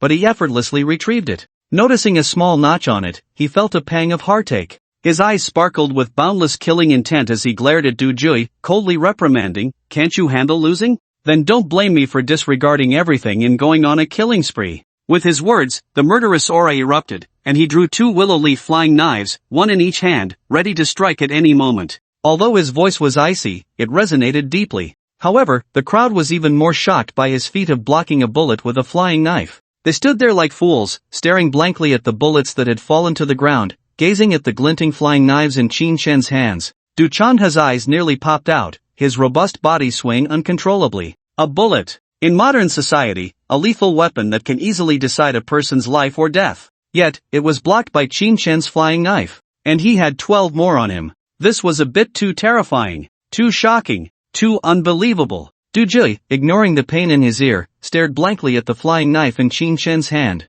It turned out he was telling the truth. Hidden weapons were indeed the most adept means, capable of blocking bullets. Even assassination might not be able to kill him. Such a method was absolutely not to be offended. Hearing Qin's words, he barely regained his senses and suddenly shouted, "Who told you to act? Immediately take down the shooter, or you'll regret it." As Qin's opponent, he still considered it a joyous occasion and refrained from killing. But his subordinates wanted blood. What nonsense! Immediately, some subordinates rushed out to handle the aftermath. Even if Du Ji was defeated, he still held great authority in the Du family, and no one dared to disobey. Then, Du Ji took a deep breath, walked up to Qin, knelt on one knee, and said loudly, "Today, Du Long has lost, and I willingly acknowledge you as my superior. From now on, the Du family will follow you." After speaking, he took out a dagger from his pants leg, made a cut on his finger, letting blood drip to the ground. The other members of the Du family understood that from this day forward, there would be a master above them to suppress their family.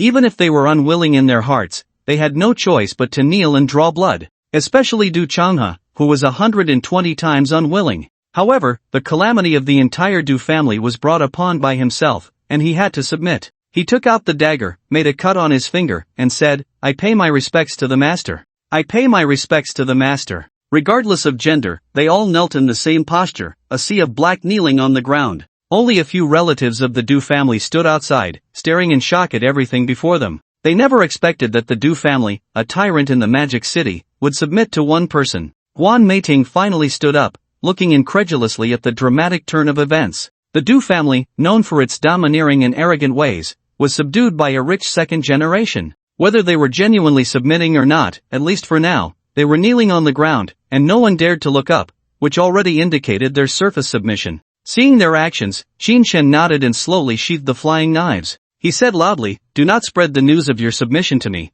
I don't want outsiders to know. As for how you operate in the future, I won't interfere. The only requirement is that when I call for you, you must appear." In reality, he felt he would never need them in his life. Subduing them was merely to avoid trouble. At this, the Du family members were all taken aback. They never expected he wouldn't take over the Du family's business, didn't want to dominate the entire Magic City, and especially didn't want outsiders to know. If that were the case, having this master didn't actually change anything. Understood, master. You prefer to keep a low profile. Without orders, we won't appear at will. Du Jui was slightly taken aback but immediately understood his thoughts. Low profile. He didn't want anyone to know his situation. He stood up and immediately invited him into the Du family villa, wanting to discuss other matters. Qin waved his hand and said, "You'd better control your subordinates and not provoke me. Especially your son." His eyes are full of defiance. Today's matter ends here, everything goes back to normal. After saying this, he turned around, picked up the clothes from the supercar, and put them on again. Ha! The members of the Du family on site were once again stunned. Qin Shen seemed unaware of how much power and wealth the Du family had, and he actually didn't enter the door but prepared to pick up the bride. Old Master Du closed his eyes and pondered for a moment, then immediately arranged for the wedding to continue. As long as he listened to the master, everything would be fine. Photography, following the process, everything continued. Guan Meiting sat in the passenger seat next to Qin Shen, watching his relaxed demeanor, which seemed like a different person from the fierce Qin Shen just moments ago. The members of the Du family were far from the Rolls-Royce Dawn, pointing and discussing. I really didn't expect old Master 9 to lose. With a new master, will our business be affected? Affected? They don't lack money at all. They probably look down on old Master 9's assets. Truly ruthless, even bullets can be blocked. Old Master 9 must have completely surrendered. Do you dare to make a move? Even a black gun can't kill him. Making a move would just be seeking death. Oh, this man is really handsome. If I could roll in bed with him for a few days, I'd probably be over the moon. Flirt, be careful, old Master 9 won't let you succeed. Who knows what old Master 9 is planning? The many subordinates of the Du family were discussing, while in a guest room of the villa, old Master 9 stood by the window, looking at the Rolls-Royce Dawn outside. He had already changed into a long gown, and the wound on his ear had been treated. In the center of the room, Du Changhe knelt on the ground, his face full of grievance and unwillingness. Dad, I refuse to accept this. Our Du family is high and mighty, supported by that family, exterminating a mere yellow level is just a piece of cake. The disdainful voice revealed some secrets. Old Master 9 suddenly turned around, picked up the inkstone on the table, and smashed it down hard. Bang! It hit his son's chest, and there was no way to dodge it. The low roar echoed in his ears. Is your brain filled with dung? Do you know how much profit that family has taken from the Du family? 40%. If there's a chance to break free, why not take it? This tactic is called driving the wolf to feed the tiger. They fight to the death, and only then can our Du family truly stand up. Listen carefully, we can't make any moves on the surface, but secretly, we must show him goodwill. Wherever he is, we are subordinates. We must quickly attract that family's attention. If Qin Shen heard the old man's words, he would definitely regret being too lenient. Each of them was cunning and had no good ideas. The result of their discussion was unknown to outsiders. They only knew that the wedding continued. Due to the battle delaying time, some procedures were directly omitted, just a rough idea, and they immediately set off to pick up the bride. Qin Shen drove, with Du Changhe sitting in the passenger seat, looking grim. Even holding fresh flowers, he still didn't have a smile on his face. Qin Shen couldn't be bothered to pay attention to him, just following the car in front and driving forward. When they arrived at the bride's family home, he instantly felt out of place with the Du family. Each relative stood tall, exuding an extraordinary aura. But they walked with a military demeanor, heads held high, neither servile nor arrogant, moving with purpose. What kind of people is your wife's family? Feeling something was off, Qin Shen asked Du Changhe beside him. Hearing the question, Du Changhe initially didn't want to respond, but recalling his father's instructions, he gritted his teeth and said, military family. It is said that they have served in the military since the beginning of the great feudal dynasty, forming a prominent family. My wife is sure Huayu. He was very unhappy about this marriage. The Du family was a dominant force in the Magic City, and to insist on marrying into a military family was like having one's head kicked by a donkey. Who would think of such a thing? The Du family could certainly gain some influence, but what about the future? Would they abandon all those profitable businesses? He couldn't understand the old man's plan. Qin Shen secretly found it a bit interesting. Would the union of the two families lead the Du family to reform? Perhaps it would. Who would dare to cause trouble in front of a military family? Moreover, the military family must have investigated the marriage partner and made various compromises, otherwise, they wouldn't risk tarnishing their reputation. Sitting in the car, not participating in their wedding proceedings, he searched for a series to watch. He currently had only 5 luxury cars, still short of the 10 he promised Lu Yen. If he wanted to gather supercars, he had to keep watching modern dramas. Soon, he found a show called Needing Happiness and opened it. In reality, he was somewhat tired of urban romance dramas, feeling that they all revolved around the same themes of love and relationships. He was forcing himself to watch it to fulfill his promise to Lu Yen. After just 2 episodes, the plot unfolded, and Du Changhe walked out holding a woman with a perfect figure and appearance. Qin Shen reluctantly put away his phone, watching the bride get into the car, her face beaming as if she had found true love. A handsome young man sat in the passenger seat, looking neat and proper, like a small clock, not swaying at all. Children raised in such a family environment grew up much faster than ordinary kids. Once the vehicle started moving, the bride finally spoke. Changha, I overcame so many obstacles at home to be with you.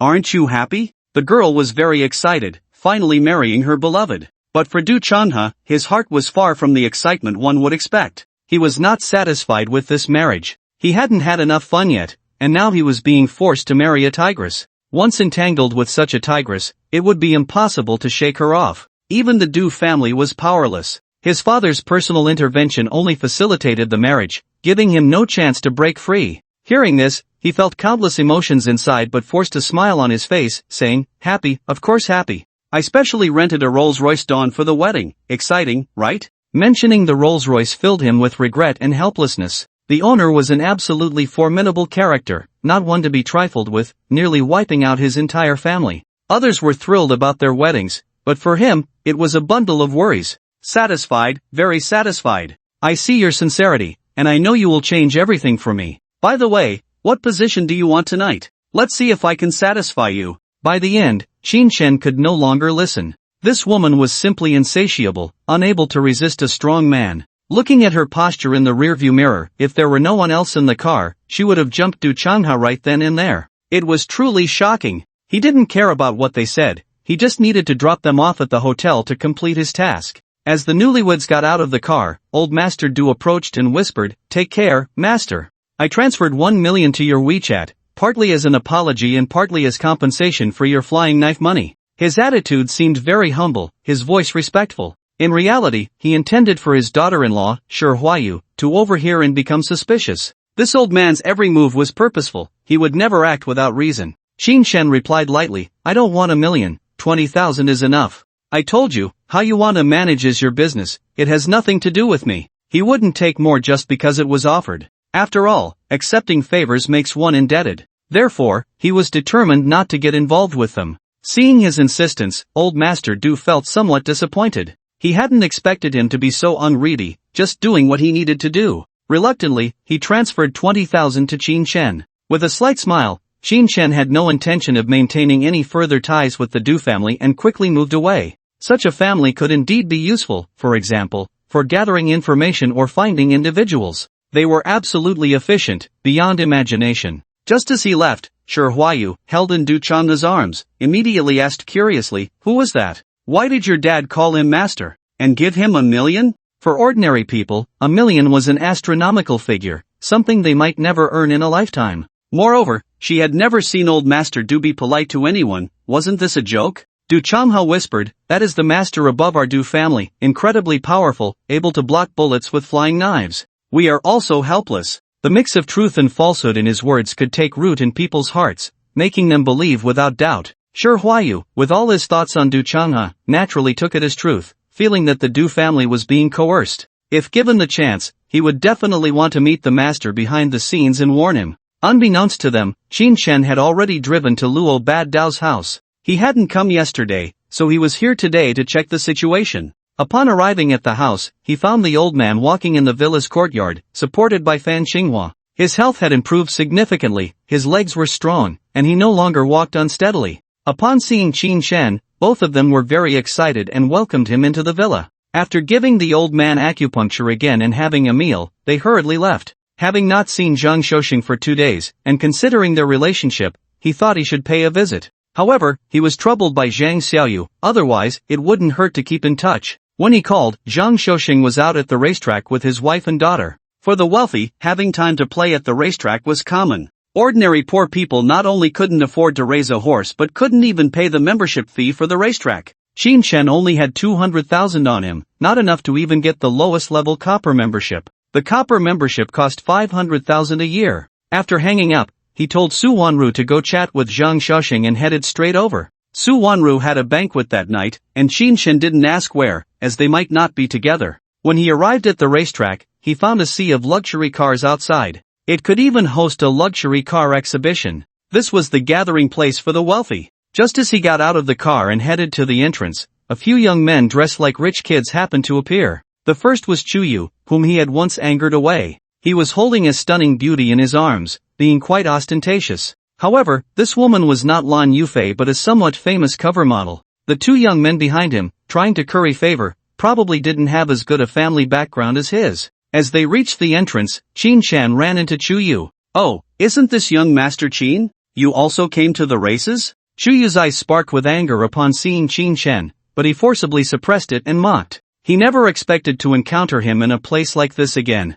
Today, he would find a way to make him pay. Just because he had money didn't mean he was powerful. Qin Shan shook his head and said, "Your ability to change women is quite impressive. Let me greet Lan Yufei first." As he spoke, he took out his phone, pretending to make a call. This made Chu Yu feel uncomfortable. Sure enough, the smug look on Chu Yu's face vanished instantly, and he coldly said, "Qin Shan, don't be arrogant. Lan Yufei is a forensic doctor. Who knows, one day she might sleepwalk and dismember you. If he couldn't have her, he wouldn't let anyone else have her." That was Chu Yu's mindset. The two young men behind her, seeing the tension between Qin Shan and Chu Yu, immediately chimed in, "You stupid idiot, what do you mean? Our Yu-Go is a young master. Changing women is like changing clothes, so what if he has a new one every day? Kid, get lost right now. Not just Yu-Go, but we have countless women wanting to climb into our beds." They had no idea about Qin Shan's family background or his worth, throwing various insults. Regardless, they were all subservient to Chu Yu. The model in Chu Yu's arms turned red upon hearing this, genuinely unsure of what to say.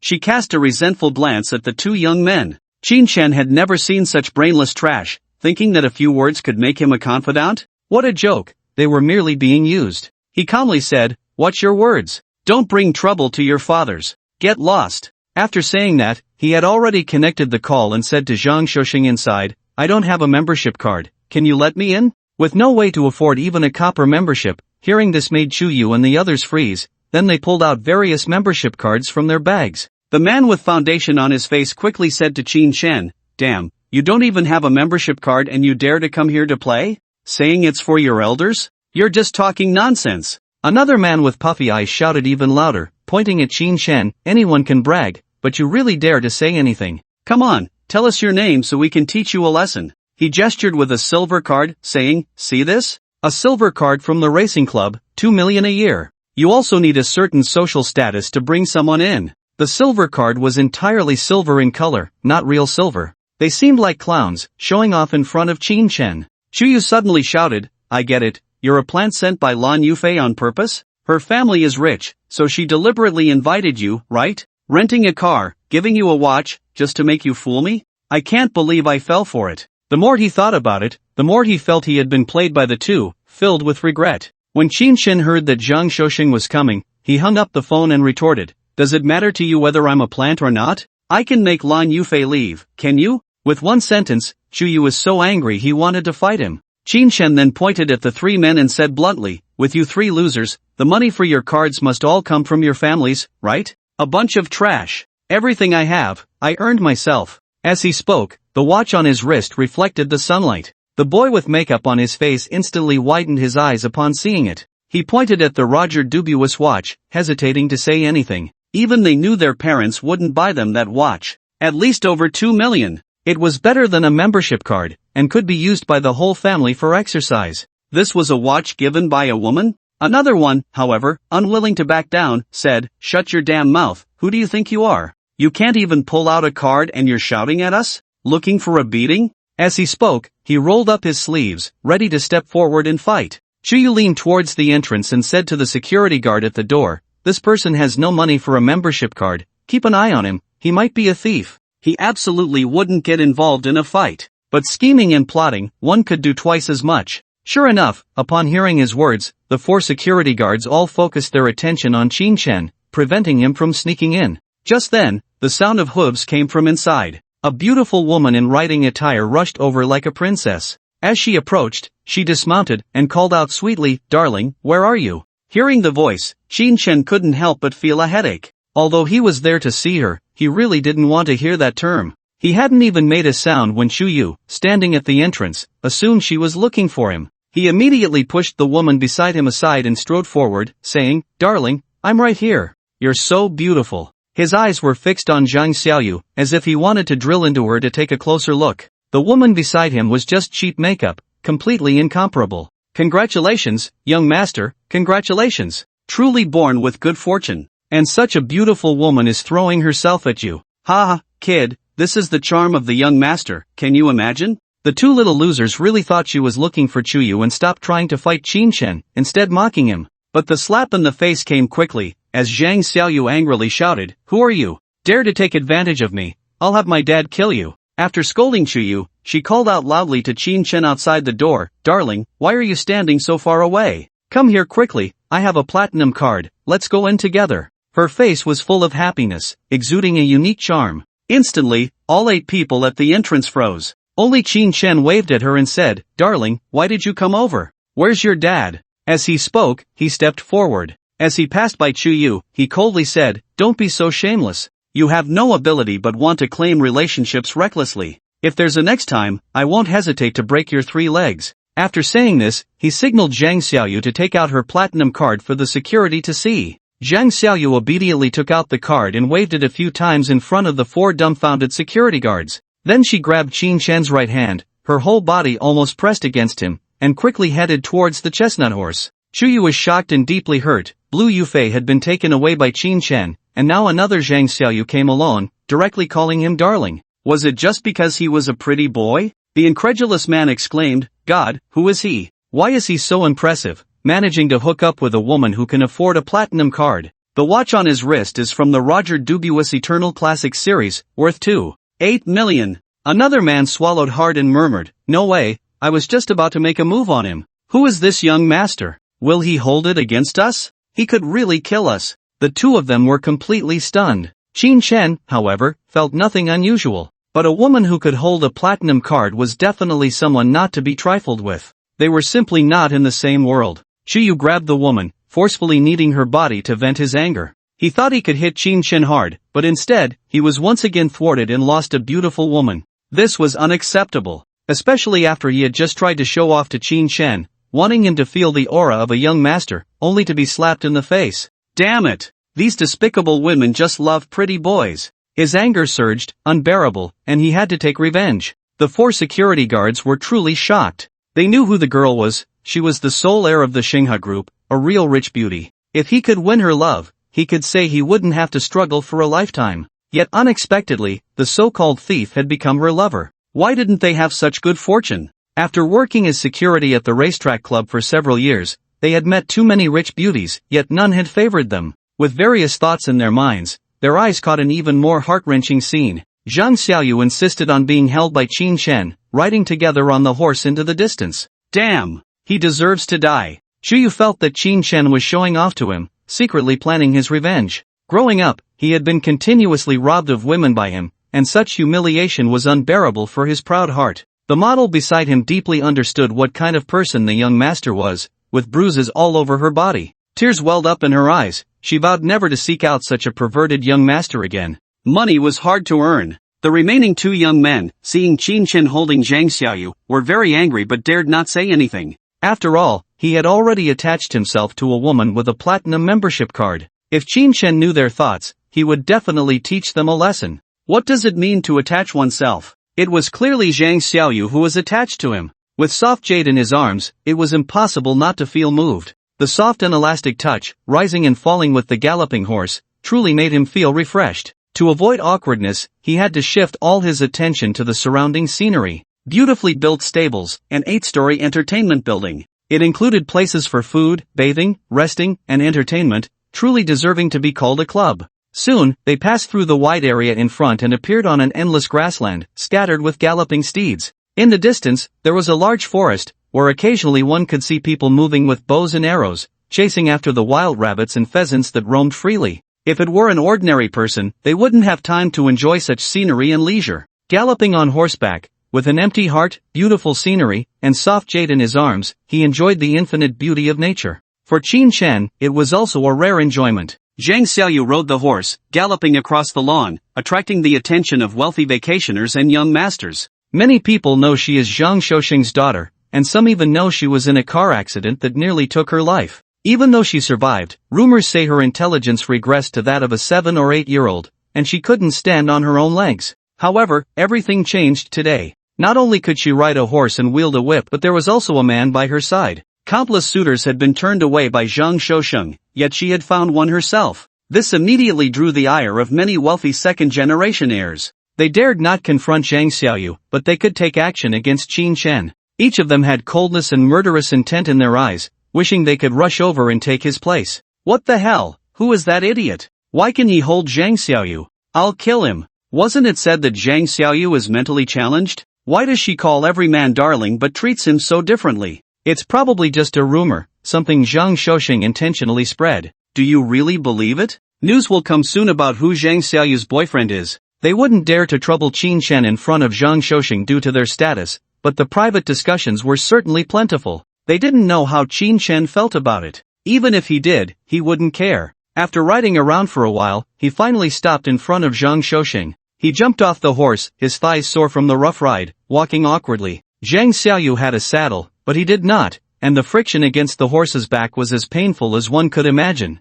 Zhang Xiaoxing, sitting in a nearby pavilion under a leisure building, was dressed in a red equestrian outfit, calling out loudly, "Ha ha, Xiaoqin, Xiaoyu is too willful, has she made you uncomfortable? Come sit down and rest." After not seeing him for a few days, she was very excited to see him today. There was no helping it, her daughter liked him and mentioned him every day. Most importantly, the investigation into Zhai Lingqing's matter was nearly complete, and it was indeed true. They began collecting evidence and formulating plans to minimize the company's losses. After a few days of busyness, feeling somewhat tired, he took his wife and daughter out for a stroll. Qin Shen walked over awkwardly and sat in a rattan chair, lamenting, "I didn't expect riding a horse to be so difficult.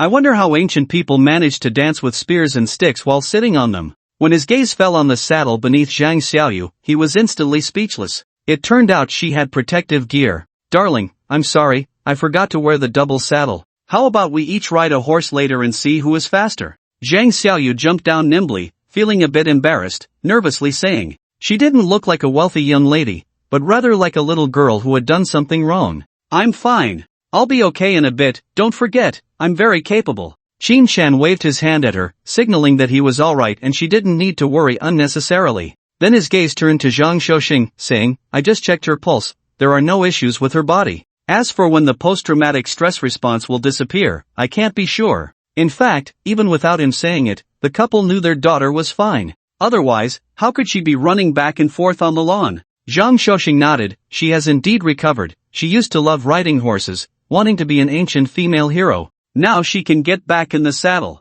Her face was filled with satisfaction. The beginning of everything was so wonderful. If it weren't for the shared meal, how could she have received treatment? Otherwise, their daughter would have to sit in a wheelchair for life. The wife, smiling brightly beside him, said, "Xiaoqin, you're not young anymore and don't have a girlfriend. What do you think of our Xiaoyu? She's graceful, discerning, beautiful, a very good choice." She hoped even more that Qin Shen would become their son-in-law. Her daughter would definitely not suffer. Faced with such a pushy conversation, Qin Shen felt quite uncomfortable. Even if Zhang Xiaoyu was indeed beautiful, had a considerable fortune, and was particularly dependent on him, he didn't like this approach. So he replied tactfully, "Auntie, such matters cannot be forced. What if one day Xiaoyu recovers but doesn't recognize me? It would hurt both of our feelings. What will we do then?" This was a question that had to be considered, and it was a problem they would eventually face. Zhang Xiaoxing and his wife sighed, unable to continue the conversation. Zhang Xiaoyu wanted to say something but held it back.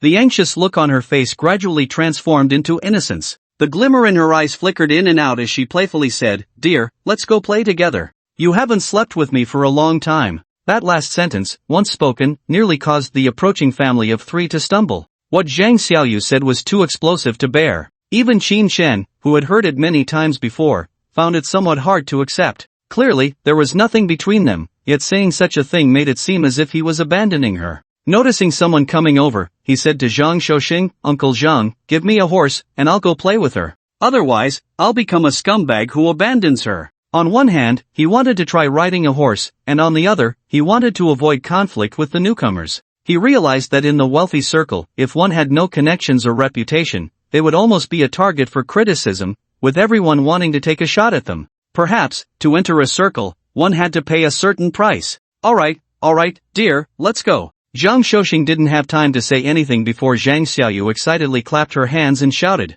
She then grabbed the whip from the table and handed it to Qin Shen, signaling him to ride her father's white horse. Ignoring the newcomers, the two of them galloped off towards the grass field. "Be careful!" Zhang Xiaoxing shouted loudly with a smile on his face as they rode away. His daughter's happiness was more important than anything else. As for the family of 3 that had come over, they looked at each other with mixed feelings upon hearing his voice. "Oh, Long Laudy, you're here? It's rare to see you resting. Come, sit down and take a break." After watching his daughter disappear, Zhang Shouxing greeted the family that had arrived. It was obvious what they were there for. The threshold of his home was almost worn down, all for his daughter's marriage. The middle-aged man across from him sighed with a bitter smile. "My Beifeng group is still on the rise, unlike your Xinghe. It's rare to have some downtime. Let's gather. I saw your daughter galloping. Is she feeling better?" He had intended to discuss marriage matters in front of Zhang Xiaoyu, but she had run off with someone else. Zhang Tsong probed, "About this matter, it's truly my daughter's fortune. The young man just now cured her.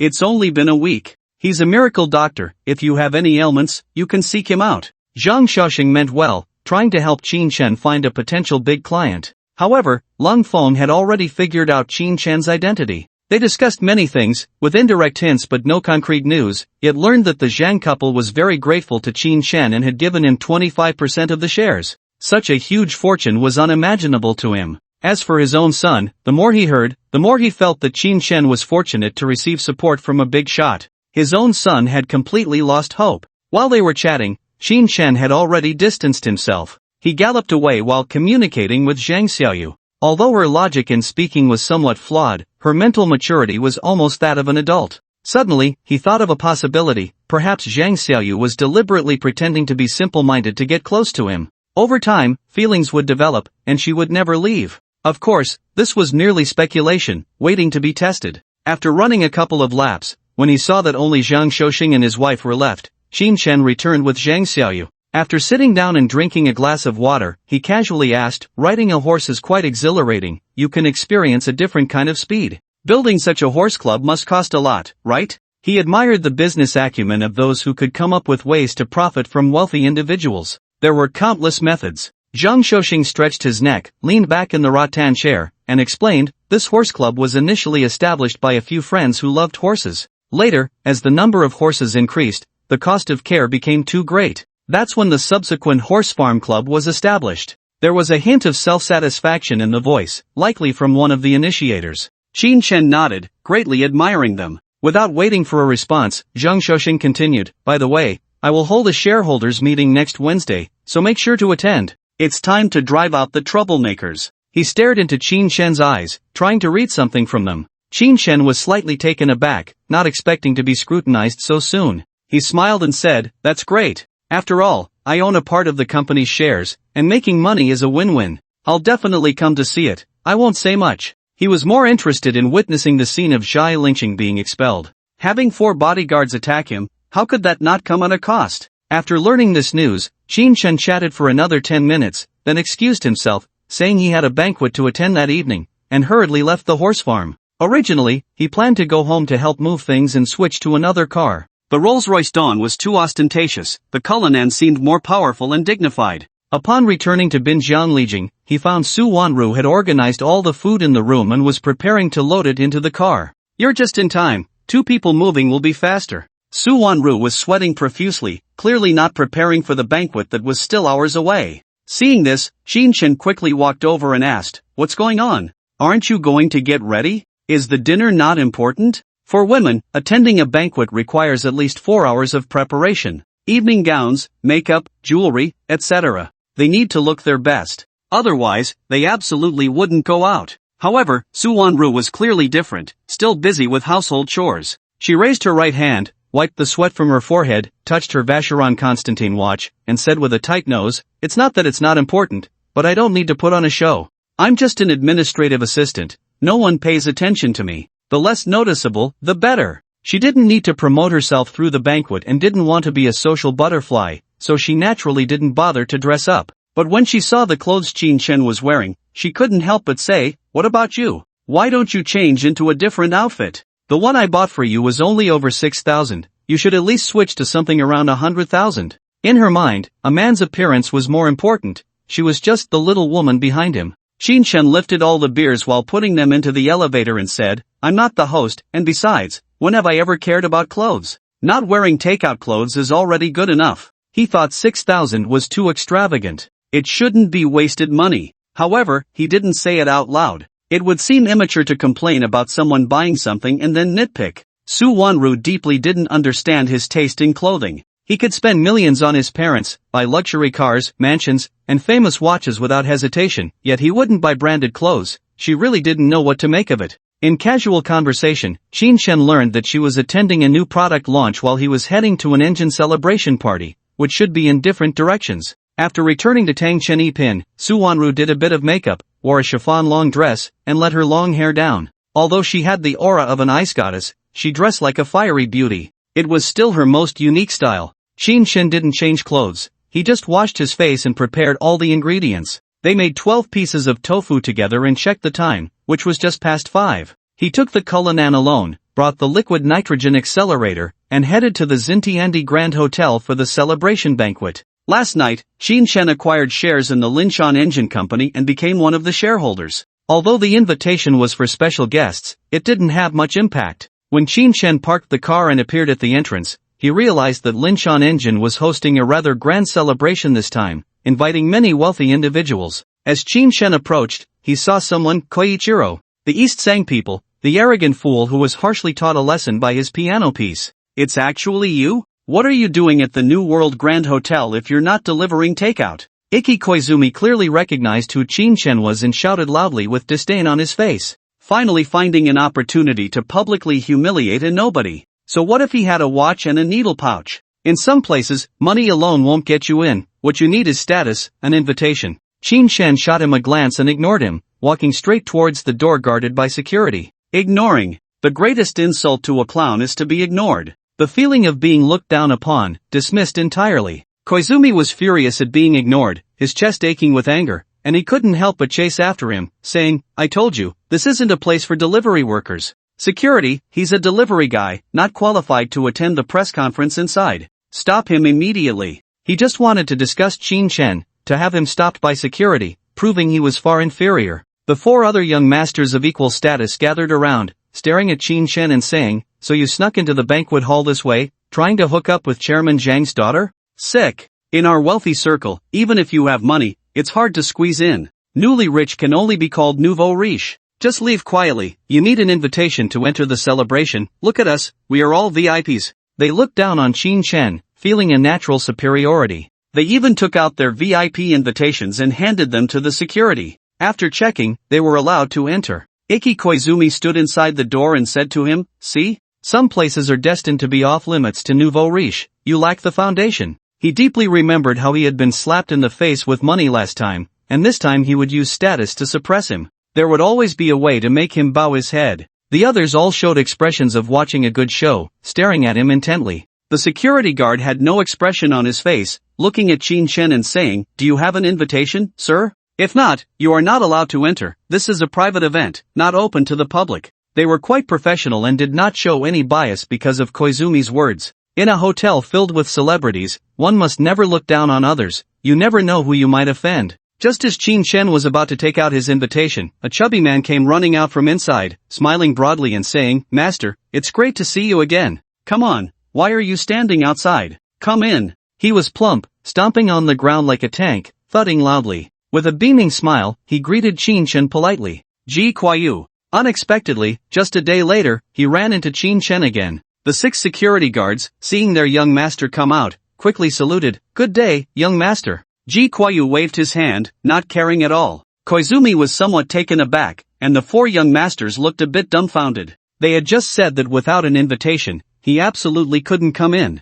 Yet now, the young master of the New World Grand Hotel personally invited him in. Where could they argue against that? They all knew Ji Kuai-yu and instinctively said, Young Master Ji, are you sure you haven't mistaken him for someone else? He's a delivery guy, he shouldn't. Koizumi wanted to remind Ji Kuai-yu not to be fooled. Unfortunately, Ji Kuai-yu acted as if he hadn't heard, his gaze fixed on Qin Shen without a hint of distraction. Qin Shen smiled and said, Young Master Ji? I'm here to attend the celebration banquet. Don't let your subordinate make things difficult for me. I have an invitation. Seeing the chubby man reminded him of the 2 bottles of red wine he had been given. He hadn't even drunk them yet. Koizumi and the other 5 scoffed, mocking, You have an invitation? Come on, it's impossible to send one unless you're in the related industry. Damn, these nouveau riche will go to any lengths to break into high society. How much did you spend to buy that VIP card? Show it to us, let's see if it matches your name. As they were speaking, someone else arrived, dressed in a beige evening gown, her hair tied up on top of her head, revealing a swan-like neck. Her eyes sparkled with mischief, as if filled with many clever ideas. She walked over briskly, greeting in a sweet voice, "Oh, Mr. Sheen, you're here. Didn't I say to call me when you arrived, so I could come to get you?" Her voice instantly captured everyone's attention. Seeing the quirky little beauty approaching quickly, the eyes of several young masters widened. However, they did not expect her to address Qin Shen as Mr. Sheen, or even to come personally to greet him. Qin Shen smiled and said, "You all were busy, so I didn't call you. It's not a problem now. Here, I brought you the invitation. I didn't sneak in." The first sentence was directed at Ji Ling, while the latter was for the security guard. When he took out the invitation and noticed he was different, Koizumi Aikiru laughed heartily. "Qin Shen, you really are boring. What are you trying to show off? We all have VIP invitations. What do you have? A guest invitation? You're killing me with laughter." He felt himself far superior to Qin Shen and mocked him freely. Little did he know, the security guard held the guest card with both hands and bowed, saying, "Mr.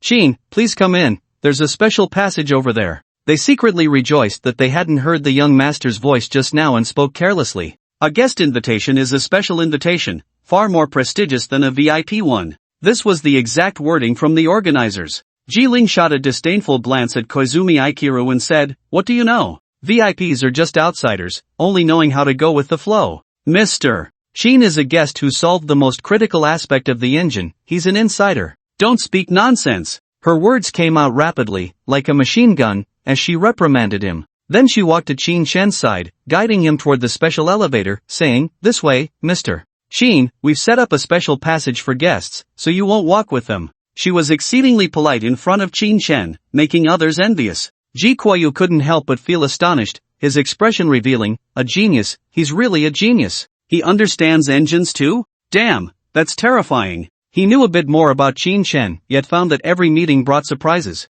As the host of the venue, he quickly followed Qin Shen's footsteps into the interior. Koizumi Aikiru, left behind, felt as if his mouth had swollen again. How could someone who seemed so ordinary become a guest of the Linshan engine? Aikiru, is he really a tycoon? How did he become a core figure in engine development? This engine is currently the most powerful for civilian use. Yeah, my dad came to the celebration just for some orders. We can't miss this. The young master behind them said helplessly. No matter what they thought, Qin Shen, who had already walked toward the exhibition hall, didn't care. Suddenly remembering the liquid nitrogen accelerator he had brought, he said to Ji Ling, "Oh, I brought a gift, is there another passage? I brought it over. Consider it a contribution to your celebration." With the liquid nitrogen accelerator, the engine's power would increase several times, achieving terrifying power. It would definitely be a stunning contribution. As for the more advanced engine, he wasn't ready to reveal it yet. He planned to wait until he received the first dividend, confirming the company was profitable, to use it to increase his shares.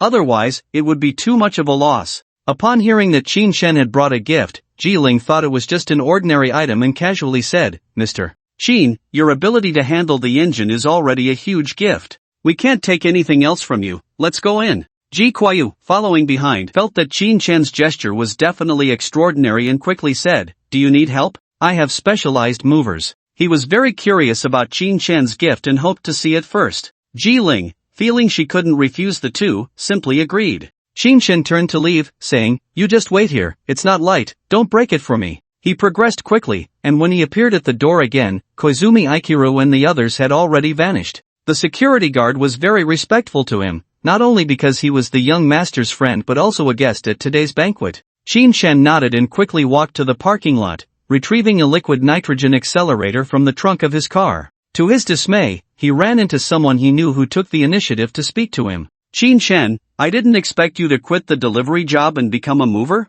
You can actually lift such heavy stuff, truly a life of hard labor." It was Sun Xiaoqiao, his former girlfriend. She had her arms crossed over the right arm of a large man, looking at him with a proud expression. Qin Shen glanced over and said lightly, "You really have no standards, getting more and more vulgar. You change men faster than you change clothes. I don't have time to deal with you." After ruining Dai Ming, she had switched to another man. Hearing this, both the large man and Sun Xiaoqiao's expressions turned very ugly. They didn't expect Qin Shen to be so sharp-tongued. "Kid, you know who I am?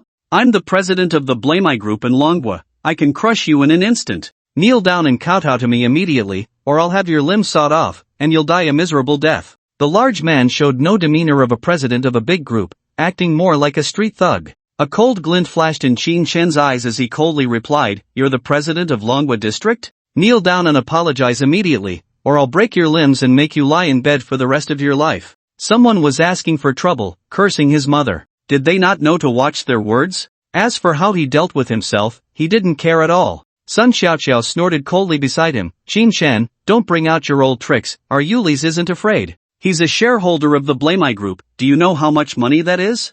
300 billion. Shanghai isn't even worth mentioning." She was as proud as a swan, always feeling like she had hooked up with a rich man. And indeed, a president worth 300 billion was much better than a second-generation rich kid with $1 billion. Even if he was a bit overweight and not good-looking, he was a real tycoon. In this wave, Sun Xiaoqiao was not losing out. However, for Qin Shen, no matter how much money there was, it had nothing to do with him. He could ruin anyone without them even noticing. He retorted, 300 billion, what does that have to do with you? Just lying in bed and spreading your legs can get you money in your account? Dream on. This one sentence nearly drove Su Xiaoqiao mad. She never expected Qin Shen to become so sharp-tongued. Yulis naturally wouldn't apologize, and seeing his woman being humiliated, he directly said, "You bastard, a mere mover dares to challenge me? Bodyguards, kill him. Standing with this country bumpkin seriously affects my mood." After saying that, he swaggered towards the door. He was full of confidence in his bodyguards.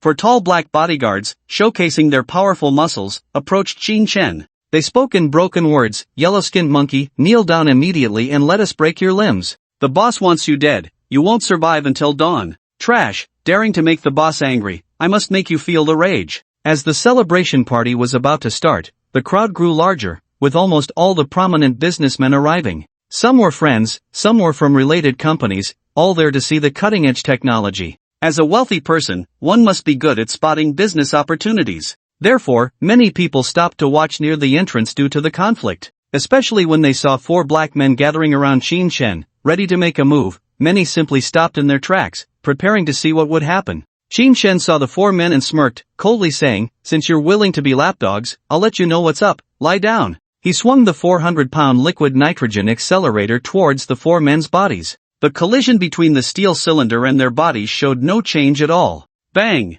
Bang!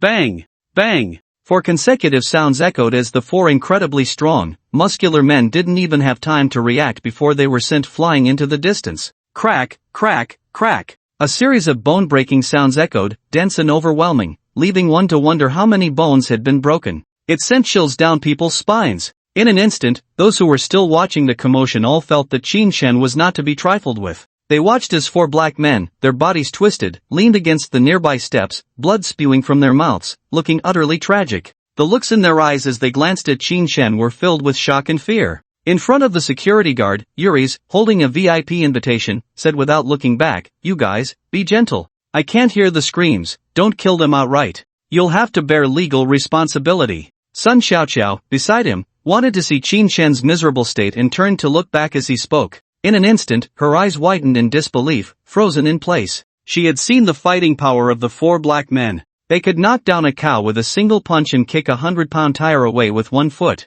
Yet, facing Qin Shen, all 4 had been sent flying with just 1 glance, lying beside them in a pitiful state. Only Qin Shen, holding a gas cylinder, walked towards the 2 men. "What are you staring at? Get lost." The hefty Yuri's turned around and was instantly stunned. His mouth gradually opened wide enough to fit an egg. His massive body retreated 2 steps in fear, only to be stopped by the security guard. "I said, you need to kneel and apologize. Who else dares to help you?" Qin Shen strode up to him, 2 meters away, coldly questioning. It was easy to eliminate a piece of trash like him. Sun Xiaoqiao looked at Qin Shen with a face full of unfamiliarity. If she had known he was this strong, she wouldn't have dared to provoke him. Getting beaten would be a huge loss. Yuri's finally reacted to the imposing Qin Shen, stammering, "I am a noble American. You can't hurt me. Even your laws can't sanction me." Even at this moment, he still refused to apologize, using diplomatic immunity as his defense. For Qin Shen, he didn't care about that, he moved directly to action.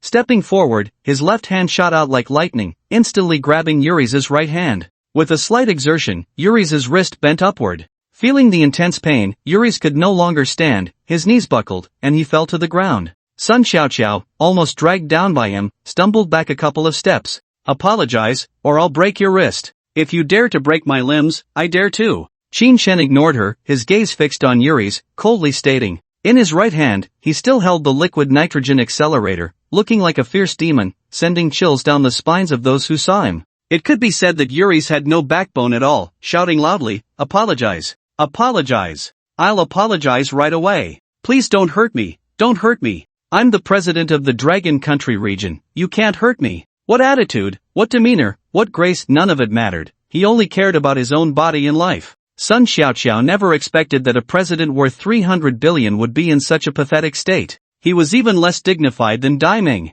Many people around looked on with disdain and mockery. No matter how they said it, they had to see if Qin Shen dared to act. Qin Shen also didn't expect him to be this cowardly. Just moments ago, he had been full of ridicule and insults, as if he were a different person. It was simply laughable. Shaking his head, he said, coward, if I had known you were this pathetic, I wouldn't even need to touch you. Get lost. He kicked Yuri's in the stomach, letting him roll away. At that moment, Ji Ling and Ji Kuoyu, who had been inside, all walked over. Ji Ling, seeing the gas cylinder in his hand, was puzzled and couldn't help but ask, what is this? A gift for us? She was dressed in an evening gown and couldn't go outside, so she had been waiting inside. Seeing the oddly shaped object, she didn't recognize it and could only inquire. Ji Kuoyu, smiling, said, looks like you've gone wild again, you really hit hard. He never expected that Qin Shen would dare to hit even the president of the Blamai group. That was a true giant. He didn't know exactly what his identity was. Was it just because he had powerful combat abilities and feared nothing?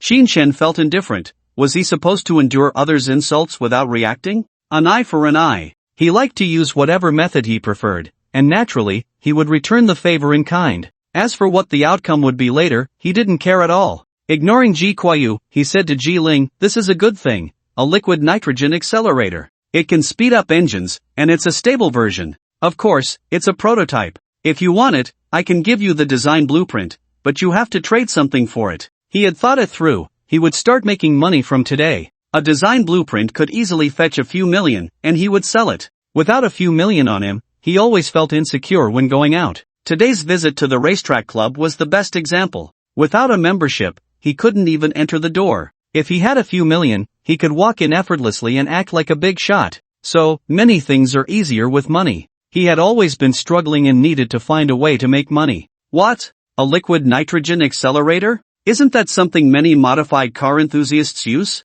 But theirs are very unstable and can only be used in a straight line. Upon hearing Qin Shen's words, Ji Kuoyu suddenly exclaimed loudly. Although he didn't understand the principles, he had definitely heard of this thing. Moreover, Qin Shen could produce a stable version and sell it. That was even more terrifying. Ji Ling's eyes widened in disbelief, and she couldn't help but say, a stable version? My God, no one can control this thing. How did you manage it? Yes, you are an expert in this field. She was also a professional, so she could grasp the key points. It's a problem that can be easily solved. It can achieve 6 times the acceleration, making a ship reach the speed of an airplane. Of course, the key was that it couldn't be sustained. No matter what, as long as it was a finished product, there would definitely be people clamoring for it. The three of them chatted and laughed as they headed to the main hall, while behind them, Yuri's knelt on the ground, utterly humiliated and furious. He had never imagined that one day he would be taken down by a nobody. Even worse, he had to apologize in public.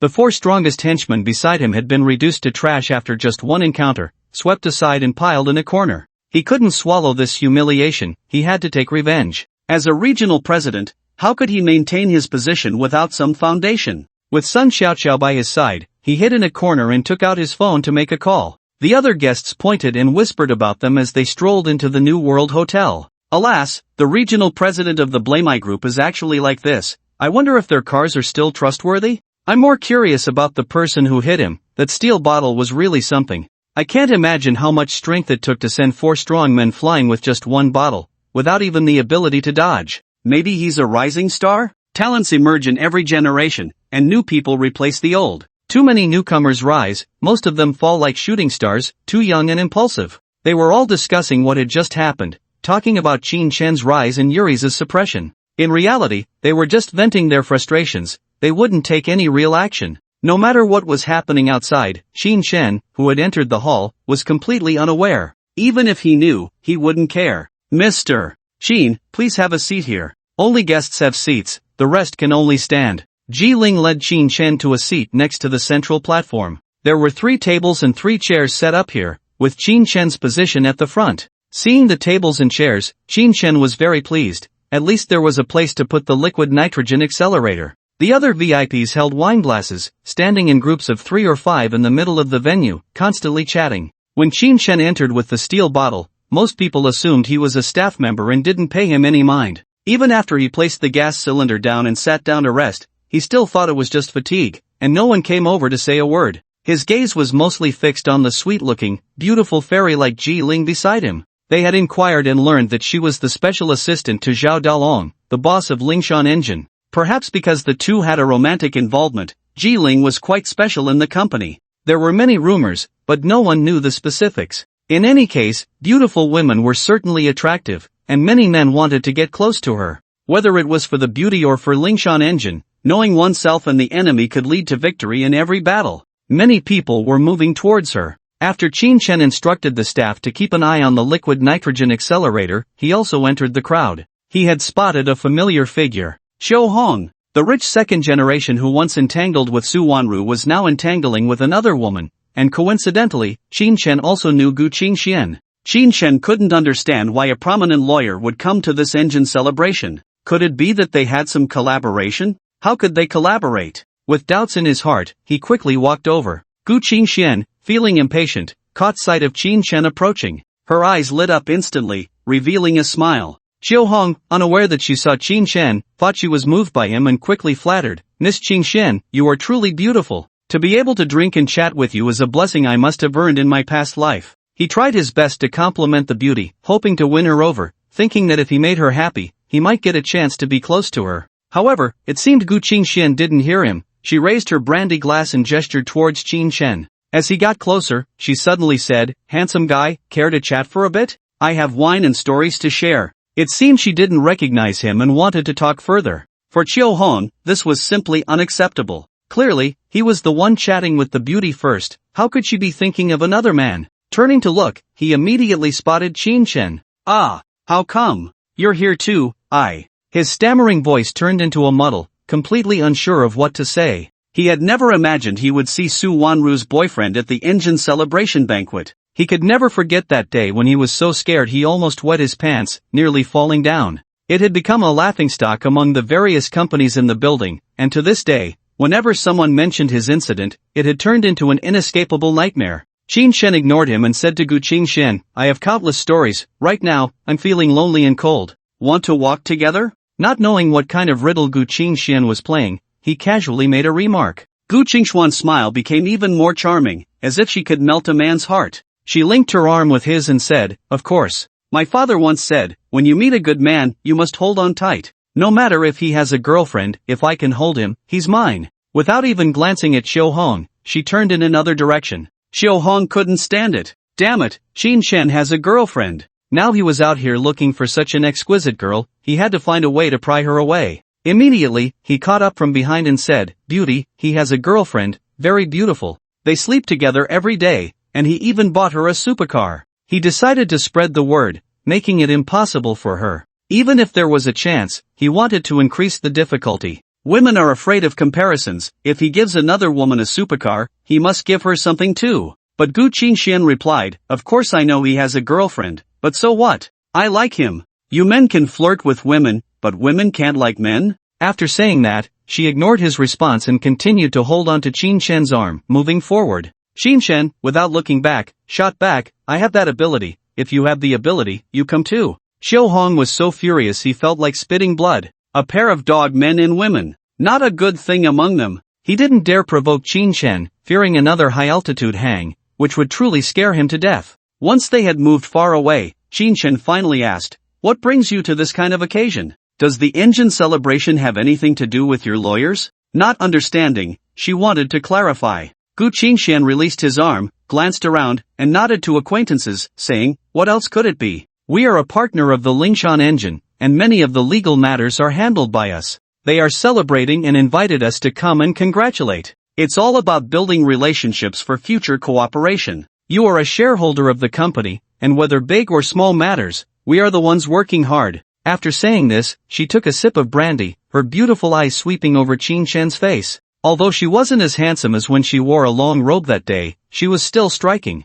Qin Shen nodded in realization, understanding her intentions. However, hearing the sourness in her words, he smiled and said, "Ha, it's all for making money. You work hard and deserve more." He. The thought of becoming a shareholder of Aoteki but never having visited the company filled him with doubt. But he really didn't understand legal terms. What was the point of going if he would just be pointed at? Gu Qingshan didn't linger on the topic, her eyes shifting as she casually asked, "How did you come to the Lingshan engine celebration? You seem like someone who wouldn't want to attend gatherings." In her mind, Qin Shen was the type to wander around aimlessly. Qin Shen took a glass of water from a passing waiter's tray and said, "They achieved a crucial step in the engine, and I helped make it happen. They invited me as a special guest, so here I am." Just as he finished speaking, he spotted a few familiar faces in the crowd. The people he met in the afternoon, including Chuyu, Zhang Shousheng, and the swollen-faced Wang Debiao, were all there. He didn't expect the rich second generation and big tycoons to participate in the celebration. He even saw Huang Xiaoye, who was clearly the vice president of an entertainment company. Why was she here to join the fun?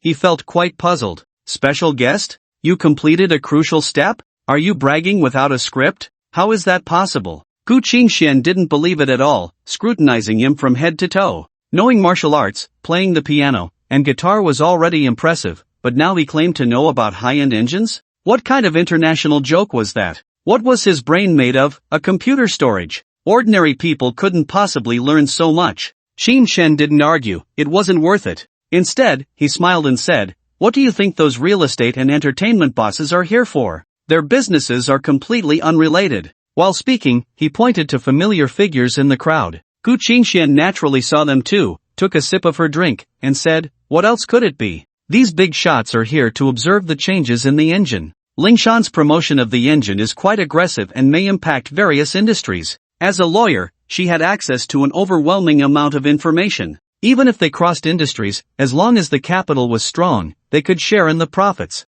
While she was speaking, she noticed several young masters moving toward a certain direction and couldn't help but look over. Wow, what a beautiful girl, such a unique aura. I didn't expect someone so conservatively dressed at this kind of banquet. Gu Qingshan saw the object of the young master's attention and couldn't help but praise. Qin Shen heard her voice and turned to look. He discovered that the beauty she mentioned was actually Su Wanru, whom he had just parted with less than 2 hours ago. She was almost surrounded by various young masters, unable to move an inch. Especially among them were Wang Debiao, Chuyu, and other scum. His expression darkened as he strode over. The air was filled with one sentence, "She is my girlfriend, how could she be here?" Gu Qingshan was instantly stunned. She never expected that the little beauty she had just praised was actually his girlfriend. No wonder she seemed indifferent to her, it turned out she had someone in her heart. Indeed, wearing a simple white dress, she completely revealed her cold aura, giving off a feeling of keeping people at a distance. Her expression was icy, seemingly unfriendly to anyone.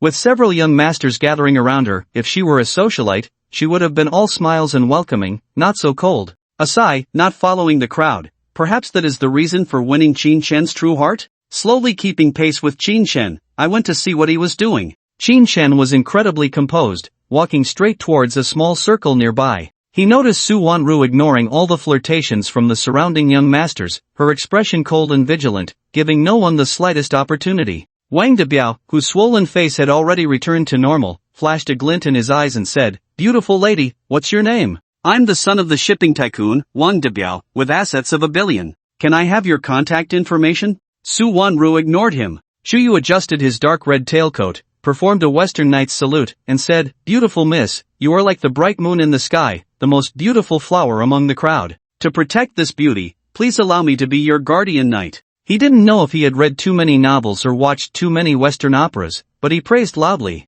However, Su Wanru remained indifferent. Lu Qingshan, Qin Shen's former class monitor, somehow mixed into the crowd. He stepped forward and introduced himself. "I am Lu Qingshan, owner of a company. You and I are alumni of the same school. We should have a good chat sometime." Su Wanru glanced at him and then ignored him. So what if he was a senior? Qin Shen was also a senior, but with a completely different personality. Koizumi Ichiro leaned over and arrogantly said, "Woman, I give you a chance to serve me. I am the president of Shiman Corporation from Dongseng Country, a noble foreigner. You even have the chance to become a distinguished Dongseng citizen. His haughty demeanor made even a few young masters want to hit him. Su Wanru's expression grew even colder, letting out a cold snort. Only one thought crossed her mind: arrogant trash. Huang Xiaoye walked over and said very directly, "Beautiful lady, I see you have an elegant and cool demeanor, perfect for the leading role in a martial arts drama. Can I have your contact information?" In his view, countless women would do anything for fame and recognition.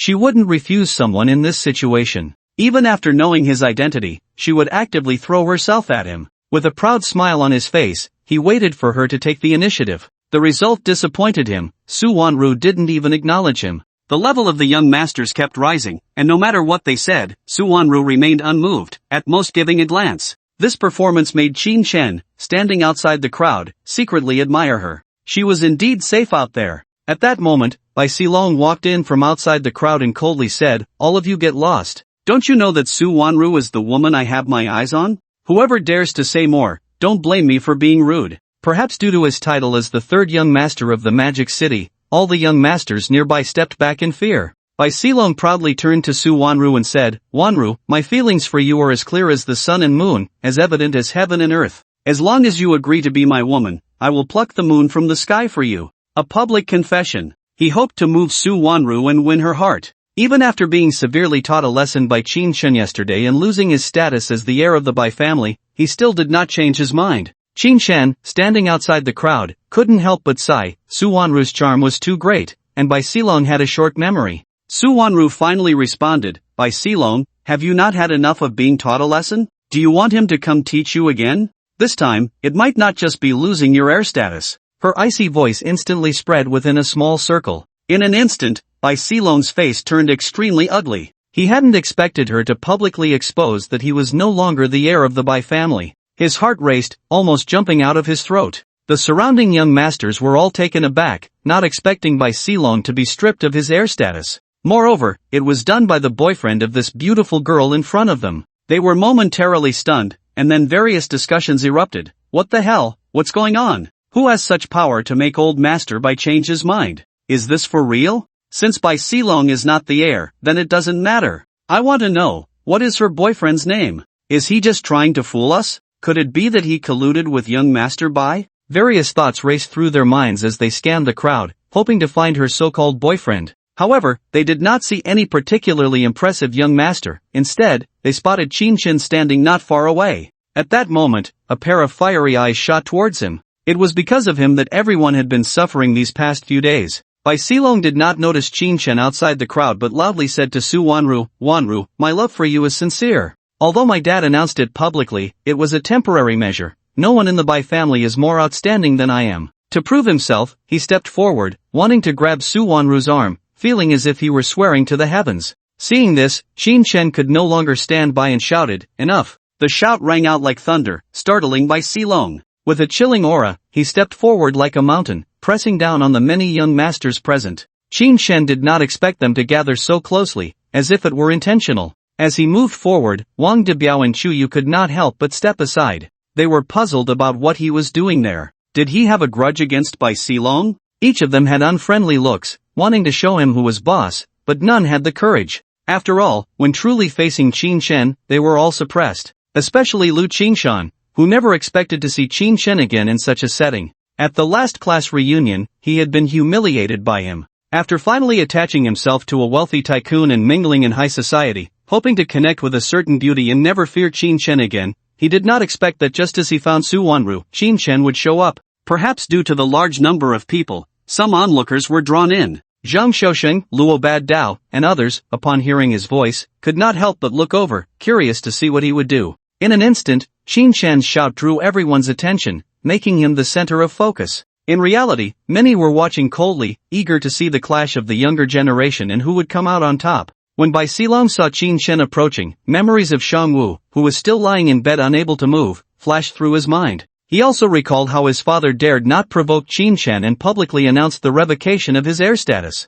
In that moment, he froze, not daring to move his arm. A smile suddenly blossomed on Su Wanru's cold face, like 100 flowers blooming, incredibly beautiful. "Qin Shen, you came." This address sent an ominous premonition through the hearts of all the young masters present. He couldn't possibly be the boyfriend of the Ice Beauty, Could he? If so, that would be terrifying. How capable could he be to make Bai Silong suffer? Everyone speculated, it was impossible. In the entire Magic City, there was no young man who could make Old Master Bai Yunfeng change his mind. However, the next moment, their faces were slapped by Qin Shen's words. Wanru, weren't you supposed to attend the press conference? How did you end up at their celebration party? Look at this group of wild bees and butterflies, a bunch of trash. As he spoke, he grabbed her right hand with his left, pulling her close. Snap! Snap! The hearts of countless young masters shattered on the ground. The address, the action, the expression all announced to everyone that this ice goddess was his. Wang Debiao, Shuyu, Lu Qingshan, Kozumi Ichiro, Huang Xiaoya, and others felt their anger burning fiercely within.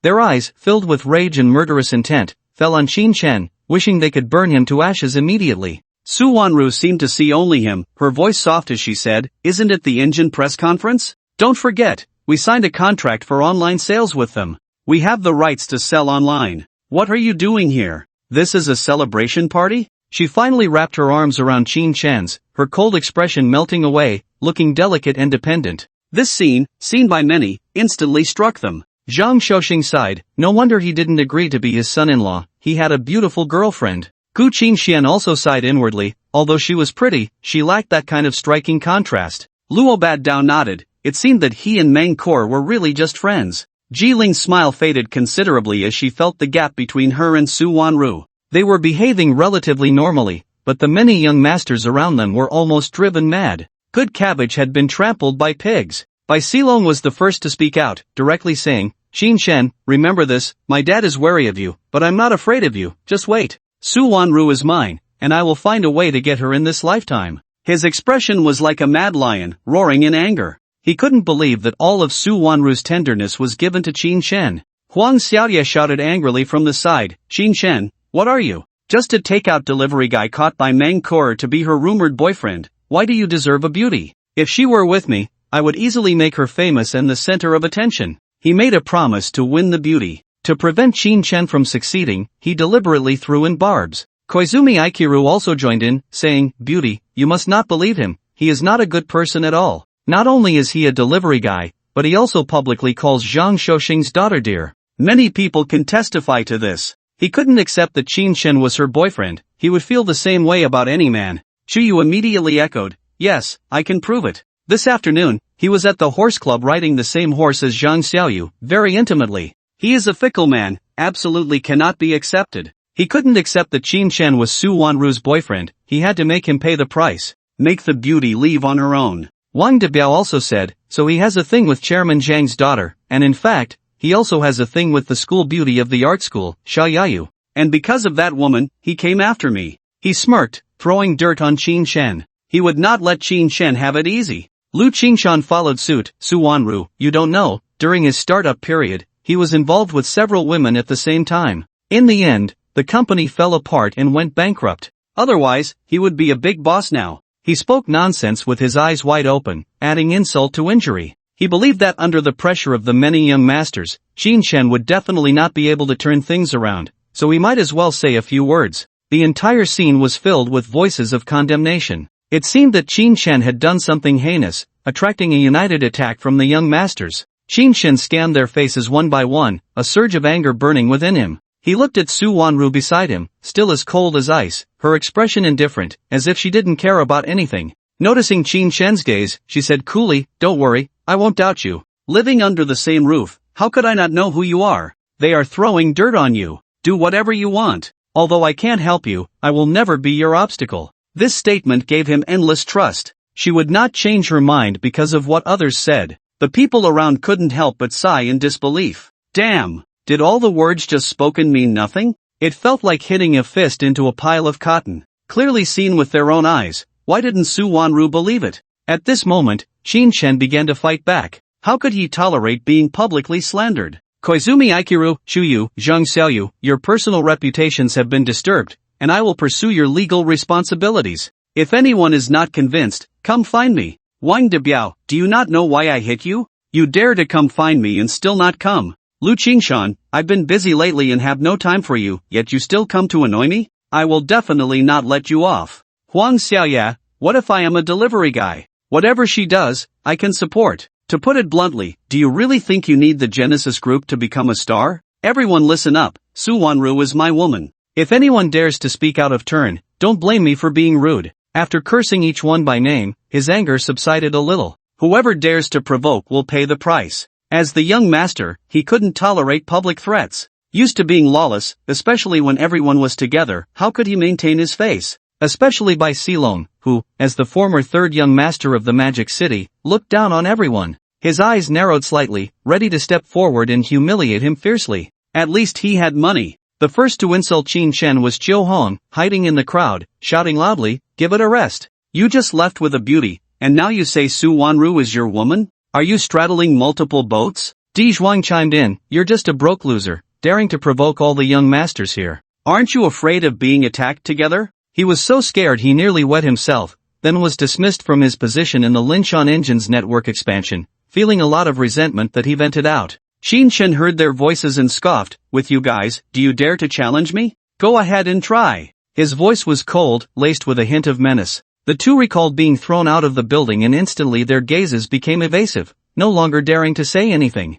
Their retreat didn't mean others would stop. Shuyu said coldly, "So according to you, Lan Yufei has nothing to do with you, and Zhang Xiaoyu has nothing to do with you. Then I'll pursue her again. You're just a broke loser, how could you be worthy of a beauty?" Shuyu had once crazily pursued Lan Yufei, only to be thwarted by Qin Shen. Since he had a girlfriend, he would never let Lan Yufei go. Su Wanru heard his words and finally focused her gaze on Qin Shen's back, revealing a contemplative expression. Looking at it now, there were indeed quite a few women around him. Could he really be a playboy? Buying so many luxury cars and mansions, was it just to fool around with those women? Surely he didn't have one woman living in each mansion? Once such speculation arose, it grew uncontrollably. Qin Shen was unaware of her thoughts, his gaze landing on Shuyu as he asked lightly, "In your eyes, what isn't a broke loser? I've only met Lan Yufei twice, and we really have no relationship. But she doesn't like you, so I suggest you leave, don't push your luck." This clarified his relationship with Lan Yufei while also threatening him. From now on, he wouldn't do anything to be a shield for money. Even if there was an agreement between them, he didn't want to. Too many troubles. Shuyu's face turned ashen. Being publicly told he was not liked was a huge blow to his pride. Responding to Qin Shen was Wang Debiao, his expression sinister, voice icy, "You say you're a broke loser, and you are. Which young master here has assets below $1 billion? Families with tens of billions, even hundreds of billions. In the Magic City, the last thing we lack is rich people." He didn't think driving a supercar was impressive. Qin Shen's eyes flickered. He had considerable assets himself, but no one would believe it if he said it. His gaze fell on Gu Qingxian outside the crowd, and he nodded slightly. Gu Qingxian said lightly, "Is $1 billion considered a young master? Qin Shan is our third largest shareholder in Aoteki, with assets over 40 billion. Isn't that like your parents?" As soon as this was said, the expressions of Chiu Hong, Di Zhuang, Wang Debiao, and the other young masters changed in unison. They never expected he actually owned shares in the Aoteki law firm, and it was worth tens of billions. The one whose expression changed the most was Lu Qingshan, who sat down on the ground, eyes vacant, unsure of what to do. No wonder he could be with a young master like Ji Kuayu, he indeed had substantial capital. Little did he know, Ji Kuayu was currently staring at Qin Shen as if he were a deity. This guy was so low-key, driving a luxury car as the lead vehicle, yet possessed so many assets. Damn! Impressive! Koizumi Ichiro and Wang Debiao both found it unbelievable. They were all people with tens of billions, yet what were they doing delivering takeout? Were they crazy? Now many people know the source of Qin Shen's confidence. It's not just the tens of billions, but also the Aoteki law firm. That is the magical place that can turn a death sentence into a life sentence, and a guilty verdict into an innocent one. Otherwise, how could it have such a great reputation? The most shocking of all is Su Wanru, who stands behind Qin Shen, realizing for the first time just how wealthy he is. No wonder he buys cars and houses without a second thought. No wonder he binge-watches dramas, orders takeout, and drives for Didi. He has no shortage of money, he's just experiencing life. No one knows that, in reality, he can't take out a single cent, he's merely a figurehead. Amidst the shock, Huang Xiaoye stepped forward and coldly said, "Is tens of billions really impressive? In a financial center like Magic City, you're nothing. I have assets worth 100 billion, but I'm more about work. Do you see the watch on my wrist? An 8 million Patek Philippe, don't try to show off with your Roger Dubuis." Although he was shocked that Qin Shen was a hidden tycoon, he wouldn't back down, raising his right wrist for a closer look. Humiliate him. Su Wanru couldn't stand his mockery and directly placed her right wrist in front of them, coldly stating, "Don't show off. This is a Vacheron Constantine that Qin Shen gave me. Go check how much it costs." Showing off wealth? Who can't do that? Just because you can afford a watch? In fact, many people on the scene didn't even need to check, they already knew. There are only 7 limited edition watches in the world, worth 12 million. But that's not all. A crisp voice rang out from the crowd. Qin Shen is a director of our Baidao group, with assets of 60 billion.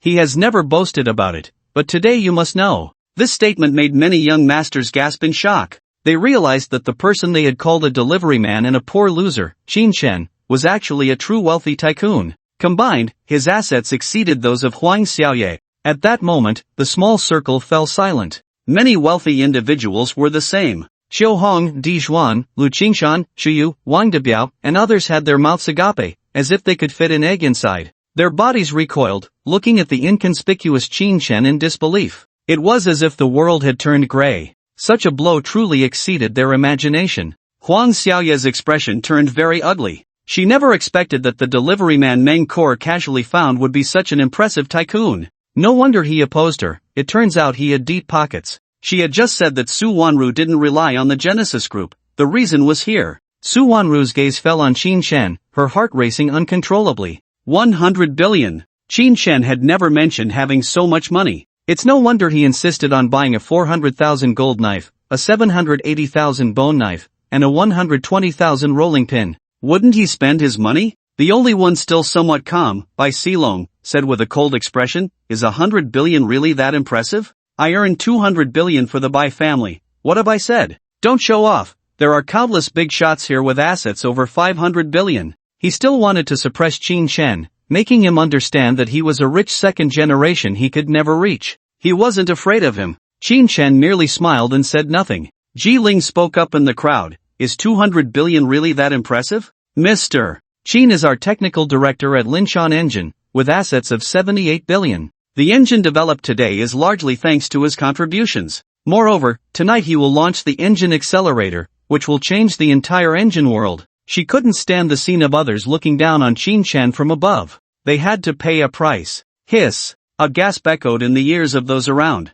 Qin Shen's total assets were close to 200 billion. But he had never mentioned it, never revealed it, because he never intended to show off his wealth. Lu Qingshan regretted it deeply, feeling as if he had offended a mountain, with no possibility of survival left. No wonder a single phone call had ruined Wang Zhonghua. Di Zhuang and Xiu Hong were dumbfounded. For the first time, I felt really foolish, competing with a rich man for a woman, not even knowing how I would end up. Xu Yu, Wang Debiao, Huang Xiaoye, and others looked at Qin Shen as if they were seeing him for the first time, their hearts nearly jumping out of their throats. To offend such a wealthy person, wasn't that courting death? Bai Silong's eyes widened, almost unable to catch his breath. He never expected that there would be someone his age with wealth comparable to his own. Qin Shen's wealth was genuinely his own, while he had mostly the Bai family's assets, with very little he could actually control. How could this be? A group of people flaunting their wealth ended up being slapped in the face by him. Who knows if there are any undisclosed shares? The young masters who had conflicts with him were filled with fear, dread, shock, and even terror. But some were simply stunned, confused, and envious.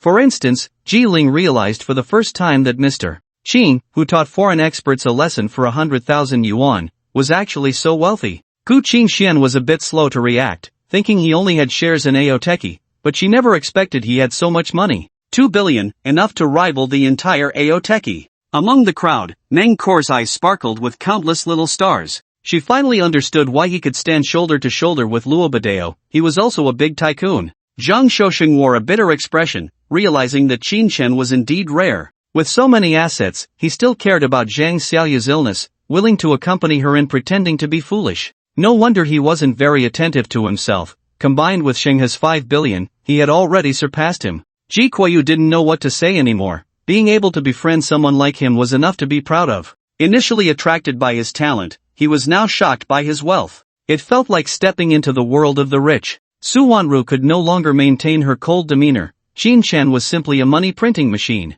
2 billion, one could spend a lifetime and still not exhaust it. The key was that he never mentioned how rich he was, casually wearing clothes worth a few thousand yuan. Delivering takeout, driving Didi, all was possible. Very down to earth. Alas! His character was good, never bullying others with his power. Just a bit of a slacker in life. In the small circle, everyone was stunned, and there was no sound left. Meanwhile, people in other directions continued chatting, unaware of the shocking event happening in a corner. At that moment, the host's voice rang out, "Dear guests, friends, and partners, the celebration of the Lingshan engine is officially starting today. First, let us invite 3 special guests to take their seats and introduce themselves." As the voice sounded, Qin Chen, as a half-host, found it inappropriate to continue arguing with a group of young masters. He coldly left a remark, "If you provoke me again in the future, don't blame me for being ruthless." Holding Su Wanru's small hand, he walked straight to the seats below the podium. He directly sat in the spot where the liquid nitrogen accelerator was placed,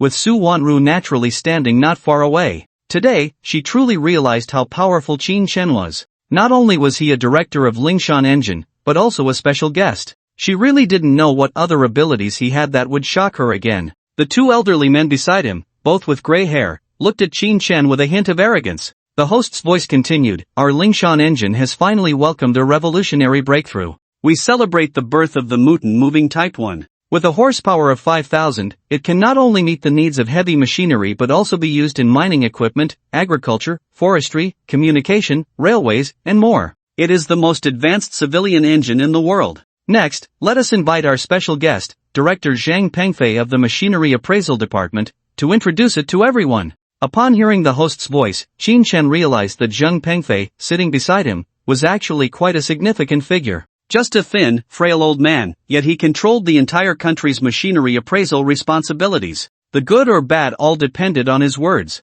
Zhang Pengfei stood up, and the many wealthy guests present applauded, at least showing their respect for him. "Thank you for the invitation from Lingshan, allowing me to be a special guest. I will explain the various data that has been identified. The Mountain Moving Type 1 engine is absolutely the most comprehensive, safest, most durable, and most reliable engine I have tested to date. The engine displacement is 0 liters, with a power output of 22 horsepower. It is expected to have a wide range of applications." He spoke at length, revealing details as if they were treasures. Clearly, the engine is indeed excellent, worthy of him remembering all the parameters. Wow! As he finished speaking, applause erupted instantly. Among those present were bosses from various industries such as automotive, media, and mining, all deeply aware of the tremendous changes this formidable engine would bring. Perhaps many industries in the future would rely on the Mountain Moving Type 1. Incredible, such great horsepower with such a small displacement, it must be fully burning the fuel, right? If possible, our mining output will increase significantly.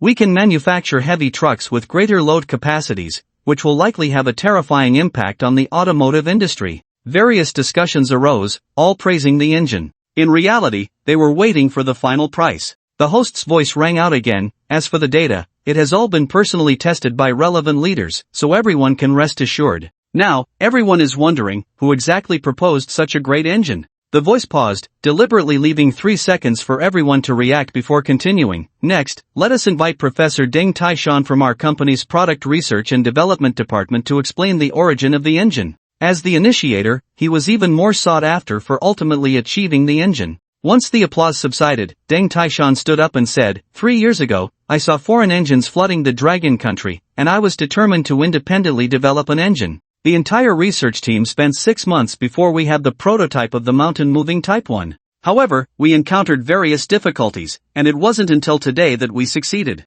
By the end, he couldn't help but sigh, lamenting how hard it was to bring a product to fruition. The host continued his words, "Indeed, behind every success, there are countless contributions and hardships. In fact, we lost a group of researchers because they felt the concept was impossible to achieve. Later, after a full 3 months of waiting, we invited experts from all over the country, but we still couldn't overcome the problems. We even invited the top foreign experts, but still had no clue. However, heaven does not disappoint those who work hard. We finally invited Mr. Sheen, who solved the problem in just 1 morning. Let's invite Mr. Sheen to talk about the situation at that time and what the issues were." After much discussion, they finally introduced Qin Chen. However, everyone present was somewhat incredulous, staring blankly at the young man who stood up. He solved problems that even foreign experts couldn't? It felt so unreal. Su Wanru blinked in disbelief, unable to believe his back. Besides being a good cook and a skilled fighter, he also understood engines? He helped research the most critical parts? Deng Taishan and Zhang Pengfei, both elderly guests sitting in the audience, also did not expect that he was the true technical expert. The information contained within was truly beyond everyone's expectations. Gu Qingxian was also shocked. What else could this guy not do? Could he be the legendary genius, capable of anything? Zhang Shouxing understood. He must have seized this opportunity to gain shares in the Linshan engine. What a remarkable person. Those who knew Qin Shen felt he was incredibly powerful, capable of anything. Those who didn't know him only felt Linshan was boasting, introducing a newcomer. What could a young man possibly know? Just as everyone's thoughts were complex and filled with speculation, Qin Shen spoke. My connection with Linshan is a coincidence. If it weren't for that foreign expert being too overbearing, I wouldn't have stepped in. In today's world, not everything foreign is good. It's actually a very simple question. It's just that everyone has fallen into their inherent thinking patterns and hasn't reacted. He didn't expect the special guest to speak again and casually said a few words. Suddenly seeing the liquid nitrogen accelerator beside him, he continued, the engine has been successfully developed, and naturally, I won't just stand still. I just finished making the liquid nitrogen accelerator these days, a stable model, with 6-speed transmission. Those who know should understand what it is. For those who don't, I can't explain it clearly in a moment. After finishing his sentence, Ran sat back in his seat. In an instant, many wealthy individuals and young masters fixed their gazes on the steel cylinder beside him. The complex array of parts looked dazzling. Wow, is this for real? I've heard that race cars equipped with liquid nitrogen accelerators can reach 700 miles per hour. Unstable liquid nitrogen can easily lead to catastrophic accidents, but this one is stable. Doesn't that mean the vehicle's speed and the ship's sailing speed will greatly increase? My goodness, with the mountain-moving Type 1 plus the liquid nitrogen accelerator, I can't even imagine what the future will hold. The wealthy and young masters were increasingly concerned about speed, load capacity, and so on,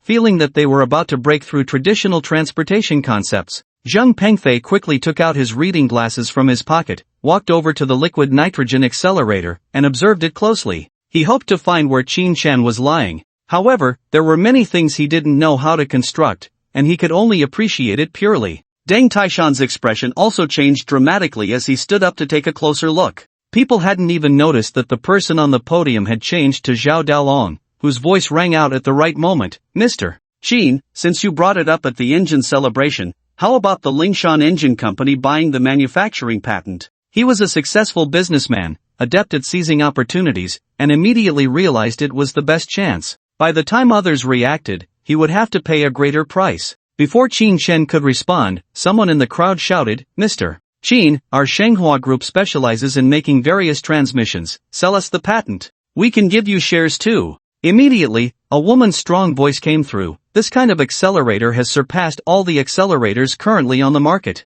Mr. Qin, I offer you a 30% stake in my company in exchange for a chance to collaborate on development. Jinxiu Group, valued at 32 billion. One after another, everyone hoped to collaborate with Qin Shen to create the latest liquid nitrogen accelerator. They realized the potential of the liquid nitrogen accelerator was immeasurable. Each one offered shares or exorbitant prices for collaboration, making those young masters who clashed with Qin Shen feel his charm. The money was coming in fast. Su Wanru saw people eagerly offering Qin Shen shares and suddenly felt that his shares were all earned through various technologies. As long as the money was earned legitimately, she felt at ease. Upon hearing this, Zhao Daolong on the stage felt his advantage was not significant. He never expected that Qin Shen would bring something to the celebration. It caught him off guard. Otherwise, if they had discussed privately, he would have easily secured the deal. Now he could only play the emotional card, tentatively saying, Mr. Qin, we were the first to start cooperating. We know each other well, so why seek distant opportunities?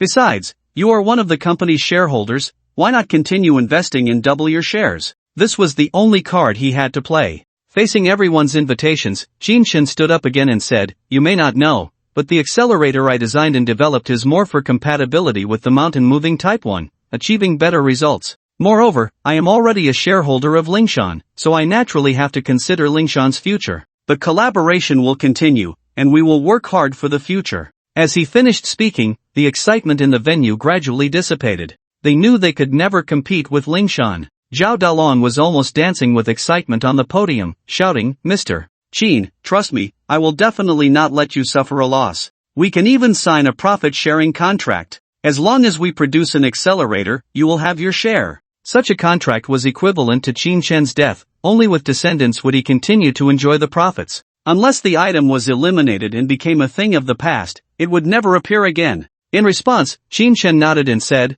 "Alright, come to me for the design drawings and development notes when the time comes. I'm tired and will head back first." Today's task was successfully completed, and now there was one more channel for making money. Perhaps, it wouldn't be long before he could become a true millionaire. He currently had only 200,000, if his parents came, they might spend it all in a few days. He had to let them enjoy themselves. "Alright, Mr. Qin, take care, I won't see you off." Zhao Dalong felt as if he was here to sell liquid nitrogen accelerators and was leaving after finishing his business. The others knew that the real climax of the celebration banquet was just beginning. Knowing that the engine was good, people needed to see the specific model, applicable types, prices, and then place orders. The so-called celebration banquet was just to let them gain the first batch of profits. As long as the orders came in, Linshan could produce in bulk, and they could obtain a continuous stream of wealth. Qin Shen had already seen the engine and was genuinely uninterested. He was preparing to leave with Su Wanru through a special passage. Just as they reached the door, still holding the liquid nitrogen accelerator, someone called out, "Mr. Qin, could you wait a moment?" Hearing this, he recognized it was Lu Ruyan's assistant, Feng Dan. He didn't expect her to be at the venue as well. Turning around, he asked, "Assistant Feng, is there something you need?" He had spoken to her more than he had to Lu Ruyan, almost becoming her spokesperson. Last night, he had messaged Lu Ruyan about Feng Dan going to the bank. He didn't expect to run into her again today. "Mr. Qin, we are from the East China Smelting Group and need many large machines. You are a shareholder of Linshan Engine, could we discuss the price?" She was quite straightforward, looking for a way to negotiate with Qin Shen. Perhaps thinking that since they knew each other, there could be more favorable terms? However, Qin Shen didn't care about that. At most, he would help by saying a few words. Therefore, he shifted his eyes and said, "Assistant Feng, the company naturally has people operating it. I am just a shareholder and won't interfere casually. Besides, I don't even know what the set price is." Just pushing it off, he wouldn't speak carelessly just because they were acquainted. Hearing this, Assistant Feng understood that Qin Shen didn't want to get involved and smiled. "Then I'll have the president contact them. The order will be under your name." "Mr. Qin, if there's nothing else, I'll get back to my work." She had clearly come to find Qin Shen, but now she was being very polite. Qin Shen shook his head and left with Su Wanru. After exiting the New World Hotel, Su Wanru recalled what had just happened and couldn't help but say, "Wait, she might use your name to negotiate a price reduction with Linshan, right? Clearly profiting, and yet you get nothing." This was a procurement tactic where the parties involved were unaware, thinking others owed them a favor. In reality, the company might suffer a loss. Qin Shen realized that she might really dare to do that. Business people, who knows what tricks they might play. After thinking for a moment, he directly called Lu Ruyan. The call connected quickly, and a gentle voice came through, "Mr. Qin, you really are a hidden gem. I didn't expect you to be an important R&D personnel for Linshan Engine." She was clearly also at the venue, having heard the host's voice, otherwise, she wouldn't have said that. Hearing the voice on the phone, Su Wanru momentarily lost her focus. Women. How many women related to Qin Shen had appeared? Was it possible that there were no connections with men? Jealousy surged in her heart, but she heard Qin Shen say, "It's nothing, just making a living. I have to listen. By the way, your assistant just came to find me. Was that at your behest?" His response was almost like an interrogation, aimed at uncovering the true reason. Hearing his voice, Su Wanru felt much calmer inside. It seemed he didn't care much about Lu Ruyan. A voice came from the phone. "No, the East China Smelting Group is facing some difficulties, but we don't need to use connections to purchase engines. We can just go by market price. By the way, you said last night that she went to the Phoenix Hotel to buy porridge for me? I never asked her to go. How could she have gone to the bank? If she's back, I'll check. I'll let you know if I find anything." The call then ended. Qin Shen looked at the silent phone and sighed softly. In a daze, he saw through some of the connections. Why would the assassin go directly into President Lu's office? Perhaps this personal assistant really had issues. He couldn't imagine how much trouble such a person could cause. Of course, this was just his speculation. As for the results of the investigation, he still didn't know. Picking up the liquid nitrogen accelerator beside him, he made his way to the parking lot, looking heavy-hearted. Being part of a big family wasn't necessarily good. The various unimaginable intrigues and power struggles were absolutely hard to fathom. Su Wanru, sitting next to him, had no idea what he was thinking. She only felt that he wasn't happy after the call. Her mood became anxious, and she quietly asked, "Qin Shen, what happened? Can you tell me?" Her voice became cautious, and the air of distance around her softened considerably. Exhaling, Qin Shen smiled and said, "It's nothing. I feel that being born into a wealthy family, one misstep could lead to irreparable consequences. I'm lucky to be from an ordinary family, my parents only have me as their son. His words were vague, and Su Wanru sensed that his eyes were even more melancholic. He didn't look as indifferent as he appeared. Don't think too much. How about we get something to eat when we get back tonight? I didn't eat anything at the banquet. She changed the subject to avoid the heavy atmosphere. Qin Shen nodded and said, we have to eat something. I've prepared all the ingredients. A banquet is a place for showing off. How can one eat in peace? Having attended just once, he found it extremely boring. Let's go eat hand-pulled lamb, mapo tofu, and chicken stewed with mushrooms. I can't take it anymore. I'm drooling. Su Wanru licked her lips, looking at the sunset that had yet to fall, dreaming of a beautiful future. Hearing this, Qin Shen thought of the delicious food from the past, and his mood improved significantly. With a smile, he quickly walked towards the parking lot. Qin Shen got into his Cullinan, while Su Wanru took the Bugatti, heading towards the Thompson Riviera. They were unaware that several vehicles in the parking lot were quickly following them. After 2 blocks, Su Wanru still didn't know what was happening behind them. However, as a skilled practitioner, Qin Shen quickly noticed many vehicles tailing him.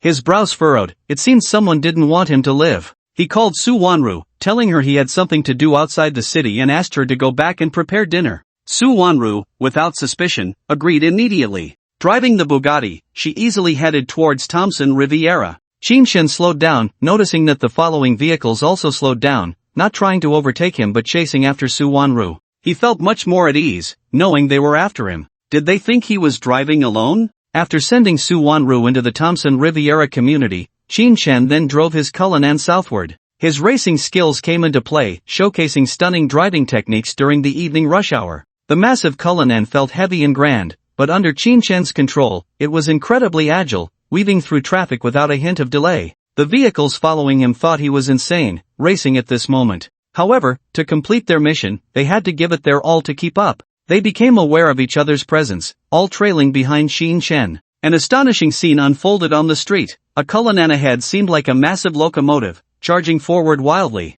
12 vehicles of various models snaked behind like a dragon, weaving to keep up. Beep beep, honk honk. Damn it, I'm so busy. What the hell, are you all looking for death? Don't drag me into this. Do you even know how to drive? Can't you signal when turning? The drivers on the road were startled, honking incessantly and cursing wildly. However, they couldn't really follow to see what was happening. They weren't that reckless. Qin Shen was confident in his driving skills, so he didn't care, exuding a murderous intent as he headed to the abandoned parking lot where he had previously taught Dai Ming a lesson. It was a place few visited, and he was somewhat familiar with the situation inside. He wanted to see how they would kill him. Unexpectedly, the assassination incident that had happened to Lu Ruyan and Jiang Weinan had now befallen him. He wondered which big shot had made such a grand move. As he pondered various things, the Cullinan, under his control, charged madly into the abandoned parking lot. It came to a stop inside the factory, in a place so dark that one couldn't see their hand in front of their face. The thugs who had ambushed him last time had all disappeared. He didn't know if the police had come and taken them away. Qin Shen got out of the car, gripping a dagger in his hand, removing his outer coat, with a pair of leaf-shaped flying knives hanging at his waist, easily accessible. Whether for long range or close combat, he had enough self-defense capability. His figure flashed as he quickly found the control for the electrical circuit and hid within. In an instant, the entire factory turned into a silent world. Despite the sunset glow outside, the sky ablaze with evening hues, the inside of the abandoned factory was pitch black and silent. Soon, the sound of a car door slamming came from near the entrance. Several flashlights and searchlights burst in from outside. Qin Shen, you can't run away. This is a dead end. Accompanying the voice, 4 burly men entered from outside. Armed with machetes and steel pipes, dressed in tight-fitting clothes, their muscular builds indicated they must have trained regularly. Behind them were 2 lean individuals, but they coordinated well, their flashlight beams leaving no blind spots. Continuing on, 3 to 5 people at a time, a total of 12 waves entered, amounting to 44 people. Qin Shen could see clearly, aided by their flashlights. 2 masked men were definitely holding shotguns. Moreover, they were guarded by 4 men, ready to deliver a fatal blow to Qin Shen. It seems that it's not just one person who wants my life. Perhaps those bastards who clashed with me today are all involved. Back then, after I dealt with Li Min and Kai Su, I could attract a group of thugs to teach me a lesson. How much more so for these big shots? He kept pondering in his heart, needing to eliminate the greatest threat first. Otherwise, it would be too dangerous. With his phone on silent, he heard their shouts. "We've found the Cullinan, that kid isn't here." Search everywhere. I've heard he's hard to deal with, definitely planning a sneak attack. Everyone take a different direction, the warehouse isn't big. With so many of us, we'll easily find him. Don't split up, stay as a tactical team. Whoever finds him gets the reward for that group, and we'll split the rest. Right, no one loses out, find him and chop him to pieces. A group of people, before even completing their task, had already started dividing the spoils. Hidden away, Shin Chen's lips curled into a cold smile as he watched them move. It was time to teach them a lesson. Just as he was about to make a move, he heard the masked man with the shotgun shout, "I know you have the numbers, but find him for me to kill. I want the reward, even if I give you a share later." 30 million on the dark web for his whole corpse. With that, Shin Chen was somewhat stunned. He hadn't expected to get tangled up in some nonsense about the dark web. Although he had heard of some websites while watching movies, he never thought it actually existed in reality. These two must not live. He tightened his grip on the dagger in his left hand and reached for the two leaf-shaped flying knives with his right, preparing to act. 30 million, damn, who's so generous? That bastard from the Wang family only offered me 2 million. Shin Chen, come out. You're really valuable, altogether, at least 50 million. I don't care who you are, I want to deal with him personally. Some people are not to be trifled with. Various voices shouted, a mix of truth and falsehood, all aimed at communicating and avoiding the lurking Shin Chen. Hearing nothing of substance, Shin Chen's right hand swiftly launched the willow leaf flying knife. Whoosh! Accompanied by two faint sounds of slicing air, two cold glimmers shot towards the two masked men holding spray guns. They had been protected by 4 others and never expected a hidden weapon to come from afar. By the time they saw the cold glimmers, it was too late to dodge. Puff! Puff! With 2 sounds, the eyes of the 2 masked men were instantly pierced. Ah! It hurts! A chilling scream erupted in the crowd, causing everyone's gaze to converge in that direction. What happened? Where is he? No way, I didn't see anything. Where is Shin Chen? Find out who got hurt. Damn, it's the big shot who knows the dark web. All 40 people saw that the one screaming was indeed the big shot who had just boasted about a 30 million reward, leaving them in shock. At that moment, Shin Chen yanked the power switch. Click! Buzz buzz buzz. The old wind lantern hanging from the ceiling flickered under the unstable voltage, casting an eerie light as if they had suddenly entered a ghostly realm. It was enough to scare anyone to death. The sudden change made the many burly men on site instinctively look around in panic and vigilance. The direction they had been watching had no sign of Shin Chen. At the same time, they saw the 2 masked men with flying knives embedded in their eyes, looking utterly tragic. Shin Chen, I see you, come out. You can't escape, come out and die. Let us make some money, it counts as doing a good deed. Someone shouted, focusing on the direction of the voice. Just as they were about to rush over, with a click, all the wind lanterns went out. Human eyes could not adapt to the sudden shift from bright light to darkness, plunging everything into pitch black. For Shin Chen, this was the best opportunity to attack. His body moved like a cheetah, sweeping through with a gust of wind, charging into the crowd. Like a wolf in the dark night, he exuded a chilling aura. The trio approaching his position had not reacted when they felt a gust of wind pass by. The cold wind brushed against their shoulders and thighs, followed by excruciating pain. Blood gushed out. Ah! Ah! Ah!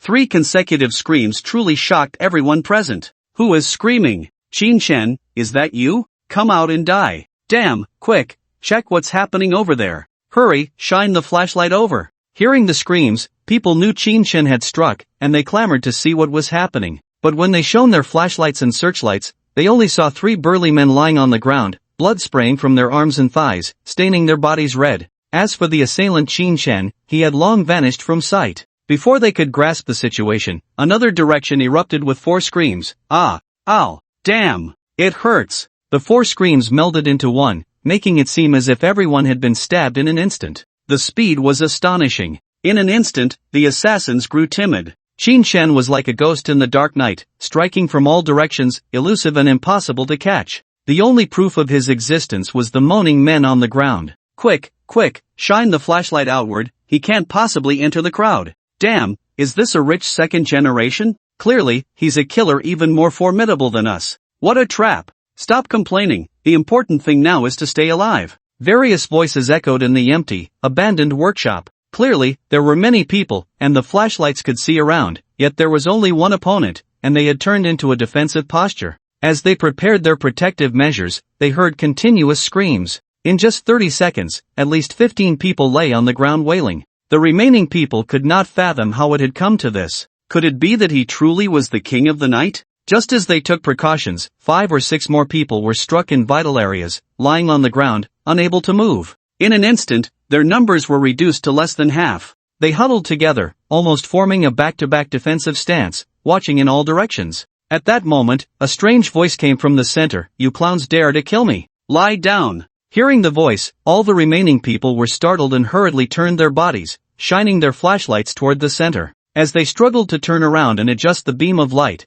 Shin-chan had already made his move. The oddly shaped dagger in his hand sliced through the air with a cold glint, like a fierce wind, wildly stabbing at the remaining people. 20 individuals, still in a panic, were completely taken down, all lying on the ground, screaming in agony. All the flashlights and searchlights fell to the ground, looking eerie and sinister. Following the direction in his memory, Shin-chan found the first 2 masked men, pulled out the flying knives from their eye sockets, and directly dismantled the shotgun into parts, scattering them everywhere. The onlookers were left dumbfounded. Once things settled down, Shin-chan kicked each of them into a corner, piling them up like a mountain. They were already injured from the knives, and now several bones were broken from the kicks. Shin-chan aimed all the flashlights and searchlights at them, standing in the shadows, coldly asking, "Tell me, who sent you? If you don't speak, I don't mind turning you into cripples. From now on, anyone who knows your identities will make your lives worse than death." He had never killed anyone and truly found it hard to do so. However, making them pay a price was quite acceptable.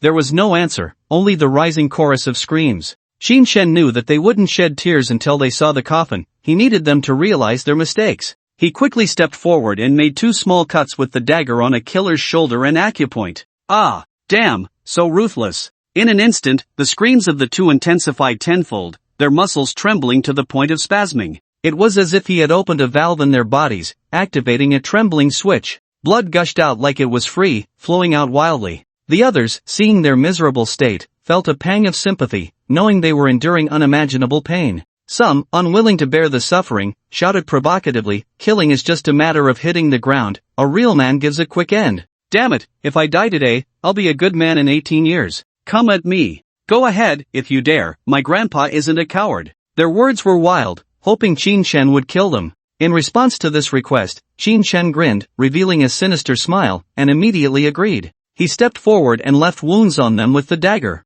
Ah, it hurts. Damn, it hurts too much. Just give me a quick end. You bastard, I said kill me, don't do this. For them, Shin-chan's methods were too brutal to endure. Only their piercing screams echoed in the air. Unlike ordinary wounds, it felt as if the pain directly affected their nerves, causing their muscles to twitch uncontrollably, unable to use any means to alleviate the pain. The cries of agony in the dark, abandoned factory were incredibly eerie and terrifying. It was like entering a hell on earth, enough to scare the faint-hearted to death. Shin-chan ignored their pleas, coldly saying, "Didn't I say I'd come for you? Don't worry, if you still don't speak, I have countless methods. Tell me who's behind you, and I'll give you a quick end." As he spoke, he walked over to the shotgun he had dismantled, found the parts, and casually reassembled one. A skill he once thought useless had found its purpose today. Of course, if it weren't for the special circumstances, he would have liked to fire a couple of shots to test his marksmanship. Just as he was experimenting, someone finally couldn't bear the pain and cried out,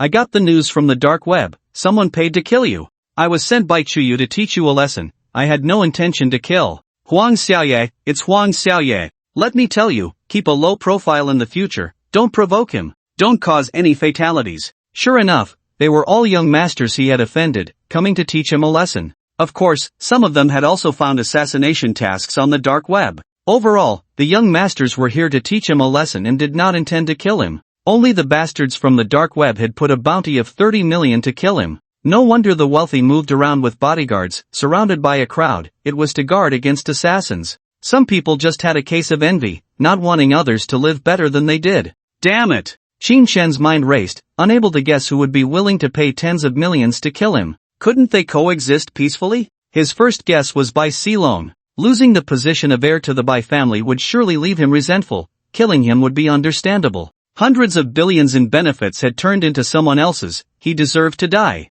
The second guess was the Du family. They couldn't afford to lose back then, let alone hire a killer. He couldn't think of anyone else. However, from what the thug said, the employer on the dark web was unknown, with a protective hidden identity. While Shin-chan was deep in thought, he was suddenly startled by the faint sound of footsteps at the door and turned his head sharply. He saw a figure in a black tight-fitting suit flash by and slip inside the door. A master. Just from the opponent's movement, he could tell that this person was definitely stronger than Du Jui. If it weren't for the abandoned factory, with various debris on the ground, the master could have appeared in the workshop without a ripple. Just as this thought crossed his mind, the shadow rushed in, a fist, carrying a whistling wind, coming closer and closer, aimed directly at his face. Fast, fierce, and violent. Qin Shen watched as the fist grew larger in the light, his left arm quickly raised to block, his body retreating wildly. Bang! The fist collided with his left arm, instantly producing a dull thud. Qin Shen felt a tremendous force hit him, unable to control his body, and just as he prepared to steady himself, a second wave of power came from the fist. Bang! Crack! His left arm, which had just relaxed, couldn't withstand the impact and broke. His body was violently sent flying, landing 10 meters away. He couldn't understand how a single punch could generate a second wave of attacking power in such a short time. This completely defied the principles of mechanics. Suddenly, he remembered that during his fight with Du Jui, there had also been occasional slight second waves of power that made him feel extremely uncomfortable. This person was far stronger than Jui. The second wave of power was much stronger than the first. Thud! While pondering various questions, Qin Shen's body hit the ground, rolling twice to dissipate all the impact. The attackers stood still, illuminated by the spotlight, revealing their figure. Slim, about 1.70 meters, completely wrapped in a black tight suit. Their complexion was pale, with narrow eyes and tightly pressed lips, somewhat cold. The many thugs and assassins on the scene, seeing Qin Shen, who had just been rampaging, being sent flying by a single punch, all focused their gazes on him. They couldn't guess who this person was or why they had suddenly appeared in this place. Perhaps they had come with them but had been overlooked. Someone shouted, "Yellow level master, possessing dark energy. Kill Qin Shen, and we can live." "Master, kill him. I don't want the bounty, it's all yours." "Qin Shen, you're arrogant. This is a yellow level master, don't you feel the second wave of power coming? You're dead." Someone among the assassins, well informed, shouted out the shocking news. The figure in black showed no reaction to their words, waiting for Qin Shen to stand up and continue to strike him. Slowly approaching Qin Shen, a disdainful smirk appeared at the corner of their mouth as they coldly said, "You dare to touch my territory? Whoever dares to touch a single benefit of the Du family, I will make them vanish. When you go to hell, remember to mention my name, Huang Jin. I'll send you on your way." He was confident he could kill Qin Shen, as he couldn't even withstand a single punch. Not to mention the movement techniques, martial skills, and so on, he was even less capable. Qin Shen looked at the approaching Huang Jin and felt a genuine threat to his life for the first time. During the day, when he fought against Du Jioyi, he felt invincible and powerful. But now, it was clear he was no match for anyone. A true Huang-level master with hidden strength was an existence he simply could not resist. He never expected that there was another hand behind the Du family, secretly controlling everything. The Du family must have known, but deliberately chose not to reveal it. The Du family had ill intentions. It seemed he should teach them a harsh lesson. But first, he needed to get past this immediate challenge. As Huang Jin drew closer, he coldly asked, "The Du family has deliberately surrendered to me. I never said I wanted them to submit. I suspect it's to drive the wolf to feed the tiger, letting us both suffer. I haven't taken anything from you." He secretly rejoiced that he hadn't taken anything from the Du family, only asking for a little fare. "Who would have thought?" Huang Jin sneered coldly, pointing with his right hand. "With you? You think you can drive the wolf to feed the tiger? Go ahead and kill me. What can you do? Just a piece of trash, dying with these assassins. Who would know it was me who killed you? In your next life, don't be a person, a pig would suit you better." As he spoke, he had already closed the distance to 3 meters in front of Qin Shen. The many assassins, hearing that he intended to kill everyone, felt a wave of life-threatening danger. Even though they were injured, they couldn't care less at this moment, struggling to crawl towards the outside. What if they could escape? As long as there was a glimmer of hope, they wouldn't give up. They didn't dare to challenge Huang Jin. He was a ruthless Huang-level master who would show no mercy. Being insulted like this by Huang Jin ignited a murderous intent in Qin Shen's heart. He slowly straightened up and looked ahead, saying, "I'm not worthy? Then today, I'll kill you." As soon as he finished speaking, a cold glint flashed in his eyes, and he raised his right hand, aiming the shotgun he had assembled at Huang Jin. Many assassins who had just managed to stand up looked on with disdain and mockery. "Fool, how could a Huang-level master be hit by your shot? Someone who has never touched a gun can't possibly hit a Huang-level master, they can only be wiped out." In reality, they were afraid of being hit by stray bullets, not knowing how they would die. Facing the gunpoint, Huang Jin's expression became slightly serious, but he still said, "Qin Shen, right? You're dead for sure. You'll only have one chance to shoot, and I will kill you. You definitely can't hit me with that shot. Just immediately accept your death. I'm about to." In his mind, Qin Shen, facing the terror of himself, had never touched a shotgun, so he would surely dodge the bullet. However, before he could finish his sentence, the shotgun suddenly erupted with sound. Pew pew pew, 6 consecutive shots rang out, enveloping Huang Jin from all directions, forming a fan shape. Huang Jin was already fully focused. Seeing Qin Shen move his fingers, he had already activated his body technique to dodge to the side. But he never expected that a bullet would follow in the direction he was trying to evade. Put! Pft! In an instant, he was hit by 3 bullets, while the rest flew far away, hitting 2 unfortunate assassins. Ouch! Damn! That hurt so much. Even though he was only hit by 1 bullet, the assassin cried out as if he were dying. Huang Jin didn't expect Qin Shen's marksmanship to be so extraordinary. Based on the direction of the gun, he couldn't effectively dodge. 1 bullet hit each of his arms and abdomen, and excruciating pain spread through his mind. At that moment, he heard the click of the shotgun in Qin Shen's hand. No more bullets. Desperate, he roared, "Kid, if you dare to hurt me, I'll make you die." He stomped heavily on the floor, his body shooting towards Qin Shen like an arrow. Even injured, his powerful physical strength allowed him to endure the pain and kill. Qin Shen was not afraid of him now. He casually threw the shotgun like a hidden weapon and produced a flying knife with a notch in it. "Get hit!" he shouted, and the flying knife shot out like a bolt of lightning. Huang Jin, not fearing the flying knife, quickly crouched down, enduring the intense pain, and swept his right foot towards Qin Shen's left leg. As long as he could knock him down, he wouldn't be able to escape. Qin Shen knew that the time to fight desperately had come. The opponent's speed was too fast to evade, so he could only take it head-on. A dagger appeared in his right hand, and with a clever shift of strength, he absorbed the impact with his left leg. As the second wave of force arrived, the dagger also reached his thigh. Put! Crack! His left thigh suffered a slight fracture, and the dagger plunged deep into Huang Jin's thigh, nearly severing the femoral artery and causing massive bleeding. Both of them took a large step back. Qin Shen's left leg felt weak, and his left arm was broken, putting him in a precarious situation. In fact, Huang Jin's condition was even worse. He had been hit by bullets in both arms and 1 in the abdomen, with blood gushing from his left leg, leaving only his right leg intact. His combat effectiveness was plummeting. At that moment, perhaps fearing retaliation, a killer behind him pulled out a dagger and lunged fiercely at Huang Jin. Huang Jin was furious. A bunch of trash actually took advantage of his plight to attack him. He roared in anger, "You're tired of living." Pivoting on his right foot, he swept his left leg out. The 2 approaching killers were instantly sent flying, landing some distance away, spewing blood. The remaining people were too frightened to come closer. Although Qin Shen's left hand was injured, his right hand was still functional. He drew 2 flying knives from his waist, transforming them into 2 silver streaks that shot toward Huang Jin, who was standing on 1 leg. This time, Huang Jin had just finished his attack, his old strength had dissipated, and new strength had not yet emerged, leaving him unable to dodge. His lower back and right leg were deeply pierced. The terrifying force propelled his body forward 2 steps, nearly causing him to kneel on the ground. Huang Jin gritted his teeth against the excruciating pain, pulled out the 2 flying knives to prevent the wounds from worsening. Ignoring the pain in his right arm, he grabbed one of the rushing killers and hurled him violently toward Qin Shen. He then used a bit of strength to slip into the darkness.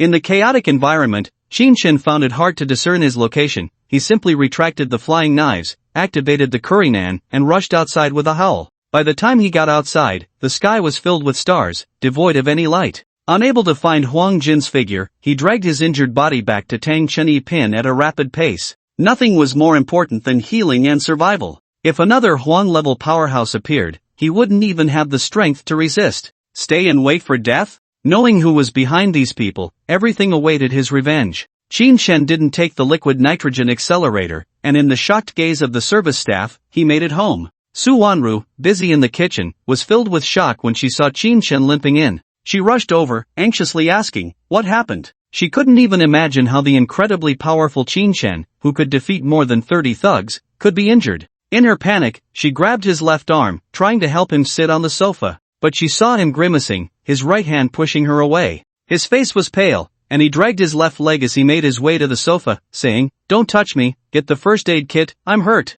As he spoke, he took off his outer jacket, revealing a left arm that had swollen significantly. Su Wanru was nearly stunned at the sight. It was the first time she had seen Qin Shen injured. His arm was frighteningly swollen, the skin a dark red, almost turning purple. Tears streamed down her face, but she held back her sobs and quickly went to the gym, placing the first aid kit on the coffee table in front of him. Then, nervously, she asked, "What can I do? Do you need anything else? Should we go to the hospital?" She knew she couldn't treat wounds, let alone had any medical knowledge, and worriedly spoke from the side. But she heard Qin Shen's voice, "Help me take off the flying knives, 3 of them are stained with blood, wash them clean. They're very sharp, don't touch them." He could only use his right hand, making it quite inconvenient. Su Wanru was taken aback, not expecting that such a simple task would require her help. Moreover, she hadn't anticipated that he carried weapons with him. She hurriedly helped him take them off, glancing back as she walked to the kitchen to wash away the blood. In her heart, she knew that Qin Shen must have gone through a fierce battle to return alive.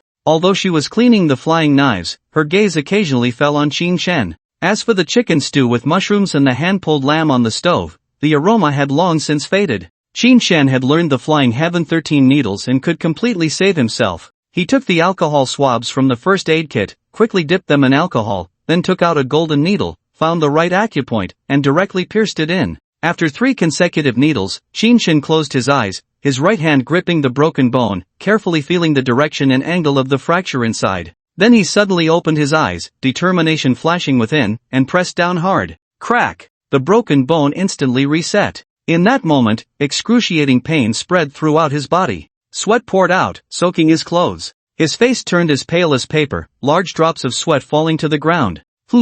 A muffled sound escaped, his eyelids twitching uncontrollably, unbearable. Fortunately, the bone was reconnected, the rest was just treatment. Su Wanru, who was washing the flying knives, saw the scene and knew he was enduring unimaginable pain, her heart aching. She held back her cries, tears streaming down her face. Had she known he would be injured, she would never have let him come back alone. But she also knew that even if she went, she wouldn't be able to help, and it might only increase the countless crises. She hated her own helplessness, unable to share Qin Shen's burdens. Through her tear-filled eyes, she saw Qin Shen inserting needles into himself again. Watching as the swelling on his arm gradually subsided, drops of dirty blood flowed out along the special golden needle, which he cleaned up. So, he knows medicine too? Could he be a divine doctor? Su Wanru couldn't understand Qin Shen, who seemed capable of anything. Qin Shen was unaware of her thoughts, quickly dealing with the swelling in his arm and expelling the dirty blood. The remaining treatment was relatively easier. Finally, he used a cast to stabilize it, hanging it on his chest.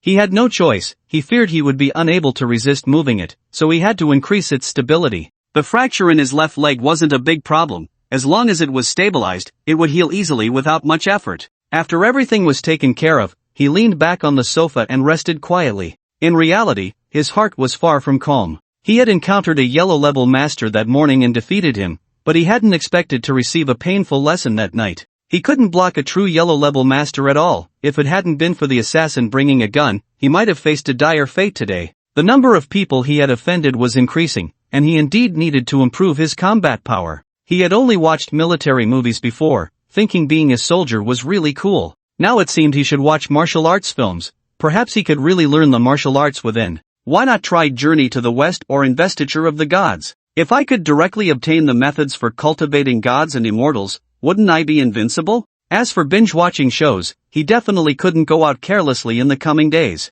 It was just right to stay home and recuperate for a few days. He could soon binge-watch something like a sports car show. Thinking of this, he opened his eyes, turned on the projector, and searched for Investiture of the Gods. However, no matter which version he tried, it seemed there was no internet, and it couldn't be played. Switching to Journey to the West, Conquering the Demons, and so on, yielded the same result. There was internet while searching, but once he clicked to play, it just wouldn't work. Unwilling to accept this, Qin Shen took out his phone and searched again, getting the same result. Seeing this, he roughly understood that there would definitely be no rewards, so it simply couldn't be watched. He felt very frustrated. Would there be any mythological movies released in the future that he couldn't watch? Would he go to the cinema and find the power out? He thought this way but still switched to a martial arts movie, Drunken Master. Despite its age, it could actually be played. Su Wanru, who was tidying up everything, shook her head as she watched him repeatedly change movies. With such a serious injury, why was he still thinking about these things instead of resting properly?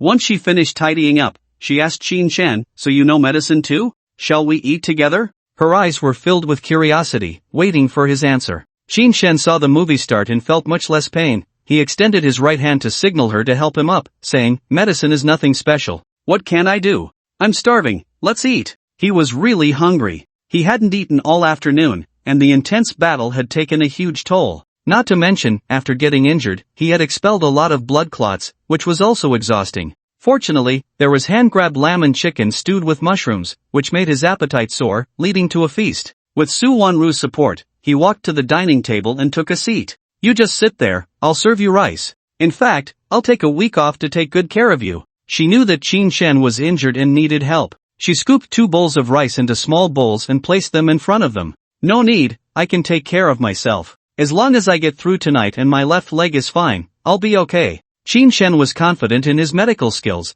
As long as he didn't exert himself, the healing process would be quick. However, his refusal was useless. Su Wanru had made up her mind. Shaking his head, Qin Shen began to eat heartily. His right hand could move, but it was indeed quite awkward, making him eat much slower. Fortunately, with Su Wanru around, her ability to read his expressions made him feel much more comfortable. His eyes occasionally glanced at the drunken boxing on TV, which had unexpectedly become a rare enjoyment. Being served by a beautiful woman, watching television, and hearing her soft words, he even thought about getting injured a few more times. The ice-cold beauty had turned into a gentle presence. With her support, he sat on the sofa, and she even brought over fruits, snacks, and dried fruits. Drinks were placed nearby. The service was impeccable. Qin Shen nodded, jokingly saying, I'm very satisfied, the queen is quite capable. He waved his right hand, inviting her to sit beside him. After 2 hours of busy work, Su Wanru rarely showed a smile and said, forget it, the kitchen is still not cleaned up.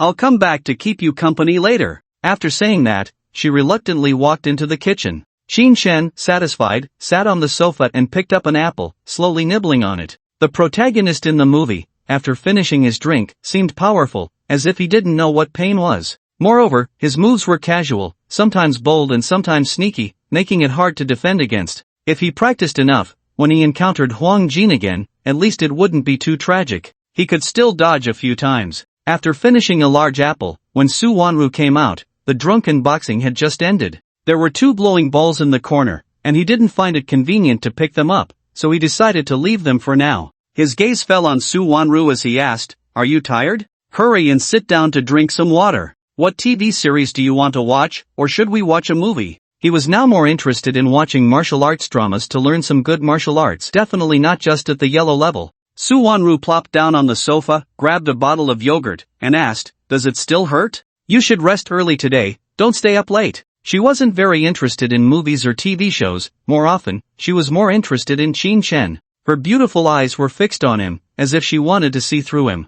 Alright, let's watch a movie and then go to sleep. It's 8:30 now, how about we rest around 10? Qin Shen knew it was for his own good and made the decision. Let's watch Fast and Furious 7 again, it's a series. Su Wanru suggested, taking a sip of her yogurt. Qin Shen pursed his lips and thought to just watch it. They switched to Fast and Furious 7, chatting while watching. They didn't pay much attention to the plot, they were more focused on their conversation. Su Wanru subtly inquired about how much money Qin Shen really had and how many companies he was a shareholder in. The conclusion was that although he had a lot of shares, amounting to 25 billion, he didn't actually have much money, only 200,000. Even Su Wanru herself was close to having 200,000 in savings. But thinking about Qin Shen's quality of life, it was indeed something she couldn't compare to. In this regard, Su Wanru didn't ask. Even though she secretly wished to see through Qin Shen's heart to know if there were other women, she wouldn't ask him directly. To ask would mean losing. She was very clear that in a relationship,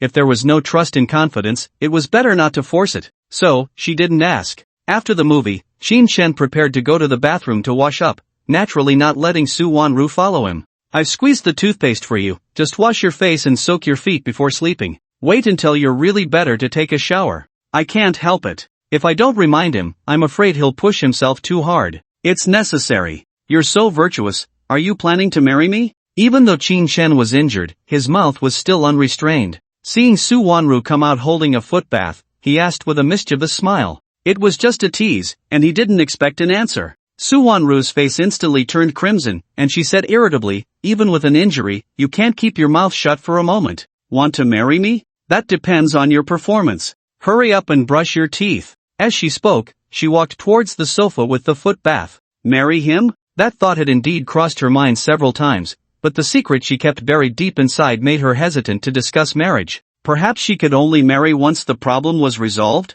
Every strong woman has a broken family behind her. Shin Shen was unaware of her thoughts as he walked into the bathroom, running water to brush his teeth and wash his face. He then slowly walked out. Su Wanru was no longer in the living room, she had gone upstairs to freshen up. Taking the opportunity, he picked up the 4 glowing orbs on the floor. Drunken fist, step on the 8 trigrams, with blurred vision, staggering and swaying, appearing drunk but not truly so, fists drunk but heart not. Power penetrates the heavens, combining energy and strength, capable of producing double force. Seeing the description of Drunken Fist, a smile appeared on his face. Whether in modern combat or free fighting, there were actually no set routines, it was all about reacting in battle. However, Drunken Fist was different, it had coordinated footwork and unexpected effects. Beautiful Drunk, a secret recipe for brewing fine wine that can create excellent wine, intoxicating to all, can be taught to others. In the movie, they were drinking Daughter's Red, how did it turn into Beautiful Drunk? What a reward,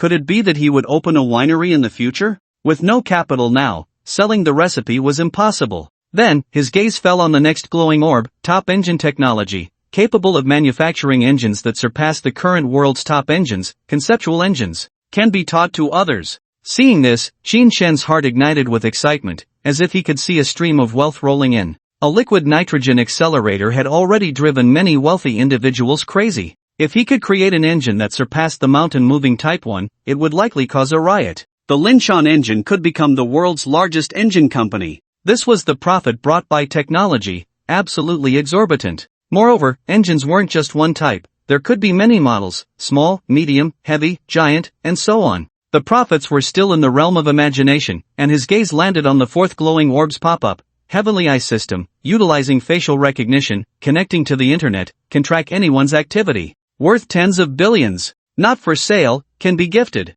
Seeing the silver-white password box in his hand, Shin Shen almost couldn't react. Thinking of the super Heavenly Eye in the movie, capable of globally locating anyone, it was simply incredible. But shouldn't this thing be controlled at the national level? What use would it be for him once he obtained it? Especially after seeing its value of tens of billions, his heart raced wildly. Something worth tens of billions was right in his palm, with nowhere to put it. Yet he couldn't even get a penny from it, he could only give it away. Damn it, I might as well lock it up at home, no one can get it. Damn, this thing is too terrifying. No matter who it is, no one can escape surveillance. After saying that, he limped to the storage room and placed it in a remote corner. Let it gather dust, he thought to himself as he walked outside. Just walking in the hall, he felt that the entire house had become incredibly precious. Tens of billions and more. Just then, he ran into Su Wanru, who had just finished washing up and was looking for him with her hair down. What are you looking for? Can't you wait for me to come down? What if your leg injury gets worse? Let me tell you, until you're fully healed, everything goes by my orders. The quality of life for the rest of your life depends on your one leg. She rambled on, helping him into the master bedroom. Shin Shen rarely had such close contact with her, and his eyes couldn't help but sneak a few glances down the neckline of her camisole. He had to admit, a good figure was indeed attractive. Once inside the room, she helped him lie down on the bed. She took off her slippers, covered herself with a blanket, turned on the TV, and instructed, I won't close the door, so I can come in to check on you anytime. You're injured, you must be obedient. At that moment, she completely displayed the tenderness of a woman, considering him in every way. Shin Shen smiled and nodded, his face full of happiness. Just as she was about to leave, she suddenly said with a mischievous grin, how about you sleep on the other half of my bed? Convenient, quick, and easy. Hearing Shin Shen's words, Su Wanru almost stumbled. How shameless. This guy has really let loose after getting injured. Her face flushed with embarrassment, and she quickly turned her head, shyly saying, Shin Shen, is that what you think? Should I climb into your bed in the middle of the night and then? Seeing the spark in her eyes, Shin Shen realized it was not good and quickly waved his hands. Before he could speak, Su Wanru continued on her own, with a snap, I'll make you a eunuch. I always keep scissors under my pillow. After saying that, she couldn't take it anymore and rushed out the door. No, what she just said was too ambiguous. Only real couples would joke like that. Her heart raced as she returned to her room, feeling that she was not far from falling. Shin Shen, on the other hand, was left in shock, secretly clutching the blanket. He never expected her to be so ruthless as to make him a eunuch. Absolutely not. The timing is still not right. He sighed inwardly and found Perfect Relationship on the TV, starting to binge-watch from the 3rd episode at double speed. Then he used his right hand to scroll through his phone. In the abandoned warehouse, to avoid being discovered, he had specifically put his phone on silent. Now he noticed several missed calls from Lu Ruyan, Zhang Shousheng, Luo Badu, and Gu Qingxian. For a moment, he was a bit dazed.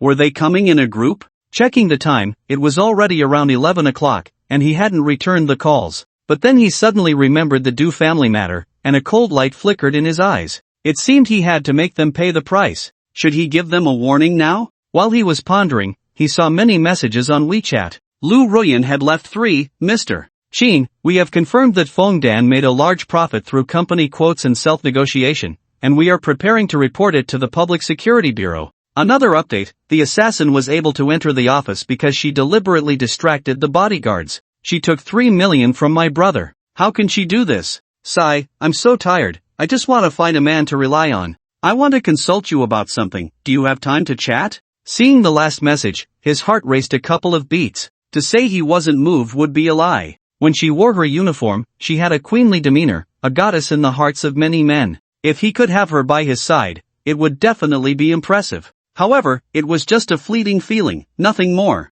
Having someone like that nearby was enough for now. He had the time, but he wouldn't chat with her. After closing the app, he checked Luo Badu's WeChat, which had only one message, bro, be careful, don't get taken advantage of. Your accelerator is worth at least 5 billion. If you trust your brother, go apply for the patent tomorrow to avoid someone making a fuss and causing you to lose out. When he saw the message, Qin Shen felt a warmth in his heart. He had only saved his father and daughter, and now he was also given shares, worried about him losing out. It wasn't a wasted friendship. He casually replied, thanks for the reminder, big brother. I'll go apply for the patent tomorrow. After sending it, he realized he might have sent it too quickly. What if the other person was asleep and he disturbed them? Sure enough, after waiting a minute, there was no reply. He scrolled down and saw a message from Liang Shihua. The chairman asked me to tell you to be very cautious about the accelerator. Its value is immeasurable, and the number of orders completed tonight has reached over 100, with at least 3 billion in orders.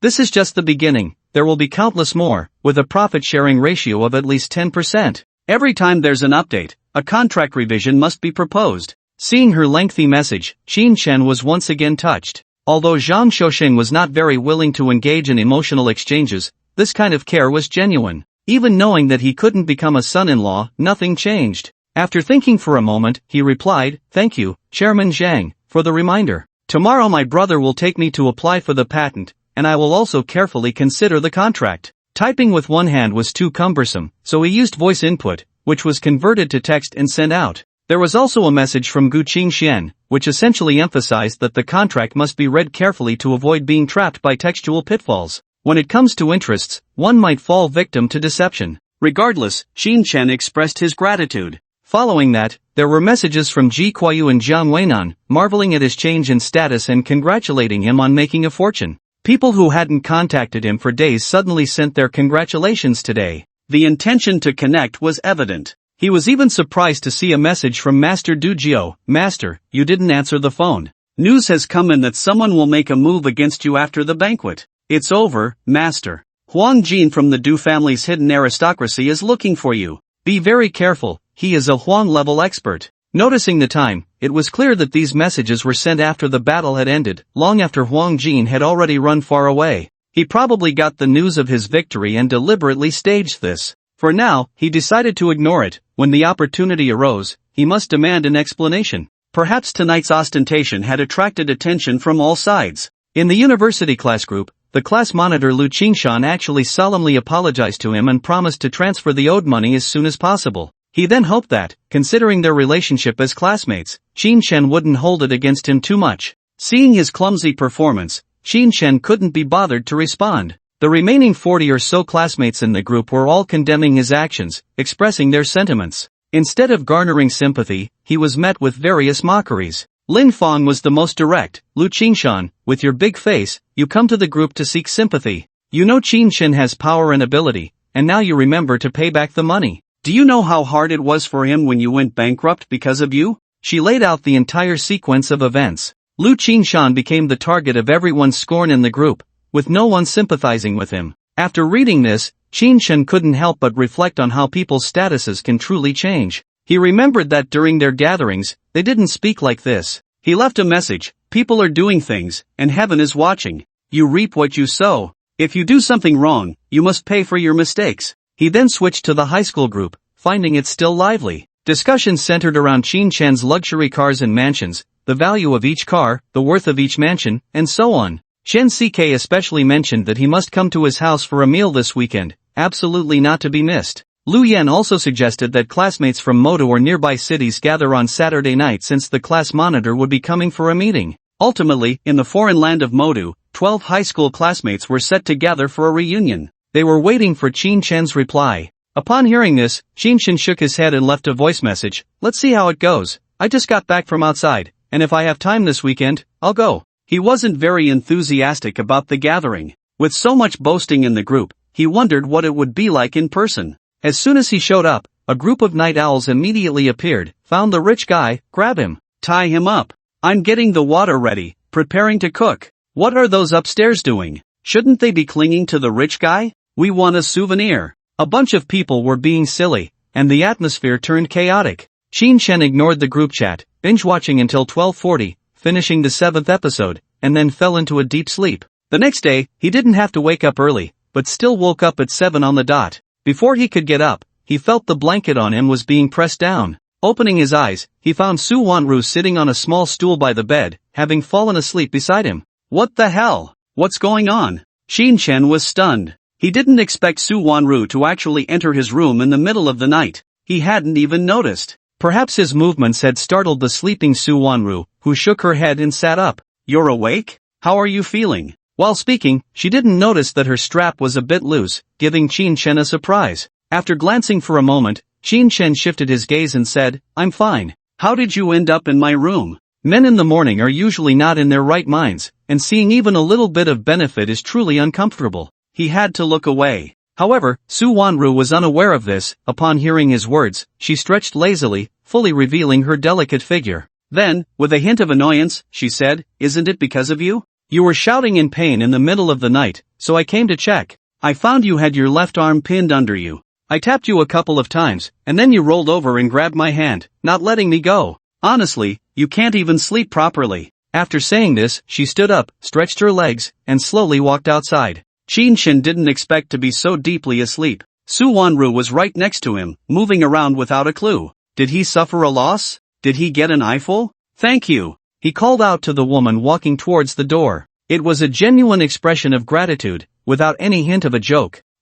Just be nicer to me from now on. I'm going to cook. Su Wanru dismissed it, and the sound of her descending the stairs echoed. Once the sound faded, Qin Chen hurriedly got out of bed and rushed into the bathroom. After a quick relief, he realized his left leg no longer hurt. Only the pain in his left arm remained, but it wasn't as severe as yesterday. It would get better. At least it wouldn't delay his plans for the day. Stepping out of the bathroom, he opened the curtain remote and found the sky overcast, with cold winds howling. It was going to rain. Not a good day for going out. However, the bad weather didn't affect his mood. With a smile, he quickly headed downstairs. Wanru, today I promised Luo Bad Dao to go to the relevant department to apply for a patent. I need to head out. Just as he finished speaking, his phone rang. He picked it up to see it was Luo Bad Dao calling. He waved his phone at her and walked towards the living room sofa. Hey, big brother, so early? Qin Chen's tone was very relaxed, his heart excited as he greeted him. Little brother, I was resting when you replied yesterday.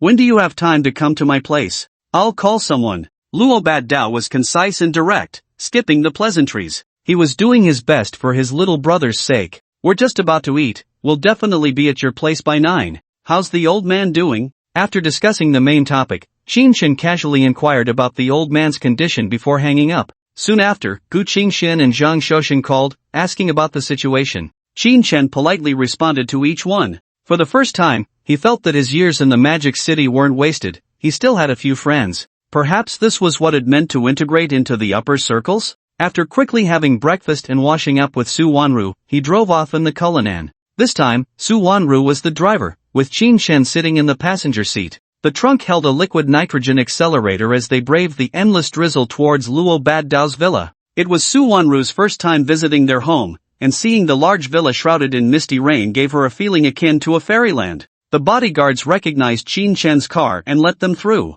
Wow, no wonder you said you wanted to buy a villa, it really is beautiful. The misty rain is dreamy and ethereal, just like a fairyland. If it looks this good on a rainy day, it must be even more stunning on a sunny day. Su Wanru turned in and drove slowly, marveling. Women's resistance to beautiful things always diminishes countless times. Qin Shen agreed, of course, mainly because of the parking space. If I develop it myself, I can park more than 10 cars. Just park at the entrance. We'll go in with them later. After parking at the entrance, Qin Shen got out, and Luo Tianxin rushed over, shouting, "Big brother, you're here. Did you bring me candy?" Qin Shen picked her up with one hand but couldn't get to the candy, smiling wryly. This time, Big brother was in a hurry and forgot. "Your sister brought some." He gestured for Su Wanru to take out the specially prepared white rabbit candy and handed it to Luo Tianxin. It was also a chance for her to get closer. "Thank you, sister." "Big brother, are you hurt? How did that happen?" She then noticed the bandage wrapped around Qin Shen's left arm, hanging from his neck, and exclaimed loudly.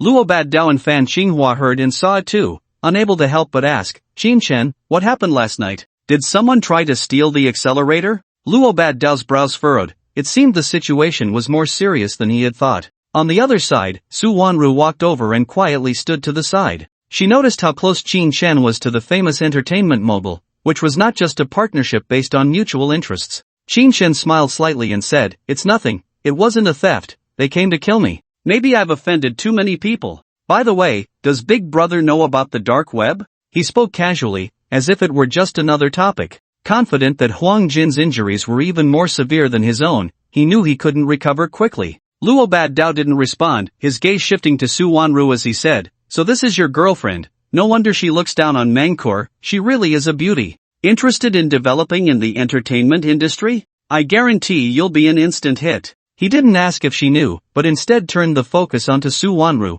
as if he genuinely wanted to promote her. The underlying meaning was a subtle inquiry into Qin Shen's opinion on whether she could handle such news. Su Wanru smiled and said, "Thank you, big brother, but I like my current profession, I want to be a strong woman in business." Even though she had never entered the entertainment industry, she had heard that there were many unspoken rules, making it difficult to navigate. Even with Luo Baddao's protection, it wouldn't necessarily shield her from others' schemes. Therefore, it was better to stay as she was. She wanted to become a capitalist, not just work for one. Fan Xinghua gave a thumbs up and praised, "You're great. Once you start a family, you can help manage all of Qin Shen's finances, your demeanor will be completely different." She looked at women with ambition and who weren't vain in a different light. In this restless society, how many women resorted to all means to attract attention and become famous? Su Wanru was indeed unique. "Thank you, sister-in-law, for the compliment. I will try to remain independent. He's too busy to manage everything alone." Su Wanru had no ulterior motives about managing 2 billion in assets. It was simple, she would be labeled as Qin Shen's woman. She wanted her own name. Moreover, it was still early to talk about marriage, many issues remained unresolved. Qin Shen gestured for Luo Baddao to step aside and quietly asked, "Is the dark web complicated? Can we trace the mastermind? Or find the hired killer? Someone wants to pay 30 million for my life." Despite the injury on his left arm, he showed no fear of battle. Not to mention his own strength, he had learned drunken boxing last night, doubling his combat power. The so-called double strength was hidden strength. With one punch, assisted by internal energy, a second attack could follow, catching opponents off guard. If he encountered Huang Jin again, he could easily defeat him. Their physical qualities were similar, the only difference was the internal energy in the Dantian. Hearing his words, Luo Baddao pondered for a moment and said, "The existence of the dark web is not a secret in the wealthy circles. At least billionaires have heard of it. I've never thought about killing anyone, so I haven't paid much attention. But someone must know a lot about it. I'll help you inquire." After saying this, he looked Qin Shen up and down and continued, 30 million, TSK. Clearly, they don't know your worth. It should be at least over 100 million to be worth you. He even teased Qin Shen amidst the tension.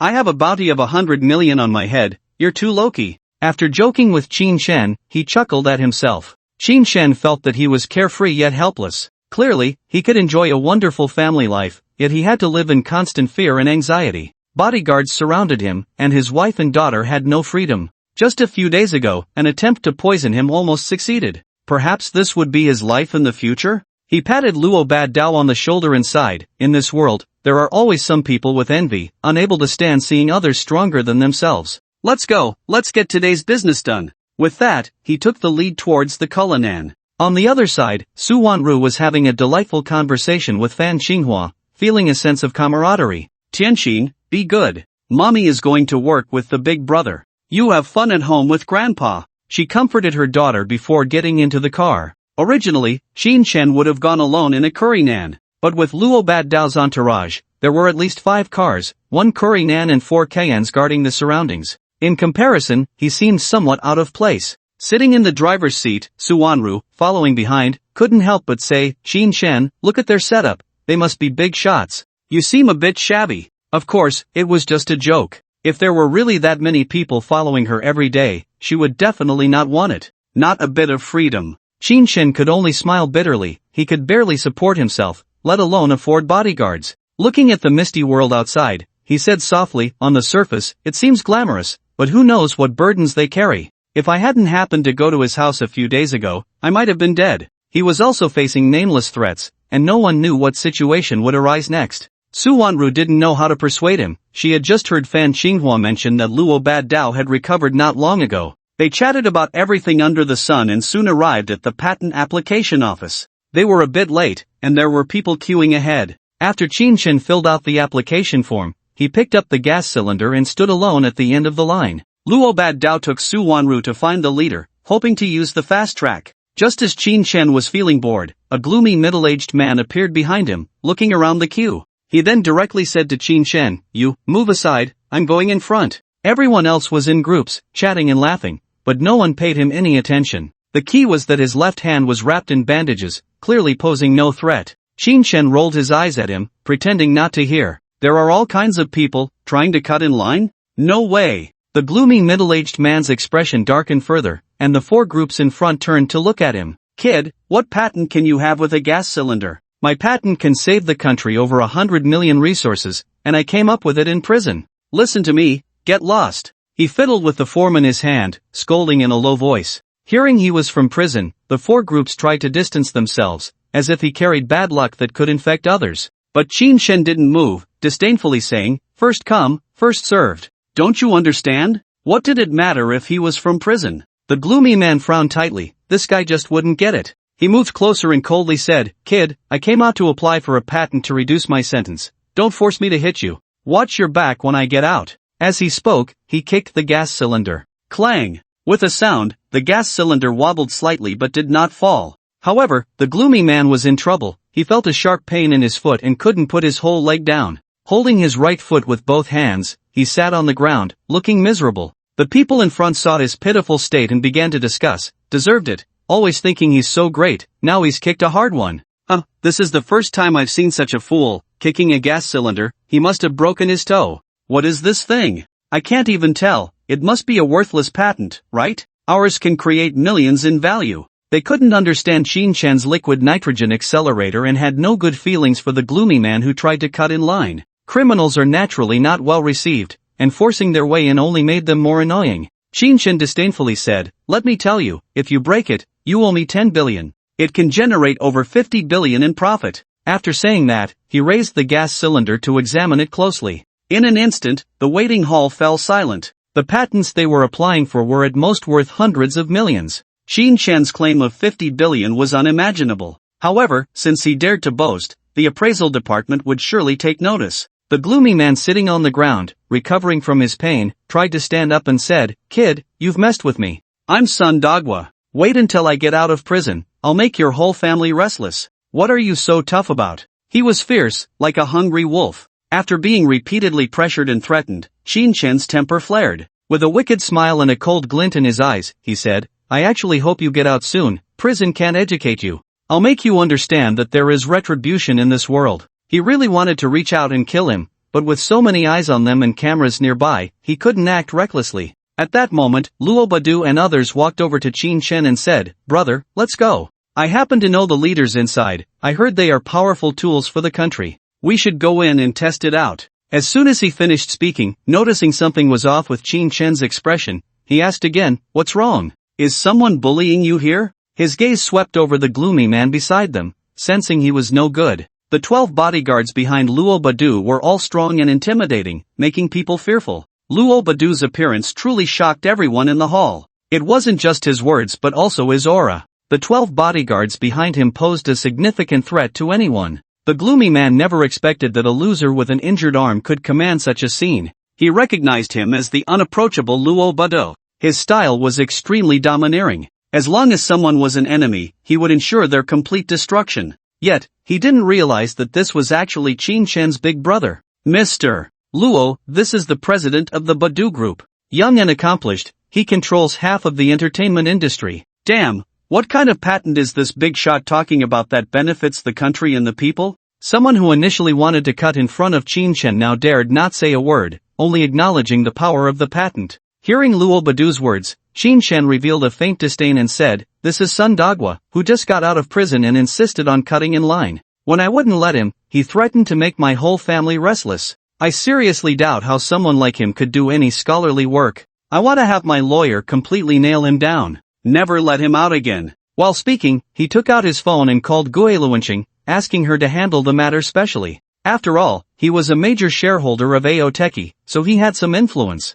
Sun Dagwa never expected that the young man he looked down upon, with an injured arm, actually had such power. Not only did he have Luo Badu as his big brother, but he also had a dedicated lawyer to handle things. In an instant, all his arrogance vanished, leaving only frustration and helplessness. His gaze became scattered, losing focus. He deeply understood that his so-called patent was merely something he bought for a few million, just to reduce his sentence. It could be easily uncovered with a simple investigation. All his previous actions had come to nothing. Just as he was feeling frustrated, he heard Luo Badu's voice, "TCH, just a jumping clown, don't let this kind of trash out to harm society again." As long as he spoke, it meant he wouldn't let him out. Qin Shen echoed, "Just a little trash, if it weren't for the repeated pressure, I wouldn't even bother. Let's go." With a light remark, he walked toward the office, leaving behind a group of stunned patent applicants staring at the hollow-eyed Sun Dagwa. Many shook their heads, lamenting, "Self-inflicted misery, can't live. Isn't it better to be honest? Who would have thought he knew high officials? Damn, 50 billion, what a huge profit." Various voices of envy and jealousy echoed in the hall, revealing everyone's inner thoughts. The most frustrated was Sun Dagwa, who just wanted to complete the application and get out of that damned prison as soon as possible. But he had provoked the most formidable person. No one else had such terrifying connections. It's over, all over. He came back to his senses and hurriedly borrowed a phone from someone, hoping to notify his family. However, his earlier behavior had raised people's vigilance, and no one was willing to lend him a phone. Faced with such a crisis, he felt powerless. Even though social relationships were complex, in a relatively closed space, there were no means to exert influence. Qin Shen ignored him and submitted the materials in the office, testing for the entire morning before it was finally over. In reality, patent applications required a long time. He finished everything in one morning because of his connection with Luo Badao. The most important thing was that the physical items and data he brought matched perfectly, leaving almost no room for doubt. This was tantamount to filing, and the patent certificate would take a long time to be issued. There were still many processes to go through. However, if someone wanted to create a fake liquid nitrogen accelerator to apply for a patent, it was already impossible. When they came out, the people who had been waiting in line had already finished and left. Even Sun Digui was nowhere to be seen. Stepping out the door, Qin Shen invited Luo Badao, "Brother, could you please come with me for a quick meal at my house? We won't eat out, the food there isn't good." After helping out for a whole morning, it would be too ungrateful not to show some appreciation. Luo Badao declined, saying, "Actually, I should visit your house, but it's Monday, and there are many things piling up that I need to handle." Su Wanru, who was nearby, chimed in, "How about this? Going to your house would indeed take time, and we can't skip lunch. Let's go to the Phoenix Grand Hotel instead. It's on your way." Her suggestion was instantly met with unanimous agreement. The group headed straight for the Phoenix Grand Hotel. Qin Shen thought this was a good idea. He could guide the kitchen to make some signature dishes. They shouldn't always serve bad food. This time, they arrived in a Cullinan, which wasn't a supercar, so the doorman didn't recognize them at first. However, the beautiful Su Wanru was recognized immediately, and they quickly informed Manager Yang. Who would have thought that Luo Badao appeared behind them? This guy was even more domineering, sending continuous notifications. Upon receiving the notice, Manager Yang felt utterly helpless. It had only been 2 days. Was this guy going to stir up trouble again? He hurriedly rushed out of the office, wearing a big smile to greet Su Wanru and Qin Shen. "Young Master Qin, what a pleasure to see you. How many are you today? Let's go upstairs to a private room." He was afraid of causing any unexpected incidents. The floor of the hall could only accommodate people today. Qin Shen's gaze swept toward the window seat as he said, "Today there are 4 of us. They are in a hurry, so let's stay downstairs." Where's the kitchen? I want to take a look. How can the food be so bad if you're running a hotel? His words were quite impolite, as if it were his own backyard. Su Wanru felt embarrassed and tugged at his arm, signaling him not to be too arrogant. Behind them, Luo Baddao's eyes widened in disbelief as he looked at Qin Chen. The Phoenix Grand Hotel was famous for its food and had a great reputation. Yet, in his mouth, it had become synonymous with bad food. He even wanted to check the kitchen? Could it be that he could cook? Thinking of this, he asked, "Little brother, can you cook? If it's better than what the Phoenix Grand Hotel serves, you'll definitely make millions a month." Suddenly realizing that even if Qin Chen did nothing, he would still earn a lot from dividends. Now, he was pursuing quality of life rather than wealth. Qin Chen turned around upon hearing this and smiled. "Brother, I had a meal here last time, and it really wasn't good. You guys sit for a while, they have a pot, and I believe it will be ready soon. Wanru's cooking is 100 times better than theirs." His words exuded confidence, not just empty talk. Manager Yang felt it was extremely surreal. Qin Chen was already quite impressive, and now he even called Luo Baddao brother. This was a bit terrifying. Moreover, he claimed that a beautiful woman's cooking was 100 times better than that of the top chefs in the kitchen. He couldn't believe it. Since it had been brought up and he couldn't afford to offend anyone, he could only suppress his anger and say, "Young Master Qin, the thing is, the kitchen has a specialized system. After all, they are top chefs hired at a high price, and I can't make decisions. I can only take you to the kitchen. As for whether they can cook, that depends on the head chef." He actually just wanted the top chef to teach him a lesson, to prevent him from being too arrogant. A rich second generation should just enjoy being rich. Qin Chen smiled and said, "Big brother, you go sit for a while, I'll be right back." Hand-pulled lamb, braised carp, chicken stewed with mushrooms, mapo tofu, plus cat ear soup. When you have time to rest, come to my house for barbecue, that's a real treat. After giving his instructions, he followed Manager Yang towards the kitchen. Luo Badao didn't go upstairs, instead sitting with his wife and Su Wanru, right in the spot where Qin Chen had sat last time. Su Wanru looked at the brand new floor, noticing some color differences nearby, and couldn't help but smile. After the conflict with Bai Silong, her heart was completely filled with Qin Chen, leaving no room for other men. For herself, Qin Chen dared to provoke even a rich second generation like Bai Silong. What more could she ask for? A sense of security overflowing. Wanru, is his cooking really that good? It can't be self-proclaimed, right? Fan Xinhua still couldn't believe Qin Chen, feeling that he was a bit overly confident. Su Wanru proudly said, "He cooks really well, I've learned from him. I hope he can come up with new dishes." Hearing this, the Luo Badao couple could only click their tongues in amazement. Filled with curiosity, they casually chatted while waiting for Qin Chen's culinary skills. At this moment, Qin Chen arrived in the back kitchen, finding many chefs busily working. Even with the air conditioning and exhaust fans on, the heat was still overwhelming, and the smells were mixed. Manager Yang brought in the top chef and explained the situation. Zhang Beiguo looked Qin Chen up and down, his stubbled face showing clear disbelief. He coldly said, "Young man, you say our food isn't good, and you want to make it yourself? On what basis do you think it's not good?" He questioned Qin Chen about why it wasn't good. After all, the Phoenix Grand Hotel had a golden reputation, well known for its quality. They had long developed a character of believing their food was the best in the world. As Qin Chen walked towards the cutting board, he said, "My taste has always been like this. If you can't make it, can you not allow others to question it? How about this, I'll order 4 dishes, and we'll make them together. After we make them, we'll each mark our dishes, not telling anyone outside, and let them judge who is better." He had already thought of this strategy on the way, determined not to waste time and to start cooking directly. Moreover, this way, it would be judged by outsiders, and no one could cheat. Zhang Beiguo was taken aback, not expecting the other party to come at him like this. A challenge. Not accepting it would be admitting defeat. Accepting it meant at least he was on the same level as the chef. In reality, they couldn't stop Qin Chen from cooking. However, if they won, it wouldn't be worth it for the top chef. If they lost, the reputation of the Phoenix Hotel would be ruined. They couldn't afford that. Caught in a dilemma. Manager Yang also didn't expect Qin Chen to directly challenge them, putting them in a tough spot. But Qin Chen didn't care about them, directly finding the ingredients. Lamb ribs, carp, mountain chicken pieces, tender tofu. He also found the 72 types of ingredients in the kitchen, almost all of them available. After all, it's a high-end restaurant, the ingredients are much more than at home, perhaps the taste can be elevated. Excited, he began preparing the ingredients. His actions instantly attracted everyone's attention. The cutters, the helpers, the waiters, the dish runners, and the preparers all focused on him. It should be noted that he had a bandage on his left hand and was using only his right hand, making many tasks difficult to complete with just one hand. One hand is not that easy. Once everything was ready, Qin Shen's gaze fell on Jiang Bagua, asking, "What's wrong? Don't dare to compete?" "No worries, let me tell you the stakes. If you win, I'll pay 10 times for the food. If you lose, you have to learn to cook from me in the future. But remember one thing, if you make money from my dishes, you have to give me half.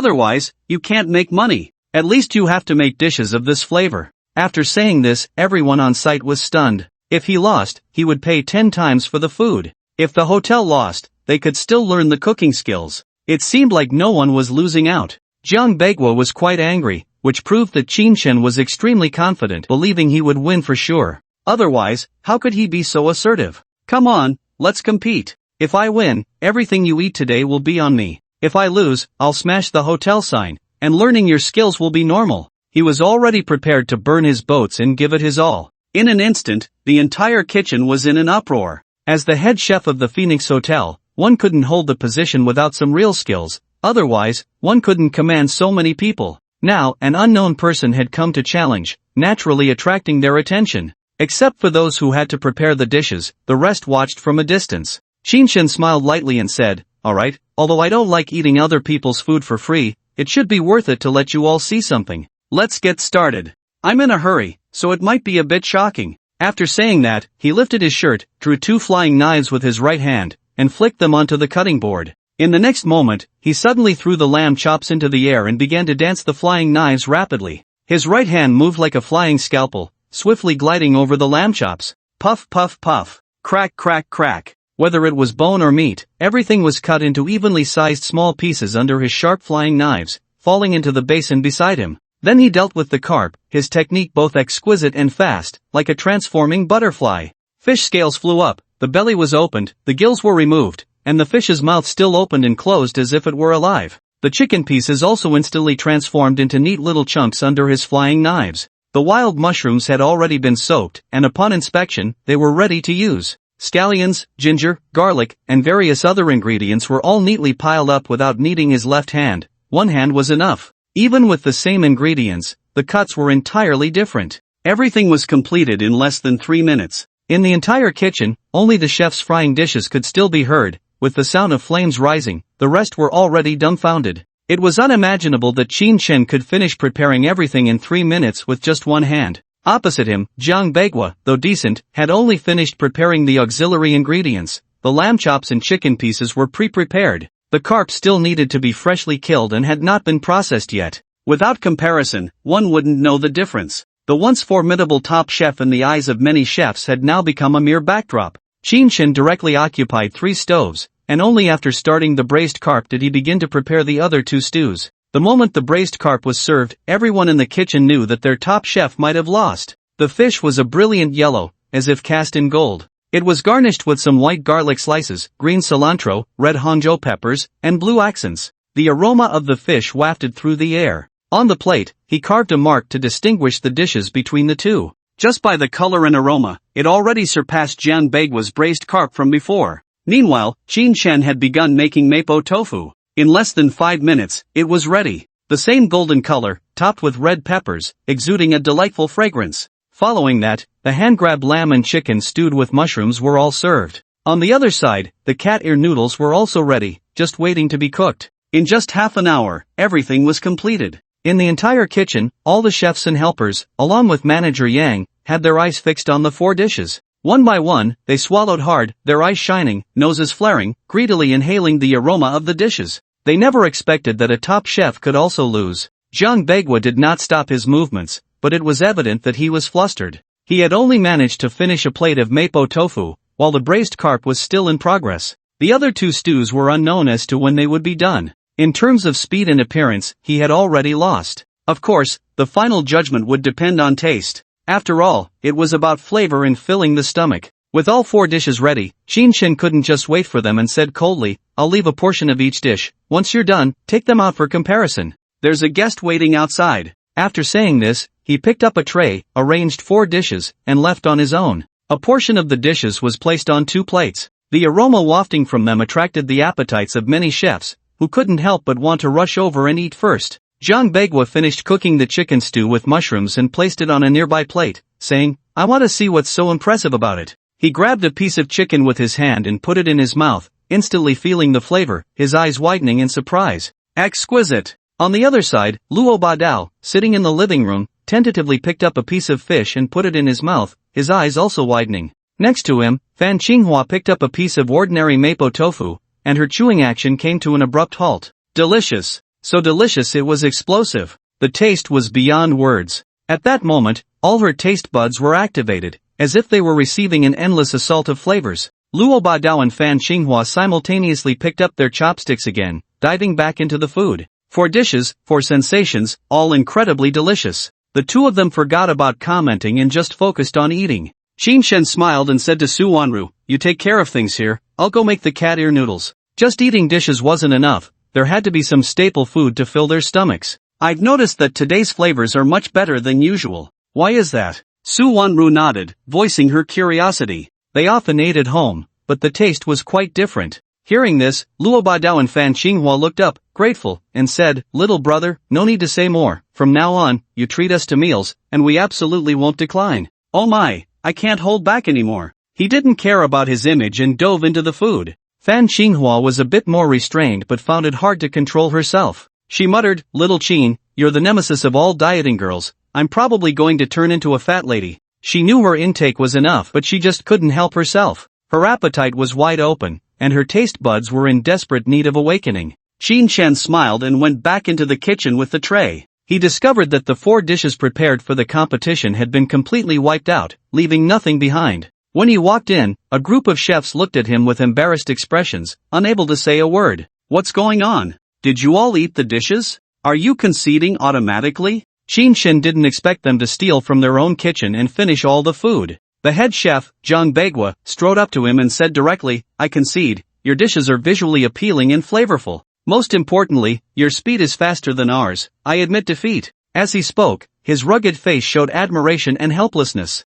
There was no need for others to evaluate, he knew the gap was too large. They were completely outmatched. If they continued to stubbornly hold on, the hotel's reputation would be ruined. Qin Shen had anticipated this. If the super dish couldn't win, then the reward was useless. He disdainfully said, it's good to concede, you still have room for improvement. Just do what you need to do, I'll have time this afternoon to guide you. Remember my words, don't use this to make money, or I want half. He casually walked to the soup pot and began making cat ear soup. In fact, it was very quick, in less than 5 minutes, he was done and left. Zhang Bagua followed behind like a well-behaved disciple, shouting, Mr. Qin, we're waiting for you. Qin Shen simply replied, from now on, call me master, otherwise, don't come. Without looking back, he carried 4 bowls of noodles back to the booth. He found that Fan Qinghua had already stopped eating, and Luo Badao's speed had also slowed down. Half a fish was left, and there was still a small portion of chicken stew with mushrooms. The mapo tofu was almost gone, but there was still plenty of hand-torn lamb.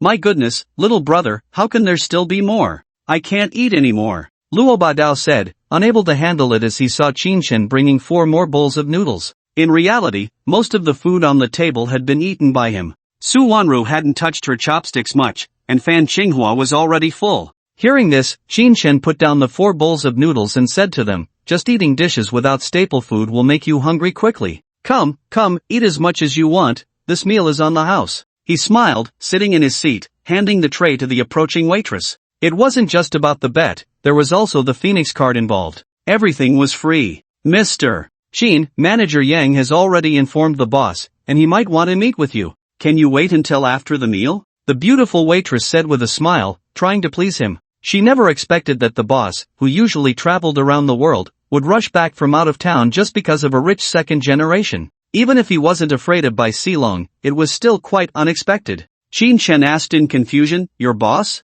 What does he want with me? Do I know him? He didn't feel the need to meet their boss, they were from entirely different worlds. Luo Badeo took over the conversation, saying, I'm in a hurry, otherwise, I would stay and wait with you. The boss of the Phoenix Grand Hotel is truly a mysterious figure, rarely seen, with 23 branches nationwide and assets worth hundreds of billions. I've never met the boss. As he spoke, he seemed a bit envious of such a boss. The more mysterious, the safer, and the less anyone knew. In a word, it piqued Qin Shen's curiosity, and he said to the waitress, alright, I just got injured today and have some time, I can wait. Thank you, Mr. Chin. Do you need any other service? Get me a cup of sour plum soup. Upon hearing Chin Chen's order, the waitress immediately left. Su Wanru then picked up her chopsticks and started eating with Chin Chen. Fan Xinghua, smelling the aroma of the cat ear soup, even though she was full, still picked up a couple of pieces from her husband's bowl to taste. So delicious. Oh my, Xiao Qin, can I pack some? I want to give some to my daughter. She loves noodle soup. If she couldn't eat it, she would take it home. Only when it came to a certain level of relationship would she be so excessive. Chin Chen naturally wouldn't stop her and directly placed the untouched bowl into a simple takeout box. It might not taste good after a while, let them send it back now. Immediately, a bodyguard took the food box back to the villa. So delicious. My goodness, little brother, where did you learn this skill? This is the rhythm of never needing to eat out again. Luo Badeo exclaimed, finishing a bowl of noodles in a few bites, feeling satisfied. He was completely stuffed and could eat no more. Chin Chen smiled and said, I figured it out myself, good, right? No worries, I told the kitchen to teach them how to make it. We'll split it later. He thought about his own stomach and also about having a place to eat in the future. This was the best choice. Otherwise, if there were any banquets, it would be unsatisfying to go out to eat. How unpleasant would that be? Luo Badeo nodded, saying, sure, then there will be a place to eat.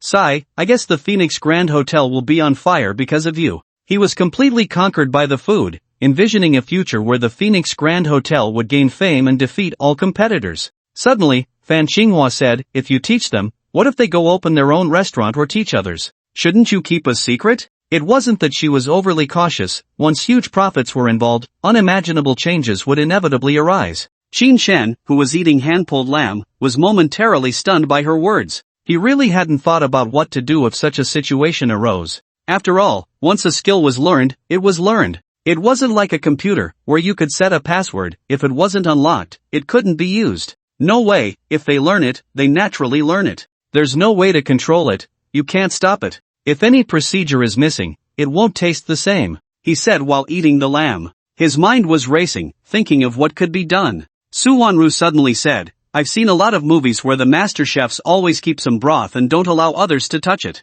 They say it enhances the flavor. She was just repeating what she had seen in the movies, not knowing if it was accurate. Upon hearing this, Chin Chen's eyes sparkled, and he gave Su Wanru a thumbs up, praising, yes, yes, yes. This can be specially made, stir-fried dishes, stewed dishes, cold dishes, they are completely different. Alright, this method is not bad. Although it may not be as good as what I make myself, it definitely won't be too far off. If it weren't for the people around, Chin Chen would have had the impulse to kiss her. With one sentence, the biggest problem was solved. Who would dare to disagree? With a solution in mind, the speed of eating noticeably quickened. Luo Bad Dao and the others were heading to the company to work, and by the time Chin Chen finished eating, they got up to leave. Chin Chen politely saw them off before entering the kitchen. Jiang Bagua appeared very humble, saying, Mr. Chin, we have truly witnessed your culinary skills. You could definitely become a culinary god. I wonder if you would consider taking me as a disciple. He was clearly a man in his 40s, yet at this moment, he resembled a primary school apprentice. His demeanor was respectful, and his expression was tense.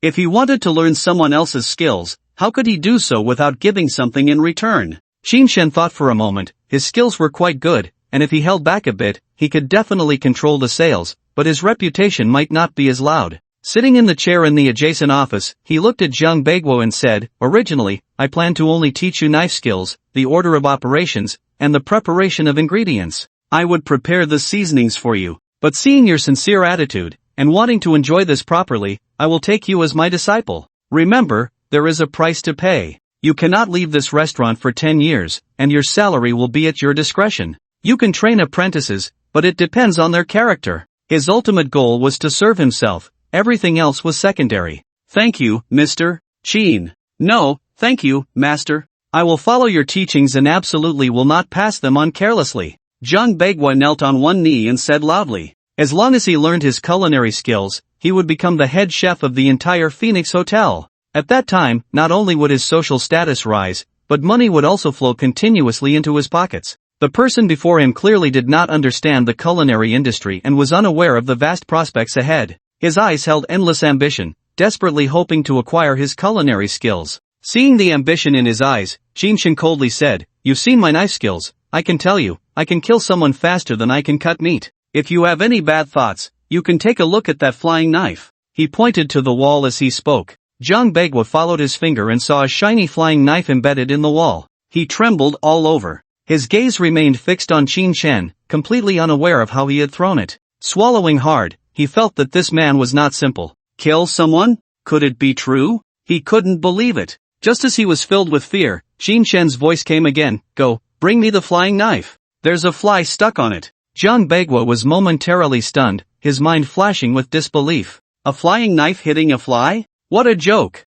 Trembling, he stood up and walked over to the wall. When he took it down and saw half a fly's corpse stuck to it, his eyes widened, and he shook all over. His hands almost dropped the flying knife, nearly letting it fall to the ground. His heart raced, his hair stood on end, and his feet felt icy cold. This master was not so easy to approach. He licked his dry lips and cautiously walked in front of Qin Shen, handing over the flying knife, saying, "Here you go, master." He no longer dared to entertain any reckless thoughts, suddenly recalling that his master even dared to provoke Bai Silong, let alone a mere chef like him. Many thoughts had to be deeply buried. "Let's go, hopefully, you have talent," Qin Shen said as he quickly took the flying knife and tucked it into his waist pouch. He then headed outside. Zhang Bagua followed closely behind, trembling, fully immersed in learning. He dared not express any thoughts. The many chefs in the kitchen were still busy and tense, and Qin Shen began to teach Zhang Bagua. He started teaching from scratch, forgetting all the previous steps. Comparatively, this was many times more difficult than with Su Wanru.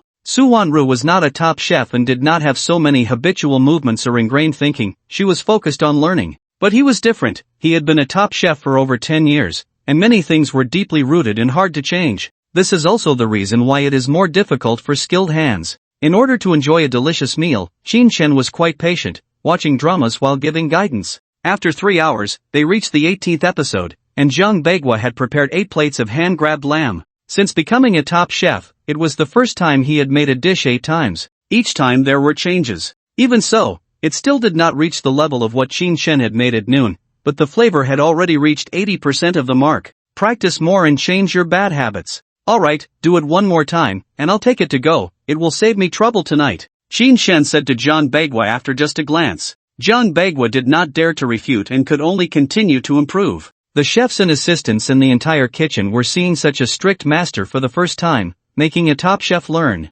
However, smelling the aroma, they knew there had been significant improvements, and they were close to creating the kind of delicacies that Qin Shen made. They looked around but could not discern the specifics. Just as Zhang Bagua was halfway through, Manager Yang walked in, looking anxious, and said, "Mr. Qin, our boss has arrived. Would you like to meet him?" He spoke very politely, not wanting to offend this person. Hearing that even Luo Bad Dao had not met the boss, Qin Shen's curiosity was piqued, and he stood up, saying, "Let's go, I was just thinking of heading home." He turned off the mobile drama and followed Manager Yang outside. With Qin Shen's imposing presence gone, the atmosphere in the kitchen instantly became relaxed. My goodness, the head chef is being forced to make 9 dishes in a row. That's ruthless. What do you know? A strict teacher produces outstanding students. I wish I had such a master, but I'm not even qualified. It's so hard to be a top chef, let alone you and me. This Mr. Qin, could he be a culinary god? Otherwise, why is he so impressive?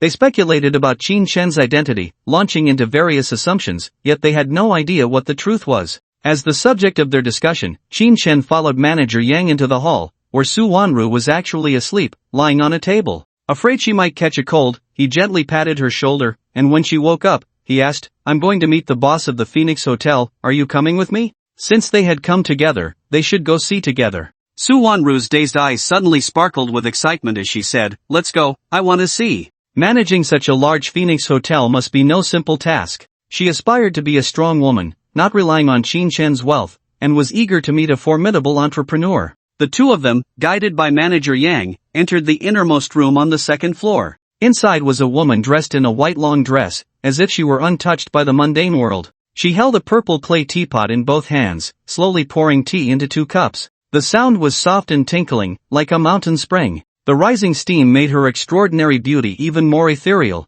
resembling a fairy from a celestial palace. Qin Shen scanned the surroundings and saw no one else, curiously asking, "Where is your boss?" Manager Yang did not answer him but respectfully bowed to the fairy, saying, "Miss Shou, Mr. Qin and his girlfriend have arrived, I will take my leave." After speaking, he bowed and retreated, not even having the courage to glance back. It was as if looking once would be a desecration of the fairy, leaving a profound impression. Qin Shen and Su Wanru did not expect him to be afraid to such an extent, and their gazes fell on Miss Zhou. They found her to have an otherworldly aura, as if she were not of this world. If she were to step on a cloud, she could fly into the sky. As countless questions arose in their minds, the beautiful woman's gentle voice slowly sounded, "Please take a seat, I am Zhou Ruoxian, the owner of the Phoenix Hotel. Please enjoy some tea." Qin Shen glanced at Su Wanru, as if her aura had been overshadowed. The contrasting qualities of ice and fire could not compete with the ethereal quality of the fairy. That kind of charm emanated from within her, not something she put on deliberately. Since they were here, they might as well settle in. The two of them sat directly in front of Zhou Ruoxian on the rattan chairs, and a fragrant aroma of tea wafted into their noses, as if it instantly dispelled all the mundane smells around them. Unable to resist, he picked up the teacup and brought it to his lips, taking a gentle sip. In an instant, Qin Shen felt a wave of energy wash over him, all the impurities in his heart dissipating, and his mind became incredibly clear. Su Wanru's eyes widened in surprise. She never expected that just a sip of tea could leave someone feeling so empty and refreshed. This change was simply astonishing. Qin Shen's gaze fell upon her delicate features, and he praised, "What a good tea. It really was quite nice." It seemed he should watch a film about tea culture to enjoy in his leisure time. She truly knew how to savor life. Zhou Ruoxian slightly lifted her gaze, her soft voice ringing out, "It's just a Hong Pao, nothing special. I heard you defeated our chef with your cooking today, you really have great skills." As the owner, she needed to have control over everything in the hotel. Otherwise, how could she be considered a competent boss? Her eyes fell on Qin Shen, scrutinizing him, taking in his appearance from head to toe. He looked to be in his early 20s, with a glimmer of melancholy in his eyes, muscular, and exuding an aura of strength. Not simple. It was rare to have such culinary skills at his age. However, she didn't take it to heart. Qin Shen took another small sip, closed his eyes, and slowly savored the fragrant tea. Then he opened his eyes and said lightly, as expected of the boss, "Nothing escapes your control. Did you seek me out just for this?" He didn't think this ethereal woman would be easy to talk to. On the contrary, someone who could cultivate such an aura was definitely not simple. Su Wanru finally understood why the hotel was called Phoenix Grand Hotel. It turned out the owner was a woman. Moreover, she was a woman of extraordinary grace and charm. Her demeanor was elegant and refined, devoid of any mundane air. She seemed like a fairy fallen to earth, exuding a dignified presence. Even though she was beautiful, standing before her made one feel inadequate. The gap was too vast.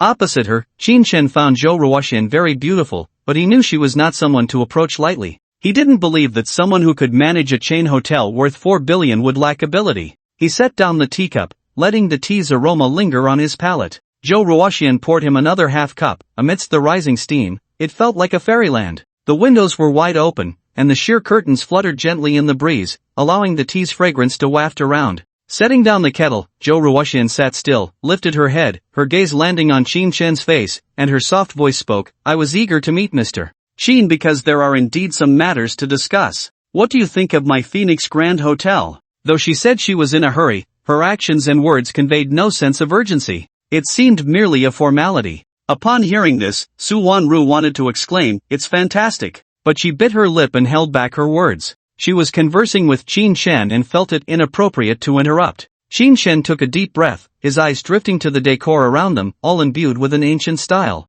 Zhou Ruoxian must prefer this aesthetic. Retracting his gaze, he replied calmly, "The layout is quite good. The chef's skills are somewhat lacking. As for management, it leans a bit soft. Of course, this is just my observation, perhaps I'm being too general. What do you think?" Based on his 2 visits to the hotel, he formed this evaluation. Upon hearing this, Su Wanru realized that Qin Shen was not swayed by feminine charms and could articulate his thoughts clearly. She only had one conclusion, good. But she couldn't specify what was good about it. What the Phoenix Hotel had, other hotels also possessed, making it hard to distinguish. Zhou Ruoxian's eyes sparkled with a faint light as she gently spoke, "The modern atmosphere in the Magic City is quite strong, which is why I haven't decided to open yet. Supervisor Yang Fei hasn't passed the probation period, he lacks sufficient authority and his performance is mediocre. The chef in the back kitchen, Jiang Bagua, is already a top-tier chef, yet you still managed to teach him a lesson, which shows your extraordinary culinary skills. Would you be interested in staying at the hotel to help guide us?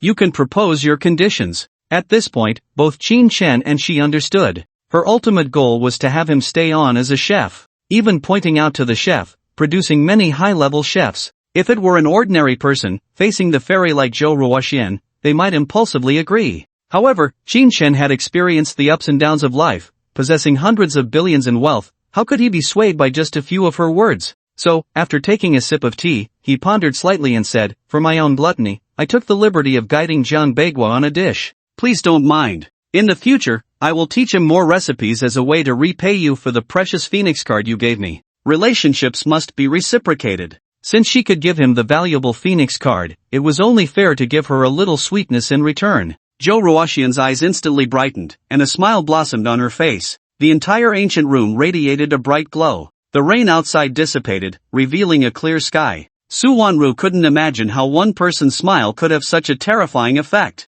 It was simply like spring rain. Hearing her gentle voice, she said, "Mr. Qin has noble character, and Ruoxian admires him greatly. There will surely be generous rewards. I apologize for the disturbance today. I hope for your understanding. How about we have dinner together and continue our discussion?" Waves stirred in her heart. In this materialistic and restless society, most people bury their true selves for the sake of profit and desire. Yet Qin Shen thought of the phoenix card, selflessly contributing his culinary skills. That was truly commendable. Regardless of the outcome, this alone was worth cultivating a relationship. Qin Shen stood up and declined, "I won't stay. I already had a free meal at noon, so I can't impose again in the evening. We'll take our leave now." After saying this, he took Su Wanru's hand, preparing to leave. It wasn't that he didn't want to dine with a beautiful woman, but eating with a commanding beauty was indeed somewhat uncomfortable. At that moment, Zhou Ruoxian stood up and said, "Alright, I'll have the chance to taste your skills another time. Let me see you off."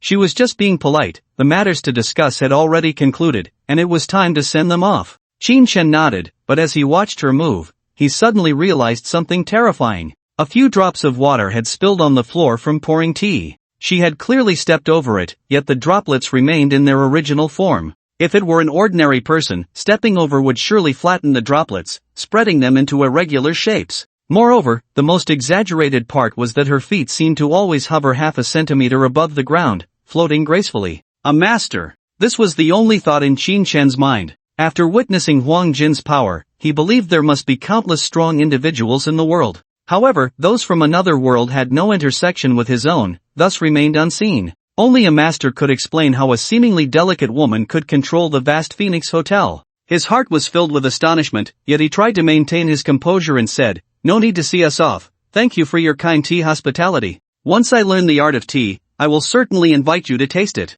After saying this, he hurriedly walked out of the room, his steps somewhat flustered. Zhou Ruoxian's gentle voice came from behind. "Ruoxian looks forward to that day arriving soon. Forgive me for not seeing you further." Qin Shen, being polite, held Su Wanru's hand, his palms sweaty, and quickly went downstairs. Yang Fei was waiting at the bottom of the stairs and, upon seeing him, respectfully said, "Mr. Qin, are you done chatting? Is there anything else you need?" He knew that since the hotel opened, the boss had never met any business friends, nor had he ever met anyone from the official circles. However, meeting Qin Shen today was undoubtedly a huge favor. He had to curry favor with him. Qin Shen's heart calmed down a lot. He released Su Wanru's small hand and tried to speak calmly. "Go to the kitchen and tell Jiang Beiguo to cancel my share. Follow the hotel's regulations. Then, bring me the packed dishes." Yang Fei quickly nodded in agreement and headed toward the back kitchen. The passing waitstaff all cast their gazes on the two of them. Knowing he was the one who had taught Bai Silong a lesson, they didn't dare to say anything.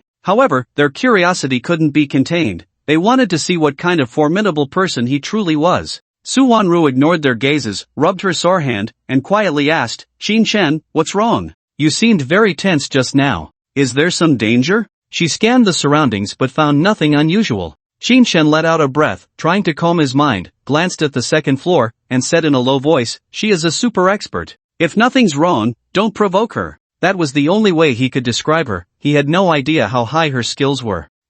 Su Wanru was instantly stunned. She didn't expect that the ethereal woman, untouched by the mundane world, was actually a formidable expert. If even Qin Shen was afraid, one could only imagine how strong she was. Just as she was in shock, Yang Fei approached with a takeout bag of lamb, respectfully handing it to him. "Mr. Qin, your dish. Jiang Beiguo wanted to send it to you, but I didn't let him. You see." His expression was somewhat anxious, unsure if he had done the right thing. Qin Shen nodded and said, "We're leaving, we'll come back tomorrow." He hurriedly walked outside. Yang Fei, seeing him leave in such a rush, was completely baffled. Standing on the second floor, Zhou Ruoxian watched Qin Shen and Su Wanru enter the southern storage, disappearing into the drizzle. Observant, reasonable, grateful. Not bad. Perhaps we can collaborate more. The gentle voice turned languid, and the figure vanished from the window. Suddenly, a petite figure wrapped in black clothing appeared in the room, kneeling on the ground, hoarsely asking, "Miss, should we force him to hand over his culinary skills?" Force? You still can't change your ways.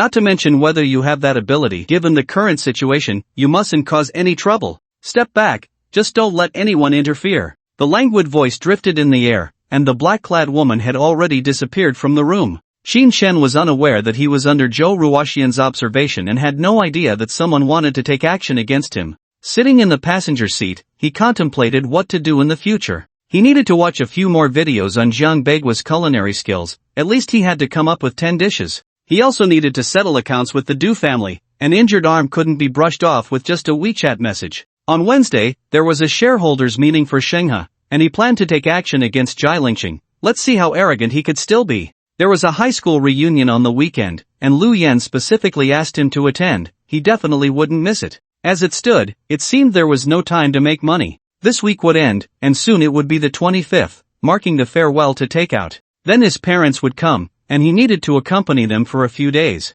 Time really flew by. Making money, that was also very important. The 200,000 on him was hardly enough to spend. Lost in thought, he noticed they had arrived at a large supermarket, and he remembered Meiren Zue. He really wanted to buy some ingredients. Thinking of the ancient, complex techniques that required a long time, he realized modern techniques were much quicker, taking only a month. In the end, he bought many materials, just short of the wine lamp grass, which was essential. This thing could only be found at a pharmacy. As the two drove down a small road, a Lincoln appeared ahead, blocking the way. Su Wanru almost didn't react in time and nearly crashed into it. No one would expect such a situation on the road. He slammed the brakes, stopping the car 5 meters in front of the Lincoln. It was indeed a luxury car. The brakes worked well even in the rain. Qin Shen frowned and said in a low voice, "Stay in the car, don't go out. If necessary, run first, don't worry about me. We can always get out." After saying that, he pushed open the passenger door and stepped out. With someone blocking him in the car, there was no room to dodge. As he got out, 4 people also emerged from the Lincoln. Dressed in Zhongshan suits, with crew cuts and robust builds, they walked towards him. Their eyes were cold, and their faces were filled with menace, as if they were about to kill. One of the shorter, ordinary-looking men pointed at Qin Shen and coldly said, "You are Qin Shen? Our boss wants to see you, get in the car." Their attitude was arrogant and extremely rude. It seemed they thought Qin Shen's injured arm made him easier to bully. Faced with Qin Shen, who had no idea where the other party came from, his expression darkened as he coldly said, "Who are you? Why are you blocking my way? Get lost." The other side was arrogant, and he was even more so. Someone as powerful as Zhou Ruoxian personally served tea while talking to him. This so-called boss was so audacious. Not even showing his face, he sent bodyguards to threaten him. What kind of nonsense was that? His voice was filled with dominance, demanding them to scram. The short man opposite him sneered, "You're just a cripple. If we wanted, we could kill you directly. My boss values your talent and wants you to be his subordinate. Do you dare to refuse?" From his tone, it seemed that being the boss's subordinate was a remarkable thing, making others willingly accept it. No matter how much the boss brainwashed him, a stretched Lincoln was not enough to make him submit. Therefore, he coldly replied, "I don't care who your boss is, I just want to go home. Get lost. Otherwise, don't blame me for being ruthless." With them blocking the road, what good attitude could he have? Upon hearing him say ruthless, the 4 men in Zhongshan suits all showed disdainful smiles. The short man coldly snorted, "Qin Shen, don't think that just because you're a cripple now, you were ever a match for Du Lingqi. We 4 can easily take him down. Don't push your luck, come with us to the car immediately, or we'll take you in." His expression was arrogant, determined to make him comply. As he spoke, the 4 of them stepped forward in unison, their momentum bursting forth. Even the light rain in the sky seemed to be shaken away, creating a powerful sense of oppression. Qin Shen never expected that they were all Huang-level experts, yet they willingly submitted to a boss. How strong must that boss be? His left fist clenched tightly, the injury on his arm had not yet healed, and it throbbed like needles. Perhaps he could test the power of drunken boxing. Taking a deep breath, he coldly said, "It seems your boss has investigated me thoroughly, let's see if you can catch me." As he spoke, he stepped forward slowly against the light rain. His right hand was loosely clenched, as if holding an empty wine jug, his steps unsteady, as if he were drunk even without having drunk any alcohol. Sitting in the car, Suwanru watched him move forward alone, her face pale. Knowing he was still injured from yesterday and now faced with trouble, she was anxious. However, there was nothing she could do. She didn't know any martial arts and would only become a burden if she went down. What should she do? She was burning with anxiety, but the 4 men in Zhongshan suits smirked coldly, cackling. I told you he was unruly, we should have just attacked him. You insisted on being polite first. There are many young people like him who won't shed tears until they see the coffin.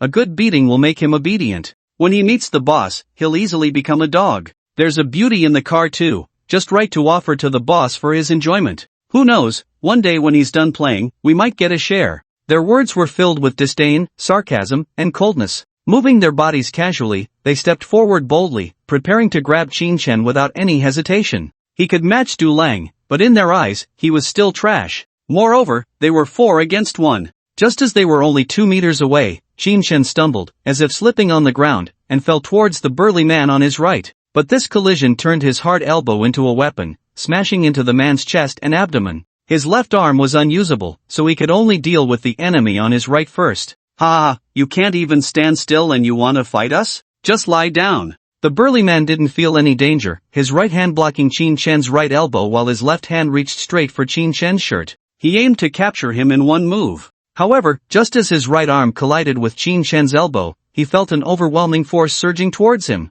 His left hand's movement instantly froze, his body stopping in place. Just as he was about to use his hidden strength, a surge of dark energy from within Qin Shen came rushing out. Caught off guard, his right arm couldn't block Qin Shen's attack, which struck directly at his chest. Crack! Boom! The heavy force instantly crushed his sternum, accompanied by the sound of bones breaking. The burly man's massive body lifted off the ground, crashing through the pouring rain and slamming into the stone wall by the roadside. Puff! A mouthful of fresh blood gushed out as his body hit the ground, splashing countless raindrops. Qin Shen didn't even glance back. Just as he was about to fall, his right foot took a wide step, stabilizing his body. Confidence surged instantly. Sure enough, the combination of chi and strength unleashed a double force. The explosive moment was akin to an explosion, knocking down a yellow-level master. He didn't even have the strength to resist. Seizing the moment when the 3 were momentarily stunned, Qin Shen's feet seemed unsteady, yet he took 3 quick steps and charged into the arms of the short man. His entire back slammed into him like a bear. Bang! The immense force was barely blocked by the short man, but his body flew like an arrow, directly crashing into the open Lincoln car. Crack! Crack! Both arms broke simultaneously, unable to lift. Taking advantage of the tremendous rebound, Qin Shen's body tilted and crashed into the oncoming burly man. Throat lock. Accompanied by a roar, as he closed in, his right hand, resembling a grip on a wine jug, fiercely grasped at the burly man's throat. After knocking down 2 people, Qin Shen's confidence soared, his movements sharp and domineering, filled with a lethal aura. No matter how the opponent moved, he aimed to eliminate him. The rainwater in front of his right hand instantly flew up, blocking the opponent's line of sight. Just as the opponent barely managed to see the attack route and reached out to grab his arm, Qin Shen changed his move at the moment the opponent's hands were about to catch him. His right hand retracted, and his right elbow struck like a cannonball, smashing into the opponent's chest. Bang! Crack! Puff! In an instant, the burly man's sternum shattered. The second wave of hidden energy surged, causing a protrusion on his back, and his entire body flew up, crashing into the opposite wall. He slammed against it just as hard, sliding down to the ground, splashing the accumulated water. In just 5 seconds, the 4 yellow-level masters who had just boasted were left with only 1 burly man, trembling all over. The terrifying speed and attack power were shocking. The drizzle blurred the vision. Sitting in the car, Suwanru looked at the drenched Qin Shen with tearful eyes, like a war god standing alone in front of the car. She had just been anxious, but at this moment, she deeply understood that Qin Shen was safe and sound, powerful, domineering, unafraid of danger, and bravely moving forward. All obstacles were swept away. It gave her a strong psychological impact. Qin Shen then stretched his arms, neck, and legs, his gaze landing on the last burly man. A cold voice rang out. Are you going to continue attacking, or will you let me pass? You all talk big, but your skills are lacking. They claimed to easily subdue Du Lang, thinking they were so impressive. Once the drunken fist was unleashed, they all fell with one hand. What a load of rubbish. Of course, he also knew that he had the element of surprise, gaining some advantage. In a head-on confrontation, he might indeed lose. But in battle, the essence is to feign strength, What is real and what is false is the best strategy. How could he expose all his combat power? The last burly man trembled in fear, having witnessed 3 of the 4 yellow-level masters being taken down in an instant. Seeing them lose their fighting ability, unable to even stand, he knew the mission was impossible to complete. Hearing this, he felt a jolt in his heart and couldn't help but say, "I'll move the car right now. Don't hit me." He rushed to the driver's seat, disregarding his 3 companions, and immediately moved the Lincoln. He couldn't let them all be incapacitated. The information still needed to be sent out. Qin Shen, exuding a cold aura, sat in the passenger seat, speeding towards Tang Chen Pin. In the distance, the burly man's voice echoed, "Qin Shen, wait for it. We've failed. The boss will definitely send someone stronger to find you. The Feng family will not tolerate this." Even upon hearing the voice, Qin Shen felt little. When soldiers come, he meets them. When water comes, he covers it. What is there to fear? Upon arriving home, a hint of regret rose in his heart. Due to the celebration party, many people knew that Su Wanru was his girlfriend. If someone were to target him in the future, they would definitely not spare her. For example, Dai Ming kidnapped Su Wanru to deal with him. He had arrived just in time that day and had not been insulted. But what if it happened again next time? This situation could not continue. He had to find a way to resolve it. The best solution, of course, was to make Su Wanru as strong as he was. However, there was no second vial of the Soldier King serum. Should he continue watching military dramas? Perhaps that would help. He entered the room holding a steel bottle in one hand, while Su Wanru followed behind carrying a lunchbox, heading straight into the kitchen. She quickly came out, helped him take off his clothes, and said, "Hurry and take off your clothes, don't catch a cold. The rainy days in the Magic City just keep going. It might last for several days." There was a sense of loss, confusion, and countless worries in her eyes. 2 consecutive days of being kidnapped had taken a toll on her psyche. Qin Shen took off his wet clothes and pants, sat on the sofa, and said in a deep voice, "I was impulsive yesterday. I shouldn't have exposed my wealth, nor should I have revealed my technological capabilities. Trouble has come knocking. Money might be something many people couldn't take away, but technological power, culinary skills, and so on could all be plundered. As long as they controlled him, it was equivalent to controlling a money printer." Su Wanru paused her steps toward the washroom, thinking of Zhou Ruoxian and the recent boss Feng, both of whom had come for him. It was indeed not wise to be so high profile. He had been low-key before, which was why such things had never happened.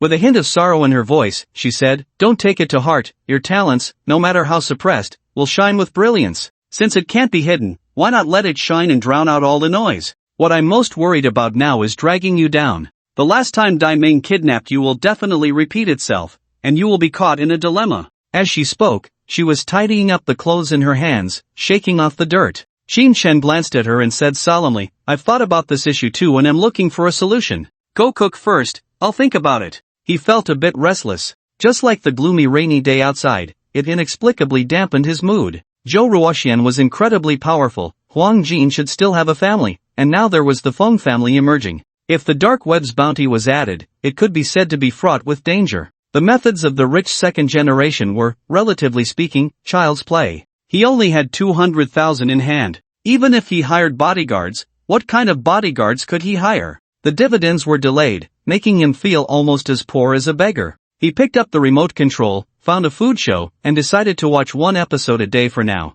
Jinling's saltwater duck. Since it was all about eating, he might as well have another big dish. While watching, he thought about how to resolve the urgent matters at hand. On the other side, Su Wanru saw Qin Shen looking so distracted and burdened for the first time. Shaking her head, she put the clothes into the washing machine and walked into the kitchen. All the changes had started from last night's celebration party. Qin Shen had stood out at the meeting, overshadowing many excellent rich second generation, naturally becoming the target of many. The sudden pressure would test whether Qin Shen could withstand it. "I hope we can get through this together, let's keep going." Su Wanru glanced at Qin Shen, who looked stern on the sofa, murmuring softly. She silently supported him. Qin Shen spent a few minutes finishing the video and immediately switched to a military movie, Operation Red Sea. However, after starting to watch, he felt a bit regretful. It mostly showcased military cooperation and overseas rescues, lacking much heroism. Perhaps they were all special forces, but they would die, get injured, and cry. They were flesh and blood. Perhaps this was the true essence of a soldier. He felt he wouldn't gain any good rewards. But the plot was tightly arranged, and the sniper's ideas were fanciful, which was quite captivating. Halfway through, all his worries were swept away by the tense storyline. "Dinner's ready, eat while watching." Su Wanru came over in an apron to call him for dinner, seeing his expression return to normal, feeling much more at ease. Qin Shen nodded, only then realizing that he had just taken off his wet clothes and was left with only a tank top and shorts. His face instantly flushed with embarrassment as he said, can you help me take down the flying knife? I need to put on a pair of pants. Su Wanru also noticed his situation, her face quickly turning red as she stood behind him, helping to untie the flying knife. As her gaze scanned the area, she spotted a small tent and hurried into the kitchen. Qin Shen didn't know why he felt so out of control. Knowing there was no one behind him, he quickly went upstairs to put on a pair of beach shorts before coming back down. I've opened the red wine, want some? There's also Red Star Erguo too, which one do you prefer? It'll warm us up. When Su Wanru saw him, her face once again involuntarily flushed, pointing at the wine bottles on the dining table. They hadn't drunk any alcohol in the past few days. Perhaps it was because they were afraid of losing control after drinking? But today it was raining outside, and with the strange mood in the afternoon, it was better to have a drink. I'll have some white liquor, red wine doesn't suit me, it lacks strength. Qin Shen thought about the times he had drunk with Lu Yen, estimating that gatherings would become fewer in the future. After all, everyone had families now, all taking care of their little homes. Su Wanru poured a glass for herself and placed it on the dining table. It was their first time drinking at home. Qin Shen took a couple of bites and raised his glass, saying, "Cheers, may we both live safely and healthily until old age." After saying that, he gently clinked glasses and took a small sip. The simplest blessing is also the most sincere. In the face of their current situation, no one knew what tomorrow would bring. It definitely will, who knows, maybe there will be a few kids. Let's drink. Su Wanru almost let slip something embarrassing but quickly stopped herself. Qin Shen could guess what it was and teased her a bit. Drinking, eating meat, watching movies, with beautiful company enjoying the gentle rain, sweet words entering the heart, who cares about life and death tomorrow? Drinking with a beautiful woman can indeed help relieve the anger and pressure inside. It may not provide solutions, but it offers plenty of comfort and understanding. At least it eases the spirit a lot. After the movie ended, Qin Shen felt a bit tipsy, having not touched the red wine, and stood up, saying, "Let's go watch a play together and chat. We can wash the dishes tomorrow." He intended to grab Su Wanru's arm and sit on the sofa together. However, in this state, Su Wanru felt a bit scared and quickly grabbed his arm, urging him to lean against the wall as they went out. "You go find the play first. I'll make you some hangover soup, or you'll feel uncomfortable tonight." Although Qin Shen was slightly tipsy, he wasn't truly drunk, his mind was clear. He chuckled and pretended to lean in closer, saying, "A moment of spring night is worth 1,000 gold. Let's enter the bridal chamber." Ha ha ha. Seeing the countless blushes rise on Su Wanru's face, her eyes filled with fear, he finally redirected his hands to the side. Laughter echoed in the empty room, feeling quite amusing. Entering the living room, he happened to see 4 glowing orbs under the television and walked straight over. Su Wanru patted her chest, letting out a sigh of relief. If he had really pounced on her just now, she wouldn't have been able to resist and would have given in. That would have ruined her vow. Knowing he was just teasing her, she felt a bit lost inside. Her emotions were extremely complicated. "Be careful, don't fall," she called out as she began to clean up the dishes. Although she had also drunk, it was no problem. Qin Shen mumbled a response, squatting down to pick up the glowing orb on the floor. Superb culinary Jinling saltwater duck, secret marinade, carefully stewed, unique flavor, can be taught to others. As expected, he obtained the recipe for Jinling saltwater duck. A faint smile appeared at the corner of his mouth. He needed to gather 10 types of dishes and prepare some snacks. Dragon carving gilded casserole, graphite sand quality, gilded dragon carving, withstands 7,000 degrees high temperature firing, worth 1.82 million. Not for sale. When he saw the high-value large casserole in his hand, Qin Shen was shocked. Even the casserole used for cooking could be so exquisitely crafted, it was truly extravagant. Especially considering the temperature it could withstand, could ordinary fire even cook it? Thinking this, I brought the pitch-black, dragon-carved, gold-plated clay pot to the kitchen. Su Wanru, who was preparing a hangover soup, couldn't help but ask when she saw the pot, "What is this? A clay pot? How much?" She felt that there was nothing cheap in the kitchen, so she was the first to inquire about the price. Qin Shen was slightly taken aback. It seemed she was very concerned about the cost. 1.82 million. When I have time, I hope to stew a duck in it and see if it surprises me. I hope it cooks well. He thought about how it could withstand temperatures of 7,000 degrees, feeling that ordinary fire might not be enough to cook it. He set it down and turned to stagger over to the television. Behind him, Su Wanru's loud voice questioned, "How much? 1.8 million? That's too extravagant. She couldn't understand why Qin Shen would buy such an expensive pot. Could it be that the dishes cooked in it would grant immortality? She decided to try making porridge tomorrow to see how it turned out. Qin Shen ignored her and picked up the remaining 2 light orbs. Peak sniper technique, 100 shots, 100 hits, taking heads from a kilometer away, as easy as reaching into a pocket. Upon seeing the technique, he could only think of the words, "What the hell?" because it was completely useless. Not to mention that there were no firearms in the country, even if there were, who would dare to use them? It was simply a superfluous skill. However, it must be said that the rewards were indeed useful, at least the shooting technique had saved his life. When facing Huang Jin, if it weren't for luck, he might have been shot dead. Anyway, it's better than nothing. He could watch more martial arts movies in the future, especially those that were even more impressive than Drunken Fist. The opponents were getting stronger, and he couldn't neglect his martial arts training. He picked up the last light orb, and without needing to look at the pop-up, he recognized it, Warrior's Serum. He had once thought about watching military-themed shows just for this. Worth 300 million, although it couldn't be bought or sold, it didn't say it couldn't be given away. At least it could give Su Wanru a strong body, and then she could slowly learn grappling techniques and the like. Moreover, she practiced taekwondo, which would be somewhat useful. With a smile, he placed the small blue vial of the Warrior's Serum on the coffee table, sat down on the sofa, and pulled out Perfect Relationship to continue with episode 19. Just as he finished an episode and tidied up the kitchen, Su Wanru came over, wearing a pink apron, holding a bowl of hangover soup. "It's a bit hot. I'll put it on the coffee table for now and drink it later. I don't want a headache in the middle of the night." After saying that, she took off the apron and set it aside. Qin Shen smiled broadly and pointed at the small blue vial on the coffee table, saying, "This is for you. Drinking it is good for your health. Consider it a gift to calm your nerves."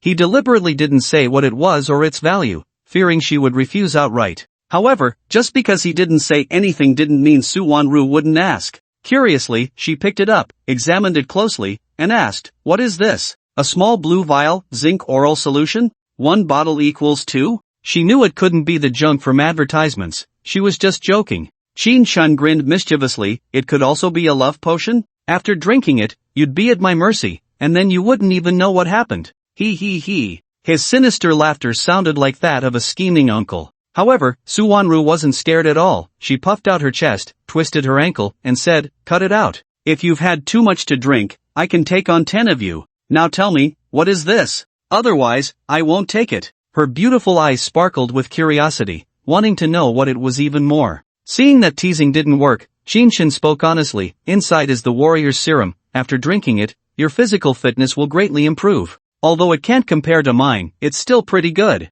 He said it casually, but it stirred up a storm in Su Wanru's heart. She had witnessed how powerful Qin Shen was. From the last time he taught Dai Ming a lesson to today when he defeated 3 people, she had seen it all. Absolutely powerful. Everything was contained in this small blue vial? It must be incredibly precious. She immediately placed the Warrior's Serum on the coffee table, reluctant to part with it, and said, "No way, it's too precious, I can't take it. It must be worth a lot." She knew this thing wasn't cheap. Ordinary people would need to put in years of hard work to become as powerful as Qin Shen. Qin Shen, however, remained calm and said, "Put it away. Drink it when necessary, it can at least save your life. I need to drink the hangover soup now." With that, he picked up the hangover soup and sipped it slowly. Su Wanru plopped down on the sofa, her gaze shifting back and forth between the small blue bottle and Qin Shen. It can save lives. It can enhance strength. Yet, it didn't mention the price. She knew in her heart that it must be incredibly expensive.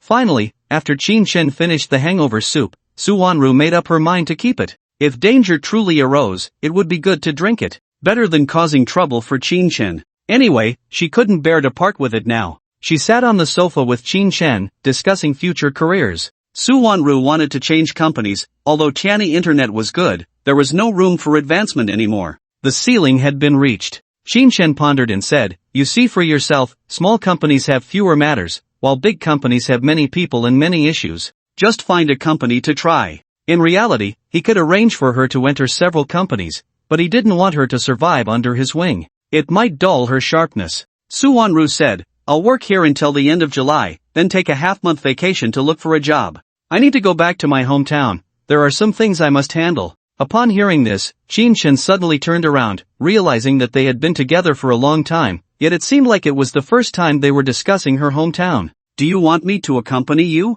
He was eager to see Su Wanru's family. There was a saying that a plain daughter-in-law must eventually meet her in-laws. He needed to plan ahead. No need, I can handle it. It's getting late, I'm going to sleep. When the topic shifted, Suwonru clearly lost interest, using sleep as an excuse to get up and leave. In an instant, Shin guessed that her family situation was definitely not as simple as his. There might be some difficulties. He thought to himself that when necessary, he would definitely help. He got up and left. The TV series had already reached episode 26. Unable to work out with one hand, he washed up and lay in bed, continuing to binge-watch the show. By the time he reached episode 30, he couldn't hold on any longer and fell asleep. The next day, when he opened his eyes, he found that the TV had turned off at some point, and beside him lay Suwonru, draped in a blanket. As he moved, she was startled awake. Awake? What time is it? Her murmured voice, lazy body, and dazed eyes made her look incredibly cute. It's 7 o'clock, you can sleep a bit more.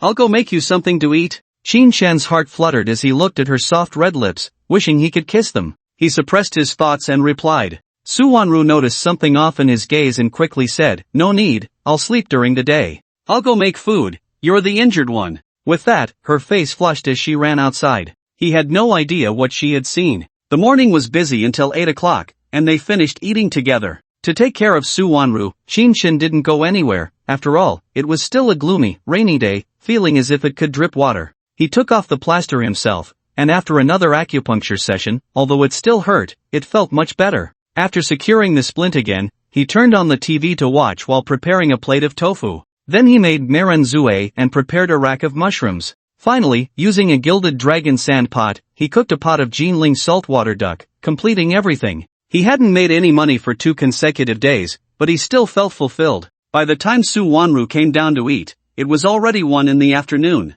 When she tasted the completely different saltwater duck, she felt like she was about to explode with delight. Oh my goodness, tender, soft, fluffy, and the taste is amazing. Shin, do you teach others this skill? Enjoying the delicious food, Suwonru surprisingly didn't want to share it with anyone else. She hadn't felt this way about the previous 4 dishes. Shin smiled and said, what's the big deal? There will be plenty of delicious food in the future. Just take your time to study. He was also shocked by the saltwater duck stewed in the sand pot. It was unimaginably delicious. Suwonru pouted reluctantly and casually asked, where are we going this afternoon? She still couldn't bear to teach others, all of it was so delicious. Yesterday she promised Jiang Bagua, today she would teach him a dish, the Phoenix Hotel. It was likely that Zhou Ruoxian was still there, feeling a bit of a headache. If it weren't for his wariness of Zhou Ruoxian, Shin would have gone over in the morning. Now it seemed that he should fulfill his promise to others. The 2 of them ate and drank to their fill, turned off the utilities, and left.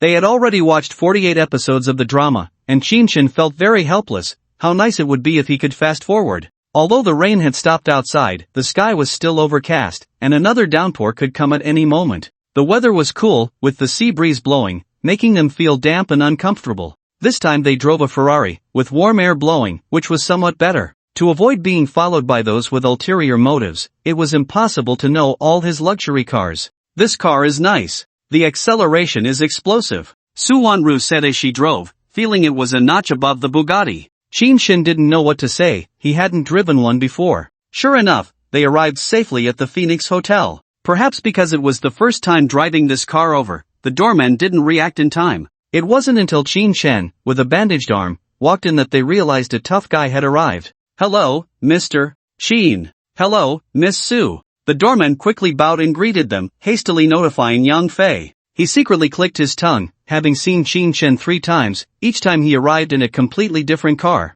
He had no idea how wealthy he was. No wonder he didn't take Bai Silong seriously. Yang Fei quickly came out to greet them, his face full of smiles. Mr. Shin, Chef Jiang Bagua has been waiting for you for a long time. Shall we go over now? He was very polite, afraid of leaving a bad impression. I came for him, let me go see first. Wanru, you can go wander around, come back for dinner at 6. Shin sent Suwonru off, as it would be boring to wait at the hotel. Okay, I was just thinking of shopping. Suwonru drove off directly, planning to buy some daily necessities for Shin. Giving her a 12 million watch and a bottle of soldier's serum, she thought of how to give him some gifts. In a relationship between a man and a woman, one cannot just take. Over time, anyone would get tired of it. This was her view on love. It wasn't about how much money there was, but the feelings involved. After she left, Qin Shen walked straight into the kitchen, where Jiang Bagua greeted him respectfully. Master, you're here? I priced your hand-grabbed lamb at 18,000 a plate. We sold 10 plates at lunch. Everyone praised it. There are already people preparing to come back for dinner. I'm planning to introduce another dish. What do you think would be good? He asked politely, his face full of smiles. However, to Qin Shen's ears, it felt like he was too good at making money. A plate of ordinary hand-grabbed lamb, just because it was delicious, had multiplied its profit by how many times? How ruthless. That was the only thought he had. Capitalists, so ruthless. 10 plates of dishes, he probably earned back the day's expenses. How about chicken stewed with mushrooms? Let it feel more affordable. Although he cursed inwardly, he didn't care how the hotel operated and began to teach him the second dish. Jiang Bagua practiced over and over, while Qin Shen watched the martial arts movie of Manhwa. The intense battles inside were much more enjoyable than military films. The punches landed hard, fierce, and brutal. The drunken boxing movies didn't seem to be this exciting. At 4:50, after a full 2 hours, the movie ended, and 2 glowing orbs appeared on the table beside them.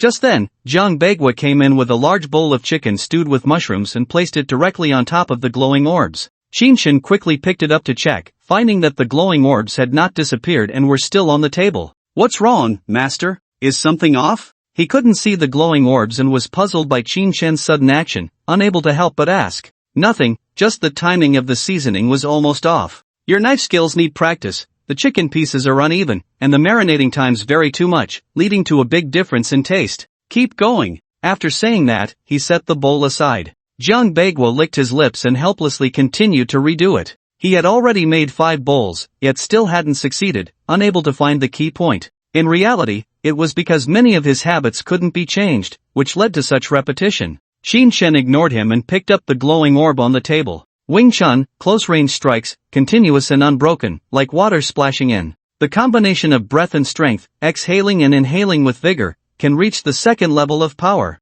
Seeing that it was the protagonist's Wing Chun, it was relentless and rapid in close quarters, capable of both offense and defense. However, he didn't quite like it, feeling it was too delicate. Moreover, even if mastered, it only reached the second level of power, similar to drunken boxing. Shaking his head, he picked up the second glowing orb, which displayed, exquisite wooden dummy, can withstand 4,000 pounds of impact, highly humanoid, the stronger the attack, the more variations. Worth 3.6 million, not for sale. At the same time, he saw a 2-meter-tall wooden dummy in front of him, resembling a wooden man. It was very intricate, with mechanisms installed in the places representing arms and legs. Even several horizontal handles could move back and forth. Depending on the force of the impact, different mechanisms would extend out, increasing the intensity of the training. Not bad, not bad. Once my hand is better, I must use it for training. It should be stronger than an ordinary person. Qin Shen didn't care much about the price, he was more concerned about the practicality of the reward. After thinking for a moment, he continued to scroll through movies, since he had time. Whenever he managed to make a decent bowl, who knew when that would be? He prepared to continue watching Ip Man 2 when a loud shout came from outside. Where's the chef? Get out here. 18,000 for a bowl of hand-grabbed lamb? Are you robbing me? You dog. Hearing the accent, Qin Shen immediately recognized it as someone from the Western District, with a heavy dialect full of curses. He knew someone would come over because of the pricing. Sure enough, a burly man dressed in a traditional long robe kicked open the office door and stormed in like a fierce god. Seeing only Qin Shen inside, he assumed he was the hotel manager, pointing his right hand at Qin Shen's nose and coldly demanding, "You dog, you set the price for a plate of hand-grabbed lamb at 18,000? Tell me, where's the value in that? I've eaten antelope, and it wasn't even this price." His angry voice was almost enough to lift the roof off. Spotting the wooden dummy nearby, he slammed his fist down on it. Unexpectedly, he triggered the mechanism, and a horizontal beam shot out like lightning, striking him hard in the face. Smack! Just that one hit nearly dazed him. His body staggered back several steps, looking at the wooden dummy in shock, not expecting it to have such an effect. Qin Shen stood up and hurried over to check. Fortunately, it wasn't damaged. He looked at the burly man and coldly said, "You can shout all you want, it has nothing to do with me. If you have money, eat, if you don't, get lost. No one is forcing you to eat here. Let me tell you, this wooden dummy is worth 3.6 million. If you break it, I'll tear you apart." He had just acquired it and hadn't even trained with it yet, feeling very dissatisfied. Anger was fine, but don't take it out on him. He didn't believe in that kind of evil. Just then, Jiang Bagua and some chefs from the back kitchen heard the commotion and rushed over, blocking the doorway. They held spatulas and kitchen knives, looking puzzled at the office. The burly man was still in a daze, not expecting that hitting the wooden dummy would result in a slap to the face. Once he came to his senses and saw a crowd blocking the door, and heard Qin Shen mention the value of 3.6 million, he exploded. He pulled out a 30-centimeter-long curved knife from the hem of his robe, waving it around and shouting, "You bunch of thieves! I'm not afraid of you. If you dare to make a move, I'll make you pay the price. Are you running a black shop? 18,000 for a plate of lamb? Do you think I'm a fool?" He screamed wildly, as if trying to convey some message. Qin Shen couldn't help but laugh at being called a black shop. He never expected that in modern society, there would still be people with such narrow views. "Big guy, are you living in the old society? The National Regulatory Department isn't just for show. Who dares to cheat customers? The Regulatory Bureau will put them in jail. Put down the knife. Come on, let's talk." Qin Shen found him quite simple-minded, and his anger dissipated a bit as he spoke. Jiang Bagua at the door waved his hand, signaling all the chefs to disperse, leaving only himself. He said to the big man, "You should speak with a clear conscience. Our hotel menu has it marked. The specialty hand-pulled lamb is 18,000, while the regular one is only 78. Why don't you order the regular one? Are you trying to pick a fight on purpose? We've called the police. What's with the knife waving?" He was extremely angry. "If you have money, eat the expensive one. If you don't, order the cheap one. It's that simple. Can't afford it but still want the expensive one? Isn't that just asking for trouble?" Just as the crowd had dispersed, Yang Fei walked into the back kitchen with 3 burly men and a young man. "Chef Jiang," they insisted on experiencing the specialty hand-pulled lamb, saying it's too expensive. "This is the supervisor, he wants to witness it." Yang Fei was quite helpless. These guys felt bullied, and there was even a leader among them. Perhaps there was some scheme, or they had conspired beforehand to act this way. Jiang Bagua's gaze fell on the young man as he said lightly, "How do you want to see it? The taste of the specialty hand-pulled lamb is completely different from that of the regular hand-pulled lamb. Can't you taste the difference? You can go to any restaurant to compare." What he sold was flavor. If it were the same as others, the price would definitely be the same. Qin Shen, standing nearby, scoffed, "There's clearly a regular version. Why insist on ordering the specialty? If you can't afford it, no one is forcing you to eat it." He looked down on the so-called leader, wanting to eat good food while complaining about the price. Did the hotel open just for you? Super cuisine, if priced too low, would be an insult to its reputation. The burly men smacked their lips and couldn't help but say, "We don't care what you say, it's just expensive. We can't afford it. We don't care, we just want to see if your lamb is gilded. How dare you sell it so expensively? The regular one is only 78, why does the specialty cost 18,000? Give us a reason." Their voices were particularly loud, capable of shaking the entire rooftop. Qin Shen and the others felt speechless. Such bizarre thinking, or rather, it was just shameless behavior. They couldn't afford the bill and blamed the hotel for cheating them. "What nonsense!" Qin Shen directly said to Yang Fei, "Call 110 and let them find the police to reason with them. How are you managing this place? Officials can't pay for their meals and won't call the police?"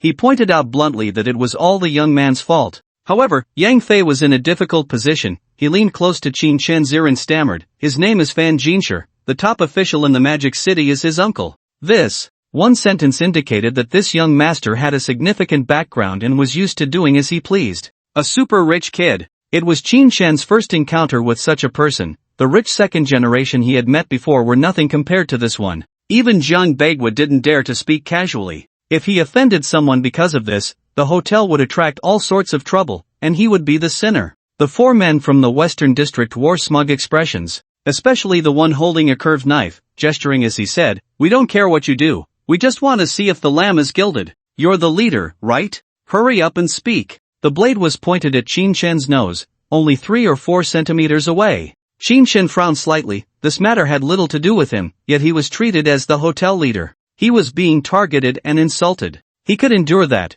but being toyed with and mocked while holding a curved knife was intolerable. With a cold expression, he said, "Why should I show you commercial secrets? Pay up and get lost, put away your knife, or don't blame me for getting angry. I'll kill you. At most, it'll be excessive self-defense. There are cameras above." He decided to act domineeringly. He pointed at the camera above and coldly reprimanded. Being threatened with a knife at his nose was absolutely intolerable. As he spoke, he stepped forward, testing whether they had the guts to make a move. His attitude was unexpected for everyone. strong, domineering, and dismissive. After all, it was a commercial secret. Why should he show it to ordinary customers? In an instant, the small office felt a bit heavy, and the atmosphere was extremely oppressive. The young man finally spoke. "Kid, you have guts, daring to challenge me? Fine, I'll cover the 180,000 today. But I can't guarantee what will happen to the Phoenix Hotel in the future." Fan Jinshi's expression was sinister, his eyes glinting with coldness, a smile that didn't reach his face.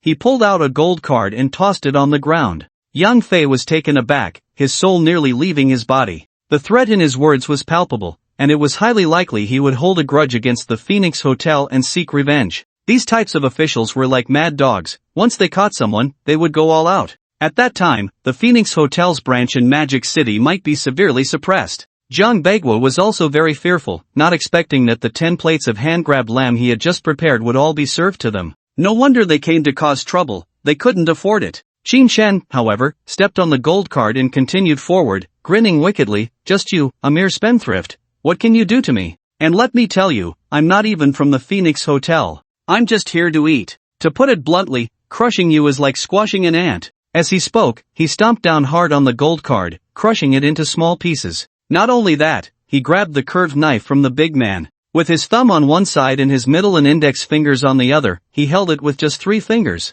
This action made Fan Jinshi's head buzz, feeling an immense humiliation. He had intended to humiliate the hotel staff by tossing the gold card and making someone bend down to pick it up. Now, however, it was under Qin Shen's foot. Threatened in return, did he really think he was easy to bully? Pointing at Qin Shen, he coldly reprimanded, "You, who do you think you are? State your name, and let's see how I can kill you." His eyes sparkled with endless coldness, wanting Qin Shen to pay a price. "Let go." The big man beside him shouted desperately, hoping to retrieve the curved knife that Qin Shen had seized, but no matter how hard he tried, he couldn't move it an inch. Qin Shen grinned, "Kill me? You'd better see if you have the life to do so." Snap! As soon as he finished speaking, the curved knife held by Qin Shen's 3 fingers was instantly broken. The big man's struggling body retreated wildly, knocking over 2 other big men. The curved knife in his hand accidentally slapped Fan Jinshi across the face. Smack! Fortunately, it was the flat side of the blade. If it had been the edge, his head would have been severed.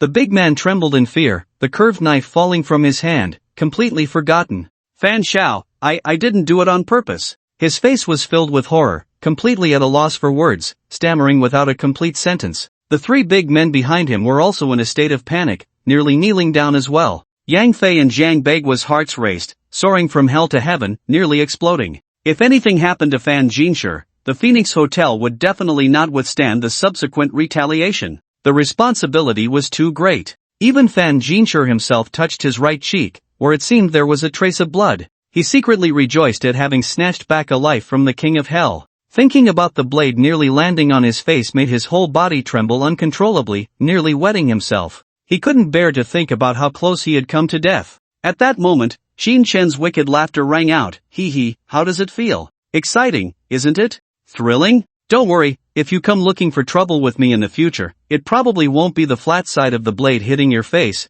but the edge. I assure you, it's not always possible to control the direction. Perhaps one careless move and you might be killed by your own men." The implication in his words was clear. Even if he used a knife to kill, you wouldn't see it coming. After saying that, he flung the broken half of the curved knife, which landed directly on the ground in front of the big man. The pants were pierced, almost right next to the knee, leaving a red mark. He continued, "You don't have much skill, always trying to scare people with a knife? This time, the broken knife is a lesson for you. Next time, it will be a broken leg. Get out." His words contained an unimaginable coldness and dominance. The 3 big men couldn't bear it any longer, with no thoughts of retaliation, and turned to rush out of the hall. The burly man kneeling on the ground trembled all over, staring in disbelief at the curved blade embedded in the marble floor. He knew that even if he exerted all his strength, it would be impossible to drive it in, let alone to have it shot out like a flying knife. It had long since shattered. Yet, the young master before him had driven it into the floor, terrifyingly powerful.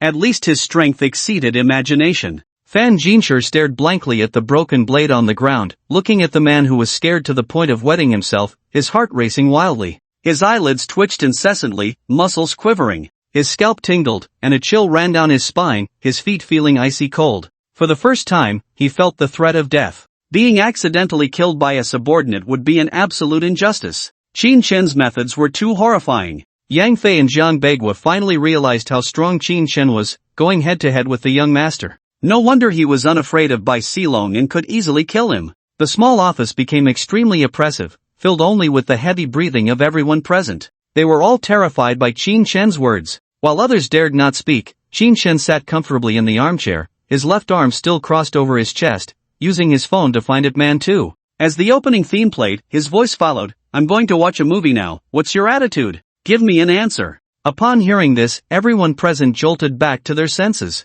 Yang Fei and Zhang Beigua took a deep breath, as if they could finally breathe smoothly. Fan Jinsher's face was cold, but he dared not show any expression, coldly saying, "I'm sorry, it was my mistake. I'll go pay the bill immediately, I won't trouble you." For the sake of his life, he could only swallow his pride. As for the future, as long as he figured out Qin Shen's background, he would have to take revenge. As a dignified young master, who would dare to disrespect him? The burly man on the ground quickly trembled and said, "Hero, spare my life. Great hero, spare my life." "Sir, no. I know I was wrong, I won't dare again." He was truly scared out of his wits, trembling all over, his feet wet, exuding the smell of urine. He simply could not withstand Qin Shen's methods. "Get lost." Seeing their cowardly appearance, Qin Shen lost the mood to continue teaching them a lesson and coldly scolded. A bunch of worthless trash, wasting his time for no reason. In reality, they had little to do with him, yet they insisted on coming for him. Hearing the command to get lost, Fan Jinsher felt as if he had heard heavenly music and turned to leave.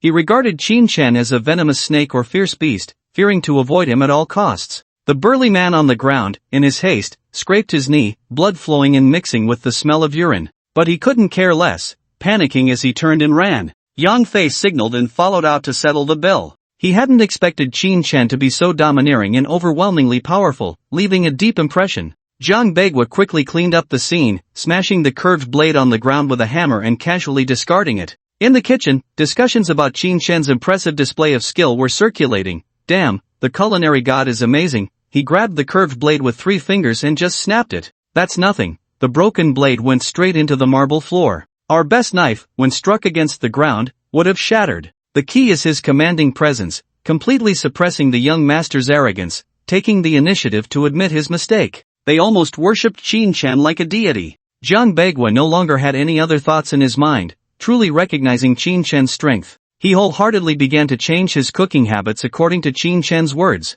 Outside, how things were, Qin Shen, sitting in the office watching a movie on his phone, paid no attention. A mere small episode could not withstand even the slightest ripple, turning and dissipating. At around 5:40, Ip Man 2 finished playing, and Qin Shen smiled, eager to see what reward he would receive. Grabbing the first light orb, the floating window displayed, Nan Hongquan, bold and vigorous, powerful and forceful, arranged in the 5 forms of dragon, snake, tiger, leopard, and crane. Steps steady and fierce, hard bridge and hard horse, a shout of encouragement. Chi and strength combined, power before strength, can reach double strength. Upon seeing this description, a broad smile appeared on Qin Shen's face. He preferred hard martial arts, not delicate and intricate techniques. "It feels quite powerful, embodying a man's masculinity." With a smile on his face, he looks at the second light sphere, and the floating window displays, Wing Chun, advanced version iron finger inch forward, finger breaks steel, shoulder collides with mountains. Chi and strength combine, achieving triple power. Upon seeing this, he has already stood up, his eyes filled with disbelief. He has just come into contact with double power, and now there's triple power. Isn't that stronger than an average yellow level expert? One punch down, triple the attack, even an elephant could be instantly killed. How terrifying. Especially the iron finger inch forward, breaking steel with a finger, is an exaggerated technique. Can the human body really be harder than steel? Impossible. It's utterly absurd. At this moment, Zhang Beigua walks in holding a bowl of chicken stew with mushrooms, cautiously saying, "Master, how about this time? I feel like I've reached about 80% of your level." For the first time, he confidently states how much strength he has achieved, something he never dared to do before. 80% is the limit he can reach. Qin Shen suppresses the shock on his face, waves his right hand to fan the aroma, and casually says, "Alright, that's basically it. I can't have too high expectations of you. Make another plate of hand-pulled lamb, and we'll call it a day. Tomorrow I might not have time to come, I have a meeting. You need to study hard." He feels time passes quickly, and before he knows it, it's all gone. "Yes, master." Upon hearing his words, Zhang Beigua knows that after 12 internships, he has finally learned. He is overjoyed. Then he excitedly walks out, preparing to make a plate of hand-pulled lamb. Shin sits in the chair, his emotions stirred, contemplating whether to check out Drunken Fist 2. Perhaps he could elevate Drunken Fist to the advanced version as well, especially hoping to reach a stronger level with the Hard Horse and Hard Bridge of Hungar. Just as he is checking his phone, it suddenly vibrates. It's Luo Qingxue. This middle school classmate, since their last encounter, has thought of him as a wealthy but unkind second-generation rich kid and hasn't sent any messages since. Unexpectedly, she calls today, and as soon as he answers, he asks, "Hello, the talented woman calls me, what's the matter?" Leaning back in the boss chair, he teases, "I must say, there's a unique flavor to making a call while leaning back in the boss chair. It's been a long time since he had this experience. In front of you, I wouldn't dare to call myself a talented woman, I wouldn't even dare to be a wealthy woman." Luo Qingxue on the other end guesses that he can't tell the difference between the two talented women. There's a hint of sarcasm in her tone, not exactly flattering. "I do have something to discuss with you. There's a music teaching session this Friday afternoon, all industry elites. We need a skilled teacher to hold the fort. Would you be willing to come?" Upon hearing her words, Shin knows money is about to come into his pocket. With a smile, he confidently replies, "What's the scale? You can't handle it yourself? I'm definitely in, but how much are you offering? My appearance fee isn't low." He doesn't care about anything else, only about the money. Without money, relying on hobbies and interests is a waste of time. Watching more TV dramas, movies, and videos is much more enjoyable, isn't it? 400,000 for 2 hours, how about that? The voice quickly comes through, shocking Qin Shen. What, 400,000? He never expected teaching piano could be so lucrative. 400,000 for 2 hours. His voice inevitably rises, and he sits up straight. This is way more than delivering takeout or driving for Didi. It's even faster than driving a taxi. Running for 3 or 4 hours, it's hard to exceed 200,000. He still thinks being a teacher is incredibly impressive with a high status and everyone's respect. The voice on the phone carries a hint of displeasure, saying, "Is 400,000 too little? How about 500,000? We can't go any higher, we'll find another teacher." Luo Qingxue didn't expect that the rich second generation driving a supercar would actually try to bargain with her. Can't she just earn 10,000 less? But she doesn't know that she completely misunderstands Qin Shen. He is astonished at how profitable teaching can be, expressing his amazement. Shaking his head, he says, "Alright, of course. What's the time, location, and what do you need me to do?" 50,000 for 2 hours. Damn! This is almost like robbing money. Qin Shen didn't know how to describe his feelings at this moment. He had completely wasted his skills in the past. There were also his guitar skills and various other talents. Now, it seemed like a fortune was rolling in. Just as he was envisioning the future in his heart, Luo Qingxue's voice came through the small auditorium of the Art Academy, with an attendance of 20,000, at 2:30 in the afternoon. Among them are top pianists from the country, exceptionally gifted geniuses. You need to be in your best state, don't let anyone bring you down. Hearing that there would be 20,000 people in a small auditorium, he couldn't help but marvel at the power of the Art Academy. There was indeed pressure in his heart, and he couldn't help but ask, "Playing the piano is no problem. I can play for 2 hours without issue, but if I have to talk for 2 hours, what am I supposed to say?" This was a big question. He had never been a teacher and had no template in his mind. A voice came from his phone. "It's simple, just talk about how you learned, how hard you worked, share the historical stories behind each piece,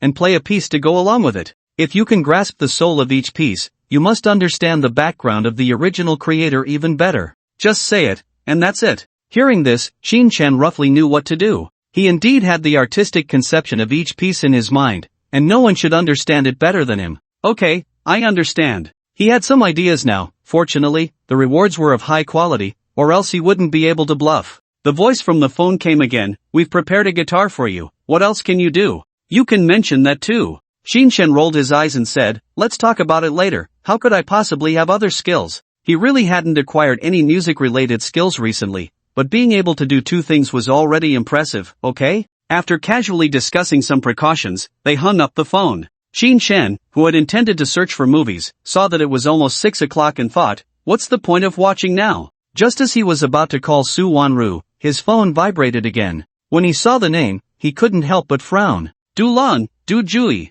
the true helmsman of the Du family, that old guy who had tricked him once. After thinking for a moment, he answered the call. "Master, this old servant begs your forgiveness. Where are you? I want to apologize in person." The moment the call connected, he directly asked for forgiveness, without any other nonsense. This was indeed in line with the old fox's character. It couldn't be wrong. Qin Shen snorted coldly and said lightly, "What are you apologizing for? Isn't everything fine now? We're both worse off. You could take the opportunity to kill Huang Jin, and no one would control you anymore. Wasn't that the plan all along?" He didn't believe the old fox's words and directly exposed him. His guess was not wrong. Du Lang knew that his guess was correct. How could he admit it? He had already found out that Huang Jin had been crippled by Qin Shen and was currently missing. If he came to take revenge, the Du family would have no way to resist and could only seek Qin Shen again as a support. Even if his plan was seen through, he still loudly said, "Master, it's a misunderstanding, really a misunderstanding. The matter of our alliance has too many people on site who know about it.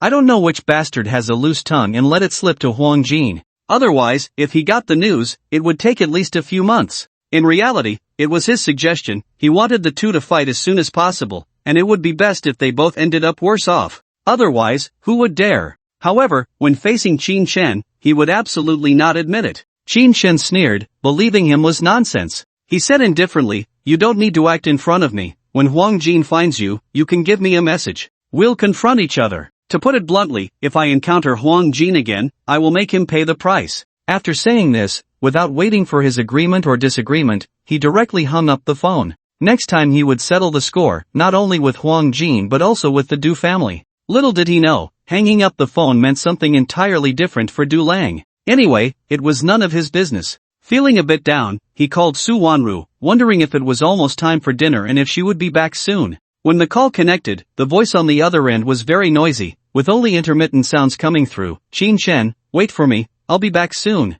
As she said the last word, the surrounding environment suddenly cleared, and all the noisy sounds disappeared. "Where are you? It's almost time to eat. Let's finish our meal and then head back to avoid any trouble." Qin Shen was puzzled by the noise around. On the phone, he said, "I just passed by the mall entrance. They're having an event, and several stores are shouting together. There's also music. I'm in the elevator now, about to get in the car." After he finished speaking, the phone signal was already lost. Qin Shen helplessly put down his phone, estimating it would take her a long time, so he decided to watch a delicious food video instead. Sunflower big chopped meat. This is a way to make lion's head meatballs, and it looked incredibly appetizing. Soon, the video, which lasted over 10 minutes, ended. He could almost smell the aroma wafting from the video, making him unable to resist sniffing. The visuals were stunning. Even through the screen, he could feel the enticing fragrance. Soon, 2 glowing orbs landed on the table. Qin Shen smiled and grabbed one. Super cuisine sunflower big chopped meat, fragrant yet not greasy, crispy on the outside and tender on the inside, crunchy and delicious.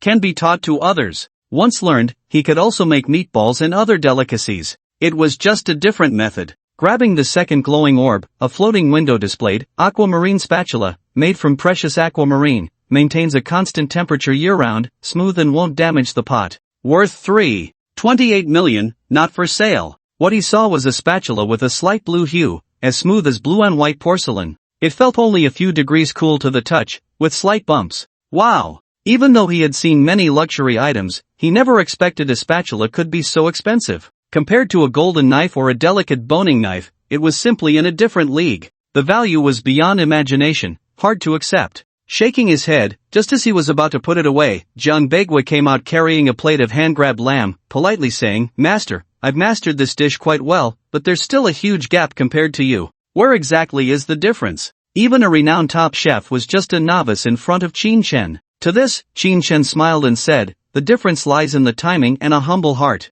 You're too utilitarian and have too high expectations. You can't change that. Take your time. By the way, take it to the dining room for me. I don't want to eat here. I want to see the scenery outside." As he spoke, he stood up, holding the aquamarine spatula, and walked outside. After watching 4 hours of videos, his eyes were almost at their limit. Jiang Begui immediately took 2 dishes and followed him to the hall. They sat down at a 4-person booth, and Su Wanru walked in with a spring breeze, full of energy, probably having enjoyed a good shopping spree. "Just in time. Let's eat, then head home. I learned a dish in just one afternoon. It was a bit challenging." Qin Shen called to her, seeing the glow on her face, clearly very happy. Su Wanru sat down, immediately picked up a piece of mushroom and put it in her mouth, then said to the eagerly awaiting Jiang Begui, "Not bad. If we add the mushrooms he grew, it might enhance the flavor a bit more. Better than what I made." Her big eyes sparkled with satisfaction. Thank you. I'll keep working hard." Jiang Bagua was almost crushed by Qin Shen's critiques but finally heard something pleasant, leaving in high spirits. Qin Shen chuckled, feeling that she was still kind-hearted, not crushing Jiang Bagua's confidence. Before they could chat a bit more, someone stood outside their booth, looking gloomy, and said, "Qin Shen, I didn't expect to see you here?" Hearing the voice, both Qin Shen and Su Wanru turned their heads in unison. Su Wanru put down her chopsticks, her eyes full of confusion, not recognizing him. But Qin Shen recognized him. It was Jai Lingqing, the president of Xinghe. After driving him away from Lu Ruyan's office last time, they met again today. He actually had the guts to appear in front of him. Putting down his chopsticks, leaning back in the booth, a cold voice emerged, "Don't act like we're familiar, who are you?" It was true, there was only friction and hatred between them. What was he trying to cling to? Jai Lingqing raised his head arrogantly and said coldly, "You delivery guy lured a beautiful woman to eat at this high-end restaurant. What kind of crooked thoughts do you have? Let me tell you, the Phoenix Hotel is very upscale, not something trash like you can afford."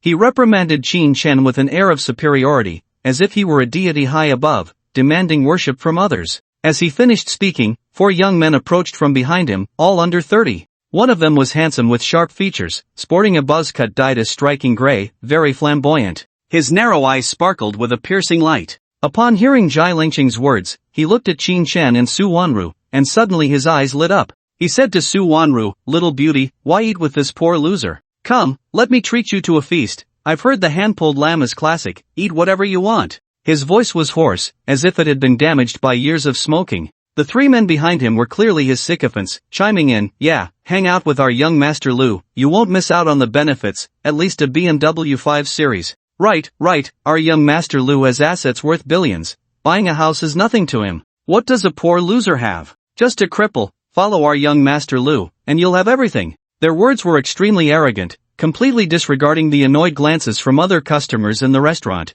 and they didn't care that Qin Shen was sitting across from them, watching coldly. In their eyes, there was only young Master Lu, and they had to obey his wishes, otherwise, it was treason. Jai Lingqing, however, targeted Qin Shen and said coldly, "Poor loser, get lost. Last time because of you, Ruoyun stopped contacting me. Today, I want you to crawl out of the Phoenix Hotel." He held a grudge over the last incident and was ready to teach Qin Shen a lesson. Hearing their unreasonable ruckus, Su Wanru couldn't hold back any longer. Exuding a cold aura, she slammed the Ferrari key onto the table. Bang! The sound attracted the attention of all 5 men. In an instant, the 3 sycophants who had just spoken all saw the distinctive logo on the key, their hearts twitching. Even young Master Lu noticed the Ferrari key. They realized that the BMW 5 Series they had just mentioned was nothing but trash. A Ferrari was almost exclusively a sports car, and it even had a fingerprint lock, definitely not something one could just pick up or find. Is the BMW 5 Series impressive?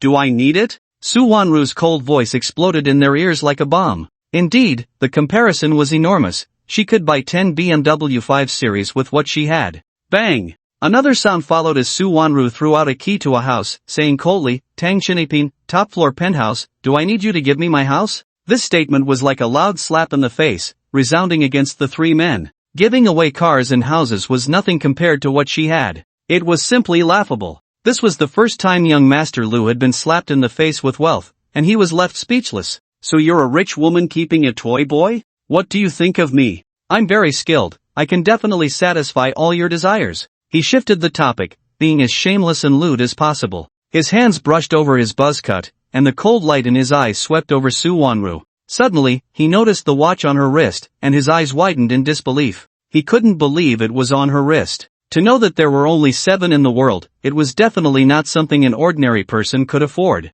He instantly regretted what he had just said. If this were a critical moment in a family inheritance dispute and he offended a powerful figure, the Lu family's power would completely decline, and he would have no chance to rise again. In an instant, cold sweat dripped down. Su Wanru's face was icy, her ears were hot, and for a moment, she didn't know what to say. Qin Shen, sitting across from her, disdainfully said, "With you? Frequent night urination, peeing on your hands in the bathroom, your feet are all sweaty, do you have that ability? Can you last 3 seconds? Before you brag, please draft a plan and do your homework. Get your premature ejaculation sorted out before you start talking." After saying this, his gaze fell on Jai Lingqing's face, and he disdainfully remarked, "What's wrong? Didn't your crippled bodyguard tell you that I'm not someone you can provoke? Or do you think my previous blow wasn't enough, and you want to drag someone down with you?" His voice carried a teasing tone as he picked up a piece of mushroom with his chopsticks and slowly chewed it. This statement once again attracted the attention of several people. They then noticed the man with his arm bandaged was quite handsome and full of personality. Lu Ruofeng's expression was icy as he stared into his eyes and coldly said, "Kid, tell me your name, and let's see how I'll kill you. You dare to say I'm a 3-second glue? I can last an hour. You're slandering me." He absolutely could not tolerate losing face in front of his brothers, threatening fiercely. In reality, countless flusters flashed in his eyes. This extremely private matter was unknown to outsiders. How did he know? Zhai Lingqing swallowed hard beside him, recalling how he had taken down 4 bodyguards and left in a Cullinan. He had just seen him and, in his anger, completely forgot about it. Hearing Lu Ruofeng's words, his eyes darted, and he quickly said, "Lu Xiao, he's the delivery guy who ruined our plan. He completely buried Lu Ruyan's good impression of me." He intentionally concealed part of the truth, hoping Lu Xiao would teach him a harsh lesson. The Lu family's 500 billion conglomerate had some mysterious powers unknown to the outside world. Lu Ruofeng, already glaring at Qin Shen, was even more furious upon hearing this. He slammed his hands on the table and roared, "It's you? Damn it, you've messed up my entire plan. Do you know how much is at stake? Hundreds of billions? I must kill you. Even if you have a rich woman backing you, you won't walk out of the Phoenix Hotel alive today." His already fierce eyes turned even colder, a hint of murderous intent lurking. Such crazy words naturally drew the attention of others. It was mealtime, and many prominent figures were dining in the hall. Many came for the hand-pulled lamb. 18,000 a plate. As long as it's worth it, no one would complain about the price. Many felt it was particularly worthwhile, yet they didn't expect Lu Ruofeng to be acting like a madman, causing a ruckus in the hall. The good mood was completely ruined. Yang Fei received the news and rushed over, only to find it was Qin Shen. He didn't dare to speak out of turn and quietly stood aside, waiting for a summons. Su Wanru had never seen someone like Lu Ruofeng crazy, vulgar, irritable, shameless. Although she didn't say it out loud, her expression was extremely cold. Facing the wildly irritable Lu Ruofeng, Qin Shen leisurely wiped the corner of his mouth with a napkin. Raising an eyebrow, he said indifferently, "You don't need to shout, everyone knows you can't last 3 seconds. A loud voice doesn't replace a short time." He didn't even mention the matter of punishment, as if he hadn't heard it at all. Because he feared nothing. This afternoon, he had grasped the 3rd level of Wing Chun and could easily defeat a yellow-level master. Could it be that they had even more powerful backing? Even if they did, he still wasn't afraid. Lu Ruofeng's momentum was weakened by his anger. His mind was in a flurry as he quickly scanned the surroundings, noticing many people pointing at him. Clearly, he hadn't heard any content, yet he felt deep down that they were discussing his short time. That kind of inner torment could drive a person mad. Just then, Su Wanru spoke up, "Humph, 3 seconds? How dare you say that? Hurry up and get lost, don't disturb our meal. Just breathing the same air as you makes me feel sick." Her words dripped with disdain, indifference, and sarcasm, striking Lu Ruofeng's spirit like a whip. His sharply defined face twisted into a hideous expression, veins bulging, eyes flickering, as if the whole world was saying he had a short time. He could no longer bear this terrifying pressure. "Ah!" A mad scream burst forth, clearing all the sounds that rushed into his mind. The 3 little brothers standing beside him, including Zhai Lingqing, all felt his madness and instinctively took 2 steps back. Qin Shen slapped his right shoulder, causing him to spin around abruptly, facing behind him. "Shut up!" Lu Ruofeng roared, and all the guests in the hall involuntarily stopped talking, staring at his frenzy. "Who dares to say my time is short? Don't blame me for killing him directly. I can last an hour in bed." His mad declaration was hardly convincing, sounding almost deranged. Others dared not speak, but Qin Shen, unfazed, said, "I've already said, a loud voice doesn't mean a long time. The more you care about something, the more it becomes what it is. Get lost. I'm breathing the same air as you, what if I get infected?" After saying this, he smiled at Su Wanru, completely disregarding Lu Ruofeng. Lu Ruofeng realized he was easily angered by him. Suddenly turning around, his eyes glinted like a venomous snake as he said, "State your name.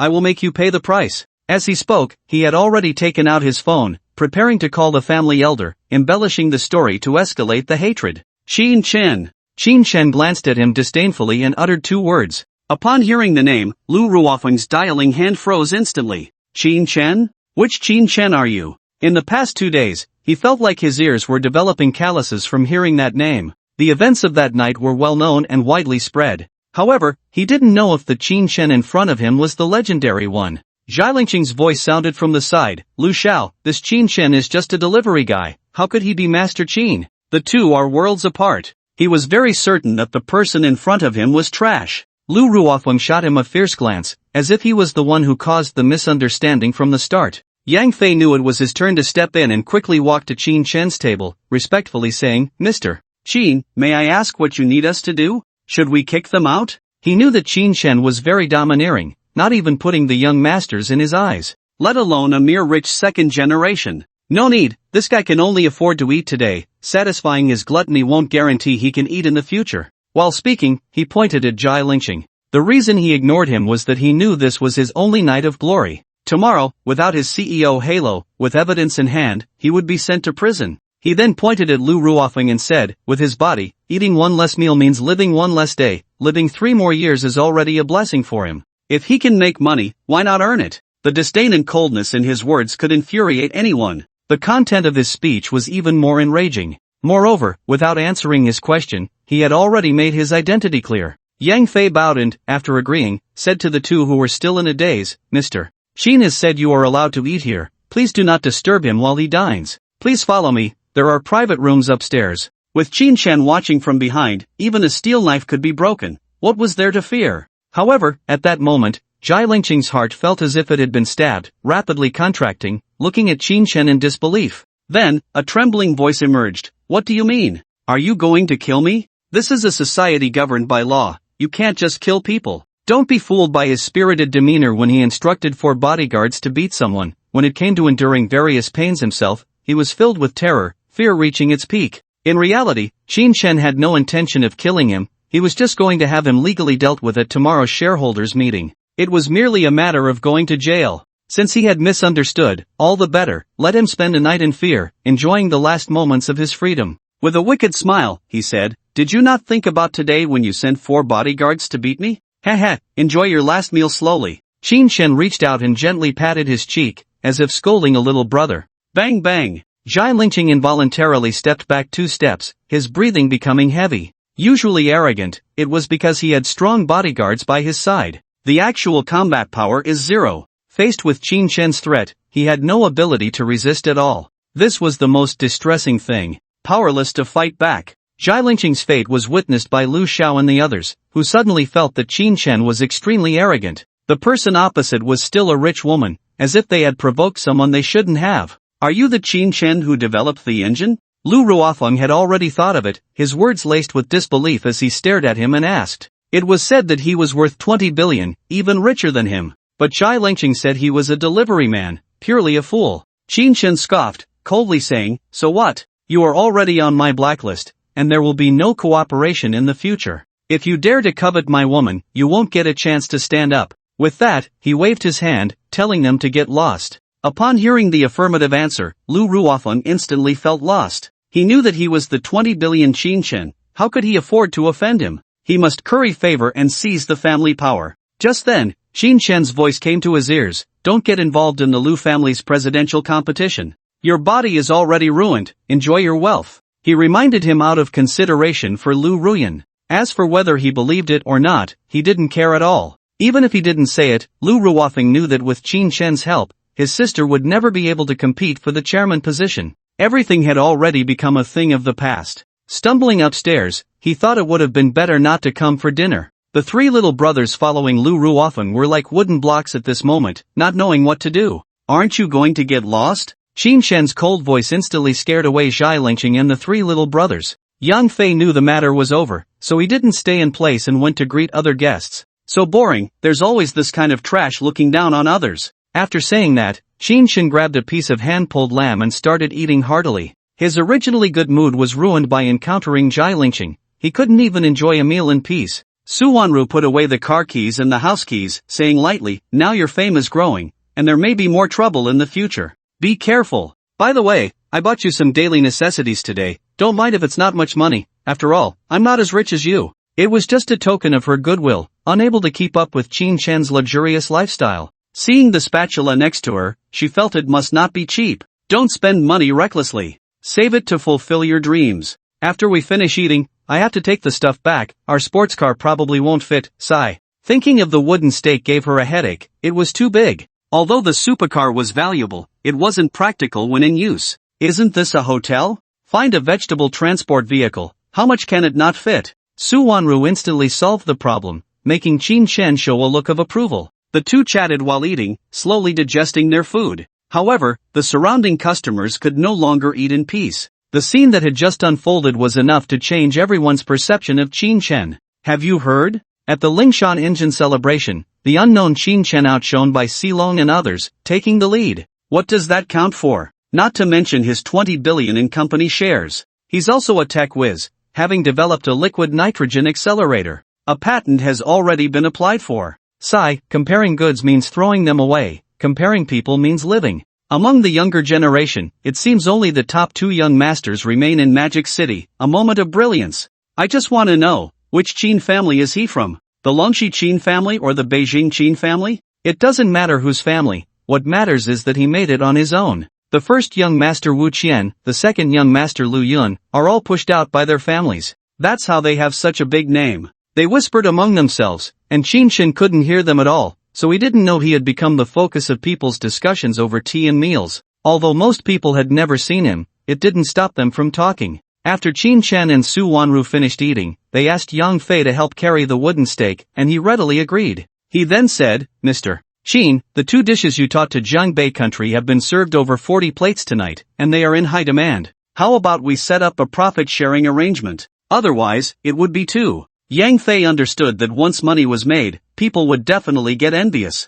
Rather than waiting for Qin Chen to bring it up, it was better for him to propose it himself. He absolutely could not let this pass without a word. Moreover, after teaching Fan Jincher a lesson in the afternoon and going against the officials, he had to eliminate any negative impressions. Su Wanru quickly calculated in her head, just over 40 plates of specialty dishes had brought in 900,000, it was practically a money grab. This didn't even include other drinks and various expenses, the turnover was terrifyingly high. Her beautiful eyes couldn't help but fall on him, even running a restaurant could yield a fortune daily. Qin Shen pondered for a moment and said, go discuss it with your boss and give me a reasonable distribution. The rest I won't concern myself with. To say he wasn't tempted would be a lie. However, this price could be set at the Phoenix Grand Hotel, but if it were anywhere else, no one would even attempt it. Even if it tasted better, it wouldn't matter. This was the key to the platform. Yang Fei understood that they must have reached some agreement, and he quickly expressed his understanding. After bidding farewell to Yang Fei,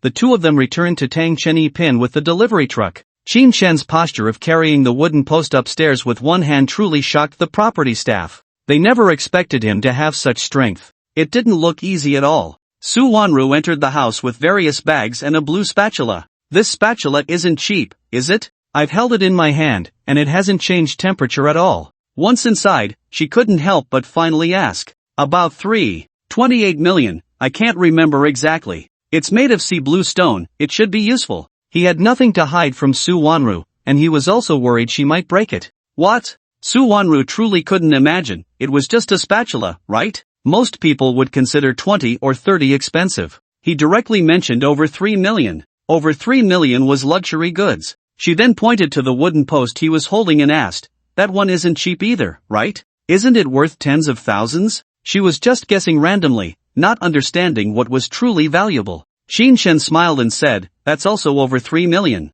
You should learn Wing Chun from me in the future, it's just the right martial art for girls like you. After saying that, he walked straight to the gym. With this thing, he could practice moves and also train his reflexes. It was incomparable to the junk equipment in the gym. Upon hearing that she could practice martial arts, Su Wanru's heart instantly came alive. She put down everything in her hands and hurriedly followed him to the gym. She watched as he placed it next to the elastic fitness ball, ensuring there was more than 5 meters of distance from anything around. After setting it down, he wiped his right hand on his clothes and said clearly, don't try it lightly, wait until I teach you, and take it step by step. Otherwise, you'll end up with a bruised face. After saying that, his right palm landed on the horizontal arm of the wooden post. The horizontal arm suddenly shook, spinning around violently, and the opposite symmetrical horizontal arm swept over fiercely. Qin Shen ducked down but saw a wooden rod shaped like a fist suddenly protrude from the middle. He managed to dodge it. Although there were only 2 attacks, it was enough to startle someone encountering it for the first time.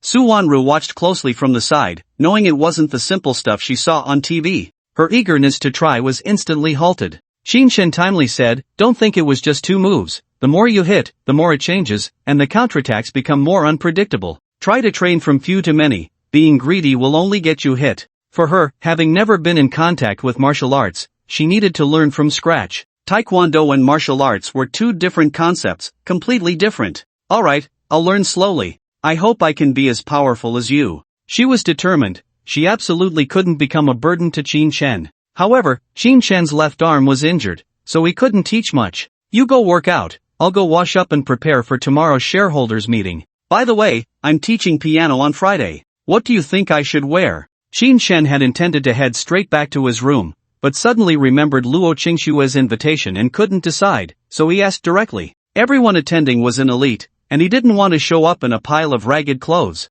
Su Wanru was momentarily taken aback and instinctively asked, "You're going to give a lesson? Oh my, have you changed careers? How much are you making? Is it worth the time?" After questioning, she continued, "Playing the piano in a white suit? I feel like you'd attract countless girls. How about a black suit instead?" As they talked, they had already walked from the gym to the TV room, continuing to watch Fast and Furious 8. They planned to relive the entire Fast and Furious series, mainly using the plot to communicate their feelings. Fast 8 was the longest episode, over 2 hours. While Qin Shen treated his left arm, he chatted with Su Wanru, which didn't hinder their time together. Watching the protagonist in the movie drive and slide under a big truck was simply an exhilarating scene. In reality, he wouldn't dare to think like that, only in movies could one dare to dream. He couldn't help but say, "By the way, if you have time, you could learn to race. It could be useful in critical moments. Remember the last time I went to that abandoned repair shop? Racing all the way was just so exhilarating.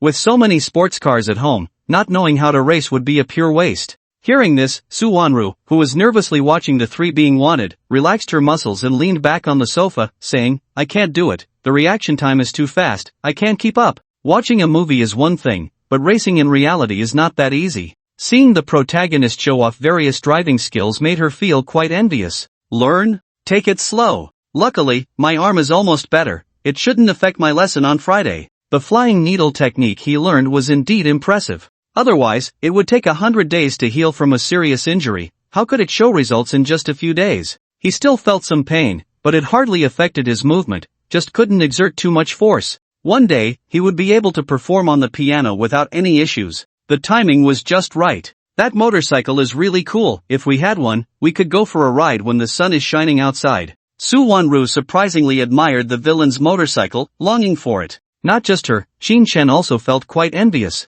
With features like autopilot and folding direction, it was simply too cool. It was full of technological flair. Of course, Qin Shen envied the villain's loyal subordinates even more. They were far better than bodyguards. He couldn't help but chuckle, saying, "Don't think about it, that's movie special effects, it shouldn't exist in reality. Look, the big showdown is here." He slightly moved his left arm, doing some stretching to ease the muscles that had been forced for 2 days. "You're really boring. Just think, what if it becomes a reality one day?" Su Wanru bared her teeth at him, expressing her inner dissatisfaction. In their casual chat, the movie reached its grand finale, the battle between cars and planes, coming to a close. "Go to bed, it's almost 10. After saying that, she got up and headed upstairs. Tomorrow, she would probably have to go shopping for clothes with him, so there was much to do. Qin Shen noticed 3 glowing orbs under the TV, signaling her to go up first, and walked into the bathroom. When he came out, Su Wanru had already disappeared, and he immediately picked up the glowing orb on the floor.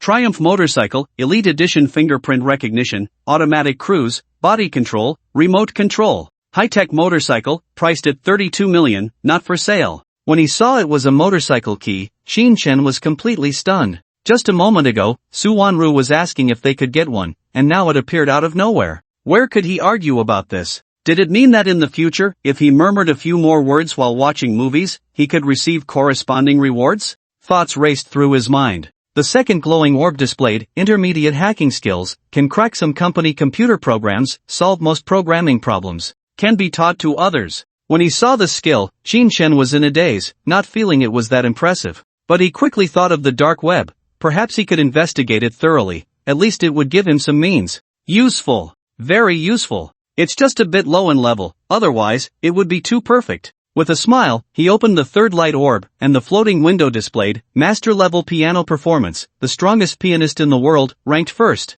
Can teach others. The light orb disappeared, and a wisp of blue smoke entered his mind, instantly allowing him to feel the intricacies of the piano. merging with heaven and earth, blending with the breath, harmonizing with the environment, and aligning with his mood. The piece he played was completely different. He thought to himself, perhaps this is the true brilliance of a master pianist. Who would dare to say otherwise? It's just that there's no piano at home, otherwise, he would have to experiment. Of course, he didn't want to buy one in his flat. He would think about it when he had a villa. Perhaps he wouldn't even need to buy one, it might just be awarded to him directly. Satisfied, he ascended the stairs to his bedroom, ready to binge-watch a show. There were still a dozen episodes left of Perfect Relationship, and he planned to finish it today. Lying on the bed, enjoying the natural breeze, covered with a blanket, a 65-inch TV hung on the wall in front of the bed. On the bedside table, there was soda water, allowing him to enjoy the most leisurely and natural time of the day. He took out his phone, charging it while opening WeChat. Perhaps because he hadn't responded all day, Lu Ruoyan messaged him again, asking what he was doing.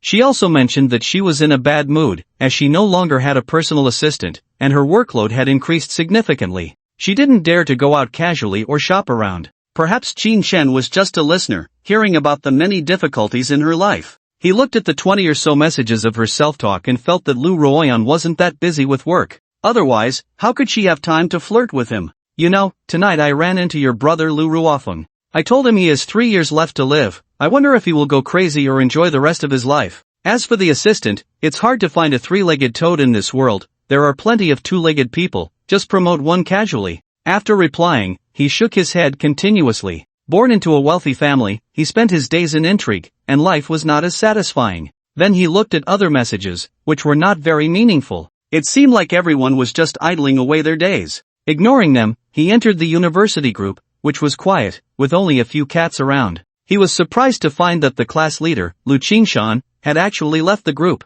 Avoiding. Qingshan left a message, some people leaving the group is fine, to avoid the chaos. But what does it mean that you don't give me money? Then he ignored it and switched to the high school student group. Everyone was discussing the gathering. What Qingshan didn't expect was that a classmate who stayed in the Magic City had actually become a leader. Although he was just a section chief, it was still a position of real power. Truly, one cannot judge a person by their appearance. Others were doing business in Yiwu or running sales in linen. The class leader, Fan Lingyun, was said to be very successful in the capital and was preparing to come to the Magic City for the first time for a gathering. Various discussions and emotional exchanges were reminiscing about the hardships and sweetness. It seemed everyone was recalling their high school days. Each person had a different memory in their hearts, sharing in the conversation. Qin Shen quite liked this atmosphere. After chatting casually for a while, he received a reply from Lu Ruoyan. What? My brother has 3 years to live? Mr. Qin, you can't be fooling me. Her words were filled with disbelief and doubt. No need. I trust my medical skills, his health is severely depleted. I wonder what he often eats. Just after replying, Lu Ruoyan called him. After carefully inquiring about her brother's specific situation, she helplessly said, "Sigh, it seems he really might not make it. I'll see how to plan for the future. I hope my second brother doesn't run into trouble, leaving behind this mess." Lu Ruoyan's voice was filled with a sense of loss and uncertainty. Qin Shen hung up the phone and set it aside. He forced himself to watch until the finale, not even wanting to retrieve the light orb, and fell asleep directly. The next day, when he woke up, Su Wanru was no longer in the room, and he got up to pick up the light orb.